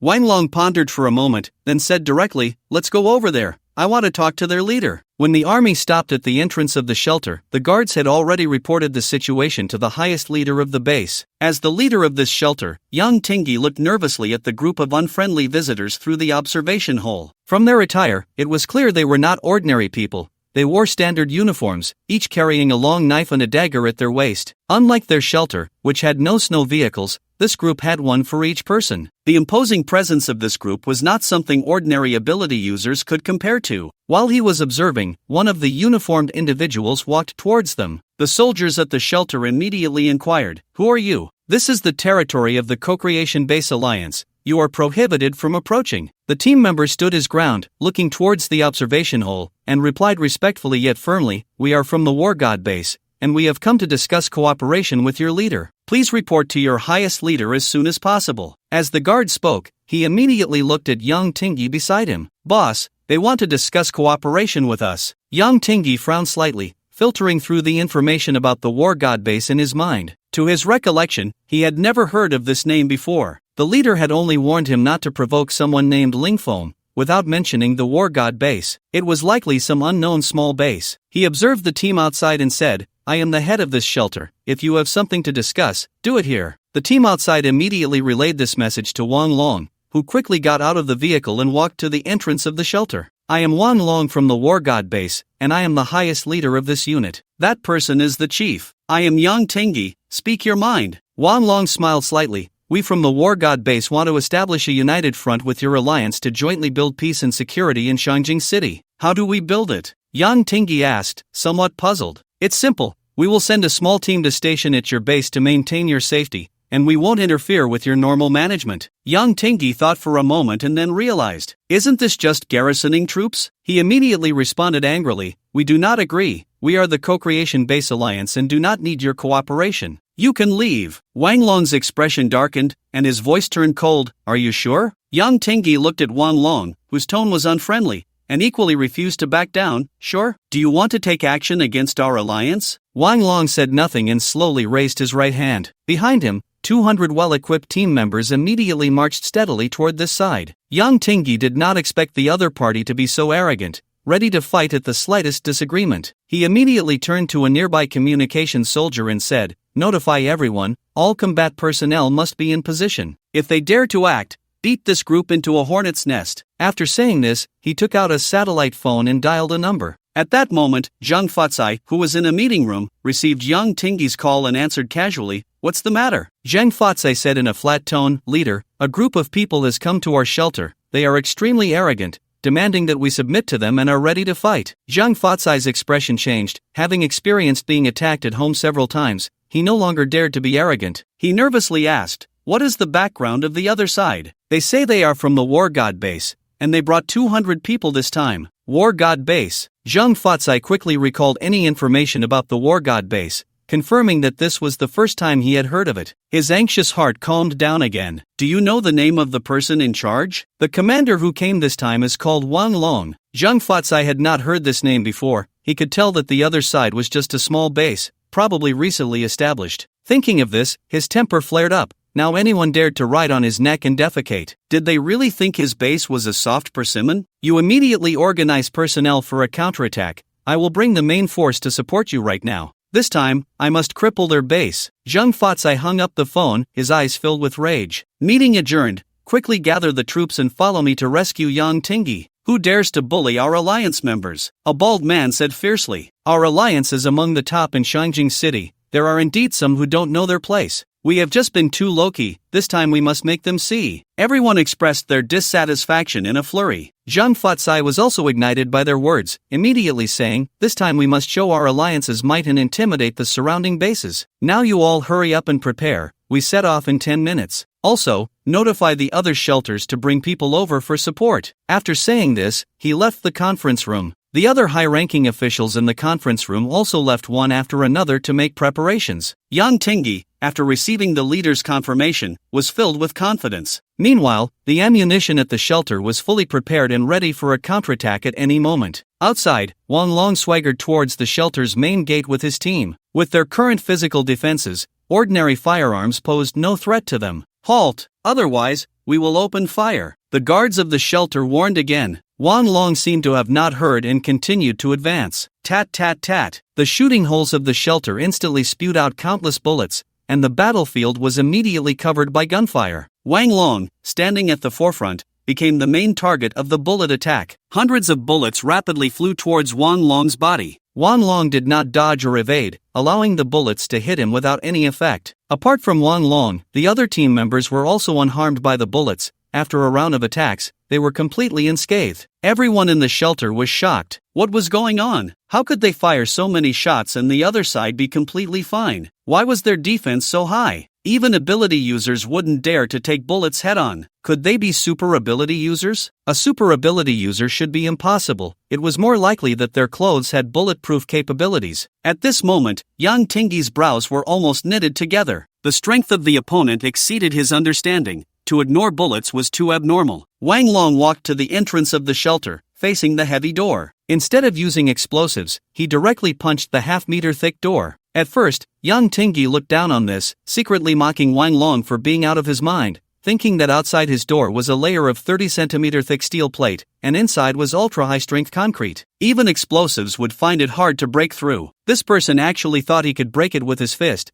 He didn't know if he was foolish or naive. Soon, something even more shocking happened. The originally solid door began to shake violently. Wang Long realized that his punch had not broken the door, and his expression darkened. He felt embarrassed. Then he took a deep breath, gathering all his strength into his arm. Ha! With a loud shout, his fist, carrying an unstoppable momentum, smashed against the door. With a loud bang, the door collapsed, shaking the entire ground and kicking up a huge cloud of dust. A cold wind blew into the shelter, and everyone looked towards the door. In the light, they could not see the person's face clearly, only a figure that was not particularly strong standing there. Everyone couldn't help but gasp. 2 punches to break a half-meter-thick door. Was this still human? Yang Tingyi thought it was bad. Standing among the crowd, he said to those around him, "Everyone, let's go together and take this person down." The crowd exchanged glances, and no one stepped forward. In this situation, whoever went up would die. Who would dare to go forward? They were just trying to make a living. No one wanted to lose their life. "You bunch of bastards, I've raised you for so long, and you've all forgotten," Yang Tingyi said angrily, then slowly stepped out of the crowd to face Wang Long. "If you really want to tear the face off, our alliance's army will arrive soon. Even if you break in, it won't matter. It would be wise for you to leave quickly." Wang Long smiled slightly, looking at him with a playful expression. "And you know how a fool like you became the leader of the shelter. Do you think I would be afraid of your so-called alliance?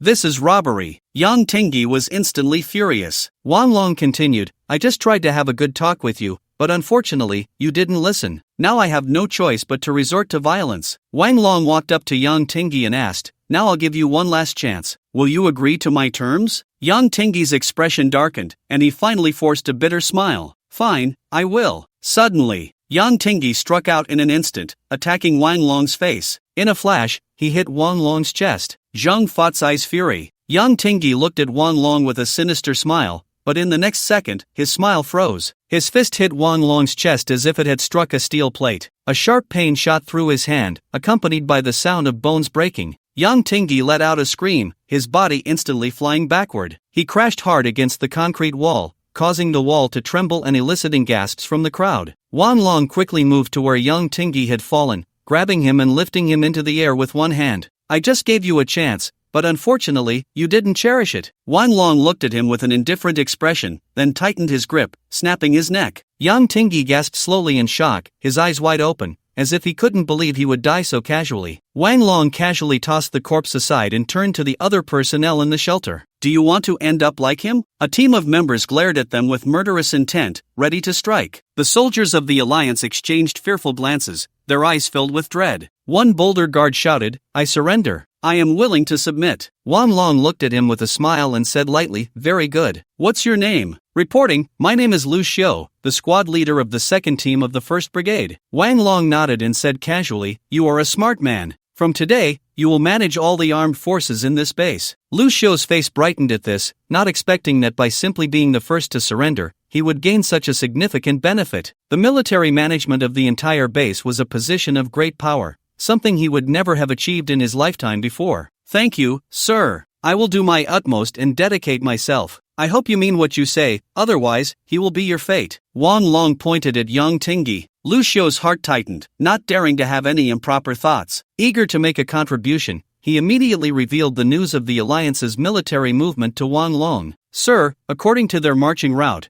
they will arrive in about an hour. Wang Long nodded casually, showing no signs of tension. Then, Lu Xiu guided the members of the God of War team to carry out a comprehensive takeover. There was no resistance throughout the process, and upon learning that Yang Tingyi was dead, everyone surrendered. After touring the entire shelter, Wang Long gained a basic understanding of its layout. The scale of the base was not large, only about 1/3 the size of the God of War base, with a standing army of 500 people, mostly ordinary civilians with little combat capability, some of whom didn't even know how to use a gun. The food reserves in the base were decent, enough for the entire base to last 2 years. According to Lu Xiu, this place originally belonged to the official shelter, but later, due to a rebellion, the highest official was killed by Yang Tingyi and a group of armed men, who seized control of the base. The officials had hoarded a considerable amount of food in the shelter, but most of it had already been transported to the Alliance's headquarters. It seems this so-called Alliance headquarters is quite corrupt, but this method isn't bad, using food to control the various bases below. We might be able to adopt this approach later. Wang Long thought to himself. A team member quickly approached Wang Long and whispered, Captain, a group of soldiers has arrived 1 kilometer from the base, about 1,000 of them,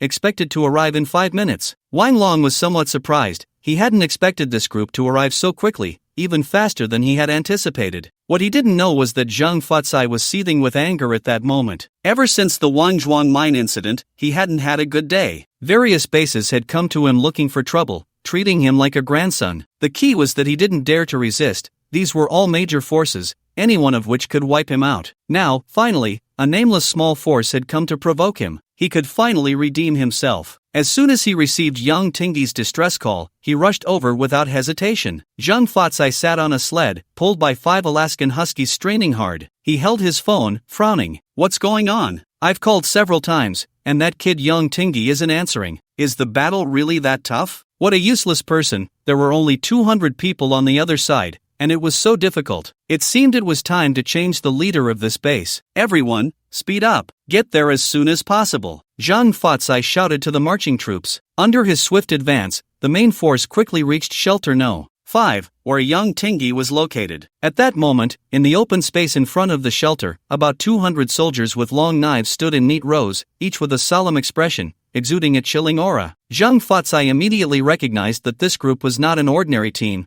They were regular troops, and elite forces who had seen many battles. No wonder Yang Tingyi hadn't been calling. This team was indeed difficult to deal with. But where was Yang Tingyi? Could it be? Zhang Fatsai's heart tightened, a cold glint flashing in his eyes. He got off the sled and quickly walked to the front of the team, looking at a person across from him. He said in a deep voice, "Where is Yang Tingyi?" "Dead," Wang Long replied succinctly. "You have some nerve. daring to kill someone from our alliance. Do you really think we can be bullied? Zhang Fatsai's face was filled with rage, wishing he could tear this guy apart immediately. However, this person had managed to kill young Tingyi in a short time, so he must also be an ability user. Without understanding the opponent's strength, he couldn't act rashly. It would be disastrous if he stumbled. Wang Long looked at the furious Zhang Fatsai, adopting a calm demeanor, and said lightly, "I've been bold since I was a child. I learned to steal at 1, to rob at 2, took rat poison at 3, crawled through sewers at 5, and beat up an old Taoist at 6. Wang Long's mocking expression only fueled Zhang Fatsai's anger further. "I don't care which base you're from, but daring to kill someone from our co-creation base alliance will be the biggest regret of your life. You guys, take him down." After delivering his threat, Zhang Fatsai ordered 3 of his ability users to deal with Wang Long, while he himself retreated behind them. Wang Long looked disdainfully at this cowardly guy. He talked tough, but when it came time to act, he hid behind others. He really didn't know how this guy managed to convince his subordinates to risk their lives for him. The few ability users under Zhang Fatsai exchanged glances and surrounded Wang Long. Wang Long observed the weak aura emanating from these 3 ability users.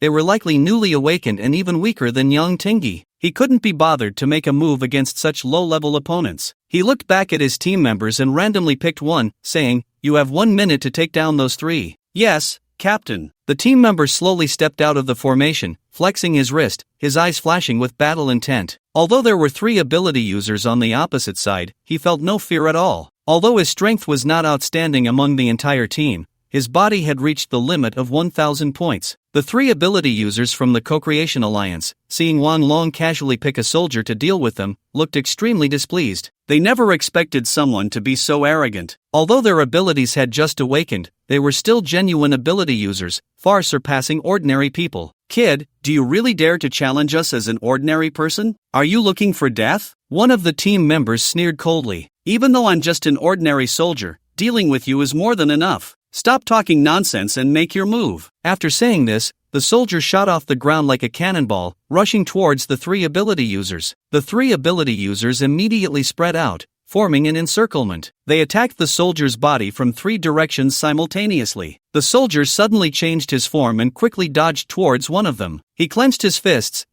the size of sandbags, creating gusts of wind as they rapidly struck towards the ability user, fast and fierce. Years of training had made combat his instinct. The ability user, seeing the fist coming at him quickly, hurriedly tried to block it, but in his panic, he stumbled and nearly fell. Although he was an ability user, he lacked combat experience and even forgot to use his abilities. The soldier's fist struck the ability user in the chest. Crack! The ability user was sent flying over 10 meters, sliding along the ground for 7 or 8 meters, leaving a shocking trail of blood. The ability user lay on the ground motionless, his chest caved in, dead on the spot. Zhang Fatsai, who was hiding in the crowd watching the battle, felt his pupils constrict. Killing an ability user with just one move was terrifying. Were all 200 of these people this strong? The thought sent chills down his spine. If that were true, it would be truly frightening. However, he quickly dismissed this idea. A base could not possibly have so many strong individuals. Not even the previous Lu family of Qingzhou or the Storm base could have such strength. Moreover, he had never even heard of this small base. It was very likely a scheme by the other side, deliberately trying to intimidate him. The person on the field was the true commander of this unit, pretending to be weak to catch the tiger by surprise. Zhang Fatsai felt somewhat relieved. Although this guy was strong, he wasn't unbeatable. He also had his trump cards. Just a few days ago, he had broken through to the level of a super ability user, his abilities incredibly powerful. On the field, the remaining 2 ability users, seeing their companion easily killed, looked grave. This person was not easy to deal with. They had to be cautious. "Use your abilities and quickly kill this person," one of them shouted. The 2 instantly unleashed their abilities and charged towards the soldier. One had a power amplification ability, and the other had a speed amplification ability. Their cooperation had a good effect. The soldier's gaze turned cold, and his body instantly accelerated, arriving in front of one of them in an instant. His fist struck towards the person's head, surrounded by a ball of green flame, looking incredibly dazzling. The ability user was instantly hit by the flaming fist, his body engulfed in flames. "Ah!" The ability user screamed repeatedly, and 3 seconds later, he turned to ashes, a crystal shimmering in the ashes. The remaining ability user, seeing this, immediately turned to flee. After 2 consecutive kills, he clearly understood his opponent's strength. Continuing to fight would only lead to death. However, his speed was clearly no match for the soldier. Just 2 to 5 meters away, he was caught up and killed by a punch. The soldier returned to the team and saluted Wang Long, reporting, "Captain, mission accomplished." Wang Long nodded in approval. "Not bad, it only took half a minute." Wang Long looked at Zhang Fatsai across from him, his eyes filled with provocation. "Zhang Alliance leader, are you planning to be a turtle hiding its head? How long are you going to hide?" Zhang Fatsai snorted coldly and stepped out of the crowd. "Kid, that person just now is the real leader of your team, right? You still want to play the trick of pretending to be a pig to eat a tiger? That's an old trick of mine." Wang Long looked at Zhang Fatsai in surprise, not expecting this guy to have such a vivid imagination. However, he didn't have the patience to argue with him. His time was extremely tight,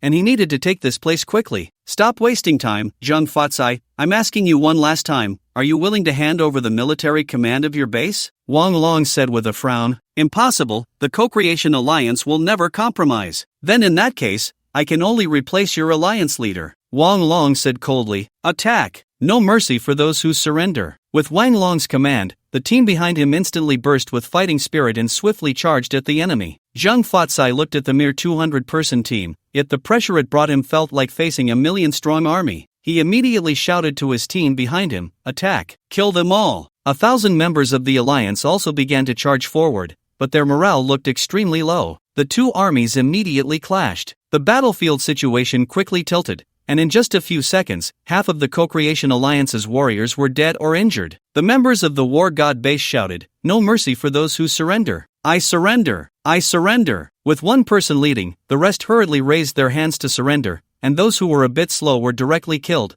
with no chance to surrender at all. Zhang Fatsai was completely dumbfounded. Only he remained standing on the entire alliance side. The others either surrendered and crouched on the ground with their heads in their hands or had already been killed. He never expected that his 1,000-strong team couldn't hold out for even half a minute. Who on earth were these people? Wang Long stood with his hands behind his back, looking at him with a calm gaze. "If you surrender now, I can give you one last chance." The mysterious gray-clad elder from the Yanwu base narrowed his eyes slightly. Things seemed to be getting more interesting. Wang Long stepped down from the vehicle, with 160 team members neatly following behind him. Although the enemy outnumbered them several times, the murderous aura they exuded made the 1,000-strong team across feel an immense pressure. Wang Long looked at the young man standing at the forefront. Judging by his arrogant appearance, he could guess the man's identity. However, the gray-clad elder beside him was hard to read. He stood barefoot in the snow, carrying a long knife on his back, his aura restrained, resembling a hermit. Wang Long stopped 50 meters away from Dong Yanwu, calmly looking at the other side. Dong Yanwu looked at Wang Long with bloodthirsty eyes. Although there were only a little over 100 people on the opposite side, each one exuded an extraordinary aura,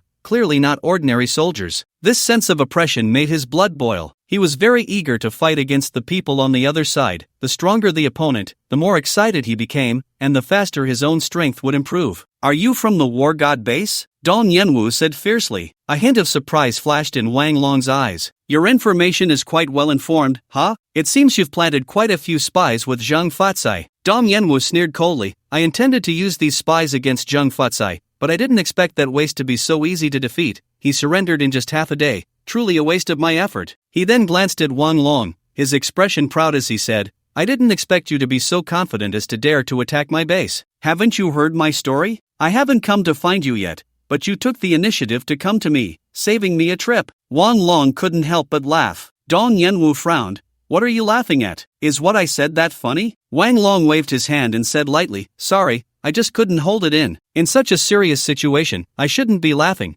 but your confidence is just too hard to resist." "You really think you can defeat me with that confidence?" Dong Yanwu slowly stepped out, his fighting spirit bursting forth. "Since I awakened my abilities, I've fought in over a dozen battles without a single defeat, and no one has ever left my hands alive. Well, today I really want to break that record and see just how strong you are." Wang Long casually walked to the middle of the two armies, standing there nonchalantly. Dong Yanwu slowly approached Wang Long, and with each step, his aura grew stronger. By the time he was 10 meters away from Wang Long, his momentum peaked. His long hair moved without wind, and his crimson eyes shone with a beast-like glow. "Come and fight!" Dong Yanwu roared, pushing off the ground with one foot, his entire body shooting forward with explosive force. His punch cut through the air, creating a howling wind, an astonishing display of power. The old man in gray, watching from a distance, nodded slightly, noticing the change in his disciple's strength over just a few days. Wang Long looked at Dong Yanwu with some surprise. This guy really had something. His strength had indeed reached the level of a God of War team member,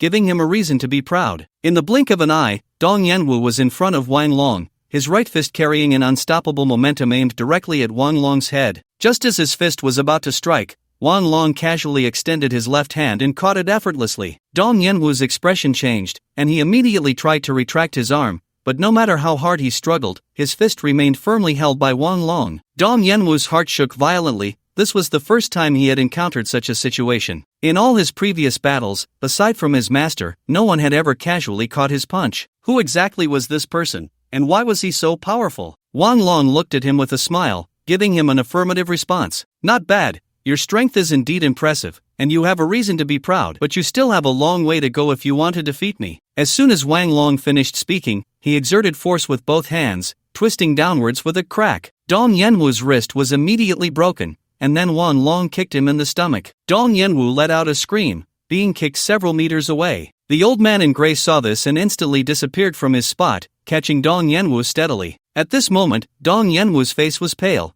and the sharpness in his eyes was gone, as if he were a deflated balloon filled with despair. The invincible fighting spirit in his heart collapsed. One move, just one move. He had suffered a crushing defeat, thinking that with his strength, he had no rivals in the entire capital city. Now it seemed truly laughable. Reflecting on what he had just said, he felt no different from a clown. The old man in gray noticed the change in Dong Yanwu's eyes and immediately comforted him. Yanwu, don't be discouraged. A temporary defeat means nothing. What you should do is learn from the experience and improve your strength. Dong Yanwu nodded with difficulty. He understood the reasoning, but the anger in his heart just wouldn't rise. Don't worry, my disciple, I will avenge you. The old man in gray said coldly. Master, don't kill him, otherwise, my inner demons will never disappear in this lifetime. I want to defeat him fairly. The old man in gray nodded with satisfaction. He handed Dong Yanwu over to his subordinates behind him, then turned to look at Wang Long, his eyes filled with killing intent. He was a protective person, and Dong Yanwu was his most beloved disciple. If it weren't for the disciple saying to spare his life, he would have already beheaded him with a single sword strike. Kid, you injured my disciple.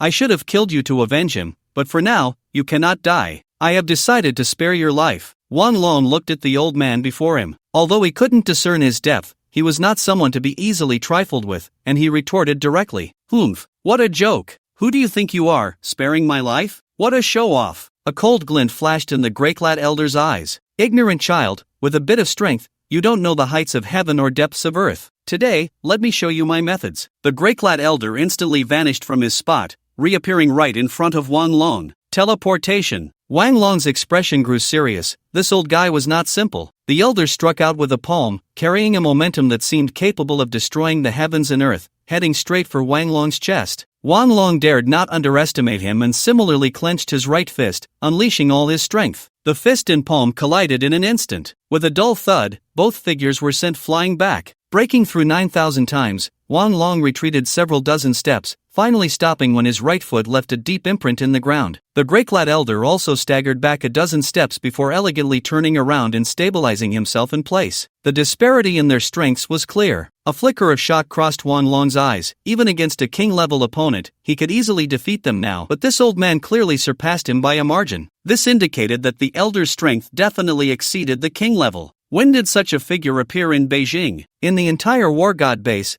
perhaps only Ling Feng could handle him. Just as Wang Long was in shock, the grey-clad elder also wore a face of surprise. He hadn't expected this young man's strength to be so formidable. After all, he was a powerhouse beyond the king level, belonging to the ranks of the strong in the entire dragon country. Such a level of strength could practically walk unchallenged in a place like Hanong. Even in the neighboring Jiangnan province, where strong figures were abundant, he could still rank in the top 10, but in such a small place as Beijing, someone could actually withstand one of his strikes. Truly remarkable. Kid, you really have some skills. In Hanong province, you are the first person to withstand my palm, the grey-clad elder said with a profound expression. Wang Long shook his slightly sore palm and coldly smiled. You're just a bit stronger than me, and you act all high and mighty. With your level, if you encountered our leader, you'd only be begging for mercy. Still stubborn when death is imminent? Then let me show you my true level. The grey-clad elder suddenly drew his long sword, creating a flurry of sword flowers that emitted a series of crisp metallic sounds. The long sword, under the light, radiated a chilling glow, surrounded by a faint sword aura that looked extraordinary. Wang Long gazed at the long sword in the elder's hand, his eyes slightly trembling. He could actually see the sword aura around the sword. This surely wasn't a form of cultivation? This was truly unheard of. Could this be the effect possessed only by those above the king level? The elder, holding the long sword, quickly approached Wang Long, the sword dancing like a silver dragon, swiftly stabbing towards Wang Long's vital points. The long sword shimmered with mysterious colors under the entanglement of the sword aura, causing the surrounding air to ripple. Facing the rapidly approaching sword, Wang Long felt the threat of the sword aura even from half a meter away. He knew he couldn't take this blow head-on, so he hurriedly exerted all his strength and quickly retreated. The long sword narrowly grazed past Wang Long's chest, the fierce sword aura slicing through the hard frozen snow on the ground, creating a neat gap. Wang Long felt a sharp pain in his chest and looked down to check. His combat suit had been slashed open, revealing the skin underneath. A long wound, 20 centimeters in length, ran across Wang Long's chest, deep enough to see bone, with blood continuously flowing out, looking extremely terrifying. The team members, upon seeing Wang Long injured, hurriedly rushed forward to check on him, surrounding him in the center. Over 100 people quickly changed their formation, taking on an offensive stance. Wang Long swiftly pulled out a golden pill from his jacket pocket, a gift from Ling Feng before he left, instructing him to take it when severely injured. Wang Long had arrogantly thought he wouldn't need it, but Ling Feng insisted on giving it to him, and he reluctantly accepted it in the end. He never expected he would actually need to use it. Wang Long swallowed the pill. The wound on his chest healed at a visibly rapid pace, and the weakness from excessive blood loss completely vanished. Moreover, it seemed his strength had also increased a bit. Wang Long was deeply shocked. He never imagined the golden pill would have such miraculous effects. He stood up, full of vitality, and looked at the gray-clothed elder across from him. The elder appeared calm on the surface, but was deeply shaken inside. He had witnessed everything Wang Long had just done. Moments ago, Wang Long had been severely injured by his sword energy, but now he seemed unscathed, and his momentum was subtly rising, all because of a single golden pill. Such miraculous medicine existed in the world. After decades of cultivation, this was the first time he had seen it. What kind of medicine did you take? Give me the formula, and I might consider sparing your life. Wang Long's lips curled slightly. This medicine is exclusively formulated by our leader. If you want it, you can go find him. He's quite easy to talk to. He might just give it to you if he's in a good mood. The gray-clothed elder's eyes flickered coldly as he spoke. In that case, call your leader now and have him come meet me, or all of you will die. Wang Long looked at him with ill intent, smiling. Are you sure? Stop wasting time, hurry up and make the call. A trace of coldness crossed the elder's eyes. All of Wang Long's team members looked at him with righteous indignation, itching to rush up and fight him. They were all hot-blooded special forces soldiers, not ones to take such insults lightly. However, they were all stopped by Wang Long. Don't act impulsively, this person's strength is too great. Even if you all go together, you won't be a match. Stay calm. Wang Long steadied everyone and took out a satellite phone to call Ling Feng. At that moment, Ling Feng, who was in the training room taking medicine, was absorbing the energy from the inner elixirs he had just obtained from killing 2 king-level superpowers the night before. The energy contained within was 10 times that of a superpower, directly boosting Ling Feng's strength to a terrifying 9,000 points. In addition, he had gained another space ability and an illusion ability. The space ability, due to its overlap with the system's spatial properties, had upgraded his space. The replication system's capacity had increased from the original 100 times to 110 times. This discovery thrilled Ling Feng. Although it was only a 10-fold increase, it would greatly benefit his future strength enhancement. The illusion ability allowed him to create a mirage, immersing enemies in a virtual world from which they could not escape, but Ling Feng felt this ability was not very useful for him, as he preferred a direct approach to defeating enemies with a single punch, rendering the ability unnecessary. Besides these, his brain development had also reached 95, making his mental strength even more formidable, nearly matching his physical power. Just as Ling Feng was feeling the changes in his body, Wang Long called. Fengzi, we've run into a bit of trouble at the Yanwu base. There's a master here who surpasses the king level. Ling Feng's expression shifted. Surpassing the king level? Are you all okay? I was stabbed by his sword, but I took the medicine you gave me, and I'm fine now. That guy specifically wants you to come, otherwise, he'll kill us. Send me your location, I'm coming over now. Ling Feng hung up the phone, a trace of coldness flashing in his eyes. The energetic music and dance had reached a peak, and the gray-clad elder of the Yanwu base saw Wang Long finish his call obediently, then sat cross-legged, placing his long sword horizontally in front of him, closing his eyes to rest. Wang Long also arranged for his team to rest in place, waiting for Ling Feng to arrive. The tense battlefield welcomed a brief moment of calm. Time passed second by second until an hour later. The white-clad elder opened his eyes with an unhappy expression, staring at Wang Long. Why hasn't your leader come yet? Is he afraid? Wang Long lay on the ground without any decorum, casually replying, why are you in such a hurry? I'm a young man and I'm not anxious. How can you, an old comrade, not be patient? The white-clad elder picked up the long sword in front of him, suddenly stood up pointing the sword at Wang Long, and coldly said, make another call to him. Tell him my patience is limited. If he's late by even a minute in half an hour, I'll kill 10 people. Wang Long's expression changed, just as he was about to speak. A familiar voice came from afar. What a big mouth. Did you not brush your teeth this morning? Everyone turned to look, and saw a tall man in black leisurely walking towards them. The warriors at the base relaxed their expressions upon seeing Ling Feng's figure. As long as Ling Feng was present, the outcome of this war was already determined. The white-clad elder looked at the young man before him, seeing nothing different about him, just that he was quite handsome. You are their leader? Did you bring what I wanted? Ling Feng looked at him in surprise. What? What do you want? I have a big fight. Do you want it? If that's not enough, I can give you 2 more. The white-clad elder's expression turned cold. Young man, I advise you to speak properly, or else I will get angry, and the consequences will be severe. Ling Feng scoffed. Why should I care if you get angry, old man? Look at your age, still barefoot. Aren't you afraid of getting rheumatism? If you have no shoes, I can give you a pair. What do you look like this? Ha, sigh. The white-clad elder was so angered by Ling Feng's words that his mouth twisted, and a hint of anger appeared on his usually calm face. Ignorant child, how dare you be so unreasonable? The members of the base behind the white-clad elder were also furious. Elder Zhang, this kid is simply too much for you, it's outrageous. Yes, Elder Zhang, you must kill this person. This so-called war god base not only injured our leader but also insulted us,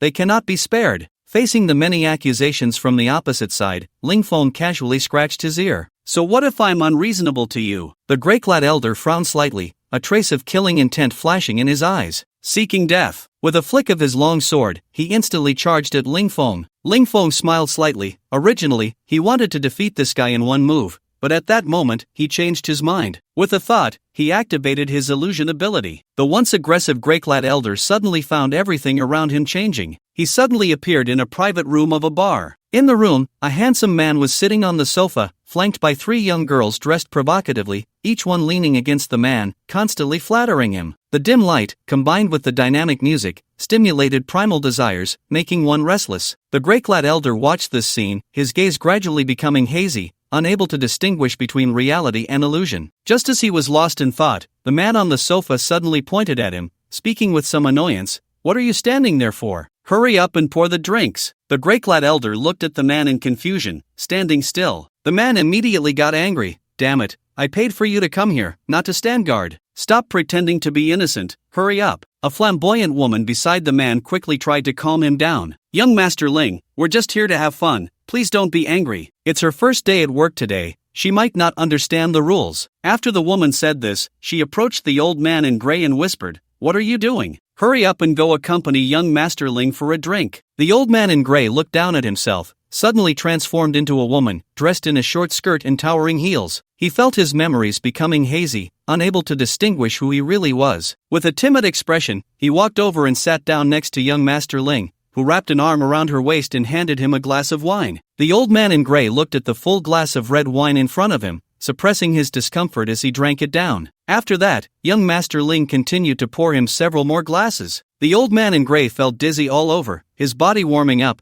and he gradually began to loosen up and have fun with young Master Ling. He stumbled to the front of young Master Ling, his face flushed as he picked up the microphone. This next song is dedicated to the most handsome young Master Ling. Oh, then he walked to the song selection stage and chose a song, slowly starting to sing along with the accompaniment. Little sister sent my man, sent him to the east of the gate. Just happened to be this old heaven, raining and windy. As the beautiful melody flowed, he began to dance energetically, his seductive moves earning applause from young Master Ling, which made the other girls envious, feeling neglected. The old man in gray's face shone with confidence. The atmosphere in the room grew increasingly lively, and he became more uninhibited, starting to take off his clothes to the upbeat music, making young Master Ling's eyes light up. But strangely, no matter how he undressed, the clothes reappeared on him. He could only keep repeating the act of undressing, and after doing it 4 times, he finally found himself without any clothes reappearing, appearing extremely excited as he began to fully unleash his dancing talent. He was lost in his own world, unable to extricate himself. Outside the illusion, the people from the Yenwu base stared in shock at the old man in gray on stage. The people from the war god base were also dumbfounded. How did this old guy start doing a striptease? Just moments ago, the old man in gray had an image of a wise master, but now he stood in the middle of the two armies, completely naked, showcasing his electric motor but wildly shaking,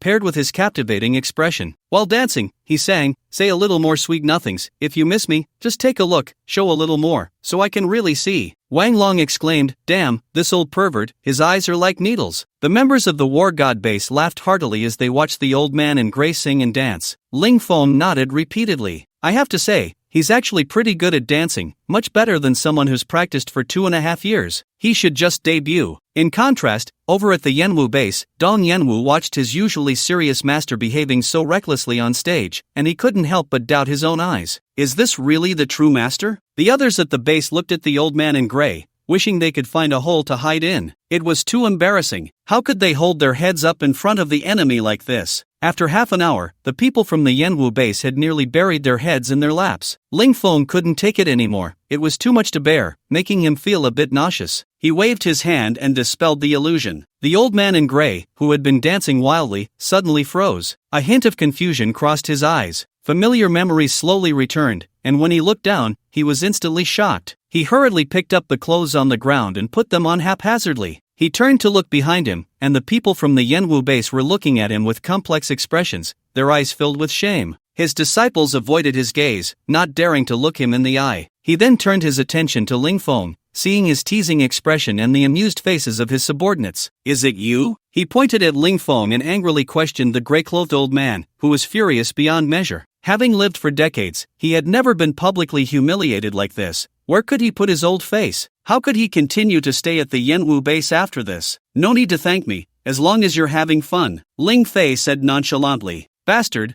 I'll kill you." The gray-clothed old man cursed furiously, no longer pretending, abandoning the image of a reclusive master he had built over the years. He picked up the long sword from the ground, his aura surging violently, a powerful sword energy enveloping the blade. The gray-clothed old man instantly shot towards Ling Feng, his figure indistinguishable, and in an instant, he was right in front of Ling Feng. He gripped the sword with both hands, raising it high, gathering all his strength, as chaotic currents surged within a meter around him. The sharp long sword flashed with a cold light as it swung down fiercely towards Ling Feng's head. "Die!" The gray-clothed old man's eyes were bloodshot, a look of madness on his face. He had completely forgotten the purpose of coming to find Ling Feng. All he wanted now was to kill this annoying guy. Facing the gray-clothed old man's powerful strike, Wang Long, who stood not far from Ling Feng, changed his expression slightly. This old guy's strike was clearly much stronger than when he had fought against him earlier. If he had faced this blow just now, there would have been no chance of victory. The people at Yenwu base looked pleased. Elder Zhang's strength was incomprehensibly powerful, and with this sword strike,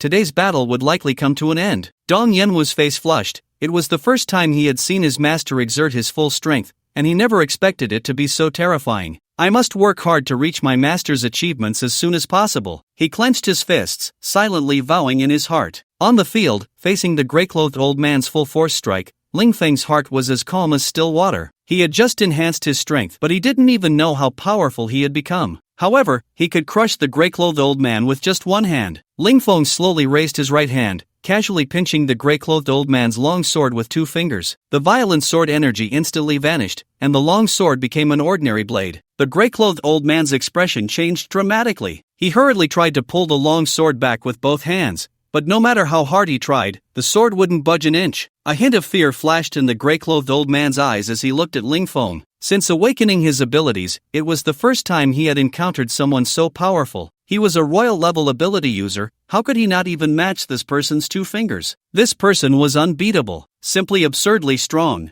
Ling Feng watched the gray-clothed old man's changing expression and suddenly exerted force with his fingers. The long sword instantly slipped from the gray-clothed old man's grasp and was casually tossed aside by Ling Feng. The sword plunged straight into the ground, including the hilt, buried deep. Ling Feng's casual dismissal of the gray-clothed old man's full-force strike left the people at Yenwu base stunned. They had thought the gray-clothed old man was invincible, but in front of Ling Feng, he was still insufficient. A hint of despair flashed in many people's eyes. Dong Yenwu was even more shocked. He looked at Ling Feng in disbelief. He knew how strong his master's abilities were, and even his master's casual strike could defeat him. Yet this Ling Feng could effortlessly block his master's strongest attack. This was too terrifying. Still want to fight? Ling Feng said with an indifferent expression. The gray-clothed old man bitterly shook his head. Your strength is godlike. I am not your opponent. I concede. After saying this, the gray-clothed old man despondently lowered his head. If you are willing to submit to me, I can spare your life, Ling Feng said. The gray-clothed old man's eyes were filled with conflict. He simply could not accept bowing to a young man as a royal-level ability user. But he also did not want to die like this. He couldn't bear to part with his disciples, nor could he give up his current good life. Since awakening his abilities and establishing the base, he had enjoyed the treatment of the upper class for the first time, a feeling far more comfortable than his previous secluded life in the mountains. What's wrong? Unwilling. Ling Feng frowned slightly, his expression turning cold. A chilling aura of killing intent radiated from him. The old man in gray immediately appeared flustered. He had no doubt that this guy in front of him would kill him without hesitation. I am willing to submit, he hurriedly said, fearing that Ling Feng might take offense and end his life. Ling Feng's expression softened a bit, a friendly smile appearing on his face as he patted the old man's shoulder. Since that's the case, we are family from now on. As long as you serve loyally, I won't treat you unfairly. The old man in gray forced a smile and said, Thank you, Chief. It's just that my disciple. The old man looked at him with some difficulty. His disciple was notoriously unruly and would definitely refuse to bow down to anyone, let alone submit to Ling Feng. No problem,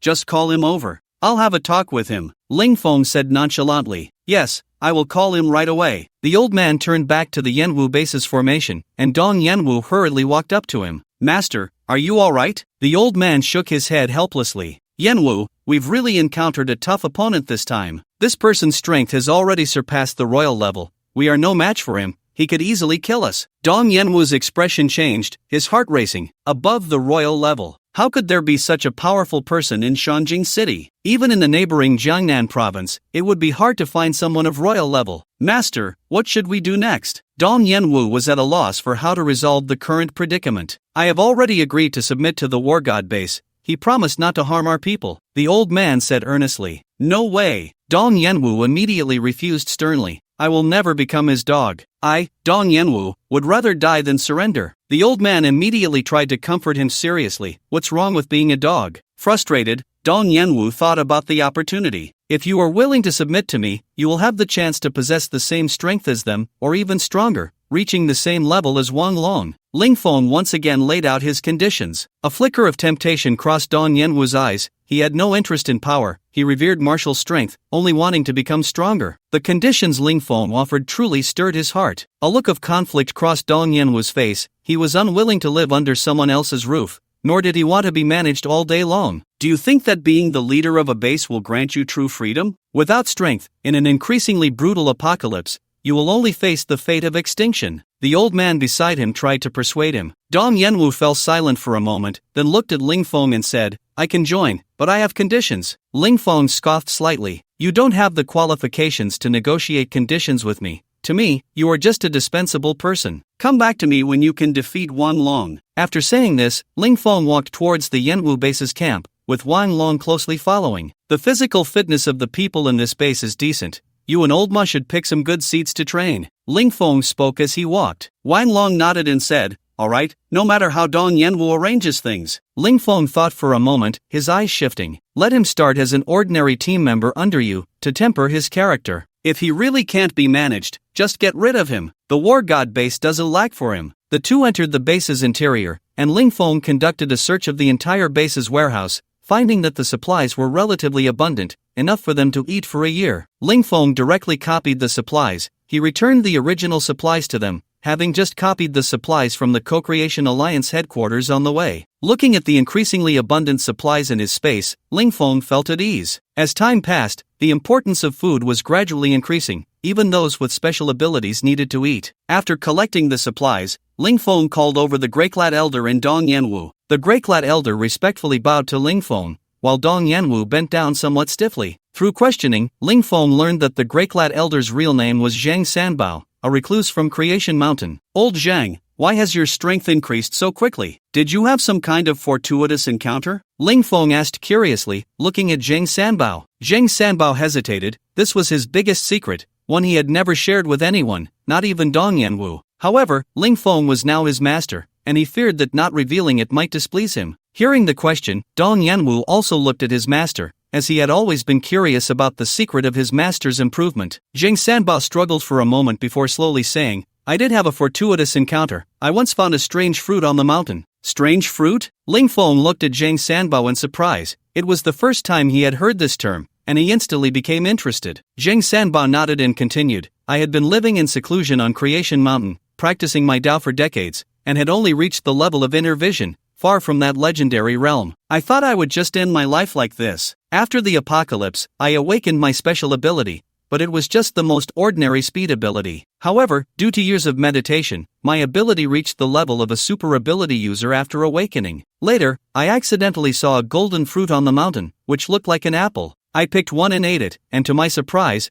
my strength increased dramatically. I felt it was truly magical, so I went on to eat all the fruits on the tree, and my strength reached the peak of the royal level. After finishing, Jing Sanbao looked at Ling Feng. In his heart, he felt that Ling Feng's opportunity should be even greater. Otherwise, how could he have reached such a terrifying level in such a short time? Ling Feng fell into contemplation after hearing Jing Sanbao's words. It seemed that the apocalypse not only awakened people's abilities but also caused some plants to mutate and gain magical powers. Where is Creation Mountain? If you want to go treasure hunting at Creation Mountain, I advise you to give up that idea, Jing Sanbao warned. Why? Ling Feng looked at him in confusion. Jing Sanbao sighed. To be honest, I was driven out of Creation Mountain by others simply because my strength was lacking. Ling Feng showed a look of surprise. How could someone at the peak royal level be driven out? What kind of place was Creation Mountain? Jing Sanbao paused for a moment and continued. Before the apocalypse, many people chose to live in seclusion here, away from the mundane world. Many practiced diligently, mastering their Tao, and most of them awakened their abilities with considerable strength. Among them, the outstanding ones reached the peak royal level in a very short time. They gradually formed an organization that monopolized all the resources of Creation Mountain,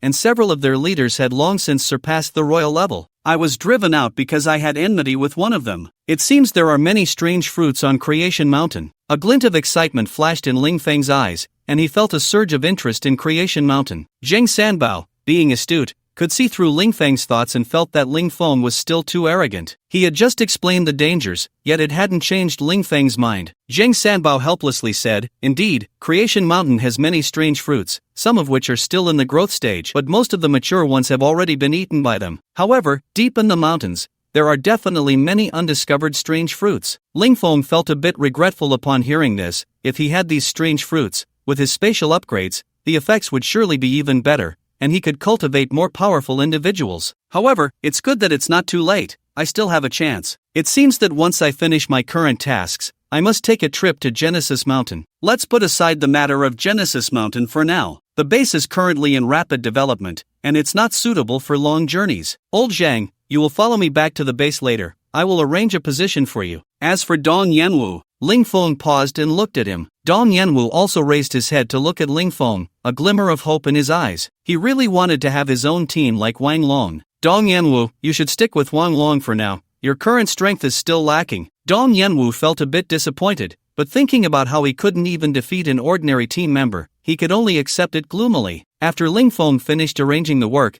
he took Jing Sanbao and left Yanwu base, returning to the main headquarters of the War God base. Upon arriving at the underground command center, as soon as Ling Feng sat down in his chair, a message came from the guard team. An unidentified army had invaded and had already entered the area of Shangjing City, approximately 150 kilometers from the War God base, expected to arrive in 6 hours. The enemy's numbers were around 3,000, with a conservative estimate of 180 superpowered individuals. Based on the number of people on the opposite side and the direction of the invasion, Ling Feng speculated that this group should be from the Kai family of Jinling. After waiting so long, they finally arrived, but this group no longer posed any threat to Ling Feng. His own guard team of 200 could easily annihilate them. Since they were coming, it was just right to replenish his inner core. At the border area of Shangjing City, a regiment of 3,000 soldiers marched in formation, holding the most advanced rifles and wearing bulletproof vests. Each soldier was robust and had a resolute expression. In the middle of the formation, a luxurious snow vehicle moved slowly,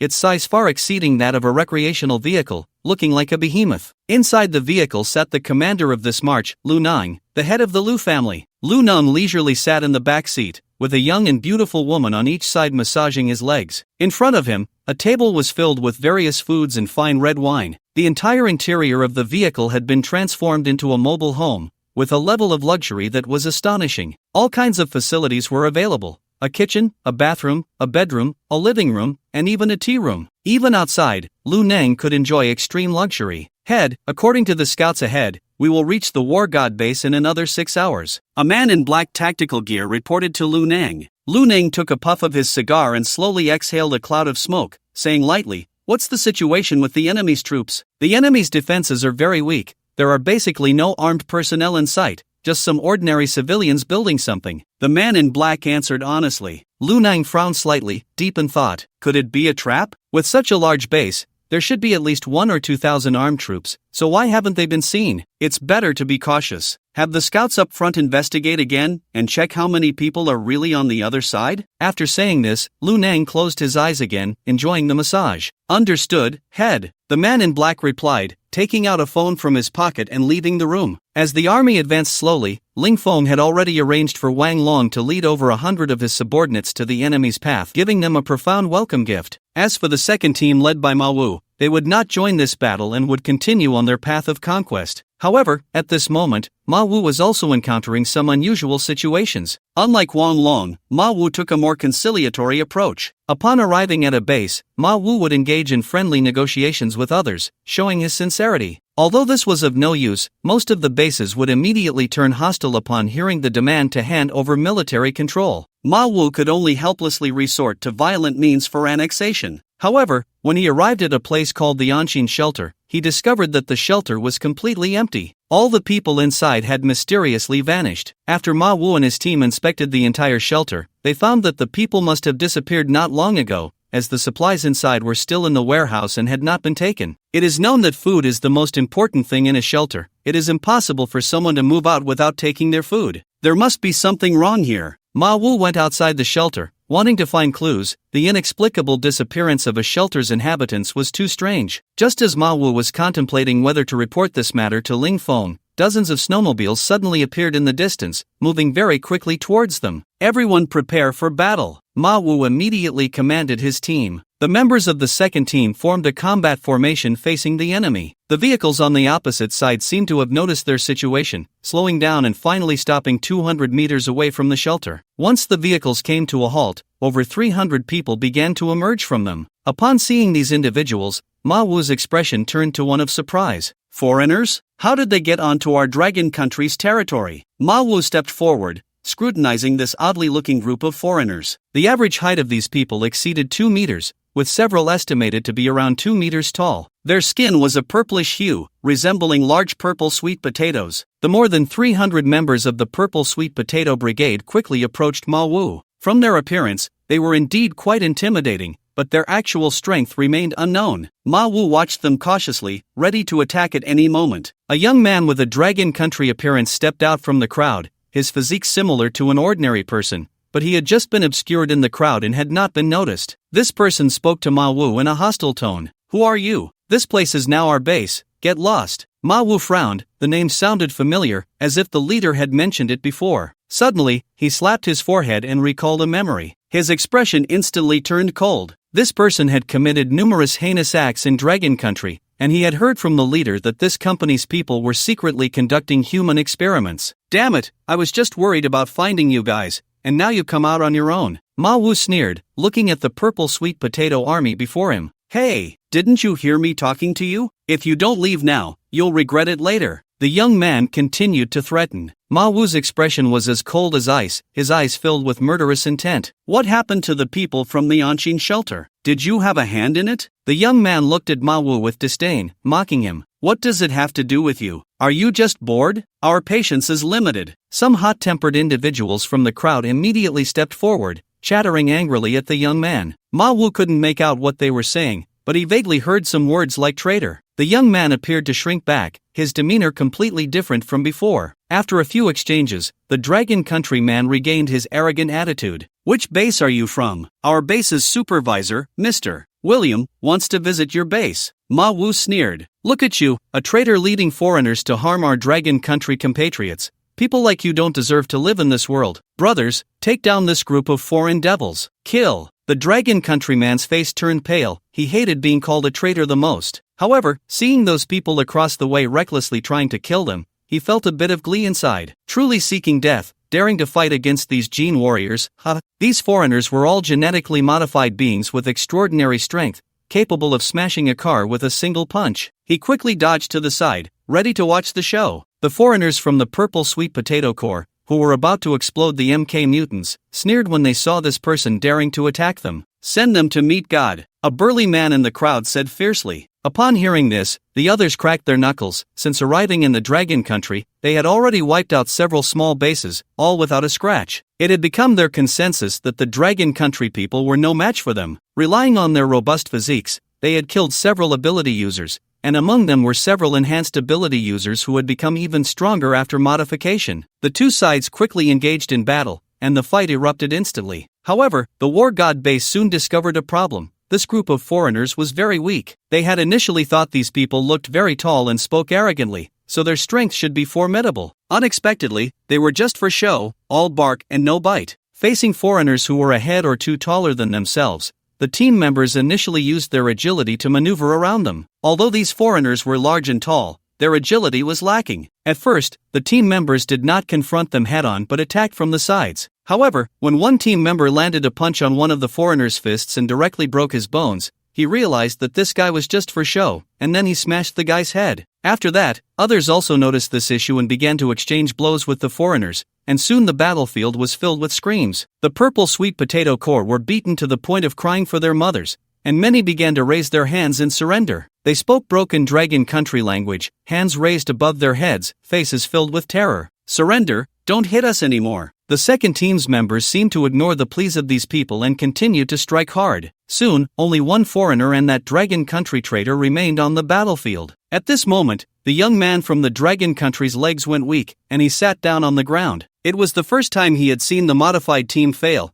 and it would be the last. He never expected these people to be so powerful, easily smashing the formidable modified beings into pieces. He had just insulted them and could not imagine how they would treat him. He saw the man he had just negotiated with walking towards him. This guy had just killed the most, and he should be the leader of this group. He quickly put on a flattering smile. "Fellow compatriots, I am in the enemy camp but my heart is with Han. I want to report the beastly actions of this group. They are slaughtering our Dragon Country people for their gene experiments and have stolen a lot of our food. They truly deserve to die 1,000 deaths." The young man from the neighboring country spoke with righteous indignation. Manhwa looked at him coldly, a mocking expression on his face. "With such little information, you probably won't escape death." As he spoke, he was about to make a move, and the young man from the Dragon Country was instantly terrified, kneeling on the ground, his groin damp, having been scared to the point of wetting himself. He quickly pleaded, "I have important intelligence. I know their hiding base, their numbers, and strength. I can take you there." Not far away,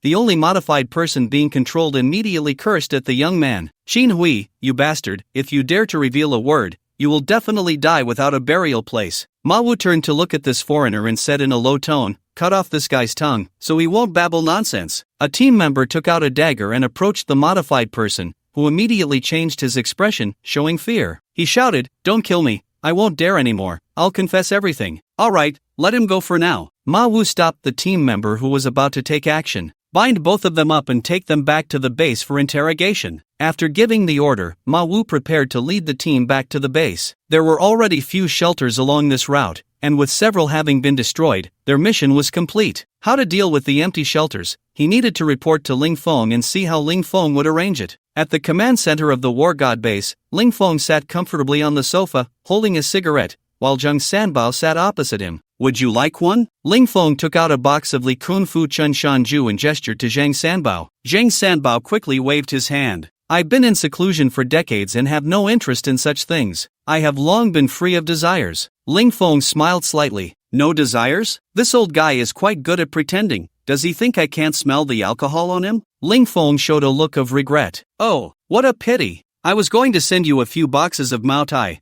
but since you're not interested, then forget it." "What? Mao Tai?" Zheng Sanbao immediately raised his voice, a glimmer of longing flashing in his eyes as he looked eagerly at Ling Feng. This man was addicted to alcohol, and his thirst for good wine was far beyond that of ordinary people. He couldn't resist when he saw alcohol. Ling Feng leisurely took out a bottle of Mao Tai from his space and placed it on the table. "This is it. I quite like drinking it. Since you have no desires, then forget it," Ling Feng said as he opened the bottle, and a rich aroma of liquor wafted out. Zhang Sanbao's nose twitched, and a look of intoxication appeared on his face. Indeed, it's good wine. He looked at Ling Feng somewhat embarrassedly and chuckled. Leader, to be honest, I do drink a little wine occasionally. I can accept this wine. Ling Feng suppressed a smile and waved his hand. Forget it, don't force yourself. I dislike forcing others the most. This wine, I'll give it to someone else. After saying this, Ling Feng prepared to get up and leave. Zhang Sanbao was unwilling to let him go and hurriedly walked over to block Ling Feng's path. Leader, to be honest, my only passion in life is drinking. I really can't live without wine. Zhang Sanbao looked at him with a pleading expression. Seeing Ling Feng silent, he quickly added, Leader, I want nothing as long as there's wine. Ling Feng looked at him with a smile. You mean it? I mean it. I mean it. Zhang Sanbao hurriedly replied. Ling Feng sat back down on the sofa and took out a whole box of Mao Tai from his space, placing it on the coffee table. Zhang Sanbao's eyes lit up as he looked at the wine, wishing he could open it right there. My requirements aren't high, you just need to stay at the headquarters of the War God base, responsible for guarding the base's safety. If there's nothing going on, you can do whatever you want, but you can't leave the base even a step. Can you do that? Zhang Sanbao immediately nodded in agreement. This job was simply perfect for him. As long as the base didn't encounter a crisis, he could lie in bed and sleep soundly. He had been in seclusion for decades and disliked getting involved in trivial matters, preferring to stay quietly. Seeing Zhang Sanbao casually agree, Ling Feng also showed a satisfied smile. While the two were chatting, a series of slight tremors came from the ground. Ling Feng's expression changed. Could it be that the enemy has broken in? Why hadn't he received any news from the guard team? Zhang Sanbao also sensed the tremors. Leader, could it be that someone is attacking us? Ling Feng stood up, preparing to check what was going on. Just then, there was a rapid knock at the door. Come in. A member of the guard team pushed the door open and quickly approached Ling Feng, looking somewhat anxious. Leader, there are dozens of armed helicopters above the base conducting carpet bombing on us. Helicopters? Ling Feng asked excitedly. Yes, there are about 30 of them, all the latest models of armed helicopters from the official side. The guard looked at Ling Feng's expression, which seemed not anxious at all, but rather a bit pleased. What was going on? The leader couldn't have drunk too much, could he? The enemy was already at the door, and he wasn't angry at all. The guard thought to himself. Little did he know Ling Feng's thoughts. As the leader of the base, Ling Feng had always wanted some flying vehicles, not only to solve the problem of slow marching but also to gain air superiority. He never expected that someone would deliver weapons right to his door today. This was a good thing. As for the artillery fire outside, Ling Feng didn't care in the slightest. Old Zhang, you stay well inside the base. I'm going to collect these helicopters, Ling Feng said, and in an instant, his figure disappeared. A hint of surprise flashed in Zhang Sanbao's eyes. Although he could also teleport, his speed was clearly not as fast as Ling Feng's, and he could only teleport in open spaces, while Ling Feng could ignore objects. At that moment, on the mountaintop behind the base, Ling Feng stood watching the densely packed helicopters in the sky, a glimmer of joy in his eyes. He had just specifically warned those guards not to bombard the helicopters with artillery. These were treasures, especially precious in the apocalypse. The helicopters were continuously attacking the base, particularly focusing on two villas that had become their special targets. Dozens of helicopters fired at the villas simultaneously, and soon they discovered that the villa's sturdiness had reached a terrifying level. Whether they used shells or heavy guns, it had no effect whatsoever on the entire villa. Damn! What material is this villa made of? Why is it so hard to hit? A helicopter pilot complained on the public channel. I've used up all my bullets, but it's useless. I can't even break a single window. Others also complained on the public channel. Look, it seems like there's someone standing on the roof. A sudden exclamation came from the public channel. Damn, is this guy deliberately provoking us, standing there and laughing at us? Brothers, concentrate fire and turn him into a sieve. All the helicopters quickly gathered around the villa area, surrounding it completely. Ling Feng felt a surge of joy. These guys were quite cooperative, actively gathering together. Wasn't this convenient for him? Ling Feng smiled and waved at them. Seeking death, brothers, kill him. The leader of the flying squad issued a combat order on the public channel. In an instant, 35 helicopters simultaneously opened fire on Ling Feng. Ling Feng raised an eyebrow, and with a thought, his mental power field activated instantly. All the helicopters suddenly halted, freezing in mid-air. Then, the helicopters began to descend uncontrollably. All the pilots were shocked because not only the helicopters but even they themselves were controlled by a mysterious force, unable to move. The helicopters slowly landed on the ground, and the guards from the base rushed out, capturing everyone inside the helicopters and bringing them before Ling Feng. Ling Feng looked at these dozens of people, waved his hand, and the guards understood, pulling out daggers to slay them all. Ling Feng approached the helicopter, waved his hand, and the helicopter was stored in his space, upgraded by 110 times. A brand new helicopter appeared in the space, and Ling Feng took it out and placed it on the ground. As a retired Special Forces soldier, piloting a helicopter was an essential skill for him. Ling Feng climbed into the cockpit, familiarizing himself with the aircraft's performance and checking what had changed after the upgrade. The first change was in the fuel system. After the upgrade, it no longer required specialized aviation fuel, but could use any fuel, whether gasoline or diesel, as the aircraft was fully compatible. Secondly, the helicopter can carry missiles, cannons, and other large weapons, in addition to being equipped with a laser weapon that can kill instantly. With a maximum speed of 800 km per hour, a range of 5,000 kilometers, and a maximum takeoff weight of an astonishing 80 tons, it far exceeds conventional armed helicopters. Ling Feng looked at the data before him, grinning from ear to ear. With these dozens of aircraft, he could quickly reach any place in the entire Handong province, greatly enhancing his mobility. Each helicopter can carry 10 people, and with 35 helicopters, that's 350 people, allowing for rapid reinforcement. Ling Feng upgraded all the helicopters in succession and then lined them up in the square in front of the villa. He called in the members of the guard team and selected 30 skilled pilots to assign them a task. When the group learned the mission objective, they all laughed, not expecting Ling Feng to be so mischievous. Ling Feng distributed ammunition to them, and each helicopter was also equipped with a small missile. The 30 helicopters took off one after another, heading towards the target area. Meanwhile, Wang Long led over 100 members of his team quickly towards the location Ling Feng had assigned them. Soon arriving at the target area, Wang Long took out his phone and saw a message from Ling Feng telling him not to act yet, as he had a surprise. Wang Long looked at his phone, unsure of what trick Ling Feng was playing, but since the boss said so, he would wait to see the show. After an hour of waiting, the blurry shadows of the enemy troops soon appeared in the distance. At this moment, over 3,000 fully armed enemies were marching towards them, and Wang Long immediately issued orders for everyone to be on high alert, ready to attack at any moment. Suddenly, a roar echoed from the sky, and the team members looked up to see about 30 aircraft flying in from behind them, then swooping over them towards the enemy camp. Wang Long showed a hint of surprise. Damn! The surprise things he mentioned can't be this, right? When did the base get so many planes? The dragon-slaying society, with its vast power, had Wang Long leave half of his over 100 men to guard the captives while the rest followed him back to the base to report. Lu Nang and a middle-aged man with a lewd appearance were taken away. This operation was a great success, and Ling Feng, stationed at the base, had a clear grasp of the entire war situation. He was somewhat surprised by the surrender of the Lu family head. Soon, Wang Long returned to the base with his team and the captives. Lu Nang and his assistant were also brought before Ling Feng. Ling Feng looked at Lu Nang with great interest, especially at his assistant behind him. The choice of a middle-aged man or a short, ugly man as an assistant clearly indicated something was off. Moreover, this lewd demeanor did not resemble that of a dragon country person, but rather fit the temperament of a Japanese. You must be Ling Feng, I've heard so much about you, and today I finally meet you, Lu Nang said calmly, looking at Ling Feng without a trace of fear typical of a captive. Ling Feng looked at him indifferently,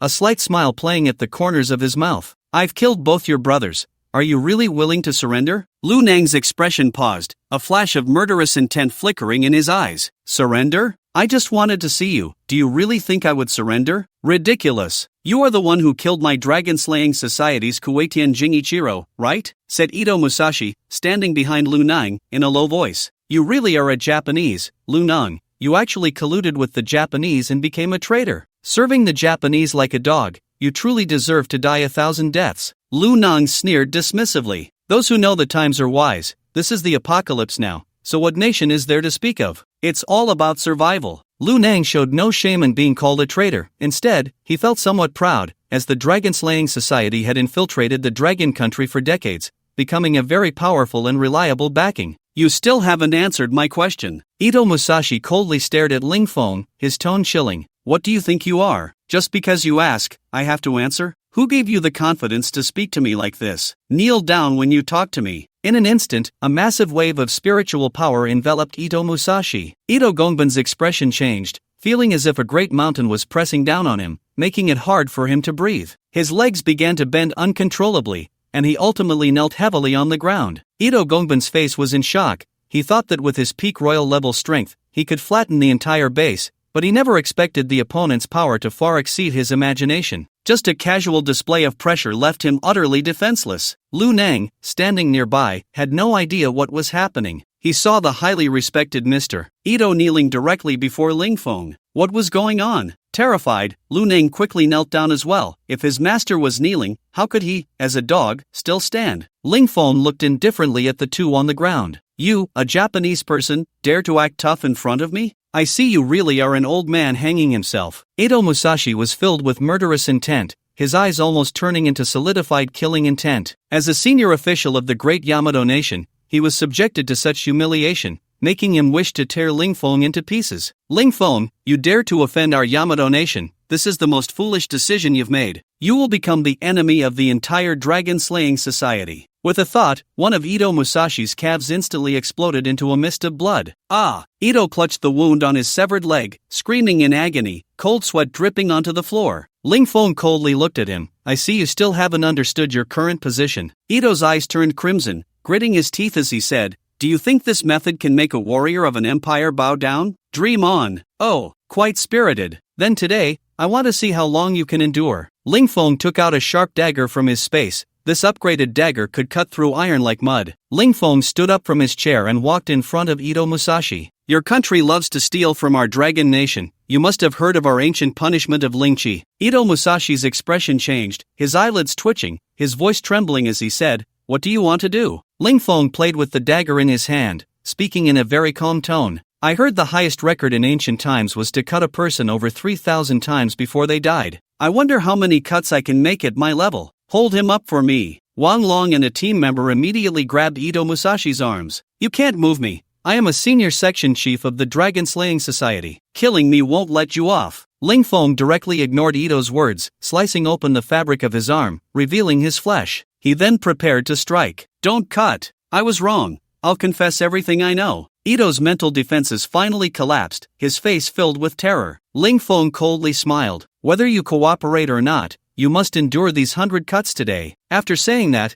he gently sliced off a piece of flesh from Ito Musashi's arm. The entire conference room was filled with screams, the sound sending chills down the spine of Duibai, who was working next door. The torture continued for 2 full hours until Ito's entire arm had completely turned into a skeleton, with not a shred of flesh left. It looked extremely horrifying. At this moment, Lu Nang was kneeling on the ground, his face pressed deeply against the floor, trembling uncontrollably, and his legs were already soaked. Ling Feng looked at the barely breathing Ito and injected him with a stimulant, keeping him in a state of constant excitement. Everyone present felt that the act of slaughtering the people of the Wa Kingdom was not excessive. The crimes committed by the Wa Kingdom and the Dragon Kingdom warranted 1,000 cuts. Tell me everything you know about the Dragon Slaying Society, and I can give you a quick death. Otherwise, I will make you suffer 100 cuts every day. Ito trembled in fear at Ling Feng's words. He could no longer bear such pain and would rather die. He took a deep breath and said, the Dragon Slaying Society was established 50 years ago as a secret organization formed by our country to invade the Dragon Kingdom. The society has grown to thousands of members and has infiltrated various industries,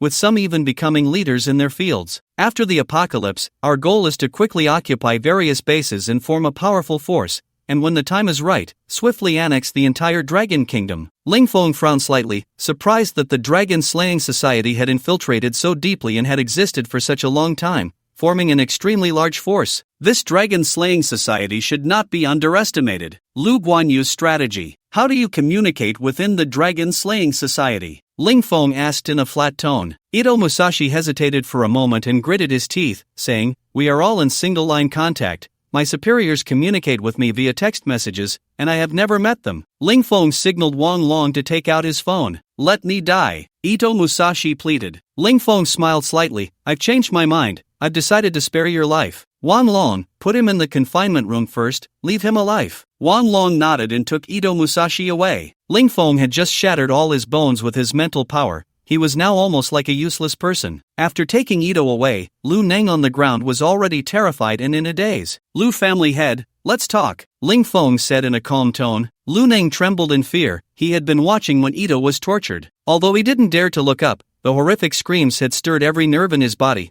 making him feel worse than death, as if time was dragging on. Hearing Ling Feng call his name, he felt his whole body go limp. Leader Ling Feng, I was a bit harsh just now. Please don't hold it against me. Lu Neng forced a smile that was more painful than crying. What conditions do you plan to offer to exchange for your life? Ling Feng leisurely sat back on the sofa, looking down at Lu Neng on the ground. Lu Neng secretly wiped the sweat from his forehead, pondering how to save his own life. After a long thought, he uncertainly said, I am willing to offer half of the Lu family's supplies in exchange for my survival. After saying this, Lu Neng nervously looked at Ling Feng. Ling Feng's lips curled slightly as he exhaled a puff of smoke, slowly saying, It seems that the sincerity of the Lu family head is not enough. Supplies are more important than your life. You had your chance, but you are useless. Upon hearing this, Lu Neng immediately broke into a cold sweat and hurriedly bowed his head, saying, Leader Ling Feng, spare my life. I am willing to offer all the supplies of the Lu family. Only now? It's too late. Even if I destroy your Lu family's supplies, they will still belong to me, Ling Feng said, falling silent and quietly watching Lu Neng. I can help you eliminate the Kai family, and I can also give you our family's genetic research data. I beg you to spare my life. Lu Neng frantically bowed, his eyes filled with fear. Does your Lu family also research genetic serum? Ling Feng suddenly became interested, not because he wanted their data, but because he was interested in their genetic raw materials. He already had the data in hand, but lacked the corresponding raw materials. As long as he was given enough raw materials, he could mass-produce 10,000 times the genetic serum, elevating the strength of his brothers to a new level. My current enemies are growing stronger. Both the Dragon-Slaying Society and the Shadow Tower are colossal entities, and even the organizations from Genesis Mountain are powerful forces. The strength of my subordinates can dominate in Handong Province, but when faced with greater powers, it becomes insufficient. Therefore, I urgently need more raw materials. Lu Neng noticed that Ling Feng was very interested in his genetic data, as if he had grasped a lifeline, and hurriedly said, Yes.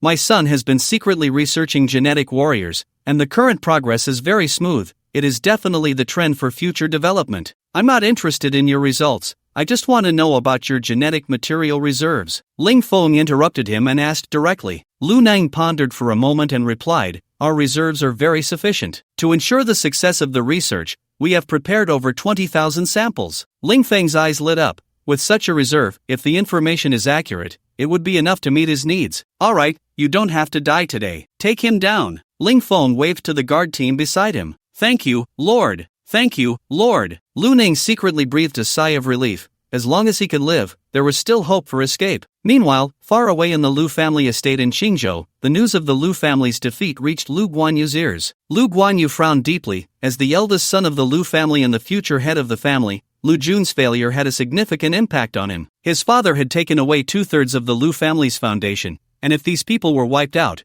the Lu family's position in Qingzhou would be precarious. His position as head of the family would also be unstable. He held a skeptical attitude towards this information. As far as he knew, the War God base was just an obscure small base with very few ability users. In contrast, his father had brought 3,000 elite soldiers, with 150 ability users, and even a king-level ability user leading the charge. How could such a luxurious lineup possibly fail? Lu Guanyu took out his phone to call his father, wanting to verify the situation. After several calls, all went unanswered, and Lu Guanyu's expression changed slightly, a bad thought rising in his heart. Could it be that my father really failed? Lu Guanyu couldn't believe it. How could a small base have such great strength? No, I need to make plans early and find a new backing, Lu Guanyu thought, immediately switching to another number to dial. When the call connected, he quickly put on a flattering smile. Hello, Mr. James, this is Lu Guanyu. I would like to discuss the cooperation we talked about last time. After more than 10 minutes of conversation, Lu Guanyu hung up the phone with a beaming smile. The worry on his face was wiped away, leaving only a relieved smile. Dad, you can rest assured, I will definitely develop the Lu family well, and the Lu family will surely step onto a bigger stage under my leadership, Lu Guanyu silently vowed. This time, he took the initiative to reach a cooperation with the company, promising to send experts to protect the Lu family's safety, and they would also jointly develop a more effective genetic serum, with the price being that the Lu family would have to obey their leadership from now on. Lu Guanyu didn't mind this at all. After all, it was an international corporation with the support of the Council of Elders, much stronger than the Dragon-Slaying Society of Japan. Ling Feng, as long as you dare to come to Qingzhou, I will make sure you come and never return. Lu Guanyu immediately began arranging the Lu family's counterattack, calling together the remaining ability users of the Lu family, assigning tasks to each of them, and contacting the head of the Kai family, Kai Hanan, to jointly resist Ling Feng's attack. Kai Hanan was so frightened when he learned of the coalition's defeat that he almost fell off his chair. After all, the dragon-slaying society was his backing, and with Ito dead, his support was gone. Faced with Lu Guanyu's invitation, he agreed without a second thought. Even if it meant becoming a vassal, he accepted without hesitation. Hu Tianxi's plan quickly spread throughout the entire Hanong province after the news of the joint defeat of the Jinling Kai family and the Qingzhou Lu family. All the forces, big and small, in Hanong province knew that a superpower, the war god base, had emerged in the capital city. With the spread by those with ulterior motives, the war god base became a den of murderers, a place that devoured human flesh and drank human blood. Many forces turned pale at the mention of it, fearing that one day the people from the war god base would appear at their own doorstep. Even the Lu and Kai families, such powerful forces, had suffered losses at the war god base. How could their small bases dare to provoke it? The news of the war god base soon reached the white-clad divine sect. Upon learning of it, Shueishan secretly rejoiced, glad that he had not acted impulsively to lead troops against the war god base. Otherwise, he would have ended up like the Lu family. The terror of the war god base was far greater than what was publicly displayed. Only he knew that the king-level powerhouse of their dragon-slaying society had also gone missing after this operation. Why had they gone missing? The answer was already clear. Shueishan sat on his divine seat, contemplating how to extricate himself. Otherwise, this Lingfeng might really come knocking one day, and he would be finished. Shueishan, we have made detailed deployments for the next steps against the war god base,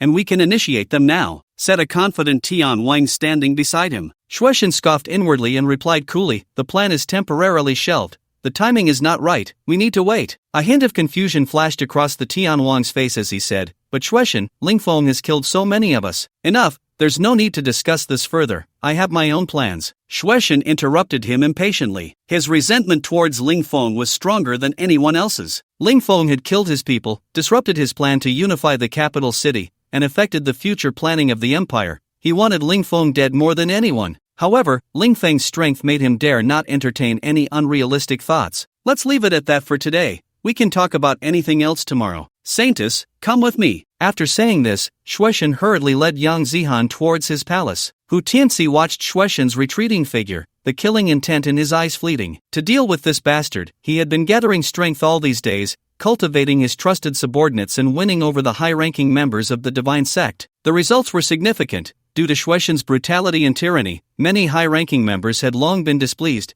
and many were willing to join him in overthrowing Shueishan's rule and electing a new Shueishan. He had already gained the support of more than half of the people and was negotiating with the longping base. Once he secured their support, longping would send experts to help him seize power. Zihan, wait for me, it won't be long before I rescue you from this sea of suffering, Hu Tianxi silently vowed. Returning to his residence, he sat on the cold bed, unable to control his rage at the thought of his woman being occupied by another man. He pulled out a bottle of liquor from under the table and drank deeply from it. Just as he was drowning his sorrows in alcohol, his phone rang. Hu Tianxi glanced at the caller ID and immediately brightened. He quickly shook his head to keep himself alert and cautiously answered the call. Hu, my brother, I've already spoken to the higher-ups about your matter. You can take action now. A rough voice came from the other end of the line. Hu Tianxi's expression brightened. The most crucial part of the plan was all set. Thank you, brother. Once it's done, I will definitely thank you in person, Hu Tianxi said excitedly. By the way, when can the reinforcements arrive? Hu Tianxi continued to ask. This is the issue he cares about the most right now. Without external aid, it would be difficult for him to compete with the snow god. Even though he possesses powerful abilities, it would still be hard to win. The person on the other end of the phone chuckled lightly. You don't need to worry about that. The base has already dispatched 2 commanders, both of whom are king-level ability users. They should arrive in a few days. Great! With their help,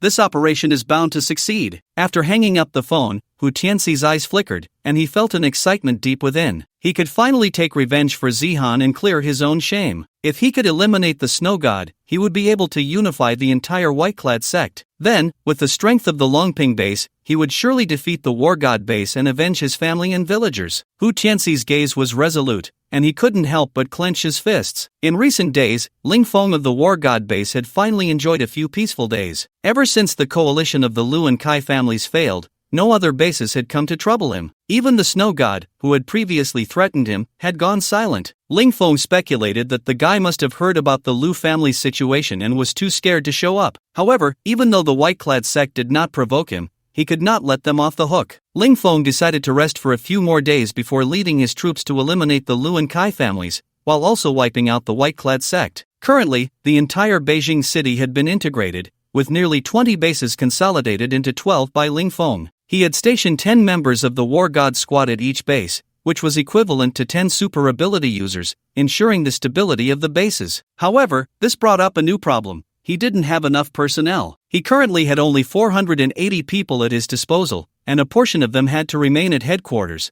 leaving even fewer available, less than 300. Therefore, he had to expand the army and increase the number of War God Squad members. Based on the current situation, at least 400 more were needed. Ling Feng called Ma Wu and informed him that he would be responsible for this expansion. Chief, given the current number of personnel at the base, it's difficult to find 400 suitable candidates, Ma Wu said, somewhat troubled. Then select from all the bases in Beijing City, conduct a preliminary screening, and continuously train to eliminate those who do not meet the requirements. Ma Wu nodded. Alright, I'll take care of it. And one more thing, make sure to do a good job on ideological education. I don't want to see any traitors in the ranks. Ling Feng called Ma Wu back to add. After assigning his tasks, Ling Feng left the office and went to the confinement room. Last time, Ma Wu had captured 2 people from a company, and it was time to interrogate them. He had dealt with the company a few times before, and he didn't expect them to come back again. They truly had a persistent heart of a thief. Whether it was the dragon-slaying society or others, they all had their respective countries backing them, foolishly attempting to invade the Dragon Kingdom. Ling Feng would definitely not let such organizations off the hook. After arriving at the confinement room, Ling Feng saw 2 familiar faces, Ito from the Dragon-slaying society and Lu Nang from the Lu family. The 2 lay on the ground, looking dispirited, their eyes devoid of any light, like walking corpses. Especially Ito, whom Ling Feng had specifically instructed the guards to take good care of as an international friend, subjecting him to daily torture to let him experience the utmost pain while conscious. Since he dared to come to the Dragon Kingdom to cause trouble and attempt to split it apart, Ling Feng would make him wish he were dead. After passing by the 2's room, Ling Feng saw a face of a Dragon Kingdom citizen in another room. This person was from the company and had been captured by Ma Wu. What is your name? Ling Feng said coldly, looking at the person. Xin Hui, who had been sitting on the ground in a daze, noticed someone standing in front of his cell. The person was tall and had an outstanding demeanor, clearly a significant figure. Xin Hui immediately stood up, a fawning expression on his face. My name is Xin Hui, I've met the leader. Ling Feng looked at him with interest. How did you know I was the leader of this base? Sir, your demeanor is imposing, your aura outstanding. At a glance, you can tell you are not an ordinary person. Such presence must belong to a significant figure. Xin Hui smiled broadly, flattering him. Ling Feng looked at him coldly. He was very annoyed by this kind of sycophantic opportunist, but one had to admit that such people were very good at reading the room. Where is the company's hideout? They are hiding in Jinghang City, on the border with Shangjing City, in a shelter called Rongshan. They just recently took it over. Xin Hui readily betrayed his own master. To show his sincerity, Xin Hui continued, Leader, if you plan to attack there, you must be cautious. Their strength is very formidable. Even the white-clad god sect treats them with respect. How many of them are there? Ling Feng continued to ask. After thinking for a moment, Xin Hui replied, their total number is about 500, but among them, 100 are researchers, and there are about 400 gene warriors. Ling Feng's gaze shifted, and he called the guards to open the confinement room. Xin Hui's expression brightened, thinking Ling Feng intended to let him go, and he secretly breathed a sigh of relief. Leader, I, Xin Hui, am willing to join the War God base. I will definitely be loyal and risk my life for the base. Ling Feng looked at him coldly, not believing a single word he said. Take me to their stronghold. I can consider it. Ling Feng said indifferently. Okay, I'll lead the way, and I guarantee none of them will escape. I know all their secret paths. Xin Hui sold out his master without any psychological burden. Follow me. Ling Feng led him out of the confinement room, and as they passed by another company member's confinement room, he shot a provocative glance at him. William, in the cell, immediately stood up and cursed angrily at Xin Hui. You traitor, you won't die a good death. Although he was a foreigner and his Chinese was poor, he could understand it well. He had heard Xin Hui betray the company clearly. Ling Feng shot him a cold glance and said to the guard, give him extra rations. I think he's still too energetic. Yes, boss. The guard replied, grinning wickedly at William. William immediately looked terrified and cowered in the corner, harboring even more hatred for Xin Hui. Ling Feng reached the ground and whistled. The next moment, a massive black shadow appeared in front of him, a huge head nuzzling affectionately against Ling Feng. Xin Hui, beside him, was so frightened by the giant panther's size that he collapsed to the ground. He had never seen such a large animal. It looked like a small mountain, standing at least 4 meters tall and over 10 meters long, with jet black fur that looked very fierce. He couldn't imagine how Ling Feng had tamed this giant. Ling Feng lifted Qin Hui and jumped directly onto the panther's back, patting its neck. Black Panther, go to Jinghang City. Woof! The panther barked excitedly. Having stayed in the base for so long, it was eager to go out. Like a bolt of black lightning, the panther whooshed away from the spot. Sitting on the panther's back, Qin Hui screamed in terror. If Ling Feng hadn't held onto him, he would have likely been thrown off. Qin Hui's screams only excited the panther more, which put in all its strength and ran full speed through the snow. The distance from the base to Jinghang City was 100 kilometers, and the panther covered it in just 10 minutes, faster than a high-speed train. Ling Feng jumped off the panther's back and casually tossed Qin Hui onto the ground. At that moment, Qin Hui lay limp on the ground, trembling all over, his hands propping him up as he vomited continuously. After 5 minutes, Qin Hui slowly regained his senses. Where is the shelter? Lin Feng said somewhat impatiently. The leader asks you to come with me. Qin Hui struggled to stand up, his steps unsteady as he led the way. The two men and a dog walked to a remote foot of the mountain, finally seeing a shelter's entrance hidden in the ice and snow. The door of the shelter was painted white, blending in so well that it was nearly invisible unless one looked closely. The entire structure of the shelter was perfectly integrated into the mountain, with a steep cliff rising hundreds of meters behind it, making it difficult even for a king-level ability user to climb. This shelter is indeed a good place, Lin Feng exclaimed, noting that it was also a crucial route for entering the capital city from Jinghang, making its strategic position very important. From today onwards, this will be the branch of the war god base. Lin Feng strode confidently towards the shelter, with Qin Hui following behind. The guards inside the shelter quickly noticed the presence of strangers and immediately sounded the alarm. Half a minute later, the swift response team of the shelter had gathered at the observation post. Captain Tom looked through the observation window and saw Qin Hui's face, along with an unfamiliar man beside him, who was followed by a massive beast that resembled a local dog from the Dragon Country, though he couldn't be sure, as no one's dog should be larger than an elephant. Tom took out his communicator and spoke in broken Dragon Country language. Qin Hui, why are you alone? Where are the others? Who is this person next to you? Qin Hui stepped forward, maintaining a respectful yet assertive demeanor. This is Mr. Lin Feng, the leader of the War God base. He wishes to speak with the person in charge of the shelter. Captain Tom, please open the door. By the way,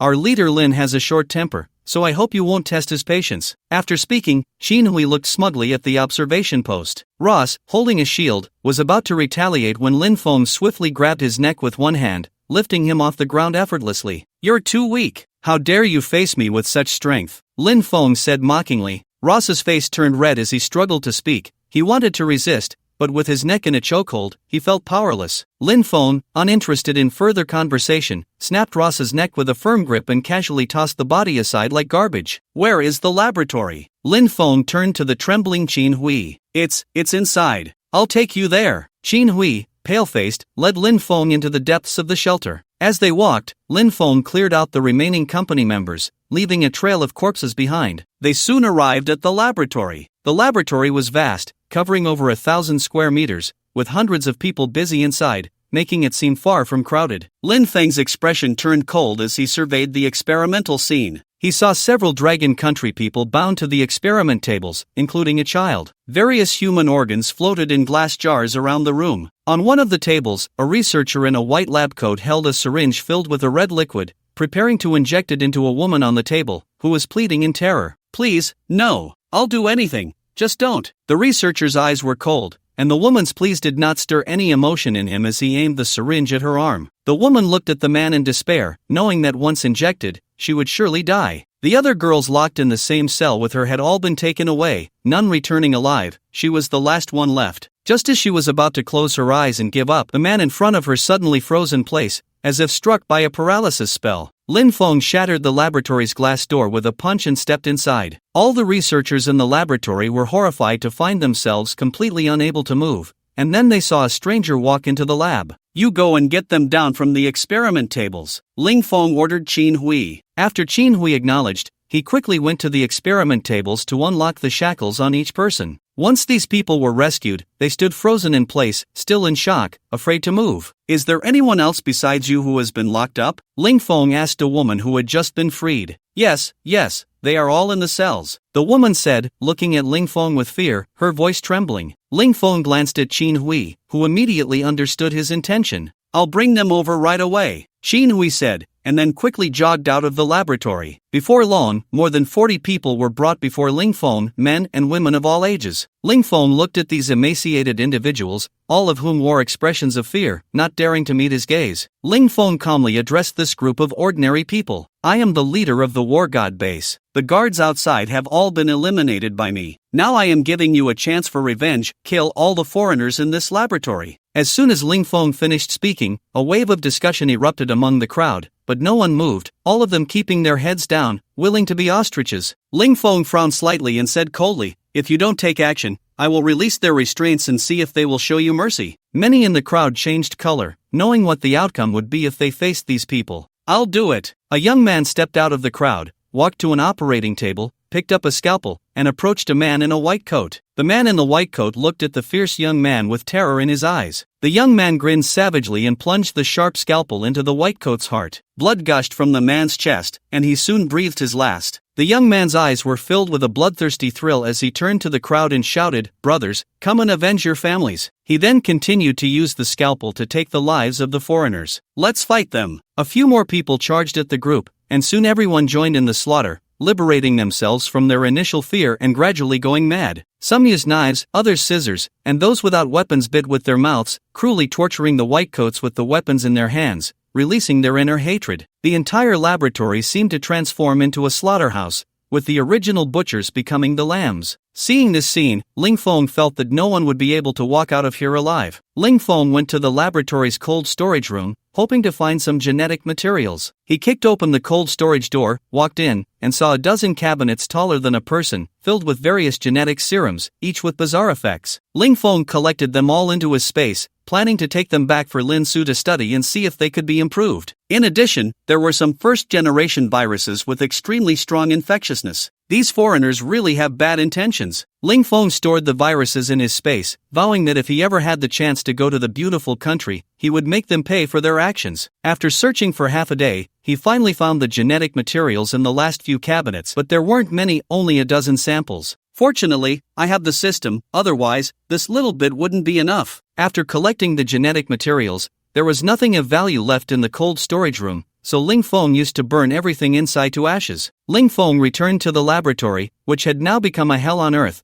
with dismembered limbs and flesh of those in white coats scattered everywhere, not a single complete corpse in sight. Some people were even gnawing directly on a body, causing Ling Feng to frown slightly, but he did not intervene. These guys had killed so many people, letting them die 1,000 times was hardly excessive. Ling Feng took Qin Hui and left the laboratory, finding a warehouse in the shelter, leaving a small portion of the food inside for the survivors, while taking the rest into his space. The food storage here was quite abundant, with all kinds of chicken, fish, meat, eggs, snacks, and drinks, enough for a base to last several years. Stepping out of the shelter, Black Panther was already waiting impatiently at the entrance. Ling Feng jumped onto Black Panther's back. Home. After returning to the war god base, Ling Feng took Qin Hui back to the confinement room. Qin Hui said nervously, Chief, about my joining the war god base. Ling Feng appeared to be in a daze, a bit embarrassed as he replied, Oh, you mean that? Qin Hui forced a smile and bent down, saying, Chief, I truly want to join our war god base family. I've developed deep feelings for this place.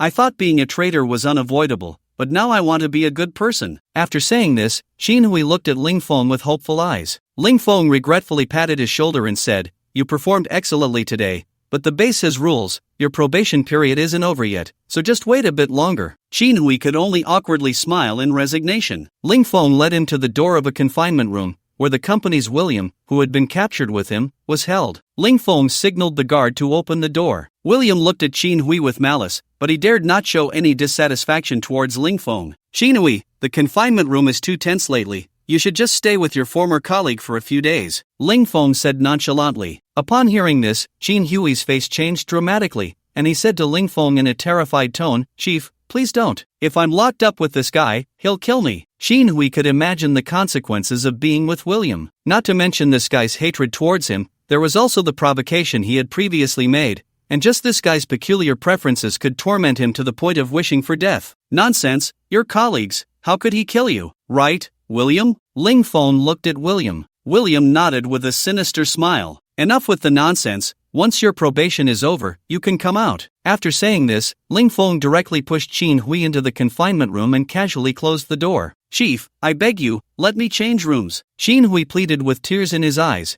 pressing against the door. Ling Feng seemed not to hear and walked away without looking back. "Humph, a traitor thinks he can join the war god base, treating it like a garbage dump?" Ling Feng sneered inwardly. William looked at Qin Hui with a wicked grin, his gaze gradually becoming unsettling. "Mr. William, let's talk this out," Qin Hui said with a forced smile. Hey, Mr. William, put your pants back on. What are you doing in broad daylight? It's inappropriate. Don't touch me. Hey, help. Ling Feng hummed a tune, leisurely returning to the villa. Now that the raw materials for making the gene serum were in hand, he could start the research on Warrior No. 3. However, before the research, there was another important task to accomplish: to enhance his strength. Ling Feng's current strength had reached 9,000 points. With just 1,000 more, he could break through to 10,000 times. 10,000 times was a turning point. Reaching that level would surely allow his body to undergo another transformation, elevating his strength to a new level. Ling Feng took out dozens of inner pills from his space, all from ordinary ability users. After defeating several waves of enemies, Ling Feng now had over 200 inner Dan in his hands. He directly took a handful and tossed it into his mouth, then lay on the ground to slowly digest the energy within. In just a few minutes, the inner Dan he had just consumed was completely digested, but he hadn't broken through 10,000 points. He should now be around 9,500 points, still 500 points short. Ling Feng grabbed another handful of inner Dan and threw it into his mouth. Closing his eyes, he began to digest slowly. 5 minutes later, Ling Feng suddenly opened his eyes. Damn, it's kicking in. A wave of intense pain began to sweep through his entire body. Unlike the last time, when he felt his bones being slowly crushed, this time the pain was centered around his organs. His heart, liver, spleen, lungs, and kidneys all began to throb simultaneously, and Ling Feng felt as if his organs were rapidly expanding, on the verge of bursting, then suddenly contracting sharply, creating a sensation of being crushed. As this expansion and contraction occurred, his body size also fluctuated. Aside from his organs, the speed of blood circulation began to accelerate, as if it had been put into overdrive, with his heartbeat skyrocketing to over 1,000 beats per minute. Ling Feng's clothes were torn apart due to the change in his body size, leaving him completely naked on the ground, his body flushed red and steaming, causing the temperature in the entire room to rise rapidly. However, Ling Feng was completely unaware of this. He was engulfed in extreme pain, the transformation of his organs causing him to faint from the agony. The entire process lasted about half an hour, and gradually the pain began to dissipate, with his physical strength slowly returning. 10 minutes later, Ling Feng sat up from the ground. Looking at the black, sticky substance all over his body, he had no time to feel the changes in his body and hurried to the bathroom for a hot shower. Half an hour later, Ling Feng changed into a comfortable set of pajamas and walked out of the bathroom feeling refreshed. He sensed the changes in his body, feeling as if he had an endless supply of strength. Through introspection, he discovered a layer of golden membrane faintly visible between his organs. His skin had become increasingly fair and felt incredibly smooth, comparable to a baby's skin. Although it felt very soft, it was also very resilient. Ling Feng was confident that his current defense could withstand a nuclear bomb. Furthermore, all his abilities had doubled in growth, with his gravity field reaching 6,000 times. Once the field was activated, even a peak royal level expert would turn to mush. His teleportation distance exceeded 5,000 meters, and the range of his source of all poisons reached an astonishing 5,000 meters. Additionally, his brain development had reached 99, but he could not break through to 100. Ling Feng was at a loss. Perhaps the effect of the inner Dan was no longer sufficient to further develop his brain. Lastly, there was a change in his blood. The golden blood now accounted for about 80% of his entire blood volume. Ling Feng predicted that during the next transformation, all his blood would turn golden. He teleported directly to a snowy area 5,000 meters away from the base. Now his strength had reached around 10,500 times, and he had no idea what level he truly belonged to, as he was not an ability user and could not assess himself by their standards. In any case, the peak royal level Zhang San was no different from an ordinary person in his hands, easily extinguishable. So far, he had not encountered a single enemy capable of fighting him at full strength, and he longed for an evenly matched opponent to have a good fight with. But reality was so cruel. Invincibility was so lonely. After a moment of reflection, Ling Feng returned to the gene laboratory in the villa. Now that his strength had improved, he could start researching the blood serum No. 3 of the Soldier King. As for the matters concerning the Lu and Kai families, he planned to deal with them in a few days when he had time. After all, he already had the genetic materials in hand, so he wasn't in such a hurry. While Ling Feng was diligently researching the serum, a significant event was unfolding within the white-clad sect that could change its course. Hu Tianzi was preparing to rebel. In a concealed chamber, a long conference table was filled with people. Hu Tianzi sat solemnly at the head of the table, flanked by his trusted confidants whom he had gathered over time. They were all victims of the snow god's persecution, each harboring a deep-seated grudge against the snow god. Among them were several high-ranking officials of the sect, including protectors and heavenly kings. Hu Tianzi had successfully drawn them into his camp using his personal charisma. Everyone, tomorrow is our golden opportunity for action. Success or failure hinges on this one move. If we succeed, you will all be the future masters of the sect, no longer oppressed by that person. Hu Tianzi said earnestly, I can't stand that snow god any longer. With the vice envoy leading our uprising, we will surely succeed, exclaimed a middle-aged man with a stubbled face, his excitement evident. Indeed, if it weren't for the vice envoy gathering us together, I would still be a scattered mess, suffering under the snow god's oppression. Another person chimed in. Hu Tianzi listened calmly to the praises directed at him, feeling little emotional stir within. All the compliments were hollow. Until success was achieved, any praise was meaningless. Let's discuss some details about tomorrow's operation. Ling Feng interrupted the flattery and continued. Tomorrow, we will. The meeting continued late into the night. After confirming that the entire plan was foolproof, Hu Tianzi finally announced the meeting's conclusion. Lying in bed, Hu Tianzi tossed and turned, knowing that tomorrow would determine his fate. Success would bring him glory, while failure meant death. Tomorrow must succeed, Zihan, wait for me. The next morning, Hu Tianzi donned a brand new white robe and a mask, preparing to attend the sect's daily morning meeting. As usual, he stood to the right of the snow god's seat, with Yang Zihan on the left. Their eyes briefly met in the air, and Yang Zihan instantly understood the meaning behind Hu Tianzi's gaze. The high-ranking officials of the sect arrived one after another, all standing quietly in place, waiting for the snow god's arrival. 10 minutes later, the snow god, dressed in a white robe and wearing a golden mask, walked through the main entrance and slowly took a seat on the high platform. Everyone in the hall knelt and paid their respects to the snow god, then began to praise him. Dear snow god, thank you for leading us into a new day. On this beautiful day, we ask you to guide us deeper into your presence. Snow god is immortal, forever cherished in our hearts. After the praises, the snow god waved his hand, and the crowd immediately fell silent. This routine was well known to everyone present. Let's begin. Each organization, report on your work. The snow god's authoritative voice came from the high platform. Subsequently, the heavenly kings and protectors took turns reporting their work, and soon an hour had passed. Almost everyone present had finished their reports, and a few who had performed poorly were taken away by the enforcement team. Is there anyone else who has something to report? If not, today's morning meeting will conclude here. Your Majesty the Snow God, I have something to report. Hu Tianzi knelt before the snow god and spoke loudly. Oh, what does the vice envoy have to say? The snow god asked curiously, as Hu Tianzi, usually quiet, was now taking the initiative to report. Your Majesty the Snow God, during my recent patrol, I discovered a strange tree at one of our bases below. The fruits it bears can greatly enhance one's strength, and the tea made from its leaves has calming and sleep-inducing properties. I would like to invite your Majesty to join me in tasting it. Upon hearing this, the snow god's expression brightened. There's such a fruit tree? Is its effect truly as you say? Hu Tianzi knelt on the ground, his face filled with sincerity as he replied. My subordinate does not dare to deceive your excellency, but this fruit is truly magical. Once picked, it must be eaten within 10 minutes, otherwise, it will immediately rot and spoil after that time. That is why I took the liberty to invite you to come personally. The snow god pondered for a moment and then said happily, in that case, I will go with you. I hope you are not lying to me. I would not dare. Let's go. The saintess should come along too. After the snow god finished speaking, he stood up from his seat, walked to Hu Tianzi, and helped him up. Hu Tianzi lowered his head and followed behind the snow god, walking outside with Yang Zihan. The snow god got into his exclusive snow vehicle, accompanied by Yang Zihan, while the others walked alongside the snow vehicle. Due to the last attack on the war god base, Gu Qing had taken all the transportation tools of the divine sect,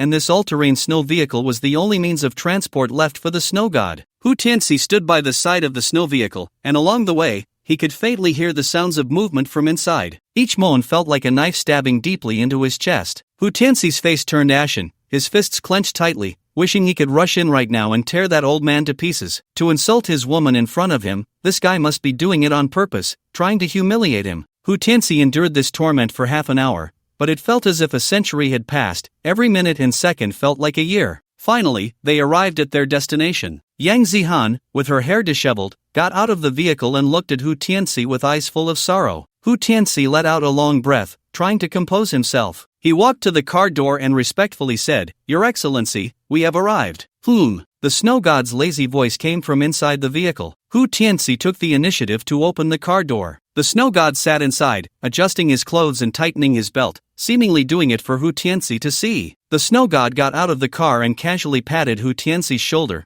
The saintess's abilities are quite impressive. His eyes held an ambiguous smile, almost mocking. Hu Tianxi's body stiffened, feeling an immense humiliation, but he concealed it perfectly. Looking at the snow god's back, his eyes were filled with intense killing intent. The poisonous fruit, the poisonous fruit. Hu Tianxi suppressed the anger in his heart and led the snow god into the interior of the Icefield sanctuary. The snow god sat majestically in the main seat of the reception room, while the head of the sanctuary and other high-ranking officials knelt on either side, carefully attending to him. I heard that your sanctuary recently discovered a strange fruit. Is this true? The snow god looked at the leader of the sanctuary below. Reporting to the snow god, it is indeed true. I would not dare to keep it secret and have specially reported this matter to the deputy envoy. The head of the Icefield sanctuary said with a face full of fear.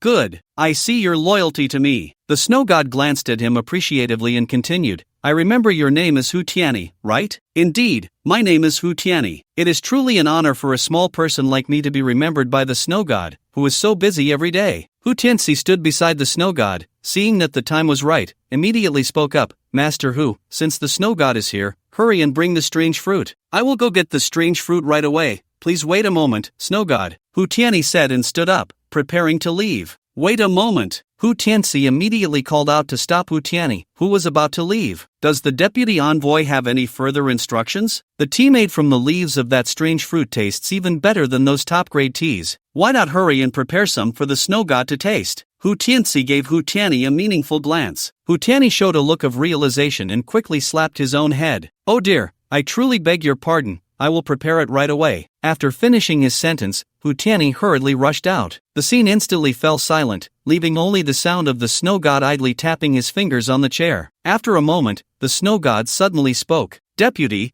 how do you think this deity feels about you? The snow god looked at Hu Tianxi, and the implication in his words seemed pointed. Hu Tianxi's body stiffened, and he immediately knelt before the snow god, speaking earnestly. The snow god is like my reborn parents. It is you who took me in, nurtured me, and allowed me to become the deputy. Your kindness to me is something I can never repay in this lifetime. Since that's the case, you wouldn't betray me, would you? The snow god suddenly raised his voice, and a wave of authority erupted from his body, making everyone in the room feel an immense pressure. Hu Tianxi, standing closest, felt beads of sweat form on his forehead. I dare not. If I ever betray, I willingly accept death. Hu Tianxi gritted his teeth as he knelt on the ground. The snow god was silent for a few seconds, then suddenly chuckled. Ha ha ha, good. You truly are someone I have my eye on. The snow god walked in front of Hu Tianxi and helped him up. I was just joking with you, please don't take it seriously. Hu Tianxi secretly breathed a sigh of relief, glad he had restrained himself from acting out, otherwise, it would have truly backfired. I dare not. Hu Tianxi lowered his head and stood to the side. After the small episode, the atmosphere in the room became even more oppressive, with everyone afraid to breathe, lest they attract the snow god's attention. Another 10 minutes passed, and Hu Tianxi carefully walked in with the tea set. He placed the tea set on the high platform, then stepped forward to take the tea set from Hu Tianyi's hands. Hu Tianxi set the tea set on a nearby table, poured a cup of tea, and then brought it to the snow god, bowing as he said, Your Majesty the snow god, this is tea brewed from the leaves of a rare tree, please enjoy. The snow god glanced at the tea in the cup. You drink a cup first and tell me how it tastes. Hu Tianxi hesitated slightly. This tea is extremely precious, it would be a great disrespect for me to drink it first. The snow god smiled slightly, unconcerned. No problem, I allow you to drink it. No one dares to say anything. Hu Tianxi looked at the tea, then drank it in one go. Good tea. This tea is rich in flavor with no bitterness at all, and the aftertaste is sweet and refreshing. It truly is a superb product. Upon hearing this, the snow god immediately became interested and said, Quick, pour me a cup to try. Hu Tianxi quickly changed cups and respectfully handed the snow god another cup of tea. The snow god held the teacup, sniffed it at his nose, then drank it all in one go, closing his eyes to savor it slowly. Although he had hardly ever drunk tea in his life, this tea was indeed quite pleasant. Good tea. The snow god nodded. Snow god, the rare fruit has been brought back. Hu Tianyi entered with a tray in both hands, on which lay a red fruit the size of an orange, its surface a vibrant red, looking very tempting. The moment the snow god saw the rare fruit, his eyes lit up. He could clearly sense the energy fluctuations from it as a king-level ability user. Present it. Hu Tianxi quickly stepped forward to take the tray and brought it in front of the snow god. The snow god picked up the rare fruit and examined it closely. Indeed, it is marvelous, such a small fruit contains such extraordinary energy. After looking at the rare fruit a few more times, the snow god casually handed it to Hu Tianxi. "You eat it." Hu Tianxi's expression changed, and he immediately said, "Snow god, this rare fruit is the last one. If you give it to me, what will you do?" The snow god shot a cold glance at Hu Tianxi, his tone leaving no room for doubt. "I told you to eat it, didn't you hear me?" A hint of panic flashed in Hu Tianxi's eyes, but he still took the strange fruit. The snow god looked at him coldly, sneering inwardly. Hu Tianxi glanced at the strange fruit and swallowed it in one bite. A few seconds later, he felt a powerful energy slowly transforming his body, and his abilities were rapidly increasing at a terrifying speed. "Hu Tianxi, I have treated you well. Why do you betray me? Do you think I don't know this strange fruit is poisonous?" The snow god looked at Hu Tianxi with arrogance, his eyes filled with disdain. Hu Tianxi removed the mask from his face and threw it aside, the resentment in his eyes openly displayed. "You say you treat me well while you occupy my woman and humiliate me in front of my face. People like you, who oppress the followers, putting on a facade while being duplicitous behind their backs, dare to call themselves gods? You truly insult the word god." Yang Zihan, standing nearby, revealed a look of anxiety. She never expected Hu Tianxi would actually eat that strange fruit. Although it was full of energy, it also contained enough poison to kill. The snow god looked at him with a frosty expression. "No matter what you say, after eating the strange fruit, you will undoubtedly die. As for your woman, ha ha, who says I will undoubtedly die?" Hu Tianxi looked at the snow god with a mocking expression. The snow god sensed something was off in Hu Tianxi's eyes and asked suspiciously, "What do you mean?" Hu Tianxi chuckled. "This strange fruit indeed contains deadly poison. You will undoubtedly die within an hour after eating it, but as long as you brew the leaves of the strange tree in water and drink it, you can detoxify and enhance the effects of this strange fruit. I have to thank you. If it weren't for you, I wouldn't have been able to consume this strange fruit and break through to the king level," Hu Tianxi said, looking at him with pride. "This is our dragon kingdom's mysterious strange tree.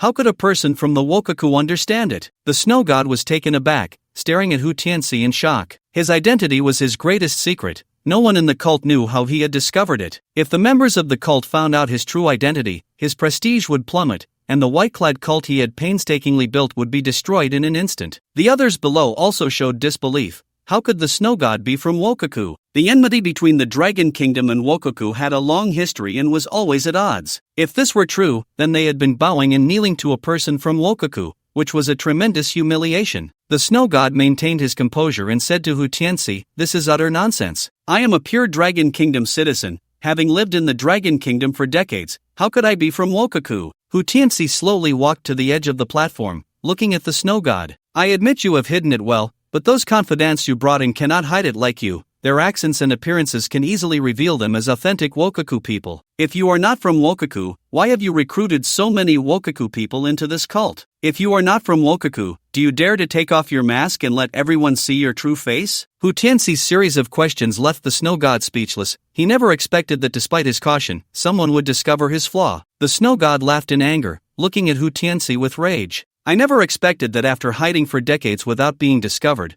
I would be found out by you, this young brat. I must say you are quite talented. I am a bit reluctant to kill you." "Kill me? Do you have that ability?" Before Hu Tianxi's words fell, dozens of ability users burst in from outside, standing behind him. All of these people were high-ranking members of the cult, all at the level of super ability users, and they had all been absorbed into Hu Tianxi's camp. The snow god looked at the suddenly treacherous ability user without a hint of anger. Instead, he leisurely poured himself a cup of tea and began to savor it slowly. "With just these few people, you think you can seize power? And do you really believe they will listen to you?" The snow god glanced at the group behind Hu Tianxi. "Aren't you going to take action and capture this traitor?" However, no one moved. They continued to stand there, watching him. "Did you not hear what I said? Capture Hu Tianxi for me." The snow god raised his voice, a hint of anger lacing his words. Hu Tianxi looked at him coldly. "When it comes to schemes, we Dragon Kingdom people are your ancestors. Those who informed you were deliberately arranged by me. Do you really think you have everything under control?" The snow god clenched his fists tightly, not expecting that after playing this game for so long,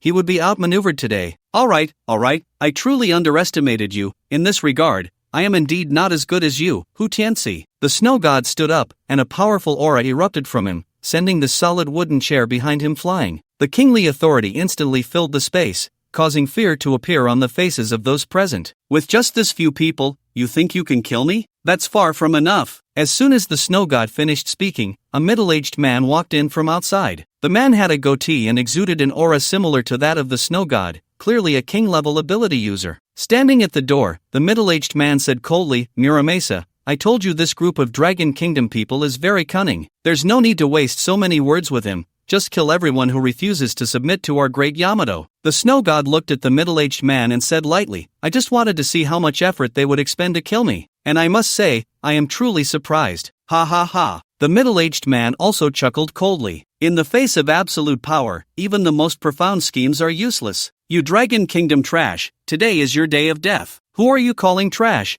You shorty from Yamato. A loud voice came from outside the room. Soon after, two powerful figures, one tall and one short, quickly approached from a distance. The middle-aged man's expression changed. The two coming were also king-level ability users, and their aura was not any weaker than his. The middle-aged man looked at the two with a guarded expression and said coldly, Gentlemen, this is an internal conflict of our war god base. You shouldn't meddle. Get lost with your internal conflict. You bunch of cockroaches dare to come to our Dragon Kingdom's territory. Are you looking for death? The slightly shorter man, with a fiery temper, shot back, having just called him a shorty. The snow god, standing on the high platform, frowned slightly. The situation on the ground was changing too quickly. Given the current strength on the field, he was at a disadvantage. He looked at the two suddenly appearing king-level powerhouses and said coldly, May I ask what forces you two belong to that you insist on interfering in this matter? The forces behind me are not something you can contend with. The tall, thin man scoffed at the snow god's threat. No matter what your force is, our longping base welcomes all. Longping base. The snow god and the Yamato king-level powerhouses' expressions changed. Longping base was the largest base in several nearby provinces, rumored to have official backing,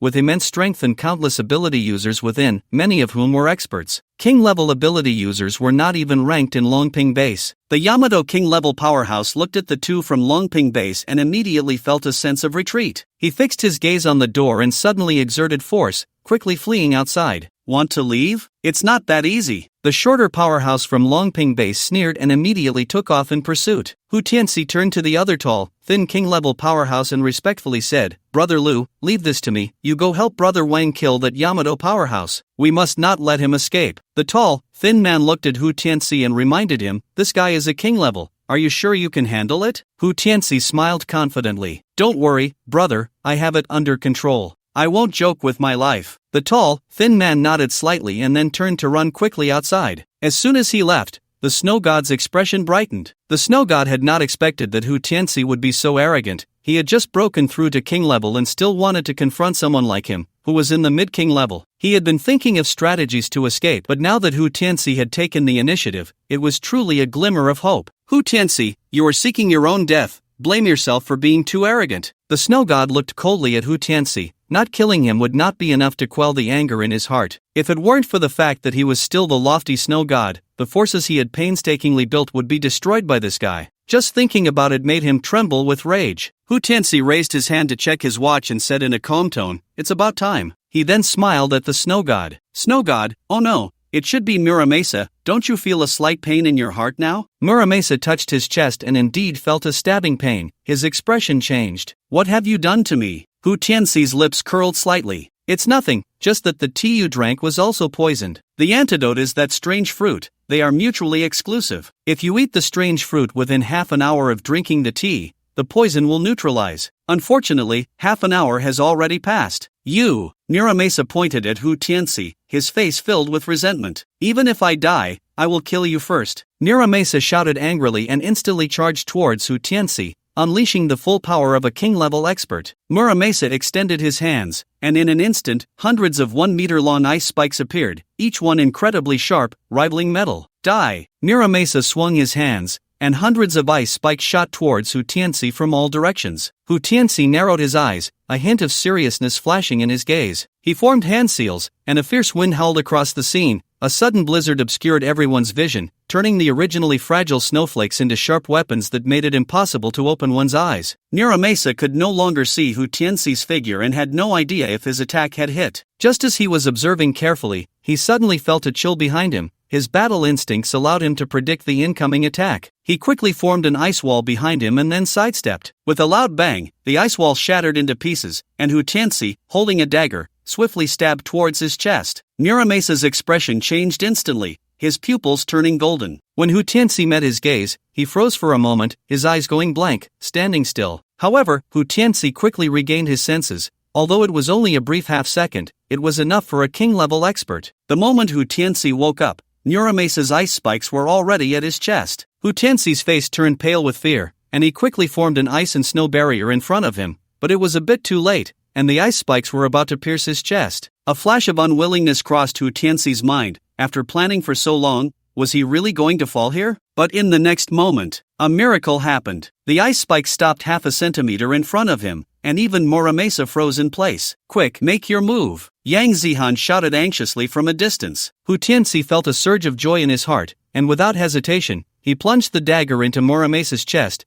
then kicked him against the wall of the room, which collapsed under the sudden impact. Hu Tianxi looked at Yang Zihan, his eyes filled with gratitude. Yang Zihan's face was pale. Her strength was that of an ordinary ability user. In order to briefly immobilize Murakami, a king-level ability user, she had overexerted her own powers. Yang Zihan flashed a sweet smile at Hu Tianxi. Cough, cough, cough. Murakami struggled to stand up, looking down at the blood on his chest and feeling the life force slipping away. He couldn't understand how he had been on the verge of killing that bastard Hu Tianxi, only to end up like this. But when he turned his gaze to Yang Zihan, he immediately understood. "It's you did this." Murakami pointed at Yang Zihan, his face filled with disbelief. He couldn't believe that Yang Zihan would turn against him. He had suspected everyone except for this woman. They had been entangled for so long, and each knew the other's depths well. He had always thought Yang Zihan loved him, but now it seemed he was wrong. Murakami let out a self-deprecating laugh. After living most of his life, he had ultimately fallen at the hands of a woman. Hu Tianxi held Yang Zihan, his eyes filled with provocation. Murakami chuckled. "I've tried every scenario and position with her. That's something you'll never experience. Ha ha ha ha." After saying this, Murakami slowly closed his eyes, and the snow god fell. Hu Tianxi stared at the dead snow god, dazed for half a minute. There was no excitement or joy as he had imagined. Recalling Murakami's last words felt like a knife stabbing deep into his heart, lingering in his mind. The snow god was dead, and he could smoothly become the new leader of the White Robe sect, but what he had lost would never return. Yang Zihan held Hu Tianxi's hand, her tone somewhat weak as she said, "Tianxi, you succeeded. Seeing you become the new snow god fulfills my wish. I'm no longer pure and unworthy of you. I should leave." After saying this, Yang Zihan turned to leave. Hu Tianxi felt a pang in his heart and quickly stepped forward to embrace Yang Zihan, saying passionately, "Zihan, everything I've done is for you. If you leave, then all of this will be meaningless. Stay, I can't be without you." A trace of pride crossed Yang Zihan's eyes, but then her expression turned pained as she said, "I'm too weak. I can't help you with anything." Hu Tianxi affectionately stroked her hair and gently said, "Don't worry, I will help you increase your strength." After saying this, Hu Tianxi quickly walked to Murakami's corpse, took a round crystal from his head, and handed it to Yang Zihan. "This is the essence of a king-level ability user. Once you absorb this, you can break through to king level, and you will no longer be a burden but my powerful ally." Yang Zihan looked touched but did not take the crystal. Hu Tianxi directly grabbed her hand and forced it into hers. "Without you, I might have already been killed by Murakami. This is what you deserve." Yang Zihan reluctantly accepted the crystal, but inside she was overjoyed. "I can also become a king-level powerhouse now. I will no longer be a fish at the mercy of others. Those who have offended me, you will all die." The opportunity for Soldier King No. 3, Kai Hanen, was presented. After Ling Feng finished speaking, he took out 600 vials of Soldier King No. 3 serum and 600 vials of nutrient solution, placing them on Wang Long's desk. "I won't explain the usage, you should know. Use them on them as soon as possible. For you high-ups, I will provide separately." Wang Long excitedly touched the serums. Although it wasn't his first time using them, the shock of his soldiers' power increases each time thrilled him. In these recent campaigns, the soldiers he led had swept through like a storm, allowing him to shine. This time, the Soldier King No. 3 serum could elevate the soldiers' limits by 10,000 times, and this nutrient solution could at least double their strength, Ling Feng said casually. After hearing Ling Feng's description, Wang Long couldn't help but gasp, even though he was mentally prepared. He originally thought that achieving a limit of 2,000 times with the Soldier King No. 3 would be impressive, but he didn't expect Ling Feng to push it to 10,000. Moreover, this serum was simply outrageous, doubling the effect, which meant at least a 2,000 times limit. Wow! This was incredible. The multiplier had already surpassed that of a king-level ability user, considering that the physical limit of a king-level ability user was 1,500 times, equivalent to 600 king-level team members. A king-level powerhouse could establish a large base. Just thinking about it was terrifying. Wang Long touched the serums, nearly drooling. Ling Feng then took out 5 vials of serum that were clearly different in color from the other nutrient solutions and handed them to Wang Long. These are for you high-ranking officials, just pass them on to them. After saying this, Ling Feng ignored Wang Long's expression and turned back to continue his conversation with Zhang Sanbao. Zhang Sanbao had just heard them mention names like nutrient solutions and serums, which he had never even heard of, so he decided not to engage further. Ling Feng sat down on the sofa. I wonder what the leader wants to ask. Zhang Sanbao asked curiously. About the Creation Mountain. Ling Feng straightforwardly stated his purpose. Zhang Sanbao's expression froze. He knew Ling Feng would eventually ask him about this, but he didn't expect it to be so soon. What does the leader want to know? I just want to know one thing. How many exotic fruits are there in Creation Mountain, and what are their effects? Zhang Sanbao pondered for a moment and slowly replied. Creation Mountain is connected to the Daxing mountain range and is quite large. Since ancient times, it has been a favorite retreat for hermits, not only because of its sparse population but also due to the many precious herbs and plants. After the apocalypse, many plants mutated and produced exotic fruits. However, with opportunity comes danger. There are many fierce beasts in Creation Mountain that have changed after consuming the exotic fruits, becoming powerful, some even posing a threat to those above the royal level. The exotic fruits on the outskirts of Creation Mountain have mostly been collected by those hermits, while the fruits inside remain largely untouched due to the dangers. Additionally, many plants are highly toxic. I know of one exotic herb similar to dandelions that, if it touches human skin, will cause it to rot rapidly, eventually turning the person into a pile of rotten flesh. After finishing, Zhang Sanbao looked at Ling Feng with a serious expression. Upon hearing Zhang Sanbao's description, Ling Feng was not afraid. Instead, he felt even more excited. Creation Mountain was so vast, and there must be many exotic fruits inside, especially in the core area where few ventured, meaning the effects would surely be stronger. When he went there, he could not only obtain exotic fruits but also the inner cores of the exotic beasts, killing 2 birds with 1 stone. However, Creation Mountain was not suitable for an army to enter. He would go alone to reap the rewards. After making up his mind, Ling Feng stood up, ready to leave. Zhang Sanbao sincerely advised, Leader, Creation Mountain is very dangerous. You should think it over carefully. Ling Feng nodded dismissively. Old Zhang, if I set off, I'll call you to accompany me, and we can settle some scores along the way. After saying this, Ling Feng left. Zhang Sanbao sighed as he watched Ling Feng's back and sat back down on the sofa to drink, a hint of nostalgia in his eyes. After returning to the villa, Ling Feng began preparing to attack the Kai and Lu families. The Kai and Lu families had significantly weakened and posed no threat to the war god base, but Ling Feng was a man who repaid grudges. These factions had repeatedly attacked his territory, and this matter could not be left unresolved. Besides these 2 families, there was also the White Robe sect. After eliminating the Kai and Lu families, he planned to wipe out the White Robe sect completely. With the destruction of these 3 factions, there would basically be no major forces left in the entire Handong province. Apart from the 2 hidden forces, the Dragon-Slaying Society, completely eliminating their roots in Handong is quite simple. As long as the entire Handong is unified and becomes the Handong province of his war god base, these foreign separatists will have no place to hide. This is also Ling Feng's current plan. Once all the warriors have used up the Blood King serum and nutrient solution, he can start preparing for this matter. Additionally, the war god base should change its headquarters. The provincial capital of Handong, Jinling, is an ideal location. Not only is it the center of Handong province, but it is also situated on the plains, making it very convenient to travel to surrounding cities. Jinling has been a battleground for military strategists since ancient times, making it very suitable as the headquarters of the war god base. It would allow him to better manage all the bases in Handong province and take the war god base to a larger stage. Just as Ling Feng was planning how to establish a base in Jinling, far away in Jinling, Kai Hanan was having a rather difficult time. Ever since reaching a consensus on cooperation with the Lu family, their demands had become increasingly excessive. First,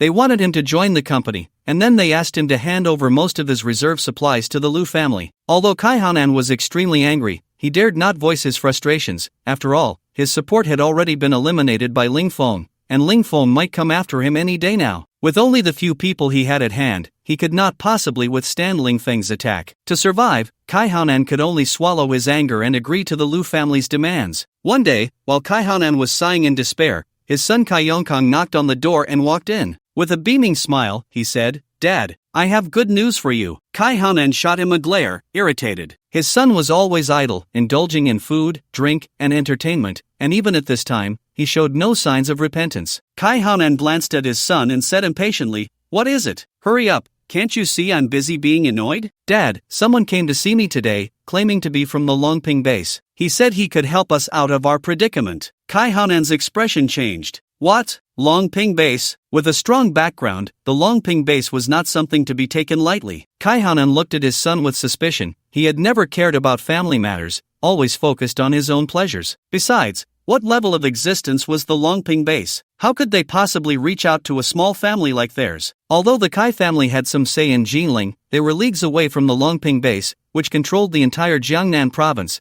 and no other base in the nearby provinces could compete with it. "Are you trying to fool me? At a time like this, you still have the nerve to joke around?" Kai Hanan said, glaring at Kai Yongkang. Hearing this, Kai Yongkang immediately panicked, raising his right hand to the sky and earnestly saying, "I swear to heaven, everything I say is true. Not a single word is false, or may I be cut off from my descendants." "To hell with you, you little brat, what nonsense are you talking?" Kai Hanan kicked Kai Yongkang off the sofa, looking at him in disbelief. He only had this one son left. Wasn't that cursing the Kai family to extinction? Kai Yongkang realized he might have misspoken, got up from the floor, and scratched his head with a silly grin. "Dad, I'm telling the truth. It really is someone from the Longping base, and that person is currently with the Lu family." Kai Hanan looked at his son, and his expression didn't seem like he was lying. Besides, he wouldn't dare make such a joke at a time when the family's survival was at stake. If the Longping base really intervened, wouldn't that stabilize the Kai family? Not only would they not fear Ling Feng's reckoning, but they also wouldn't have to hand over huge amounts of supplies to the Lu family,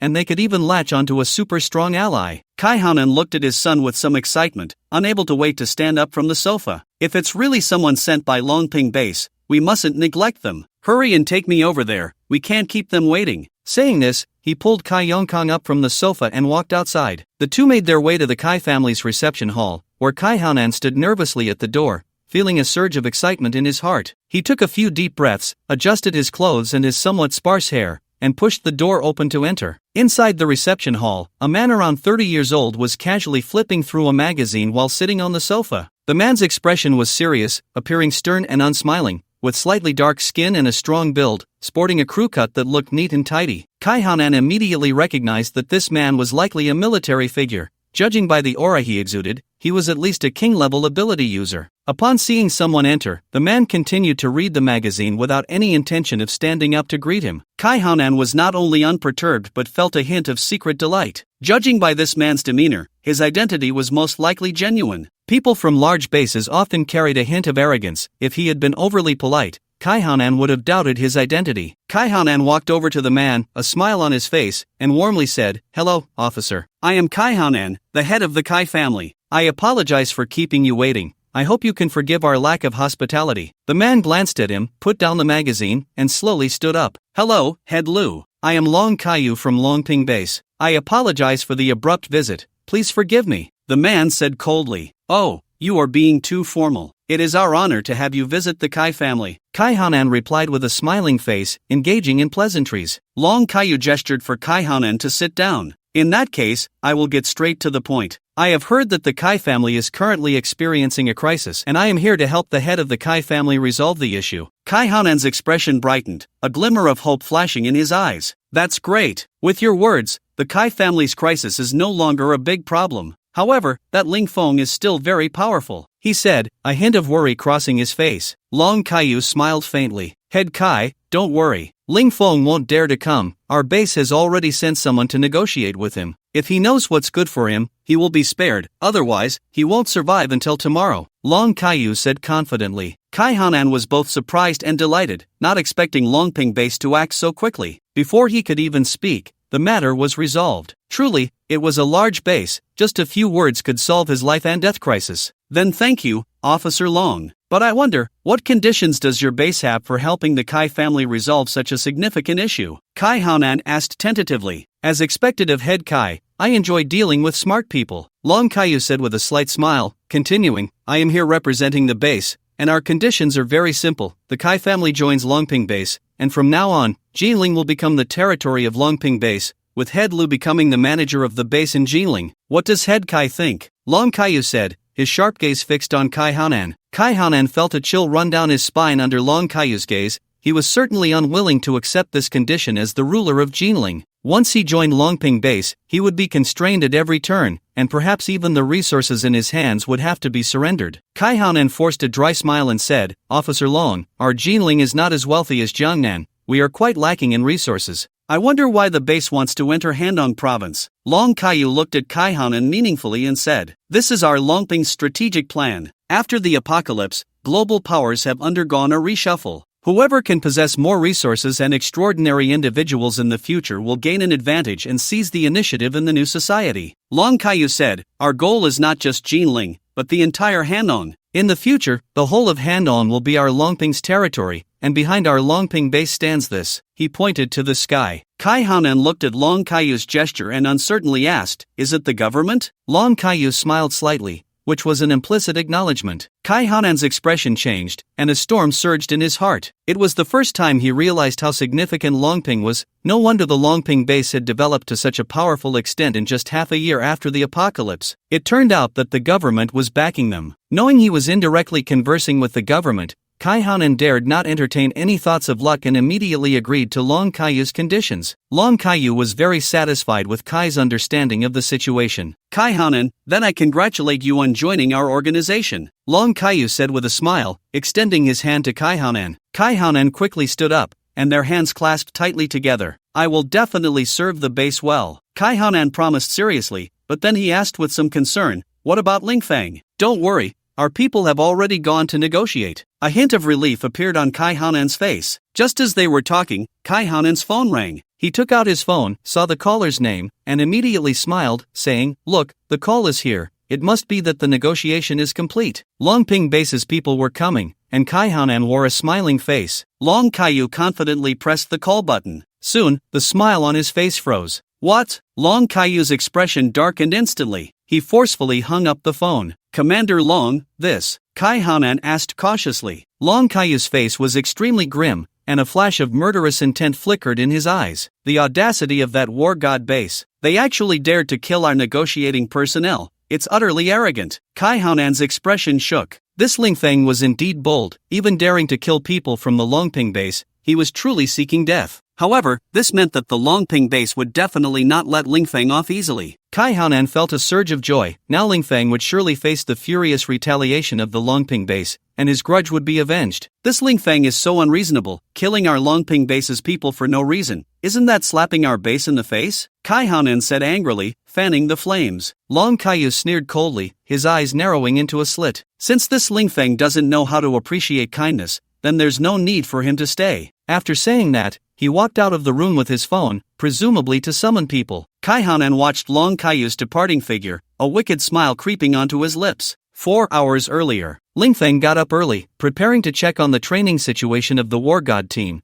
as well as the usage of the Blood King No. 3 serum and nutrient solution. At this time, aside from some personnel on guard duty and those on missions, all other members of the War God team were gathered in the military square for military training. Although the War God team was already very powerful, daily military training had to be conducted as usual, which was a special requirement of Lingfang, mainly to maintain the cohesion, teamwork ability, and sense of honor among the team members. In the square, one side had veterans undergoing regular training, while the other half had a group of new recruits receiving the instructor's grueling training. This group of new recruits has clearly made significant progress since the last time I saw them. More importantly, every one of them is filled with fighting spirit because they have received the injection of the Warrior King No. 1 serum, experiencing the sense of achievement that comes with enhanced strength. Coupled with Lingfang's motivational mechanism, they are now eager to train for 24 hours a day, each one competing to train, afraid that others will surpass them and get eliminated. Lingfeng looked at this group of spirited new recruits with immense satisfaction. These are the main forces of his future. He called over the chief instructor of the new recruits, Ma Wu. "Old Ma, it's best for the new recruits to train in the underground training ground of the shelter. We must learn from the previous air raid. This group of new recruits isn't strong enough to withstand artillery fire." Ma Wu nodded. "After I complete the current training tasks,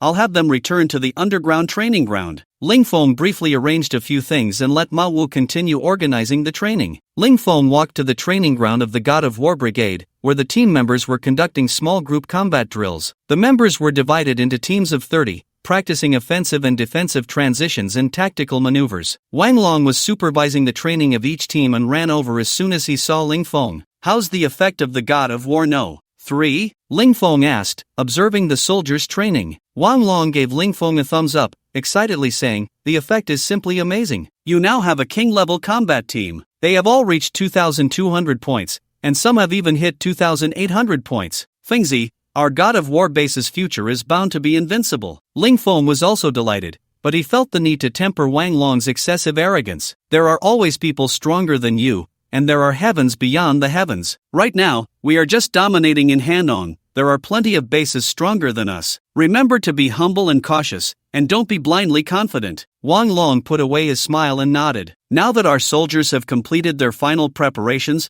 can we deploy to Jiling?" Ling Feng pondered for a moment. "Let's set the time for tomorrow. The soldiers just completed their enhancement today. Let them adapt to their current strength first." While the two were talking, a soldier ran over to report. "Chief, a group of people claiming to be from Longping base wants to see you at the base entrance, saying they have important matters to discuss." Longping base? Ling Feng's gaze shifted. He had heard of this base, and its strength was indeed impressive, but wasn't that base located in Jiangnan province? How did they end up here? It's not close to Jiangnan province. He wondered if he had any prior contact with this base and why they suddenly sought him out. After pondering for 2 seconds, Ling Feng ultimately decided to let them in. "Just bring them to the training ground." "Yes." The soldier immediately took out his walkie-talkie to resume communication with the guards at the entrance. In a short while, a soldier led 5 or 6 people toward the official area. They looked around the base, occasionally commenting, but it was easy to see from their expressions that they were filled with disdain. Among them, the one walking in front was a middle-aged man around 40 years old, slightly overweight, of medium build, with a glint of cunning in his eyes. The soldier brought them to Ling Feng's side and turned to them, saying, "This is our base's highest leader, Chief Ling." The leader among the group, the middle-aged man, stepped forward with a somewhat arrogant tone. "I am Fan Kailiang from Longping base." "You are the leader of the God of War base?" Ling Feng looked at him with an indifferent expression. "That's right. What do you want from me?" Fan Kailiang was very surprised by Ling Feng's reaction. He didn't expect him to be unfazed by the name of Longping base and not to flatter him,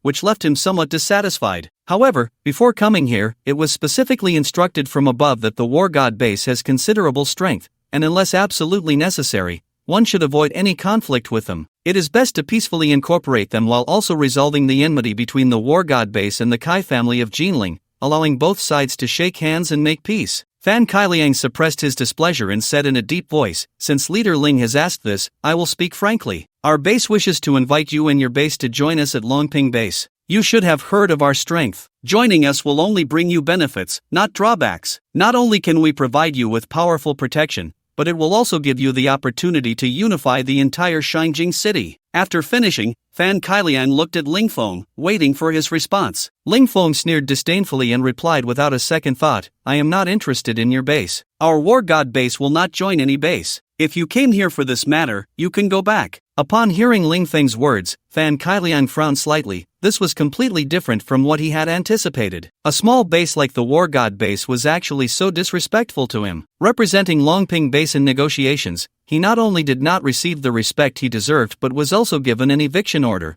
which made him feel somewhat embarrassed. "Leader Ling, are you sure you want to refuse our invitation? You should think it over. Let me tell you something else. We have official backing, so don't go down the wrong path." Fan Kailiang's words carried a hint of threat. Ling Feng shot him a cold glance, completely indifferent to Fan Kailiang's words. "I said before, the War God base will not join any organization. Did you not understand?" Fan Kailiang's gaze turned sinister, his expression full of dissatisfaction. One of his subordinates, unable to hold back, said, "Your War God base is just a small base. Don't be ungrateful. We are advising you kindly. Don't push your luck." The hot-tempered Wang Long immediately shouted angrily when he heard the other party speak to Ling Feng like that. "What are you? How dare you speak to our War God base like this? Do you believe I can make sure you don't leave this place today?" Ling Feng looked at such small fry with disdain. "What can you do? Do you think you can flatten my base?" Fan Shueliang interrupted his subordinate who wanted to speak, calmly looking at Ling Feng and said, "Leader Ling, let me tell you the truth. Our Longping base is destined to dominate the entire Hanong province in the future. Do you think your War God base has the strength to withstand our Iron Army? Also, the second matter I came here for today is regarding the Kai family of Jinling.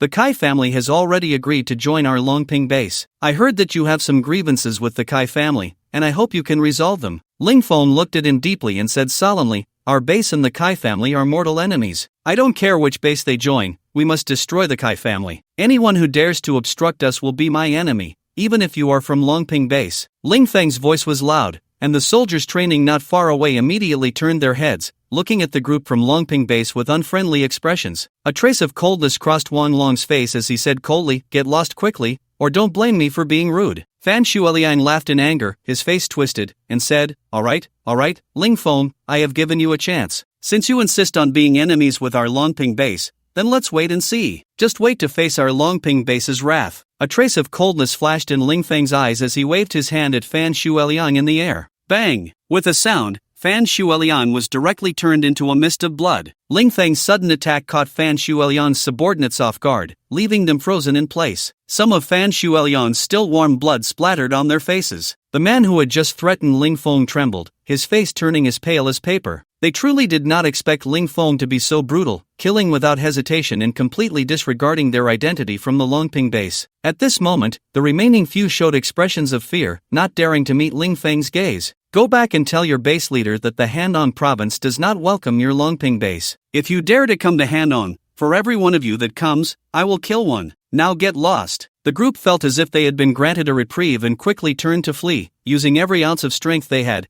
fearing that Ling Feng might change his mind. After they escaped, they immediately reported everything that had happened here to Long Kaiyu, which led to Long Kaiyu's furious outburst. Long Kaiyu quickly reported the incident to the headquarters of the Longping base and requested that the entire War God base be subjected to artillery fire coverage, with aerial bombardment to eliminate it. The military department's supervising leader soon submitted Long Kaiyu's emotional report in writing to the base's head, Long Outyen. Long Outyen sat in his luxurious 100-square-meter office, dressed in comfortable casual wear, handling various documents as usual. As the head of a superpower, Long Outyen had a multitude of tasks every day. When he saw the application for fire coverage against the War God base, he did not pay much attention, simply glanced at it and signed it off. Little did he know that this signature would bring immeasurable losses to the entire Longping base. After receiving the base leader's approval, the head of the military department quickly informed Long Kaiyu and immediately began mobilizing over 100 aircraft, including 10 bombers for the bombing mission. The fighter jets were scheduled to take off at 4 in the afternoon,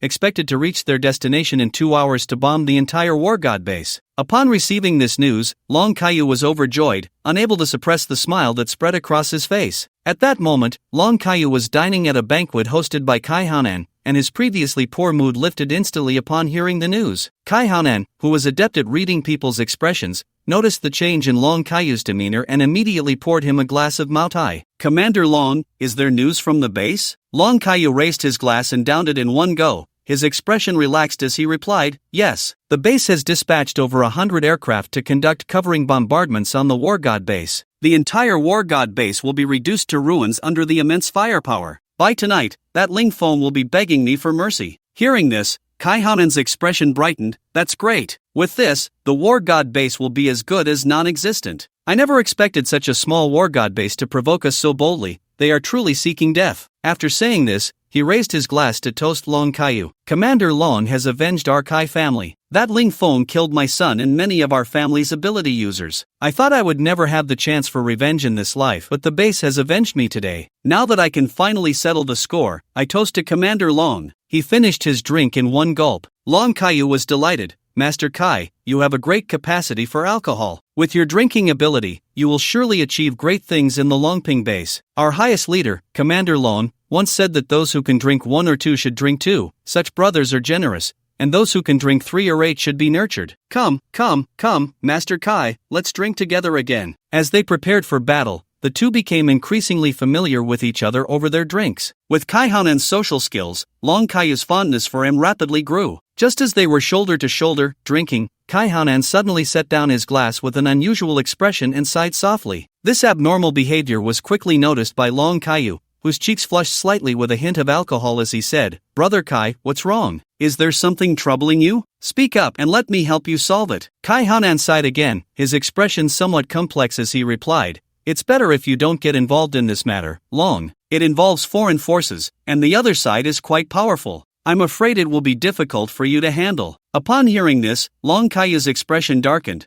and the effects of the alcohol faded a bit as he spoke with a serious tone, What? There are foreign forces involved? Then I must intervene. Our longping base is directly under official jurisdiction. We have an obligation to expel all foreign opposition forces. Who is it? Seeing Long Kaiyu's expression, Kaihanan dared not hide it any longer and immediately said, "It's the company. Before you arrived, they sent the Lu family to negotiate with me. They want me to join them and hand over half of my supplies in exchange for their protection. But as a citizen of Long Nation, how could I agree to the demands of these foreigners? That's why I haven't responded to them. The head of the Lu family, Lu Guanyu, is currently in Jinling. If I don't agree to their demands, they might take harsh measures against me." A hint of bitterness crossed Kai Hanan's face. Long Kaiyu's brows furrowed tightly, and his expression darkened. This Lu family actually dares to surrender and betray their own country. Their hearts are truly despicable. And this company, openly invading our Long Nation, is utterly audacious. Where is Lu Guanyu now? Bring him to me. I need to have a word with him. Kai Hanan felt a surge of joy in his heart. It seemed he had chosen the right master by surrendering to Longping base. This man was truly capable, far better than the previous sneaky Japanese. Lu Guanyu, I've arranged for him to stay in a shelter next to the Lu family. He should still be there. I'll go call him over now. After saying this, Kai Hanan walked out, while Long Kaiyu took this time to draft a report to submit to the base. The base had always harbored a deep hatred for the company and the dragon-slaying society from Japan. They took advantage of the apocalypse, when the official ruling power had weakened, to infiltrate. They wreaked havoc in Long Nation, trying to corrupt and recruit other bases, aiming to invade slowly through these means. Longping base had already eradicated several strongholds of these two organizations in the entire Jiangnan province. Unexpectedly encountering them again in Handong, Long Kaiyu immediately reported the matter. This was no small achievement. Half an hour later, Kai Hanan returned with a young man who had a delicate appearance and fair skin. Lu Guanyu frowned at the strong smell of alcohol and smoke in the room. He was someone who neither smoked nor drank and had a cleanliness obsession, making him extremely averse to such a terrible environment. Lu Guanyu took out a white handkerchief from his pocket to cover his nose. Long Kaiyu noticed Lu Guanyu's seemingly disdainful expression and snorted coldly. "You are the head of the Lu family, Lu Guanyu?" Lu Guanyu glanced at the man at the table, having already been informed of his identity by Kai Hanan on the way. "I have met with Commander Long. I am Lu Guanyu, the current head of the Lu family." Long Kaiyu scrutinized Lu Guanyu from head to toe. Seeing that this guy looked weak and fragile, a hint of disdain flashed in his heart. "I heard you have surrendered, is that true?" Long Kaiyu's sharp gaze fixed on him as he asked sternly. Lu Guanyu maintained his composure, showing no signs of panic in the face of Long Kaiyu's questioning. "Commander Long, I have indeed joined. We have some business dealings and cooperative projects. This is cooperation, not surrender." "Nonsense!" Long Kaiyu slammed the table, startling Lu Guanyu. "Don't think I don't know what you guys are up to. Let me tell you, our base is fully aware of what you've been doing, and we've already dealt with several of your strongholds. Don't try to argue with me." A hint of panic flashed in Lu Guanyu's eyes. He hadn't expected this guy to know so much about their affairs, which made things a bit troublesome. He quickly turned his eyes and lowered his head, speaking with some difficulty. "Commander Long, please forgive me. I was also forced into this. If I don't join the company, they will find a way to swallow us up, and they promised to help me deal with the War God base. Ling Feng from the War God base killed my father, and my two uncles were also harmed by him. I am just eager for revenge." Lu Guanyu spoke with tears streaming down his face, causing Long Kaiyu, who had been displeased, to gradually soften his expression. "I am giving you a chance now. Join the Longping base, and I will take care of the Ling Feng issue for you." Long Kaiyu looked at him with indifference. "As long as the Longping base can protect the safety of the Lu family, I am willing to join." Lu Guanyu gritted his teeth. Long Kaiyu nodded in satisfaction. "Very well, now you can return to the Lu family. I will help you deal with Ling Feng. In the future, our Longping base will gradually enter Handong province, and you need to cooperate well. Go back and stabilize the situation. I will settle accounts with them." Lu Guanyu was taken aback. He hadn't expected that the Longping base had such grand ambitions, wanting to swallow up all of Handong. It seemed that Handong was really about to change. "Yes, I will return immediately and be ready for the base leaders to come and guide the work." Lu Guanyu respectfully bowed to Long Kaiyu and then turned to leave. Long Kaiyu raised his arm, revealing a Rolex watch on his wrist, glanced at the time, and a smile appeared at the corner of his mouth. "It's almost time. The good show on the War God base side is about to begin." After killing Fan Shueliang, Ling Feng immediately arranged for the War God Brigade to intensify patrols, especially aerial patrols. Armed helicopters patrolled continuously, guarding against another aerial attack from the enemy. Ground operations were also completely halted, leaving only a few hidden sentries. Ling Feng speculated that with the strength of the Longping base, they were very likely to send planes to conduct airstrikes on the war god base. Ling Feng's countermeasure was simple: let them bomb. After all, they couldn't destroy his villa, and the underground shelter was even deeper, causing no damage. He would soon send troops to Jiling to establish a new base there. This place didn't hold much significance for him, but no matter what level of strongman they sent, they wouldn't be able to return. After arranging all the counteroffensive work, Ling Feng returned to the villa to continue his research. As the management system of the base became more and more refined, the management personnel gradually got on track, and he, as the highest leader of the base, was actually the most relaxed one. He was now preparing to continue his in-depth research on blood. The golden components in the blood had always been his focus of study, but until now, he still hadn't figured out why his blood was slowly turning golden. The research continued until 5 in the afternoon. While Ling Feng was working, he suddenly received a call from Wang Long, reporting that an unidentified group of aircraft had entered the airspace of Shangjing City, and the number on the opposite side was very large, including 10 bombers. Currently, the patrol planes responsible for the base had already engaged in conflict with the enemy aircraft in the air,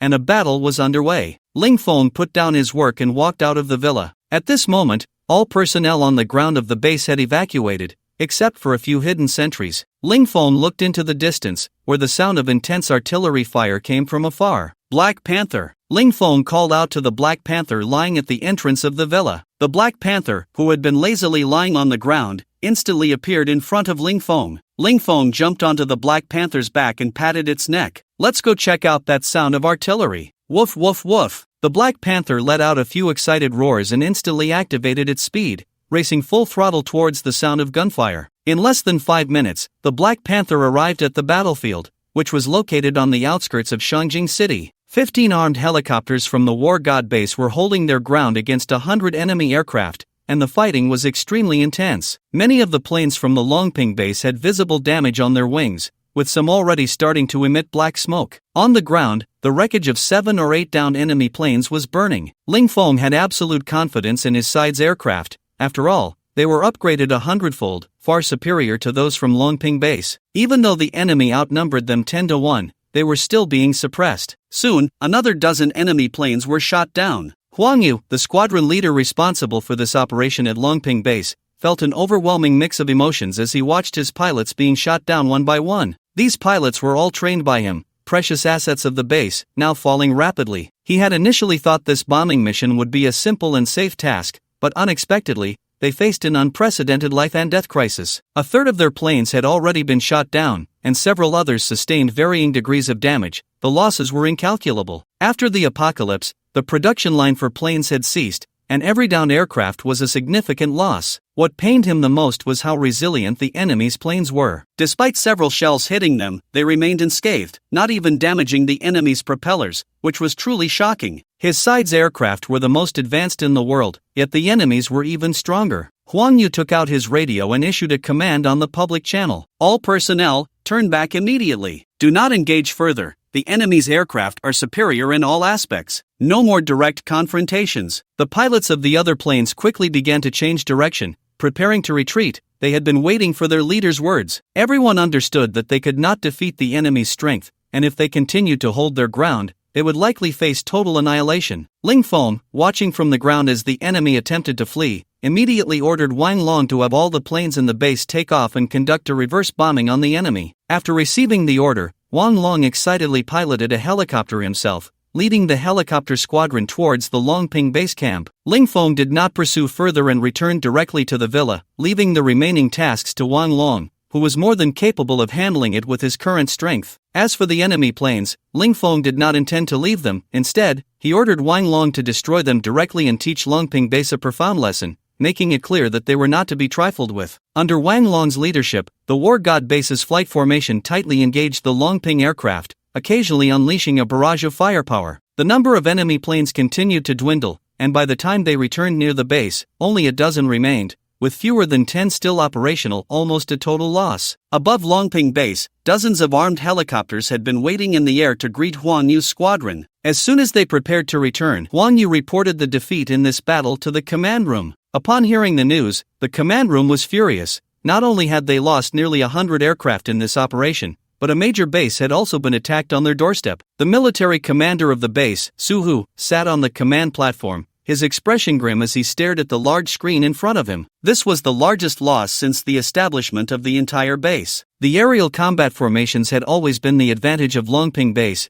but this time they had lost nearly half of their numbers, significantly weakening their strength. If the boss found out, he would definitely force him to resign. To protect his position, he immediately summoned all the senior officials for an emergency meeting to assign combat tasks. Artillery battalion, bring out all the artillery you can mobilize. I want you to fire hard in a bit, Suhu said fiercely to an officer beside him. Also, all aircraft that can still take off, I want them in the air immediately, ready to intercept and keep all the pursuing enemies here. Prepare now, enter combat status. Dismissed. After quickly arranging the tasks, Suhu returned to the command room and took out a Supreme 95 cigarette, taking a few hard puffs. Damn it! He then immediately pulled out his phone and called the cafeteria. Make fewer dishes tonight, I don't have much of an appetite. Just make 7 or 8 simple dishes, skip the whole roasted lamb, and just prepare a roast duck for me to nibble on. After hanging up, Suhu sighed deeply. The quality of life has really been declining lately. In a few days, I'll only be able to smoke cheap cigarettes. Sigh. Suhu sighed while carefully watching the screen in the command room, always ready to respond to the enemy's attack. Half an hour later, as Suhu dozed off with his head on the table, he was awakened by a hurried voice. Commander, enemy aircraft are coming. Suhu jolted awake, quickly wiping the drool from the corner of his mouth, and stared at the screen, where dozens of red dots were indeed showing up on the radar. Everyone, go on high alert.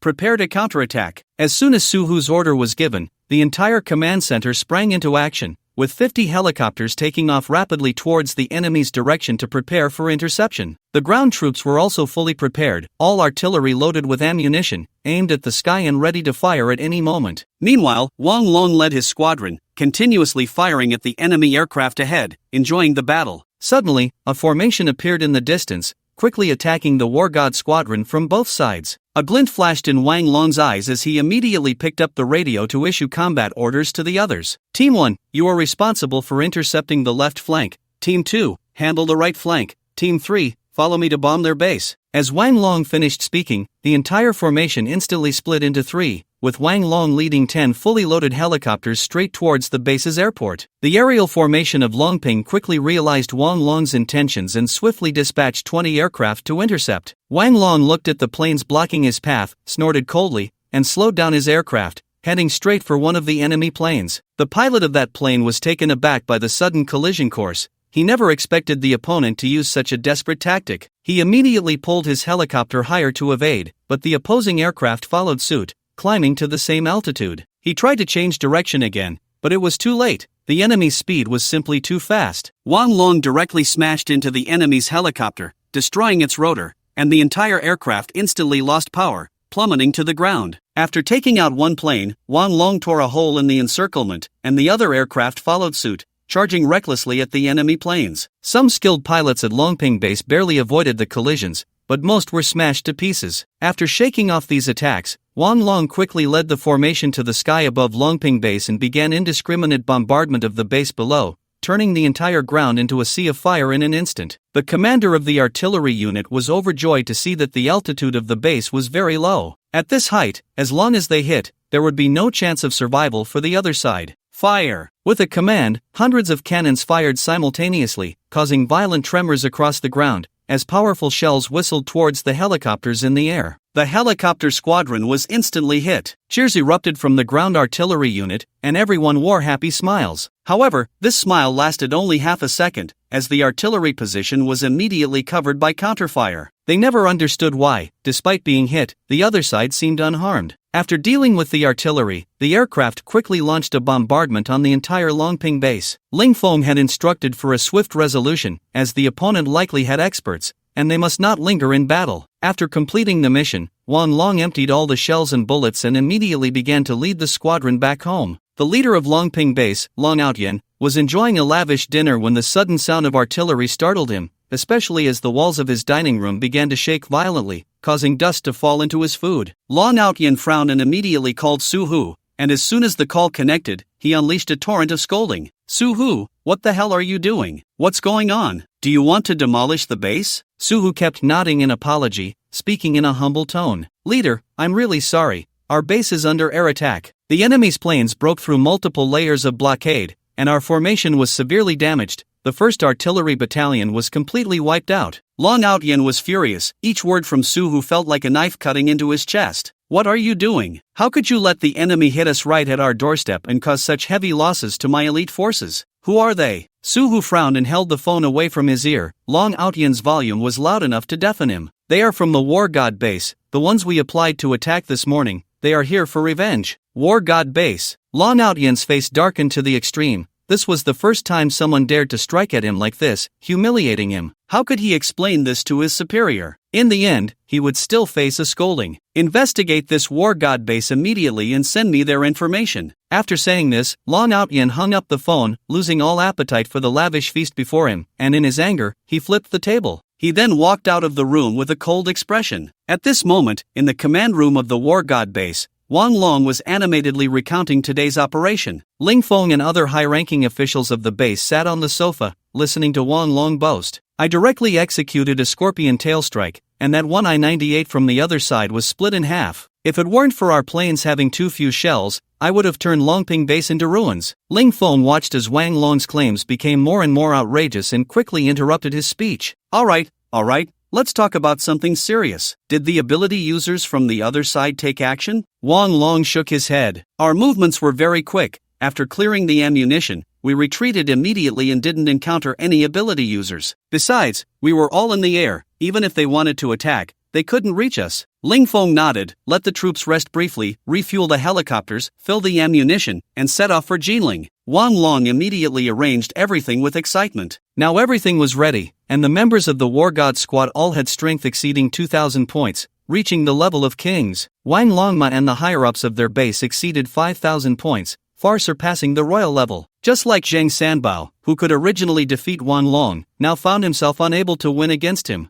Ling Feng was confident that the troops he commanded were not inferior to any armed forces of other bases. An hour later, Wang Long arrived at Ling Feng's office. Fengzi, everything is ready, we can set off. Ling Feng nodded. This time, I will personally lead the team. You and Mao Wu will accompany me. Let's go. Meanwhile, in Jinling, Kai Jia's drunken Long Kaiyu was playing a game when he was suddenly interrupted by a ringing phone. Angrily, he picked up the phone, but as soon as he saw the number, all his anger dissipated. He opened the phone and respectfully said, Commander Su, it's so late, and you're calling me. Is it because the War God base has been destroyed? I knew that with your command, victory was assured.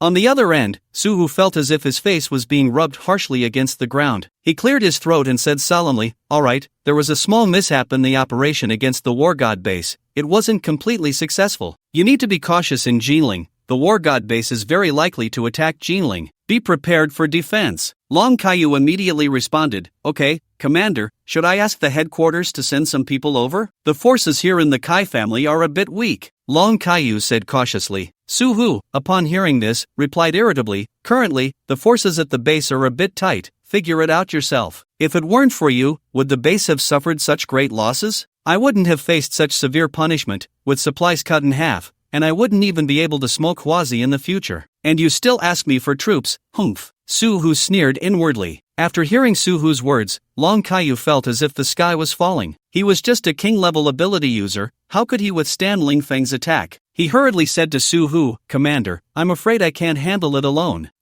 Before he could finish, he realized the call had already been disconnected, and in anger, he cursed, you motherf. Sitting on the bed, without the support of the headquarters, how could he defend against Ling Feng with just the Kai family's motley crew? No, I can't just sit here and wait. If I'm caught, I definitely won't survive. I must take precautions. He immediately put on his clothes and said to the woman on the bed, take me to find your husband. I need to discuss something with him. Although the woman felt a bit disappointed, she didn't dare to hesitate and quickly got dressed to take Long Kaiyu to find Kai Haonan. They soon arrived outside Kai Haonan's room. Long Kaiyu knocked quickly on the door, and a few seconds later, Kai Haonan opened the door, disheveled. Long Kaiyu glanced inside and saw several beautiful figures, secretly sighing to himself, he really knows how to have fun. Kai Haonan was a bit surprised to see Long Kaiyu. Long, little brother, what brings you here so late? But when he saw his wife standing behind Long Kaiyu, a knowing look immediately appeared on his face, with a lewd smile in his eyes. So, little brother, you're also one of us, huh? Come on in. Seeing the expression on this guy's face, Long Kaiyu realized he had misunderstood and quickly said, let's save that for another day. I have serious matters to discuss regarding the War God base. Kai Hanan's expression changed immediately.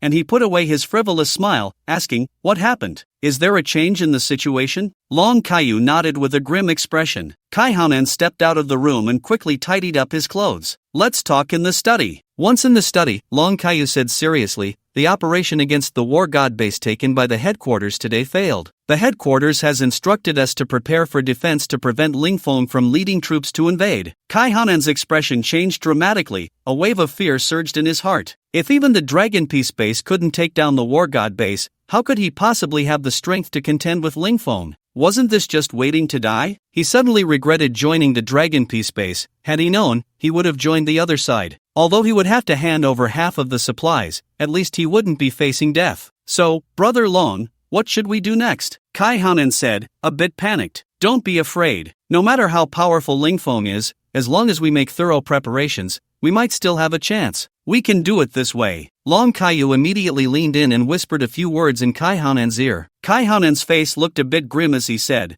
"Will this work? Will Lingfeng believe it?" Long Kaiyu replied with a serious expression, "There are no other options left. We can only give it a try." Sigh. Kai Hanan sighed and said, "Then I'll hurry to prepare." An hour later, 30 planes arrived majestically over Kai's home, the sound of massive propellers echoing throughout the sky. Lingfeng had originally planned to conduct a full-scale bombing of the Kai family, but when he saw the scene below, he was somewhat surprised. At that moment, the shelter of the Kai family was adorned with white flags, and the armed personnel stood outside, unarmed and neatly arranged. Additionally, various weapons were piled up beside this group, stacked like a small mountain. Kai Hanan stood at the very front of the line. "I am Kai Hanan, the head of the Kai family. I am here with all our people waiting for the war god base to take us in." Saying this, he knelt down before the war god base's aircraft, prostrating himself completely. Wang Long, seeing this scene, was somewhat speechless. Why is this guy so cowardly? He's surrendering before the fight even starts. Lingfeng stroked his chin and said slowly,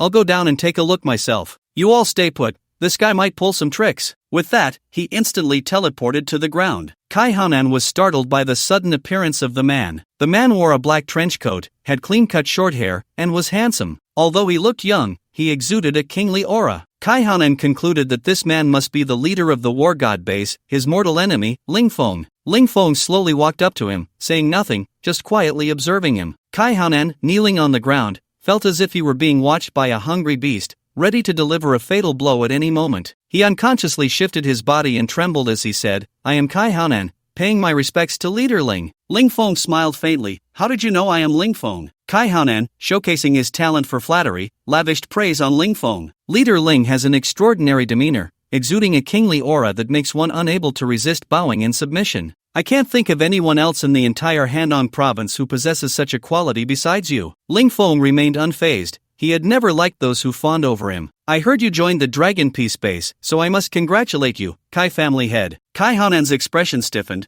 cold sweat pouring down his face. "You had your chance, but you still couldn't make it work. You've struck it rich. What have you done to me?" Long Kaiyu said, his expression filled with fear. After becoming a superhuman, especially a king-level superhuman, he felt a sense of weakness for the first time. Lingfeng seemed like a god, able to control his life and death at will. Now, apart from being able to speak and breathe, he felt that every inch of his skin was no longer under his control. Lingfeng coldly smiled, a hint of disdain flashing in his eyes. "I cooperated with you to act, allowing you to complete all your scenes. That was quite generous of me. Now you have no regrets, right?" After saying this, Lingfeng snapped his fingers. With a loud bang, Long Kaiyu instantly exploded into a cloud of blood mist. Kai Hanan thudded to his knees on the ground. His whole body trembled uncontrollably, and the death of Long Kaiyu extinguished his last glimmer of hope. Leader Ling, I really didn't know about these things." Lingfeng smiled wickedly and directly slapped the air towards Kai Hanan. Kai Hanan was sent flying by the slap,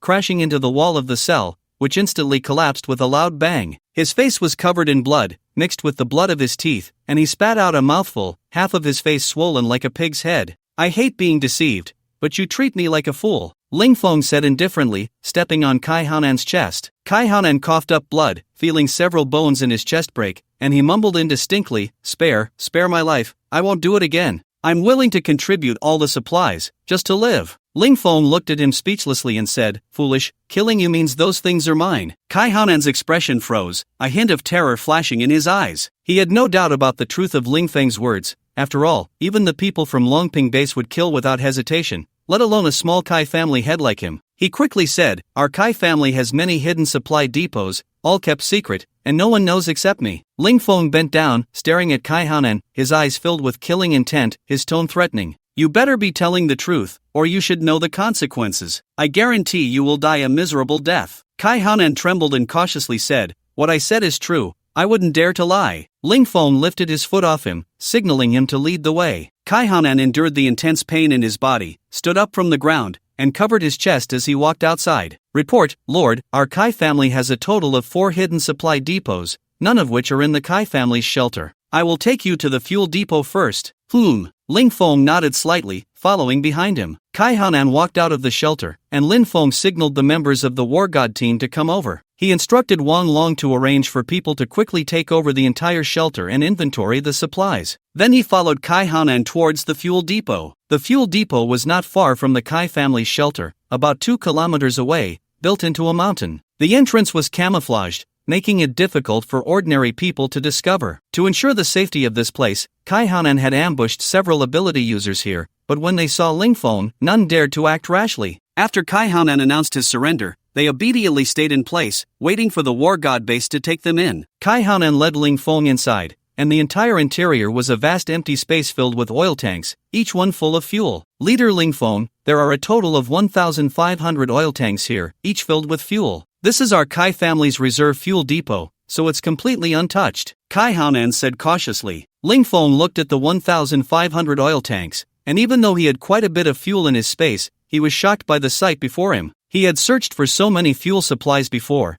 and even after replication, it was not as rich as the reserves here. With these fuel supplies and his space's replication ability, he wouldn't have to worry about supplies for at least 50 years. The Kai family head's reserves are quite rich, thanks, Ling Feng said, his eyebrows dancing with joy. Kai Hanan forced a smile, but inside he was bleeding. The supplies he had spent a fortune to store were all going to benefit someone else today. Ling Feng walked up to each tank, carelessly collecting them into his space. Watching his supplies being rapidly taken by Ling Feng, Kai Hanan felt unbearable pain in his heart, wishing he could die, but he could only endure it for the sake of his life. After quickly gathering the supplies, Ling Feng happily walked over to Kai Hanan, patted him on the shoulder, and his tone softened considerably. "Master Kai, let's go to the next place." Kai Hanan took a deep look at the empty warehouse and quickly replied, "All right, leader, please follow me." The Kai family's second warehouse is very close to this one, only a few hundred meters away. It's a food storage facility. Ling Feng nodded and followed him to the next location. Upon entering the warehouse, Ling Feng was once again shocked.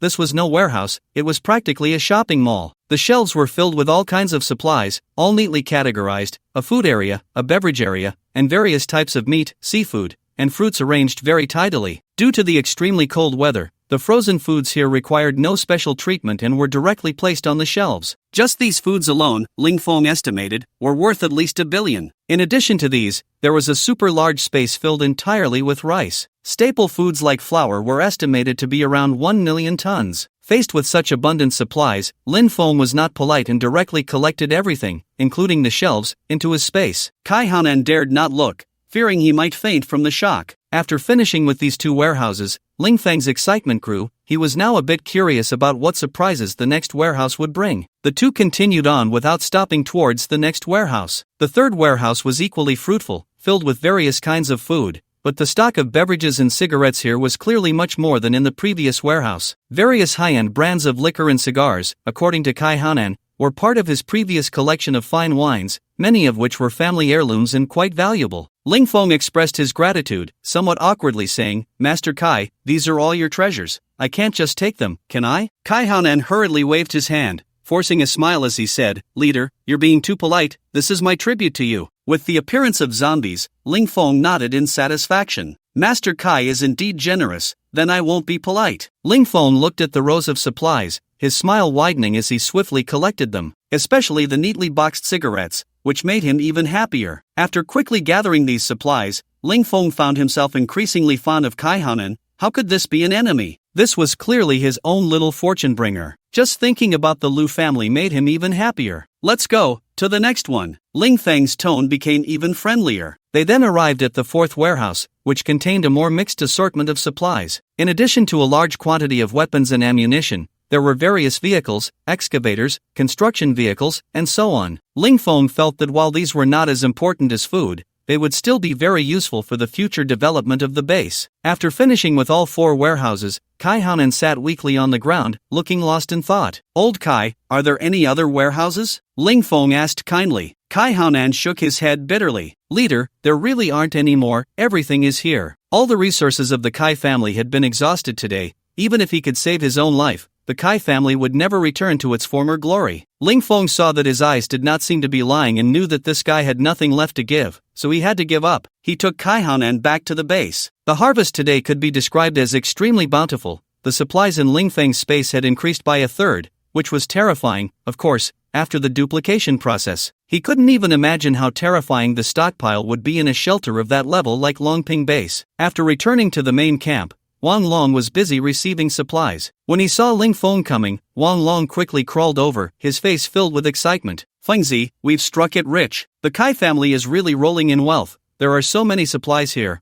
Saying this, he pulled Ling Feng towards the storage warehouse of the shelter. The Kai family's shelter was very large, but just one storage warehouse occupied nearly 1/3 of the area, filled to the brim with food. It could be said that the supplies here alone were enough for the Kai family to eat for 20 years. Ling Feng stored all the supplies in his space. Only by putting them in his own space could they be the safest. Ling Feng was eager to head to the Lu family's territory in Qingzhou, where the supplies would surely be even more abundant. The Lu family was an old established family in Qingzhou, and before the apocalypse, more than half of the industries in Qingzhou were controlled by them. Their family heritage was deeper, and their stockpile of supplies would definitely exceed that of the Kai family. Have the brothers take a short break, leave 100 people to continue counting the supplies, let old Ma stay behind, and the rest follow me to the Lu family. Wang Long immediately went to make arrangements after receiving the order. An hour later, the helicopter took off again, flying towards Qingzhou. Qingzhou was adjacent to Jinling, and the Lu family's shelter was less than 200 kilometers from the Kai family. At normal flying speed, it would take 20 minutes to arrive. Kai Hanan and Ling Feng were on the same plane,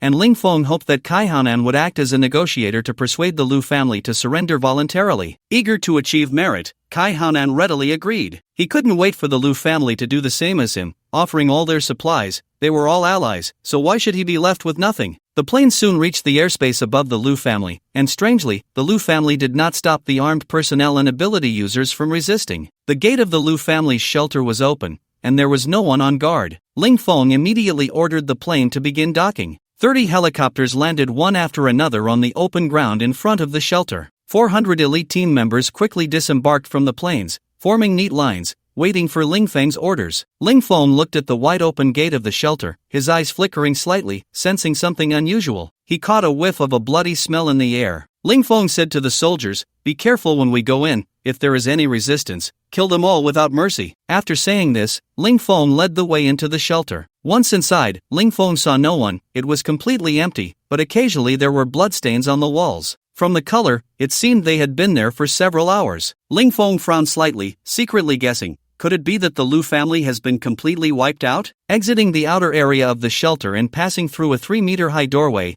Ling Feng walked towards the inner area. As soon as he entered, he was met with a shocking sight. A blood-soaked woman was walking towards him with mechanical steps. Her stomach looked as if something had gnawed at it, with intestines and internal organs hanging out, dragging on the ground and leaving a trail of blood. The woman's expression was twisted, and she was constantly howling, her mouth wide open, green slime dripping from it. Her eyes darted around, and when she spotted Ling Feng in the distance, she let out an excited roar like a beast that had found its prey and quickly ran towards him. Her internal organs swung wildly due to her vigorous movements. "Damn, a zombie!" Wang Long, who had just entered, couldn't help but exclaim. Ling Feng pointed at the zombie with his finger, and instantly a green flame appeared on the zombie, reducing it to ashes in an instant. "How can there be zombies? I thought this kind of thing only existed in movies. I never expected to see them for real today. It's just too disgusting." Wang Long frowned and said, "There are probably quite a few zombies inside, so everyone be careful. If you encounter a zombie, just use the to deal with it. Don't let a single zombie escape," Ling Feng reminded. After saying this, Ling Feng continued to walk forward, and sure enough,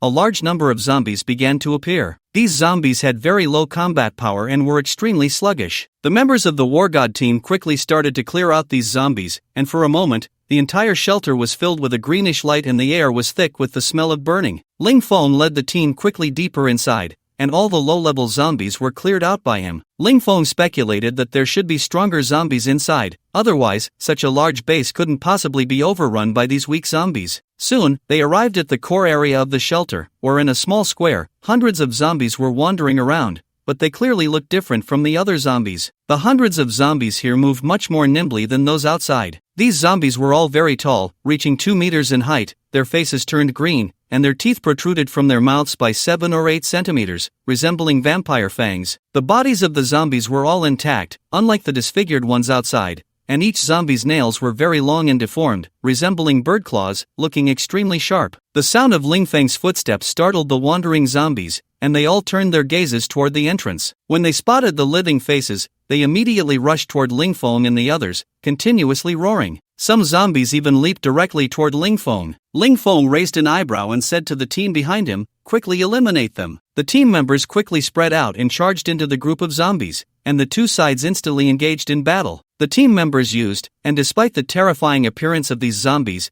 they easily killed them with just one encounter, simultaneously helping to incinerate them. In an instant, ashes filled the entire space. Ling Feng frowned, waved his hand to disperse the dust in front of him, and continued to walk deeper into the shelter. After eliminating this batch of zombies, Ling Feng did not find any other zombies, nor did he see a single living person. The head of the Lu family, Lu Guanyu, was also missing. "Bring Lu Nang to me." Ling Feng immediately ordered the soldiers to bring Lu Nang over. Back at the headquarters of the base, Ling Feng had already instructed the soldiers to bring Lu Nang along to prevent situations like this, as the former head of the Lu family would surely know everything about the Lu family, including where their supplies were hidden. Soon, Lu Nang was brought before Ling Feng. After several days of imprisonment, Lu Nang's demeanor had completely changed. He no longer resembled the former head of the family, instead appearing cautious and careful, his eyes devoid of their former brilliance in order to survive. Upon seeing Ling Feng, Lu Nang quickly knelt on the ground, not daring to look up. "I greet the leader." Ling Feng stood with his hands behind his back and said lightly, "The head of the Lu family is still familiar with this place." Only then did Lu Nang dare to raise his head,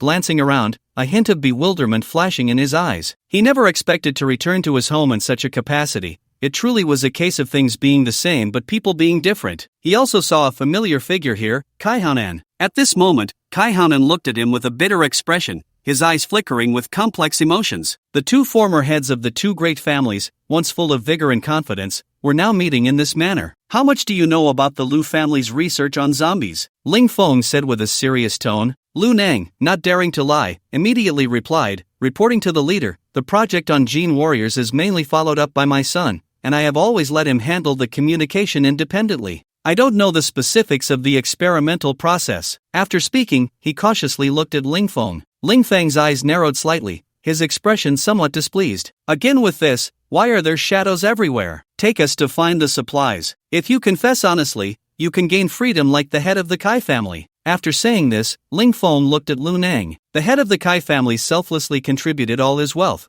I believe the head of the Lu family would do the same, right? Lu Nang immediately expressed his loyalty. I am willing to hand over all the supplies." Then, Lu Nang led Ling Feng towards the Lu family's warehouse area. Upon arriving at the entrance of the Lu family's warehouse, Lu Nang cautiously said, "Leader, this is our Lu family's warehouse, but the key has already been given to my son." Without saying a word, Ling Feng waved his hand directly at the warehouse door, which weighed 10 tons and was 1 meter thick, shattering into pieces and collapsing with a loud crash. Ling Feng led the way into the warehouse. This warehouse of the Lu family was even larger than that of the Kai family, filled to the brim with various supplies, and all of it was food. There were no other supplies at all. The height of the warehouse reached 10 meters, with supplies stacked from the ground all the way to the ceiling. Ling Feng quickly collected all the supplies, causing Lu Nang's heart to tremble, his expression somewhat grim. This expression was noticed by Kai Hanan, who couldn't help but feel a bit comforted. "If we're going down, we all go down together, that's how it should be." Ling Feng walked in front of Lu Nang, smiling. "Head of the Lu family, with such a large force, it can't be that this is the only warehouse, right?" Before Lu Nang could speak,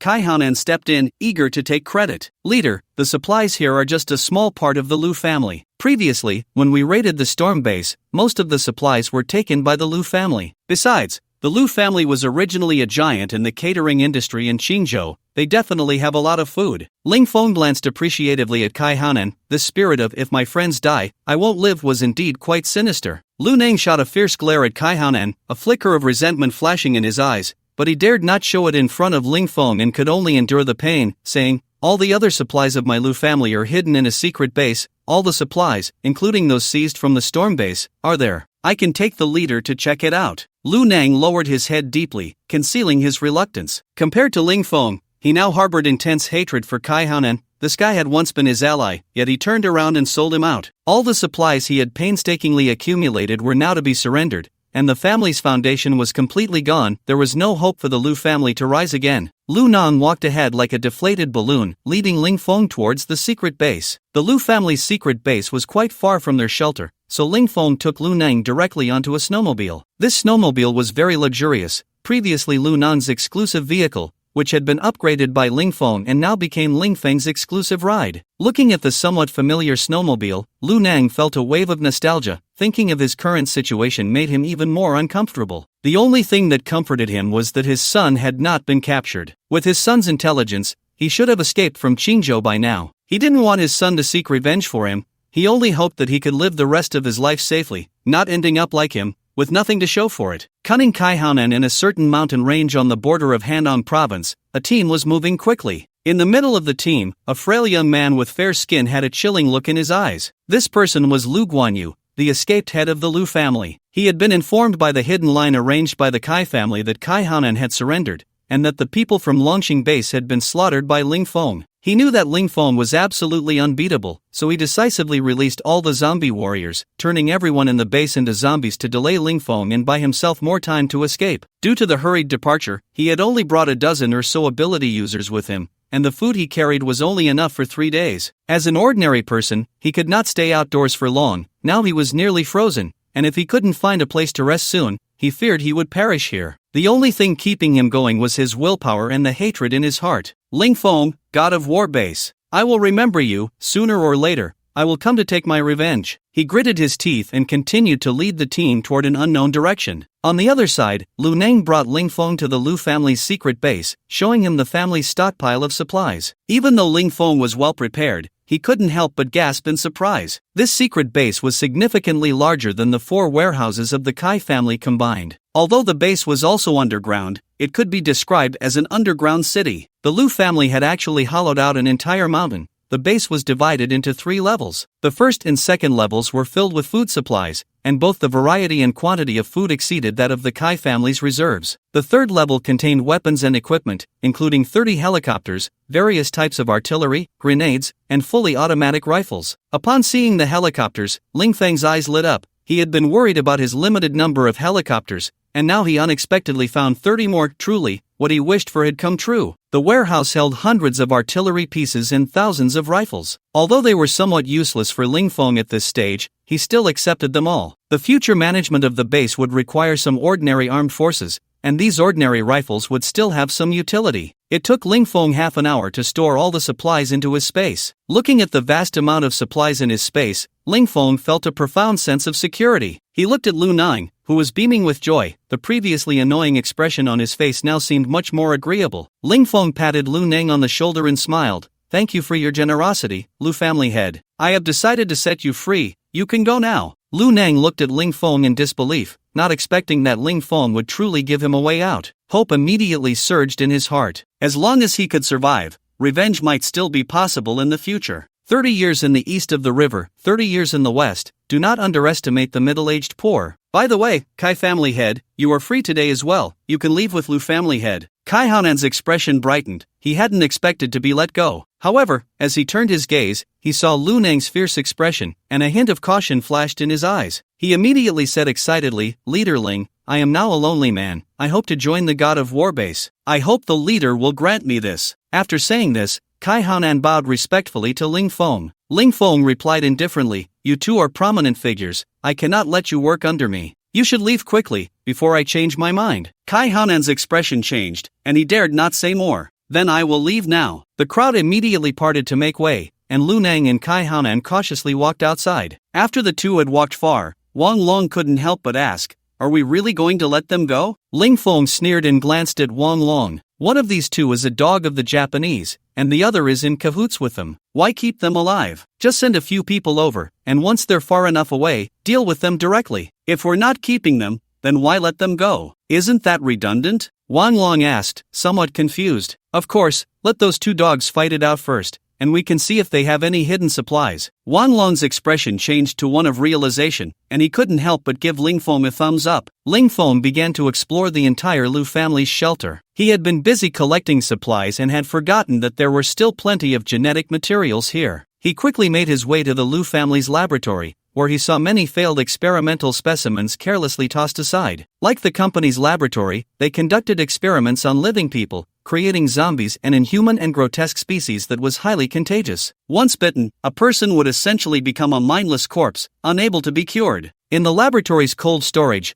Ling Feng discovered a large amount of genetic materials, all of good quality, enough to meet his needs for the next 2 upgrades. Satisfied, he collected all the materials from the cold storage into his space for replication. I won't have to worry about running out of raw materials anymore. Ling Feng hummed a tune, stepping out of the laboratory with a light heart. After collecting the supplies from the lab, there was nothing of value left in the entire Lu family except for the shelter. It was now just an empty shell, with everyone inside turned into zombies, reduced to ashes. Ling Feng decided to return to Jinling first, find a suitable place to establish his future base, and quickly handle the matters in Shangjing before moving over. He boarded the helicopter, casually glancing around, and saw Lu Nang and Kai Haonan engaged in a fierce fight in the open space. Both were injured, but Kai Haonan's wounds were clearly more severe. Ling Feng smiled slightly and chose not to watch them any longer. Let them fight it out. After all, they would both end up dead in the end. Wang Long glanced at the two, then arranged for 6 people to track them before boarding the plane. The helicopter formation took off grandly, heading towards Jinling. On the ground, Kai Haonan looked disheveled, with over a dozen wounds on his body, while Lu Nang glared at him with a face full of resentment,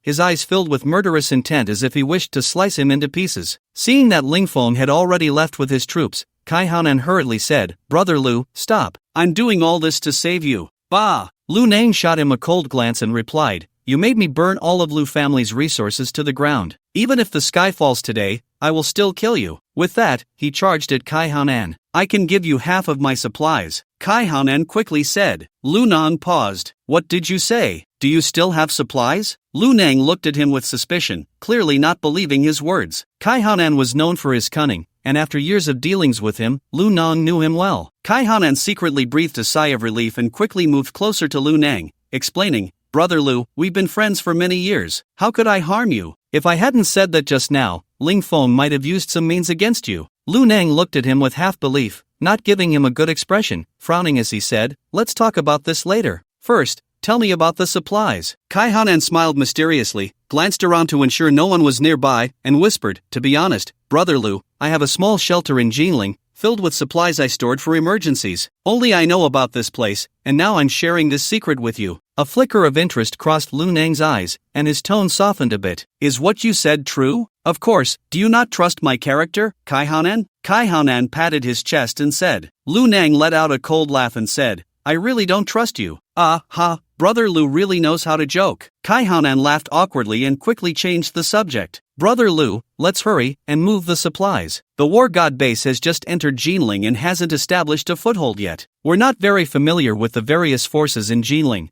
so we should take this opportunity to move the supplies and plan for development. As long as we have food, and with the two of us being super ability users, it will be easy to re-establish a force. Don't worry, the new force will definitely be led by you, and I'll be your deputy. How about that?" Kai Haonan's flattering words successfully made Lu Nang lower his guard and believe what he said. Lu Nang nodded and said, "All right, I'll trust you one more time. Let's hurry up and go. Time is tight." Kai Haonan felt a surge of joy in his heart, and the two quickly headed towards Jinling. Relying on their super speed, they didn't rest along the way and reached the borders of Jinling in just an hour. Kai Haonan led Lu Nang stealthily towards his hidden warehouse. It was already midnight, and the two moved in the dark, occasionally checking their surroundings to prevent being followed. Finally, they arrived at their destination, Jilong Mountain in Jinling, which had once been a famous tourist spot, bustling with people every day before the apocalypse. Lu Nang was surprised that Kai Haonan had hidden supplies here and wondered how he managed to develop a warehouse in this location. Kai Haonan seemed to see Lu Nang's confusion and proudly said,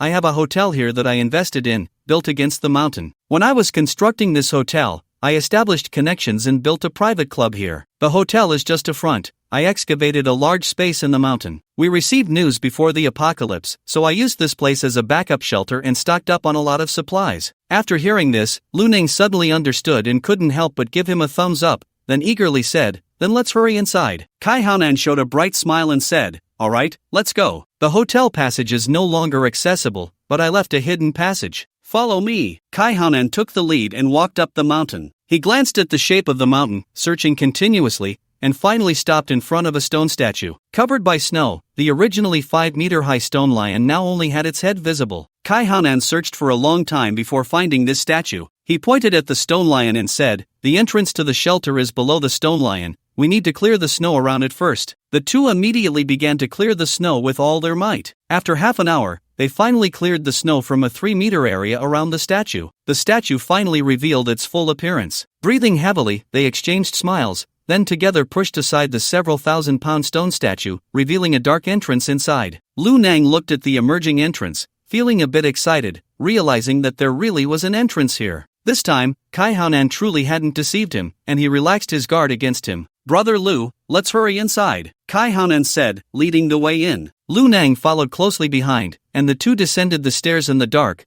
with only their footsteps and hurried breathing echoing in the pitch-black environment. After about half a minute, Lu Nang felt he had reached level ground and then called out, "Kai Haonan, are we there yet?" "Almost there, let me find a light first." Kai Haonan's voice appeared about 2 or 3 meters in front of Lu Nang, and then he heard a rustling sound of someone groping around. Suddenly, a blinding light turned on, followed by a series of incandescent bulbs lighting up one after another. Lu Nang adjusted to the light and quickly realized he was in a corridor, with closed doors lining both sides. Kai Haonan stood not far from him, a smile on his face. "This is the corridor, and the supplies are stored in these rooms." Lu Nang walked to one of the room doors, casually opened it, and indeed saw it filled to the brim with food, his expression brightening with joy. "This is just a part. There's even more in the ballroom over there." Kai Haonan gestured for him to follow. Lu Nang immediately walked ahead of Kai Haonan, completely unaware of the hand hidden in Kai Haonan's clothing, nor his sinister smile. Upon reaching the ballroom, Lu Nang saw shelves filled with various supplies, not only food but also warm clothing, purified water, and more, in abundant quantities. He looked at these supplies with delight, while Kai Haonan explained things to him from behind, creating a very harmonious atmosphere. "Wow, there's even a snowmobile here. Ha ha."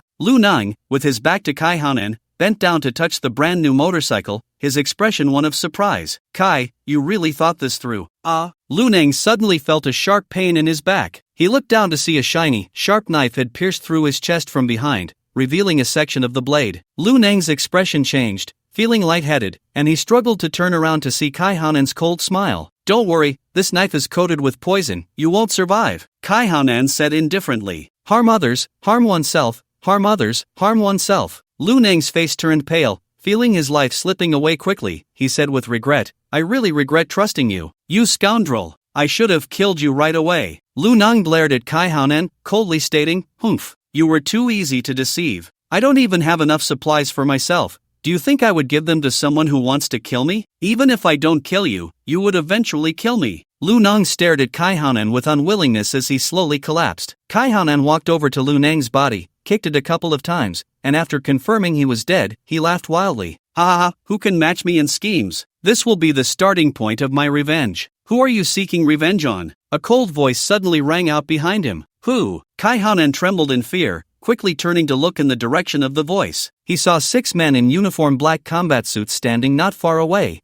and he immediately recognized their identities. People from the War God base. The 6 looked at him with cold expressions, showing no emotion. Kai Hanan's expression changed, feeling his heart stop. He had seen their strength, each one comparable to Long Kaiyu, and he was definitely no match for them, especially with 6 of them facing him. He had calculated everything, but he never expected to have a few tails following him. Despite being very cautious, he still couldn't evade their tracking. Kai Hanan's eyes darted, and he quickly began to tempt them with benefits. "Brothers, how about letting me go? I can give you all the supplies here, no one else knows about them. With these supplies, you can eat for a lifetime, and you won't have to risk your lives working for Ling Feng anymore. What do you say?" The team members looked at him coldly, standing there unmoved. "What do you want?" "Whatever I can do, I will do my best to satisfy you," Kai Haonan said sincerely. "We want your life," one of the team members said coldly. The 6 of them slowly closed in on Kai Haonan, whose expression was extremely grim. He regretted killing Lu Nang too early, otherwise, his chances of escaping would have been a bit higher. Looking at the cold expressions of the others, a glimmer of determination flashed in his eyes. "If you won't let me live, I'm not that easy to bully." Kai Hanan drew the short knife from Lu Nang's body and fiercely charged at the team members. His figure flickered in and out, making it hard to see him clearly. The team members exchanged glances, and two of them quickly positioned themselves at the door to prevent his escape, while the others remained in place. They were all at the level of king-class ability users, and dealing with a super ability user was a piece of cake for them. Kai Hanan's figure suddenly appeared behind one of the team members, and he thrust the long knife toward the man's back. The team member did not dodge or evade, and Kai Hanan thought his ambush had succeeded, feeling a surge of hope. Just as he was about to stab the teammate, the man, who had been facing away from him, turned around at an incredible speed. Before Kai Hanan could react, the broken blade in his hand was snatched away. Kai Hanan felt a sharp pain in his chest, as if something sharp had pierced him. He hurriedly looked down, and his expression changed instantly. The broken blade had stabbed into the area where his heart was, blood oozing continuously from the wound. Staggering, Kai Hanan moved toward the door, wanting nothing more than to escape quickly. He didn't want to die, he wanted to live. He still had many unfulfilled wishes, and he wanted to be the king of Jiling. He ultimately collapsed just a step away from the door, slowly closing his eyes in unwillingness and regret. The team members completed their task and began contacting Wang Long, informing him of the situation. Upon receiving the news, Wang Long immediately told Ling Feng. Ling Feng was not particularly surprised. He had always thought Kai Hanan was cunning and had likely kept something in reserve. Now, through this method, they had finally squeezed out the last bit of value from him, rendering him useless. Ling Feng had zero tolerance for traitors. Allowing them to die painlessly was already the greatest mercy. That Japanese Ito couldn't even die if he wanted to. He was still enduring the punishment of slow slicing every day. Back in Jiling, Ling Feng began to research the new base location. Based on his understanding of the various forces in Jiling, there were a total of 9 shelters, with the largest being the Kai family's shelter, located in the most central area of Jiling, making it very convenient to reach any part of the city from there. Once the base was moved, Ling Feng planned to integrate all the bases in Jiling, ensuring that the entire city became a solid fortress. He had already developed conflicts with the Longping base, and they would definitely come after him. He would never allow his backyard to catch fire, letting Jiling and the entire Handong region fall into the hands of Longping base. From a military perspective, the Kai family's shelter was an excellent location. Additionally, the previously hidden warehouses of the Kai family were quite large, comparable to the size of the War God base, and these warehouses were very close to the Kai family's shelter, allowing for quick access. After studying for half a day, Ling Feng concluded that the Kai family's shelter was the most suitable new residence for the War God base. In terms of safety, the shelter was built 50 meters underground, with all walls made of high-strength reinforced concrete, sturdier than Ling Feng's War God base. The shelter had a total of 3 exits, each with doors made of titanium alloy steel plates filled with high-strength concrete, ensuring there were no safety issues. In terms of scale, the Kai family's shelter is very large, with a usable area reaching 100,000 square meters, designed with 2 levels. The space is utilized very efficiently, accommodating up to 30,000 residents, which is more than sufficient for the current size of the War God base. The functional areas of the base are very well planned, featuring a supermarket, gym, restaurant, and clothing store, making it a miniature city that is extremely convenient. For the new base, Ling Feng does not intend to let too many people reside there. Only those with special abilities, the War God team, research personnel, and daily maintenance staff will be allowed. The ordinary members will be arranged to other smaller shelters. As with the gradual unification of the entire Hanong province, the armed personnel under his command will surely increase, and the management staff at headquarters will also appropriately grow. This place is not suitable for ordinary people to live anymore. After finalizing the site selection plan for the base, Ling Feng called Wang Long and Ma Wu over. He prepared a table full of delicious food and fine wine in the restaurant, as a reward for the 2 leaders of the War God team. Wang Long and Ma Wu arrived in matching uniforms, and Wang Long's eyes lit up when he saw 2 bottles of aged liquor on the table. He eagerly walked to the table, picked up one of the bottles, and exclaimed with surprise, "Wow, 20-year-old liquor. What a good thing. You can't even buy this with money. You have to thank Kai Hanan. This all came from his warehouse. He hasn't even dared to drink it himself," Ling Feng said with a smile. Wang Long chuckled and teased, "If Kai Hanan knew we were drinking his liquor, he would definitely be so angry he couldn't hold it in." Ma Wu stood by, grinning as he watched Ling Feng and Wang Long joke around, unable to express himself verbally, only able to convey his feelings with a smile. Ling Feng invited the 2 to sit down and began to eat, savoring the taste of the 20-year-old liquor. Before they knew it, the three of them had consumed quite a bit. Soon, the 2 bottles were empty. This is really good liquor. Wang Long smacked his lips, looking nostalgic. Ma Wu's face was slightly flushed, a hint of drunkenness showing as he nodded repeatedly. It's indeed excellent. It's the first time in my life I've had such good liquor. Ling Feng smiled slightly and generously took out 4 bottles of the same liquor from his space. If you like it,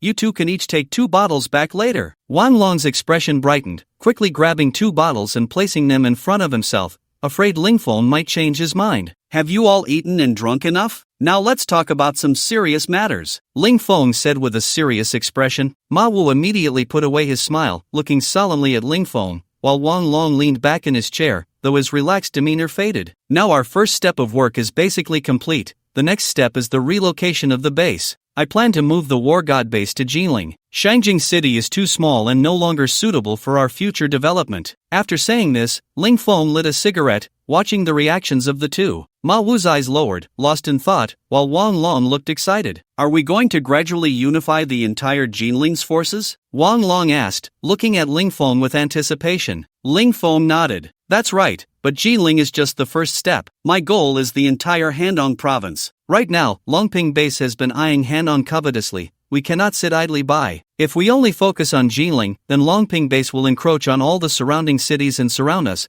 putting us in a more passive position. Wang Long's expression turned angry as he frowned and said, that Longping base is quite arrogant. I really want to take the troops and directly flatten their nest. Ma Wu shook his head and said, as far as I know, the forces behind Longping base are very large. It's better for us to exercise some restraint for now. I heard Zhang Sanbao say that the Longping base is not so easy to deal with. Their high-end combat power is said to be extremely formidable. Ling Feng cleared his throat and said, we'll talk about this later. The urgent matter now is to handle the aftermath in Jinling. You two will stay in Jinling while I return to Beijing tomorrow. You need to take care of the arrangements for the Kai family's personnel, but this shelter must be cleared out. This will be our headquarters from now on, and those who are disobedient must be dealt with promptly. After arranging the work, it was already quite late. Ling Feng sent off Wang Long and Ma Wu and found a place to rest for a bit. Tomorrow, he planned to stop by the white-clad sect and take care of that sect's snow god along the way. At that moment, at the new headquarters of the white-clad sect, Hu Tianxi and 2 king-level ability users from the Longping base were discussing matters in the conference room. Hu Tianxi's expression was somewhat grim. He had just received news from the 2 king-level ability users. Ling Feng had led his army to annihilate the 2 major old families, the Lu and Kai families, in a single day, and he had rejected the Longping base's offer to surrender, killing 2 king-level ability users from the base. Even worse, Ling Feng had dispatched an aerial squadron to bomb the Longping base's headquarters,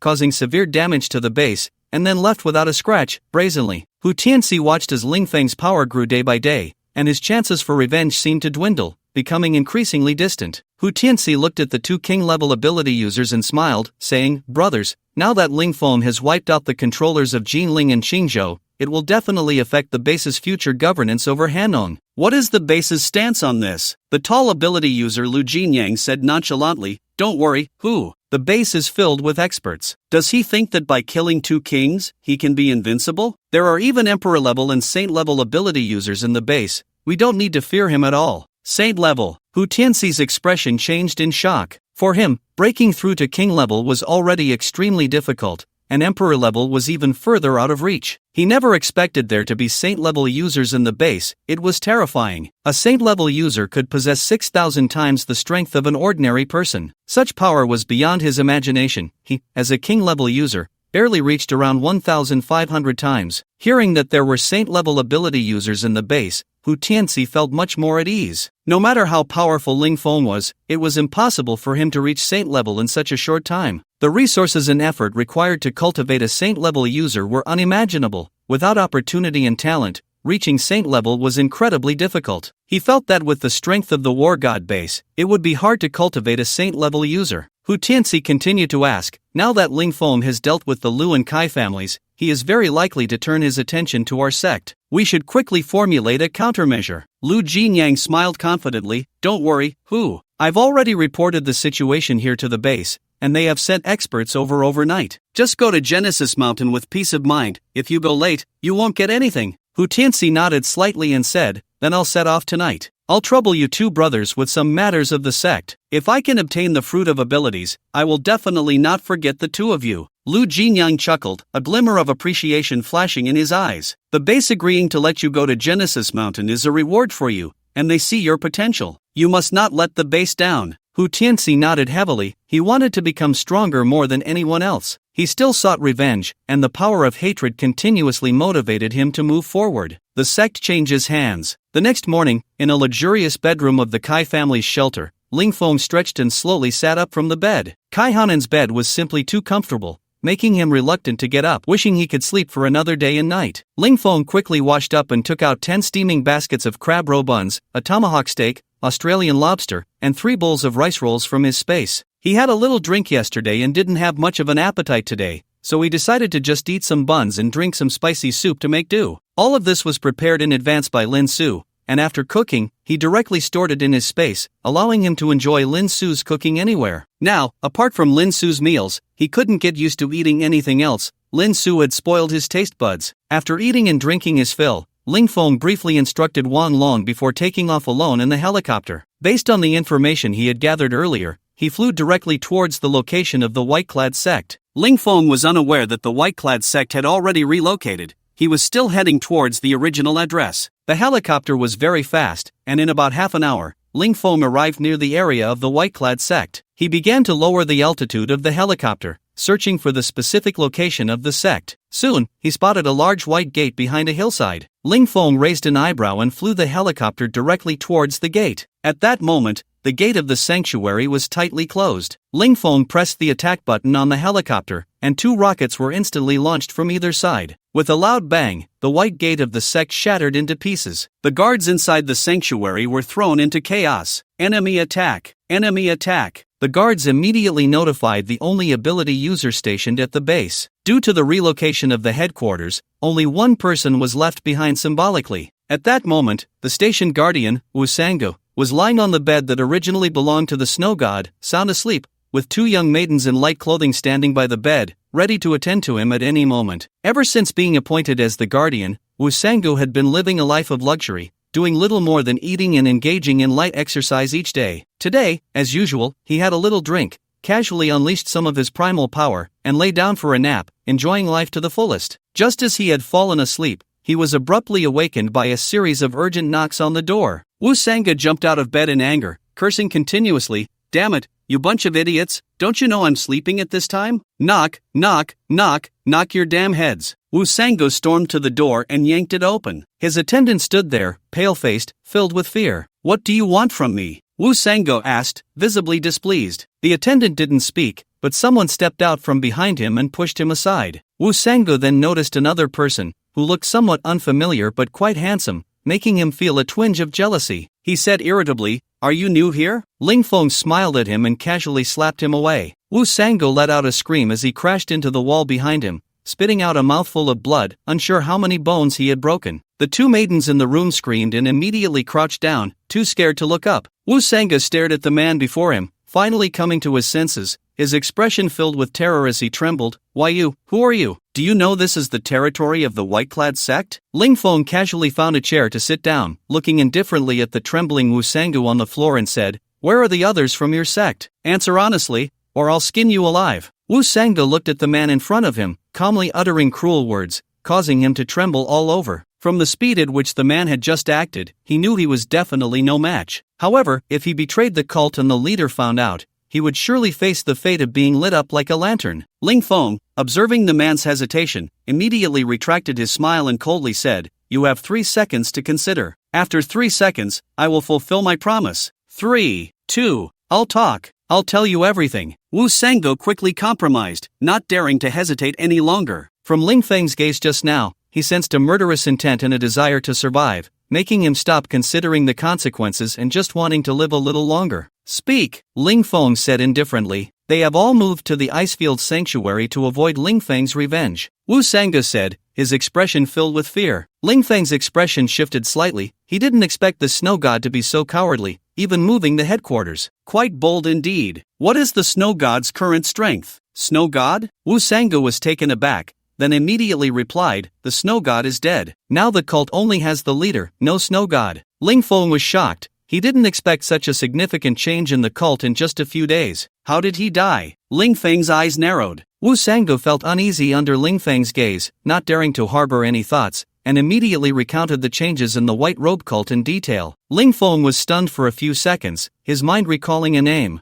Hu Tianxi. Ling Feng had some impression of this Hu Tianxi. When the Hu family attacked his villa, over 100 people were almost slaughtered by him, with a few lucky ones escaping, one of whom seemed to be Hu Tianxi. I didn't expect this guy to awaken his powers and become the leader. And he got involved with Yang Zihan. Ling Feng couldn't help but laugh out loud. Who would have thought, after all this time, to find familiar faces? It seemed these two had been holding their breath, wanting to gather strength to take revenge on him, but unfortunately, they would never catch up to his pace in this lifetime. Ling Feng confirmed the location of the icefield base, then dealt with Wu Sanggu effortlessly. He couldn't be bothered with the others at the base. Let them fend for themselves. Ling Feng piloted the helicopter towards the icefield base. Although the snow god was dead, Hu Tianxi and Yang Zihan had to die. Ling Feng was not a magnanimous person. He would not allow any uncertain factors to exist. Even if the chance of them killing him was only 1 in 10,000, he would personally deal with them. Especially Yang Zihan, who had caused him quite a bit of trouble before. This woman was a disaster. If he didn't kill her, who knew how many more problems she would create? What vice captain? What captain? Half an hour later, Ling Feng arrived at the Icefield Sanctuary. The entrance of the sanctuary was surrounded by a wall made of ice blocks, resembling a city gate. Soldiers patrolled back and forth with guns in hand. Ling Feng directly stowed the helicopter in midair and jumped towards the city wall. With a crisp sound, he landed steadily on the wall. The patrolling soldiers were startled by Ling Feng's sudden appearance on the wall. Who goes there? Surrender and you won't be killed? A dozen armed soldiers immediately surrounded Ling Feng. Ling Feng activated his gravity domain and leisurely walked towards the wall below. All the soldiers were instantly crushed into a pile of flesh by the 3,000-fold gravity, and the ice wall was quickly stained red with blood, which then froze rapidly in the extreme cold, merging with the wall. Ling Feng descended from the wall and approached the entrance of the sanctuary. At this moment, the sanctuary's gate was still open, and since the soldiers on the wall had died in an instant, no one knew what had happened. Ling Feng walked directly and openly into the sanctuary, and no one came out to stop him. He wandered around the sanctuary and noticed that everyone here was wearing identical white robes, each person looking hurried, their eyes hollow and devoid of any spirit, all heading in the same direction. As an outsider dressed in black, Ling Feng only attracted a few extra glances before they lost interest, thinking he might be a new convert who hadn't had time to change clothes. Following the crowd, Ling Feng soon arrived at a large iron gate, where a dozen tall men wearing masks stood guard, each holding a long knife. From the aura they exuded, these were likely the ability users of the White Robe sect. As Ling Feng joined the line, he noticed that everyone had to present something resembling a work ID when passing through the gate. The ability users conducted a careful inspection,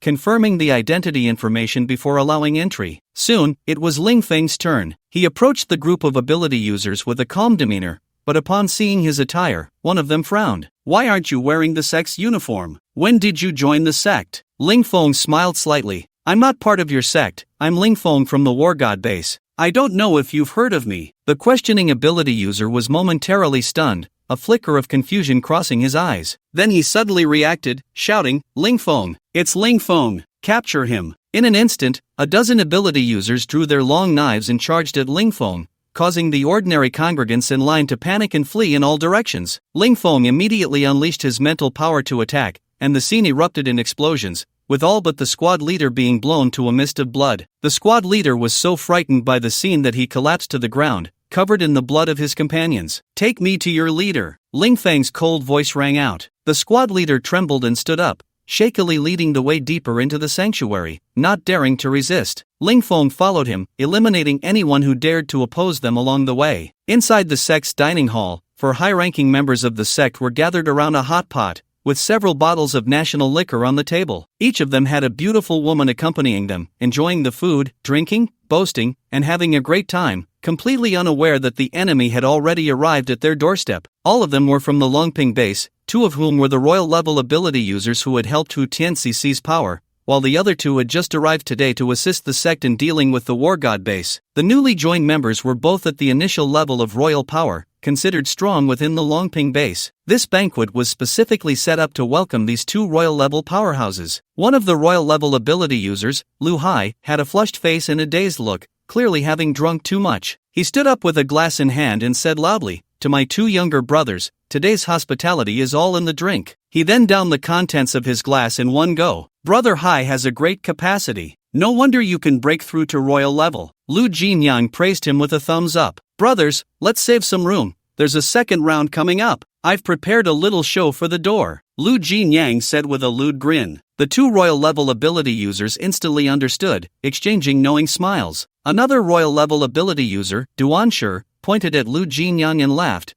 Now that's our good little brother. Ha ha ha. Lu Jinyang, feeling a bit embarrassed, rubbed his hands and said, Brothers, last time I asked you to help me inquire about my younger brother, Lu Shouhu, the one who got promoted to vice captain. Look, Lu Hai pretended to be puzzled and said, What vice captain? Captain. Lu Jinyang's face lit up with surprise as he raised his glass, beaming, and said, Oh, Haigo, what can I say?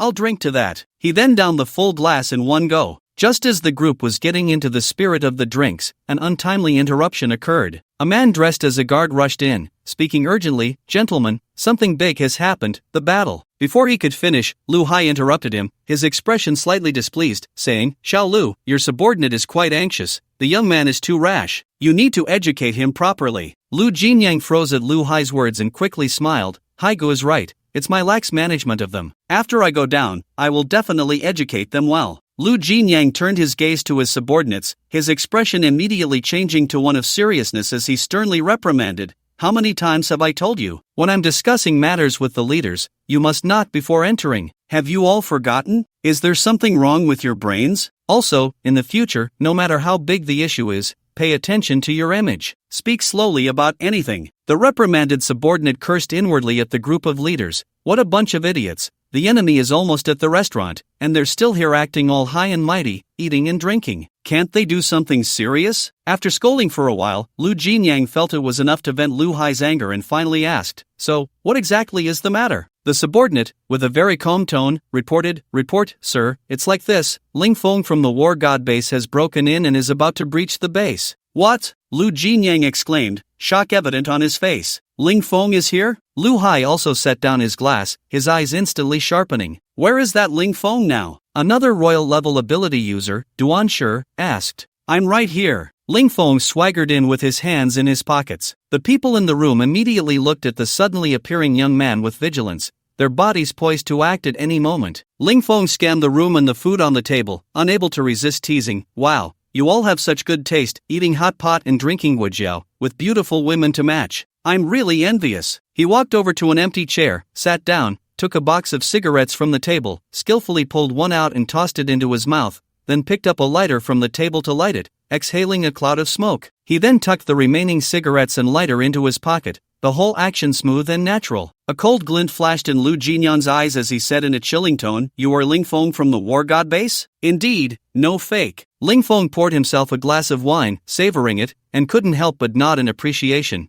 Good wine, smooth on the palate, a delight to the throat. Lu Hai looked at Ling Feng with a cold smile, a hint of murderous intent flashing in his eyes. You're quite bold, young man. We haven't come looking for you, yet you've come knocking on our door. Do you know who we are? Ling Feng immediately became interested, seeing the confident demeanor of these people, wondering which powerful faction they belonged to. What are your identities? He asked curiously. It'll shock you, Lu Hai said proudly. I am Lu Hai, a royal level ability user from the Longping base, and this is my colleague Duanshi, also a royal level ability user. Lu Hai pointed to Duanshi beside him. Longping base. Ling Feng's expression shifted. He truly hadn't expected that. This Longping base is quite something, actually teaming up with the white-clothed sect. It definitely can't be left alone. Lu Hai looked at Ling Feng's silent demeanor, thinking Ling Feng was afraid, and immediately resumed his authoritative posture, speaking with a commanding tone. Ling Feng, you have killed many of my ability users at Longping base and destroyed our infrastructure, causing significant losses. Do you know your crime? Ling Feng glanced at him, sneered coldly, and directly slapped the air towards Lu Hai. In an instant, Lu Hai was turned into a mist of blood, and everyone present, except for Ling Feng, was splattered with blood. Ling Feng gently beckoned to the round crystal on the ground, and a crystal the size of a dragon rock slowly floated into his hand. Ling Feng carefully examined this royal level ability user's crystal. Unlike the king level ones,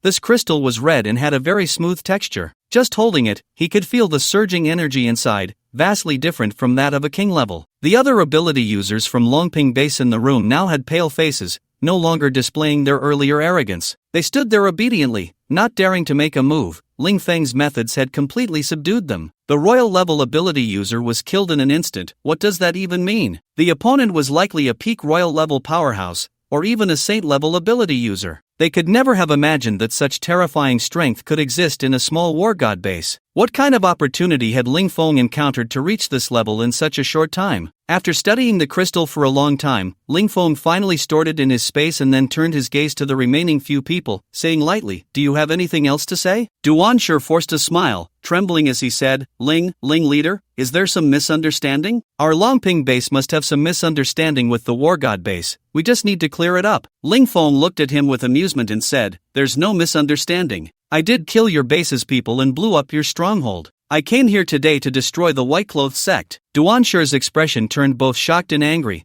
but thinking of Ling Feng's strength made his scalp tingle, and he didn't dare to act. "Where did Hu Tianxi go?" Ling Feng asked casually. Lu Jinyang immediately replied, "Hu Tianxi took his wife to Genesis Mountain. There are recently some exotic fruits ripening, and they went there to look for them." A glimmer of light flashed in Ling Feng's eyes. Genesis Mountain. Exotic fruits ripening. He didn't expect to obtain such important information about the white-clothed sect this time. It seemed he would have to make a trip to Genesis Mountain as well. How long had they been gone? They left last night. They probably haven't reached their destination yet. Lu Jinyang answered honestly. After obtaining useful information, Ling Feng directly used the gravity field. The three ability users in the room were instantly crushed into a pile of flesh. Ling Feng took their crystals and walked out of the room. Outside, several service staff crouched on the ground, looking at Ling Feng with fear. Ling Feng ignored them and began to search slowly within the sect. He quickly arrived at the warehouse location. After smashing the door with a punch, Ling Feng entered the warehouse and saw the stored food. Regrettably, the supply here was much less compared to the Lu and Kai families, not even half of their stock. However, even the smallest fly is still meat, and Ling Feng directly took all the supplies. Even if he didn't use them, he couldn't let his enemies have them. After collecting all the supplies from the sect, Ling Feng did not kill anyone else. Most of them were ordinary people who posed no threat to him, and by taking their food, they would soon fall into chaos and start infighting. After leaving the shelter, Ling Feng directly took out the plane from his space and flew towards Shanjing City. He planned to report back on his work before heading to Chuangshe Mountain with Zhang Sanbao. Since many exotic fruits had already ripened there, he felt he should join in the excitement. Who knows what kind of adventures might await him? Moreover, Hu Tianxi and Yang Zihan had already gone there, and he needed to eliminate them. If they found the exotic fruits and their strength increased significantly, they would surely cause him a lot of trouble in the future.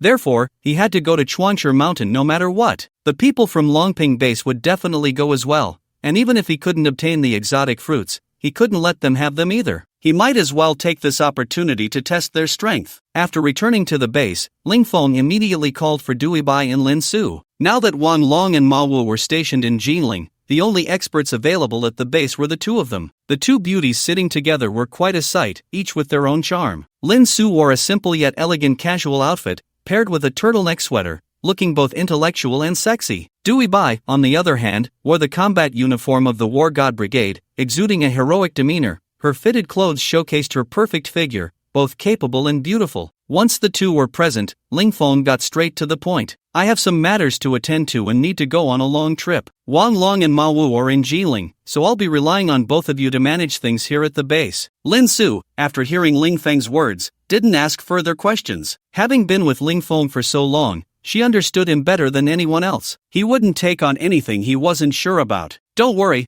I'll coordinate well with Ibai here at the base," Lin Su said softly. Ling Feng nodded and looked at Dui Bai. "If you encounter any problems and can't make a decision, just listen to Lin Su's opinion. If both of you can't decide, you can call me on the satellite phone." Ling Feng believed Lin Su was a very intelligent woman, something he had known even before the apocalypse. Although Dui Bai felt somewhat dissatisfied, she didn't dare to refute since Ling Feng was her boss. She could only nod. "What level of strength do you both have now?" Ling Feng suddenly asked. "I'm at the peak of the Emperor level now, and it won't be long before I break through to the Saint level," Dui Bai said with a hint of pride. She had been training hard these days, using any free time to develop her abilities. With the help of Ling Feng's nutrient solution, her progress was rapid. Even Zhang Sanbao, who was at the peak of the Emperor level, was no match for her after a few sparring sessions. She was very confident in her strength, believing that apart from Ling Feng, no one in the entire base could rival her. Upon hearing Dui Bai's strength, Ling Feng nodded repeatedly, his eyes filled with admiration, which made Dewey Bai very happy. Ling Feng then turned his gaze to Lin Su,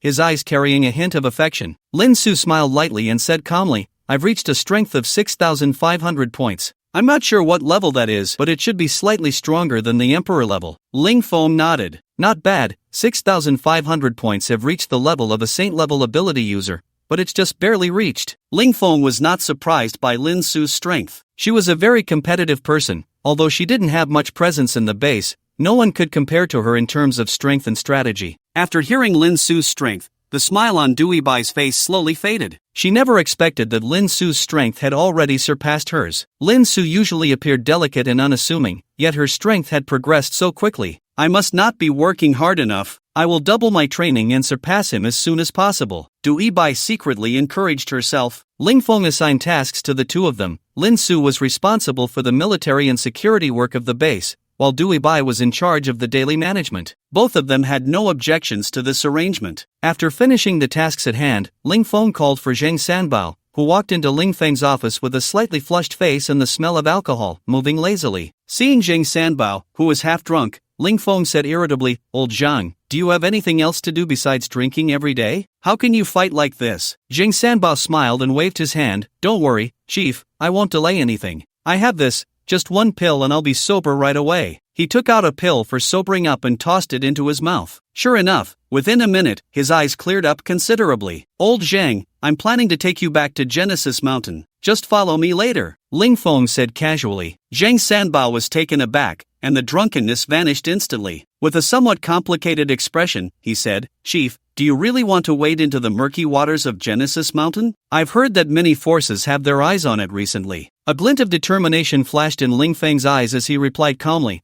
"I must go to Genesis Mountain. I have reasons I cannot ignore." Zheng Sanbao sighed deeply, a hint of resolution crossing his face. "Since the chief has decided to go, then I, Zheng Sanbao, will accompany you at the risk of my life." Ling Feng smiled slightly, his expression unchanged. "Old Zhang, rest assured, I guarantee your safety on this mission." Ling Feng was very confident in his own strength. With his combat power exceeding 10,000, there were few who could defeat him. Moreover, he had plenty of inner elixirs in his space, which he could use to quickly enhance his strength if needed. Even if he couldn't win, with Black Panther's speed, he could safely escape, making it a foolproof plan. They didn't need to pack any luggage. Ling Feng's space had everything they needed, ready to set off at any time. Black Panther had been waiting at the door for a long time, eager to go out and play. Zheng Sanbao looked at the massive Black Panther, a hint of surprise flashing in his eyes. "Chief, what level of strength does the Black Panther have now? Why do I feel a sense of pressure in front of it?" Ling Feng smiled slightly, stroking Black Panther's fur, and said with satisfaction, "The Black Panther should have reached the Saint level now." Remembering when he found Black Panther at the supermarket entrance, it was only the size of a palm, dirty and thin, following him around every day. Now it had grown into a powerful divine dog, which made him feel both nostalgic and immensely proud. Upon hearing about Black Panther's strength,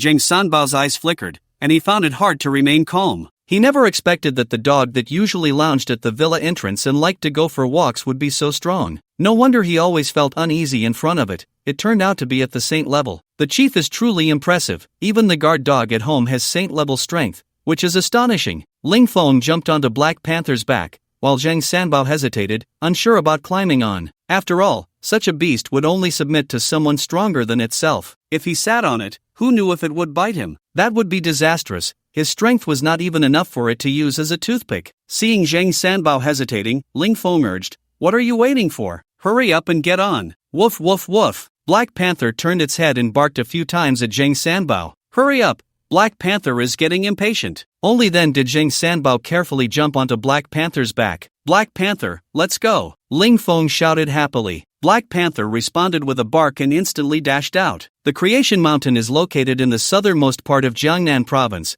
while the capital city is at the northernmost edge of Hanong Province, and the distance between the two places is still quite far. However, with the speed of the Black Panther, it can be reached in about 2 hours. Meanwhile, at the headquarters of Longping Base, Su Hu carefully handed a report on Ling Feng to Long Outyan. "Commander Long, this is the information I gathered about Ling Feng. He once served in the Special Forces and is known as the King of Soldiers within the army. He has executed many significant missions, and according to the current investigation, he may be an ability user, with strength likely at the peak of the royal level. He commands an army of 600, all official special forces, with strength at the level of super ability users. Long Outyan frowned deeply as he looked at the report in his hands. Why has Lingfeng's strength increased so rapidly? He doesn't have strong resources to support him. It shouldn't be possible to improve so quickly.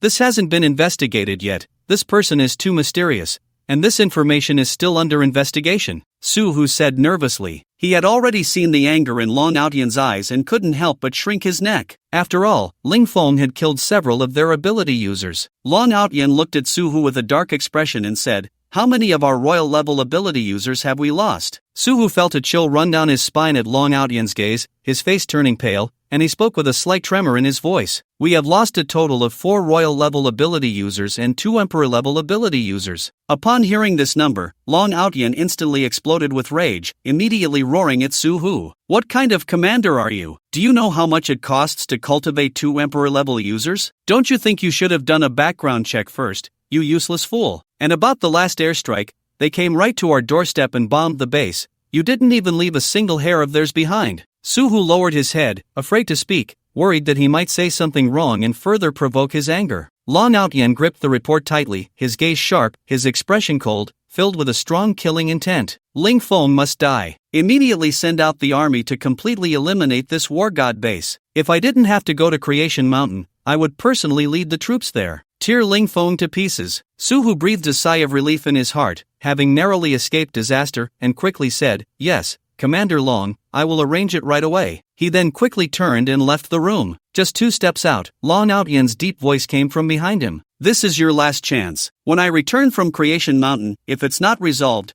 you won't need to come back to see me." Su-hu's heart trembled, his expression slightly changed, and a hint of coldness flashed in his eyes. On the other side, Ling Feng lay on the back of the Black Panther, crossing his legs leisurely while smoking. Zheng Sanbao, after half an hour of adjustment, also lay on the soft fur of the Black Panther, sipping a drink, occasionally pulling out a peanut from his pocket and tossing it into his mouth, looking thoroughly content. Due to the Black Panther's incredible speed, the two couldn't communicate verbally and could only rest in their own ways. Half an hour later, they finally reached the vicinity of Creation Mountain. To avoid drawing too much attention, Ling Feng chose to walk, shrinking the Black Panther down to the size of an ordinary black dog. The two walked slowly towards Creation Mountain, soon arriving at the outer area of the mountain. At the foot of the mountain, it was particularly lively, with many people of various kinds walking around. A glance revealed at least 300 to 400 people. Ling Feng looked at the distant crowd in surprise, not expecting it to be so bustling. "Old Zhang, are there really so many hidden people in Creation Mountain?" Ling Feng asked Zhang Sanhe beside him. Zhang Sanhe frowned and shook his head, saying, "Many of these are unfamiliar faces, they should be outsiders. They all want to come to Creation Mountain to look for rare fruits. I didn't expect that in just a month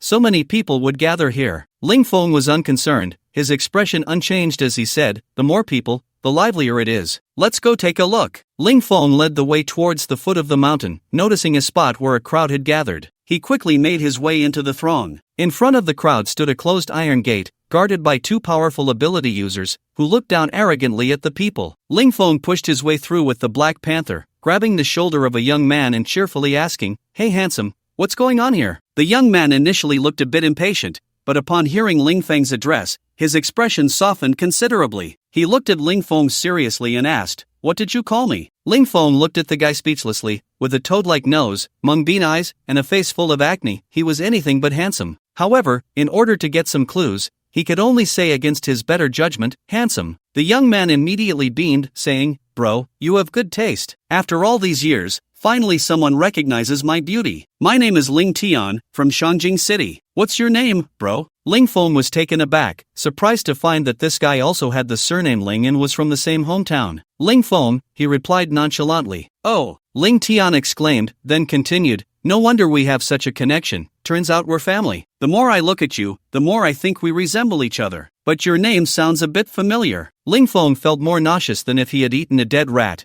He regretted asking this guy anything and quickly changed the subject. "What are they doing?" Ling Tian immediately began to explain in detail. "These two are from the Genesis Alliance." Genesis Alliance? Ling Feng looked at Ling Tian with confusion. The Genesis Alliance is an organization established by the local forces of Genesis Mountain, managed by 7 powerful leaders. It is said that these 7 individuals are extremely strong, all at the saint level. Ling Tian whispered in Ling Feng's ear. What does it mean that they are blocking the way? Ah, bro, you don't know? This gate is the only way to enter Genesis Mountain, all other paths are steep mountain trails. The Genesis Alliance has set a rule that only those from major forces can enter. People like me from smaller forces can't get in at all. Ling Tian sighed helplessly, expressing some regret. Ling Feng stroked his chin, surprised to learn there were such rules for entering the mountain. What major forces are coming this time? Ling Feng continued to ask. Ling Tian glanced at Ling Feng, a bit surprised as he said, I say, Ling bro, how come you don't know anything? Since you want to come here for the exotic fruits, shouldn't you investigate a bit? Ling Feng chuckled lightly. Aren't I asking you? We're family, you can't possibly deceive me. Ling Tian smirked, patting his chest as he said,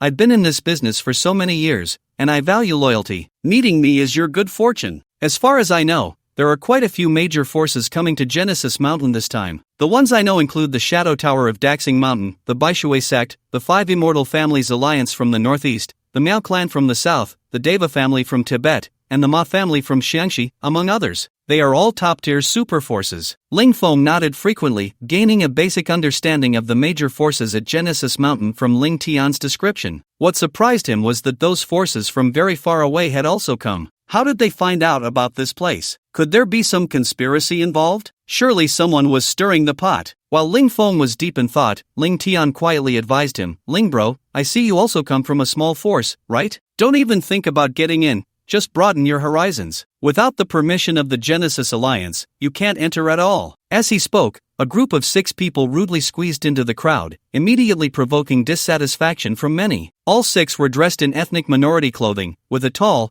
dark-skinned young man surrounded by the other 5, clearly the core figure of the group. Damn it, what are you pushing for? Can't you see there are people in front? A middle-aged man with a bit of a temper shouted at them. The young man frowned, his expression cold as he raised an eyebrow at his subordinate beside him. Teach him a lesson. One subordinate instantly threw a punch at the middle-aged man who had just insulted them, the strike swift and decisive. The middle-aged man's expression changed slightly as he hurriedly tried to block it. The 2 fists collided in midair, and he was sent flying by a single punch. The middle-aged man let out a cry of pain, his right arm twisted in an unnatural position, having been broken by that punch. I am from the Wuzhou Sanctuary. Who are you to be so domineering? He shouted, his face contorted. The young man in the center looked at him disdainfully and said coldly, Wuzhou base? Never heard of it. After the Genesis Mountain trip is over, I'll go take a look. My name is Diwa Kazuo. Feel free to come find me for revenge. He then led his subordinates toward the entrance of Genesis Mountain. The middle-aged man from Wuzhou base's expression changed drastically. He hadn't expected this group to be from the Diwak family. A small base like his was no match for them, so he could only leave in frustration. Diwak swaggered to the entrance with his 5 subordinates,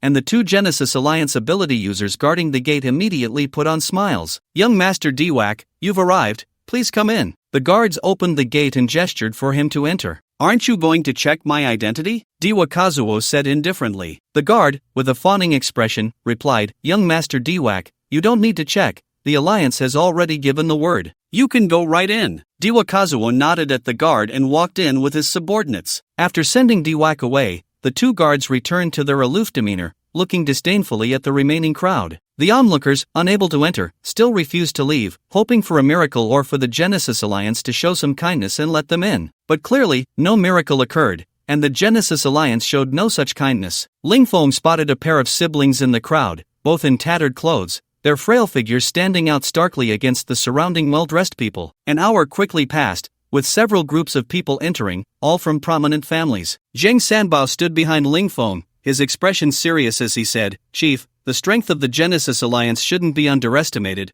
we should avoid direct confrontation with them. Ling Feng waved his hand, his face expressionless as he replied, Old Zhang, don't be timid, let's just do it. I came here today to find a venue for you. After saying that, he directly walked toward the gate. Just as he took a step, Ling Tian grabbed his arm. Ling brother, don't be impulsive, we can't afford to provoke such big shots. Don't go looking for death, Ling Tian said earnestly. Ling Feng smiled slightly, surprised by Ling Tian's enthusiasm. He laughed and shook off Ling Tian's hand, stepping confidently out of the crowd, with Zhang Sanbao sighing and following him. Ling Feng approached the guards, and one of them immediately reached out to block him, asking coldly, which faction are you from? The War God base, Ling Feng. Ling Feng replied, neither servile nor overbearing. Ling Tian's expression changed in the crowd, a glimmer of surprise flashing in his eyes. No wonder this name sounds so familiar. it's actually him. Ling Tian silently praised in his heart. He is also from Shangjing City, but before the apocalypse, he had been working in Jiangnan province. After the apocalypse, he never returned and only recently went back to Shangjing City to learn about some matters regarding Lingfeng. He felt a deep admiration, especially for how Lingfeng, relying solely on himself,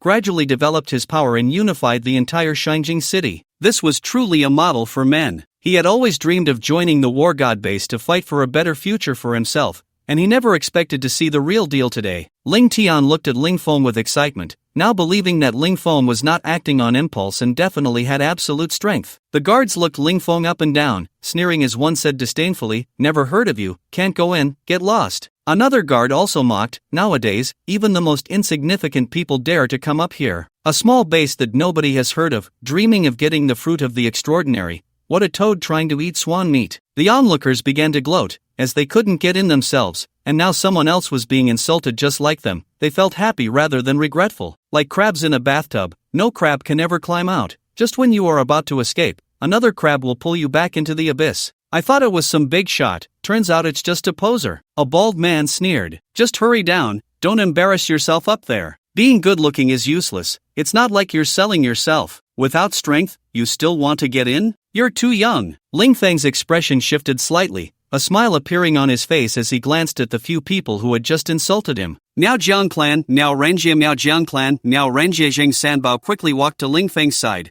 angrily addressing the two guards. "Don't look down on people with your dog eyes." The two guards looked at Zheng Sanbao, immediately showing surprise. One guard, with a mocking tone, said, I thought it was someone important, turns out it's you, Zheng Sanbao. You dared to come back? You've got some guts. This must be your new master, huh? Talking to him like that, you're quite the loyal dog." The other guard threatened, "Zheng Sanbao, our Genesis Alliance has been looking for you. You dare to throw yourself into the net? If you surrender today, maybe the higher-ups will spare your life." Ling Feng stood quietly to the side, watching their reckless arrogance while understanding their grudges. Zheng Sanbao clenched his fists tightly, anger surging in his eyes, the humiliation he had suffered in the past flooding back. He said coldly, "What are you two? In the entire Genesis Mountain, besides those 7, no one else has the right to speak to me. You two guard dogs, what else can you do besides biting? I'm right here today, what can you do to me?" The guard sneered, looking arrogant as he said, "Zheng Sanbao, it seems having a new master has given you some courage. Have you forgotten how you were beaten out of Genesis Mountain back then? Although we are not your match, do you dare to lay a hand on us?" Just as Zheng Sanbao was about to make a move, a frivolous voice rang out, "Oh, what's all the commotion?" Everyone turned to see a man in a blue suit striding over. The man appeared to be around 25 years old, dressed in a well-fitted suit with slicked back hair, looking very businesslike. The two guards immediately put on smiles upon seeing the suited man, saying, "Oh, it's young Master Miao. Welcome, welcome." A gasp went through the crowd. Young Master Miao,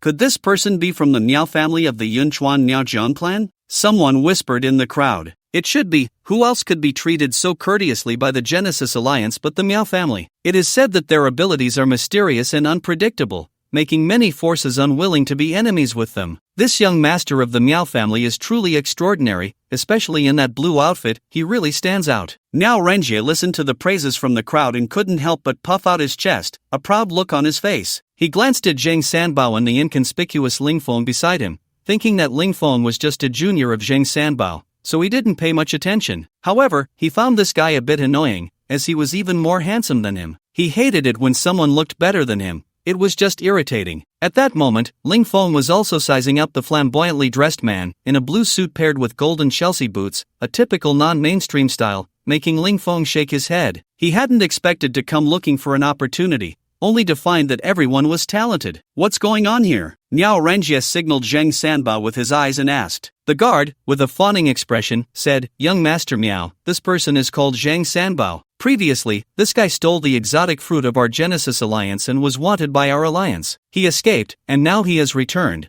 wanting to enter the mountains to seek treasure. We were just thinking of reporting to the alliance to capture him." "You're talking nonsense. When did Genesis Mountain become exclusive to your Genesis Alliance? This is public territory. Whoever is capable can take the exotic fruit. How is that stealing?" Zheng Sanbao said angrily. The guard looked at Zheng Sanbao with a hostile tone and said, "Genesis Mountain has always been our alliance's territory. If you want a reason, go find the 7 great elders and see if they will listen to you." "Enough!" Miao Renjie interrupted the guard, speaking in a tone of authority. Zhang Sanbao, quickly apologized to these 2 guards. I believe they won't make it too difficult for you out of respect for me. As for your entry into the mountains, don't even think about it. Just prepare to accept your punishment. How about that? The 2 guards looked at Zhang Sanbao with glee, truly not expecting someone from the Miao family to speak up for them at such a critical moment. They were eager to see how Zhang Sanbao would handle it. One of the guards' eyes shifted, and he immediately smiled at Miao Renjie, saying, "Young Master Miao, this guy has a new master, the one next to him, called Lingfeng from the War God base. It's laughable. I've never even heard of it." Miao Renjie's expression changed upon hearing this, turning to look at Lingfeng, not expecting this guy to actually be the master of the old man. He really couldn't see it. Miao Renjie sized up Lingfeng, his eyes filled with jealousy. "Since you are his master, then you should apologize for him. No need for anything grand, just a 90-degree bow will do." Miao Renjie said maliciously, "Hey, you guys are going too far. This is bullying." The ragged boy from the pair of siblings spoke up. The sister, hearing this, covered her brother's mouth in fear and whispered, "Don't talk nonsense. Be careful, or you'll bring trouble." The brother, looking unconvinced, said, "But it's true. He's just using his power to bully others. He must be jealous that others are better looking than him." Miao Renjie's expression immediately darkened. The boy's words had directly touched his bottom line. "I hate it when others meddle in my affairs. Remember to talk less in your next life," Miao Renjie said in a low voice. Then, he slowly opened his right hand, and a ball of blue flame instantly appeared in his palm,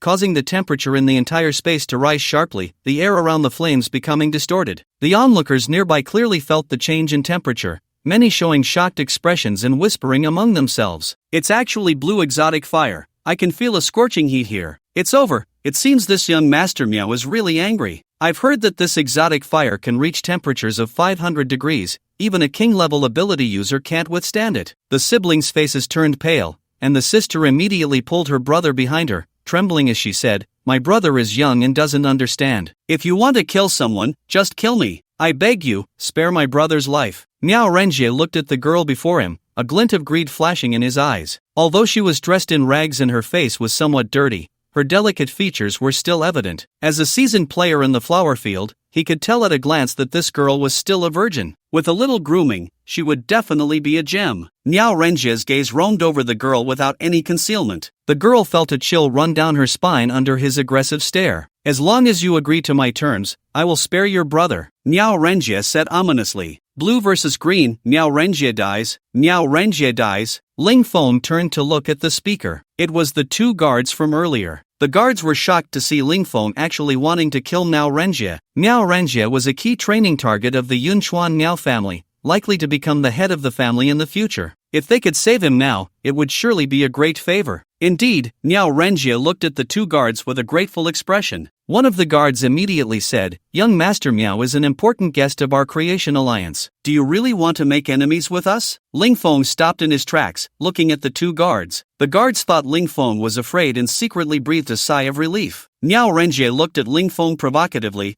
a cold smile on his face. "Lingfeng, you can't kill me today. Don't let me run into you again." "Oh, is that so?" Lingfeng directly used his mental power to control Miao Renjie's body. Miao Renjie was horrified to find himself uncontrollably flying towards Lingfeng. Lingfeng grabbed his neck and lifted him high. "Who said I can't kill you today?" Lingfeng said coldly. Miao Renjie's face turned red, his eyes filled with fear. He deeply regretted provoking Lingfeng just now and regretted meddling in affairs that didn't concern him. He didn't want to die, he was still young, with plenty of time and a bright future ahead. He didn't want to die in this strange place. The 2 guards were also stunned by Lingfeng's bizarre method. They had never seen such a supernatural ability. Even the 7 great masters couldn't so easily handle a royal-level powerhouse. "Lingfeng, do you really want to offend both our creation alliance and the Miao family at the same time?" one guard threatened. Lingfeng tightened his grip and directly snapped Miao Renjie's neck, then released a strand of to burn him to ashes. Lingfeng picked up the crystal on the ground, looked around, and then stored it in his space. "Why you?" The guard pointed at Lingfeng, speechless. He truly couldn't believe that Lingfeng was so audacious, daring to kill Miao Renjie in broad daylight without fear of retaliation from the Miao family. The onlookers were equally shocked. The Miao family was a powerful force, one of the top families in a place like Yunchuan. Any expert who walked out could easily sweep away these small bases. There were even rumors that the Miao family's highest combat power had reached the saint level, which was terrifying. This Lingfeng was so reckless in killing,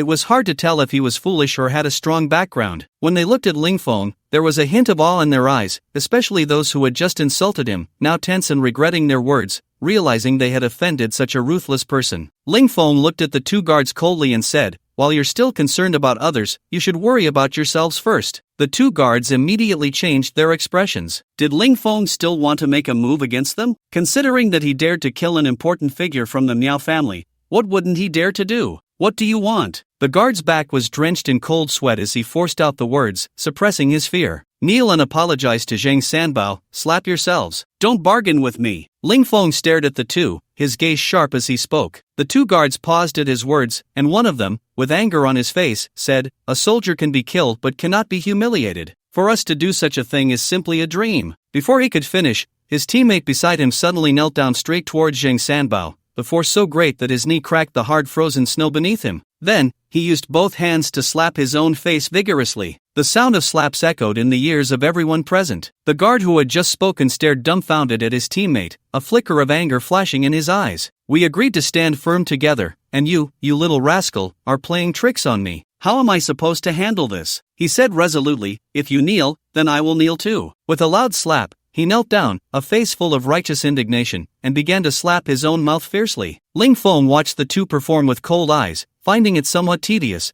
and then called a halt to their actions. All right, you two, slap each other." "Ah." The two guards looked at Ling Feng in shock. "How did you find out about us?" one of the guards said somewhat embarrassedly. Ling Feng rolled his eyes, muttering about old glass, and said irritably, "I told you two to slap each other, and you two are talking nicely to me?" The two nodded repeatedly, facing each other as they knelt, starting to slap each other's mouths. At first, it was somewhat normal, but as it went on, Ling Feng felt something was off. The force of their slaps grew stronger, and the anger in their eyes intensified. By the end, both of them were covered in blood, their faces battered and looking extremely tragic. Ling Feng stood by, feeling a bit bored, and then said, all right, you two can go die now." The expressions of the two changed instantly, and they roared at Ling Feng, oh. With both of their teeth knocked out and their faces swollen like pig heads, Ling Feng couldn't make out what they were saying. He simply reached out his hand and swiped at the two. In an instant, the two guards turned into a mist of blood. The crowd below was once again shocked by Ling Feng's ruthlessness.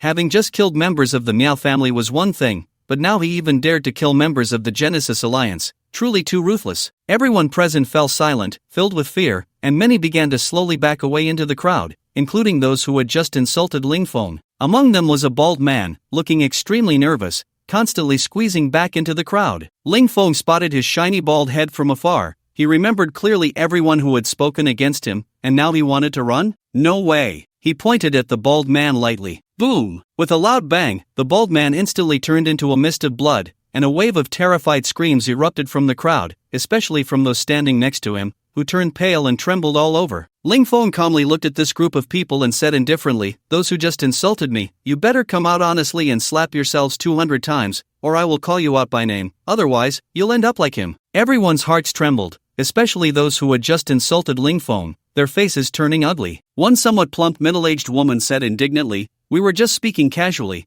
Does a big man like you have to be so petty? We women." Bang! Before she could finish her sentence, she turned into a mist of blood. Shen Hong and Shen Yan, the siblings, looked at Ling Feng with impatience. "Don't give me any nonsense. If no one comes out, then everyone will turn into blood mist. How about that?" As soon as these words were spoken, someone immediately stood up, looking pale, and said, "Ling Xiao, I was wrong." Then they began to slap their own mouth hard. The others began to stand up one after another, and even some who had not insulted Ling Feng out of fear of offending him took the initiative to step forward and started hitting themselves. The sound of slaps echoed continuously, creating a particularly spectacular scene. Zhang Sanbao walked up behind Ling Feng, a hint of worry in his voice. "Young Master Ling, we killed the people from the Genesis Alliance. They definitely won't let this go easily. What will we do later?" Ling Feng was completely unperturbed, speaking in a very relaxed tone. "It's fine, just enter the mountains normally. Why care about them? If they come, we'll kill them." Zhang Sanbao looked at Ling Feng helplessly, choosing not to say anything more. After all, he had always been this confident. Ling Feng walked over to the pair of siblings. He was a person who clearly distinguished between grievances and kindness. Just moments ago, he had been threatened by Miao Renjie, and it was this little boy who had spoken up for him, only to suffer Miao Renjie's retaliation. He felt he had to show his appreciation. At that moment, the sister noticed Ling Feng approaching,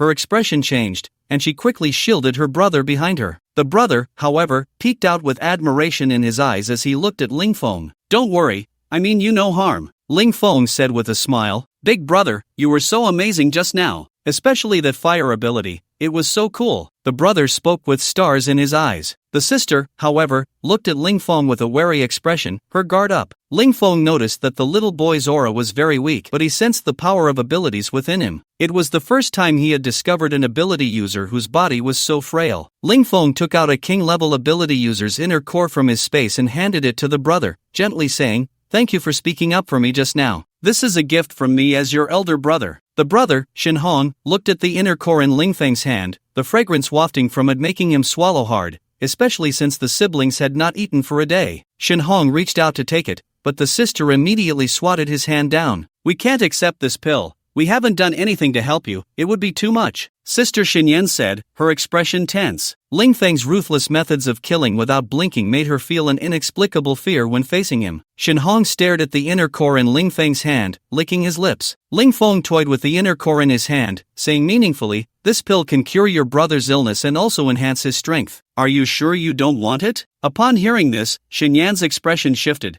and she asked in surprise, "How did you know my brother is sick? He has abilities but is very weak. It must be due to overexertion of his powers, leading to a depletion of his body. Now he probably can't use his abilities anymore, right?" Ling Feng said meaningfully. Shin Hong nodded repeatedly, "Idol, you are so right. I feel so tired every day, always wanting to sleep, and I can't muster any energy." Ling Feng nodded slightly and said casually, "Open your mouth, let me see." Shin Hong immediately obediently opened his mouth, and Ling Feng quickly tossed the inner core into Shin Hong's mouth. Shin Hong felt as if something had been stuffed into his mouth, which then turned into a liquid flowing into his body. After a few seconds, Shin Hong clenched his fist, joyfully saying, "I feel like I'm not so tired anymore. My body seems to be getting stronger. I feel my strength is slowly increasing." The onlookers around looked at the little boy with envy, thinking that just by speaking a single sentence for Ling Feng, he had received such a miraculous medicine. Many secretly regretted not realizing Ling Feng's strength earlier. Xinyan looked at her brother with delight, a rare smile appearing on her face. Seeing his brother able to recover, he felt completely at ease. His brother had become this way just to save him. If his brother were to suffer any lasting issues because of it,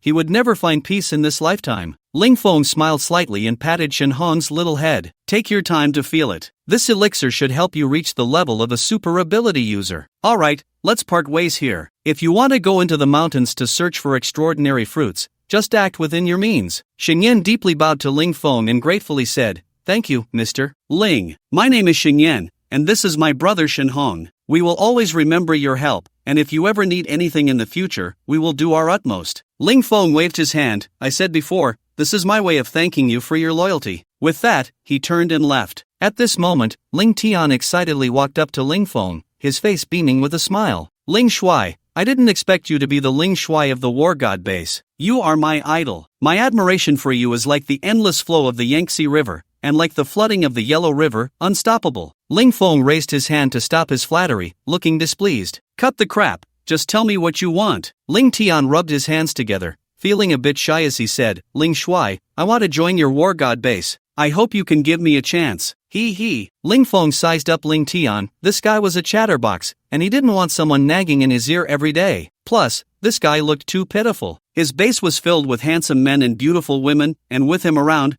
wouldn't that lower the base's overall attractiveness? After pondering for a moment, Ling Feng slowly said, "Our base has very high requirements. From what I can see, your abilities don't quite meet the standards." Ling Feng could only express his refusal in a roundabout way. Hearing this, Ling Tian not only didn't feel dejected but instead looked invigorated as he said, "Ling Shuai, what are the requirements to join your base? I will definitely work hard to meet them. After all, we are from the same family." Ling Feng was speechless. He had been so tactful, yet this guy was still clinging on. There was no choice. He could only come up with a temporary excuse. "You're just an ordinary ability user right now. Our base requires at least a king-level ability user to join." Upon hearing this, Ling Tian's expression fell, and he lowered his head in silence. Ling Feng secretly breathed a sigh of relief, preparing to take Jing Sanbao up the mountain. Just as the two were about to leave, they heard Ling Tian, full of determination, say, "Ling Shuai, I will definitely work hard to become a king-level ability user soon." Ling Feng turned around and showed an encouraging smile,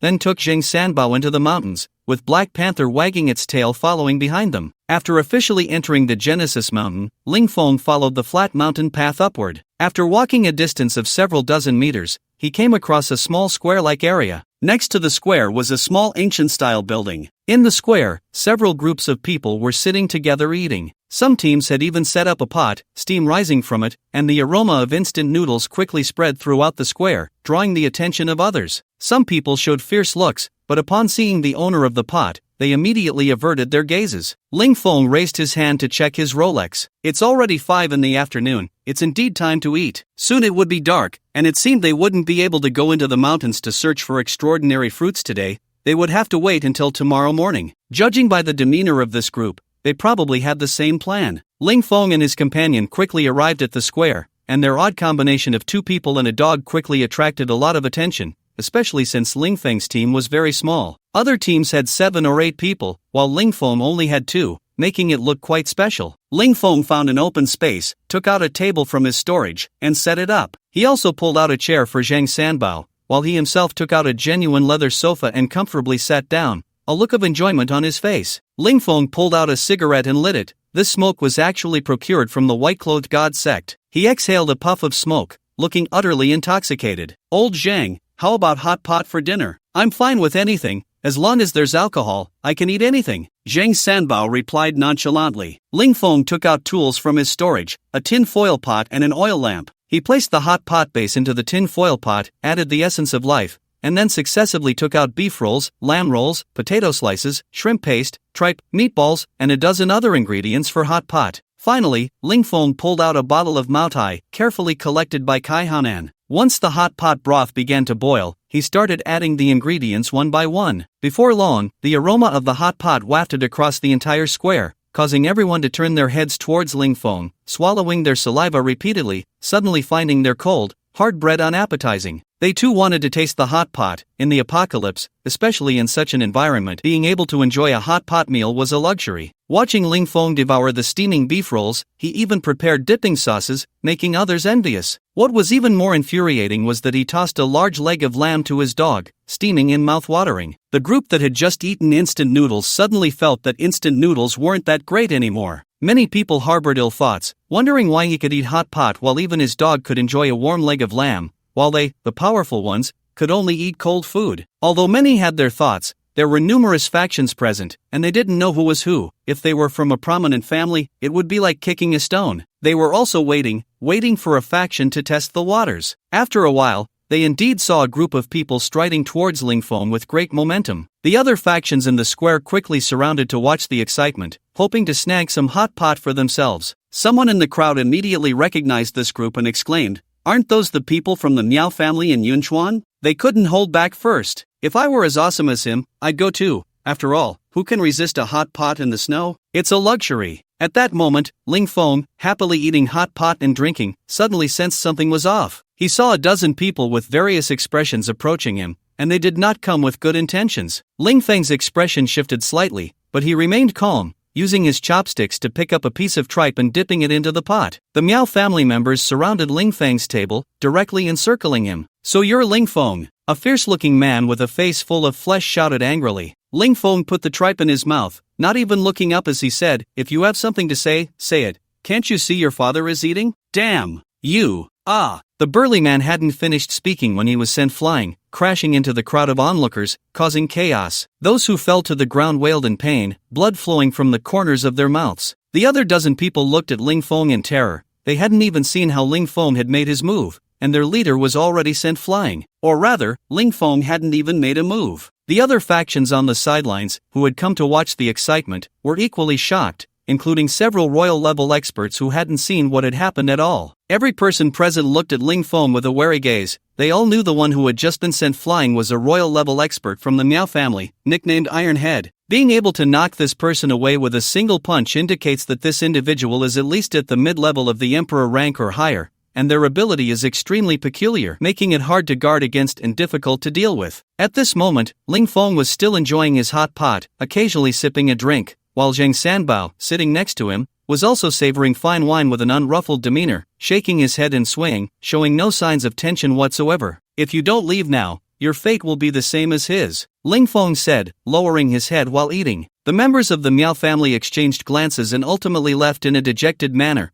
with Tai Tu throwing a harsh remark at Ling Feng before departing. Our Miao family's experts will arrive at a wave, I hope you can still be this arrogant later. As soon as Tai Tu finished speaking, he turned into a cloud of blood mist the next second. The other members of the Miao family were instantly shocked and furious, forgetting their fear as they all ran off into the distance. The crowd watching from afar was stunned by Ling Feng's actions. It should be noted that the one killed was not an ordinary person, it was the Miao family. Just like that, they were killed. Looks like there's going to be a good show soon. The Miao family will probably go all out now. This person is too bold. I don't know where this reckless youth came from. He's going to suffer later. Many people wore expressions of glee, as if they were anticipating the scene of Ling Feng being brutally killed by the Miao family. Ling Feng paid no attention to the gossip around him, remaining calm as he continued to eat his hot pot. However, after this incident, no one dared to trouble Ling Feng again. Those who had ulterior motives were frightened by Ling Feng's methods and no longer dared to entertain any bad thoughts. Ling Feng was quite pleased with the peace and continued to enjoy his hot pot. Unintentionally, he spotted a few familiar figures. At this moment, Shen Hong and his sister Shen Yan were cautiously walking in the square. After absorbing the inner pill given by Ling Feng, Shen Hong not only fully recovered but also directly broke through to the status of a super ability user, growing significantly taller and exuding a youthful hero's aura. However, the siblings were still in tattered clothes, which drew disdain from other factions. In their eyes, the brother and sister were lowly people. How could they be in the same place as them? Wasn't that an insult? How does the Genesis Alliance operate, allowing anyone to come in? A well-dressed middle-aged woman said, pinching her nose in disgust. Exactly, look at their clothes, filthy as can be, who knows if they carry any viruses? Faced with the cold remarks of others, Shen Hong, filled with anger, wanted to argue but was pulled back by Shen Yan. Xiao Hong, we came here to look for exotic fruits, don't cause trouble. They are all from powerful factions, and we can't afford to offend them. Shen Yan earnestly advised Shen Hong. Shen Hong's face turned red with anger, but he could only silently hold it in. The siblings looked around for a place to settle, but they had arrived too late. The small square was already filled with people, and any spot they found was quickly taken by others. One person, looking arrogant, said, "You two pieces of trash don't deserve to stay here. Hurry up and roll down the mountain. Even if you were lucky enough to get in, don't think you can enter the mountain tomorrow." With no other choice, Shen Yan continued to pull Shen Hong to find another place. The two weaved through the crowd in the square and eventually spotted a large empty space in a corner. They also recognized a familiar face, Ling Feng. At this moment, there was not a single person within a 10-meter radius of Ling Feng. In that vast corner, only he was present, making it incredibly spacious. "Sister, how about we go to Brother Ling? He has such a big place," Shen Hong said with excitement. Seeing his benefactor and idol again, Shen Hong immediately transformed into a little fanboy, wanting to go over and find Ling Feng. Ling Feng's invincible image had been deeply etched in his mind. Shen Yan could see her brother's thoughts clearly. She really didn't want to disturb him any further. They already owed him a favor and truly didn't want to trouble him again, but now it seemed they really had nowhere else to go. After hesitating for a moment, Shen Yan could only helplessly say, "Alright, but once we go over, we really can't trouble others anymore." Shen Hong nodded heavily, his face full of excitement. Shen Yan led Shen Hong towards the corner of the square. Nearby, some people saw these two beggar-like figures daring to approach Ling Feng and immediately wore expressions of amusement, thinking that perhaps Ling Feng would get angry and directly deal with the brother and sister. Ling Feng also spotted Shen Hong and gave him a slight nod. Shen Hong jogged up to Ling Feng, excitedly saying, "Brother Ling, it's good to see you again." Ling Feng put down his chopsticks, took out two chairs from his space, and handed them to Shen Hong and Shen Yan. At this moment, Zheng Sanbao, having drunk a bit, was already slumped over the table asleep. After all, he was getting old. Shen Yan said apologetically, "Mr. Ling, I'm really sorry. We couldn't find a place to stay. Could we borrow a place to sleep for one night? We promised to take up only a little space, is that alright?" Ling Feng casually replied, "You can stay as you like. This is a public place, not my private territory. Brother Ling is the best. Those people look down on us just because we have no background, not letting us stay there." Shen Hong clenched his fists, indignation written all over his face. Ling Feng smiled lightly. "That's how society is, strength is respected. As long as you have strength, wherever you go, others will greet you with smiles. I will definitely become a master like Brother Ling in the future, and if anyone annoys me, I'll just take them down," Shen Hong said with great ambition, his eyes filled with eagerness and excitement. Ling Feng nodded, looking at him with appreciation. "You have ambition, you need to work hard. By the way, what is your ability? Upon hearing Ling Feng's praise, Shenhong immediately said proudly, my ability is spatial teleportation. I can ignore distance and objects to teleport anywhere, but my strength is too low right now. I can only teleport about 1,000 meters and only 5 times. Ling Feng's expression changed slightly. He didn't expect this little guy's ability to be so powerful. If his strength improved in the future, he would definitely be an extraordinary presence. Ling Feng looked at the innocent little boy in front of him, and an idea suddenly arose in his mind to bring him into the war god base. Although his current strength was not strong, it was nothing here with Ling Feng. If he wanted, he could immediately help him break through to the royal level or even the saint level. Watching Shenhong sneak glances at the hot pot on his table and unconsciously swallow, Ling Feng's lips curled slightly, a glimmer of light flashing in his eyes. Ling Feng casually said,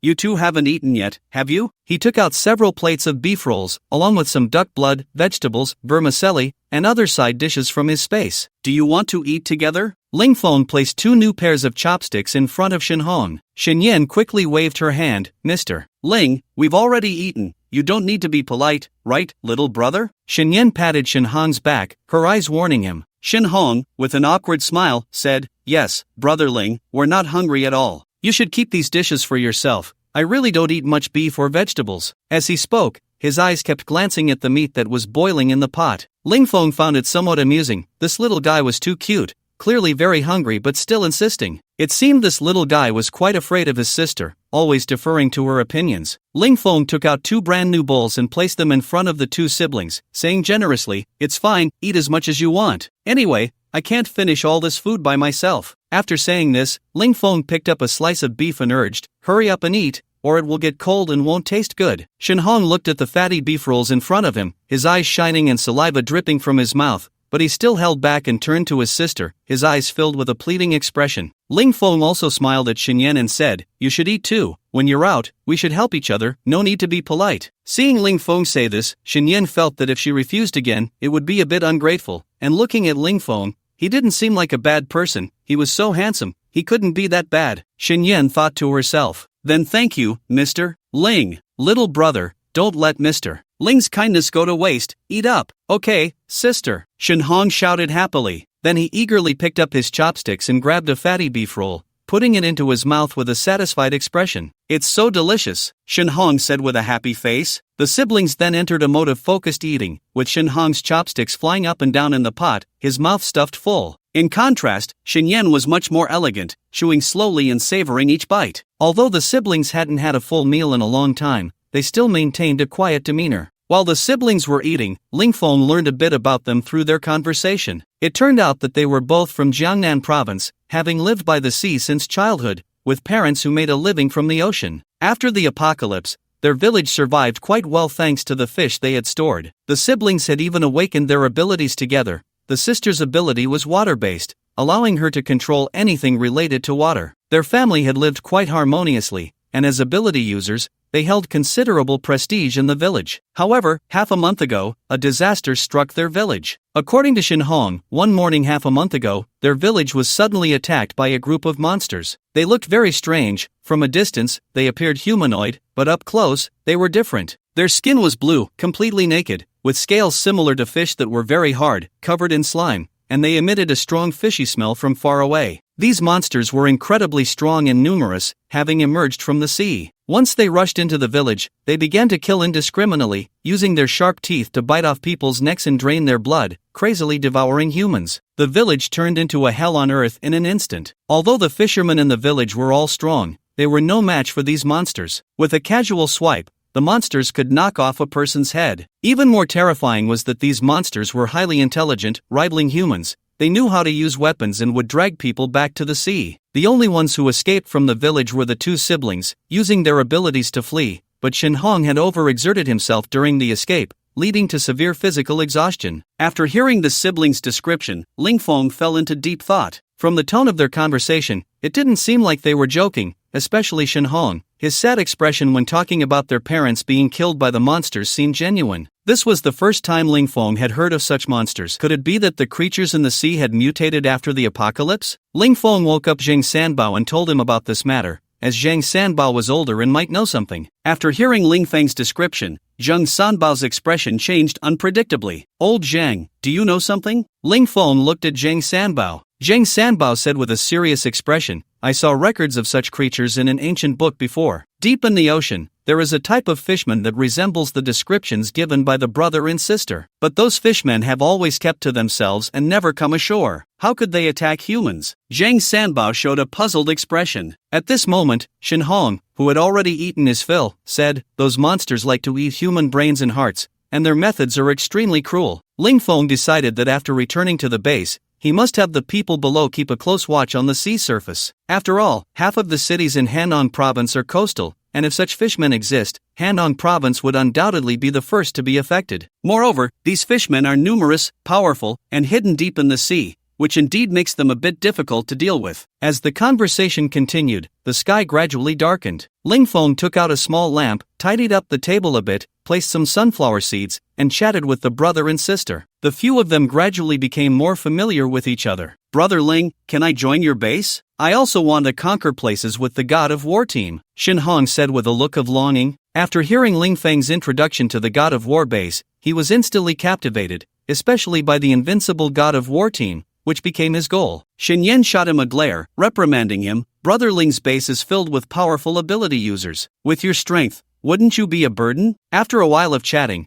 Shen Yan gradually let down her guard and was no longer so distant in her address to Ling Feng. Ling Feng felt a surge of joy in his heart, secretly thinking that his persuasion had finally worked. He had gained another potential powerhouse. With a little training, they would surely become a strong ability user in the future. However, on the surface, Ling Feng still said lightly, of course, joining our base is not a problem. We also have many ordinary people in our base. As long as you work hard, you can earn food, and the base will ensure your safety. But if you want to join the core management of the base, not only will you have to go through strict assessments, but you also need to possess strong abilities. That means you need to work hard in the base. Upon hearing this, Shen Hong immediately said with excitement, Brother Ling, don't worry, I will definitely work hard and quickly raise my strength to the king level. In the future, I not only want to join the God of War team but also become a captain level powerhouse. Ling Feng nodded in satisfaction, and Xin Yan was also very happy in her heart. The brother and sister had been wandering for days, encountering many dangers and facing disdain and bullying. Now, being able to join a powerful base would provide them with a place to settle down, which she could not have wished for more. Brother Feng, take me in too. Ling Tian suddenly jumped out from somewhere, looking at Ling Feng with a big grin. Ling Feng was startled by Ling Tian's sudden appearance and had no idea where this guy had been hiding. Even the Black Panther lying on the ground was startled and stood up directly. How did you suddenly appear? Ling Feng said, speechless. At the same time, a hint of surprise flashed in his eyes. There was clearly no one around him, so how did he appear? Moreover, his perception ability was already 100 times that of an ordinary person, so it was impossible that he hadn't seen him. The space distortion ability of Miao Huiguang met the immortal Miao Huiguang. Miao Xiaocui looked at Miao Huiguang, who was leaving with a flick of his sleeve, gritting her silver teeth in anger, and finally sighed inwardly, forget it, I've already said what I needed to say. Good advice is hard to give to a similar ghost. Whether he lives or dies has nothing to do with me. Miao Huiguan walked out of the tent, picked up a long spear from the ground. Having practiced martial arts since childhood, he had honed his skills, especially his spear technique, which had reached an extraordinary level. When he was in kindergarten, he won the national martial arts competition for the preschool group. He had always been groomed as the heir of the family. After the apocalypse, his abilities were further awakened, and in just 6 months, his strength reached the peak of the royal level. He was confident that he could stab this long spear into Ling Feng's chest within 3 moves, avenging his brothers and restoring his family's honor. Ling Feng must die today. Miao Huiguan strode towards Ling Feng's location, carrying the long spear. Along the way, everyone who saw him quickly made way. The murderous aura radiating from him made everyone instinctively take a step back. Miao Huiguang's strength was among the top tier in these factions, and few could defeat him. Many people, upon seeing Miao Huiguang, followed him, eager to watch the spectacle. Ling Feng had just eaten hot pot in front of a large crowd, making many envious. Now, seeing someone take action against Ling Feng again, they felt secretly pleased. Ling Feng, chatting with Ling Tian and others, noticed a man with a long spear striding towards him, exuding a strong murderous aura. Ling Feng shrugged and said helplessly, "Isn't this endless? Here we go again. Can't anyone let me rest in peace?" Ling Tian also spotted Miao Huiguang and complimented Ling Feng, "Brother Feng, with your strength, you could kill him with a fart. These people are really clueless.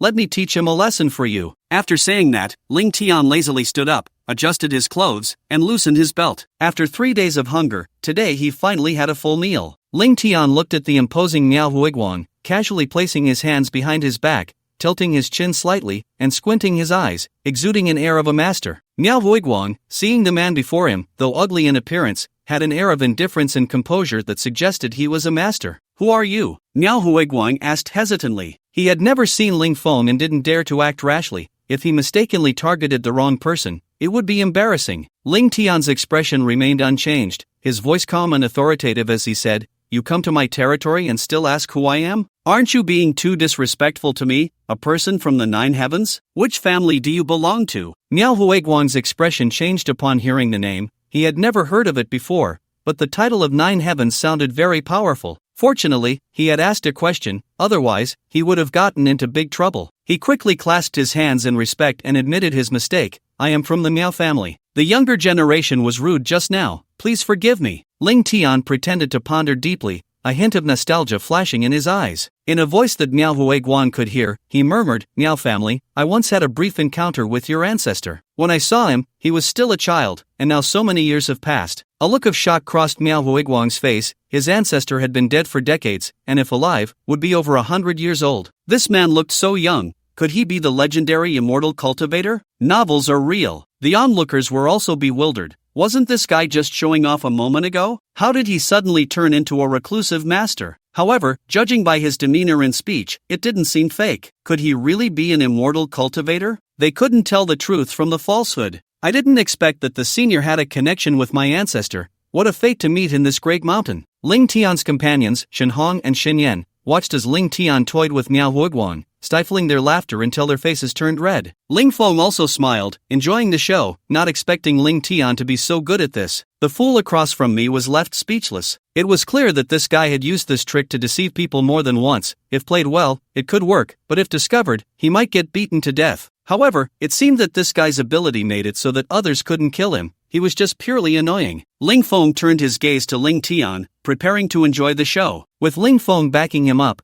Ling Tian found it even easier to act like a master, moving with an air of composure. "What brings you here in such a hurry?" Ling Tian used his ability to bend the space around him, making his figure appear elusive and his voice hollow, resembling the methods of an immortal from the heavens. The onlookers trembled, unable to suppress their gasps. Ling Tian's display left them in awe. This elusive figure could only be an immortal, and even those who had doubts moments ago were now completely convinced. At that moment, Qin Huiguang felt as if he were caught in a storm. Standing closest to Ling Tian, he witnessed the transformation clearly, and it was no trick. Qin Huiguang lowered his head deeply and said honestly, "Senior, I came here looking for someone named Ling Feng. He killed 2 of our Miao family's top experts, and I'm here for revenge." After speaking, he cautiously raised his head to look at Ling Tian. Ling Tian's expression was indifferent as he replied in a calm tone, "I've heard a bit about this matter. I can help you. Your Miao family has done me a favor, so consider it a return of a kindness." Hearing this, Qin Huiguang's expression brightened. He hadn't expected that his Miao family had connections with such a master. Why hadn't he heard the elders in the clan mention this? The other onlookers looked on with envy, astonished that the Miao family had such extensive connections. Even knowing someone like this was truly terrifying. Ling Tian glanced at Qin Huiguang, nodded slightly, and said with a hint of appreciation, "I see you have remarkable bones. You are a talent for cultivating immortality. Would you be willing to become my disciple and play the flute for me?" Upon hearing this, Qin Huiguang was overjoyed, feeling a bit dizzy. He had only gone out for revenge and stumbled upon such a great opportunity. A huge pie had fallen right into his lap. If he could become a disciple of an immortal, even if he only played the flute every day, his progress would surely surpass that of ordinary mortals. Immortal Ling Tian. Qin Huiguang immediately knelt before Ling Tian with a thud. "Master, please accept your disciple's bow." He then knocked his head 3 times on the ground. As long as he could become a disciple of the immortal, his status in the family would be unmatched. That wretched Miao Xiaotsui thought she could compete with him for the position of clan leader? She could dream on. When he returned, he planned to teach that wretched woman a lesson. He had pursued her before,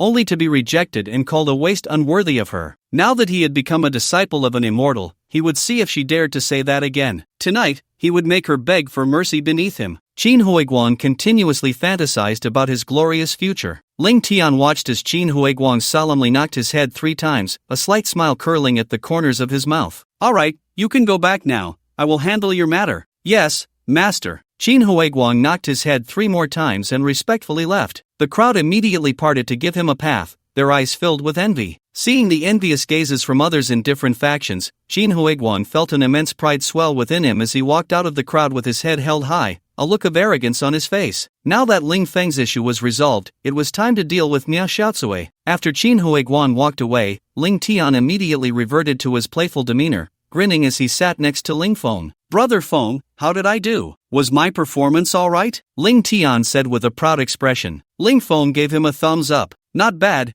you really are a talent," Ling Feng exclaimed. He could already imagine how mad Miao Huiguan would be when he realized he had been tricked. On the other side, Qin Huiguan walked back to the Miao family's territory with a swagger that suggested he had forgotten all kinship. The members of the Miao family looked at his proud expression and guessed that he must have succeeded. Many who usually got along with him immediately came forward to flatter him. "Third young master, you look like you must have succeeded. I knew that with you, third young master, it would be a piece of cake." Miao Huiguan raised his head arrogantly, the corners of his mouth curving up high. "Killing a bug like him is just a matter of having hands, right?" Miao Huiguan said with a relaxed expression. He glanced at the tent, sneered, and strode inside. Miao Xiaocui, who was discussing the treasure hunt in the mountains for the next day with other key members of the Miao family, was taken aback when she saw Qin Huiguan return unscathed. She pondered silently, looking at this guy's expression. It doesn't seem like he lost the battle. Did he really kill Ling Feng? He just left for such a short time.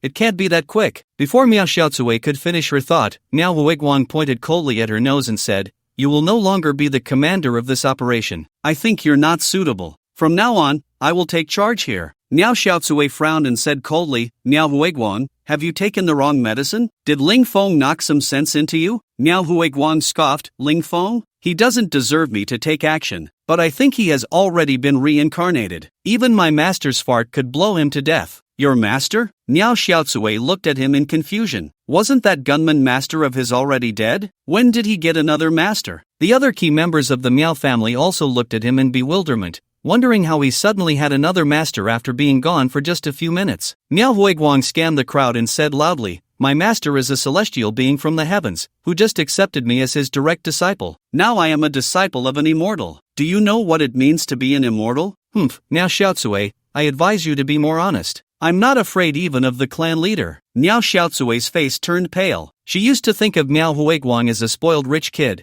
but now it seemed he was not only brawny but also simple-minded. An immortal? Where are the immortals in this world? Has he read too many novels? Miao Xiaocui looked at him speechlessly and said, "You say you met an immortal? I think you've been kicked in the head by a donkey. You believe such nonsense? Are you an idiot?" Miao Huiguang's expression changed. He had already revealed his identity, and this woman still dared to disrespect him and insult him. It seemed he had to teach her a lesson. "You shameless woman, giving face but not knowing your place. Today, I will let you know why the flowers are so red." Miao Huiguang roared, brandishing his spear and lunging at Miao Xiaocui. Two people on either side of her immediately stepped in front of her. One middle-aged man drew a soft sword from his waist to block the spear's attack, his expression cold as he said, "Miao Huiguang, you dare to attack your own kin? Have you forgotten the clan's teachings?" Miao Huiguang glanced at him disdainfully and said with a playful tone, "Clan teachings? I have an immortal backing me, and my future achievements are limitless. I will lead the Miao clan to an even more glorious future. Understand?" Miao Xiaocui looked at Miao Huiguang, this foolish dog, and shook her head helplessly. This guy was beyond saving. A glint flashed in her eyes as she said coldly, "Miao Huiguang,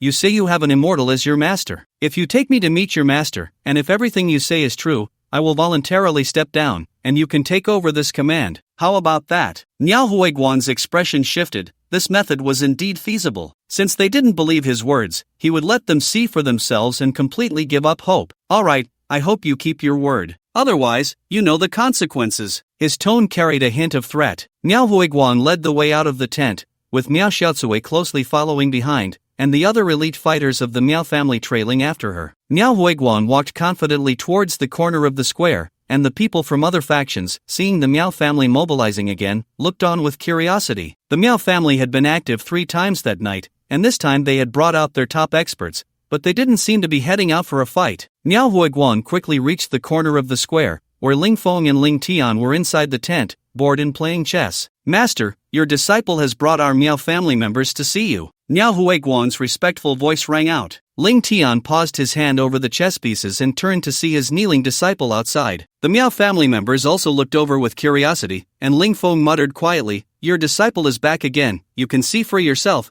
they've come in a group to pay their respects. Ling Tian smiled mysteriously and whispered, "Brother Feng, let me see if I can fool the entire Miao family." Ling Feng smiled slightly and gave him an encouraging look. Ling Tian cleared his throat, activated his abilities, and made his figure once again become indistinct. The shock of the moment stunned everyone, and when Xin Huiguang heard this, Ling Tian's expression changed instantly. He truly hadn't expected this woman to pull such a stunt on him. If he had to reveal his hand, wouldn't that expose him? How could he continue to maintain his facade? At this moment, Xin Huiguang stepped forward, frowning and angrily addressing Miao Xiaocui. "Miao Xiaocui, what do you mean? How dare you be so disrespectful to my master? Hurry up and apologize to him." The other members of the Miao family also looked worried. If the mysterious expert opposite them got angry and took action against the Miao family, they would be in danger. A middle-aged man holding a soft sword quickly intervened, saying, "Miss, we've all seen the strength of this senior, you really shouldn't continue. If the senior gets angry, it won't end well." Others also urged Miao Xiaocui to quickly apologize to Ling Tian. However, Miao Xiaocui remained silent, her piercing gaze fixed on Ling Tian. She wanted to test the authenticity of this person.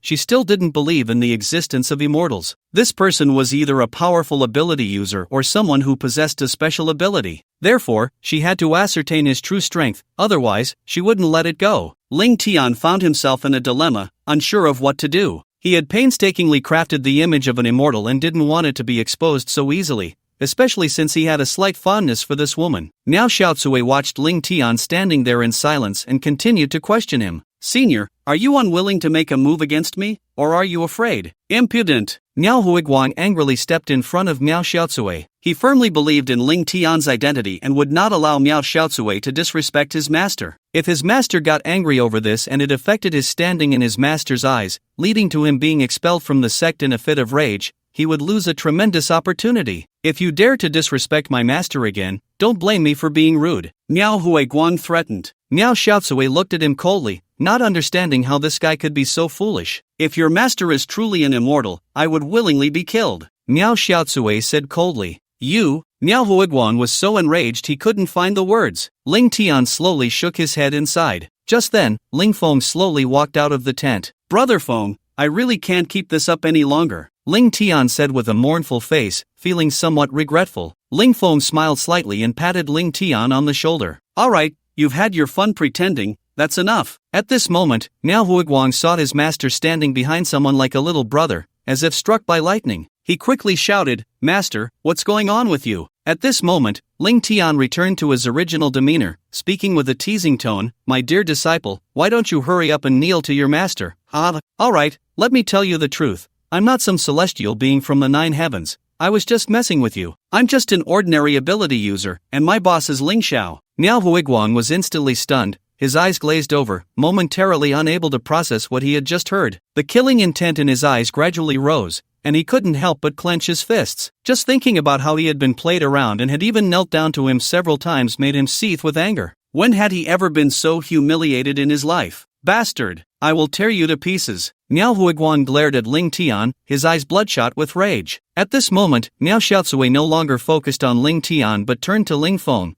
her expression filled with seriousness. She sensed an extremely dangerous aura from Ling Feng. Although Ling Feng had not made a move, just standing there exerted immense pressure on her. Miao Xiaocui concluded that this person's strength must be above the royal level, and none of the people here were his match. Ling Feng was also observing Miao Xiaocui. This woman was very clever and unafraid in a crisis. Her strength was not low, much stronger than the clever Miao Huiguang. "You are Ling Feng." Miao Huiguang looked at Ling Feng with a sinister expression, a murderous aura emanating from him. Ling Feng looked at him indifferently and said with a mocking tone, "That's right, I am Ling Feng. What, do you want to be my disciple too?" Miao Huiguang felt a surge of frustration stuck in his chest, unable to vent it. He stared fiercely at Ling Feng, thinking that only by killing him could he feel relieved. He tightened his grip on the spear in his hand and roared, "Die!" He charged towards Ling Feng with the spear in one hand, leaving behind deep pits in the ground, a powerful momentum erupting from him like a rampaging beast. The spear flashed in the air, emitting a chilling light, and in his hand, the spear shot towards Ling Feng's face like an arrow released from a bow, attacking with unstoppable force. The spear whistled past, creating sonic booms as it sliced through the air, the tip gradually turning red. The onlookers were stunned. It was their first time witnessing Miao Huiguang in battle, and his strength was astonishing. Although his ability was at the royal level, the destructive power he displayed was definitely above that level. The two members of the Miao family who had acted consecutively had reshaped their judgment of the Miao family's strength. What they exhibited was much stronger than before. Many powerful figures from other factions frowned, realizing that the Miao family would be a formidable opponent in tomorrow's treasure hunt,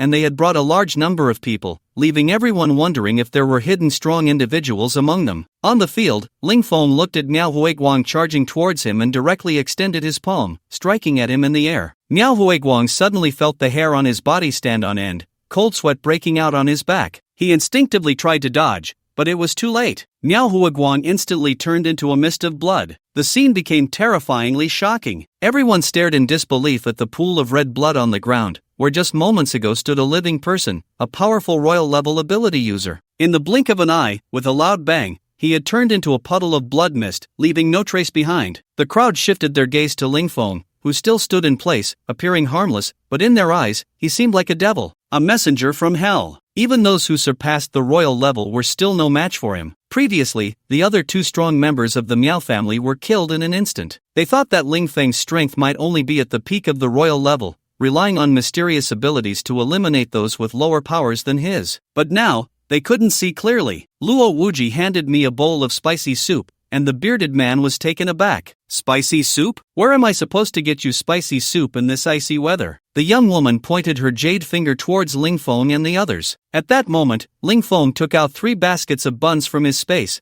causing the young woman's stomach to growl. Brother Ma, look at how well they are eating. Even the dogs have steaming big buns to eat. This is just too infuriating. Clearly, they are messing with people's mentality. Following the direction the young woman pointed, the bearded man indeed saw that Ling Feng's table was filled with sumptuous food. As a seasoned foodie, his round belly was the best proof. Even after the apocalypse, his figure hadn't changed, but rather he had become even fatter. The bearded man swallowed hard. He had only eaten a roasted sweet potato that morning, which was cooked at the base and was frozen solid when he ate it. Seeing Ling Feng and his group enjoying a hot breakfast made him feel a bit explosive in his mentality. He decided to go over and scrounge some food. If he couldn't get any, he would just take a little. After all, he often did such things, and he had observed that these people didn't seem to be from a large base, so they probably didn't have any backing. After making up his mind, the bearded man wrapped his arm around the young woman and walked towards Ling Feng's camp, confidently saying to her, "Don't worry, I'll make sure you get to eat buns and drink a bowl of spicy soup." The young woman looked pleased and softly replied, "Brother Ma, you're so nice. I'll reward you well tonight." The two swaggered up to Ling Feng and his group. "Brother, your food looks pretty good," the bearded man said with a familiar smile. As he looked at the enticing food on the table, the aroma of meat wafted over, making him swallow a few more times. Ling Feng glanced up at the bearded man and the young woman beside him. The young woman was staring intently at Ling Feng, subtly throwing him a flirtatious glance. Ling Feng frowned and said in a low voice, "What do you want? If you have something to say, hurry up and don't disturb our meal." The bearded man's smile froze. He didn't expect this guy to be so disrespectful. However, he forced a smile and said, "Brother, you have quite the personality. Let me introduce myself. My name is Mazuri, the commander of the Longxiang base. Our Longxiang base is actually an affiliated base of the Longping base." When the bearded man mentioned the Longping base, he deliberately emphasized it,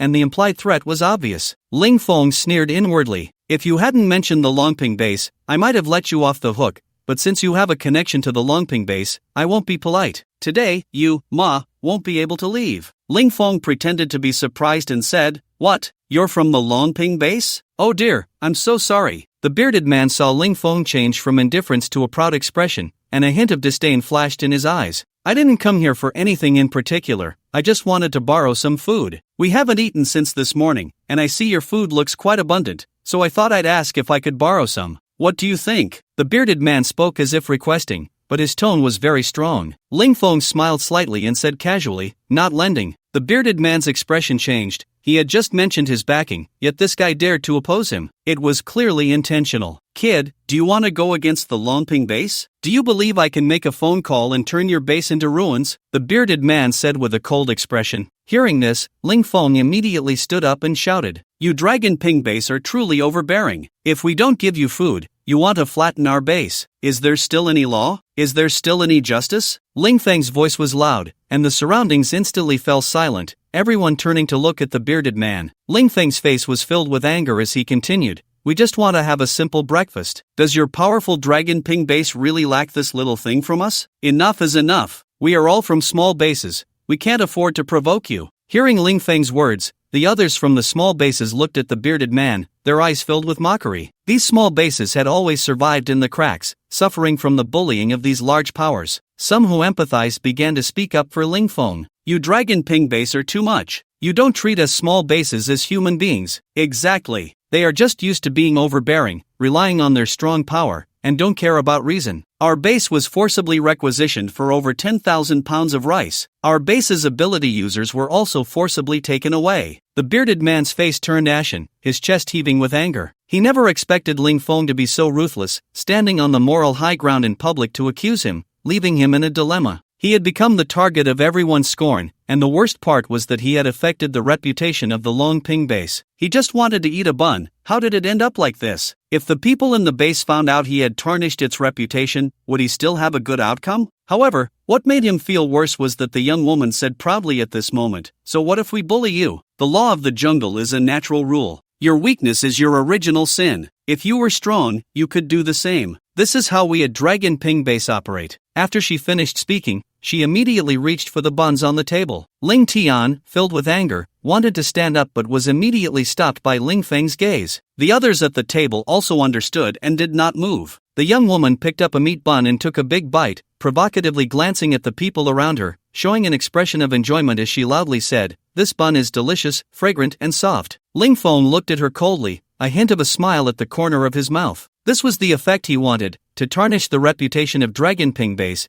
to let everyone know that Dragon Ping base was unreasonable and a bully. This way, during the subsequent treasure hunting process, they would definitely face hostility from other powers, affecting their future actions. Fat, who saw that the young woman not only ate the bun but also provoked them, which was simply adding fuel to the fire, he wished he could slap her to death. He saw the surrounding onlookers glaring at him, wishing they could kill him on the spot. The bearded man trembled, feeling that he was done for. Lingfeng felt it was about time and loudly said, "Although we are a small base, we also have our dignity. No matter how powerful you Dragon Ping base are, we dare to draw our swords. Who wants to draw swords with our Dragon Ping base?" At that moment, a dignified voice came. Long Ao Tian Xianelt. Lingfeng turned his gaze towards the voice. He saw a stern-looking middle-aged man walking towards the square. The man exuded an aura of authority, and the crowd in the square spontaneously made way. Behind the man was a team of 100 people, all dressed in uniform, marching in sync, each person radiating a powerful aura. Many in the crowd immediately recognized the identity of this person. It's actually General Long, the commander of Dragon Ping base. He has come today. The Dragon Guard has also arrived. It seems that this time the Longping base has invested heavily,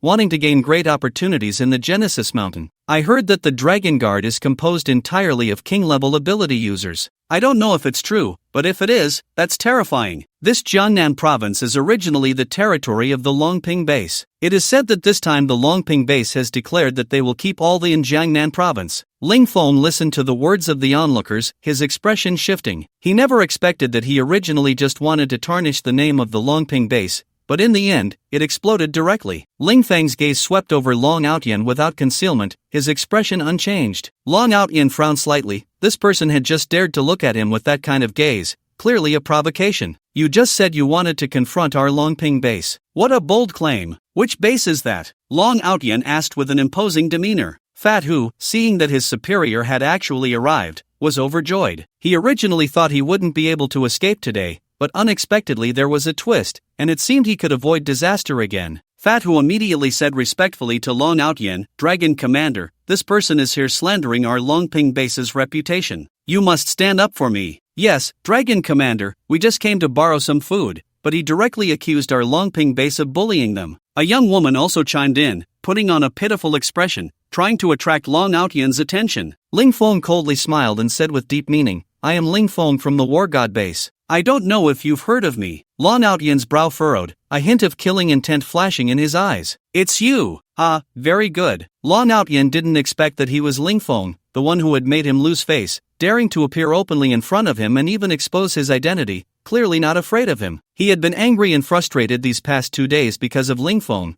contemplating how to kill this annoying guy and conveniently destroy the War God base. Now, it was good. He didn't need to think of a way anymore, just let him stay here to become fertilizer for the... Lingfeng maintained his composure, looking at Long Outyan and said, "Your people are too unruly. Why can't I say something?" Long Outyan glanced at Lingfeng disdainfully, not taking him seriously at all. He was a royal-level powerhouse of a super base, and the base itself had a strong foundation. Although he was just a pawn pushed to the forefront, he was still the visible helmsman of the base. What was Ling Feng to him? "We don't need you to tell us how to do things, you're not qualified." Fat Hu looked at Ling Feng with contempt and arrogantly said, "Our dragon commander is here. If you dare to touch me today, you're opposing the base, kid. Let's see what you can do." Ling Feng sneered, "If that's the case, then I can only solve it my way." Long Outyan's lips curled slightly. He didn't expect this Ling Feng to still be looking for a way out for himself, but he just wouldn't give him that face. "I want to see how you plan to solve it today." Ling Feng glanced at Fat Hu, his eyes cold and merciless as he said, "In your next life, don't casually provoke others." Fat Hu's face was beaming with a bright smile. "Ha, you can." "Ah!" Fat Hu screamed, his entire body starting to twist slowly, the bones all over his body cracking. He felt a tremendous force crushing his bones, and the pressure was increasing. Fat Hu was terrified. He truly didn't expect Ling Feng would dare to kill him, especially in front of the dragon commander. How could this person be so stubborn? To teach Fat Hu a lesson, Ling Feng didn't kill him instantly but instead used the gravity field to gradually increase the gravity on Fat Hu, letting him personally experience his bones turning to fragments. The young woman beside them listened to Hu Pingzi's heart-wrenching screams, so frightened that she collapsed to the ground,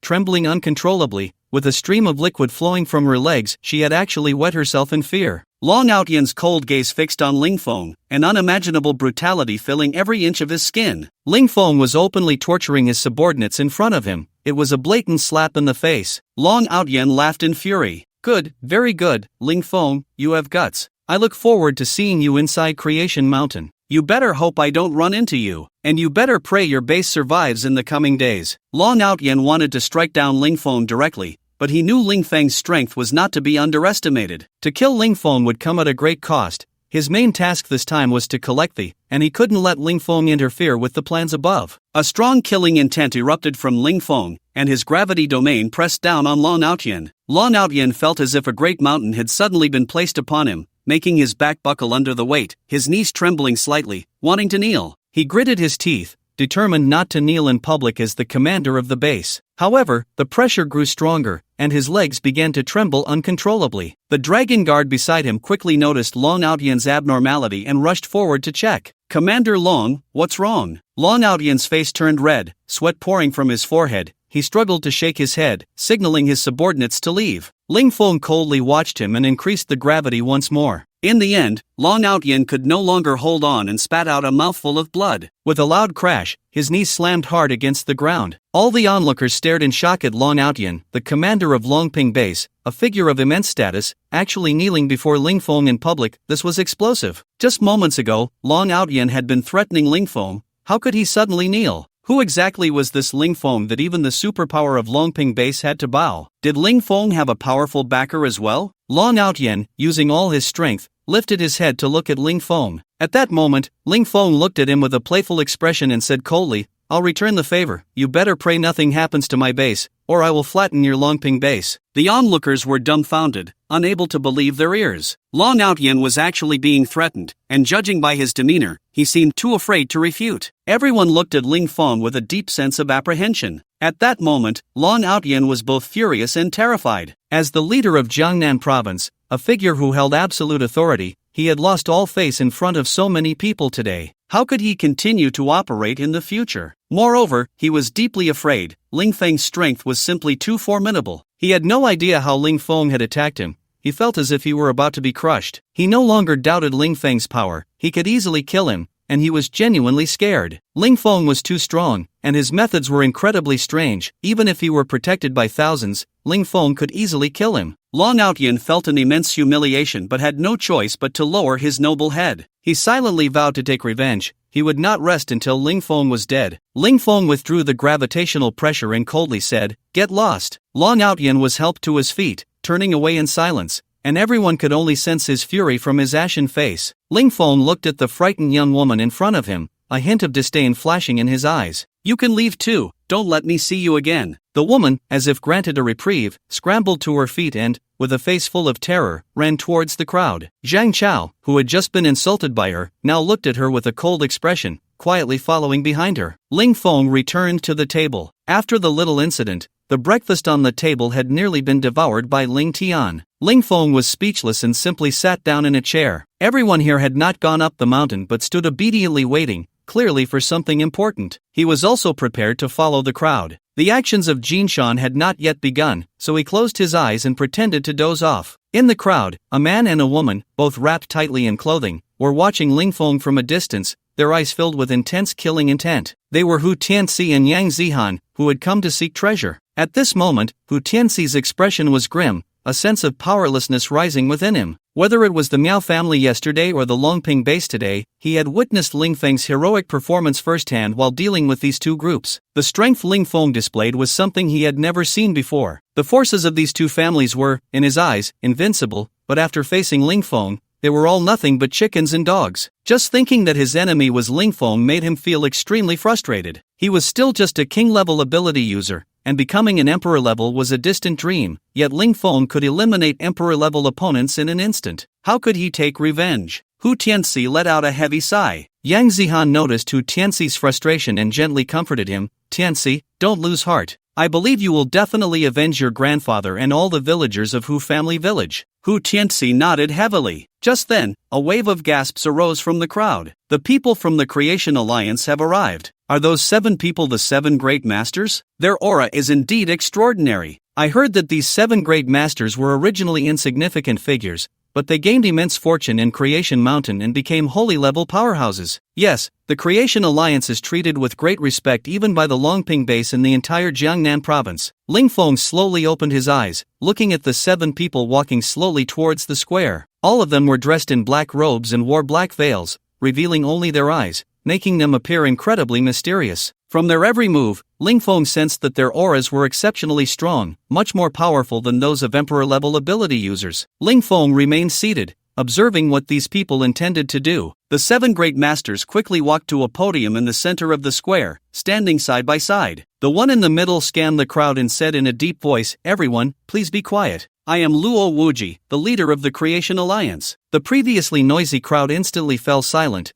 all standing obediently in place, looking at Luo Wuji. Luo Wuji noticed an unusually empty spot in the corner of the square, where a young man was lazily sitting in a chair, looking at him with an indifferent expression. He immediately understood the identity of this person, having just learned that Long Outyan from the Longping base had suffered a setback at his hands. This person was definitely not simple. He had to be on guard. He would not allow any unstable factors to appear in his plans. Suppressing his emotions, he withdrew his gaze and glanced at an old man standing next to Ling Feng, Zheng Sanbao, a stray dog they had driven out. Zheng Sanbao looked at him with a face full of resentment, and Luo Wuji disdainfully glanced at him. "Welcome everyone to our Creation Mountain. I apologize for any lack of hospitality. Time is pressing, so I won't beat around the bush and will get straight to the point. The information I am about to share is extremely important, and everyone must remember it." The crowd below immediately perked up, focusing intently on Luo Wuji on the stage, afraid of missing a key piece of information. Luo Wuji paused for a moment before continuing. "I believe everyone knows that our Creation Mountain is abundant in exotic fruits,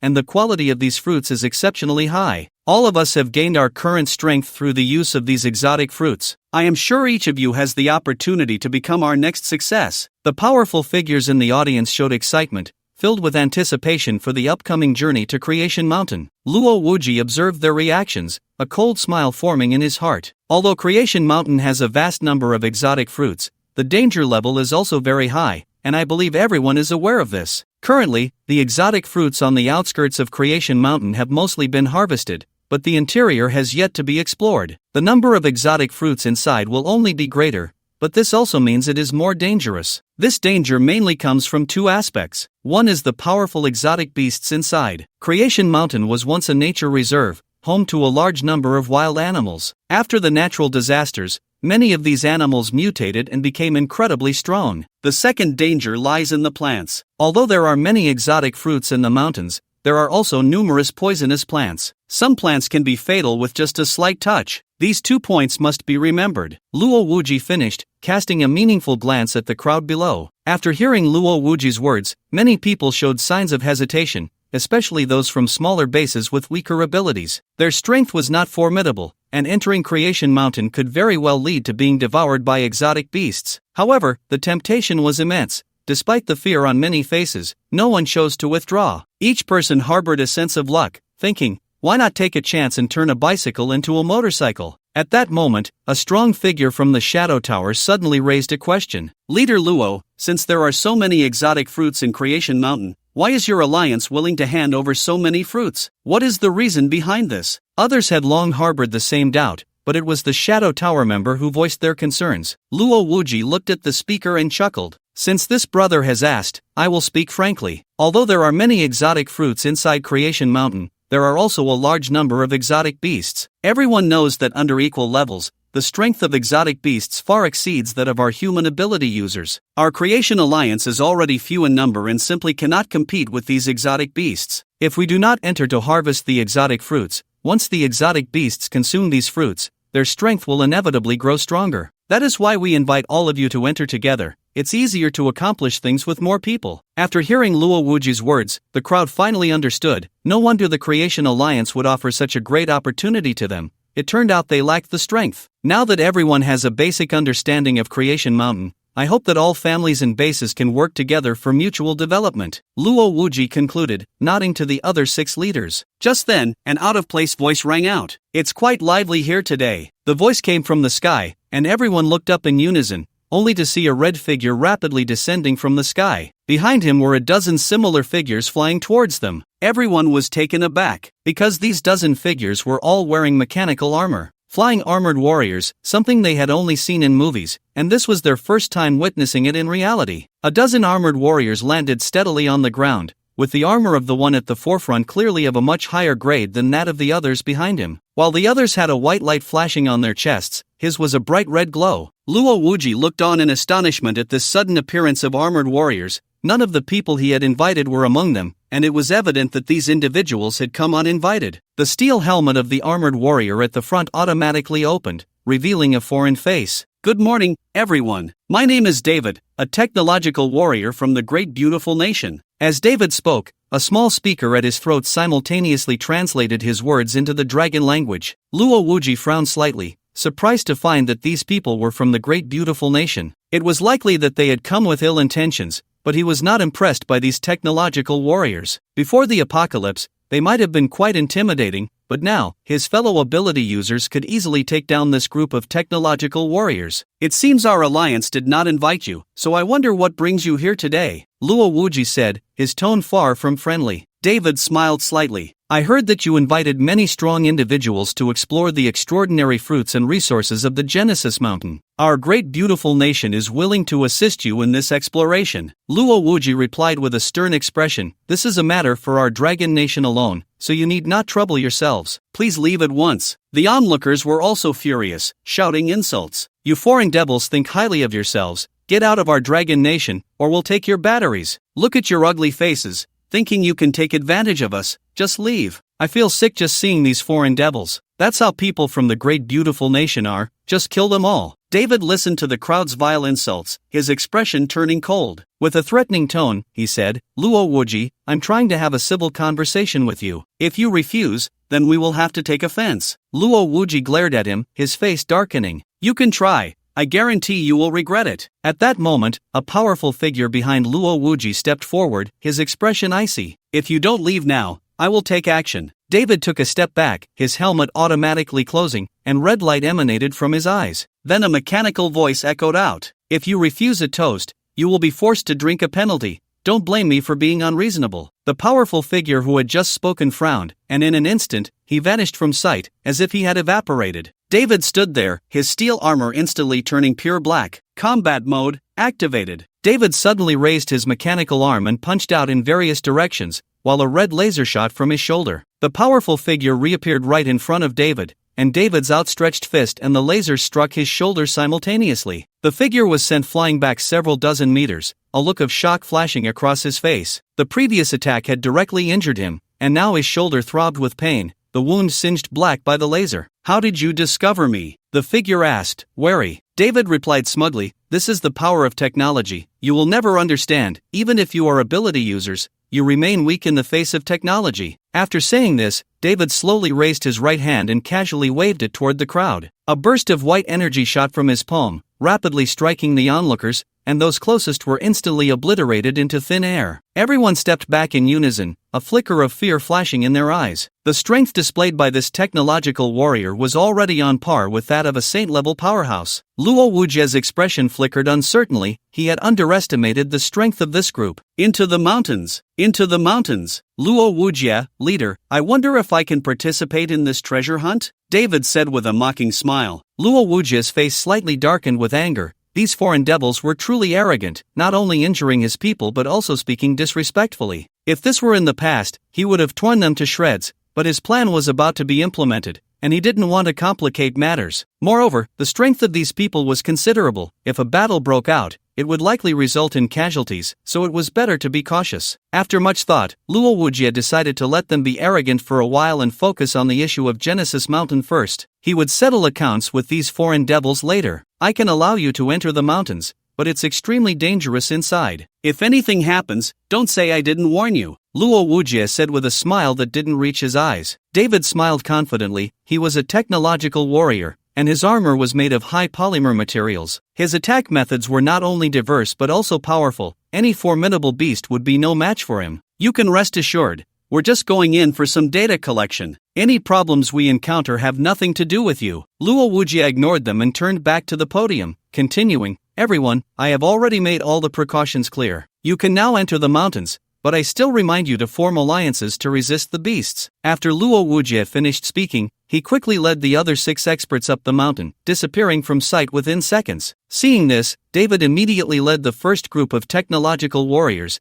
activating their armor and vanishing into the forest with a few jumps. The rest of the people rushed towards Genesis Mountain in a frenzy, fearing they would be a moment slower than others. Meanwhile, Lingfeng stood up leisurely, stretching, not in a hurry at all. He was very interested in this sudden appearance of technological warriors. The strength displayed by the warrior just now had completely exceeded his expectations. He had originally thought that the strength of these technological warriors was at most at the level of superpowered individuals, but he didn't expect them to be so formidable. Even saint-level powerhouses were no match for him. It seems that the technology of this beautiful country is not entirely useless. There are still some merits. Lingfeng retracted his previous disdain for them, but the fact that these people dared to openly fly into Long Country was unacceptable. Since he had encountered them, he couldn't ignore it. He had to keep them here and take the opportunity to study their outfits. Lingfeng stored the tent into his space, along with all the tables and benches, preparing to enter the mountains. He glanced at his subordinates, frowning slightly. Although they had immense potential for the future, their current strength was still far from sufficient. Bringing them along would only cause inconvenience. His goal was to head straight for the core area of Genesis Mountain, where the number of external exotic fruits was likely already very low,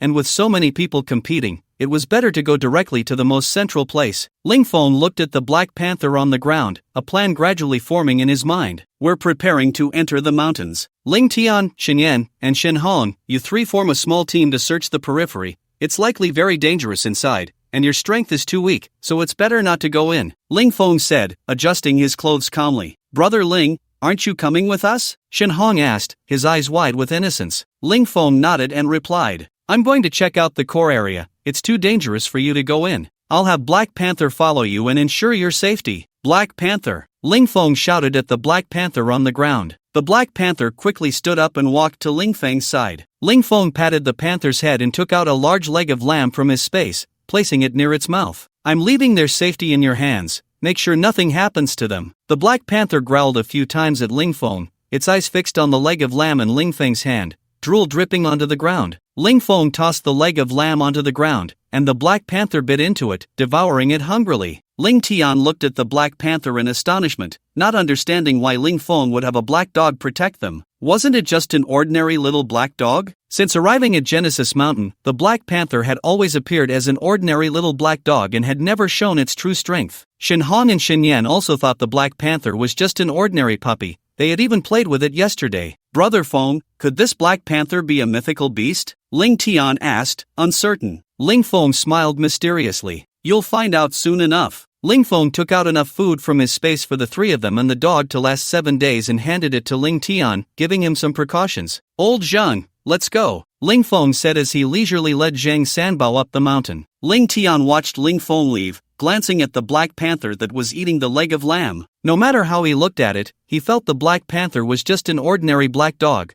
with nothing particularly different about it. Let's go too, since Brother Feng said we should just stroll around the outskirts, there's no need to rush. Shen Yan nodded and said softly, our strength is too weak, we should be cautious and try to avoid conflicts, especially with the Miao family and the Longping base. The group made up their minds and waited for the Black Panther to finish the leg of lamb before walking up the mountain, chatting and laughing. However, they didn't notice two resentful gazes not far away, fixated on them. These two were none other than Hu Tianxi and Yang Zihan. Hu Tianxi looked at Ling Tian and the others, his gaze cold as he said, this Ling Feng is really confident, leaving his subordinates behind and going into the mountain himself. Although we're not a match for Ling Feng, killing these few people is more than enough. Yang Zihan nodded in agreement, saying, these people must be Ling Feng's trusted subordinates. If we kill them, Ling Feng will probably go crazy. That black dog I've seen before, it's always been with Ling Feng and is deeply favored by him. Back in the early days of the apocalypse, he even feted Australian lobsters. Yang Zihan remembered this vividly, especially the memories from the villa area that she found hard to forget. It was there that she learned about the cruelty of the apocalypse, as well as Ling Feng's ruthlessness and coldness. If it weren't for him, she wouldn't have ended up like this. Then let's have dog meat today, Hu Tianxi said ominously.